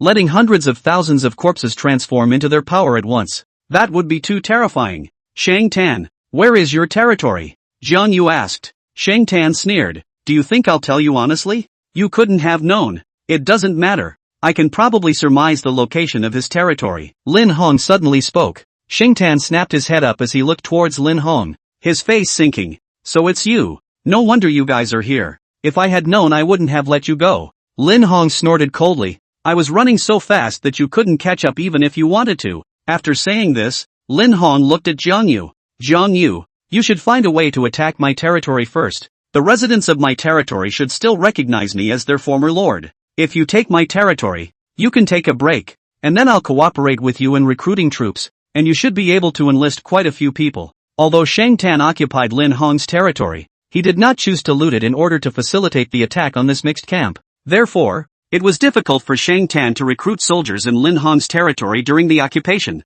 For a territory that had just been taken over, it was hard for the territory's inhabitants to trust Shang Tan, so there wouldn't be many conscripts. But now that Jiang Yu had Lin Hong to work with, things were different. Next, Jiang Yu followed what Lin Hong had said and first knocked down Lin Hong's territory. Though during Shang Tan's occupation, many of the residents of Lin Hong's territory ran away, but there is still a population of over 6,000. Kongwu conscripted 300 men. It didn't get the team back to 2,000 in size, but it was better than nothing. Jiang Yu let his men rest in Lin Hong's territory for 2 hours before continuing to set off in search of Shang Tan's territory. Shang Tan's territory is well built and the level 4 territory is massive. But there weren't many men left in Shang Tan, only a few hundred. Normally speaking, a few hundred men would indeed be enough to hold the territory. Jiang Yu has a portable ladder designed by Lu Ban in his hand. This time when Jiang Yu went out, the siege vehicle was also brought over by him, although it wasn't very convenient along the way. So attacking the territory was not too difficult for Kongwu. Thus, Shang Tan's territory was occupied and Shang Tan was eliminated. When the people on Earth's side saw this scene, each and every one of them felt extremely shocked. Jiang Yu actually eliminated all of the southern Guangdong top scholars. That makes 2 first years he has eliminated. 6 I think the East Sea City scholar has something going for him. Jiang Yu could very well be a dark horse this year. Kongwu might have a shot at the national top spot, not only in Donghai City, but all over the country. People began to pay attention to Jiang Yu. Of course, Jiang Yu didn't know this. After consecutively capturing 2 territories, he was also busy tearing them down and converting them into resources. Anyway, Lin Hong had been eliminated, so there was no point in keeping it. However, it must be said that the territories of these 2 people are both level 4 territories, and the resources obtained can be said to be very large. Looting Lin Hong's territory gave him a total of 171,997 units of wood, 189,021 units of stone, 166,331 units of food, 171,436 units of iron ore, and 131,455 units of coins. Looting Shang Tan's territory gave him a total of 191,804 units of wood, 231,437 units of stone, 217,004 units of food, 221,436 units of iron ore, and 164,581 units of coin. It adds up to hundreds of thousands of dollars in resources for a single item. It's comparable to him looting dozens of large camps. All in all, this outing was a profitable one for Kongwu. The only thing that bothered him more was not being able to find the abandoned Hall of Heroes. Unable to find the Hall of Heroes, he can't go recruit the next general. Will we have to wait for the gorgeous contest? When the time comes, we can look for the treasure on the treasure map. Under these circumstances, Jiang Yu and Lin Hong hit the road, back to territory 4399. Jiang Yu seemed to remember something and said to Lin Hong, "Just in time for the exterior construction of my territory. It's all yours." Lin Hong is best at managing territories, especially the layout of the territory. The layout of Lin Hen's territory is beautiful in every school practice test. Unlike the others, it will only be Grid City. Well, he only knows Plaid City, too. In fact, on the front lines of the battlefield of the gods, Grid City was enough. After all, the battlefield of the heavens didn't have such a thing as a magnificence contest. No, not necessarily. Sometimes the 10,000 races will also jointly organize some activities. Jiang Yu seemed to recall something he had read in his history textbook. Lin Hong, on the other hand, patted his chest and said, "Don't worry, leave this aspect to me. It's just that you can't rely on me alone if you want to get a good place in the gorgeous contest. You'd better get some decorative materials like ornamental plants." Kongwu, "Oh, don't worry about that. I got Star Lily in the second session. Phantom Orchid." Lin Hong was stunned. "What? Star Lily and Phantom Orchid are also quite rare in 4th rank materials. And you got them in the second session?" Jiang Yu scratched his head. Unintentionally got it, purely by accident. Lin Han, he really admired Kongwu. Although Kongwu had always been first in his grade when he was in school, but he felt that the gap between Huo Ran and the other top 10 of his grade, and Jiang Yu wasn't that big. How is it that by the time we get to the novice trials, the gap between people is getting wider and wider? Is Kongwu as good at actual combat? Lin Hong thought about it and said, "Don't worry, if you have these materials, then I'm confident that I can get you a high ranking. Lin Hong didn't fill his mouth with words. After all, he didn't know what level the other people's territories were at. Say, that Sheng Tan, are you just going to let him go back to Earth? Not going to hire him? Lin Hong asked. Kong Wu said. Sheng Tan, this person. I feel that the mentality and character are not too good, so I let him go back. Anyway, he's a legendary talent, and he has a chance to retake the test next year. Be aware that not everyone gets a second chance to take the test. The human side currently states that only talents of epic level or higher have a chance to retake the test. After all, it's just a novice trial. There will always be situations where some lords are very talented but accidentally make a big mistake and cause themselves to be eliminated. In this case, they can retake the test the following year. This avoids wasting talent. However, not everyone can retake the test. For example, Huang Ziyuan.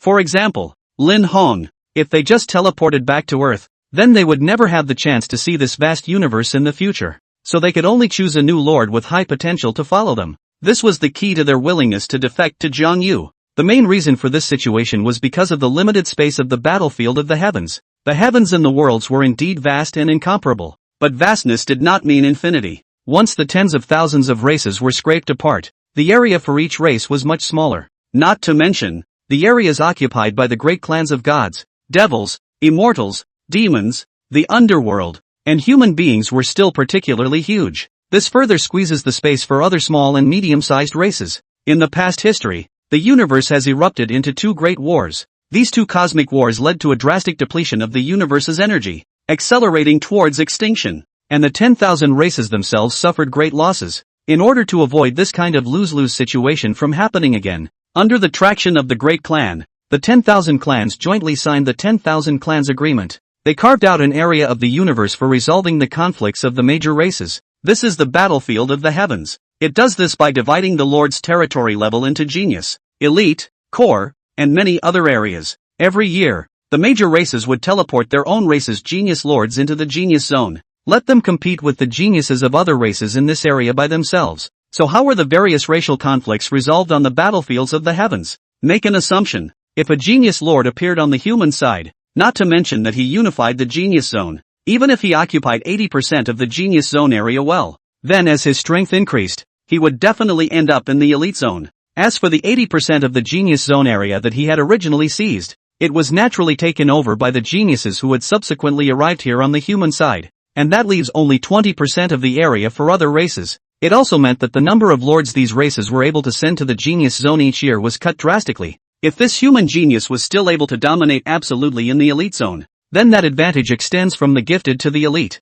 and so on from there. When a certain race occupies the entire battlefield of the heavens, then according to the agreement of the 10,000 races, all other races have to submit to the race that occupies the battlefield of the heavens. Every cosmic year they pay tribute and come on pilgrimage at the same time. This is the agreement of the nations, which resolves the conflicts of the nations at a lesser cost. That way it doesn't affect the universe. Of course, these are extreme examples. Due to the overly chaotic situation of the battlefield of the heavens, with tens of thousands of racial geniuses clustered together, it was difficult for a lord with such an advantage to appear. As soon as the first signs of this appeared, the geniuses of the other races would join forces to crush them. This has resulted in the battlefield of the 10,000 heavens having been in chaos for a long time. It's said that a long division will lead to a merger. And after all this time of chaos, we haven't seen a merger, Jiang Yu said. Next to him, Lin Hong was uncertain. What are you talking about? Nothing. Jiang Yu shook his head. It was also unknown whether he would be able to change the entire battlefield when he arrived at the battlefield of the heavens in the future.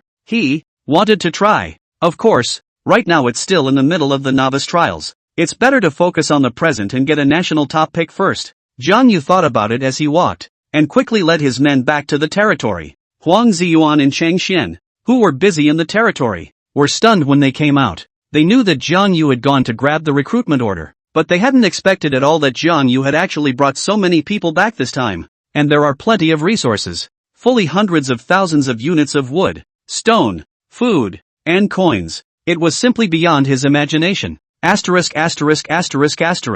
Jiang Yu, you took Shang Tan's territory? Huang Ziyuan said in shock. Jiang Yu eliminated Shang Tan, Lin Hong said. What? You? Shang Tan is the top scholar in southern Guangdong, and his strength is firmly in the top 10 of all the top scholars. Huang Ziyuan was shocked. This Shang Tan was a notch stronger than Chang Xian. And he was eliminated by Jiang Yu just like that? Could it be that this Shang Tan does not live up to his name? After all, Huang Ziyuan had never seen Shang Tan and could only guess like this. But Lin Hong said, "No, this Shang Tan is very strong. His talent is that of a necromancer, able to transform corpses into dead spirits in one breath." Necromancer? Not to mention Huang Ziyuan, even Shang Xian was stunned. All such necromancy-related talents are very powerful. Kong Wu actually managed to eliminate Shang Tan in this situation? It's unbelievable. Don't you guys talk nonsense there. Hurry up and expand the territory. I brought back more than 10,000 people. Huang Jiyun glanced behind Kong Wu. This is the population you plundered? So much. Currently, Kong Wu's territory has 11,000 inhabitants. If you add this 10,000 at the moment, then the population of Jiang Yu's territory directly exceeded 20,000 people. You could say it's getting close to the upper limit of level 4 territories. This population growth rate could only be said to be far beyond Huang Ziyuan's imagination. It's too fast. Although it was said that Jiang Yu's level 4 territory had been in operation for a few days, but to reach a population of over 20,000 in a few days can only mean that this is far faster than imagined. Chang Xian and I are going to expand our territory. With 10,000 more people, this dwelling needs to be built in large numbers, but you have to expand your territory before you can build homes. Otherwise there's no place to build homes. This back and forth is expected to consume a considerable amount of resources and time again, but this time Lin Hong spoke up. I'll take care of it. The layout of the territory needs to be reorganized anyway. Huang Ziyuan and Chang Xian immediately looked at Jiang Yu. Well, leave this aspect of the territory's building layout to Lin Hong, Jiang Yu said. Next, Jiang Yu's territory entered a period of high-speed construction. Don't underestimate this construction period. According to Jiang Yu's estimation, it might take many days of construction to get it all right. Because, before returning these looted populations and resources to the territory, the situation in Jiang Yu's territory was like this. Lord's name, Jiang Yu. Lord's talent, Chinese gods and generals. Territory name, number 4399, customizable. Territory level, 4. Population ceiling, 25,600. Territory population, 11243/11250. Territorial resources. Timber, 174513/240000. Stone, 197280/360,000. Food, 154316/300000. Iron ore, 161494/240,000. Coin, 151734/280000. Water source, normal. Territorial buildings. Base camp, 1, fixed. High-ranking residential buildings, 225. Intermediate warehouses, 62. Advanced warehouses, 40. Intermediate wells, 32. Advanced water wells, 32. Advanced barracks, 3. Intermediate farmland, 3. Advanced farmland, 15. Premium market, 1. Senior racecourse, 1. Advanced archery workshop, 1. High-level blacksmith store, 1. Advanced logging sites, 4. Intermediate quarries, 2. Advanced quarries, 2. Basic treatment facility, 1. Intermediate treatment facilities, 2. Defense buildings. Level 3 chain link trap enclosure, 80 units. Level 4 chain link trap enclosure, 80 units. Level 3 long-range archery towers, 48. Level 4 long-range archery towers, 12. Level 3 multi-purpose sentry towers, 9. Level 4 multi-purpose sentry towers, 9. Landscape architecture. Basic roads, 16. Simple statues, 4. General pools, 4. Soldier type. Common soldiers, average rank 4. Number 2100. Generals, Lubu, Lu Ban. As you can see, many of the buildings are not finished upgrading. Many of the buildings were not constructed. Let's just say there's a lot of stuff to build in a level 4 territory. Think of it as a game. And that's too much content for the nurturing part. Not enough resources to jam your process. So that's what Kong Wu was going to focus on next. As far as exploring the competition, right now there is only one day left to do basically everything you can. It suddenly occurred to Jiang Yu that would he increase his exploration by traveling so far to eliminate Shang Tan this time? After all, he opened up a map of a very distant area. Well, it's hard to say. Anyway, I'll do my best to explore another day tomorrow. Then it's all about building the territory and preparing for the magnificent contest to come. Next, Kong Wu saw that it was getting late in the day. Nor did they continue to explore with their troops. Instead, they are invested in the construction of the territory. With an extra 10,000 people in the territory, it meant that the territory would have to at least double in size again. So they're going to start with the fence. Huang Ziyuan said, Currently the territory is 40 times 40 in size. With an extra 10,000 population, it's at least twice as large, or 200 square units, which is about 57 by 57 in extent. That would require building 68 more units of fencing. Chang Xian waved his hand. In order to avoid trouble next time, it would be better to expand once and for all this time to the size of the territory needed to be able to meet the population cap of 25,600. In that case, is 65 times 65 units in size? Huang Ziyuan staggered. That's a lot of extra fences to build at once. If we want to expand the territory to 65 by 65, we'll have to build 100 more units of fences. Then the 100 units of fencing will be upgraded to the highest level.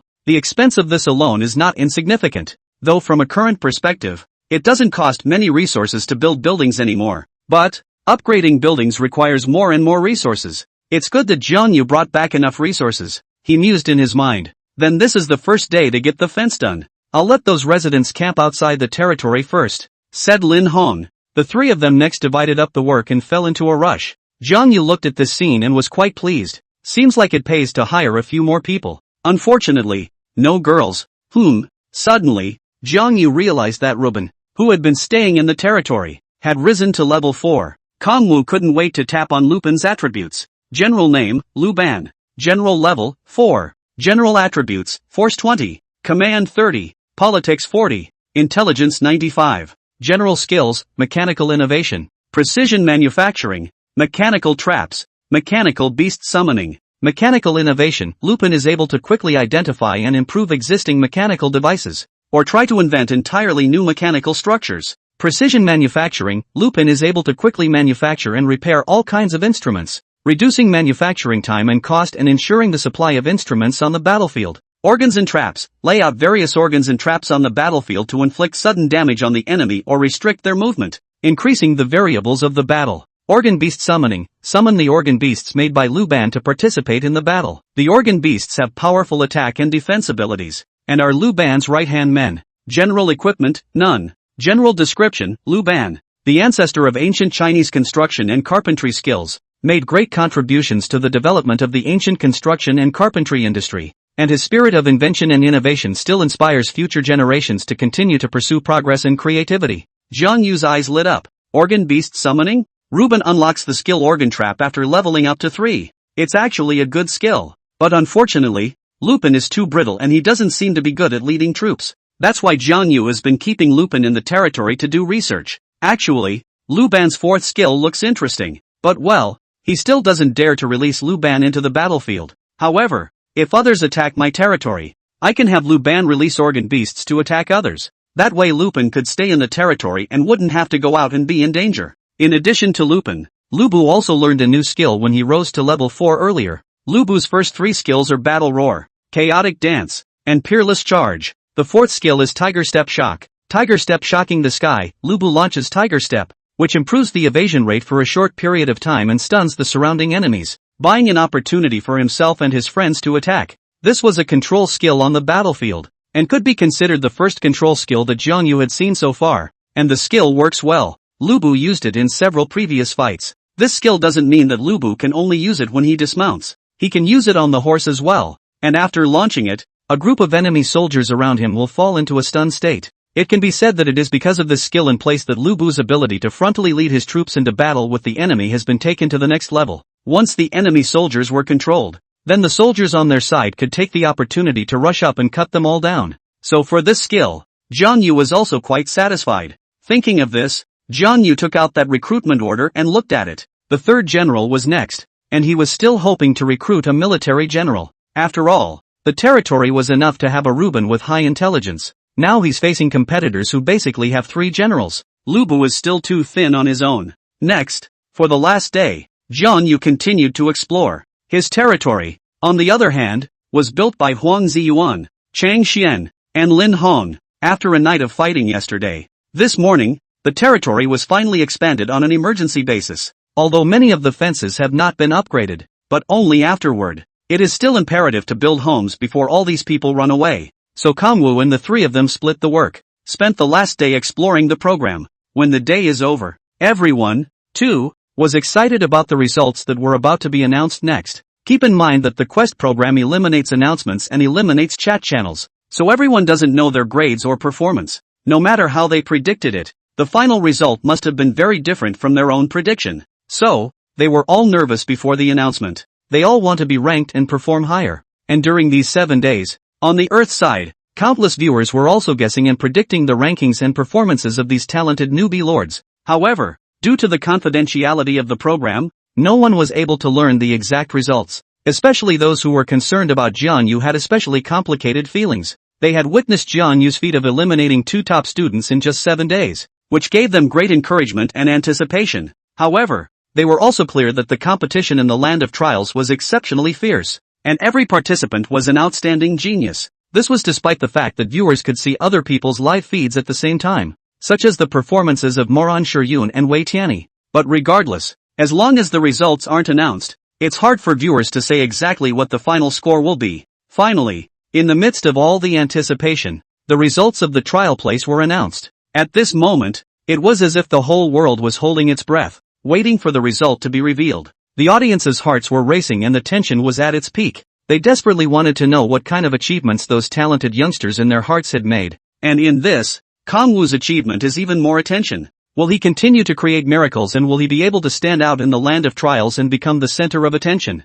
The audience waited with anticipation and nervousness for Kangwu's results to be revealed. Land of Trials. The long-lost neutral system tone echoed over the land of trials. Region-wide announcement. The first item of the third phase of the newbie lord's trial, exploration, has officially ended. The results are now about to be announced. 2 lists for the discovery program, exploration value leaderboard and exploration efficiency leaderboard. Exploration value ranking, ranked from highest to lowest by each lord's exploration degree in these 7 days. Exploration efficiency ranking is to rank the exploration efficiency of each lord in these 7 days from high to low. The wider the area explored per unit of time per unit of people, the higher the exploration efficiency. In addition to these 2 lists, there is also the potential list that shows the ranking of the potential of new lords in the 3rd stage. The higher the lord's potential in the 3rd stage, the higher the ranking. The 3 lists are now officially announced. I have to say, a lot of people thought the announcement was pretty full of crap. The announcement made them apprehensive with every word, because who knows if the next sentence of the announcement will just broadcast the results. Finally, as the broadcast finished, 3 translucent panels displaying the leaderboards appeared in front of everyone's eyes. At this moment, the entire land of trials erupted in an uproar. Here comes the list. Where am I and what's my rank? Wow. Which one should I read first? There are only 367 people on each list, and half of them were actually eliminated in these 7 days? And Jiang Yu couldn't wait to look at the 3 lists. Exploration value ranking. 1. Moran Shiyun. Quest value, 133-1457. 2. Wei Tianyi. Quest value, 128-1709. 3. Miao Qingqing. Quest value, 119-9907. 4. Xin Tian. Quest value, 117-4513. 5. Lin Ran. Quest value, 115-5720. 6. Zhao Wanqing. Quest value, 114-3434. 7. Duan Bowen. Quest value, 112-8451. 8. Zhang Yu. Quest value, 110-4135. 9. Zhang Liang. Quest value, 107-2319. 10. Meng Yuchen. Quest value, 106-1453. Exploration efficiency ranking. 1.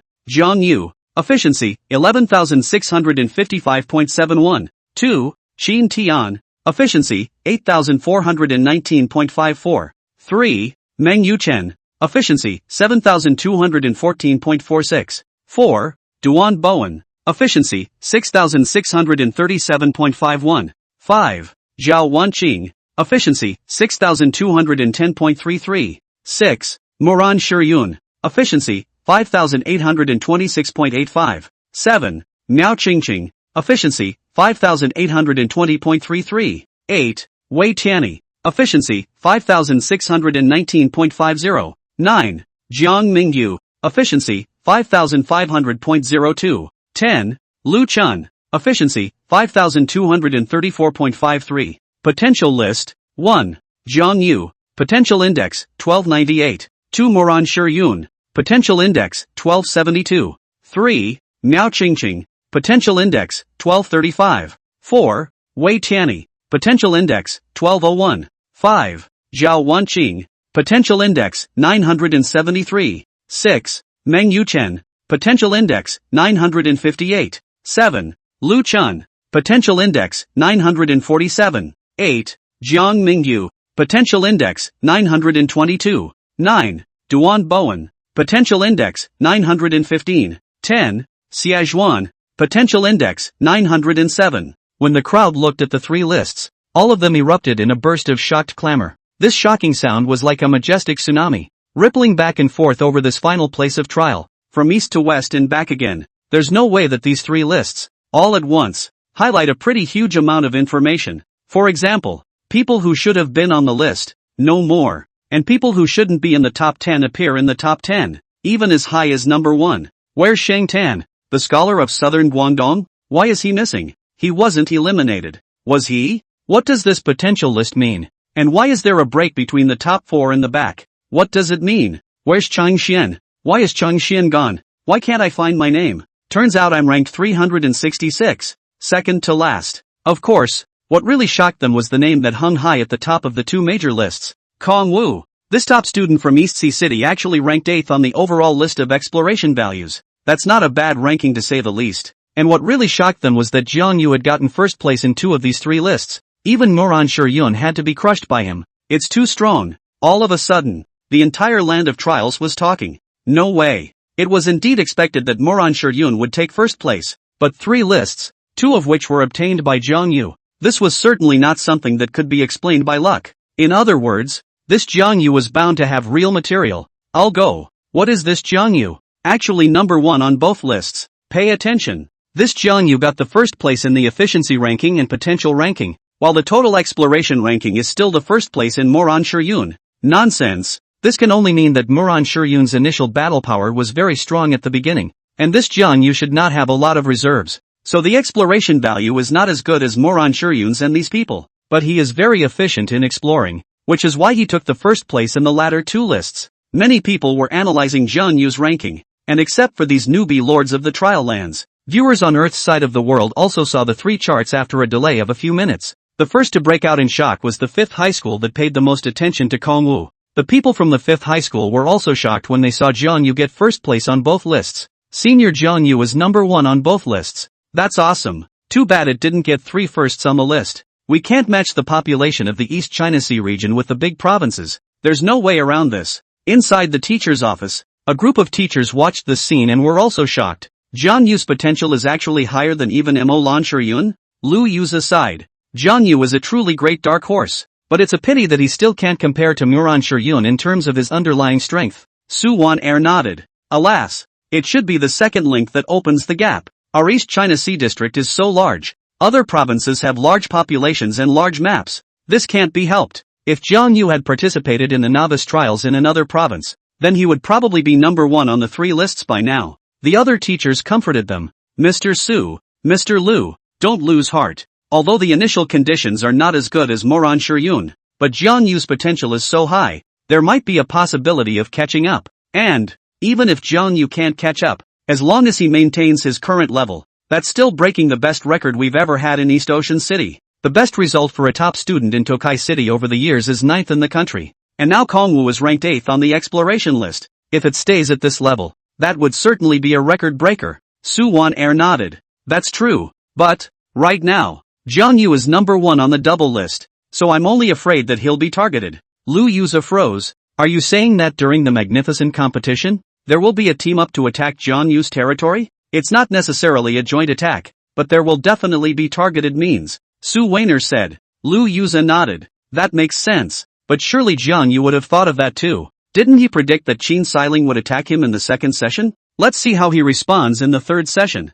Aside from the people of the 5th high school who were concerned about Kong Wu, the next best thing was the people of Donghai City, as well as people from other parts of the country. Although the percentage wasn't high, there were still quite a few people who paid attention to Kong Wu. After all, for many people, it was the first time they had seen Kong Wu's name. Therefore, they were also feeling curious as to what was the origin of this Jiang Yu who was number 1 on the double list. So, Jiang Yu's name rushed to the hot search, and all of a sudden became the existence of the same level of heat as Moran Shiyun. Battlefield of the Heavens, Elite Zone, Heavenly Wisdom Collar. At this time, Yuan Yi and Qi Si Yuan were also paying attention to the list. When Shi Yuan saw that Jiang Yu had taken first place on the double list, he was also jumping with excitement. Oh hu, Guan Yi, see, Jiang Yu is number 1 on the double list. He definitely doesn't have as many troops as Moran Shiyun, or else the exploration value ranking could be even higher. Well, this Jiang Yu does have a lot of potential. Yuan Yi was talking, when suddenly, Long Banyun walked in with large strides. He looked winded. My lord. Oh, you're back, how did it go? Yuan Yi remembered that a few days ago she had asked Long Jianyun to investigate the situation of that stronghold at the border of the human realm. Long Jianyun said, reporting back to Lord, I've brought people to rebuild a new stronghold in the past few days. After conducting an investigation, however, we found that the previous stronghold, it seems, was breached in an instant. An instant? Yuan Yi was puzzled. It's just that the enemies were so numerous that they wiped out the stronghold in one go. Long Jianyun said. Yuan Yi immediately frowned. There are a large number of enemies? Yes, by the time we got to the scene, several days had actually passed. But you can still find residual footprints, as well as traces of destruction. These enemies are like locusts moving through the country, destroying the environment there. Based on our observation of the footprints, this enemy that wiped out our stronghold should contain multiple races. Yuan Yi was becoming more and more puzzled. So what you're saying is that there's a sizable enemy of the 10,000 races that has infiltrated the human realm? Yes. Yuan Yi put her hands behind her back and began to pace and think. In fact, it was not uncommon for the 10,000 races to send out all sorts of people to infiltrate into the back of the human realm, although it is said that there is the agreement of the nations. But, as long as it's not an explicit attack, then the agreement of all nations is hardly going to govern you. As a result, various small groups of enemies would appear from time to time behind the human realm. These enemies are generally taken care of by the lords in the back of the human realm. Right now, she just happened to come across a group of 10,000 races teams trying to sneak into the back of the human realm. Since they've infiltrated the rear, it's just a matter of telling the news to the human realm center. For the rest, we don't care that much. Long Jianyun, yes. No one knew what was happening on Yuan Yi's side. After the rankings were published, the land of trials and tribulations was hotly debated by many. Of course, those who were located at the top of the leaderboards had also seen Zhang Yu's name. Among them, somewhere in the land of trials, there was an ancient territory. The green tiles on the roofs of each building here have a faint luster in the sunlight, as if carrying 1,000 years of age. And in the center of this territory, a young girl was sitting quietly inside the base camp. This young girl was as fresh as a blooming white lotus. Her face was delicate and picturesque, and her brows were faintly poetic. A pair of bright eyes, as deep as an autumn lake, sparkled with wisdom. Her long hair was like a waterfall, gently draped over her shoulders and fluttering in the wind, adding a bit of ethereal air. However, the most striking thing was her pair of proud bosoms. They were full and erect, as if they were two peaks, adding a touch of voluptuousness and sensuality to her beauty. The pair of bosoms contrasted with her temperament, yet blended harmoniously together, making it impossible to take your eyes off them. At the moment, she is. Slide your hand lightly over the leaderboard. Her fingers were slender and white, gliding gently across the virtual screen in front of her. Her movements were unhurried, as if she could maintain that calmness and composure no matter what happened. She, the person most likely to take the national top prize this year. Moran Shiyun, Jiang Yu? She read softly, a hint of curiosity flashing in her eyes. She continued to look at the potential list, a few moments of thought passing through her eyes. The potential of the top 4, and the back pulls away from the fault line gap. She murmured, a possibility quickly coming to mind. I can't believe all 4 of them. That's more than I expected. She whispered, with a touch of incredulity in her voice. This isn't going to work out too well for her now. She had a full 3 competitors. Zhang Yu, Wei Tianyi, Mao Qingqing. Never mind. Let's just see what the reward is. In this case, with the passage of time, the announcement tone sounded again. Rewards are now being handed out. For the exploration session, rewards will only be given out for the exploration value leaderboard and the exploration efficiency leaderboard. Many people exclaimed, "Ha, why isn't there a potential list?" Because the potential list is for the entire 3rd session. Even if what we were comparing earlier wasn't exploration, this potential list would still be there. Then this seems like a big loss for Jiang Yu. Soon the rewards came out. Discovery Value Ranking Reward. 1. Primary Recruitment Order times 2. Intermediate Resource Card times 10. 2. Primary Attribute Potion, 1000 people, x5. Primary Experience Potion, 1000 people, x5. Intermediate Resource Card x5. 3. Primary Divine Speed Charm, 1000 people, x5. Construction Acceleration Scroll, 10 buildings for 1 day, x3. 4. Primary effective healing salve, 1000 people, x10. Intermediate resource card x4. 5. Trinket treasure chest, blue item, x1000. Weapon treasure chest, blue item, x1000. Beginner's morale scroll, 1000 people, x5. Beginner's diligence scroll, 1000 people, x5. 6. Human realm merchant 20% discount coupon times 2. Blue rare general set times 3. Intermediate resource card times 3. Rare resource pack times 2. 7. Intermediate resource card x5. 8. People's realm merchant core 20% discount coupon times 1. Advanced building upgrade drawing times 1. Intermediate resource card times 4. 9. Intermediate resource card x4. 10. Human realm merchants 10% discount coupon times 5. Primary experience potion, 1000 people, times 5. Intermediate resource card times 1. Exploration efficiency ranking, 1. Small relic x1. Rare resource pack x1. 2. Junior recruitment order times 1. 3. Random seed pack x4. Intermediate resource card x2. 4. Junior beast taming scroll x3. 5. Building appearance drawing times 4. Primary magic rune times 3. 5. For step decorative material pack times 2. 6. Low-level beast mount times 1. 7. Primary magic rune x2. 8. Treasure map times 1. 9. Territory protection scroll, 1 day, times 3. 10. Rare resource pack x1. That's the reward for the top 10 on both lists. It had to be said that when they saw the reward, each one of them was stunned. Because the amount of information was just too much for them to digest for a while. Why is it informative? Because there's so much to give. And to top it all off, the rewards for first place on both lists,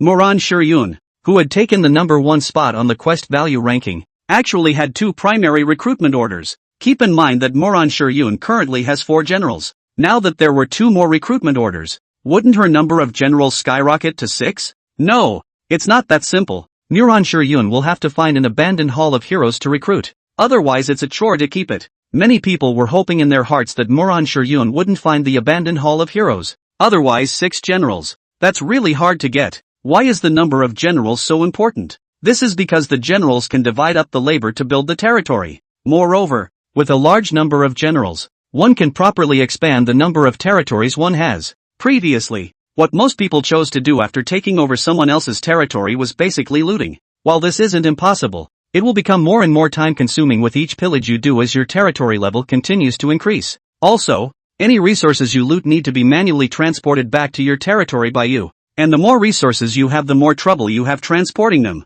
If you have enough generals, then instead of looting, you can just occupy at this point. Make yourself an extra piece of territory and then appoint one of the generals to manage it. That way, your sphere of influence can keep expanding. The population of the 2 territories combined is more than the population of 1 territory in any case. A large population means you have more soldiers that can be recruited. In doing so, your overall combat power will also go up dramatically. It's over. Once Moran Shiyun recruits generals, then with her strength, constantly expanding and developing 2 to 3 territories at the same time, the population cap is able to reach 51, 200 or 76, 800, and a single conscription would be several thousand people. How many soldiers does that Moran Shiyun have to have? This is a bull fight. She's invincible. You guys don't look too good at Moran Shiyun. That Jiang Yu took first place on the efficiency ranking and actually obtained a relic. Yes, a relic. So far, none of the participants in the trial knew that Jiang Yu had a relic on him. So in their perception, the relic obtained by the first in the exploration efficiency ranking was the first relic that appeared in this novice trial. Relic. Is this the legendary relic? This relic doesn't spell out the exact effect either. It's probably done on purpose. If we were told about the effects, wouldn't Jiang Yu's advantage be greatly reduced? Jiang Yu actually managed to obtain a relic. How much growth can he gain in his combat power? It's hard to say. Relics don't always increase combat power. Some relics do not directly increase battle power, but have a variety of special effects. Anyway, for the rewards of Moran Shiyun and Jiang Yu, many people are hot under the collar, because the reward for first place is always broken. It's either a recruiting order or a relic, and the reward for second place is no more than either of those 2. Relics? Jiang Yu also didn't expect that he would actually be able to obtain a relic again. That makes 2 relics on him. Not bad, though it might be in the eyes of many. The 6 generals of Moran Shiyun were horrible as hell. However, to Jiang Yu, he instead felt that his reward was better than Moran Shiyun. because the effect of the recruitment order in his hands was different from the effect in Moran Shiryun's hands. Moran Shiryun can only recruit up to a yellow general. Though he didn't know why the 4 martial arts generals that Moran Shiryun currently had in her hands had 1 blue product and 1 green product. However, no matter what martial arts generals she recruited, they were not as good as the Chinese characters he recruited. And the same 1 relic, in his hands, and in the hands of Moran Shiryun, had the same effect. Therefore, Jiang Yu was going to earn a bit more by obtaining a small relic. Next, the announcement tone doesn't end there. Rewards will be awarded by the judges later. Next contest topic, Gorgeous Contest. Landscaping facilities will be added when the territory is raised to level 4. So the next test will be the construction of the appearance of each territory. The Gorgeous competition will examine 4 aspects: aesthetics, comfort, cleanliness, and civility. The Gorgeous competition lasts for 7 days, and after 7 days, the list will be settled. And the higher the ranking, the higher the rewards obtained. Please keep up the good work. The Gorgeous contest has begun. Kong Wu said, well, leave the layout of the territory to me, but in these few days you should still look for as many decorative materials as possible. After all, your territory is quite large, and those 4th rank materials of yours may not be in sufficient quantity. Said Lin Hong.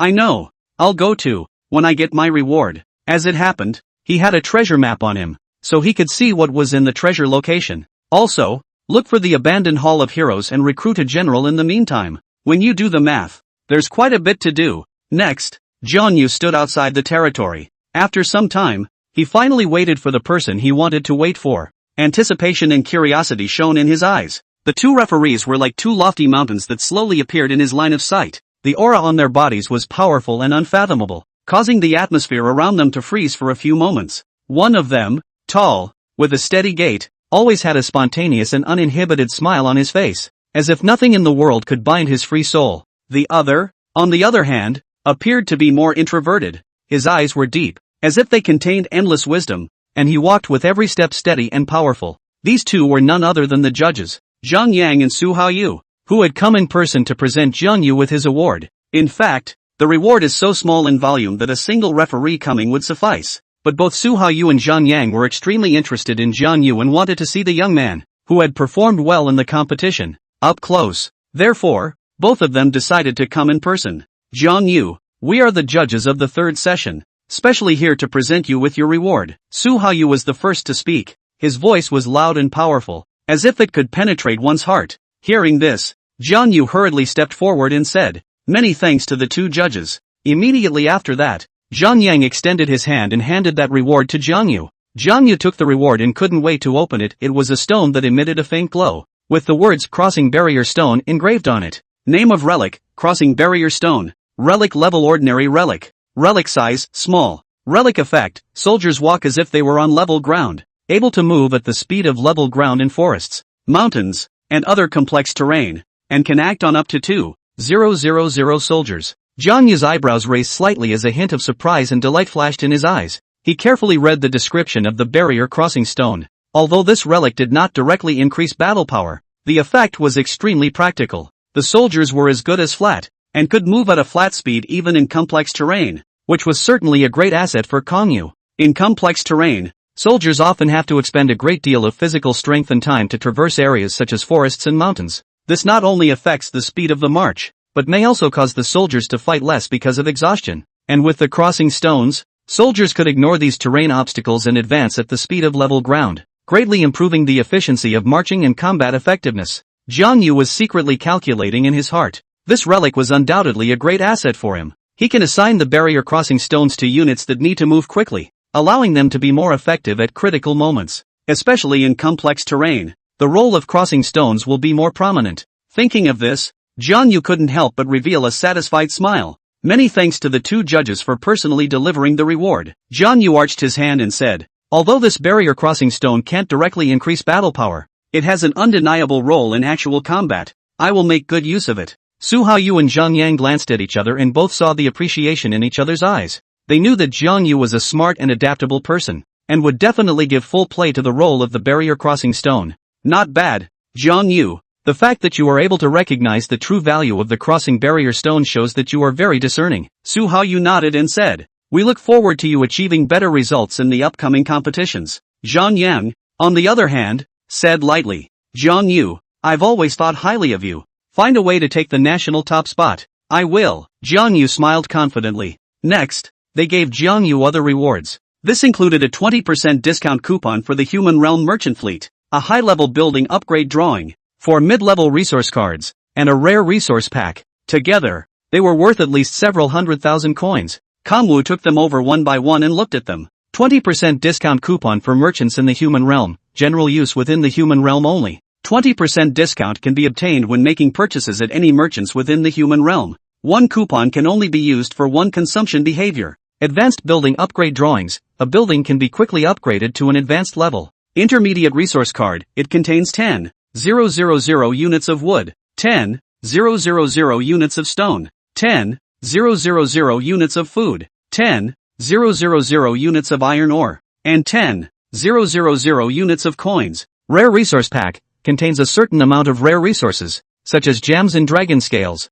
They're all okay, actually, but even when you add them up, they still don't compare to the crossing stones. That said, we've come all the way here, so you're not inviting us in for a visit? Su Haoyu asked with a smile. No problem, please. Jiang Yu did not refuse. Next, Jiang Yu went about his business, leaving the two judges to visit the territory. It had to be said that with the 10,000 residents that Jiang Yu had brought with him gradually living inside the territory, the size of Jiang Yu's territory was also beyond imagination. With a population of over 20,000, it made Jiang Yu's territory one of the best amongst the level 4 territories. Su Haoyu said. Jiang Yu actually took in 3 people to work for him. Not bad. Zhang Liang said. Well, but that's nothing. Like Moran Shiyun, there are several little girls who have defected to her as well. Usually these newbie lords would prioritize defecting to the scholar if they were eliminated. After all, the first place finisher has a lot of potential. Alright, I'm not watching. If the gorgeous contest is on,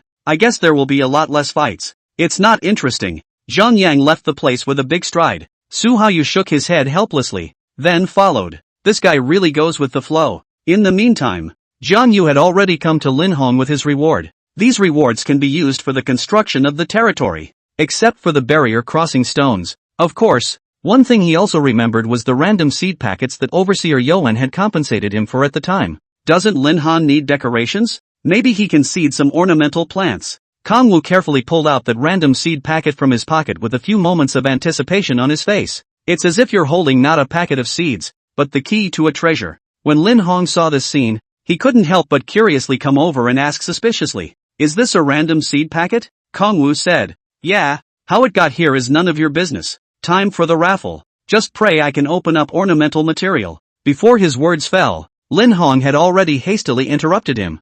Stop.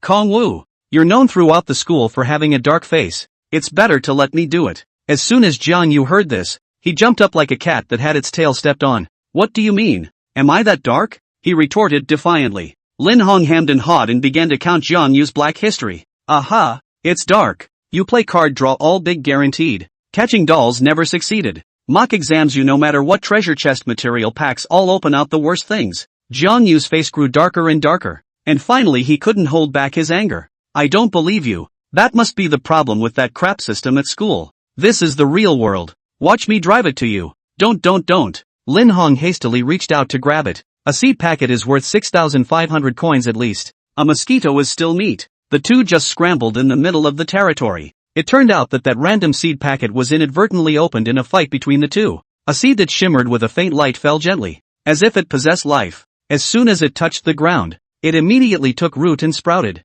And although it had not yet grown up, the vibrant atmosphere was shocking. Both of them froze, their gazes fixed on the rapidly growing seed as if they had seen something incredible. This is? Jiang Yu was the first to come back to his senses as he hurriedly opened the panel to check the information of this seed. His eyes instantly glazed over as he read the text on the panel. Seeds of the Fantasy Cherry Tree, able to grow the seeds of the Fantasy Cherry Tree, a 4th rank extreme plant, which will enter its growth period within 7 days. Fantasy Cherry Tree? Lin Hong also saw the information on the panel, and he couldn't help but exclaim in shock. They actually bloomed the legendary plant? The two looked at each other, both seeing shock and excitement in the other's eyes. Fantasy Cherry Tree. That's the top of the 4th order ornamental plants. It is claimed to be the most fantastic 4th order ornamental material. Territorial planting of one can be so dreamlike that one forgets the return journey home. Jiang Yu smiled smugly as he patted Lin Hong's shoulder and said, "Well, I got lucky. Lin Hong gave him a blank look without a good reason and said, "Pull yourself together,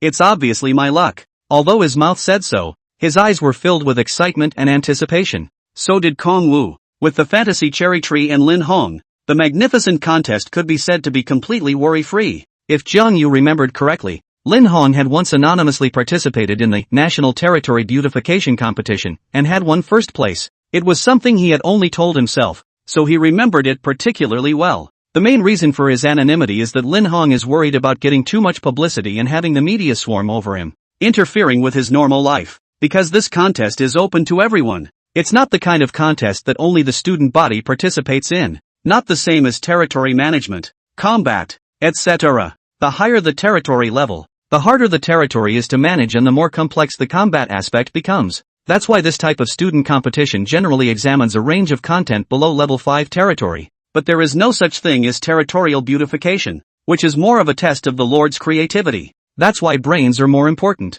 Landscaping contests are more paper-based than combat or management contests. They have a special simulation system for people to come and operate on the territory. So even a student like Lin Hong could participate in this level of competition. Being able to take first place in a national level competition. It shows how strong Lin Hong's landscaping is. Now, with this fantasy cherry tree, his territory would definitely become more beautiful. First place in the gorgeous competition is arguably a safe bet. Of course, it will take another 7 days for this seed to germinate and enter the growth phase. That is, it just happened to grow into a big tree when the gorgeous contest closed. It doesn't matter. This tree will just act as a base card. Thinking of this, Jiang Yu couldn't help but get excited. Because then he can go out without fear, continue to attack various monster camps, bandit camps, and scavenge for resources. Keep looking for decorative materials, ornamental plants, and abandoned halls of heroes. And, of course, the treasure map. Although right now he could only take 2,000 soldiers out, and couldn't be compared to other talented lords, but with 2 relics in his possession,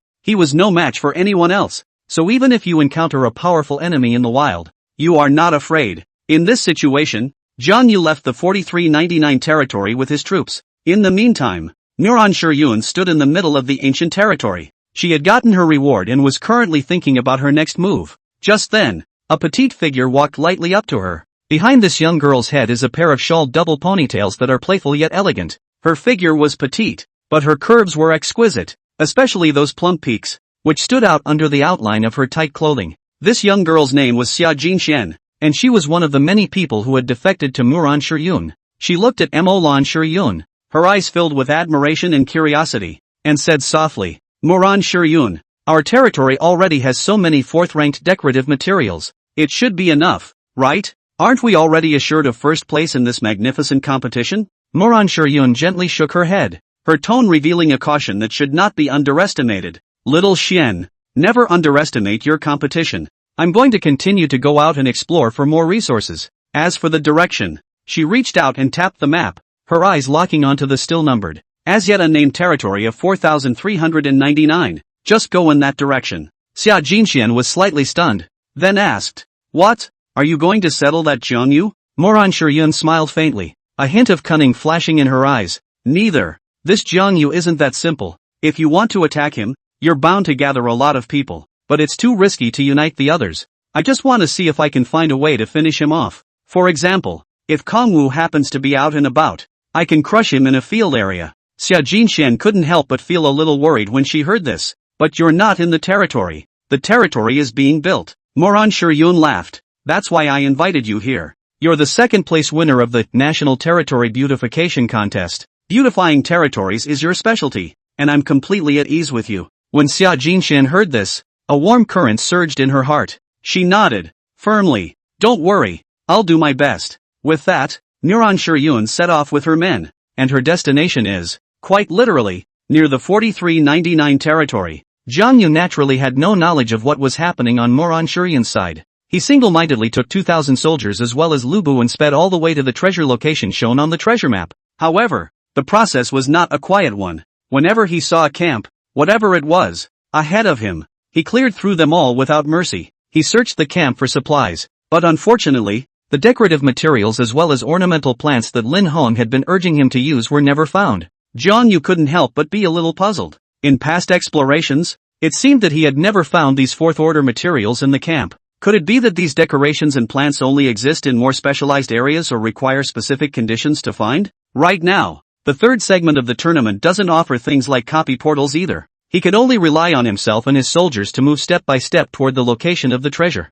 Suddenly, he remembered the mixed camp that he had raided earlier when dealing with Shang Tan. There were quite a few disposable props found there at one time. Did it mean that he needed to go and attack more large mixed camps before he could find fourth order materials? Jiang Yu pondered in his heart. But mixed camps are not that easy to find, and Jiang Yu didn't see one along the way. Just like that, Jiang Yu unknowingly and quickly led the people to the vicinity of the treasure location. However, he also realized that the terrain around him was becoming increasingly difficult to navigate. The mixture of swamps, dense forests and deep mountains is very complex. How could there be such an area? Jiang Yu frowned, but then he was glad. Luckily, his second relic was the crossing stone. It was because of the possession of this relic that his soldiers could traverse this complex terrain as if they were walking on a flat surface, and their speed would not be affected. But just as he was about to arrive at the place of the treasure, a ferocious monster suddenly appeared in his sight. It was a centaur that stood several feet tall, with gnarled muscles and covered in hard scales, as if it was a giant beast made of steel.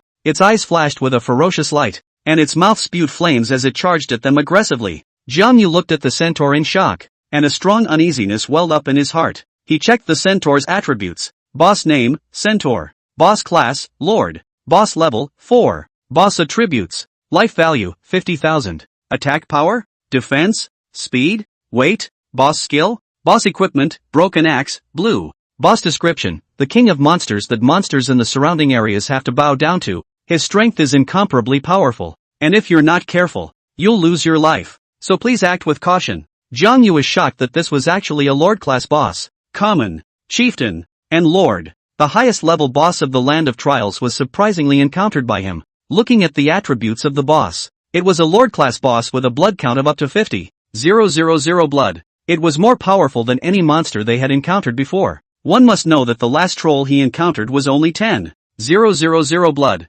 Well, is the treasure right behind the centaur? Kongwu had a headache. This centaur looks uncomplicated, which means the treasure is uncomplicated too. No, it's also possible to kill a centaur and end up with nothing. But right now, that treasure is like Schrodinger's cat. You don't know what's inside that treasure chest until you open it. Thinking of this, he took a deep breath and drew the long sword at his waist, preparing for the upcoming battle. At the same time, he gave orders to Lubu and his soldiers to prepare for battle. Of course, he had defenses all around, and had a handful of scouts to patrol the perimeter, lest the enemy come and not know it. And, just in time, Nuran Shiyun also brought her people to the neighborhood. Of course, she was still some distance away from Jiang Yu here, but she could still sense that someone was nearby and was surrounding a boss. Why? Because of her talent. Celestial Eye Insight, Pink Holy Spirit. 1. Ultra-long range detection. Celestial Eye Insight enables the Lord to detect a target, whether a character, animal, or other object,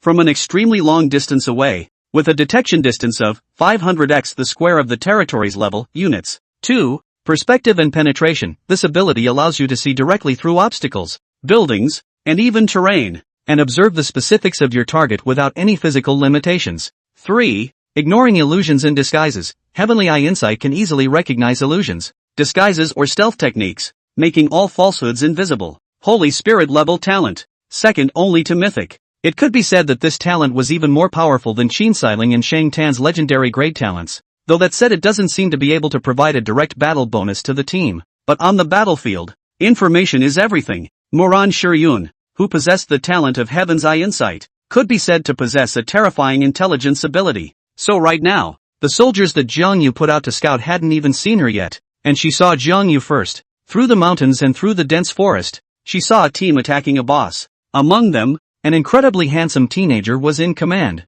So handsome. Not right, she blushed. Who's fighting the boss? She hadn't paid any attention to Jiang Yu before when the second session ended, so she hadn't even looked at his looks or investigated his relevant information. Could it be Kongwu? I actually dared to fight a Lord-class boss. She had fought a Lord-class boss and knew how difficult it was to fight. At that time, she had mobilized a full 6,000 people and took down that boss with over 2,000 casualties. Therefore, she felt that it was impossible for Jiang Yu to take down the Lord boss with a single martial general, plus 2,000 soldiers. Whether he's Jiang Yu or not, this is my chance to pick up the pieces. Nope, even if you grab the boss, it doesn't mean much. At most, you'll gain more experience value. but there's a treasure chest behind the boss.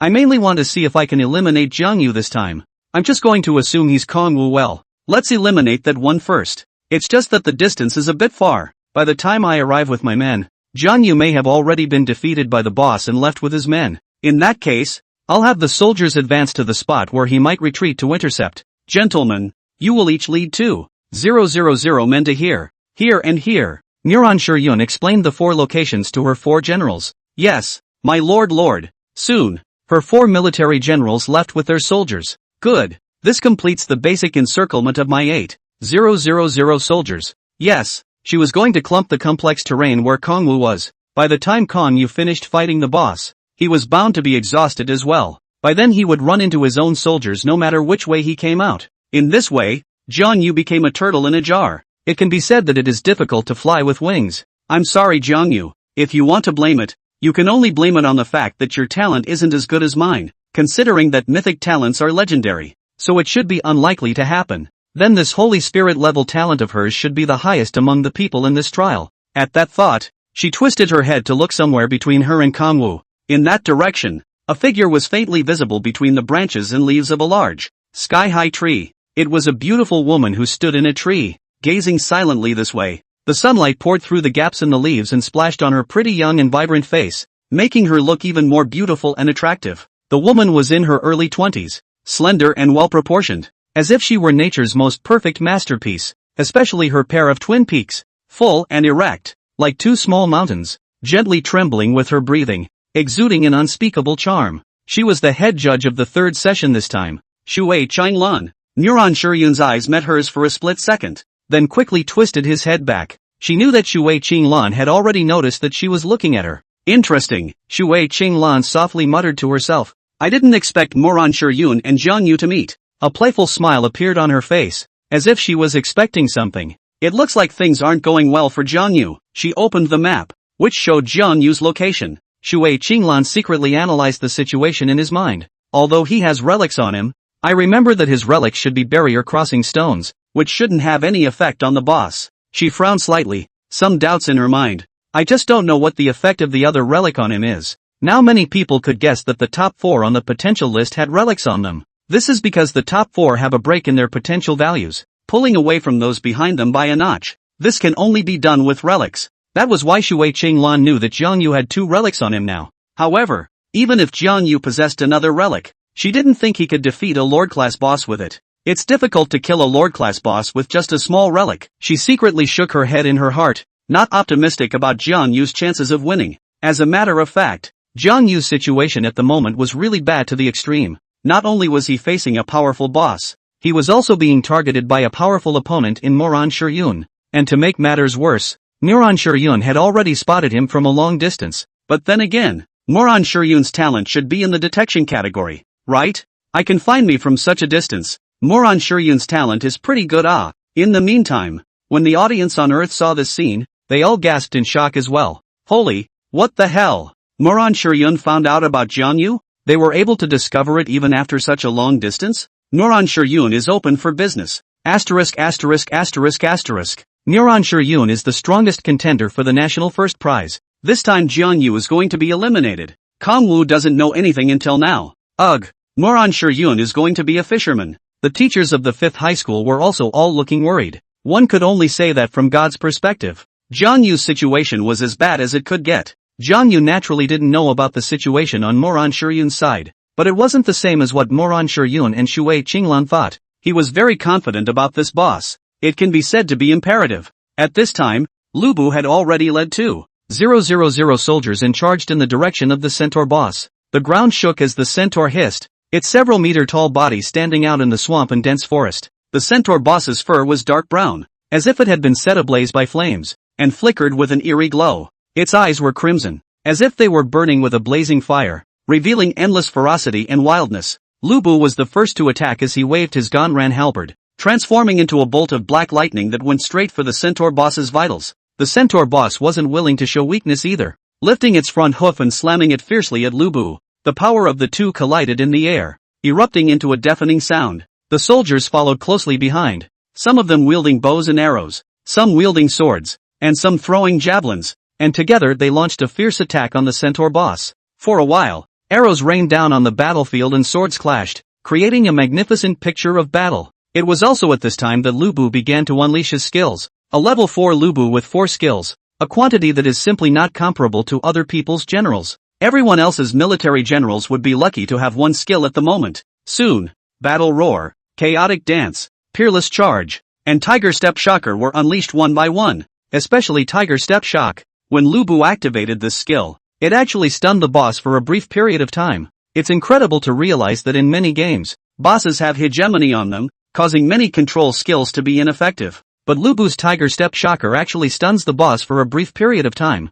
Then this won't be so hard to fight. As long as the boss is stunned, a round of attacks from 2,000 soldiers can cause considerable results. Of course, he couldn't let the soldiers stand too densely, or he would be swarmed by the boss to kill a large group. Next, although the centaur boss was powerful, it looked a bit overwhelmed by the combined attacks of Lubu and the soldiers. Wounds continued to sprout from its body, dripping with blood, but it still fought tenaciously, trying to fight back. The battle went on for a long time, and the centaur boss's life value was decreasing. Finally, under one of Lubu's fatal strikes, the centaur boss let out a final hiss before collapsing to the ground with a loud thud, no longer moving. The entire battlefield fell into a brief silence before the soldiers erupted into cheers. They managed to kill this powerful lord-class boss. Jiang Yu looked at the centaur boss that had fallen to the ground and breathed a sigh of relief in his heart. And when Moran Shiryun, who was located in the distance, saw this scene, she couldn't help but reveal a shocked expression. He actually killed the lord boss? Moran Shiryun's face was filled with a look of disbelief as she gazed at that military general of Jiang Yu's, her heart filled with doubt. That martial general was clearly only a white pin. How could he possess such a powerful strength? Her gift of celestial eye insight could see through all disguises, so she was sure that the martial artist hadn't masked the attributes or disguised the qualities. So, what's going on here? A thought flashed through Moran Shiryun's mind. Could it be that the relics on Jiang Yu's body have the effect of enhancing the strength of martial arts generals? In the distance, Shui Qinglan also saw this scene. She was equally shocked. As a magistrate, she had seen countless geniuses and miracles, but this time, she was also deeply shocked. There's something odd about that martial general of Jiang Yu's, Shui Qinglan said in a low voice. How can a white-ranked martial general have such strength? And Jiang Yu's warlord actually has 4 skills. It was beyond her imagination. The number of skills a general has often determines his or her combat strength, and a general with 4 skills is undoubtedly very rare and powerful. But having 4 skills at level 4, White Goods martial arts should not be able to do it. But she's a referee. It's only right that the information she gets backstage is true and correct. Unless Jiang Yu had given that martial arts general a disguise that fooled even the system of the Land of Trials. Is this possible? In the meantime, on this side of the planet, many people also saw this scene. Many people were surprised. Being able to kill a lord-class boss was indeed quite impressive. But they remain worried. Why? Because they were standing in God's view watching the scene. They knew that Jiang Yu was being targeted by Moran Shiryun, and they knew that Jiang Yu didn't know anything at this point. Didn't know anything. This is one of the scariest situations. What's the difference between knowing nothing on the battlefield and being blind? So they remain worried. In this case, Jiang Yu had already told the soldiers to clean up the battlefield in place and go count the casualties. As for himself, he came to that treasure chest behind the Lord Boss. Yes, treasure. It was something he was looking forward to immensely. I hope I won't lose money. This time when they attacked the Lord Boss, the soldiers' casualties were not small. According to the preliminary count, the soldiers had just suffered 500 to 600 casualties from fighting the Lord Boss. There are only about 500 men in the ranks still able to fight now. So if the stuff in the treasure chest wasn't worth much, he'd be losing money. Next, he asked Lubu to open the treasure chest. At once, the treasure chest shone with golden light. Wow! Golden Legend. Ginger Wu dubbed. The treasure chests in the Land of Trials are categorized into gold, silver and bronze. He's opening a golden treasure chest right now, so it seems like he shouldn't lose money on this trip today. Soon after the golden glow passed, Zhang Yu saw that there were quite a few things in the treasure chest. Needless to say, it's a pretty huge treasure chest. It was 5 or 6 meters wide, 7 or 8 meters long, and 3 or 4 meters deep. So there's quite a lot of stuff sitting in there. Well, is this equipment? The first thing Kongwu saw was the equipment. Blue Rare Martial Set includes Blue Cloud Battle Robe, Firm Iron Leg Protectors, Flowing Cloud Battle Helmet, Red Snail Protectors, Hard Leather Battle Boots, Light Spirit Belt, and Flying Feather Blade. Oh, Jiang Yu raised an eyebrow. A martial arts set? The set he had previously bought for Lubu was also a martial arts set. As you can see from the price, the equipment of a military general is different from that of an ordinary soldier. In addition to being a bit stronger, the most important thing about the equipment of a military general is that the durability is very high, unlike a soldier's equipment, which has to be constantly maintained and serviced. That's why Lubu's Ganran halberd hasn't broken until now, and right now he got a martial arts set, which wasn't bad. There just aren't any extra military generals available. Jiang Yu thought of the recruitment order in his hand. It would be good if he could recruit a military general. That way this kit will work. Well, it's worth 20 to 30,000 coins anyway, so it's average. Kangwu told the soldier to take away this martial arts set. Next Jiang Yu continued to flip through the treasure chest, quickly touched a couple of scrolls. He took it out and realized that it was 3 territory protection scrolls. Territory protection scroll, 1 day when activated. The territory is protected from any damage for 1 day. It's all for 1 day, and it costs around 10,000 apiece, which adds up to $30,000. Oh, then this trip can't be a big loss. Of course, earning it depends on what comes next. I have to say the treasure chest is pretty full of scattered stuff. Lots of consumables like salves and stuff. Certainly not worth much. 20 or 30,000 coins in all. Okay, last piece of, Jiang Yu was shocked. Is this, relic? No, it doesn't seem to be an ordinary relic. He opened the properties of the relic and looked. Name of relic, primary artificial protective beads. Relic level, common relic. Relic size, large. Relic effect, can only be used within the territory. After opening it opens a protective shield for the territory. Able to withstand attacks for about 500,000 divided by number of enemy troops x average level of enemy troops, days. After the shield breaks down the reliquary is shattered and can't be used at all. This, Kangwu didn't expect that he would actually be able to open relics in the treasure chest. This is the 3rd relic. However, this relic is honestly not quite the same as the others, because it's a relic with a useful life. One might even say expendable. Not only that, it's a man-made relic. While the vast majority of relics are precious treasures left over from history. However, there are a number of man-made relics out there now. Of course, the durability aspect is particularly poor because the material has not built up over time. Artificially built relics just don't have high durability and basically don't work after a few uses. Therefore, right now, Zhang Yu couldn't say that he had obtained a complete relic because it would break after use. But, is better than nothing, and it's a large relic. At least, relics involving relatively large numbers of people, or large areas, are likely to be judged as large. Anyway, Jiang Yu accepted this relic. So much so that the treasure chest is basically empty. It's not a bad trip, Jiang Yu said with quite a bit of satisfaction. Next, he was ready to hit the road. But it was also at this time that the soldiers suddenly came to report. Report, my lord, we are surrounded by enemies. Jiang Yu was shocked. What did you say? Surrounded? You're kidding me. Kangwu had his soldiers look around before he started the fight. Though the terrain was difficult, he had his soldiers look out over the edge of the area. It's impossible not to know if the enemy is coming from a distance. How come we're surrounded all of a sudden? The enemy surrounded us with such a big commotion. And you guys only realized it now? Jiang Yu frowned. The soldier said hastily, Lord, the enemy seems to have come against us from the beginning. And by the time we realized them, they had already blocked all the ways to go around us. Because of the complex terrain of this area, various woods, mountains, rivers, and marshes intersected, resulting in only 4 entrances and exits into and out of this area. If these 4 places are blocked, then they will become a turtle in a jar. Can't get out. Kangwu didn't expect this to happen. How did the other side manage to discover their position before their own soldiers found them? This is too powerful. Is the other party's talent a scouting class? At the same time, Jiang Yu guessed in his heart. Whose soldiers could it be? But there is simply no way to guess at this point. How many enemies are there? Kangwu asked. 2,000 in each direction. Jiang Yu was shocked. Doesn't that add up to 8,000 people? Scary as hell. Scary as hell. Can anyone actually have 8,000 soldiers at this stage? This is outrageous. Could it be Moran Shiryun?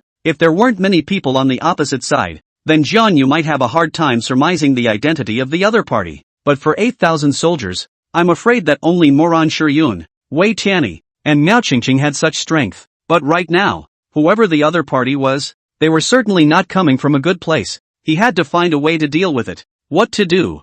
Jiang Yu frowned. If the opponent splits into 4, it's still hard to find a way to kill them directly. If he still had 2,000 people in his hand, 2,000 against 2,000, Jiang Yu was confident that he wouldn't lose to the opposite side. But now he only has 1. 500 men on his hands who can fight. The remaining 300 to 400 wounded soldiers couldn't move for the time being, so they had to find a place to hide and rest. The opposite side was Moran Shiryun after all, and to meet 2,000 Moran Shiryun soldiers with 1,500 people. Jiang Yu was still not too confident. You can't go head to head, nor can they be broken up individually. In that case, Jiang Yu looked at the barrier crossing stone in his hand. Then it would be good to use the crossing barrier stone to break down Moran Shiryun. The only advantage he currently had was this barrier crossing stone. And this area, in turn, is an area of very complex terrain. It must have been very difficult to communicate with them as they surrounded me in 4 different directions. And the area was so complex that even cavalry would have a hard time mustering the locomotive power to deliver a message. If this can be utilized, inevitably, you will be able to find a loophole in the enemy. Okay, let's do this. Guerrilla in this area. Kongwo made a decision. In the meantime, Moran Shiryun was also watching from afar. Yes, she didn't command at the front. For one thing, because, in this current situation, she didn't have the means to pass messages quickly between the 4 generals. After all, there are no modern communication devices at the moment. Moreover, the terrain in Jiang Yu's area was complicated, and it was troublesome to have soldiers pass information back and forth. Secondly, it was because her talent was heaven's eye insight, so even if she was wandering the wilds alone, it would be nearly impossible to catch her. Though it was said that without her command, there might be some problems with the deployment between the 4 military generals. However, these 4 military generals had been fighting with her for some time. So as for her commanding habits, these military generals knew them well. In the situation at hand, the enemy is surrounded, and any man would fight. If one of them encountered Jiang Yu's team, then this team immediately snipes in place while sending soldiers to tell the other 3 teams. In this way, when the other 3 teams arrived, then Jiang Yu would be completely annihilated. It's simply not too easy. Jiang Yu, I'm sorry, your generals are a bit powerful, but one general can't save you, Moran Shiryun said with a smile. Suddenly, she saw Jiang Yu leading the men in a westerly direction. It's incredibly fast. Strange, the terrain there is so complicated. Why are his soldiers so fast? Did he use the divine speed charm? The god speed charm is similar to the morale scroll, and is one of the more common consumables. It's basically available in the merchants, except not many people buy it, because most people currently don't have that high of a need for the team to move forward. Although Moran Shiryun was surprised, she also smiled slightly when she saw the green-ranked martial general, Mo Wuxian, in the direction to her west. Mo Wuxian, a green excellent martial artist, was the strongest of her 4 martial artists. Mo Wuxian, Force 87, Command 82, Politics 70, Intelligence 71. Its force value is 87, which is very close to 90, and can basically handle most of the challenges of martial arts. And most importantly, the only relic in her hand was in Mo Wuxian's hand. Relic name, Durability Badge. Relic level Ordinary Relic. Relic size, Small. Relic effect, when a soldier's morale is at full strength, the soldier's life value and defense increases by 20%, and can be applied to up to 1,000 soldiers. With this relic, each and every one of Mo Wuxian's soldiers were very resistant to fighting. Jiang Yu, you're so unlucky, you'll die even faster this time. Not to mention what a closed circle. I'm afraid that Mo Wuxian alone with these 2,000 soldiers would be able to crush Jiang Yu's 1,000 or so men. After all, Jiang Yu had just finished fighting a boss. The casualties among the soldiers must not have been small. In turn, the relics in Mo Wuxian's hands provided the soldiers with a lot of durability. In this situation, Mo Wuxian alone could probably exterminate Jiang Yu's entire team. That's all. Under the gaze of Moran Shiryun, under the gaze of thousands of spectators, and under the gaze of the head referee, Shui Qinglan, Jiang Yu and his 1,500 men had quickly arrived in front of the enemy in the western direction. I have to say that the terrain here is really rough, with cliffs on both sides, so it's either forward or backward. Fortunately, the 2 sides of the wall cannot climb not go, otherwise the enemy set up an ambush here. Jiang Yu, even if there is Lubu in the estimate, is also certain death. Jiang Yu didn't hesitate and ordered directly. Lubu, you lead the attack, but be careful not to go deeper. Fight a little and then retreat. Of course, it would be better if you can hit the enemy's military generals hard, but don't push too hard on this one. Yes, Lord. Soon, Lubu led 1,500 soldiers like a torrent rushing towards the enemy positions within the Jedi wall passage to the west. However, this time they encountered unprecedented resistance. Lubu led the way, waving the Ganlan halberd in his hand. Each swing was accompanied by a thunderous roar, and several enemy soldiers fell in an instant. With a force value of 100, He was virtually unrivaled on this battlefield. However, the soldiers didn't seem as brave as before. Perhaps it was because they numbered only 500, less than the usual 2,000 size. So while they still fought on, the damage wasn't as high as it would have been on a normal day. The enemy soldiers, on the other hand, looked as if they had been injected with new vigor and fought to resist Kong Wu's attack. Soldiers from both sides fiercely exchanged blows on the battlefield. With swords and blood raining down, Jiang Yu stood at a high place, observing the battlefield with a torch-like gaze. He quickly realized that the fight wasn't as easy as it had been before. Although Lubu was brave and invincible, it was difficult for him alone to change the direction of the entire battle, and his own soldiers seemed to be stuck in some kind of rut, unable to exert themselves. "It's time to retreat," thought Lubu, who was in the center of the battlefield. Just then, he noticed a general in the enemy army, Mo Wushan. This green-ranked martial general was armed with a lance and clad in armor as he stood at the front of the formation and commanded the battle. His eyes revealed calmness and determination, as if he was well prepared for this battle. Remembering Jiang Yu's order, Lubu immediately urged his warhorse to rush towards Mo Wushan. The two instantly exchanged hands, halberds and spears clashing and sparks flying. After more than 10 rounds of intense fighting, Lubu finally found a break. He let out a furious cry, and the square sky-painting halberd stabbed at Mo Wushan's chest with a thunderous momentum. Although Mo Wushan fought to resist, he was ultimately pierced through the body by a halberd, and fell off the horse with his life and death unknown. With Mo Wushan's fall, the enemy soldiers were instantly demoralized. Lubu took the opportunity to order a retreat and quickly left the battlefield with his soldiers. At this point, Kong Wu had successfully led the retreat. Moreover, Lubu also heavily wounded the enemy's main general, Mo Wushan. Seeing this scene, Nuran Shiyun was stunned. Mo Wushan actually only lasted 10 rounds before he was pierced through the body. She frowned. She was worried about Mo Wushan's injuries, and at the same time she was puzzled in her heart. Why did Kong Wu just withdraw with his men? Why doesn't he keep breaking out? Doesn't he want to run out? What the hell is he going to do?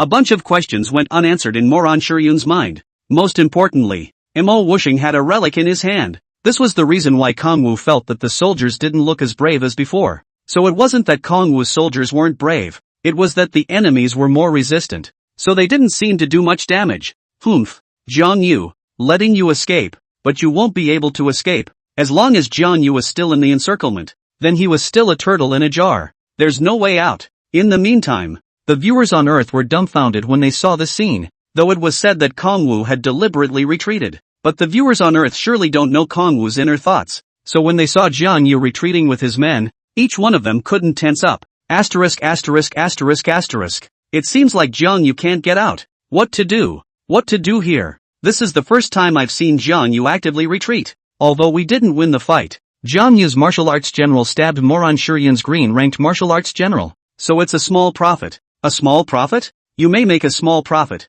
but I will never lose. As long as Jiang Yu is still in the encirclement, then there's only one way for him to end up, and that's to be eliminated by Nuran Shiyun. Many viewers were unimpressed with Kong Wu's situation. On the side of the 5th high school, many teachers were even more worried. It was the first time they had seen Jiang Yu fall into such a predicament. What to do? Is Kong Wu really going to be eliminated? The teachers of the 5th high school have mixed feelings at the moment. Their eyes were locked onto the screen, as if they were trying to see through that distant battlefield and look for a hint of a turnaround. Su Wan'er folded her hands, her brows locked, her eyes filled with worry. She was well aware of Jiang Yu's strength, but the situation in front of her caused her to feel unprecedented pressure. She couldn't help but start reflecting in her mind. Was she expecting too much from Jiang Yu before? The other teachers were also anxious. They kept pacing in place as if trying to find a way to be able to help Jiang Yu. Yet neither of them noticed that this behavior was completely unhelpful. On Tianji Island, although Qi Siyuan's face remained calm, his eyes revealed deep concern.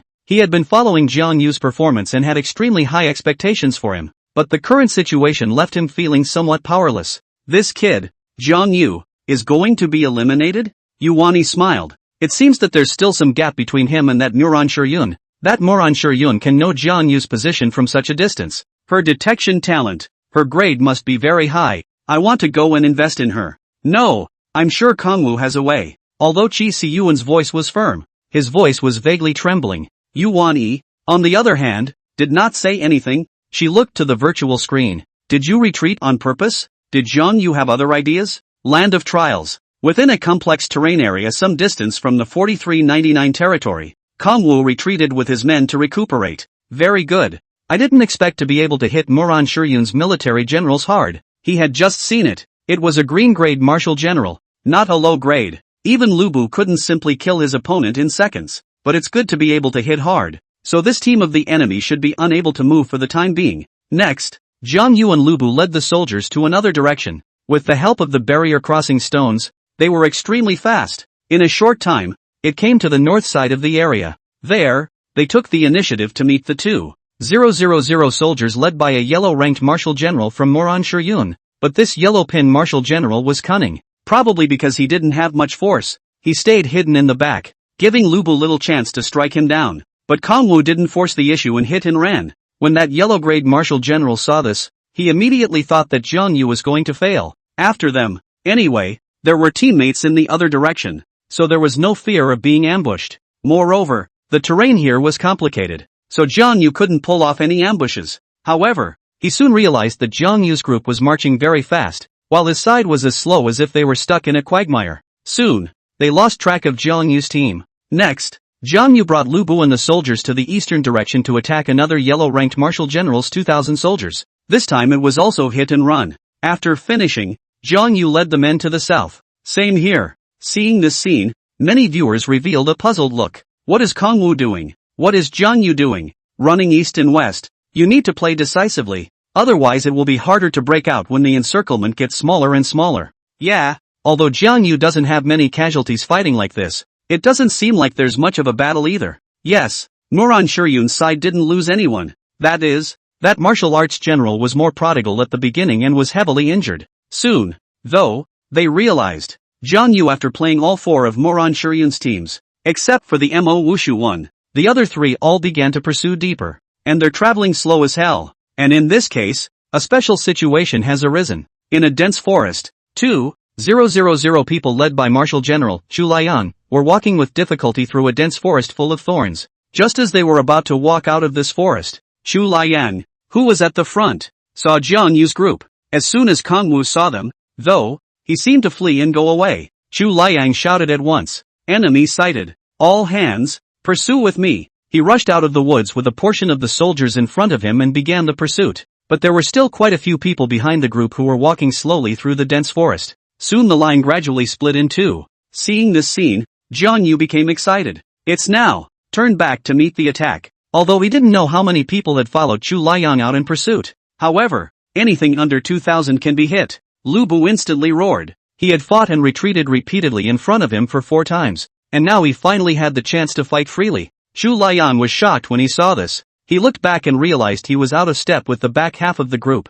but he was too late to withdraw. Lubu had already taken the initiative to find him. Zhu Liang was only a yellow general with a force value of 70 or so, not a match for Lubu at all, and within 3 rounds, he was picked off by Lubu. The enemy instantly collapsed, and the 1,000 men were directly and forcefully crushed by Jiang Yu's soldiers, and without hesitation, Jiang Yu took advantage of the victory and killed into the woods, wiping out the remaining 1,000 people in the woods with him. In this way, Jiang Yu had actually managed to eliminate a team of 2,000 people in size from Moran Shiryun and decapitated one of her military generals. Seeing this scene, the audience on Earth erupted in an uproar. Just now, the spectators on Earth witnessed Jiang Yu leading his soldiers to achieve the feat of winning with less in a short period of time. None were shocked or incredulous. The pop-ups within the live broadcast room poured out like a torrential downpour, with all sorts of exclamations and doubts intertwined, forming a spectacular picture. What is going on here? Jiang Yu, how did he do it? One viewer stared wide-eyed and deadpan at the screen,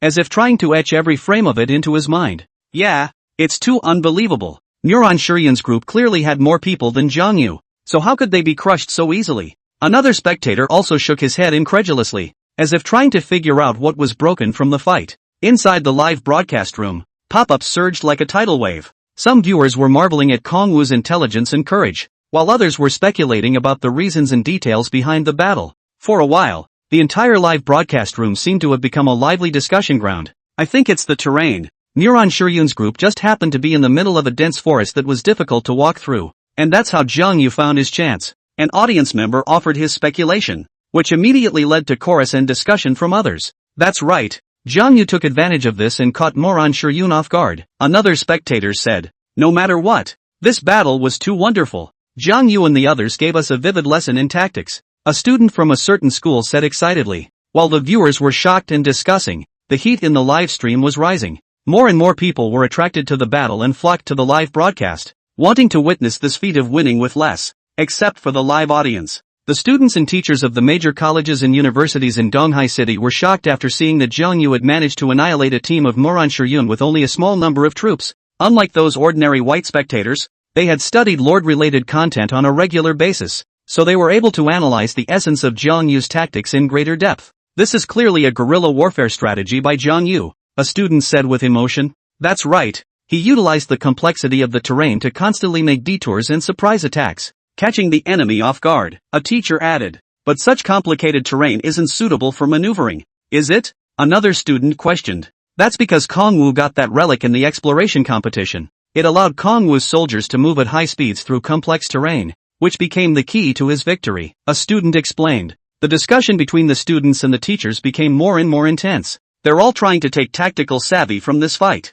The teacher who was in charge of the tactics class analyzed Jiang Yu's tactics even more deeply. You mustn't forget that communication and liaison between the four teams of Moranshiyun must be very difficult in this complicated terrain. The teacher pushed up his glasses and analyzed carefully. This gave Jiang Yu a great opportunity, and he was able to utilize this chaos and dispersion to break down the enemies one by one. The crowd nodded in agreement. They were all impressed by Jiang Yu's courage and wisdom. In a situation where the enemy was strong and we were weak, Jiang Yu did not choose to escape, but bravely utilized guerrilla tactics in an attempt to crush Moranshiyun's men. This kind of boldness and vigor was something that one could not help but admire. Land of trials. Except for the reaction on Earth's side, Moranshiyun also looked shocked after seeing this scene. She stopped her horse and unleashed her natural ability, Heavenly Eye Insight, to look far away from Jiang Yu's direction. Too late? Damn it! She blushed a bit. An unspeakable anger and helplessness welled up in her heart. Chu Liang's total annihilation was undoubtedly a huge blow. She didn't expect that Jiang Yu would be so cunning that he didn't intend to break out,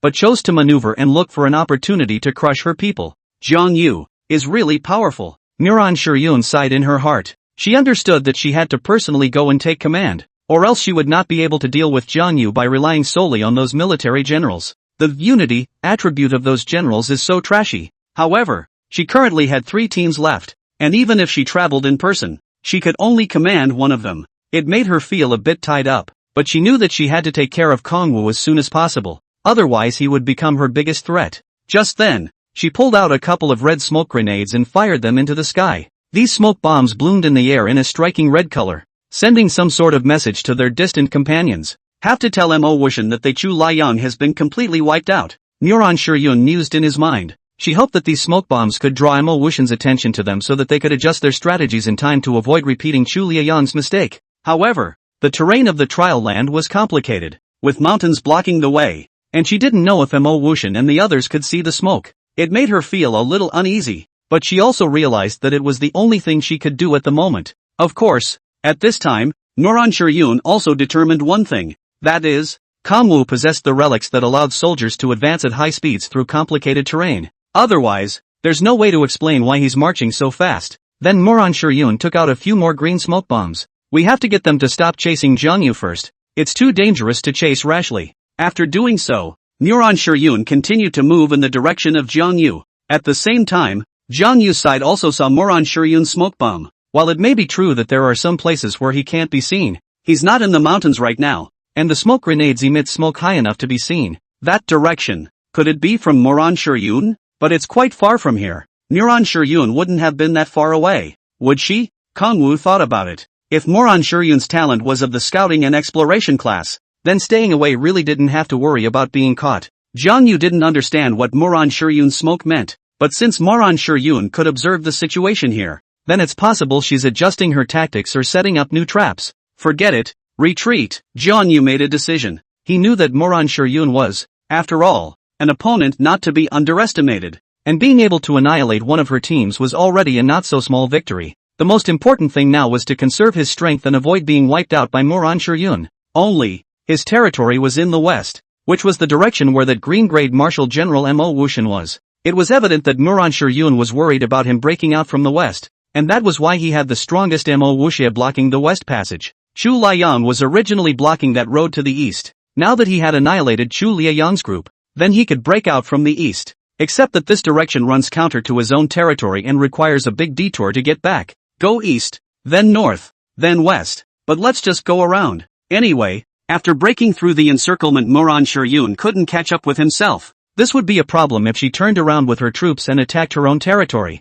Fortunately, his territory has dozens of archery towers, and it's impossible for Moran Shiryun to attack it in a short time. In this case, Jiang Yu found hundreds of wounded soldiers who were hiding to heal their wounds, and then left with his men from the east. Moran Shiryun was in deep thought as she spurred her horse along. She frowned tightly. Jiang Yu is leaving? She muttered, her voice revealing a few moments of unwillingness. The original carefully arranged encirclement seemed to have lost its significance due to Jiang Yu's retreat. Let me eat a loss, and then go away? A wave of helplessness welled up in Moran Shiryun's heart. She admitted that Kong Wu's resourcefulness and tactical layout really took her by surprise. But at the moment, she didn't want to continue to dwell in this terrain that was not in her favor. However, just as she was about to adjust her strategy and redeploy, her eyes glanced absently to the side. This glimpse, however, left her entire being momentarily stunned. A looming building appeared in her line of sight, the abandoned Hall of Heroes. It stood in the eastern direction where Kong Wu had left, as if drowned in the dust of history. At this moment, the frustration in Moran Shiryun's heart was like a tidal wave. She felt as if she had been struck by bad luck today, and things were not going her way. Her carefully laid out encirclement was skillfully broken by Jiang Yu, not only losing a military general and 2,000 soldiers, but also allowing Jiang Yu to successfully find the abandoned Hall of Heroes. It made her feel both angry and helpless, because at the current speed, her side would definitely not be able to catch up. With the smoke bombs alone, it would be difficult for her to order her handful of military generals to bring people to chase after Jiang Yu, and the recruitment process itself doesn't consume much time. Therefore, this abandoned Hall of Heroes, she could only watch as Jiang Yu got his hands on it. Alas, it's better to find another Hall of Heroes. Moran Shiryun sighed. Let's use both of the recruiting orders she's holding first. Make up for today. So she retreated with the rest of the group, ready to use her gift to find other halls of heroes. This was the reason she was able to have 4 martial artists in the third session. With her Heaven's Eye insight talent in place, it was simply not too easy to search for scattered buildings on the ground. Kong Wu, although I took a loss today, I will definitely take first place in the gorgeous contest. Moran Shiryun looked in the direction Jiang Yu had left and said. In the meantime, the audience on Earth has gone into a frenzy. As they watched the scene on the live broadcast screen of Jiang Yu finding the abandoned Hall of Heroes, they were all stunned. They couldn't imagine that this top student from East Sea City was actually able to achieve a small victory at the hands of the first place winner, Moran Shiryun, and then leave peacefully. Holy, Jiang Yu really earned it. Yeah, not only did you kill the Lord Boss, but you also got the golden treasure chest, and now you found the abandoned Hall of Heroes. Jiang Yu's strength has gone up another level. He's definitely Moran Shiryun's greatest opponent. The audience was buzzing with appreciation and admiration for Jiang Yu. They felt that Jiang Yu not only had excellent commanding abilities, but also had superior guts and wisdom. His ability to stay on top of the situation while surrounded and play at an amazing tactical level is something to be admired. On Tianji Island, Shi Yuan looked at the results on the live broadcast screen and also revealed a pleased smile. He thought Kong Wu's performance was excellent. Being able to narrowly defeat Moran Shiryun and leave peacefully was already very difficult, so he thinks that's just fine. He's not asking for much. Yuani also nodded in satisfaction. Kong Wu's command is really good. He wasn't bound by the situation on the field but played to his strengths. It's very rare for him to be able to make decisions like that without a communication system. The site returns to the place of trial. At this time, the head referee, Shui Changlan, also watched the entire match. She was surprised by Kong Wu's performance. She felt that this young man not only had excellent commanding skills, but also had keen insight and decisive decision-making. This is indeed a big year for talent. My human race is really thriving. Shui Qinglan was very happy about this. Of course Jiang Yu didn't know what these people were saying about him. For him, it pleased him greatly to find an abandoned temple of heroes. Well, recruit immediately. Jiang Yu told the soldiers to stay outside the hall. Then he himself came in front of the main entrance of the hall. This abandoned temple of heroes, located in a barren land, has been baptized through the ages and appears ancient and solemn. The exterior of the temple is dilapidated, but you can still see the splendor that was once there. Towering stone pillars support the crumbling roof, intricately carved as if to tell the legends of the past. The doors of the temple were open, as if inviting the brave to come and explore. Jiang Yu stepped into the hall, and an ancient and solemn aura came over him. He looked around, only to see that the interior of the hall was empty and eerie, with only a high platform in the center standing out. It was a recruiting table with an antique recruiting order slot on it. Jiang Yu was excited in his heart, and he knew that this was the recruitment opportunity he had been waiting for. He walked over to the recruiting table and carefully placed the recruiting order in his hand into the slot. As soon as the recruitment order touched the recruitment platform, it emitted a faint glow, and the entire hall seemed to be enveloped by a mysterious power. Just then, the space around the recruiting table began to distort, and a powerful energy surged out from it. Kongwu clenched his fists nervously, knowing that this was a sign that recruitment had begun. As the energy surges, a blurry figure gradually emerges on the recruiting table. He was stout, over 8 feet tall, and stood as if he were a tower of iron. His broad chest and strong limbs revealed his superior physique and strength. His skin was a healthy bronze color from the sun, and every muscle seemed to hold endless power. When Jiang Yu saw this, he was overjoyed. Great! It's a military general. But, who is this? Although Jiang Yu knew more or less about the Chinese characters, their exact appearance was difficult for modern people to know. Jiang Yu had no choice but to open his attribute panel to check. But this view, directly Jiang Yu stunned, because of this military general, who once changed the course of history with his own power. The attributes of this general are as follows. General name, Wang Jian. General quality, white ordinary. General level, 1. General attributes, force 87. Command 96. Politics 70. Intelligence 85. General skill, toughness and resilience. Resilience increases the vitality and defense of Wang Jian and the soldiers he commands, making them more difficult to defeat on the battlefield. General equipment, none. Description of general, the famous general of the southern Song dynasty, famous for defending Jiaoyu city. He is brave and good at war, and has a good command. In the Battle of Jiaoyu city, with excellent defense and ingenuity successfully resisted the enemy's attack many times, and the Battle of Jiaoyu city even affects the direction of history. This was the martial arts general that Jiang Yu had recruited this time.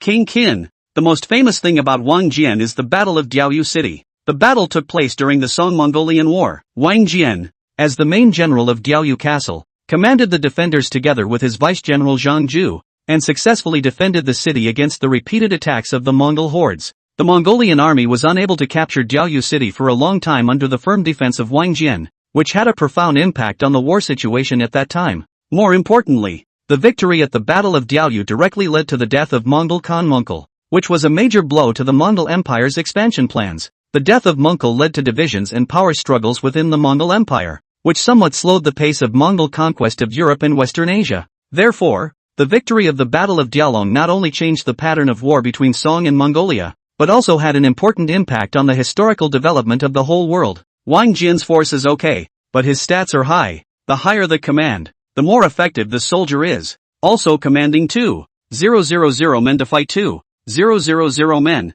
Having Wang Jian in command would probably result in fewer casualties, but it looks like Wang Jian is very good at defensive type of fighting. In that case, it might be better to have him defend the territory, but it shouldn't be a problem to get out in the trial zone. 87 is more than enough force to basically crush most people's martial arts in the trial lands. Aside from Moran Shiryun, the green-ranked martial artist who might not work, the others shouldn't be too much of a problem. Jiang Yu, who had drawn Wang Jian, was also satisfied. He thought of the martial arts set he had just gotten from the treasure chest. Just right. For Wang Jian. In this way, both Lubu and Wang Jian have martial arts sets on them. Okay, go back. He still made quite a profit on this outing. It's a great way to make a lot of money. The things that need to be done are basically done. It also wiped out one of Moran Shiryun's teams. Although there were casualties among the soldiers, it was definitely not a loss. But when he returned to the territory, Lin Hong asked, "Where are the decorative materials and ornamental plants I asked you to find?" He'd forgotten about that one. Over the next few days, the families were busy rushing rankings for their territories. The leaderboard for the gorgeous contest was launched at the beginning, except they were all just starting out at first, and the rankings changed so often that they weren't much of a reference. But the charts quickly stabilized over time. So, after seeing this stabilized leaderboard, many people were shocked, because first place often changes hands. It's either Kongwu or Moran Shiryun.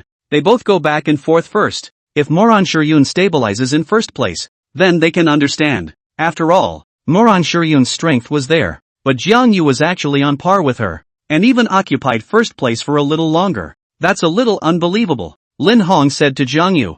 Jiang Yu, prepare yourself mentally. There are experts at Moran Shiryun. Even he felt that Moran Shiryun was difficult to deal with. Kongwu asked, an expert? Well, if that expert goes to the National Territory Beautification Contest, at least top 3.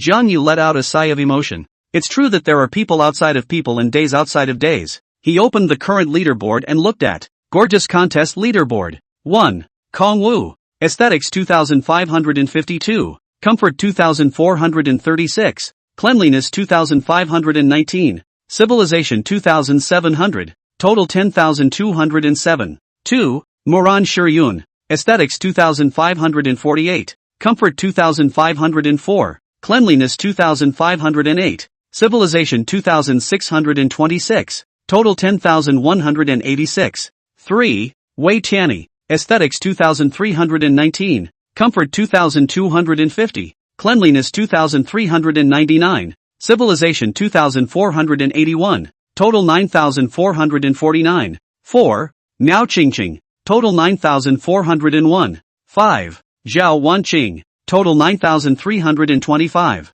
6. Lu Chun. Total 9306. 7. Jiang Mingyu. Total and 9215. 8. Meng Yuchen. Total 9099. 9. Duan Bowen. Total 9037. 10. Xiajuan. Total 9003. These days it was basically him and Moran Shiyun fighting for first place. Jiang Yu asked strangely, don't we have the fantasy cherry tree? How come the fantasy cherry tree isn't having an effect? Lin Hong said, the fantasy cherry tree hasn't grown up yet. It will only be effective when it grows up. So, he remembered that the fantasy elixir tree could increase the effects of the 4th-ranked plants around it. So it's a huge increaser. When the dream cherry tree grows up, then first place should be secure. It doesn't matter. Next you just need to keep your scores on par with Moran Shiyun, Jiang Yu said. And then finally counter it with fantasy cherry tree. On the other side, Moran Shiyun's territory. At this moment, Moran Shiyun looked at the leaderboards, but her face was calm.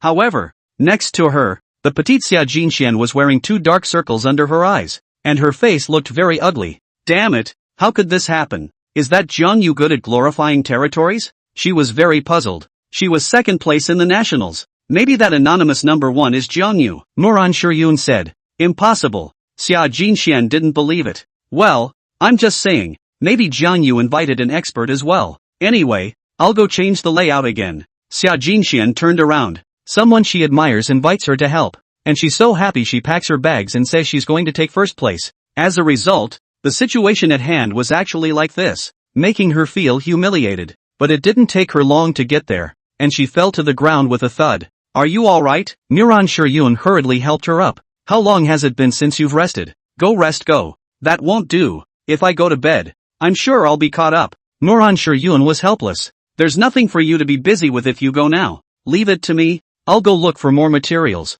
The decorations and ornamental plants I've found are definitely more than Jiang Yu's. I'm pretty sure of that. Really? Xia Jinxian didn't know that Moran Shiyun's talent was of Holy Spirit level quality. Aha! Her talent, Heaven's Eye Insight, besides being used to scout the enemy, searching for treasures was also appropriate. It was easy to tell at a glance where there was what she wanted and where there wasn't. This has greatly increased the efficiency of her explorations. That was why Moran Shiyun had full confidence in taking the first place in this magnificent competition. The next few days, Moran Shiyun was all busy going out to look for 4th-order ornamental plants. It had to be said that with the help of her Heaven's Eye Insight talent, Moran Shiyun also managed to find a large number of 4th-order ornamental plants and 4th-order decorative materials. For example, the Star Lily, the Lotus of Life, and the Phantom Orchid. But other than that, there were also the rarer Immortal Lotus under the moon, Lunar Glazed Bamboo, Flowing Light Tablet, and so on, which she had also found. Especially the Flowing Light Tablet. Its effect was by far the best material that Moran Shiyun had ever seen.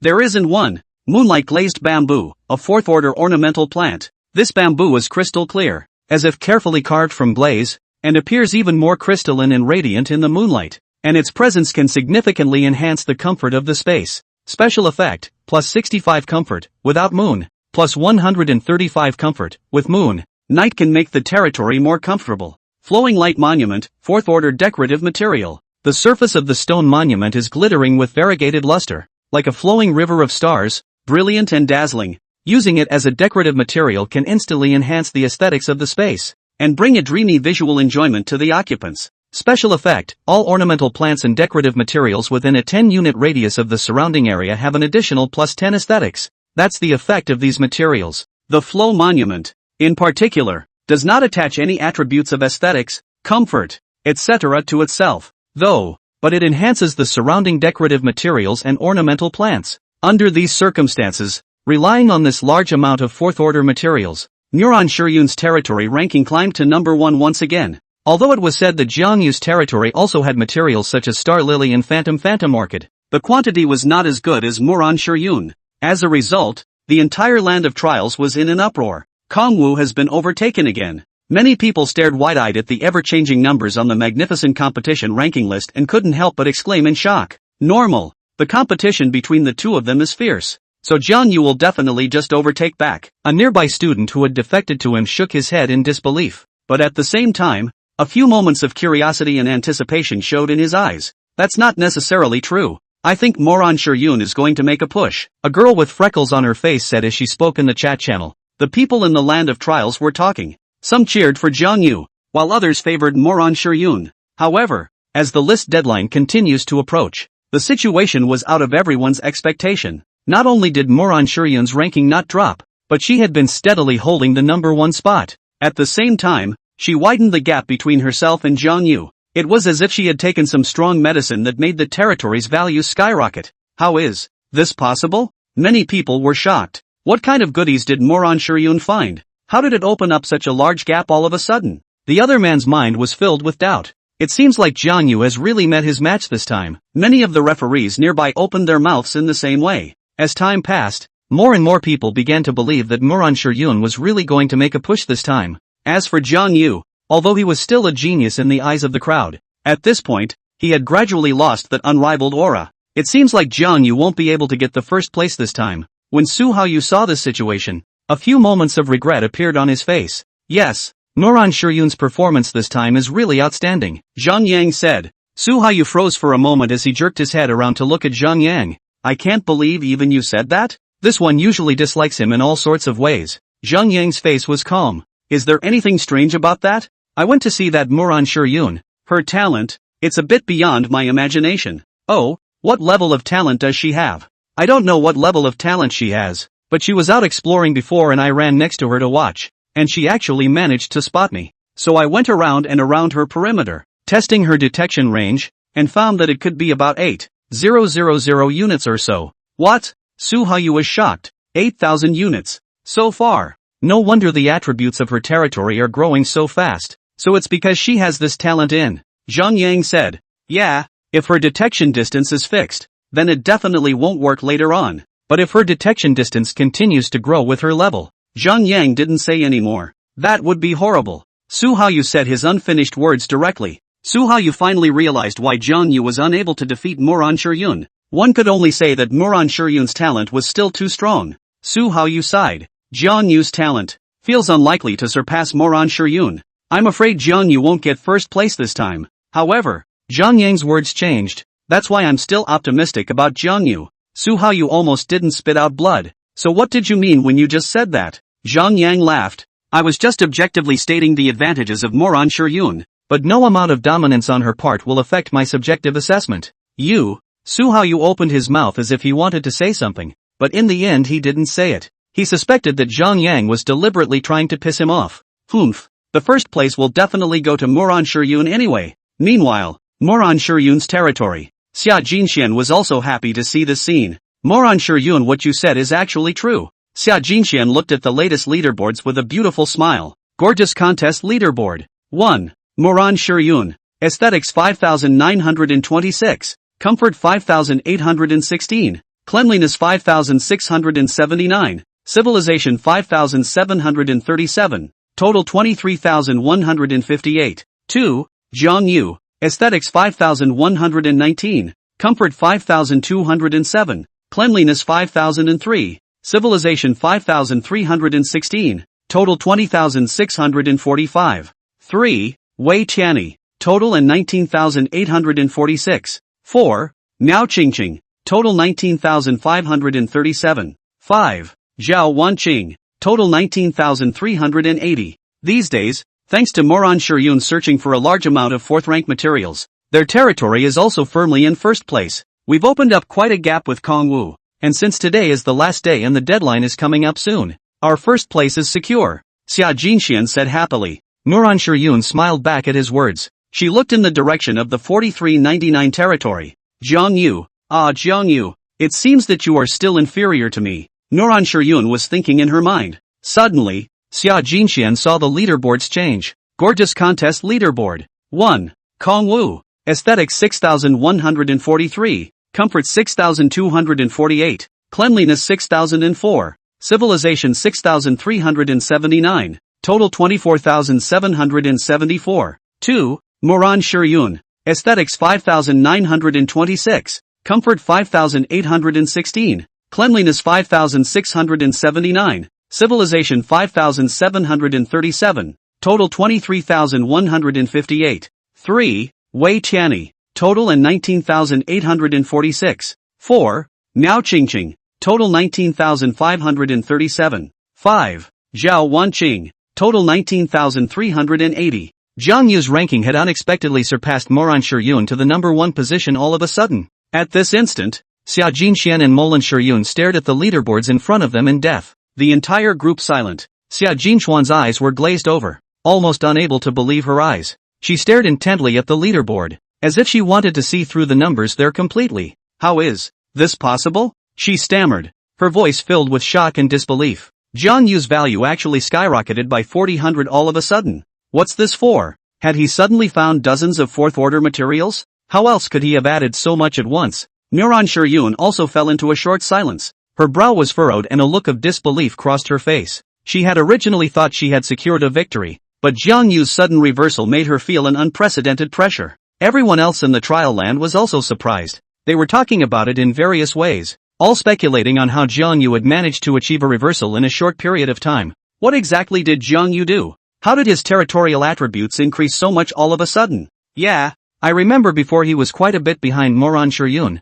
Why is he suddenly ahead? Could it be that he's found some particularly precious material? Or has he completed some hidden quest? There were all sorts of speculations from the crowd, but none of them were able to determine the real reason for Jiang Yu's sudden comeback. Xia Jinxian took a deep breath and tried to calm herself down. She turned to look at Muran Yun, only to find the other woman gazing at her as well. What do we do? Xia Jinxuan's voice trembled a little. Muran Yun was silent for a moment, then slowly spoke. Don't panic. I'm going to find the material immediately now. It must not be too late. Xia Jinxian nodded, the panic in her heart calming slightly. She knew that this was not the time to get ahead of herself. But just then, region-wide announcement. The first phase of the newcomer Lord's trial is over. The gorgeous contest leaderboard is officially settled. Congratulations to Lord Jiang Yu for winning first place in this magnificent contest. At this instant, the entire land of trials erupted in a burst of clamor. The gorgeous contest is over. Jiang Yu actually surpassed Muran Yun and became number 1.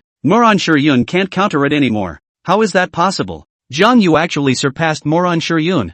Many people cried out in shock, disbelief written all over his face. This is a miracle, the other man said in a trembling voice, his heart filled with shock. Muran Yun's fans were even more like being hit by a bolt from the blue. They originally thought that Muran Yun had a solid victory, but they didn't expect to be overtaken by Jiang Yu at the last moment. A look of disappointment and resignation appeared on their faces, as if they were unable to accept this cruel reality. The air of the trial place was filled with an unspeakable atmosphere, with shock, admiration, and envy, all sorts of emotions intertwined together, forming a unique picture. As for Jiang Yu himself, he was standing in the center of the territory at that moment, looking at the sky-high tree that had grown up. The tree was so tall that it seemed to go right up to the sky, its canopy shading the sky and bringing a coolness to the territory. Its trunk was thick and solid, as if it contained endless strength. It is lushly branched and each leaf looks like a carefully sculpted work of art with a fantastic shimmer. What's even more amazing is that the tree also emits a faint glow,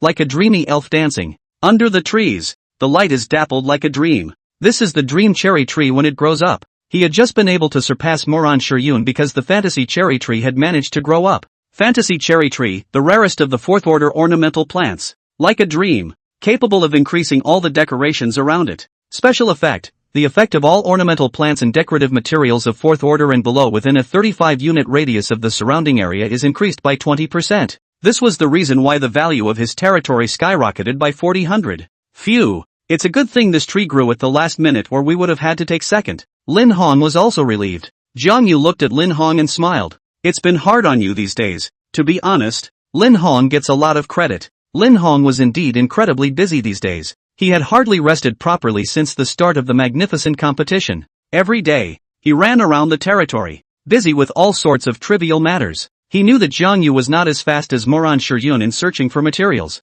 so he worked even harder in hopes of bridging the gap. He modified the layout of the territory to make access to resources easier and more efficient. He commanded the soldiers to carry out cleaning work to ensure that the territory was tidy and aesthetically pleasing. At the same time, he continues to optimize the production process to increase the output rate of resources. Under his leadership, the running of the territory became well organized, and all the work was carried out in an orderly manner. It was because of these efforts from Lin Hong that Jiang Yu's territory was able to keep moving forward in the magnificent competition without being pulled too far apart by Moran Shiryun. In the end, they were able to rely on the Dream Cherry Tree to successfully save the day and take first place. Otherwise, if the gap is wide open, even if Jiang Yu has the Dream Cherry Tree, it won't help. In the meantime, somewhere in the land of trials, many of the referees were also watching the scene. In the end, did Kong Wu get first place? What a competitive year! Su Haoyu was also staggered, not expecting Jiang Yu to really get first place. He looked at Zhang Yang. Did you make a wild guess or do you know something?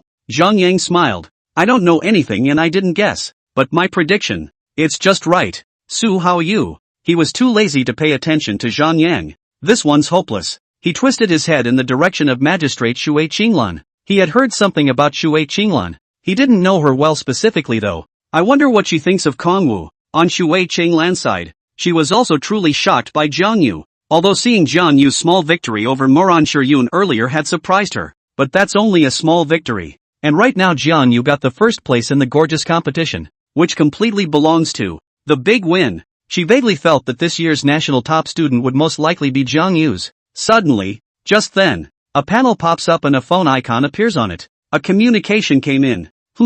Contact from the human realm hub? Shui Qinglan froze, then clicked to connect. Elder Tang, what can I do for you? Little Erasure. There's something very important to tell you. A sizable group of 10,000 races have infiltrated the back of the human realm and are nowhere to be found. Shui Qinglan's face changed. What? The 10,000 races have infiltrated into the back of the human realm? The voice on the other end of the line said. Yes. Feedback from the front line. It is suspected that a 10,000 races has infiltrated the human realm. After our investigation, that 10,000 clans men could number around hundreds of thousands. They exterminated a few small territories and then disappeared. Shui Qinglan immediately said. That's impossible. With such a large number, how could they not be found? The voice on the other end of the line said. Indeed. And we were surprised. Our initial suspicion is that they are secretly aided by the Phantom Clan. Hasn't the Phantom Shadow Clan been out of sight for years? Shui Qinglan was incredulous. Indeed. But, you know very well that since they were able to find someone from the Mind Reading Clan to deal with you back then,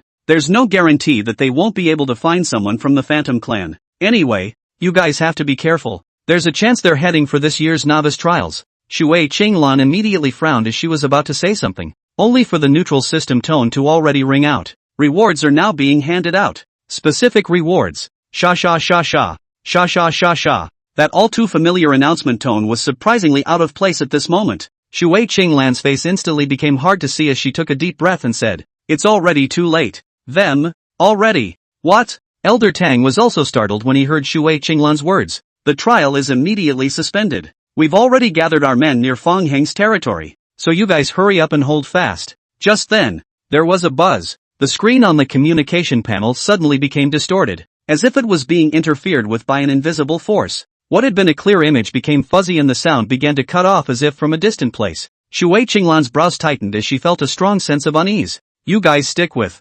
Sasha. 5 days. Sasha. Finally, a wave of electromagnetic waves swept through the entire land of trials, and the image on the communication panel completely disappeared. In its place is a snowflake of noise. At the same time, the communication device in her hand lost its signal and she could no longer contact the outside world. The communication is blocked. Shui Qinglan's face instantly became incredibly ugly. The other judges also noticed that something was wrong and gathered around Shui Qinglan. They looked at the communication devices in their hands with shocked expressions on their faces. How did this happen? How could our communication devices suddenly be blocked? A referee said incredulously. The land of trials is a carefully crafted area for humans. How can communications be so easily broken? Mizuharashi spoke the information he had just gotten from the call. The enemy is about hundreds of thousands of people and is coming in strong. so we have to be careful. What? Hundreds of thousands? The referees were all stunned. So many enemies of the 10,000 clans have actually come? Xiang Yu slapped the table angrily. They must be trying to kill our human geniuses. Shui Changlan took a deep breath and tried to calm herself down. She knew that the most important thing now was to stay calm and not be swayed by panic. Don't panic everyone, she said in a hushed voice, even though the comms are blocked. We have other ways of contacting each other. Now, we must contact the human realm hub as soon as possible and tell them what's going on here. The referees nodded their heads and began to experiment with other methods of communication. However, they soon realized that all means of communication had been blocked. It was as if they were cut off from the rest of the world. Shui Qinglan's face grew more and more grave as she knew that the 10,000 clans infiltration operation was definitely prepared this time. Not only are they numerous, but their methods are cunning and defensible. Shui Qinglan, what should we do next? A referee asked. All of you scatter to the others' territories and open the portal for them. They can't return to Earth without us opening the portal. However, now that communications are blocked, screw the portal as well. Anyway, the priority is to go to the territory of the person with a high ranking. If they can't open the portal, then help them with their defense. Under Shui Qinglan's command, the judges began to split up. Right now, protecting the genius of humanity is the priority. In the meantime, Territory 4399. Kangwu and the others were also listening to the announcement. Rewards are now being handed out. Specific rewards. Sha sha sha sha. Sha sha sha sha. Did the trial's AI malfunction? Lin Hong said in disbelief. Jiang Yu, on the other hand, frowned slightly. Malfunction? Unless the local hardware the AI belongs to fails, it shouldn't. A few minutes later, the loud voice resounded through the land of trials once again. However, the voice that appeared this time caused everyone in the land of trials to change their faces. Humans, your time to die has come. The voice was gruff and twangy, while being hard and harsh. But the voice, too, carried full murderous intent. It was as if they were going to kill everyone in the land of trials. Jiang Yu. Lin Hong looked at him in shock. Jiang Yu put up his palms, signaling him to keep quiet for now. Soon, the broadcast continued. The AI of the trial land has been destroyed by us. This area has been shielded by us. You can't return to Earth. Next, you'll be waiting for death to come. Ha ha ha ha ha. Gentlemen, kill. Subsequently, countless cries resounded through the clouds. Kill them all. Kill them all. Kill them all. The broadcast then disappeared. The entire land of trials also erupted into a mountainous tsunami of clamor at this moment. What the hell? Who's shouting at the announcement? The enemy has infiltrated here? How can that be? Isn't this the human realm's big backyard? I want to go back to Earth. Get me back to Earth. People looked around in panic. But soon, rumble, rumble, the Earth seemed to tremble. The new lords have climbed the hill sentry towers to observe. At that moment, they saw in the distance, dense figures like a torrent sweeping towards their region's territory. Those were enemies from the 10,000 races, holding various weapons with a bloodthirsty gleam in their eyes. What's going on? We can't go back? A newcomer lord asked in horror. What's to be done? Aren't we going to die here? The other trialist's face was pale and his voice trembled. No, we can't just sit around and wait for them to die. Someone shouted. We have to unite and resist them. However, the number of enemies of the 10,000 races was simply too great, and they came in like a tidal wave, making it impossible to resist. Jiang Yu and Lin Hong also saw this scene from the sentry tower, and their faces became grave. Jiang Yu, what now? Lin Hong asked. He was also a little flustered. This seems to be the first time the novice trial has seen an enemy of the 10,000 races. Has the enemy actually infiltrated behind the human realm? This is also outrageous. A hint of determination flashed in Jiang Yu's eyes. We can't just sit back and wait. We have to find a way to resist them. Immediately have the city's defenses reinforced. Right at this moment, a delicate and proud figure suddenly appeared in front of them, and it was none other than Shui Qinglan. I'm Magistrate Shui Qinglan. Are you guys alright? Shui Qinglan asked. Lin Hong immediately couldn't help but exclaim in shock. You are Shui Qinglan? I've heard some tales about you. Lin Hong, let's not talk about this nonsense right now. Jiang Yu looked at Shui Qinglan. We're fine, but the situation seems to be very bad. Shui Qinglan nodded. I already know all the things. Now that the communication of the trial land is blocked, we can't contact the outside world. Also, I just tried in your territory and the portal won't open. We can't get back to Earth. Jiang Yu frowned. Then what should we do now? Shui Qinglan took a deep breath. Right now, we can only rely on our own strength to resist the attack of the 10,000 races. Jiang Yu, you are a genius who has surpassed Moran Shiyun, so I have personally come to you. I'll be under your command next. If there are any higher ranked enemies, you can send me to take care of them. Jiang Yu was shocked. Mizuharashi, actually willing to listen to his command? It was just as Lin Hong had just said. Jiang Yu had also heard of some of Shui Qinglan's deeds. She used to be a top-notch genius who used to shine on the battlefield of the heavens. Her name was like a bright star a few years ago, illuminating the entire genius area. As a national top student 4 years ago, she was not only knowledgeable, but also showed amazing strength on the battlefield. She had once fought against the genius lords of the god and demon clans with her own strength and crushed them strongly, showing people her amazing natural talent. However, fate always seems to play a joke on people. Although Shui Qinglan had shown on the battlefield, she had to choose to retire for some unknown reasons. This decision has left her with deep regrets in the hearts of many. But her name, her legend, is still remembered. Even though she had now retreated to the back of the human realm and assumed the position of back lord, her strength had not diminished as a result. Although Jiang Yu was unable to detect Shui Qinglan's rank, however, he knew deep down that as long as Shui Qinglan was around, they wouldn't have to worry about those high-level enemies. Not bad. Kong Wu was pleased. This gives him an extra defense against the bottom of the barrel. Generally speaking, except for ordinary soldiers, the more important characters will have basic attributes such as force,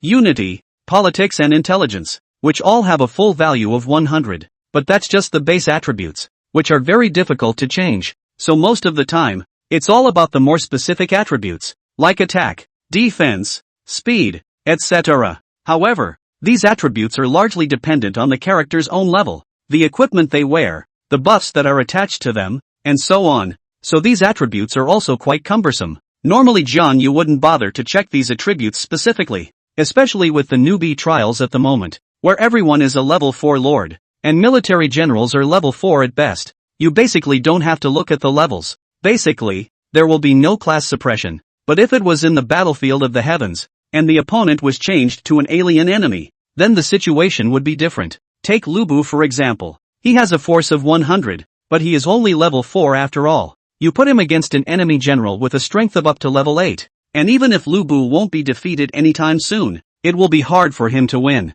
So, right now, the role of Shui Qinglan came to the fore. As Lord Shui Qinglan, Jiang Yu did not know how many generals she had under her hand and how many attributes were attached to her. But she's been a lord for a few years now, and the number of generals must be more than 10. 10 generals is a very important dividing line. This is because the lord can only share their attribute sharing at 9% from all of his generals, the 10 generals with the highest combined attributes, to himself. So it is necessary to have at least 10 generals for the lord's attributes to reach normal levels. For example, if the 10 generals with the highest attributes under a lord's hand all have a force of 70, then the lord's force is 70 by 9% x 10 plus the lord's own force attribute, usually 10, equals 73. If you want to continue to improve your lord's own attributes, then you will have to find a way to get generals with very high attributes. There were definitely more than 10 generals in Shui Qinglan, and their ranks were definitely higher than the students they were currently participating in the trial. As such, her attack power, defense, and other attributes must be far higher than Lubu's.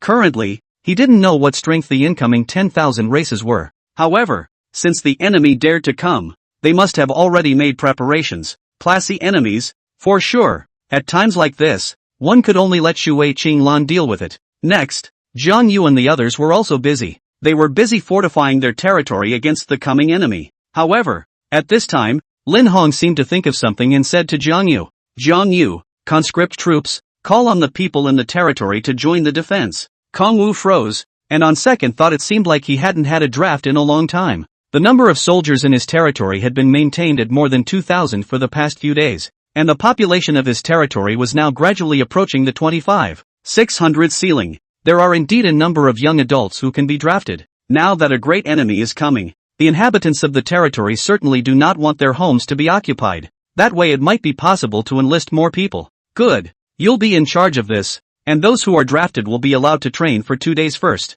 2 days of training at the barracks should get them up to level 4 quickly. And there were also a few small merchant caravans here in the market, from whom you could buy props to increase your experience value. Anyway, Jiang Yu decided to let the 2,000 soldiers at the moment defend the territory first, and after the training in 2 days, the soldiers who defended for 2 days could be replaced. This should last longer. Soon, Lin Hong went to work on this matter. The inhabitants of the territory seemed to know something about the attack of the 10,000 clans, so there were a lot of people who volunteered to sign up for this one. In the end, under Lin Hong's statistics, he found that the number of people who had applied for the job had reached a full 3,000. Fortunately, the current territory has 3 advanced barracks. Advanced barracks are level 4 buildings, and one can hold 1,000 men. The 3 barracks just about hold it all. After the conscription, Lin Hong also arranged for them to go to the barracks to receive training for 2 days. Jiang Yu was also overjoyed when he saw the result. 3,000 soldiers who will soon be ready to go into battle. Not bad. One more card to add to the deck. And I remember Wang Jian is good at defense. Then this time the soldiers are all under his command. Thinking of this, Jiang Yu immediately came to Wang Jian. Wang Jian, you're good at defense. I'll leave everyone under your command. What do you think? Under Jiang Yu's gaze, Wang Jian's thoughts suddenly drifted back to the battlefield that had once made his blood boil, Jiaoyu City. There, he had fought side by side with his brothers against the invasion of foreign enemies, and each battle made him realize more deeply the meaning of defending one's family and country. Wang Jian took a deep breath, and his eyes shone with determination. He spoke slowly, his voice firm and strong. My lord, I will do everything I can to command these soldiers to guard our home. Okay, then this is for you. Zhang Yu handed Wang Jian the large artificial relic that he had previously opened from the golden treasure chest. This thing is able to open a shield for the territory after using it, so use it in your situation. Wang Jian was also shocked after receiving it. I didn't realize that there were such magical things in this age, but the number and strength of the enemy is not known at the moment. If a soldier is exhausted and taking huge casualties, then use this to get some rest. Wang Jian quickly thought of a way to use this relic. To this point, in just a few hours, Kangwu then consolidated the advantages he had at hand. Shui Changlan, 3,000 soldiers in training, Wang Jian, and artificial relics. This was all the cards he had at the moment. Can there be any other undercard? Kangwu racked his brain. Right now belongs to the unexpected situation. The bottom card is not enough. May die here. Just as Jiang Yu was pondering, Shui Qinglan suddenly found him. Judge Water. What's the matter? Jiang Yu asked. Don't call me water referee. Make it seem like I'm very watery. Shui Qinglan said without a trace of anger. Kangwu was a bit confused. What should I call it then? Shui Qinglan smiled. I'm just a few years older than you. Just call me Haruka. This, Haru, Erasure. Is it too familiar? Shui Qinglan snickered. Although your talent is amazing, I didn't expect to be so bad at dealing with girls. Well, to get down to business, I came to see you mainly so you could get to know me better. Kangwu wondered. With your current rank, probing me is impossible, right? So, if I don't take the initiative to open the attribute panel for you to see, you have no idea of my exact strength. So how are you going to command next? You're the lord here, so you can't let me, an outsider, oversee your territory. So ultimately, you'll have to deploy it yourself. Kangwu nodded. This was true. He didn't even know how many levels Shui Qinglan was at the moment. But, don't tell anyone after you read it. Shui Qinglan's eyes twinkled and she said in a small whisper. Good. Jiang Yu nodded seriously. Jiang Yu thought that Shui Qinglan was worried about her talent being leaked. After all, everyone's talents are kept strictly confidential. Soon, Jiang Yu saw Shui Qinglan's data. Lord's name, Shui Qinglan. Lord level, 11. Basic attributes, Force 82, plus 72. Unity 87, plus 77. Politics 80, plus 70. Intelligence 86, plus 76. Normal attributes, Life 1820. Attack 112. Defense 102. Speed 34. Weight 90. Overlord skill, Scouting. Overlord's equipment, Dibbo Spirit Staff, green. Lord's gift, Deep Sea Resonance, Pink Holy Spirit. Deep Sea Resonance, Pink Holy Spirit. 1. Water Curtain Shelter. Summons a flowing curtain of water that surrounds the target or your own unit to ward off enemy attacks. Can be focused to reduce single damage or ranged to reduce group damage. 2. Power of the Tides. The Deep Sea Resonance wielder is able to channel the power of the tides to provide a powerful blast of energy to their units. This blast is capable of dealing concentrated single damage or scattered ranged damage, either of which comes with additional knockback. 3. Resonance Contract. The talent holder is able to actively or passively establish a resonance connection with another lifeform, usually a human or humanoid creature. By means of intercourse, the shared person is able to gain some of the talent holder's attributes, as well as the abilities of water curtain shelter and tide power. The resonance state effect will continue to weaken over time until it disappears, and can be restored to its optimal once again if the link is re-established status. A talent holder can only resonate with one lifeform, and once linked, it is permanently bound and cannot be changed. This was the attribute of Shui Qinglan. Pretty amazing, I have to say. Level 11. That's a high level. That said, you've attached so many attributes. How many generals do you have? Moreover, Shui Qinglan was actually still a Holy Spirit level talent. Pretty awesome. But when Jiang Yu saw the effects of this talent, he also froze for a long time. This deep sea resonance, the first two abilities, water curtain shelter, and tidal force, are okay. How? The third ability to still have to copulate with people? And it looks like it's going to have to be combined from time to time if it's going to stay shared. Shui Qinglan blushed. You see, this is why I retired from the front line. Jiang Yu froze. Shui Qinglan continued. Remember what your instructor said when you first set out. The gift must be kept secret. But really, on the front lines, you can always meet all sorts of strange races. Their abilities are subtle and very difficult to deal with. The underworld, for example, specializes in curses, and the mind-reading clan, which specializes in reading minds, except that cursing others often comes with a heavy price, so don't worry too much about it for the most part. And the mind-reading clan, their population is so small they're on the verge of extinction, but as it happened, someone in the genius zone found a mind reader, and this mind reader recognized my talent, so I was swarmed. They can't really be said to be united, because they all want me, and by mating with me, they can gain the vast majority of the attributes and abilities of the Holy Spirit level talent. This power is incomparably tantalizing. Just because of my talent, it triggered a number of difficulties from the geniuses of the 10,000 races,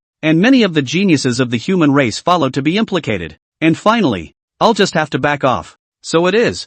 Jiang Yu understood why Shui Qinglan, who was running the territory well, suddenly retreated to the back of the human realm. Shui Qinglan looked up at Jiang Yu as she smiled. How's that? After seeing this talent, does it interest me? A lot of people are like that. They want her once they know about her talent. Retreating to the back of the human realm, there were also a bunch of lords running around begging for marriage. Jiang Yu said, I'm interested without that talent. Ah, Shui Qinglan froze. She blushed slightly. Are you flirting with me? No, I'm just being honest. After all, Mizuharashi is really too big. Shui Qinglan seemed a bit embarrassed as she twisted her head and said, anyway, you finished reading my panel. The strength of an enemy that can sneak into the human realm shouldn't be too high, and it shouldn't be too much of a problem to let me deal with the enemy generals. Kong Wu nodded. It's really quite high if you're at level 11. Up to this point, with Shui Qinglan taking the initiative to show Jiang Yu the panel. Currently, all of Jiang Yu's undercurrents had been grasped clearly by him. I've done what I can.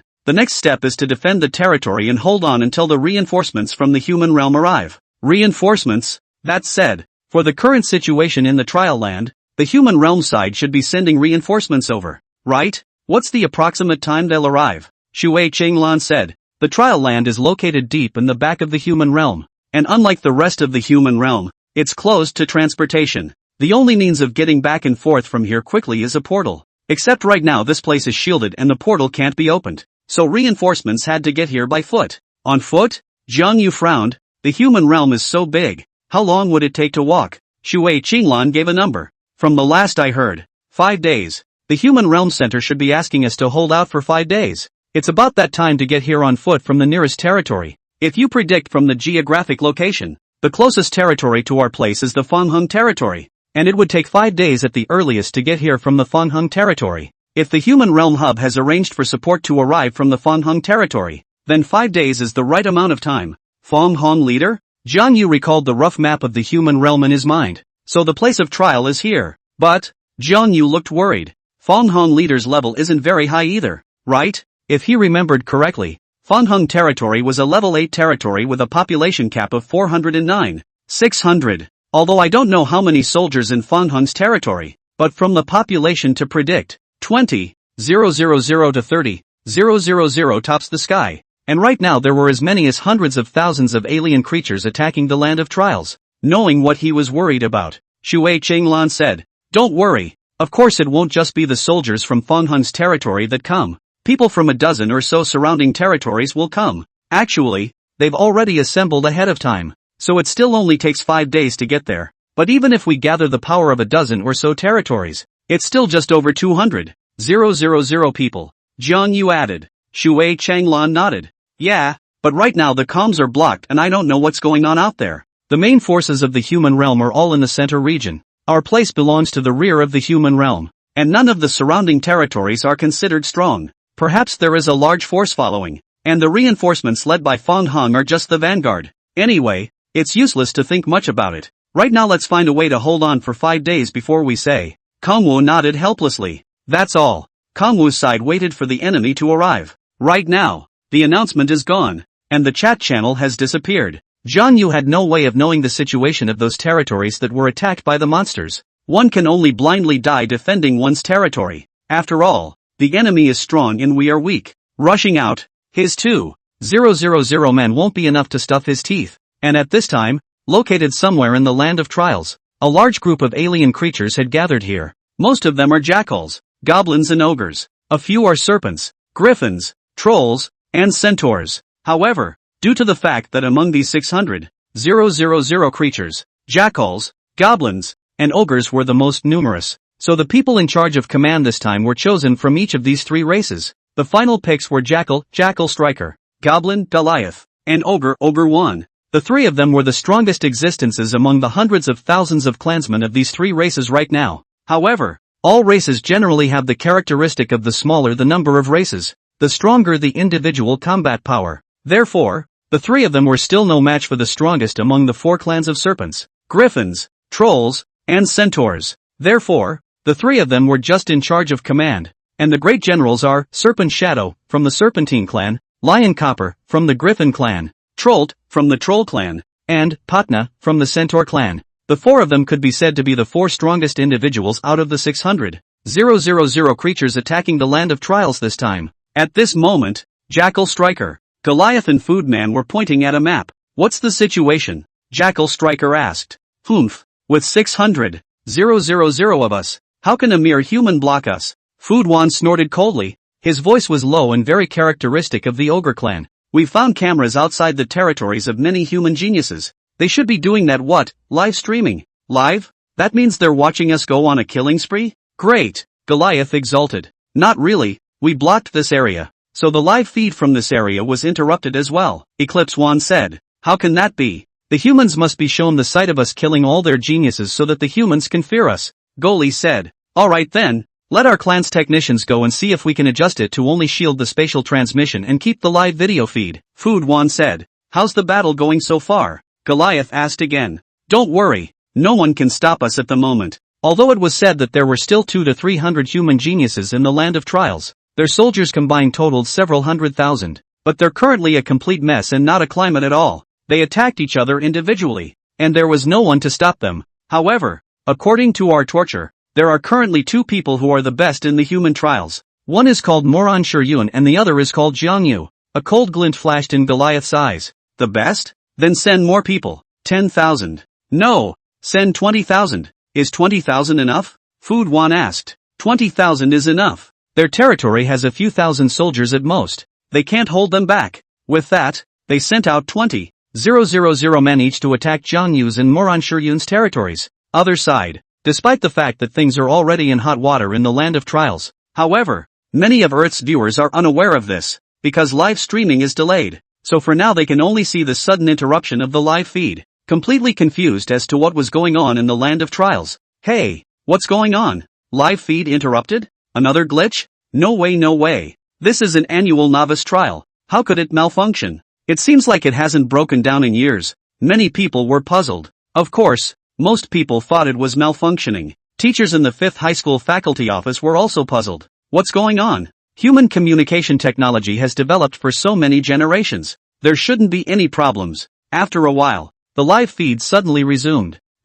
What the hell? Finally. Mud, we've been waiting for hours. How's it going? What's next for the last contest of the 3rd session? However, at this time, many viewers sensed that something was wrong, because they saw some geniuses' territories bleeding to death, and many alien creatures, raging and roaring. Seeing this scene, many people were shocked. What's this? What's going on here? Wild monsters have breached another territory? After all, it wasn't as if no one had ever had their territory overrun by wild monsters, so at first they didn't think too much about it. However, when they kept switching the live feed screen, they realized that most people's territories were being ravaged by monsters. These monsters add up to a very large number, at least hundreds of thousands. This one had the whole internet abuzz. What the hell is this? Why are there so many monsters? It can't be the 10,000 clans fighting over, can it? Isn't the place of trials somewhere behind the human realm? Even we ordinary people don't know the exact location. How did they blend in?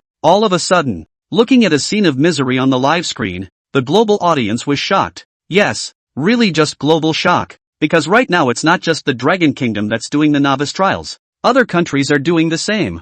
For example, the West. And they were attacked by another force. Of course, Eastern viewers basically don't pay much attention to the West. And the novice trials on both sides don't interfere with each other. Anyway, the live stream was quickly cut off. Only this time it wasn't the 10,000 races that pinched it off, but the human side itself. Many people have launched protests and demanded to watch the live stream. So it evolved into a partially open live streaming situation. You can watch the live stream as long as you are of age and meet certain conditions. Meanwhile, at the front line of the battlefield of the heavens, on Tianji Island, the tension is as tight as a bowstring that could snap at any moment. The principal of the 5th high school, Qi Si-yuan, trembled his hands and held the light screen in front of him tightly, which showed the chaotic scene in the back of the trial land. The creatures of the 10,000 races poured in like a tidal wave, and the originally calm place of trials had now become a battlefield of blood and fire. His heart was filled with shock and disbelief. How could these hundreds of thousands of 10,000 race creatures so easily break through the defense line,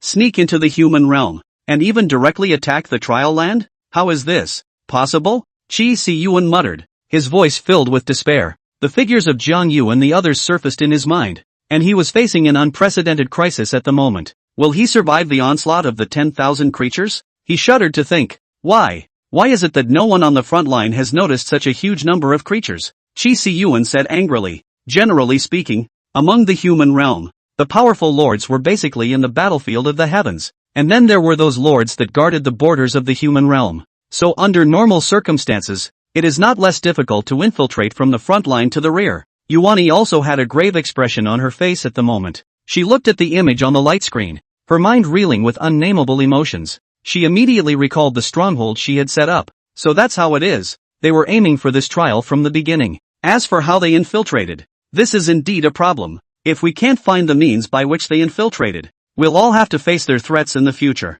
Guan Yi, save Jiang Yu, quickly. Qi Si-yuan's voice had a hint of pleading in it. He wasn't a lord himself, so he could only go and beg Yuani. However, Yuani shook her head helplessly. She took a deep breath, bitterness in her voice. Si-yuan, you know there are 100,000 miles between here and the rear. Water from afar can't quench the thirst of the near, even if we mobilize our forces now. It's too late. Qi Si-yuan sniffed, like a statue whose soul had been drained, and sat down dismally in his chair. His heart was filled with despair, and he couldn't imagine the despair and helplessness of Jiang Yu and the others as they faced the creatures of the 10,000 races. Hundreds of thousands of enemies. Jiang Yu, how can they block it? At this time, Yuan Yi received a communication. The situation she had reported to the human realm hub earlier had been answered at the moment. 5 days? Okay, I got it. You shouldn't worry too much either. Yuan Yi looked at Qi Si-yuan. The human realm has already assembled their men early, so they can arrive in about 5 days. 5 days? Qi Si-yuan's eyes widened.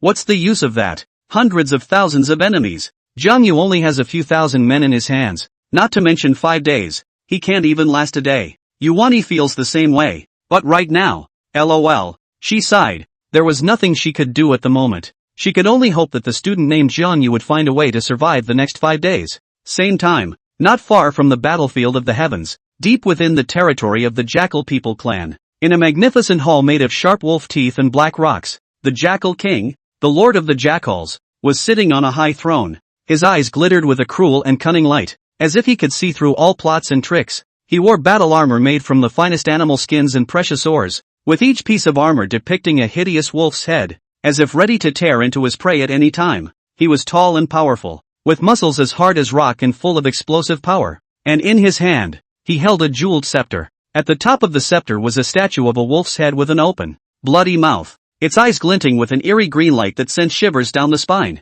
The Jackal King was currently revealing a sinister sneer, the corners of his mouth slightly upturned, revealing a row of sharp fangs. He stroked the statue of a wolf's head on his scepter in triumph, his eyes glittering with a deep hatred for humans. Humans, this is the price you pay for treating us like domestic animals. His low, guttural voice echoed through the halls, every word filled with hatred and anger. An uncontrollable rage welled up in his heart as he recalled the oppression and exploitation of their community by the humans. This time, we were able to successfully infiltrate the human realm thanks to that phantom clan member we found. He continued with a cold smile. The humans definitely couldn't have imagined that we had such a way to infiltrate. As long as we can eliminate those so-called geniuses, Then the human race will have a broken generation for the next period of time, and then the other 10,000 races of the battlefield of the heavens will be able to dominate. His voice was full of smugness and arrogance, as if he had seen the future of humanity's decline. He stood up and walked to the window of the hall, looking at the distant human territory with a cruel glint in his eyes.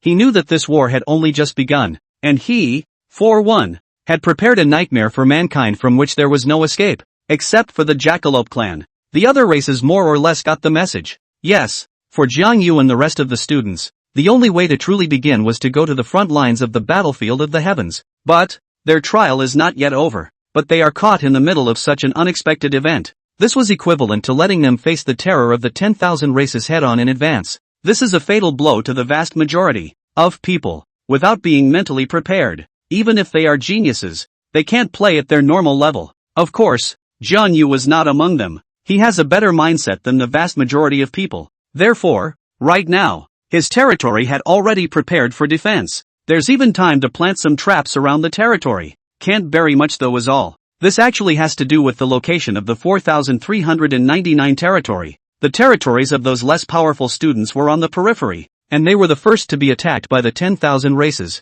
That's going to take a lot of time for Kongwu to get ready on defense, and in this case, the sentry towers of the 4,399 territory could already be seen from afar. The massive figure that gradually appeared on the horizon. It was 20,000 strong enemies, sweeping in like a black torrent. They consist of three main fearsome races, jackals, goblins, and ogres. They each possessed unique fighting abilities and savage natures, making the group seem exceptionally terrifying. Jackals, who are athletic and as swift as cheetahs when they run on all fours. Kobolds, these short and cunning creatures, are not dominant in size, but their speed and agility are amazing. It was the ogres that were the most frightening. They were huge and muscular, as if they were walking hills. They seemed to have a special craving for flesh and blood, and every battle made them more crazy and bloodthirsty. These 20,000 creatures, most of their individual strengths were at level 5, with a few reaching level 6. They were like an unstoppable torrent, sweeping towards the 4399 territory, as if they wanted to swallow everything in darkness. In the midst of this 20,000 strong army, the three generals at the head were each riding on a tall and powerful one-horned warhorse. They were majestic, as if they were three insurmountable peaks. The jackal general, Mert, stood over 2 meters tall and was clad in heavy black battle armor with a hideous wolf head pattern carved all over it. His eyes were sharp as knives, revealing a ferocity and cunning. Mutt waved the wolfsbane in his hand disdainfully, the corner of his mouth curling into a cruel smile, as if he had already foreseen victory in the ensuing bloody battle. I've heard that we're responsible for attacking the territory where the humans are number one in this year's trial, so if you ask me, there's absolutely no need to send out so many people. His words were filled with confidence and arrogance, as if he no longer had humans in his sights. Next to him was the kobold general Galina, short but agile and athletic. He wore an ornate armor made of various jewels and pieces of metal, and wielded a dagger that shimmered with a cold light. His eyes were small but sparkling with cunning, as if he could see everything. His one-horned warhorse wasn't as powerful as Mert's, but it seemed dexterous and agile. Karina's voice was shrill and piercing as he reminded Murta, "It's better to be careful. After all, we don't know how many soldiers are in that genius's territory. If we can't take the territory at that time, and Jackal Striker, Lord Goliath blames us, we'll all have to die." And the last of the ogre generals, Ogre Duo, was as large as a mountain, with gnarled muscles and a dark reddish color to his skin, which was covered with scars from battle. He held a huge battle axe with fresh blood dripping from it, as if he had just returned from the battlefield. His one-horned warhorse could barely bear his weight, but still fought on. He did not open his mouth to speak, but only swept ahead with those eyes filled with murderous intent, as if all obstacles in his way would be ruthlessly destroyed by him. When this scene was clearly revealed from the live broadcast screen, Earth's viewers were instantly plunged into shock. On the screen, the more than 20,000 monsters came like a tidal wave, and their numbers were staggering. Oh my god, I roughly counted. Those monsters are more than 20,000. A spectator shouted with wide eyes and a trembling voice. What about Jiang Yu's side? How many people does he have? The person next to him asked eagerly. It seems like there are only 2,000 people. Someone answered hesitantly, despair in their voice. 10 times the number of Jiang Yu. How can this be beaten? Yeah, I glanced at Moran Shurian's live stream by the way, and she's got 20,000 monsters going there too. But Moran Shuryun has over 9,000 in her hand. Asterisk. Moran Shuryun so many people's it. This gap is too big. Noran Shiryun is likely to be able to hold on. Jiang Yu definitely can't hold on. The audience mingled and murmured. Jiang Yu's fans were even more heartbroken. The talented young man they once had high hopes for was now facing such a desperate situation. Is Jiang Yu going to be buried in the land of trials? A girl's eyes reddened and her voice choked. No, I don't believe it. Jiang Yu will definitely be able to perform a miracle. The other boy clenched his fists and firmly retorted. However, in the midst of the despair, the teachers of the 5th high school are also feeling the pressure like never before. They looked at the blackened army of monsters on the video screen and their hearts went dark. How can Jiang Yu win in this situation? A teacher shook his head with a bitter smile, his eyes filled with helplessness. Just as the crowd fell into despair, there was a sudden change on the video screen. The originally raging monster army suddenly tumbled over in chaos. What happened? The audience asked in surprise. They scrutinized the picture and realized that the monsters seemed to have stepped into some kind of trap, only to see many sharp wooden spikes and flame traps suddenly appear on the ground. The monsters were hit and let out wails of pain. It's Jiang Yu's trap, someone exclaimed. Nanny, he actually set up so many traps in such a short period of time. But will it work? A spectator's hesitant voice echoed through the crowd, his eyes filled with worry and disbelief. The area around Jiang Yu's territory is so big, he can't set up traps in all 360 degrees, right? It's simply impossible in terms of time. Another spectator followed up with his analysis.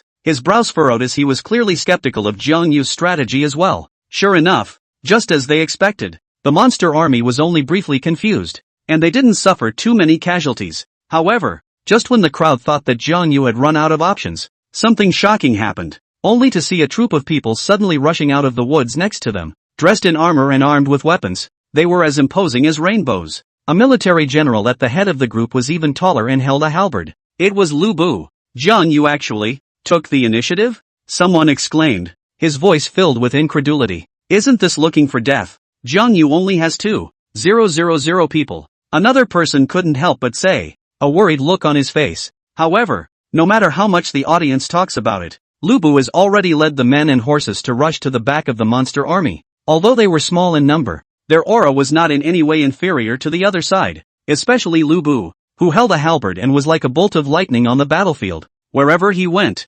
monsters fell. The heck of Lubu's attack is the huge logistics team behind the monster. Many people just remembered the competition in the land of trials. As the newbie lords are in the early stages of upgrading, the number of soldiers is not much. Basically, there is no need to prepare any food and grass for the expedition. However, it was different for these 10,000 creatures in front of them. They sneaked into the back of the human realm from the distant front line, numbering as many as hundreds of thousands, in which case they must have a huge logistical team. Even the 20,000 enemies attacking Jiang Yu's territory in front of him. The one that Jiang Yu took the initiative to attack was clearly the logistics of these 20,000 enemies. It was said that not all of the provisions could necessarily be destroyed, but more or less the monsters could be affected. Zhang Yu is taking the initiative and striking first, and they found out. The logistics of these 20,000 monsters dragged the whole line out. Although the 20,000 monsters looked imposing, in reality,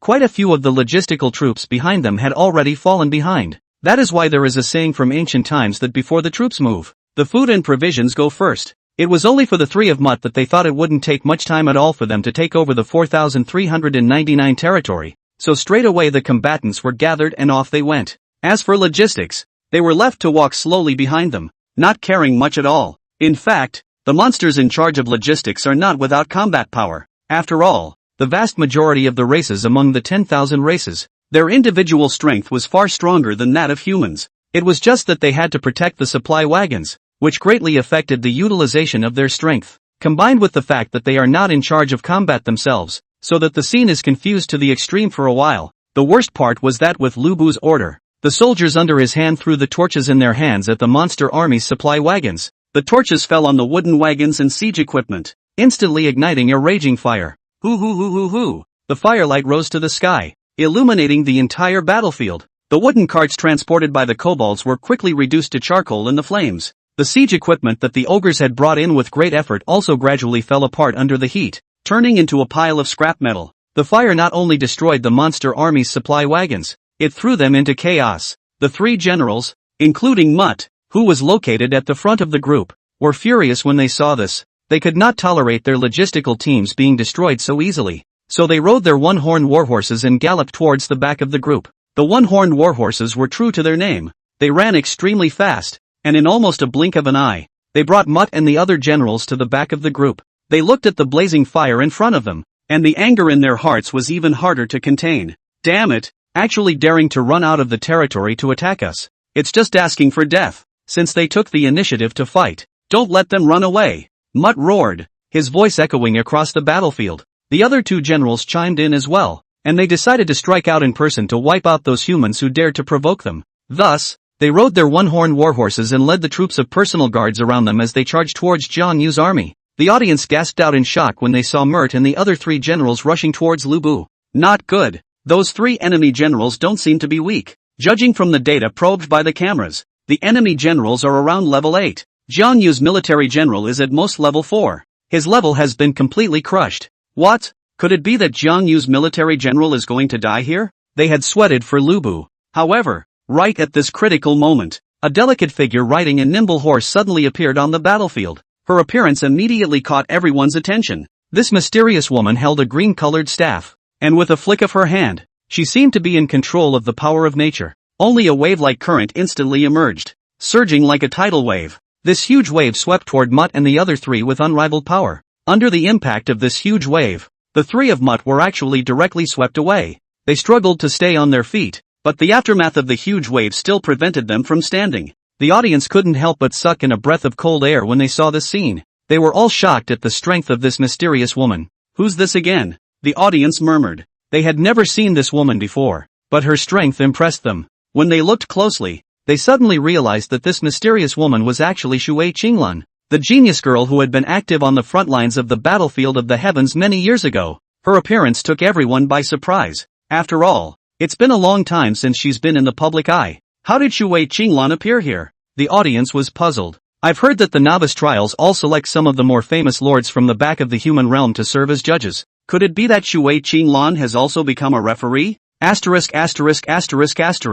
Shui Qinglan is just awesome. As Shui Qinglan waved her staff again, a tidal wave that looked small in scale but was incomparably powerful and concentrated quickly coalesced into shape. This tidal wave was like a sharp blade, and with a sound of breaking air, it headed straight for Galina. Karina, as a member of the monster army, was originally busy dealing with the chaos on the battlefield. He did not notice this attack from Shui Qinglan, and it was only when the whistling sound reached his ears that he realized the danger coming. He tried to dodge, but it was too late. The tidal wave instantly crashed into Karina's body, and a shocking amount of energy erupted, only to see Karina's body instantly shaken out under the impact of the tidal wave. His body arced through the air before falling heavily to the ground. The audience held their breath at the sight. They stared in disbelief at what they saw before them. Karina, the powerful level 8 goblin general, was defeated by a small tidal wave just like that. At the moment of impact, the armor on Karina's body seemed to be torn apart by the power of the tidal wave, and broken armor flew everywhere. His body was also heavily injured, and blood gushed out from his wounds, staining the surrounding land. Karina struggled to get to his feet, but his body was too badly damaged to support itself any longer. Eventually, he collapsed in a pool of blood and lost the breath of life. The entire battlefield fell into a brief silence because of this scene. The audience looked at Karina's body with shock and awe. Karina died. Karina actually died. When Mud and Devourer Duo saw that Galina was easily killed by Shui Qinglan, a look of shock appeared on both of their faces at the same time. They stared wide-eyed and dumbfounded at the corpses of Karina on the battlefield, as if they could not believe their eyes. Although they hadn't recognized Shui Qinglan at first glance before, but at this moment, with Shui Qinglan launching another tidal wave attack, the familiar elemental fluctuations and power characteristics caused some rumors from the battlefield of the heavens to come to their minds. Those heroic deeds and powerful strength about Shui Qinglan were like a picture flashing rapidly before their eyes. Finally, they managed to correspond the figure in front of them with those rumored genius figures. Their faces instantly became incomparably ugly, and their original anger and arrogance was completely shattered at this moment. How did Shui Qinglan get here? Mutt's voice carried a hint of trembling, his heart filled with fear and unease. He knew that Shui Qinglan's appearance meant that their next move would encounter a powerful obstacle. Ogre Duo's face was equally ugly as he frowned tightly, complex emotions flickering in his gaze. He didn't expect to meet a powerful opponent like Shui Qinglan here. This is certainly a huge blow to them. Mutt, what do we do next? Ogre Duo had retreated with Mutt by now. They were all level 8, and they couldn't beat Shui Qinglan even if they joined forces. If they continued to be brutal, they might be killed by Shui Qinglan themselves before they're 20. 20,000 men were crushed. Mutt's face was grim as he looked behind him at the 20,000 or so men who were charging, and said, "Humph, what use can Shui Qinglan be on her own? We're full of 20,000 people. We can even drown her." Next, they no longer attacked Lubu and Shui Qinglan,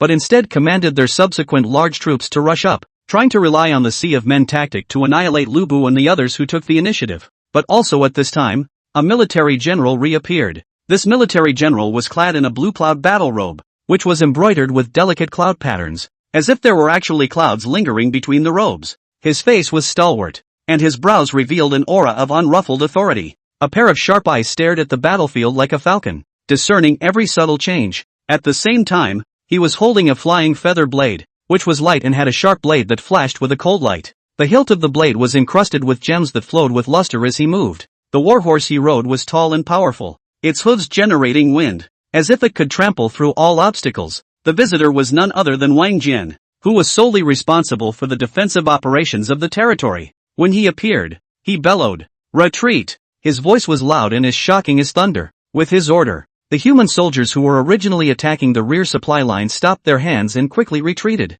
Their movements were neat and tidy, as if they had gone through rigorous training. Anger flashed in Mutt's eyes when he saw this. He roared, "After them!" Taking the initiative to leave his territory to attack their supply wagon team. How could he let go of this opportunity to annihilate the opposite side? Soon, the 20,000 creatures behind him, at his command, once again launched a fierce pursuit of the retreating human soldiers. However, this military general was not the least bit flustered as he calmly commanded his troops and retreated in an orderly manner. Meanwhile, Shui Qinglan's figure stood like a goddess on the battlefield. There was a determined gleam in her deep eyes. She did not show an ounce of panic when the 20,000 or so men led by Mutt came in like a tidal wave. She gently waved the staff in her hand, and a dazzling light flashed, followed by a huge curtain of water appearing out of thin air, stretching across the front. This curtain of water seemed like a wall of heaven, towering high and wide. Under the sunlight, it shimmered with a crystalline luster and flowed with a mysterious aura. It was so sturdy that it was like a natural barrier, completely blocking out the attacks of Mutt and the others. The appearance of the water curtain shocked Mutt and the others. They couldn't imagine that Shui Qinglan possessed such a powerful force. They tried to break through the water curtain, but no matter how hard they tried, they couldn't shake the solid barrier. At this moment, Wang Jian and the others seized this opportunity, and they quickly organized their soldiers to retreat. Under the protection of Shui Qinglan, they nimbly weaved through the battlefield like swimming fish, skillfully avoiding the pursuit of Mutt and the others. After some detours, they finally managed to make it back to the 4399 territory. To this point, 4399 the active attack on the territory ended. In this battle, although they had annihilated few enemies, they had destroyed most of the supply wagons, as well as siege equipment, sort of succeeded in reaching Wang Jian's goal. Yes, it was all Wang Jian's idea. He doesn't seem to be a big fan of holding on for dear life, so he wants to attack a wave of the enemy while they're still getting a foothold. As viewers on Earth witnessed this via real-time broadcast, their hearts were instantly shaken beyond belief.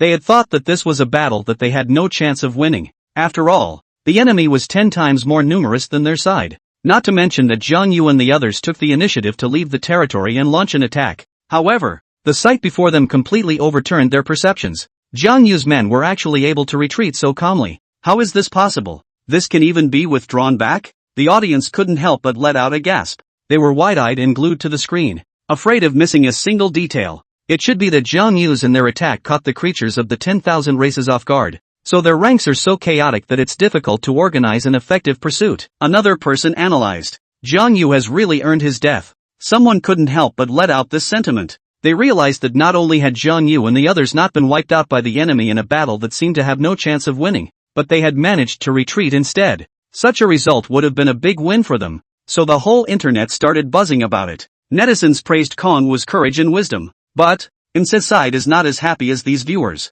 He had the men reorganize their ranks and count the battle damage. In the end it turned out that they had lost a total of 836 men in that battle just now. This is a small number of people, but it was the supply wagons that they lost the most. More than 2/3 of them burned, and more than half of the siege equipment. This would undoubtedly greatly affect their next attack on the city, because they think they might take over 4,399 territory soon. You can grab food directly from the 4399 territory, so they didn't carry many provisions at all, and the party had just 2 or 3 days worth of food. Now being burned for the most part means that if they can't take 4,399 territory today, then tomorrow they will have no more strength to fight. Mutt's face was ugly as hell. Asterisk asterisk asterisk asterisk. A tidal wave of anger and frustration washed over Mutt. He had originally thought that he could easily crush Jiang Yu's troops with his numerical advantage, but it turned out that they suffered a big loss as soon as they came up. At the thought of this, Mutt's face became unusually ugly. His face was as black as charcoal and his eyes burned with rage.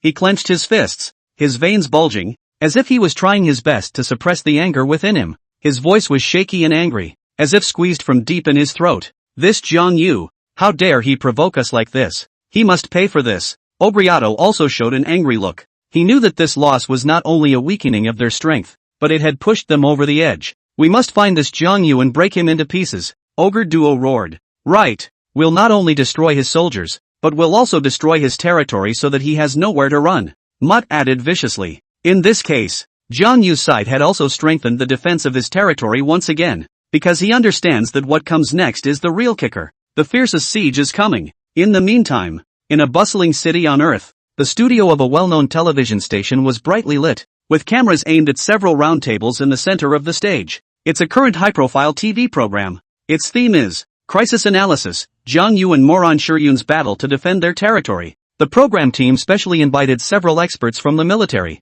strategy, history and other fields, trying to analyze this territorial battle from different angles. The program opens with the host giving the background of the crisis in a rousing tone and then bringing out the first expert. The expert, with his gray hair and a smart suit, looked quite confident as soon as he opened his mouth. I think Jiang Yu's situation is still not optimistic. Although he has just gone out on his own initiative to attack with good results, he still has far fewer troops than the enemy. And the enemy possesses strong individual combat power as well as rich combat experience. Compared to that, Jiang Yu doesn't have much chance of winning. This was followed by a second expert who also gave his views. I agree with the previous expert. Jiang Yu's territory doesn't seem to have enough defenses to withstand the enemy's attack. Unless he can get support from outside forces, it will be difficult to hold the territory. As the show went on, more and more experts expressed their disapproval of Kong Wu. They have pointed out various unfavorable factors of Kong Wu, such as insufficient troops, lack of resources, and lack of strategic allies. In contrast, they were much more optimistic about Moron Shiryun. Moron Shiryun's situation is much better. An expert analyzed. Her territory has strong walls and ample resource reserves. Moreover, she herself is an outstanding talent. Although we don't know her talent, but from the live broadcasts during this period of time, her talent should be of the detection type, which allows her to flexibly utilize various tactics to deal with the enemy's attacks. Therefore, I think the likelihood of her holding onto the territory is far greater than Kong Yu. As the show progressed, viewers began to worry about Kong Wu's situation. When the TV station's image faded out from the virtual screen, Tang Asen, who was located in a luxurious office building in the center of the human realm, gently pressed the off button on the remote control, sending out a crisp drop. He frowned and muttered disgruntledly, "Humph, these so-called experts really have nothing to say, and the program is just the same, devoid of nutrition." Tang Yinxin, a hale and hearty old man, although the years had left deep marks on his face, they had failed to erase the torch-like wisdom and perseverance in his eyes. His hair was gray, but meticulously combed. His face was etched with deep wrinkles, a mark of age and a symbol of his wisdom and experience. He was dressed in a dark blue Chinese mountain suit, with a delicate fountain pen in his breast pocket, which was his trademark and a symbol of his identity. He had a straight posture and a steady pace, and even though he was advanced in years, he still maintained an air of calmness. He, Tang Yinxin, was the person who had communicated with Shui Qinglan earlier, known as Tang Lao. He was an important figure in the center of the human realm, responsible for direct interface and communication with the other nations and powers of humanity. At this moment, Elder Tang was also paying attention to Jiang Yu and Moron Shiryun's performance in the trial. After all, Jiang Yu and Moron Shiryun were the two geniuses who had performed the best amongst the trials this year. However, regarding Jiang Yu's situation, Elder Tang was still worried. This was because the enemy that Jiang Yu had to face still had a number of nearly 20,000 people. This number was as many as 8 or 9 times the number of soldiers under his hand. It's certainly an uphill battle. That's why he himself doesn't think much of Kong Wu. He only hoped that Jiang Yu could hold out for 5 days and wait for reinforcements to arrive. In this case, with the beating of the war drums, the 4399 territory defense battle officially kicked off. Goblins, ogres, jackals, and other monsters surrounded them from all sides. They hissed and brandished their weapons as they tried to breach the walls of the territory. Under Wang Jian's calm command, more than 2,000 soldiers quickly ascended the tall fence. These walls had been upgraded to level 4 just a short while ago, and had become impenetrable, indistinguishable from real city walls. Soldiers stood on top, towering over them, holding various weapons in their hands, ready to launch an attack on the monsters below. With Wang Jian's order, the soldiers began a fierce counterattack. They threw stones, and huge stones fell like rain, smashing the monsters below. At the same time, they lit the kerosene and poured the flames down, drowning the monsters in fire. However, the number of monsters was simply too many, and they came like a tidal wave, constantly pounding the fence. It was also at this time that the 4399 territory's wall of serial traps finally played its proper role. These enclosures, carefully designed by Lupin, are not only strong and durable, but also full of all kinds of deadly traps. The monsters came in like a tidal wave, snarling and brandishing their weapons as they tried to climb over the seemingly ordinary fence. However, they soon realized that the fence was not as simple as they thought. As some of the kobolds attempted to climb to the top of the fence, sharp thorns suddenly emerged from the ground beneath their feet and impaled them. These spikes are hidden underground and are usually hard to detect, but once triggered, they will quickly pop up and deal fatal damage to the enemy. While other monsters encountered sliding slabs of stone.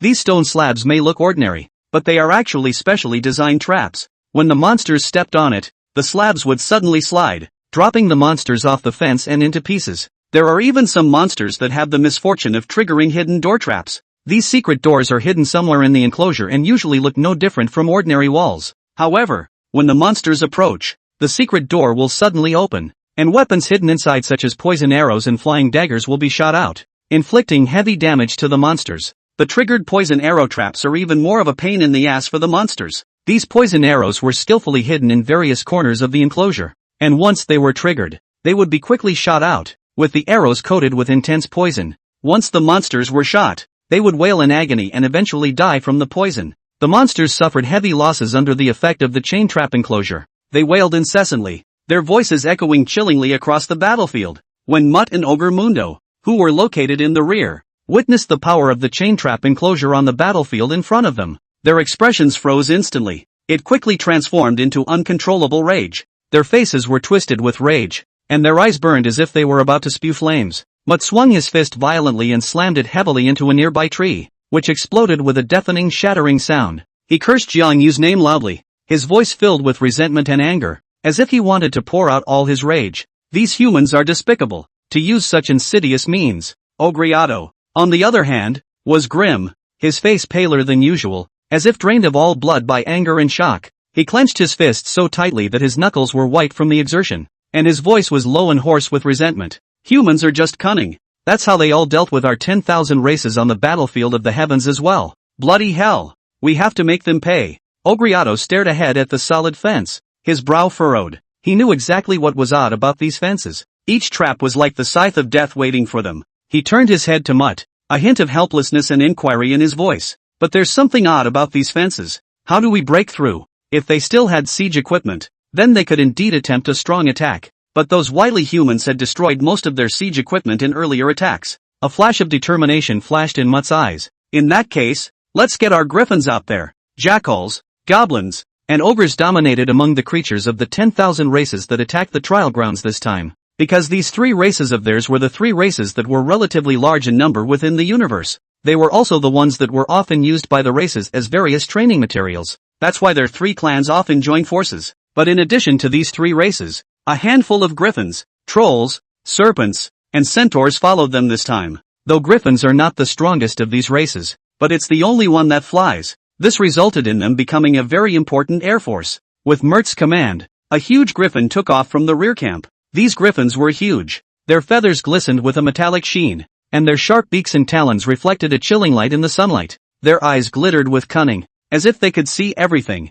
The griffins circled the air, looking for a breakthrough. Finally, at a command, they spread their wings and swooped toward the enclosure. Their speed was extremely fast, like lightning, and they instantly crossed the fence and rushed into the interior of the territory. The soldiers in the 4399 territory were caught off guard by the sudden attack. They raised their weapons in an attempt to block these ferocious griffins, but the griffins circled nimbly in the air, dodging attacks while attacking the buildings in the territory with their sharp beaks and talons. However, it was at this time that the archery towers in the territory came into play. These archery towers towered over the city with long-range bows and arrows mounted on them. The soldiers quickly adjusted their angle and aimed at the griffin in the air. With the sound of a vibrating bowstring, a sharp arrow shot at the griffin in the air like rain. Shoo dash! The griffins were hit by arrows in the air and let out wails of pain. They struggled and tried to continue their attack, but soon crashed to the ground from their injuries. The soldiers in the territory took the opportunity to launch a counterattack, shooting down the fallen griffins one by one. It had to be said that Jiang Yu's territory was indeed solid as gold. The defenses here are exceptional compared to the others' territories. The fence had been meticulously remodeled by Lubu, and every inch of it revealed sturdiness and ingenuity, as if it were an impenetrable barrier. The archery towers were even taller, each arrow condensing the precision and power of the archer, guarding the territory like a guardian god. And right now, these defenses were even more effective under the command of the experienced Wang Jian. Wang Jian, a figure who had once changed the course of history with the Battle of Jiaoyu City, appeared unusually calm and composed in the face of the scene before him. He knew deep down that although the 20,000 monsters in front of him were huge in number, they were really small compared to the Mongolian army he had once faced. Therefore, he didn't have the slightest fear or retreat, but instead strengthened his determination to win. Next, the monsters took more and more casualties as time went on. They were wounded by traps under the enclosure and lost heavily by arrows from the archery towers. Jiang Yu's territory, on the other hand, stood like a sturdy fortress. On Mutt's side, a rough tally was made. Since the beginning of the siege, they had lost more than 5,000 people, counting the previous battle results caused by Wang Jian's initiative to lead a surprise attack. They've lost at least 7,000 men. That's already more than half of the combatants. They had a nominal 20,000 men, but a large portion of them were logisticians. While vanguard teams generally don't have as much logistical share as humans, that's because vanguard creatures are generally stronger and can carry more. But even so, the logistics team and their 20,000 people took up 7,000 or 8,000 people. So once you do the math, you can see that the 7,000 plus casualties account for more than half of the combatants. That meant that they had less than half of their fighting men left. Not to mention that they couldn't even attack 4,399 territory without so many casualties. Now the casualties are more than half of the combatants. Then it is even more impossible to attack. Ogriato was stunned when he saw the result. His eyes widened as if he couldn't believe his ears. They had a huge team of 20,000 people to begin with, but now they couldn't even attack a small territory? He looked ahead to the battlefield. There have been corpses all over the place and blood has flowed. The corpses of the monsters piled up, while the human soldiers still stood firm on the walls of their territory without flinching. Their arrows poured down like a torrential downpour, each shot taking the lives of the clansmen. Mutt and Ogre Multi stood on the heights of the battlefield, looking at the tragic situation in front of them, their hearts filled with despair. They knew that continuing to fight like this would only get more of their clan members killed for nothing. Moreover, even if they paid a huge price, they might not be able to capture this fortified territory. What do we do? Ogriato's voice carried a hint of trembling. He had never imagined he would be faced with such a predicament. Mutt's face became increasingly ugly, his eyes filled with anger and resentment. He clenched his fists, his teeth clacking as if he wanted to bite the entire world to pieces. He growled, "Impossible. I don't believe it. I don't believe we can't attack this territory." However, the facts were in front of him, and no matter how much he didn't want to admit it, the monster army had been defeated. They suffered heavy losses and were so demoralized that they could no longer organize an effective attack. And, as the day wore on, the shadows of evening were creeping in. Once night falls, darkness will cover the entire territory, and the humans may then take advantage of the night to attack. Those human geniuses on the battlefield of the heavens often did this. In the end, after weighing the pros and cons, the monster army began to retreat in an orderly manner. They left this battlefield with wounds and resentment. Seeing this scene, violent cheers erupted in the 4399 territory. The enemy is retreating. We won. Kongwu's soldiers were happy. They cheered, their faces beaming with victory. This battle was not only a victory for them, but also a huge boost in confidence. You know, they had just managed to repel the attack of an enemy 10 times their size, and it took more than a day. You can imagine how much confidence this gave them. In general, in a defensive battle, if the time drags on for too long, then the morale is also constantly worn down. The further back you go, the harder it is to defend. Jiang Yu, Lin Hong, and Shang Xian were also very happy and immediately had their men count the casualties, clean up the battlefield, and scavenge the loot. Although this battle was won, the enemy will surely make another move next. After all, according to Shui Qinglan, there were hundreds of thousands of enemies who would come to attack this time, so they still can't take it lightly. Meanwhile, the viewers on the Earth side saw the result. They immediately looked incredulous. How is this possible? An old man who had been on the battlefield of the heavens in his youth trembled his voice, his face full of incredulity. Just moments ago, he had witnessed an enemy 10 times the size of the defenders being repulsed, which was beyond his imagination. Even in the battlefield of the heavens, such victories were uncommon. Jiang Yu, he did it! A young spectator jumped up in excitement as he waved his fists, his face overflowing with excitement and admiration. Kong Wu's performance made him excited and proud of him. On social media, discussions about Kong Wu came in like a tidal wave. Every hot search, every topic, revolves around his name. People have made comments to express their respect and admiration for Jiang Yu. The previous live program on a certain TV station, Crisis Analysis, Jiang Yu and Moran Shiryun's territorial defense battle, was originally immersed in a heated discussion. The experts on the show, some with serious expressions and some with furrowed brows, sprawled out analyzing all the disadvantages Kong Wu faced and all the dilemmas he might encounter. Their words were filled with worry about Jiang Yu's territory, as if this battle for the defense of the territory was already destined to be Jiang Yu's defeat. However, just as the experts were speaking, a shocking piece of news suddenly arrived. Jiang Yu had successfully repelled the enemy's attack. This news was like a bolt from the blue, instantly breaking the calm of the live broadcast. The audience stared in disbelief at the message on the screen, as if trying to make sure it was true. Immediately afterward, the crowd began to boil. They have picked up the mouse or remote control, selected the complaints button, launched a fierce attack on these so-called experts. What expert? I think calling a bricklayer is more like it. A middle-aged man cursed angrily. Discontent and disappointment were written all over his face, as if he had been misled by the analysis of these experts. Ha ha ha ha ha. Experts? It's only on paper. A young girl mocked while laughing. Her eyes were filled with disdain and contempt. You really don't say. None of these experts have ever been to the battlefield of the heavens. Not even once. A young man wearing glasses calmly analyzed. His words were calm but powerful. His words were like a sharp knife, piercing directly into the soft underbelly of these experts. The audience laughed and spat angrily at the same time, their voices filled with anger and resentment. The experts who were still on the TV program were all embarrassed when they learned of Jiang Yu's victory. Human Realm Hub. Tang Yenshin was currently staring intently at the real-time battle report on the screen. When he saw the news that Jiang Yu had managed to repel the enemy, a hint of surprise flashed in his eyes. He exuded satisfaction. One should know that his previous assessment of Jiang Yu was not optimistic, and one could even say that he was a bit worried. However, Jiang Yu's performance completely exceeded his expectations, which made him unable to help but be impressed with this young man. Not bad. This Jiang Yu is good, Elder Tang softly exclaimed, his tone filled with relief and anticipation. However, when his gaze turned to Moran Shiryun's territory, he realized that the situation was different. Moran Shiryun also won. However, she originally owned 3 territories, and after seeing the enemy attack, she voluntarily gave up 2 of them in order to concentrate her forces on defense. Such a decision, while it helped the efficiency of the defense, also meant that she lost a considerable amount of resources. Although she can recycle some of the building materials, the trade-offs are still not insignificant. If you compare it like this, Moran Shiryun is slightly inferior, said Tang Lao after pondering for a moment, but he quickly added, but it doesn't matter. Both of them are important geniuses of the human race this year.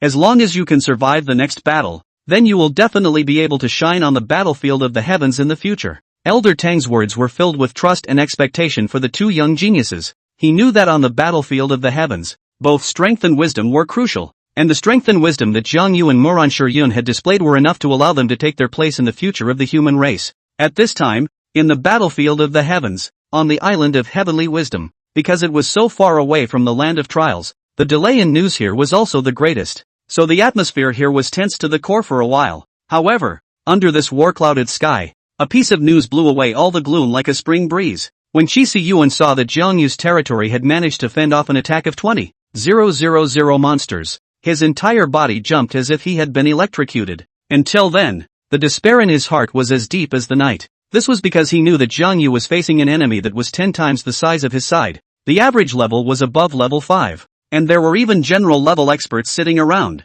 including many level 8 powerhouses. Such a gap, in his opinion, was almost an insurmountable chasm. However, Jiang Yu broke the deadlock with an incredible battle. Not only did he manage to fend off the enemy's attack, but he seemed to be swimming as if it was all under his control. This made Qi Yuan feel incredibly energized and excited, as if he had seen the dawn of hope. The heavenly wisdom caller Lord Yuan Yi was similarly full of praise for Jiang Yu's performance. She sat elegantly in the hall of the Lord's mansion, playing with a delicate teacup in her hands, her eyes glittering with appreciation. Although I have Shui Qinglan to help me, one person cannot save the entire battle. Yuani gently put down her teacup and continued. Jiang Yu's territory is well defended. And although that military general of his isn't considered top-notch in terms of force, he has superior experience and insight in defense, which is rare. Yuan Yi's words were filled with appreciation and admiration for Jiang Yu. She believed that having such a talent join Jiang Yu's camp would definitely be able to bring about a huge increase in Jiang Yu's overall strength. And at this time,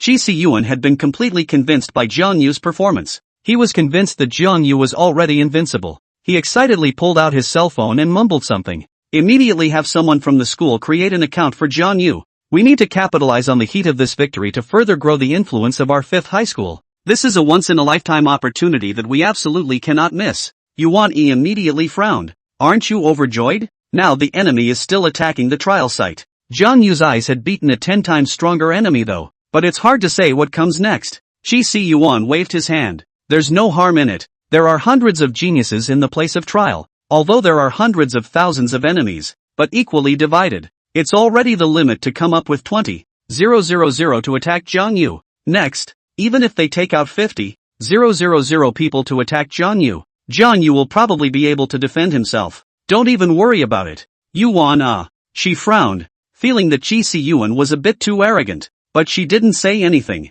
If Kongwu dies, it can't be helped. Anyway, it's Qi Yuan who will cry when the time comes. The teachers of the 5th high school were pleasantly surprised to see that Jiang Yu had managed to repel the enemy. They were originally worried about the outcome of this battle, but they didn't expect Jiang Yu to be able to achieve victory so quickly, causing the enemy to retreat in less than a day. In the office, the teachers were talking, and everyone's face was filled with pride and excitement, especially Jiang Yu's homeroom teacher, Su Wan'er, who was so excited that tears were flowing out of her eyes. She was well aware of Jiang Yu's strength and potential, but she didn't expect him to be able to accomplish this mission so well. Lu Yuza said, our school has created an official account for Jiang Yu on the social platform, and in a short period of time, the number of fans has skyrocketed to 500,000. When Su Wan'er heard this news, she immediately felt a little strange and asked, an official account? What's with that? Lu Yuza explained. It's a directive from the principal. He thinks it's a good time for a wave of heat harvesting. We need to take advantage of it to get the heat up,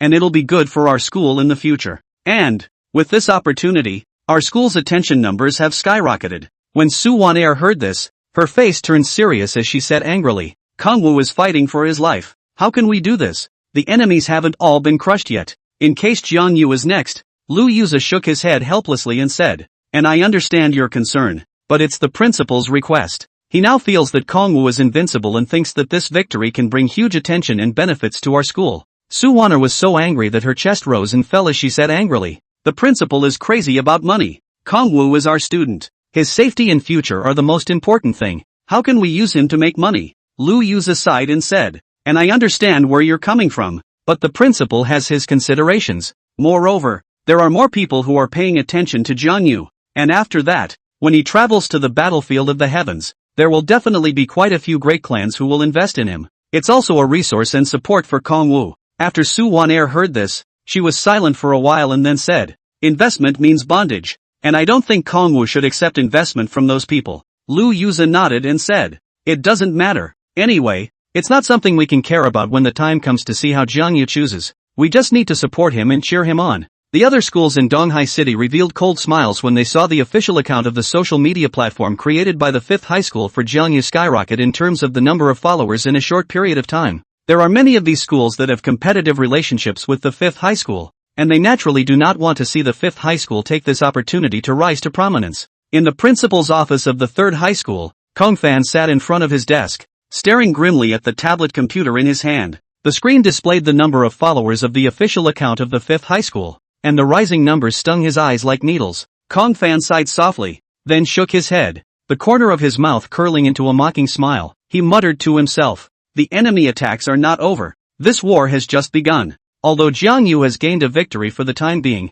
who can guarantee that he can keep winning? In case he meets a stronger enemy next, or is seriously injured in battle, or even dies, I'll see how this account of 5th high school can handle itself. Kong Fan's words were filled with disdain for Jiang Yu and mockery of the 5th high school. He believes that the 5th high school's act of creating an official account for Kongwu at this time was too presumptuous and rash. not taking into account the brutality and uncertainty of war. Once Jiang Yu met an untimely end in the ensuing battle, this account of the 5th high school would become a joke and might even trigger a negative public opinion. It is also known as backlash. Kong Fan's eyes went to the screen again. It was as if that rising fan count had become an invisible shackle that bound the future of the 5th high school. Jiang Yu of course does not know that he has been on this side of the earth has been a hidden trend of godmaking. Had he known about it, he would have realized that it was not good for him. At this point, when the soldiers under his hand finished counting, the results obtained are also beyond heartbreaking. Although it was said that the battle had just been won, the casualties were higher than expected. 2,000 soldiers,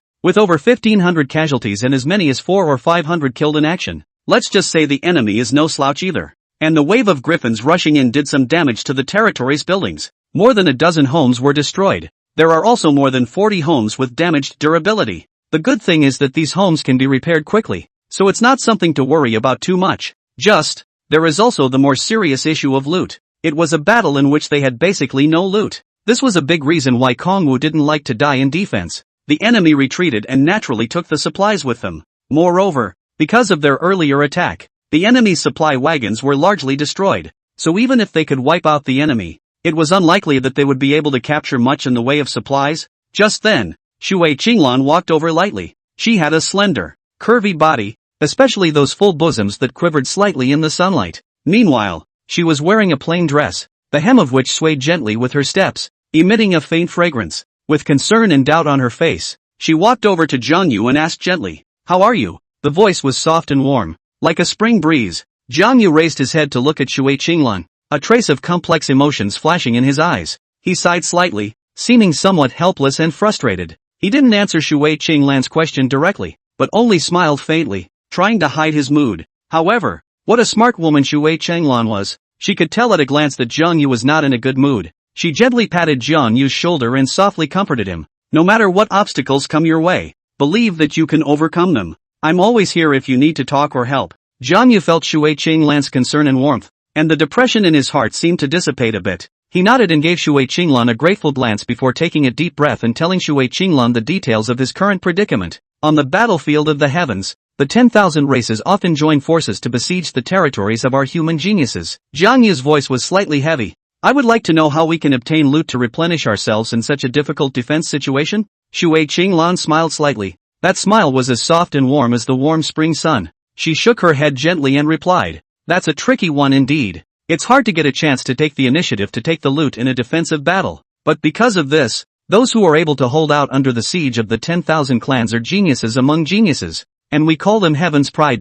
The Devil Clan's Devil Yi. The Immortal Clan's Immortal Disorder. They are all resounding names on the Heaven's Pride ranking." A trace of yearning and remembrance flashed in Shui Qinglan's eyes. They not only have extraordinary strength, but also have superior wisdom and courage. Unfortunately, she had now retreated to the back and could no longer contend with them. Next, Shui Qinglan continued. "On the subject of loot, we usually find ways to be proactive and look for opportunities to take it, but it's extremely difficult. So, if we really can't find the opportunity, we set ourselves some rewards. For example, if we manage to hold out in this battle, reward yourself for doing the one thing you want to do." Shui Qinglan's words caused Jiang Yu to fall into deep thought. He understood that on the battlefield of the heavens, every battle was crucial. Not only do you have to hold on to your territory, but you also have to find ways to soothe your mind. Only in this way could one be invincible in the siege of the 10,000 races. But the problem was that Kongwu hadn't set any rewards for himself before the war started. At such a tense and critical time, he found himself surprised that he had nothing that could motivate him to move forward. And most importantly, he felt that Shui Qinglan's approach had little practical effect. He was eager for the spoils of war, and mainly wanted his losses to be replenished. He stood at the edge of the battlefield, his eyes gazing into the distance, an inexplicable feeling of powerlessness welling up in his heart. Suddenly, he remembered the rewards from the previously aborted magnificent contest. By the way, the prize for the gorgeous contest. Where are all the prizes for our gorgeous contest? Though the magnificent contest was forcibly suspended due to the coming of the 10,000 clans, but the rewards for the gorgeous contest haven't been handed out yet. Shui Qinglan quickly understood what he meant. She pondered for a moment, then spoke slowly. "All the rewards of the trial land are uniformly stored in a place at the edge of the trial land. That's where we judges go to get the awards that belong to the students in the area we're in charge of. And then we distribute them to the students in that area. After all, We don't know until the results come and where the students and the district we are responsible for are. This place should have been taken over by those monsters by now, since that reward depository is close to where the AI proper is. So, Kong Wu frowned. What a loss if all the rewards were taken by those monsters.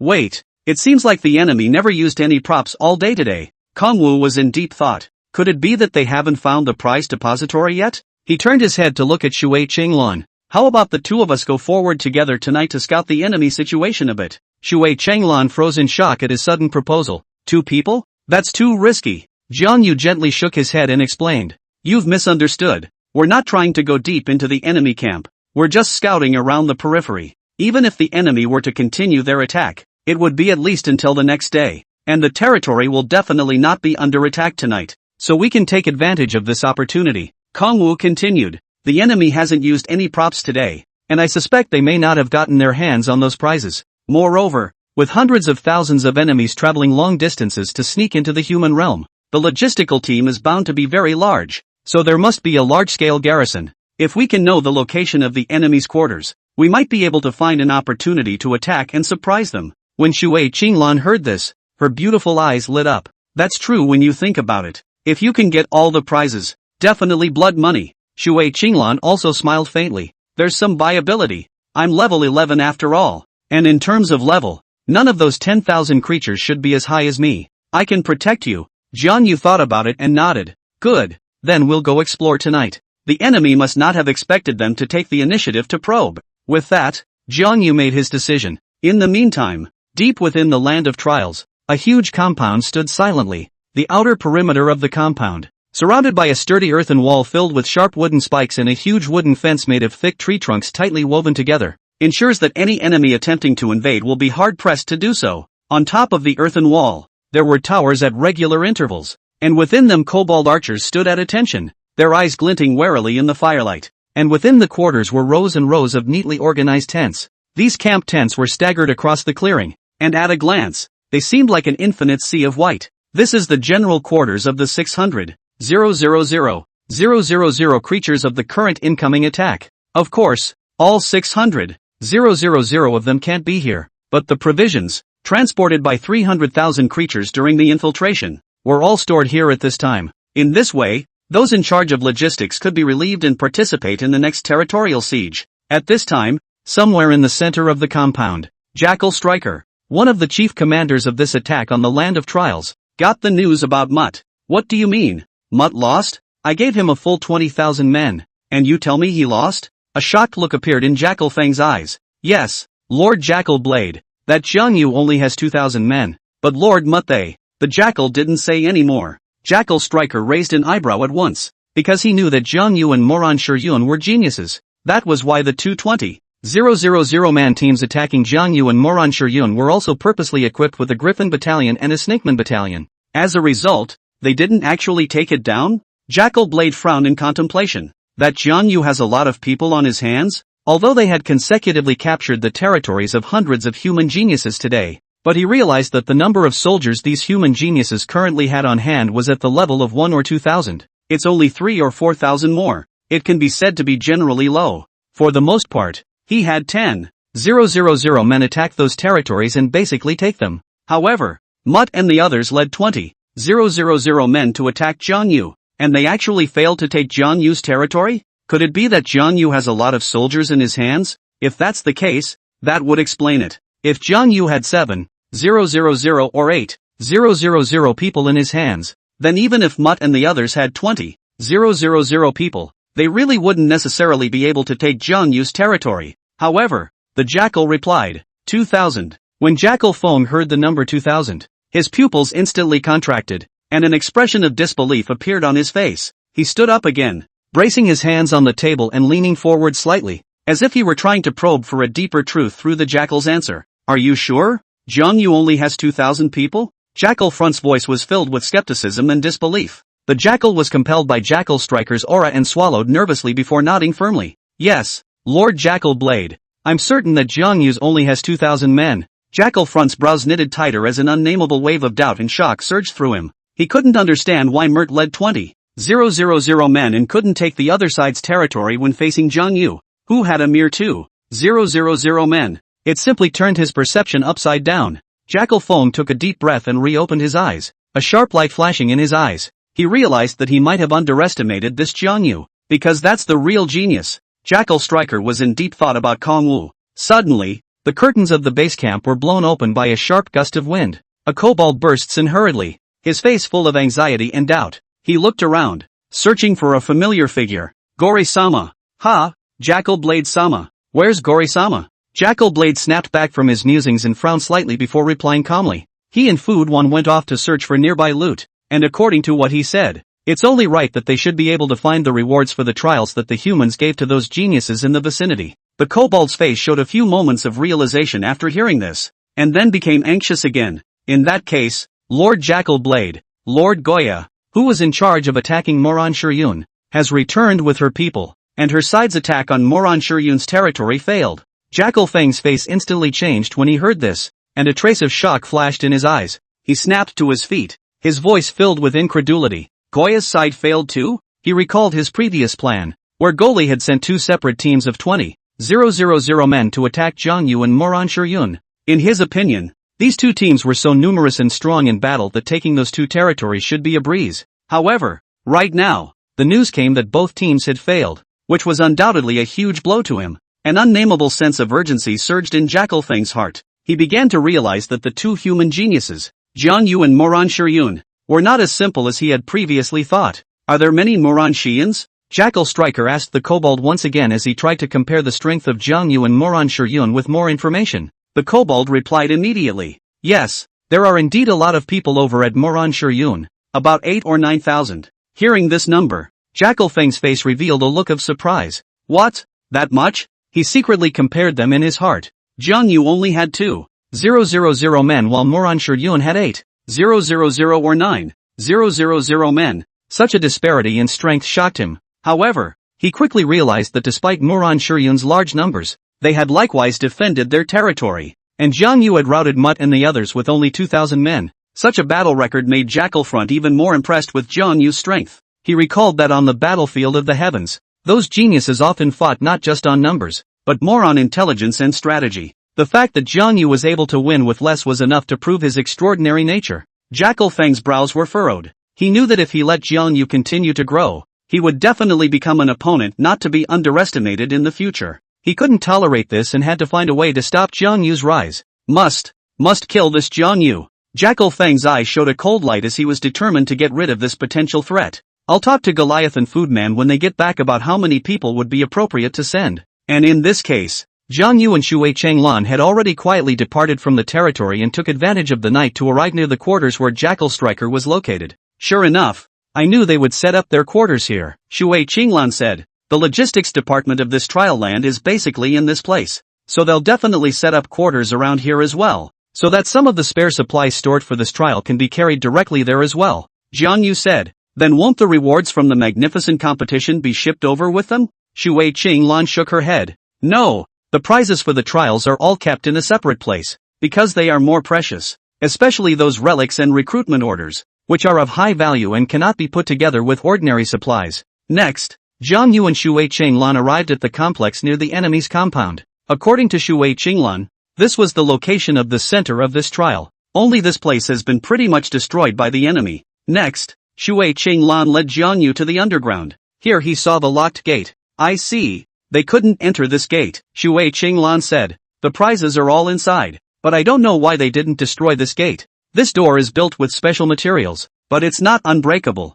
I think the enemy is probably worried that violently breaking the door will cause the things inside to be destroyed along with it. Next, Shui Changlan entered the password, and then the door opened. According to her, the code to this door was known only to her, the magistrate. Of course, the AI in charge of managing this place knows that. Usually the AI opened it automatically. Only now the AI was destroyed and she had to do it manually. Finally, Jiang Yu saw inside the door his coveted reward. Congratulations, Jiang Yu. All the rewards of the magnificent competition, one and all, are here. Jiang Yu's eyes glittered with excitement. He stood in the center of the room and looked around, only to see all kinds of rewards piled up like a small mountain, making his eyes light up. His eyes were first drawn to a pile of shiny props. The props gave off a tantalizing sheen, as if beckoning him. He walked over and picked up an exquisite scroll, gently unfolding it. only to see complex runes drawn on it, emitting a faint glow. His heart stirred and he immediately felt the powerful force contained in this scroll. It's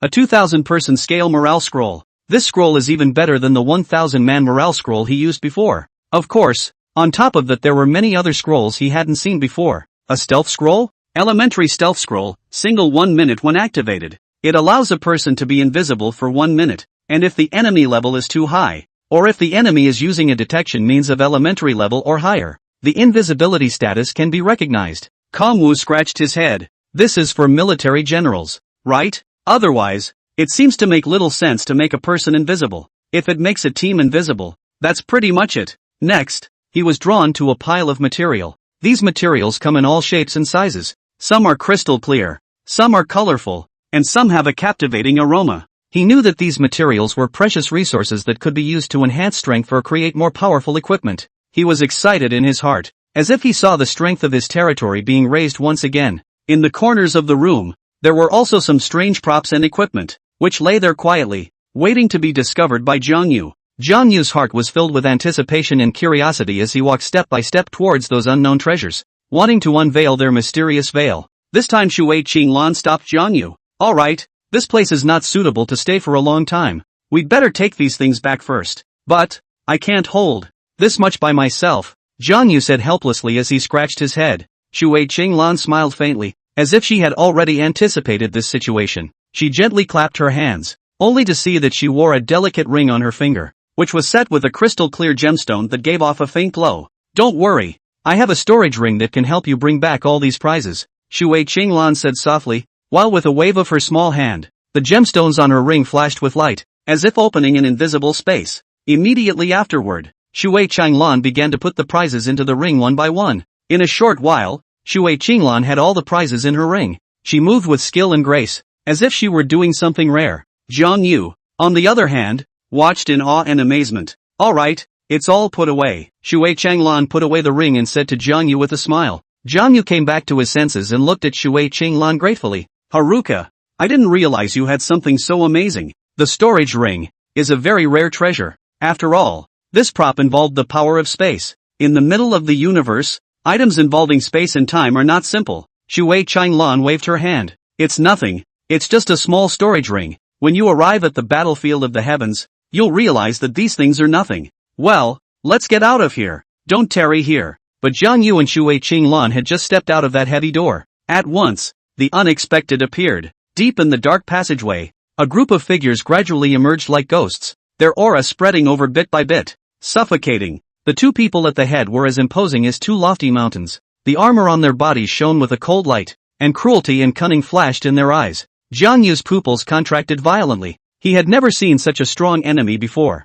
Even Mert, who attacked his territory during the day, looked inferior in front of these two. Shui Qinglan's face also instantly became grave as she tightly gripped her by bowspirit staff. She knew that this time they were afraid that they were really in big trouble. It was also at this time that Goliath and Eclipse One came out of the darkness with a group of kobolds and ogres. They had sinister sneers on their faces. Gali said grimly, I was going to come and work out how to safely destroy this gate, but I didn't expect you to deliver yourselves. What a great way to get your money's worth. Shui Qinglan's face changed, and Jiang Yu was also taken aback. They had not expected at all to meet the enemy here unannounced. Is this a coincidence, or a trap set by the enemy long ago? An uneasiness welled up in Jiang Yu's heart as he quickly scanned the enemies around him. There were dozens of them. There were more of them, but it was better than being surrounded by hundreds of enemies. He knew Shui Qinglan's strength by heart, and he should be able to deal with these ordinary goblins and ogres without a problem. However, the two men at the head of the group were incredibly tricky for him. He was completely unable to detect their level,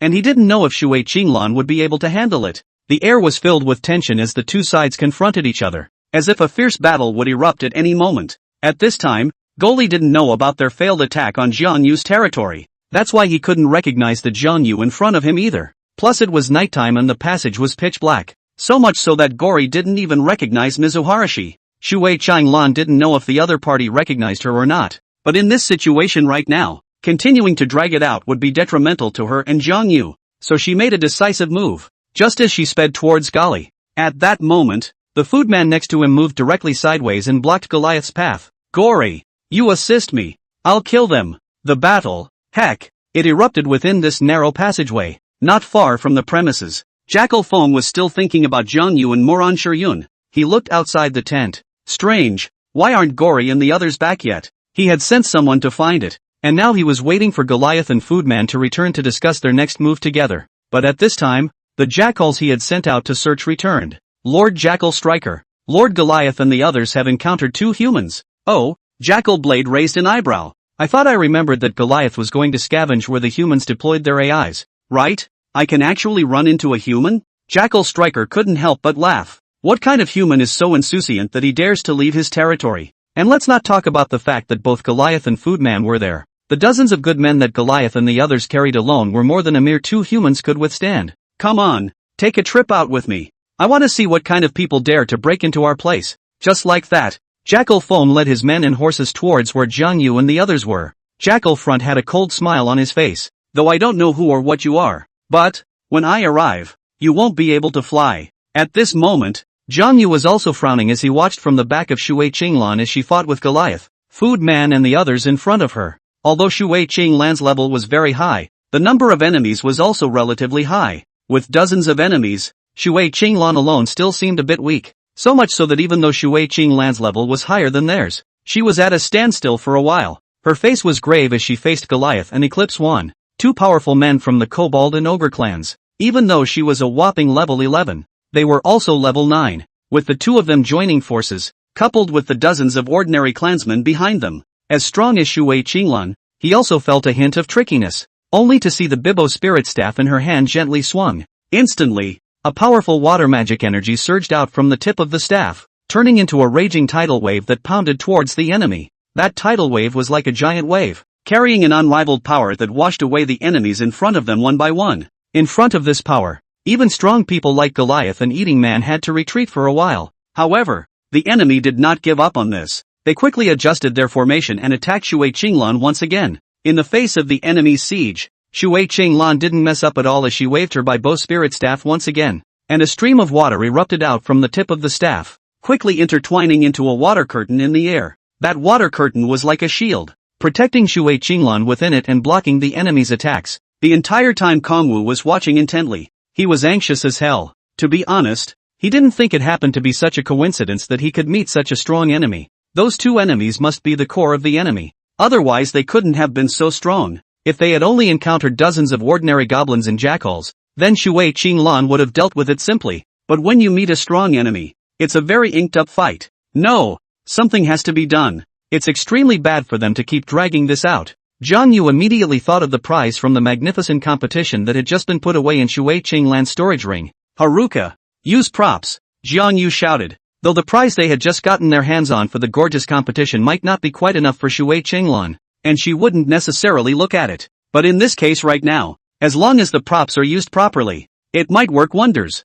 Shui Qinglan heard Jiang Yu's voice. She had just been in charge of putting the props into her storage ring, so she knew exactly what props were in there. However, upon hearing Kong Wu's words, Goliath immediately revealed a shocked expression. Haruka? Combined with the power of her water currents. Murphy, the one fighting them was Shui Qinglan, who had been active on the battlefield of the heavens a few years ago. Jiang Yu didn't realize that his shouting just now had just delayed Shui Qinglan for some time. Taking advantage of Goliath's shock, she took out a scroll, and then her entire body was suddenly invisible. Goliath instantly exclaimed, "No good." Facing such a strong enemy, once one could not feel the other party's trace, it was a dead end. As expected, Goli kept turning around next, but he was still hit by a sudden tidal wave and was directly impacted out. Shui Qinglan's purpose for doing so was simple, to divide them and avoid them combining their efforts in defense. Next, seeing that Eclipse One was alone, a cold light flashed from his neck. Click! When Shui Qinglan appeared, Jiang Yu realized that what Shui Qinglan was holding was not even her staff, but a long sword. Shui Qinglan can also use melee weapons? This somewhat broke Jiang Yu's perception. Jiang Yu, go! Without waiting for Jiang Yu to react, Shui Qinglan took the opportunity to pull Jiang Yu out of the area. Goliath was knocked off his feet and Foodman was killed. The rest of them can't stop them anymore. And although Gali was still alive, he didn't dare stand in the way. Just like that, Jiang Yu and Shui Qinglan managed to escape the place. A few minutes later, Jackal Striker hurried to the scene with his men. The originally silent battlefield was now in chaos, with dust flying and broken weapons and equipment scattered all over the place. His gaze swept over the passageway, finally settling on a massive body, that of Eclipse Man. Fu Duan, dead? Jackal Front's face instantly turned ironic. His eyes widened in disbelief, as if he had seen something incredible. Fu Duan, surprisingly, died here. Goliath, what the hell is going on? Jackal Striker's voice had a hint of trembling and anger in it. Fu Duan was so powerful. How could the students and judges in the land of trials kill him? Unless multiple of them joined forces. This was impossible. Who the hell is coming?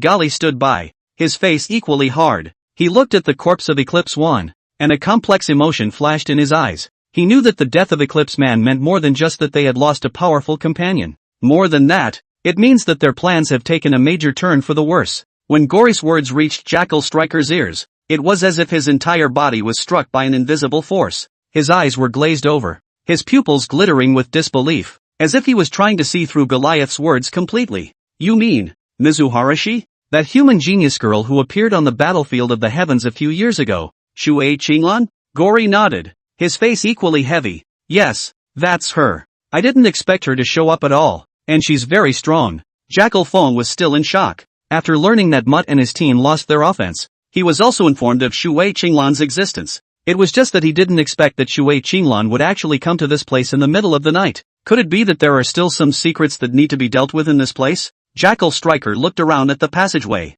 Noticing that Jackal Striker didn't seem that shocked, Goliath asked, "What? You knew Shui Qinglan would come?" "That's not true. It's just that today." He told the story of Mutt's attack on Kongwu's territory. Goliath's eyes went cold. "I see. Then that kid beside Shui Qinglan is Jiang Yu. Damn Jiang Yu. He must have instigated Shui Qinglan to come here. I don't know what their purpose was, but they killed Food Man. Currently there's 600,000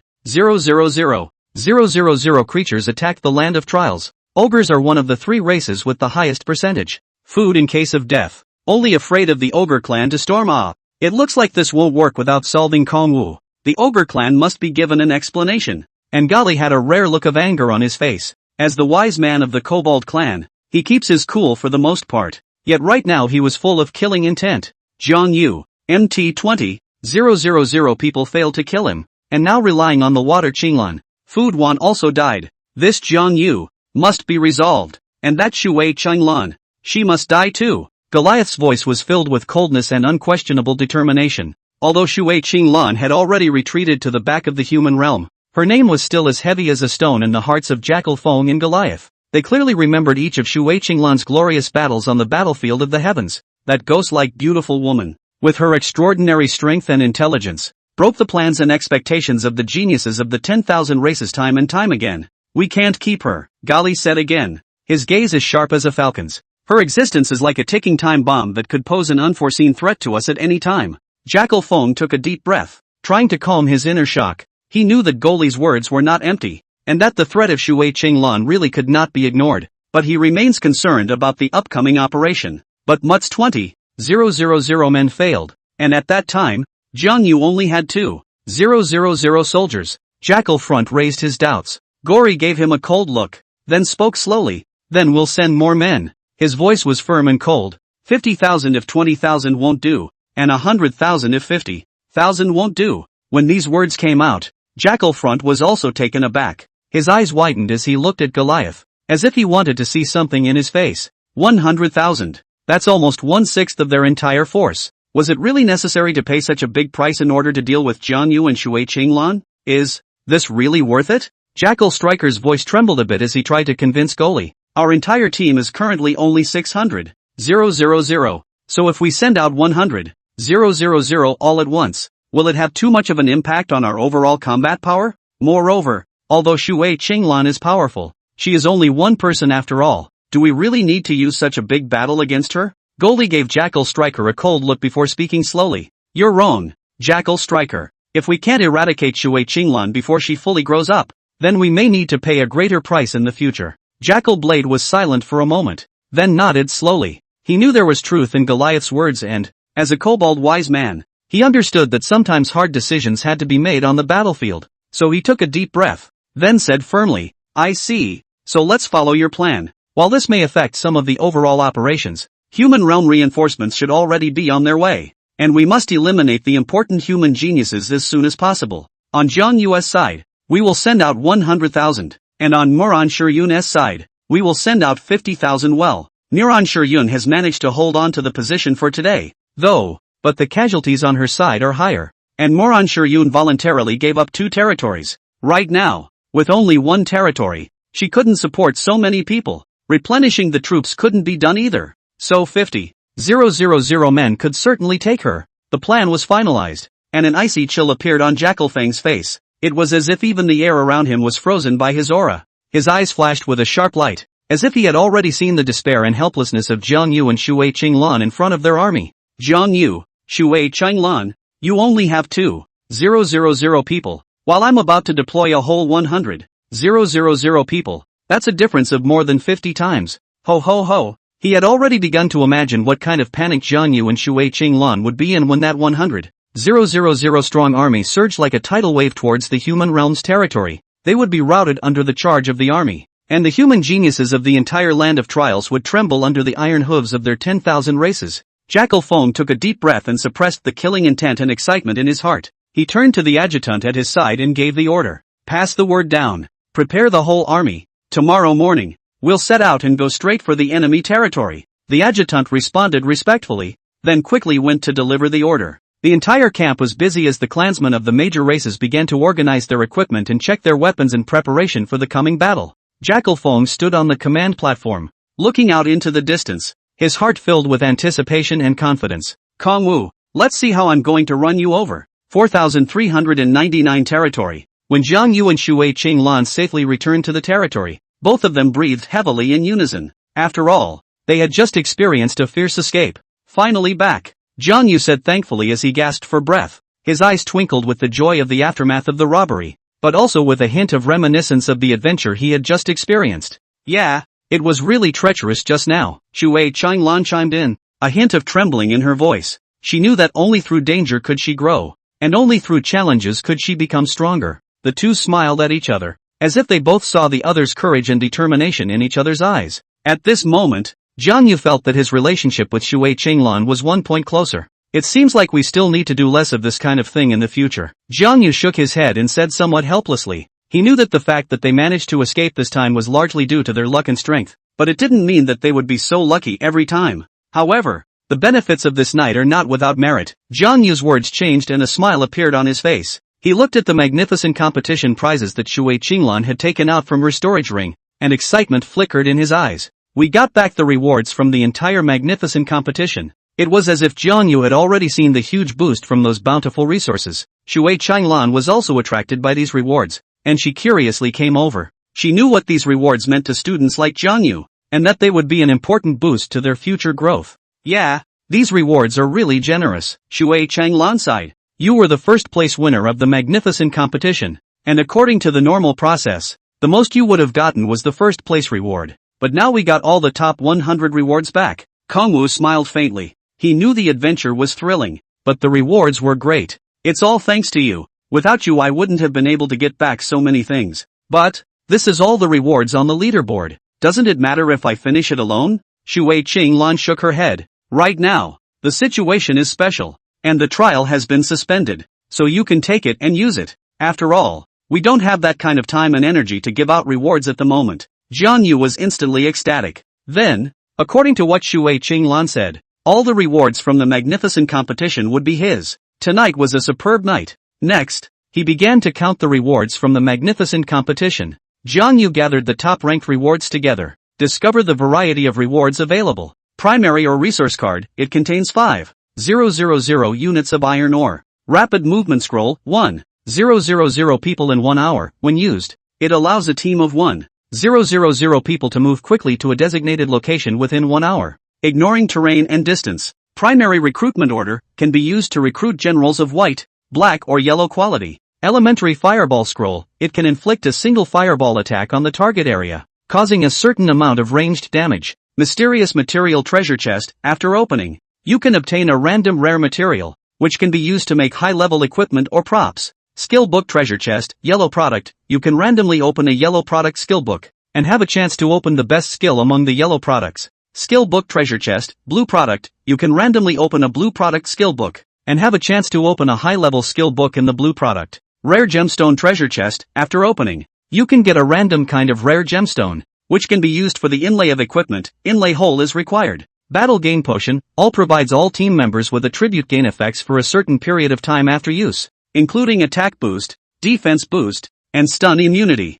Mysterious Scroll, unknown effect, contains a mysterious scroll with an unknown effect, which can be used to obtain random effects. These effects can be good or bad. Item Repair Scroll. Using this will allow a broken piece of equipment or prop to immediately regain 50 durability points. That's the catch this time. Lin. And in addition to the variety, there is a good amount of each, like those primary resource cards, intermediate resource cards, whatever, and yellow treasure chests, blue treasure chests, whatever. None of this Kongwu bothered to look. After all, we've seen these things so many times before. They suck. Speaking of no relics, Kongwu continues to pick through the prizes. Soon he saw a rock. Found it. Kongwu was exhilarated. His fourth relic. Name of relic, Stormstone. Relic level, common relic. Relic size, small. Relic effect. In battle, when a soldier under the holder's command is attacked, there is a chance, 25%, that the storm shield effect will be triggered, generating a 3-second storm shield that reduces the damage dealt to the holder's 1,000 soldiers by 50% and converts 20% of the damage dealt into storm energy.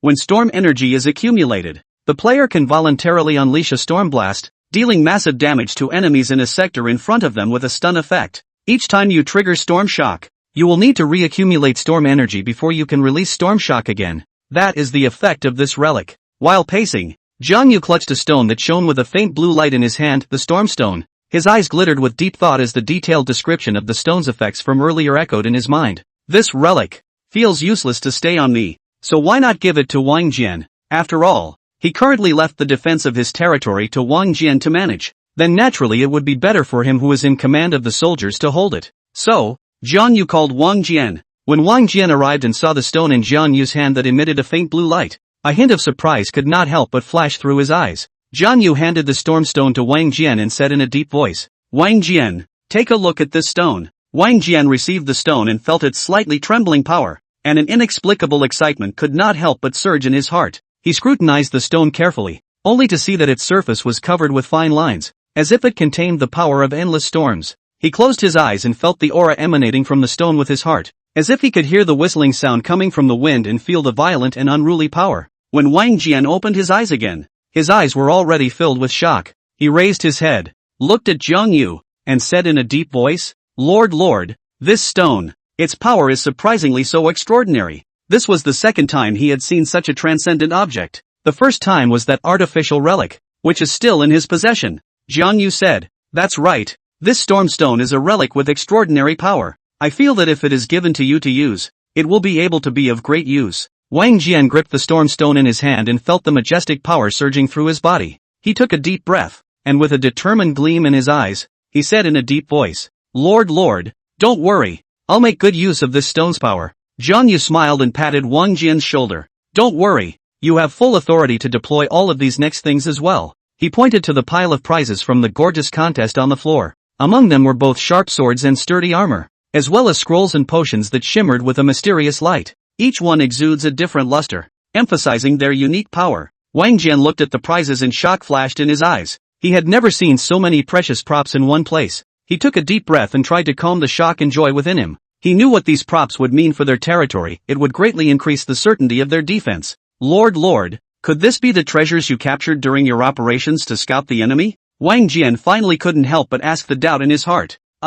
Sort of. Last night, he and Shui Qinglan had acted stealthily, purposely bypassing the cameras, coupled with the thick night color, so no one on the Earth side knew that he and Shui Qinglan had left the territory. And within the territory, only Lubu and Wang Jian knew about this. So Wang Jian guessed it at a glance. Wang Jian didn't know about this whole gorgeous contest thing. That's why he was shocked, thinking that all these things were snatched back from the enemy's quarters by Jiang Yu and Shui Qinglan. It was unbelievable to realize that with such a large number of enemies, the two of them were able to snatch back so many props. Now he was also ecstatic. With so many props, the chances of defending the territory are 2 points better. In this case, Jiang Yu and Shui Qinglan and the others were also sitting back and waiting for the enemy to attack. He could not believe that these enemies would not be angry after having routed 20,000 of them yesterday. They will definitely send very powerful people to attack 4,399 territory. This is something that can be expected no matter if it is Jiang Yu or Wang Jian or Shui Qinglan.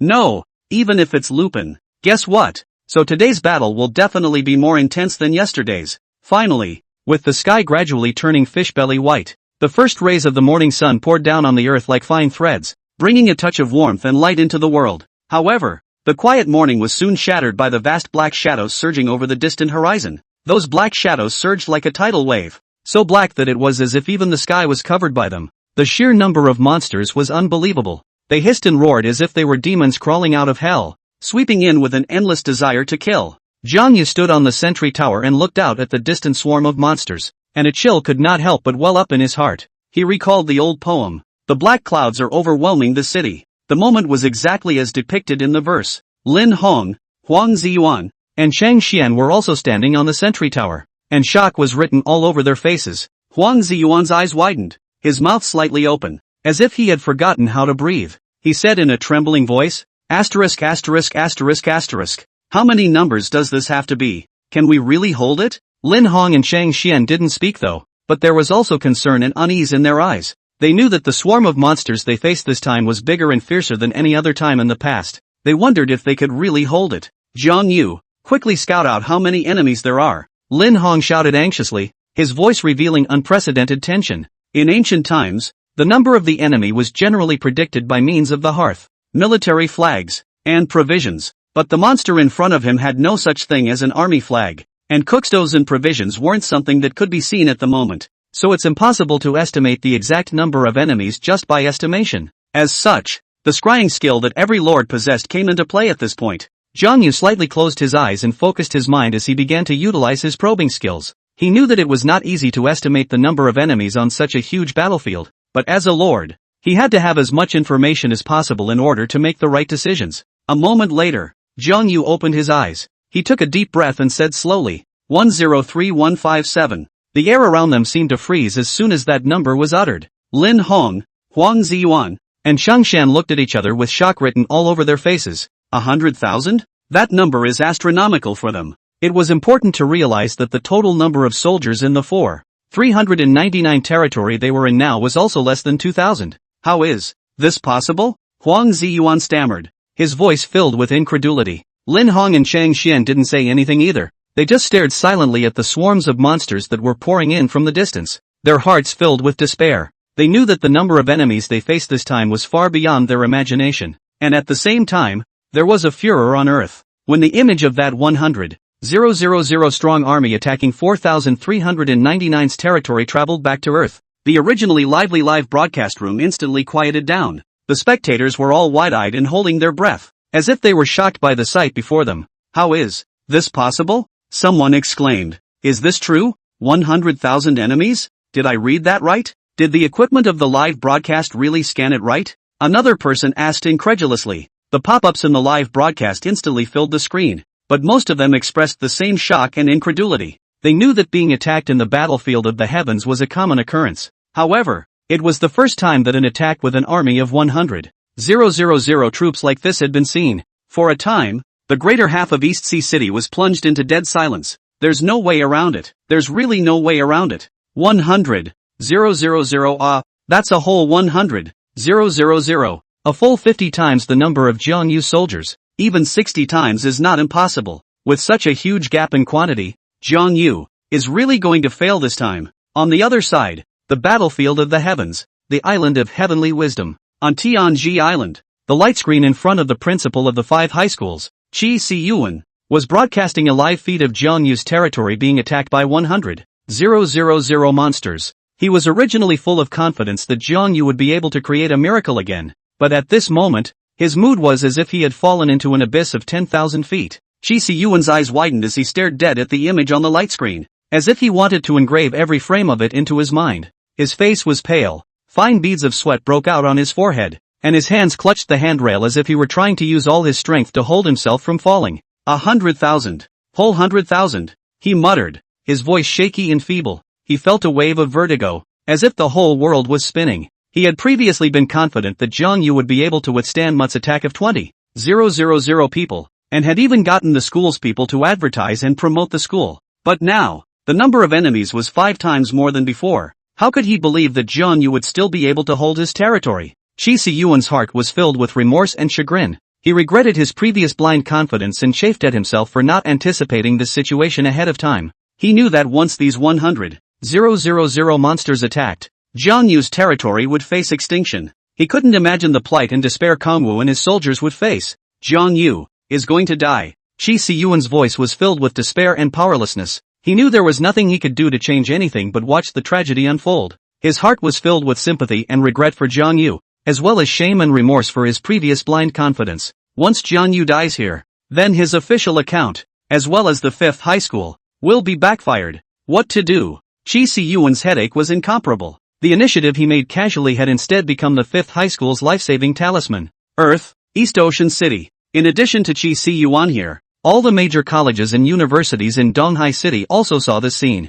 Donghai City No. 3 High School. At this moment, Principal Kong Fan was sitting in his spacious office, and the light screen in front of him was similarly displaying the shocking image of Jiang Yu's territory being attacked by 100,000 monsters. His eyes widened as he stared intently at the screen, the corners of his mouth gradually curling into a mocking arc. Kong Fan burst out laughing. He laughed as he tapped the table, a note of gloating in his voice. Serves you right. The sound of his laughter seemed to echo throughout the campus, making you guys rush to create accounts. Now you're going to get backfired. He continued to taunt, a smug gleam in his eyes. Humph, daring to eliminate our entire 3rd high school. This is retribution. Kong Fan's voice was filled with resentment and dissatisfaction. He'd been holding a grudge against Kang Wu for eliminating their entire 3rd high school. Now that he saw Jiang Yu in such a predicament, he naturally would not let go of this opportunity to mock and vent. Jiang Yu, you will definitely lose. Kong Fan's office was filled with his laughter and mockery. Aside from Kong Fan, the other high school executives also showed different attitudes when they saw this scene,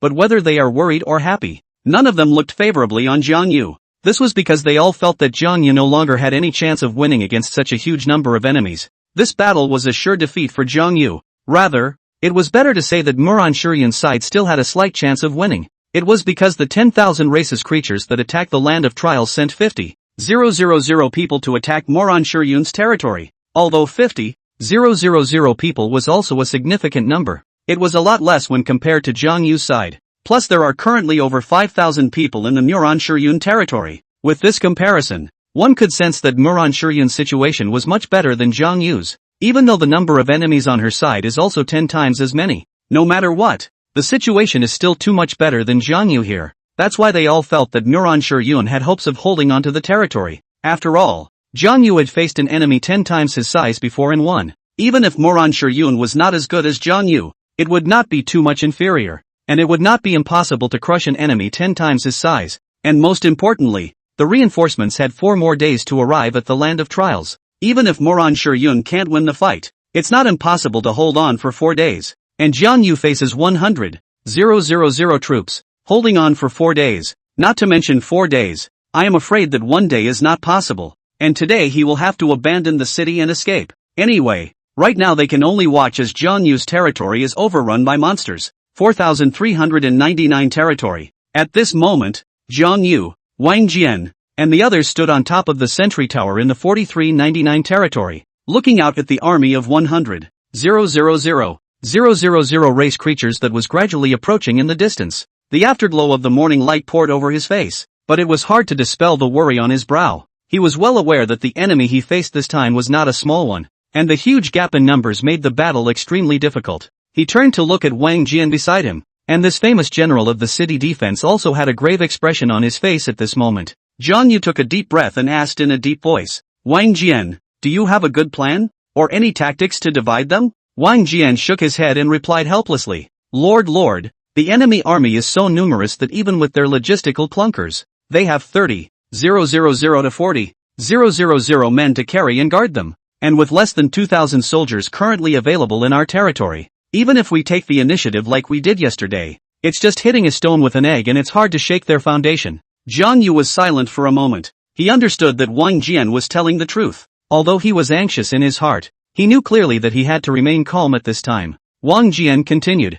for today's solution, there is only a deadly defense. Of course, on defense, we can send scouts to their rear to find their weaknesses and look for opportunities to counterattack. Of course, the chances of that are too remote to be certain. Kang Wu nodded. Even if Wang Jian's command rate was as high as 96, it was impossible for 2,000 000 soldiers to explode into the combat power of tens of thousands of soldiers. It is true that you can only die. Then can a dead guard hold it? Lin Hong and the others asked anxiously. Their gazes were focused on Wang Jian, waiting for his answer. Wang Jian took a deep breath. His brows furrowed as he conducted an intense tactical deduction in his mind. He spoke slowly. Normally speaking, if it's just with the existing soldiers and fences in our territory, along with my personal command, we can only hold out for a day at most in the face of an army of 100,000 men. One day, Lin Hong's heart instantly sank. He couldn't believe this cruel reality. His face was pale, and his hands hung down feebly, as if all hope had been dashed at this moment.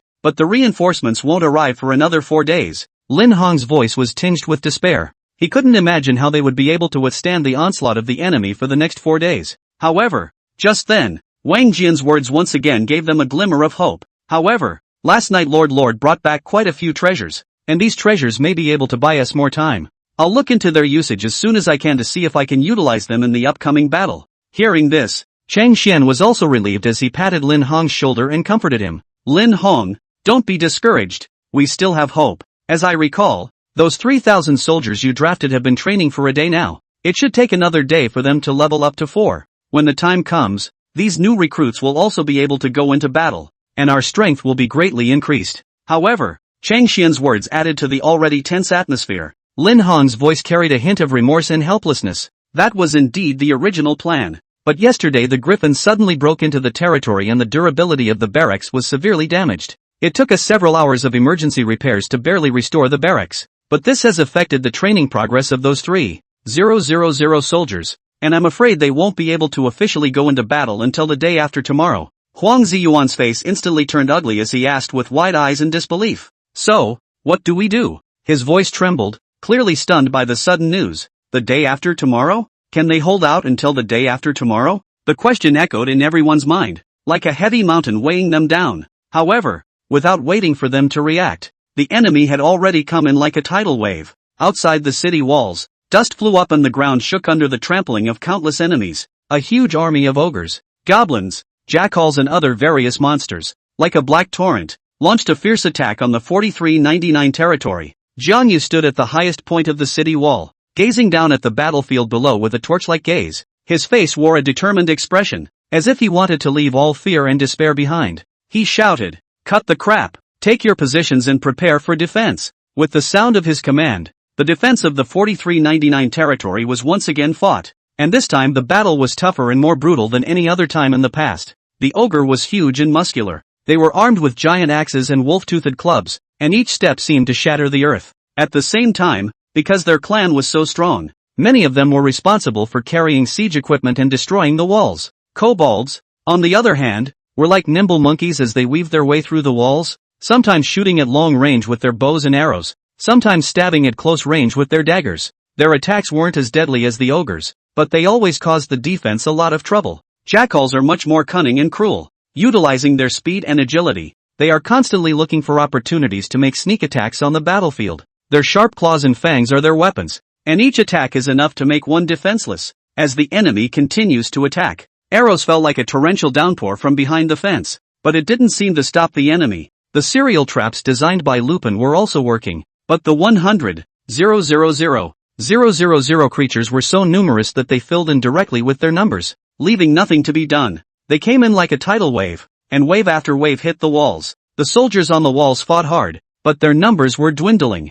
4399 The walls of the territory began to shake under the fierce slashes of the ogre's giant axe. Kobolds, on the other hand, used their dexterity to dig earth pits under the walls in an attempt to undermine the foundations of the enclosure or to try to sneak underneath the walls and into the territory. The jackals, on the other hand, used their speed to their advantage and kept trying to climb up the walls with ladders. Soldiers stood on the fence in a tense and orderly defense. Armed with spears and bows and arrows, they kept hurling canisters of kerosene and arrows at the enemy below the city. Flames blazed beneath the walls, creating a wall of fire that drove back enemies who tried to approach. However, the spread of the fire had also caused the masonry of the walls to begin to fall away, and the cracks stung in the light of the fire. As the battle continued, the soldiers of the 4399 territory began to fall one by one. Their blood stained the walls of the fence and the land. On the fence, however, weaves a beautiful silhouette. She wore a long blue dress and held a turquoise spirit staff. It was none other than Shui Qinglan. She stood at the highest point of the wall, her eyes closed tightly as she seemed to be gathering her strength. Suddenly, her eyes opened and the spirit staff in her hand radiated a dazzling light. Immediately afterward, a huge curtain of water descended from the sky and blocked the front of the fence, as if it was a huge shield. The monsters that had climbed up the fence instantly fell down as they tried to attack this water curtain, but with an average level of only 5, they couldn't damage the defense of the water clearance water curtain at all. This was one of Shui Qinglan's deep-sea resonance talent skills, Water Curtain Shelter. Launched on a fence, it is able to flush out enemies that try to climb it. However, this is only the beginning. Shui Qinglan waved her spirit staff once again, and a huge tidal wave of power surged from the surface of the sea. In an instant, the monsters under the walls were swept away by this powerful force and disappeared into the waves. This was her other skill, Tidal Force. It had to be said that with the help of Shui Qinglan, the rate of soldiers dying in the 4399 territory slowed down a lot. With her strong strength as well as her talent working, the soldiers of the 4399 territory gradually stabilized their position. The two major skills, Water Curtain Shelter and Tidal Force, exerted amazing power on the battlefield, repelling the monsters that tried to invade over and over again. The original frantic attack became less ferocious under Shui Qinglan's control, and the soldiers' rate of death in battle obviously slowed down a lot. However, Jiang Yu clearly knew that such a victory was only temporary. Although Shui Qinglan was powerful, her power was ultimately limited. Every skill release required a large amount of energy, and prolonged, high-intensity battles would gradually overdraw her stamina. Jiang Yu stood in a corner of the territory, looking at Shui Qinglan's figure as she weaved her way through the fence. He thought that if he could also possess such a skill, then dealing with these level 5 monsters might no longer be a problem, and he could also share the pressure with Shui Qinglan. However, he also understood that such an idea was not realistic, because judging from Shui Qinglan's talent, the only way to gain access to her skills is to bond with her male and female and engage in deep-sea resonance to gain such power. Jiang Yu shook his head helplessly. Currently, the most he had with Shui Qinglan was a camaraderie between comrades, friends at best, and he realized that even if he had such an idea, it would be nothing more than a delusion. After all, Shui Qinglan was such a noble being, how could she easily bond with someone? So Jiang Yu was just thinking about it. Next, the minutes ticked by. As the night wore on, sacrificial blood splattered and limbs flew across the room. The enemy is also gradually retreating. Inside the 4399 territory, smoke still filled the air as the soldiers stood tired but determined, staring at the sun that was about to fall into the horizon. Lin Hong and his comrades stood on top of the city wall, joy and excitement written all over their faces. Lin Hong couldn't help but shout, "We're holding!" His voice echoed through the empty territory, full of excitement and pride. Yes, they held. It was only a day's worth of holding on to the day, but it was a huge victory for them. They were facing an enemy that numbered up to 100,000, while their side was far outnumbered. With such a disadvantage, they were able to hold on to the territory with strong beliefs and courage, which was a remarkable thing in itself. At this moment, they felt they had achieved something unparalleled, because the number of enemies is up to 100,000 people. It was extraordinary that they were able to hold the fort for a day with this number of men. Of course, they also understood that the main credit lay with Wang Jian and Shui Qinglan. Without Wang Jian's smooth and precise command and Shui Qinglan's powerful water spells, they might have been broken through the territory today. The viewers on Earth's side saw the battle footage in 4399's territory through the live feed. They were so shocked by what they saw that they could barely speak. The picture is filled with smoke and fire, contrasting with the silence of the dark night, like a magnificent picture of war. How is this possible? Facing 100,000 enemies, they can actually hold it? A young man muttered, his hands clenched into fists, as if to turn that shock into power. Their courage is truly admirable. A middle-aged woman's eyes glistened with tears, her voice trembling a little from excitement. This is nothing short of a miracle, an old man said excitedly, his eyes glittering as if he had seen his younger self, the one that was equally full of fervor and courage. The audience was on a roller coaster of ups and downs as they were blown away by the courage and resilience displayed in this battle. They couldn't imagine that with such a disparity in strength, the soldiers of the 4399 territory were able to hold their ground and successfully resisted the enemy's attack. It was only the first day of the offense, but it was incredible. The principal of the 3rd high school, Kong Fan, whose originally composed face was currently covered with a horrified expression. His eyes were glued to the display in front of him, on which the real-time battle screen was still refreshing the data. Kong Fan's brows were tightly locked and the corners of his mouth unconsciously curved downward, showing the shock and dissatisfaction he felt inside at the moment. He muttered, "You can actually hold out for a day in this situation? His voice was filled with incredulity and disbelief. This Jiang Yu, his talent is truly amazing, Kong Fan muttered. But unfortunately,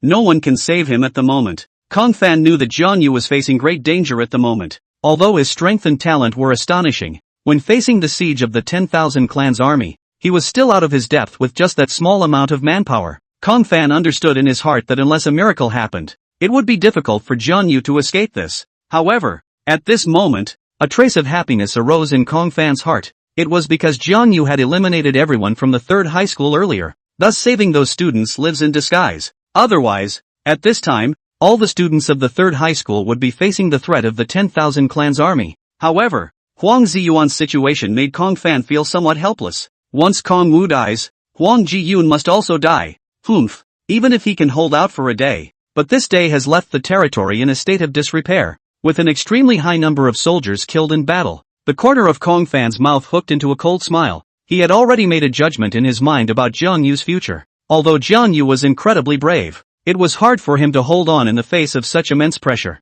Jiang Yu's territory was bound to be lost the next day. Kong Fan's voice was filled with determination and confidence. He trusted his judgment and the strength of the 10,000 clans army. In his opinion, this battle was no longer in doubt, and Jiang Yu's defeat was only a matter of time. 1 day and 2 days. Is there a difference? No difference. In this case, the 4399 territory soon fell into a state of repose. Jiang Yu stood within the wretched territory, his eyes sweeping over the wreckage that filled the ground, an unnameable emotion surging in his heart. He called to a soldier who was not seriously injured and said, "Count the casualties." Yes, the soldier immediately responded when he saw Jiang Yu. But, when he saw the casualty data, the whole person was also silent. The casualties are too great. The enemy, after all, had 100,000 men, and it was impossible not to suffer heavy casualties. Originally the territory is less than 2,000 soldiers. Today the day down, the territory killed in action more than 1,000 soldiers,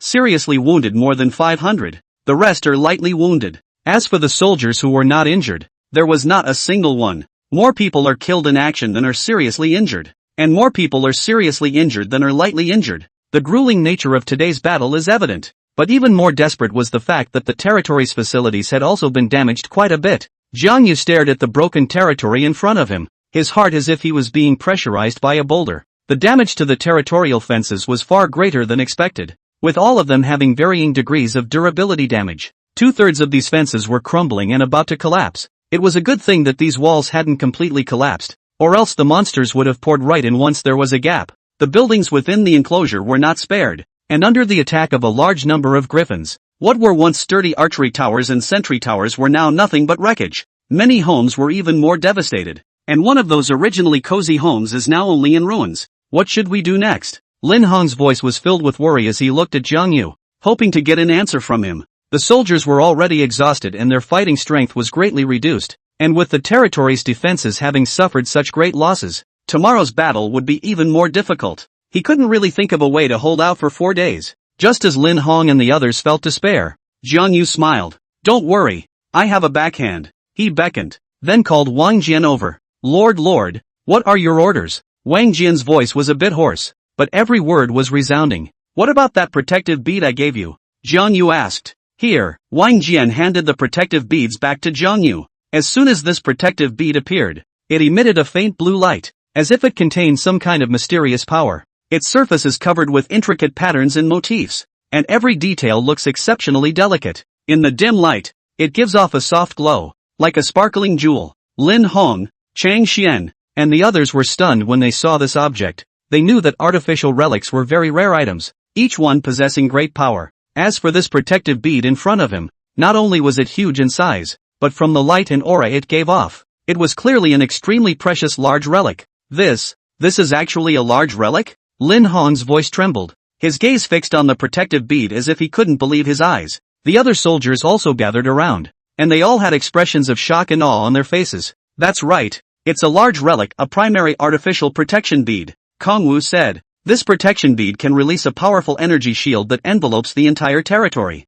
Neither arrows, fireballs, nor other attacks can break through this shield." Hearing this, the crowd couldn't help but breathe a sigh of relief. They knew that with the protection of this protective bead, the safety of the territory would be greatly guaranteed. "Then how long can this protective bead last?" Lin Hong asked again. Let's see. Kongwu clicked on this artificial relic and looked at it. Name of relic, primary artificial protective beads. Relic level, common relic. Relic size, large. Relic effect, can only be used within the territory. After opening it opens a protective shield for the territory. Able to withstand attacks for about 500,000 divided by number of enemy troops x average level of enemy troops, days. After the shield breaks down the reliquary is shattered and can't be used at all. Kongwu began to estimate. 100,000 enemies. Average level 5. If we calculate like this the shield will last about a day. Wang Jian nodded. This day is just enough time to use for us to repair the buildings of the territory. Especially the walls, which must be rebuilt.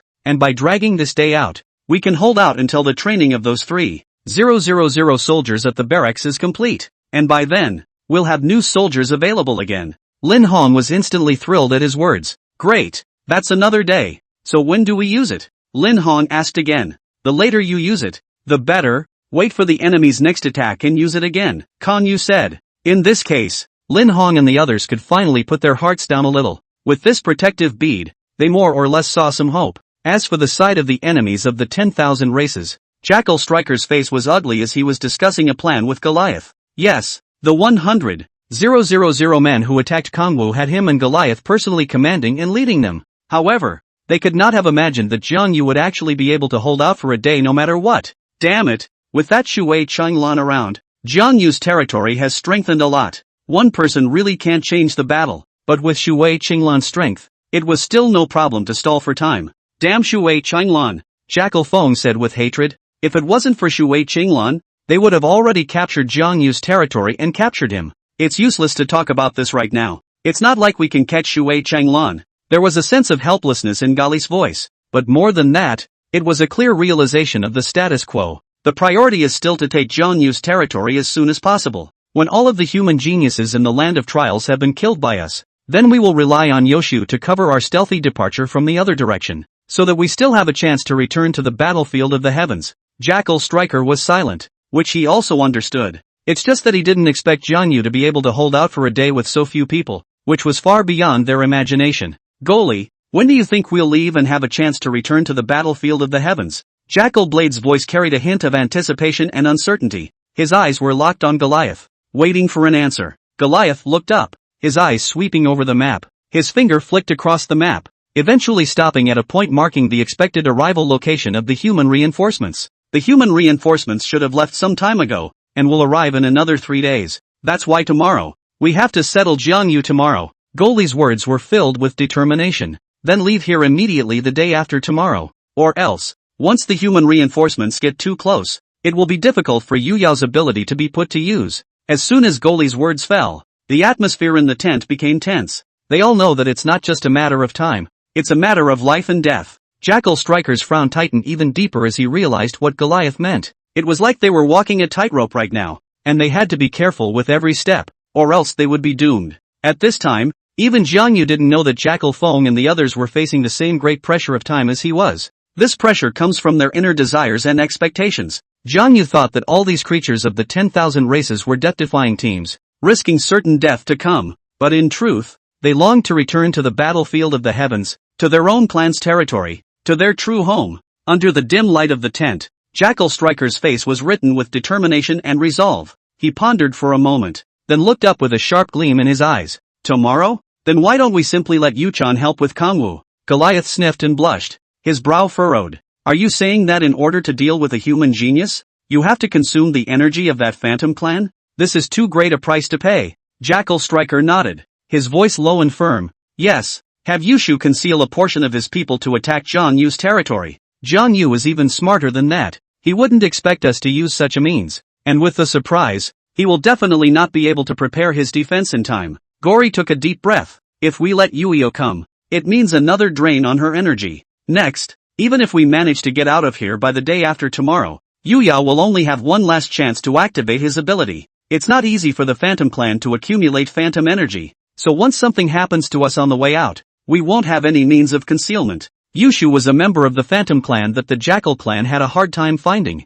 The Phantom Shadow Clan, a mysterious race on the battlefield of the heavens, possessed the unique ability to conceal their aura, making it difficult for people to detect their existence. This was the fundamental reason why their 600,000 10,000 people could sneak into the human realm peacefully. However, the population of the Phantom Clan was sparse, coupled with the fact that they were good at hiding, so much so that very few races were able to capture the Phantom Clan on a large scale, and the Jackal Clan only found Yushu by chance. And Yushu wasn't exactly a powerhouse in the Phantom Clan. This was also a major reason why the average level of these 10,000 creatures was level 5 in this attack on the trial land. If Yushu had been stronger, then the 10,000 creatures that attacked the trial land this time might have been much more than level 5. Jackal Striker's gaze was firm as he looked towards Goliath, determination in his voice. I know this is a big price to pay, but Jiang Yu is too powerful. We absolutely cannot let him grow up. We must kill him before he gets his wings, or else he will surely be a great danger to our 10,000 clans in the future.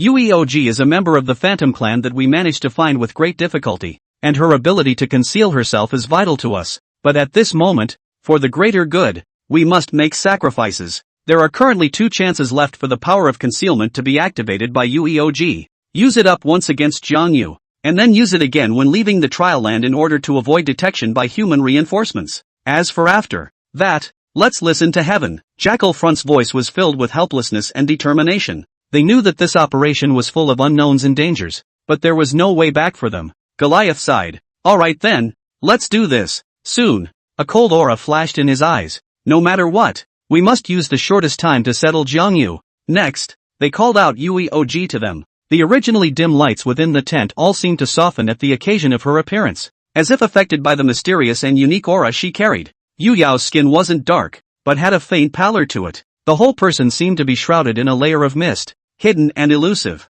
Yueo's figure was slender and elegant, and every movement exuded a distinctive beauty. Her long hair flowed behind her shoulders like a waterfall, and though it was dark in color, it shimmered charmingly in the dim light. Her eyes were the deep blue color unique to the Phantom Shadow race, as if they could absorb all the light around her, making it impossible to look directly at them. At the same time, her face had the unique markings of the Phantom Shadow race, which intertwined into a mysterious pattern on her fair skin. Like the constellations in the night sky, both mysterious and beautiful, the markings did not detract from her beauty, but rather added to her unique aura. Even though Yueyu was a phantom, she was beautiful enough to make creatures of other races fall for her. She was like an elf from another world, with a mysterious and fascinating aura that was unforgettable. When Jackal Striker informed Yueyu in detail about their plan, her eyes immediately lit up. Her eyes twinkled with curiosity and excitement. I can't believe I have to waste a single use of my ability just to deal with a human genius. Yashu's voice carried a hint of playfulness as she raised her head slightly, as if she was imagining what that human genius named Jiang Yu looked like. She suddenly became interested in Jiang Yu, and that interest was not out of hostility, but out of a kind of curiosity. She wondered what was so exceptional about this human genius that he could make a phantom like her waste a precious opportunity to use his abilities. Alright, I'll follow your plan. Yueyu finally spoke. But what? Jackal Blade frowned. What kind of deal is this woman trying to make again? When you catch that Kongwu, you'll have to bring it to me for fun. Yueog licked the corner of his mouth. A faint smile appeared on Yu Yao's face, a confident and calm smile. She knew how valuable her abilities were and how important this operation was to the Jackalope clan. However, she didn't hesitate or flinch in the slightest because she believed in her own strength. With the help of her abilities, Jackal Striker and the others could never fail. Jackal Front sniffed and cursed. Did this Yueyo have some weird fetish? Fine. Just don't let Jiang Yu live after you're done playing anyway. Next to him, Gori asked. Yueyo, if you were to cover a group of people to get under the enemy's nose, what is the maximum number of people you would cover? Yoshu said quietly. Not much. It should be a few thousand, depending on the average strength of the group. If the average is level 5, then 10,000 at most. So little? Gali frowned. Yushu said. I should have explained my powers to you guys before, right? Trying to stay undetected at very close range. The number of people I can cover will be small. If it's farther away, then the number of people I can mask my scent is higher. The borderline of the human realm was still very wide, so at that time, Yuya was able to mask the scent of 10,000 creatures with an average strength of level 5. Because of the distance, the less likely it was to be detected, the lower the requirement for breath concealment. Conversely, if she had to make sure that she wasn't even detected at a fairly close distance, then the number of people she could conceal would be very small, and her strength couldn't be too high. 10,000 is also enough, Jackal Feng said. We'll act immediately tonight, and with Jiang Yu unable to react, a surprise attack of 10,000 people will be enough to occupy his territory, not to mention the casualties in his territory during the day. There was no way he could defend himself in this situation. So far, the plan has been finalized. Jackal Striker sneered in his heart. Jiang Yu, this time, I'll see how you can resist. At this time, Jiang Yu really didn't know the movements on Jackal Striker's side. He undressed to go to sleep, found the moon entering his house, and was glad to get up. Remembering that there is no one with whom to have fun, he went to the territory to look for others. At this time, Shui Changlan had not yet gone to bed, and they were walking with each other at the top of the city. It had to be said that under the soft moonlight, Shui Qinglan quietly changed out of her usual attire into another battle-friendly tights. The corset was made of a special material that was both soft and tough, and it fit her figure perfectly, emphasizing her delicate curves to the fullest. The moonlight was like water, and it spilled over her as if it had draped her in a silver veil. The design of the corset skillfully emphasized Shui Qinglan's twin peaks, which were full and erect, standing proudly like two mountain peaks. Qinglan, haven't you slept? You've been fighting all day today. Hurry up and sleep, Jiang Yu said. He didn't participate in battles in the territory, so he definitely wasn't as tired as Shui Qinglan, Wang Jian, and the rest of them. He could have stayed up, but he felt that Shui Qinglan still needed some sleep. Shui Qinglan shook her head and said, I'm okay. Oh, the two of them strolled around the city, neither of them speaking, and for a while the atmosphere was a bit awkward. Jiang Yu, Shui Qinglan seemed to want to say something. Jiang Yu tilted his head to look at Shui Qinglan. Shui Qinglan blushed. No, it's nothing. As expected, this kind of thing is still unspeakable. In fact, the fact that she was personally involved in the battle today was also something that made her feel a great deal of pressure on the 100,000 enemies in front of her. Although it was said that Jiang Yu had quite a few backhanders and preparations, to be honest, she still felt that there was no light in front of her eyes, and she could not see any hope of holding on. Even if that large relic can hold it for one more day, even if they managed to wait until those 3,000 soldiers were trained, is it possible to just hold out until reinforcements arrive? Once the territory was broken, both she and Jiang Yu would have to die, so she felt that it would be better to conclude a resonance contract with Jiang Yu. Yes, it was to bond with him, allowing Jiang Yu to temporarily gain some of her attributes and also activate some of her natural skills. In this way, the territory would be able to have another powerful fighting force. But she was a young girl, after all, and such words were impossible to say. At this point, Jiang Yu was a bit uncertain, but he didn't ask much. He looked into the distance. The night sky was so dark that he couldn't see anything at all. It's so quiet at night. An enemy trying to make a surprise attack would be easily detected. Jiang Yu looked at Shui Changlan. Let's go. Go back to the tent and rest. Oh, perhaps because Shui Qinglan had something on her mind. Her reaction was a bit slow. But also just as Kongwu turned his back to the night sky outside his territory, there was a loud boom, like a bolt from the blue. It startled the entire territory. Jiang Yu's heart snapped and he quickly turned back, only to see fire and dust flying below the city wall, which had obviously suffered a violent impact. Meanwhile, overhead, a group of massive griffins flew in like dark clouds, their eyes flashing a cruel red light, their sharp talons and beaks glinting coldly in the moonlight. These griffins were like rockets that had been ignited and launched, frantically charging towards the archery towers and sentry towers in the territory. Shui Qinglan, who was standing opposite Jiang Yu, also had a big change in color at this moment. Her beautiful eyes widened in disbelief as she looked at the tens of thousands of enemy figures that had instantly appeared outside her territory. These enemies appeared silently around the territory as if they were burrowing out of the ground, their gazes filled with endless killing intent. How is it possible? Murmured Shui Qinglan, a hint of trembling in her voice. She had never imagined that the enemy would be so cunning and swift that they would choose to attack at night. Moreover, the enemy appeared as if out of nowhere, and the sentry towers were completely too late to react in any way. Just as she was panicking, Jiang Yu had already taken out a bead with a quick eye. The bead was none other than that artificial protective bead, a large relic with powerful energy. Without the slightest hesitation, Jiang Yu decisively activated it. Instantly, a powerful energy surged out from the bead and spread rapidly. With a buzzing sound, an energy shield instantly enveloped the entire territory. The shroud shimmered with a faint white light, protecting the buildings and people within the territory. The artificial protection beads, at this point, activated. To be honest, Jiang Yu had not expected at all that he would activate the artificial protection beads in the situation at hand. But, is honestly quite profitable. Why? Because his original plan had intended to activate the protection beads when the enemy attacked. Even if the enemy doesn't attack, he's going to start it the next day when he launches his attack. Right now, the enemy has launched a night attack by unknown means, but thanks to his use of artificial protection beads, he directly defused this enemy attack. It was the equivalent of additionally solving a crisis they were having trouble dealing with their protective beads. It's definitely more profitable than originally planned. But right now is not the time to think about that. Kong Wu shouted next. Enemy attack. At the same time, he pulled Shui Qinglan's hand and quickly ran in the direction within the territory. At this time, the soldiers and residents of the territory also began to move quickly. Some grabbed their weapons and prepared to meet the enemy, while others were busy evacuating to safer places. Although he activated the protection beads at the first opportunity,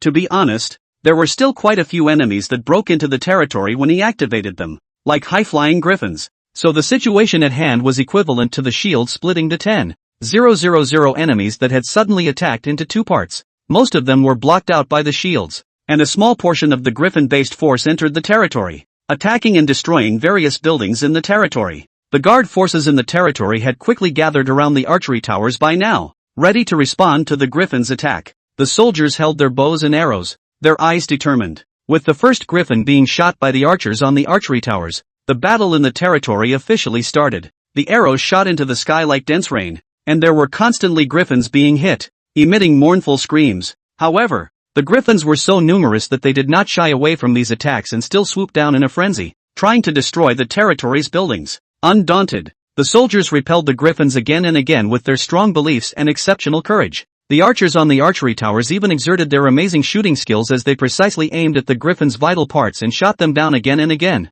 In the midst of the intense battle, Jiang Yu and Shui Qinglan were also constantly observing the battlefield. As time passed, the battle within the territory gradually entered a white-hot stage. The battle between the soldiers and the griffins was getting more and more intense, and each encounter was frightening. However, the number of griffins began to dwindle under the tenacious resistance of the soldiers. Eventually, all the griffins that broke into the territory were shot down. Seeing this result, Jiang Yu was also relieved. Good. Hold on. He breathed out, the tense look on his face easing a little. Seriously, the enemy's surprise attack just now really took him by surprise. The enemy appeared so suddenly and the sentry towers didn't react as if they had appeared out of nowhere. If it wasn't for the protective beads on his body, then the territory really would have been taken over by the enemy this night. What the hell is going on here? Kong Wu frowned in deep thought, trying to find some clues from the attack. How did the enemy do it? A strong sense of unease welled up in his heart, and this unknown enemy tactic made him feel threatened like never before. Could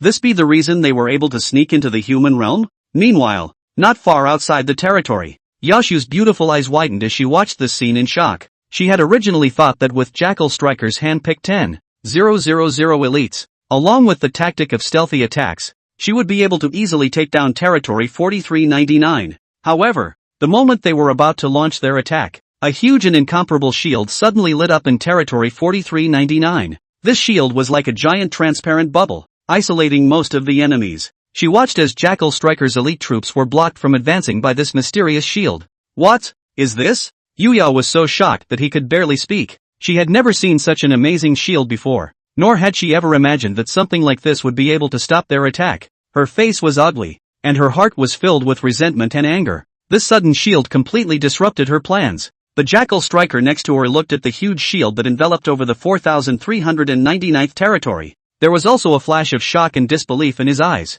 What's going on? What kind of shield is this? He growled in a low voice, trying to search his mind for information about the shield. However, due to the wide variety of relics in the universe and the fact that each one had its own unique characteristics and functions, he was unable to recognize the origin of the shield with certainty. It wasn't that he hadn't seen similar relics for protection, but it was the first time he had seen one on such a massive scale. He couldn't help but secretly marvel in his heart that Jiang Yu was actually able to take out such a relic to protect his territory. This has to be a large relic at least? But didn't the human geniuses of the trial lands usually only get small relics? Jackal Feng's brows were locked, his heart filled with doubt and uneasiness. He began to reflect on his plan. Had there been an oversight somewhere? Is it possible that you don't know enough about Kong Wu? The appearance of this shield completely disrupted his plans, causing him to feel an unprecedented sense of frustration. He turned his head to look at Yueog at the side, only to see that her face was also very ugly. As powerful as Yushu's ability is, it has a limited number of consecutive uses in a short period of time.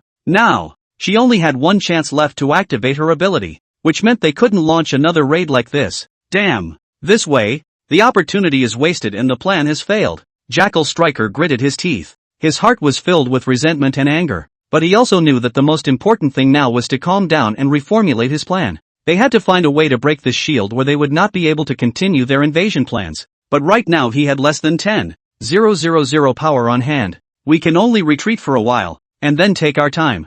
That's all. This night's night attack is over. You could say it came and went quickly. When early morning came, and the viewers on Earth switched the screen to territory 4399 through the live broadcast, that huge transparent shield immediately attracted everyone's attention. What is this? A viewer asked suspiciously, his voice scrolling through the pop-ups. A shield? Another spectator guessed, but then immediately dismissed the answer himself. But how can there be such a big shield? When was the shield turned on? Why didn't I know? Another question was raised from the audience, who obviously knew nothing about this sudden shield. Just then, a particular pop-up caught everyone's attention. You guys don't know. Last night the enemy suddenly attacked Jiang Yu's territory. Then Jiang Yu immediately opened this shield. The pop-up was quickly bumped to the top of the list and caused a lot of discussion. Really? That exciting? An enemy attack? Then wouldn't Jiang Yu be in danger? Yes. If it weren't for this shield, I'm afraid Jiang Yu's territory would have been occupied long ago. There was a lot of awe and emotion from the audience. They didn't expect Jiang Yu to have such a defense. That's a shield that covers an entire territory. What level of props does that have to be to get that? It was shocking that Jiang Yu actually had this level of props. Of course, they were also puzzled by the shield in Jiang Yu's territory. What kind of shield is this? So those students who were eliminated from the trial began to look up information about the shield on the internet. They browsed through various forums and repositories, constantly reminiscing about what they'd seen and heard in the past. Finally, with tireless efforts, they found general information about the artificial protective beads. Artificial protection beads. I said, why do they look so familiar? So they are artificially made by humans themselves. One student exclaimed with excitement, his voice full of surprise. This thing can only be used once. Another student added, his voice revealing his concern for Jiang Yu. I just don't know the specific performance of the artificial protection beads used by Jiang Yu. Artificially created relics are like electronic products. There are strong and weak effects. Many students have left comments and discussions trying to deduce the exact effect of the shield from the limited information available. When viewers learn this, they express deep concern for Kongwu's well-being. It only works once? So little? The audience asked in a flurry of messages. Then wouldn't Jiang Yu still be in danger next? The audience continued to ask worriedly. Speaking of which, how long can this shield last Jiang Yu again? They were desperate to know how long the shields would last. The viewers continue to keep an eye on Kongwu as they hope that he will make it through this safely. Land of Trials. Jackal Striker had also discussed with Goliath for a long time after he led the retreat last night. Today, they once again gathered an army of 100,000 and came near the 4399 territory. Surrounding it. Look gory. That's the shield that Kongwu opened. It's because of this that our attack last night failed. Jackal Striker angrily pointed at Jiang Yu's territory and said to Goli. His face still wore a strong look of anger. Goli stood beside Jackal Blade, his gaze as sharp as an eagle's, staring intently at the shield in front of him that was flickering with a faint glow. His face was not overly expressive, but his deep eyes revealed an unspeakable gravity. Is this the shield? Goliath's voice was low and firm, as if confirming it to Jackal Striker. Jackal Striker nodded, his face filled with anger and resentment. That's right. This shield is certainly not something that a primary prop can get out of, nor is it something that a small relic can do. Goliath nodded slightly in agreement. Then, he turned to Jackal Striker. Don't be anxious. According to our intelligence, the students of the trial land can usually only get small relics at most, and even if they are props, the highest they can get is only intermediate props. So, the strength of the shield shouldn't be too high. Gori thought for a moment, then called the 4 major generals over. Yes, the 4 great generals. Jackal Striker, Goliath, and Foodman were just in charge of command, and the 4 great generals, Serpent Shadow, Lion Bronze, Giantet, and Potentate, they are the top warriors from the Serpent, Griffin, Troll and Centaur clans. All of them had reached a staggering level 10. It was the 4 strongest individual existences among the 600,000 race creatures that attacked the trial land this time. Gori described the situation in detail, then looked at the 4 major generals with a firm gaze. I want the 4 of you to join forces and break this shield. Only then can we successfully occupy Jiang Yu's territory and kill him. The snake's shadow was a human-headed, snake-bodied creature who twisted his serpentine body, his gaze sharply scrutinizing the protective shield of Jiang Yu's 4399 territory. His serpentine scales flashed coldly, and a deep thought flashed in his eyes. He spoke slowly, a hint of helplessness in his voice. We serpents aren't good at power. It's still better for things like this to be done by Jute and Portnoy. The great general of the troll clan, Giant Tay, was stout and held a huge battle axe, and when he heard Snake Shadow's words, he immediately grunted in disdain. His skin was as hard as rock and his muscles were well defined, making him look unusually strong. He swung his battle axe and let out a deafening roar. "Don't worry, let me do it. A mere shield. I can break it with a single axe." As Jute's words fell, he leapt up, his battle axe slashing at the shield with a harsh wind-breaking sound. His power seemed to be able to shake the earth, and wherever the battle axe passed, the air was torn open with a crack. However, when his battle axe came into contact with the shield, it only made a dull crash. The shield rippled for a moment, but quickly regained its composure, as if Jute's attack was nothing to this shield.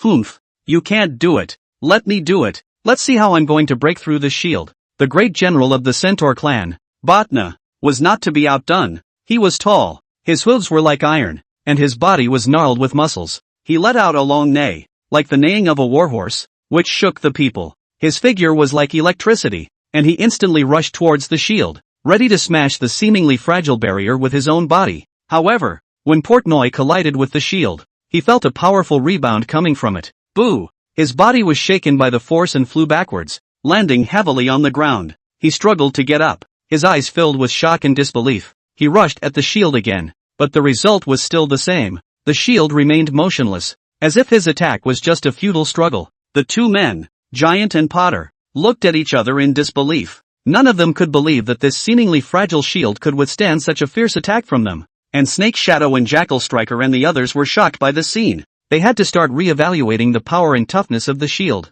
Earth's audience gasped out in shock when they saw the scene. "Jiang Yu's shield seems to be performing well," a spectator shouted excitedly. His voice resonated with the crowd around him. The others nodded in agreement. This shield showed outstanding performance in the eyes of the crowd. Whether he was facing Jute's powerful axe or Potter's storm-like impact, he appeared to be at ease. "Yeah, this shield has strong performance. We can stop worrying for now." Another audience member took over the conversation, his tone revealing a hint of reassurance. The existence of this shield seemed to give the crowd a peace of mind. "Ha ha, that centaur was so funny when he got bounced out. Many people are happy with this shield." Rather, the shield was tougher than they had imagined. 4,399 territory. Zhang Yu and the others who saw the scene were also completely relieved. "Very good. It seems that the defense of the shield is very high," Lin Hong said with a smile. But this time Shui Qinglan said, "High defense is one thing. High durability can be another." Kong Wu nodded. "Indeed, strong enemies with ranks as high as level 10 couldn't break this shield," indicating that the shield's defense was high enough. A strong level 10 enemy was hard to break for a while, and that's not to mention level 5 jackals, goblins, and ogres. But, 10 there are only 4 strong enemies at most, and there were nearly 100, level 5 10,000 clan armies. Even if each enemy could only inflict 1 point of damage, the damage inflicted by a round of 100, enemies accumulated was quite high, so it's hard to say if this shield will actually hold up for a day. However, right now they could only watch. After all, if the enemy didn't attack, they didn't know how much durability loss those level 5 enemies could inflict on the shield. "Goliath, what should we do now?" Jackal Striker's face was grim, and there was a hint of uneasiness in his voice. The fact that the 4 great generals had joined forces and couldn't even break the shield of Jiang Yu's territory was shocking and frustrating. Goldie's face was similarly ugly as he locked his brows, his gaze fixed on the sturdy shield. The performance of this shield was far beyond his imagination. He had never seen such a tough shield before. "Damn it, if we can't take down Jiang Yu today, then we have no hope of leaving this place." Their operation this time was meant to be a life and death contest, and if they couldn't succeed, what awaited them would be endless despair. At the thought, Goliath's murderous intent surged. "What are you afraid of? There are 100,000 of us." He waved his weapon in his hand and shouted, 100,000 people pounding away in turns. "I don't believe I can't break through this shield." With Goliath's shout, Jackal Striker regrouped. He took a deep breath and stabilized himself, then began to direct the men under his command to attack. Goblins, ogres, jackals, and other monsters swarmed forward. They used all sorts of means as well as siege equipment to launch a fierce attack on the shield. However, no matter how hard they tried, the shield stood steady like an impenetrable fortress. Whenever an attack landed on the shield, it would erupt with a dazzling light, as if it was mocking the incompetence of these attackers. Goliath and Jackal Striker stood by, watching this anxiously. They knew that if they couldn't break this shield soon,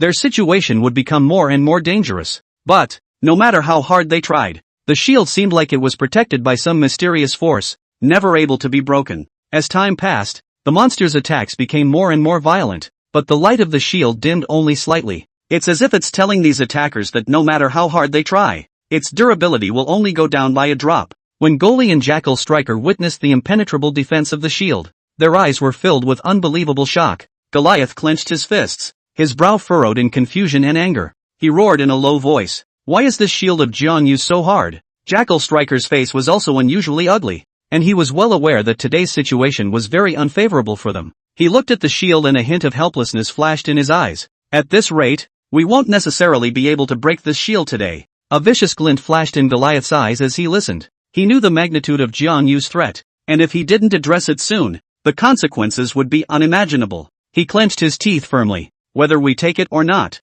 we have to find a way to deal with Jiang Yu. This Jiang Yu is too terrifying. He must be killed, or else there will be endless consequences." Jackal Striker listened and nodded in agreement. He knew that right now they could only do whatever they could to wear down the durability of the shield. He ordered loudly, "Have everyone take turns initiating the siege. In any case, at the moment, we can only forcefully wear down the shield's durability in this way." As Jackal Fang's order was given, the 100,000 race creatures once again launched a fierce attack. They kept changing their attacks, trying to find the weakness of the shield. However, no matter how hard they tried, the shield still stood steady. It was as if nothing could shake its defenses. Goliath and Jackal Striker stood by, anxiously observing the battle. They knew that the battle would be a long war of attrition. However, they have no intention of giving up. This was because they knew the magnitude of Jiang Yu's threat and had to eliminate him at all costs. On the opposite side, Zhang Yu, who was standing on the city's head, saw the scene and let go of his heart. Well, at the current rate of durability decline, it shouldn't be a problem to last through today, Zhang Yu estimated and said. Then he started directing the others.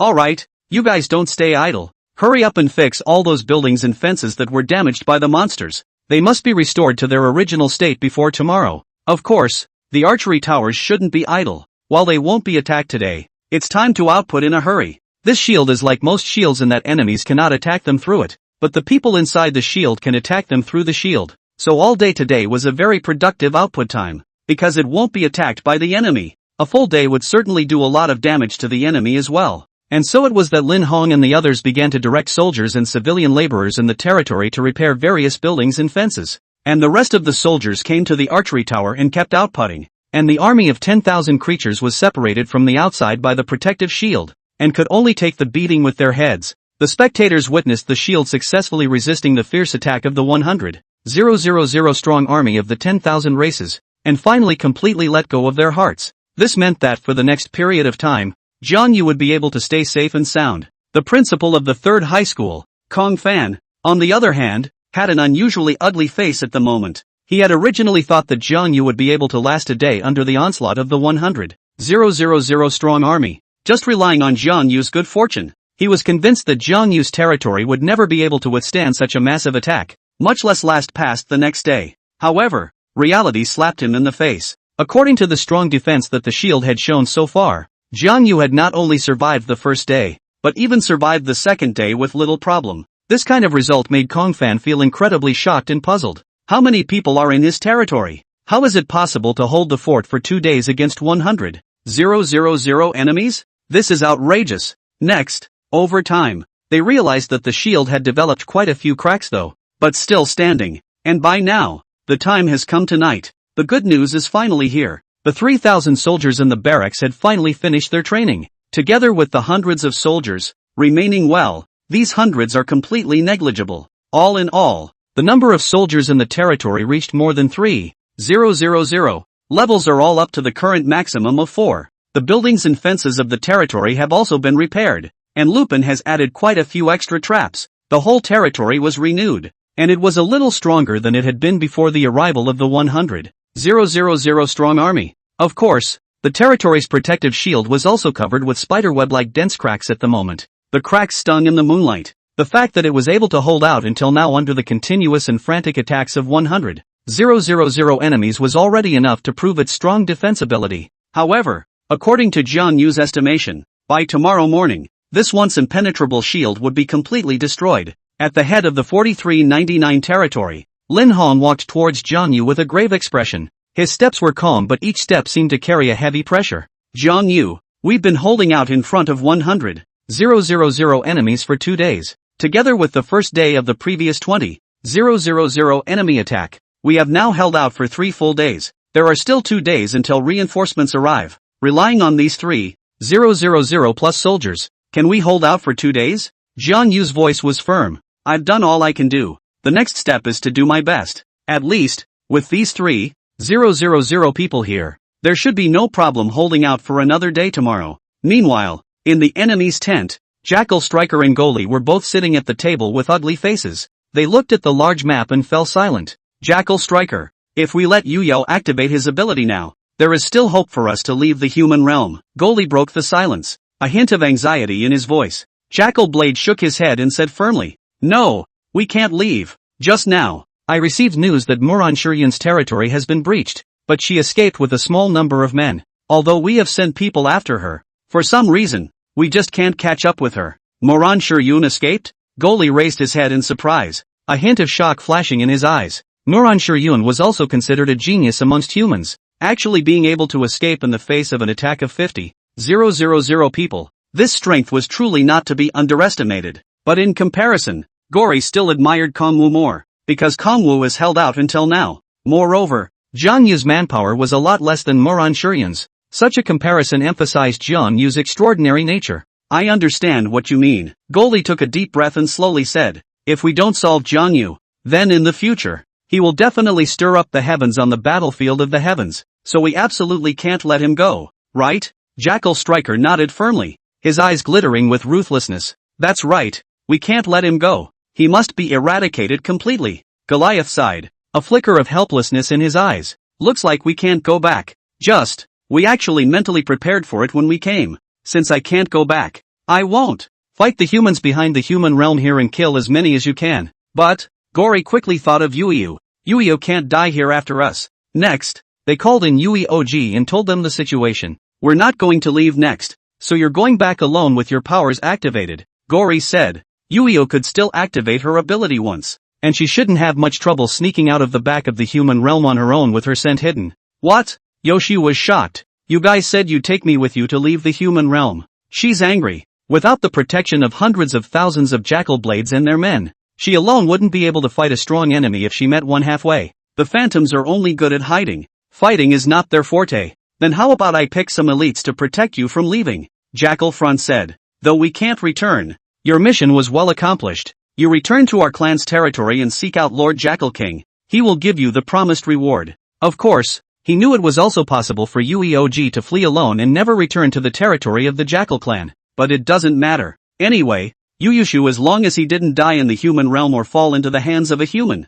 Ueo beamed, then turned away. Just like that, after settling the matter of Yu Yao, Jackal Blade also had a look of determination on his face. Jiang Yu, we're not even going to go back for your sake, so I'll see what you can do this time. According to his estimation, tomorrow morning, the shield of Jiang Yu's territory would be broken. At that time, Jiang Yu will have no soldiers to defend. Jackal Striker began to think about his next plan. Occupy Jiang Yu's territory tomorrow, kill him, and then capture Moran Shiryun before human reinforcements arrive. As long as these two geniuses die, then this time they sneak into the human realm. Is not a loss. After all, humanity's two top geniuses this year had been solved by them, and with all the other geniuses taken care of, there will be an unprecedented break in the human race. At that time, this fault line would affect the situation in the genius area of the battlefield of the heavens. Thinking about this, Jackal Striker felt that even if he and Goliath died here, they would still die in a good way.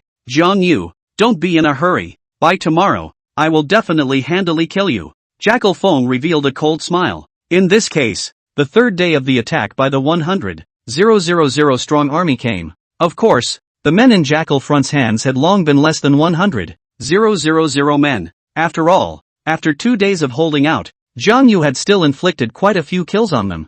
Especially yesterday. Across the shields, the arrows towers had been outputting. Dozens of arrows towers down. The cumulative number of enemies killed was close to 10,000. Counting the kills from the first day of holding out, the casualties inflicted on Jackal Front and the others by the 4399 territory had long exceeded 10,000. So, right now, Jackal Striker's side currently only had more than 80,000 people left. In this comparison, the ratio of numbers on both sides is not as high as it was on the first day. On the first day, Both sides were outnumbered 50 to 60 times, now it's just under 30 times that. This was more or less good news for Kong Wu. Next, Jackal Striker told his men to continue attacking. Unsurprisingly, the shield that had lasted for more than a day finally shattered completely. Seeing this scene, Jackal Feng was ecstatic. Jiang Yu, I'd like to see what else you have up your sleeve. But just then, he saw a soldier appear on the city's head, arrow towers, and sentry towers of Jiang Yu's territory. The number of these soldiers is roughly estimated, and it is feared to be no less than 3,000. Jackal Front immediately showed a shocked expression on his face. Where did these 3,000 soldiers of Jiang Yu come from? Jackal Feng was originally full of confidence. He was convinced that as long as he broke through that seemingly impenetrable shield, then he would be able to lead his team like a flooding beast into Jiang Yu's territory and kill that Jiang Yu in one fell swoop. After all, in his perception, there shouldn't be many soldiers left in Jiang Yu's territory. However, the sight in front of him froze him instantly. His plan did not seem to be going as well as expected. This was because, within Jiang Yu's territory, more than 3,000 soldiers suddenly appeared. They were neat and tidy, their armor new and shiny. Jackal Feng's face instantly became unsightly. His brows locked and his eyes filled with doubt and incomprehension. Damn! Where the hell did Jiang Yu get so many soldiers from? Jackal Blade cursed in a low voice. The only possibility he could think of was that Jiang Yu was conscripting troops in his territory. After all, he'd had the men under his command surrounding the 4399 territory for the past few days. Even when they were stationed at night to rest, they were scattered around the territory and guarded so tightly that it was impossible for anyone to be able to blend in. However, the facts were in front of them, and a large number of soldiers did appear in Jiang Yu's territory. Jackal Striker could only accept this fact, and he guessed that Jiang Yu might have temporarily recruited soldiers in his territory to gather so many men in a short period of time. However, Jackal Feng did not feel despair because of this. He laughed contemptuously, the corners of his mouth curving into a cruel curve. Humph, temporary conscripts can't be much of a fighting force. These 3,000 men, will they be able to stop us? In his opinion, these freshly recruited soldiers were all new recruits, and their ranks were generally low, all of them only level 1. They, on the other hand, were elite warriors who had been trained for a long time and had fought hundreds of battles, and their strength was far beyond that of these new recruits. Thus, Jackal Feng was fully confident that he could use his advantage of numbers and strength to break through Jiang Yu's territory in one fell swoop. Thus, he once again brandished the weapon in his hand and loudly commanded the creatures of all races under his hand to launch a fierce attack on the 4399 territory. For a while, the shouting and killing sounds shook the sky and earth, and the fire of war blazed around the 4399 territory. The 4399 territory defense war is back in full swing. The kobolds screamed shrilly and brandished their rudimentary weapons. The jackal bared his hideous fangs, a cruel gleam in his eyes. For their part, the ogres let out a deafening roar and pushed forward with heavy steps.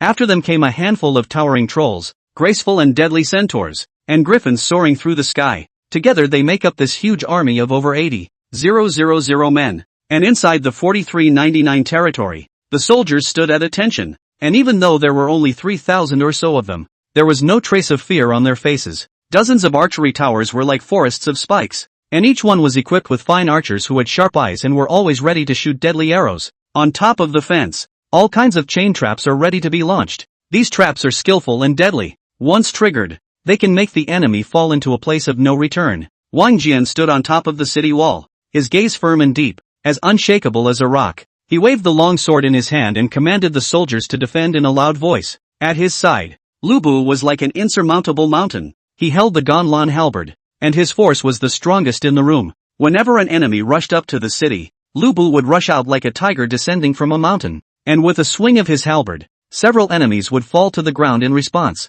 The battle was exceptionally fierce. The kobolds were as dense as locusts, coming in wave after wave, but they fell under the fire of the archers on the walls. The jackals tried to use their agility to climb the walls, but they were greeted by a series of traps on the walls, and countless jackals lost their lives as a result. The ogres, despite their immense strength, looked overwhelmed by Lubu's onslaught. The griffins in the sky attempted to attack from the air, but the archers on the archery towers of 4399 territory were already prepared. They took aim at these griffins and shot a precise arrow, and many of them crashed as a result. Shoo shoo shoo. Dense arrows, like a torrential rain, covered the sky above the territory. Though that said, the pressure on the defense today is not as great as it was when 100,000 enemies first arrived. However, the difference in numbers between the two sides was still immense, so much so that the casualties of Jiang Yu's 000 plus soldiers were also increasing. Wang Jian decided to use all the treasures that Jiang Yu brought back that night for long-term considerations. The prizes for these gorgeous contests are each of different types and effects. Those props that can't be used for combat, such as accelerated construction scrolls, have been brought to bear after the shield appeared yesterday. At once the territory was busy repairing various buildings, as well as rebuilding new archery towers, which were naturally needed. And right now, the only prizes left for these magnificent contests are basically for fighting. For example, various morale scrolls, attribute scrolls, and so on. Wang Jian chose the right time to use these props one by one, thus greatly slowing the attrition of those 3,000 soldiers. Finally, when the time comes to dusk, with tens of thousands of creatures receding like an ebbing tide, the 4399 territory, too, had once again managed to hold on to the third day of the attack by the 100,000 tribes army. Come to think of it, relying on Wang Jian's command on the first day, 2,000 soldiers could have held the fort for a day. Right now, Jiang Yu's territory had 3,000 soldiers, so defending it for a day was naturally nothing. Still, it was a day of territorial casualties. Only 1,000 of the 3,000 soldiers remain. The fences of the territories were relatively intact, only that the durability had been reduced to varying degrees. You can fix most of it overnight, but it's unlikely that you'll be able to fix 100% of it, and you won't be able to make it in time. The good thing was that, according to time, counting the first day of the 20,000 enemy attack, they had held out for a total of 4 days. Only 1 day left until the goal of holding out for 5 days. 1 more day of defense tomorrow and we can wait for reinforcements to arrive. Earth's viewers were also overjoyed at the sight. Great! What a miracle! Zhang Yu has held for 4 days. He only needs to hold for 1 more day and he'll last until the reinforcements come. 5th High School. Although all the classrooms in the 5th High School had gone dark, the teacher's office remained lit. None of the teachers were going to go home and stayed here to watch Zhang Yu's final end. Good. There is hope. Zhang Yu only needs to hold the fort for 1 more day and he will be safe. Lu Yuzes said with some excitement. Yes, it's just that the battles in the past few days have destroyed a lot of cameras, and the places we can see are limited, so I don't know how many people Jiang Yu still has left, said class teacher Su Wanner, who was slightly worried. The other teachers nodded. Tomorrow is the 5th day. It's also the last day. To be able to hold is a victory. Meanwhile, on the other side, Jackal Front, who had withdrawn to the camp with the remnants of his army, was so gloomy that it seemed as if he could drip water out of his face. The blazing campfire reflected on his twisted face, and the firelight intertwined with the shadows, outlining his inner struggle and unwillingness. Damn! How did that happen? Those 3,000 soldiers of Jiang Yu are all well-trained soldiers, all level 4. This Jiang Yu has managed to stall us for another day. Jackal Blade roared in a low voice, each word as if it was frozen in ice, carrying a piercing chill. His voice echoed in the empty camp, causing the soldiers around him to shiver. Gali stood aside as well, his face equally grave. He took a deep breath and spoke in a deep voice. If we can't take Jiang Yu's territory tomorrow, by then, what we'll have to face won't be these human geniuses, but a huge reinforcement army of humans. These words were like a heavy hammer hitting everyone's heart, causing their hearts to sink. Jackal Striker and Goliath's determination was no longer in doubt. They had to end this war tomorrow or the consequences would be unimaginable. Jackal Blade turned his head and gazed up at Goliath. He said in a deep voice, Goliath, get ready for battle. We'll be together in person tomorrow. Gory nodded, his eyes just as determined. They all knew that this would be their last chance, and they couldn't fail again no matter what. No matter what, we must occupy Jiang Yu's territory and kill him. Jackal Striker roared low again, his voice filled with determination and madness. It was as if he had seen the light of victory shining ahead, and it would all be at the cost of Kong Yu's death. Many kobolds and jackals were stunned at the news. They had never seen such a determined expression on Jackal Striker and Goliath's faces, nor had they ever imagined that the two of them, the commanders-in-chief, would personally go into battle. This meant that the situation was so bad that they had to give it their all to have a chance of survival. However, all fears and hesitations vanished in the face of Jackal Blade and Goliath's firm determination. They knew that it would be a battle to the death, but they also believed that as long as they were united and fought forward, they would definitely be able to kill Jiang Yu and win this battle, just as Jackal Striker and the others made up their minds. Inside the 4399 territory base camp, Jiang Yu stood and looked at the sand table in the center. Shui Qinglan stood behind Jiang Yu and heard Jiang Yu dish it out there. More than 300 people remain, and there is only one unused recruitment order for the prop in hand. It seemed unlikely to hold the 5th day, no matter how you thought about it. Based on the prediction of the previous few days, at least 2,000 000 people in a fully durable territory were given to Wang Jian in order to barely defend for a day.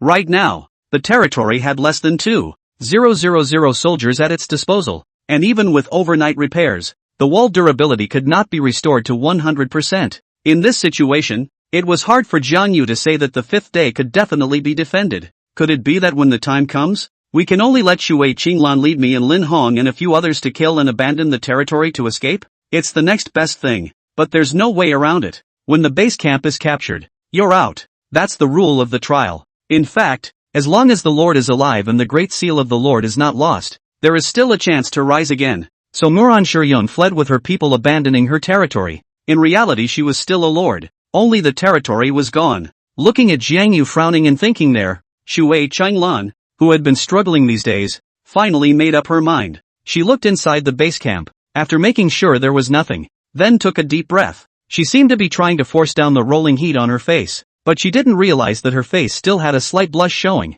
She opened her mouth and said to Kong Wu, copulate with me. Kong Wu froze. He instantly understood what Shui Qinglan meant. He had thought about this sort of thing before. According to Shui Qinglan's talent, by mating with her, one could make a contract with her, engage in deep-sea resonance, and obtain some of her attributes, as well as some of her abilities. In that case, Jiang Yu's combat power would be temporarily increased. But he was not expecting Shui Qinglan to agree. How many days have they known each other? How much sacrifice and dedication would it take to get a girl to make that decision? However, he didn't expect that Shui Qinglan would actually take the initiative to mention it. Is this really good? You don't have to go to this extent for me, Jiang Yu said as he looked at Shui Qinglan. Shui Qinglan said with her head lowered, tomorrow is the last day. If we can't hold the fort, then won't all the sacrifices made by the soldiers over the past few days be in vain? Won't all the efforts of these days be lost? And it's not exactly for your sake. If we can't hold it tomorrow, we could all die.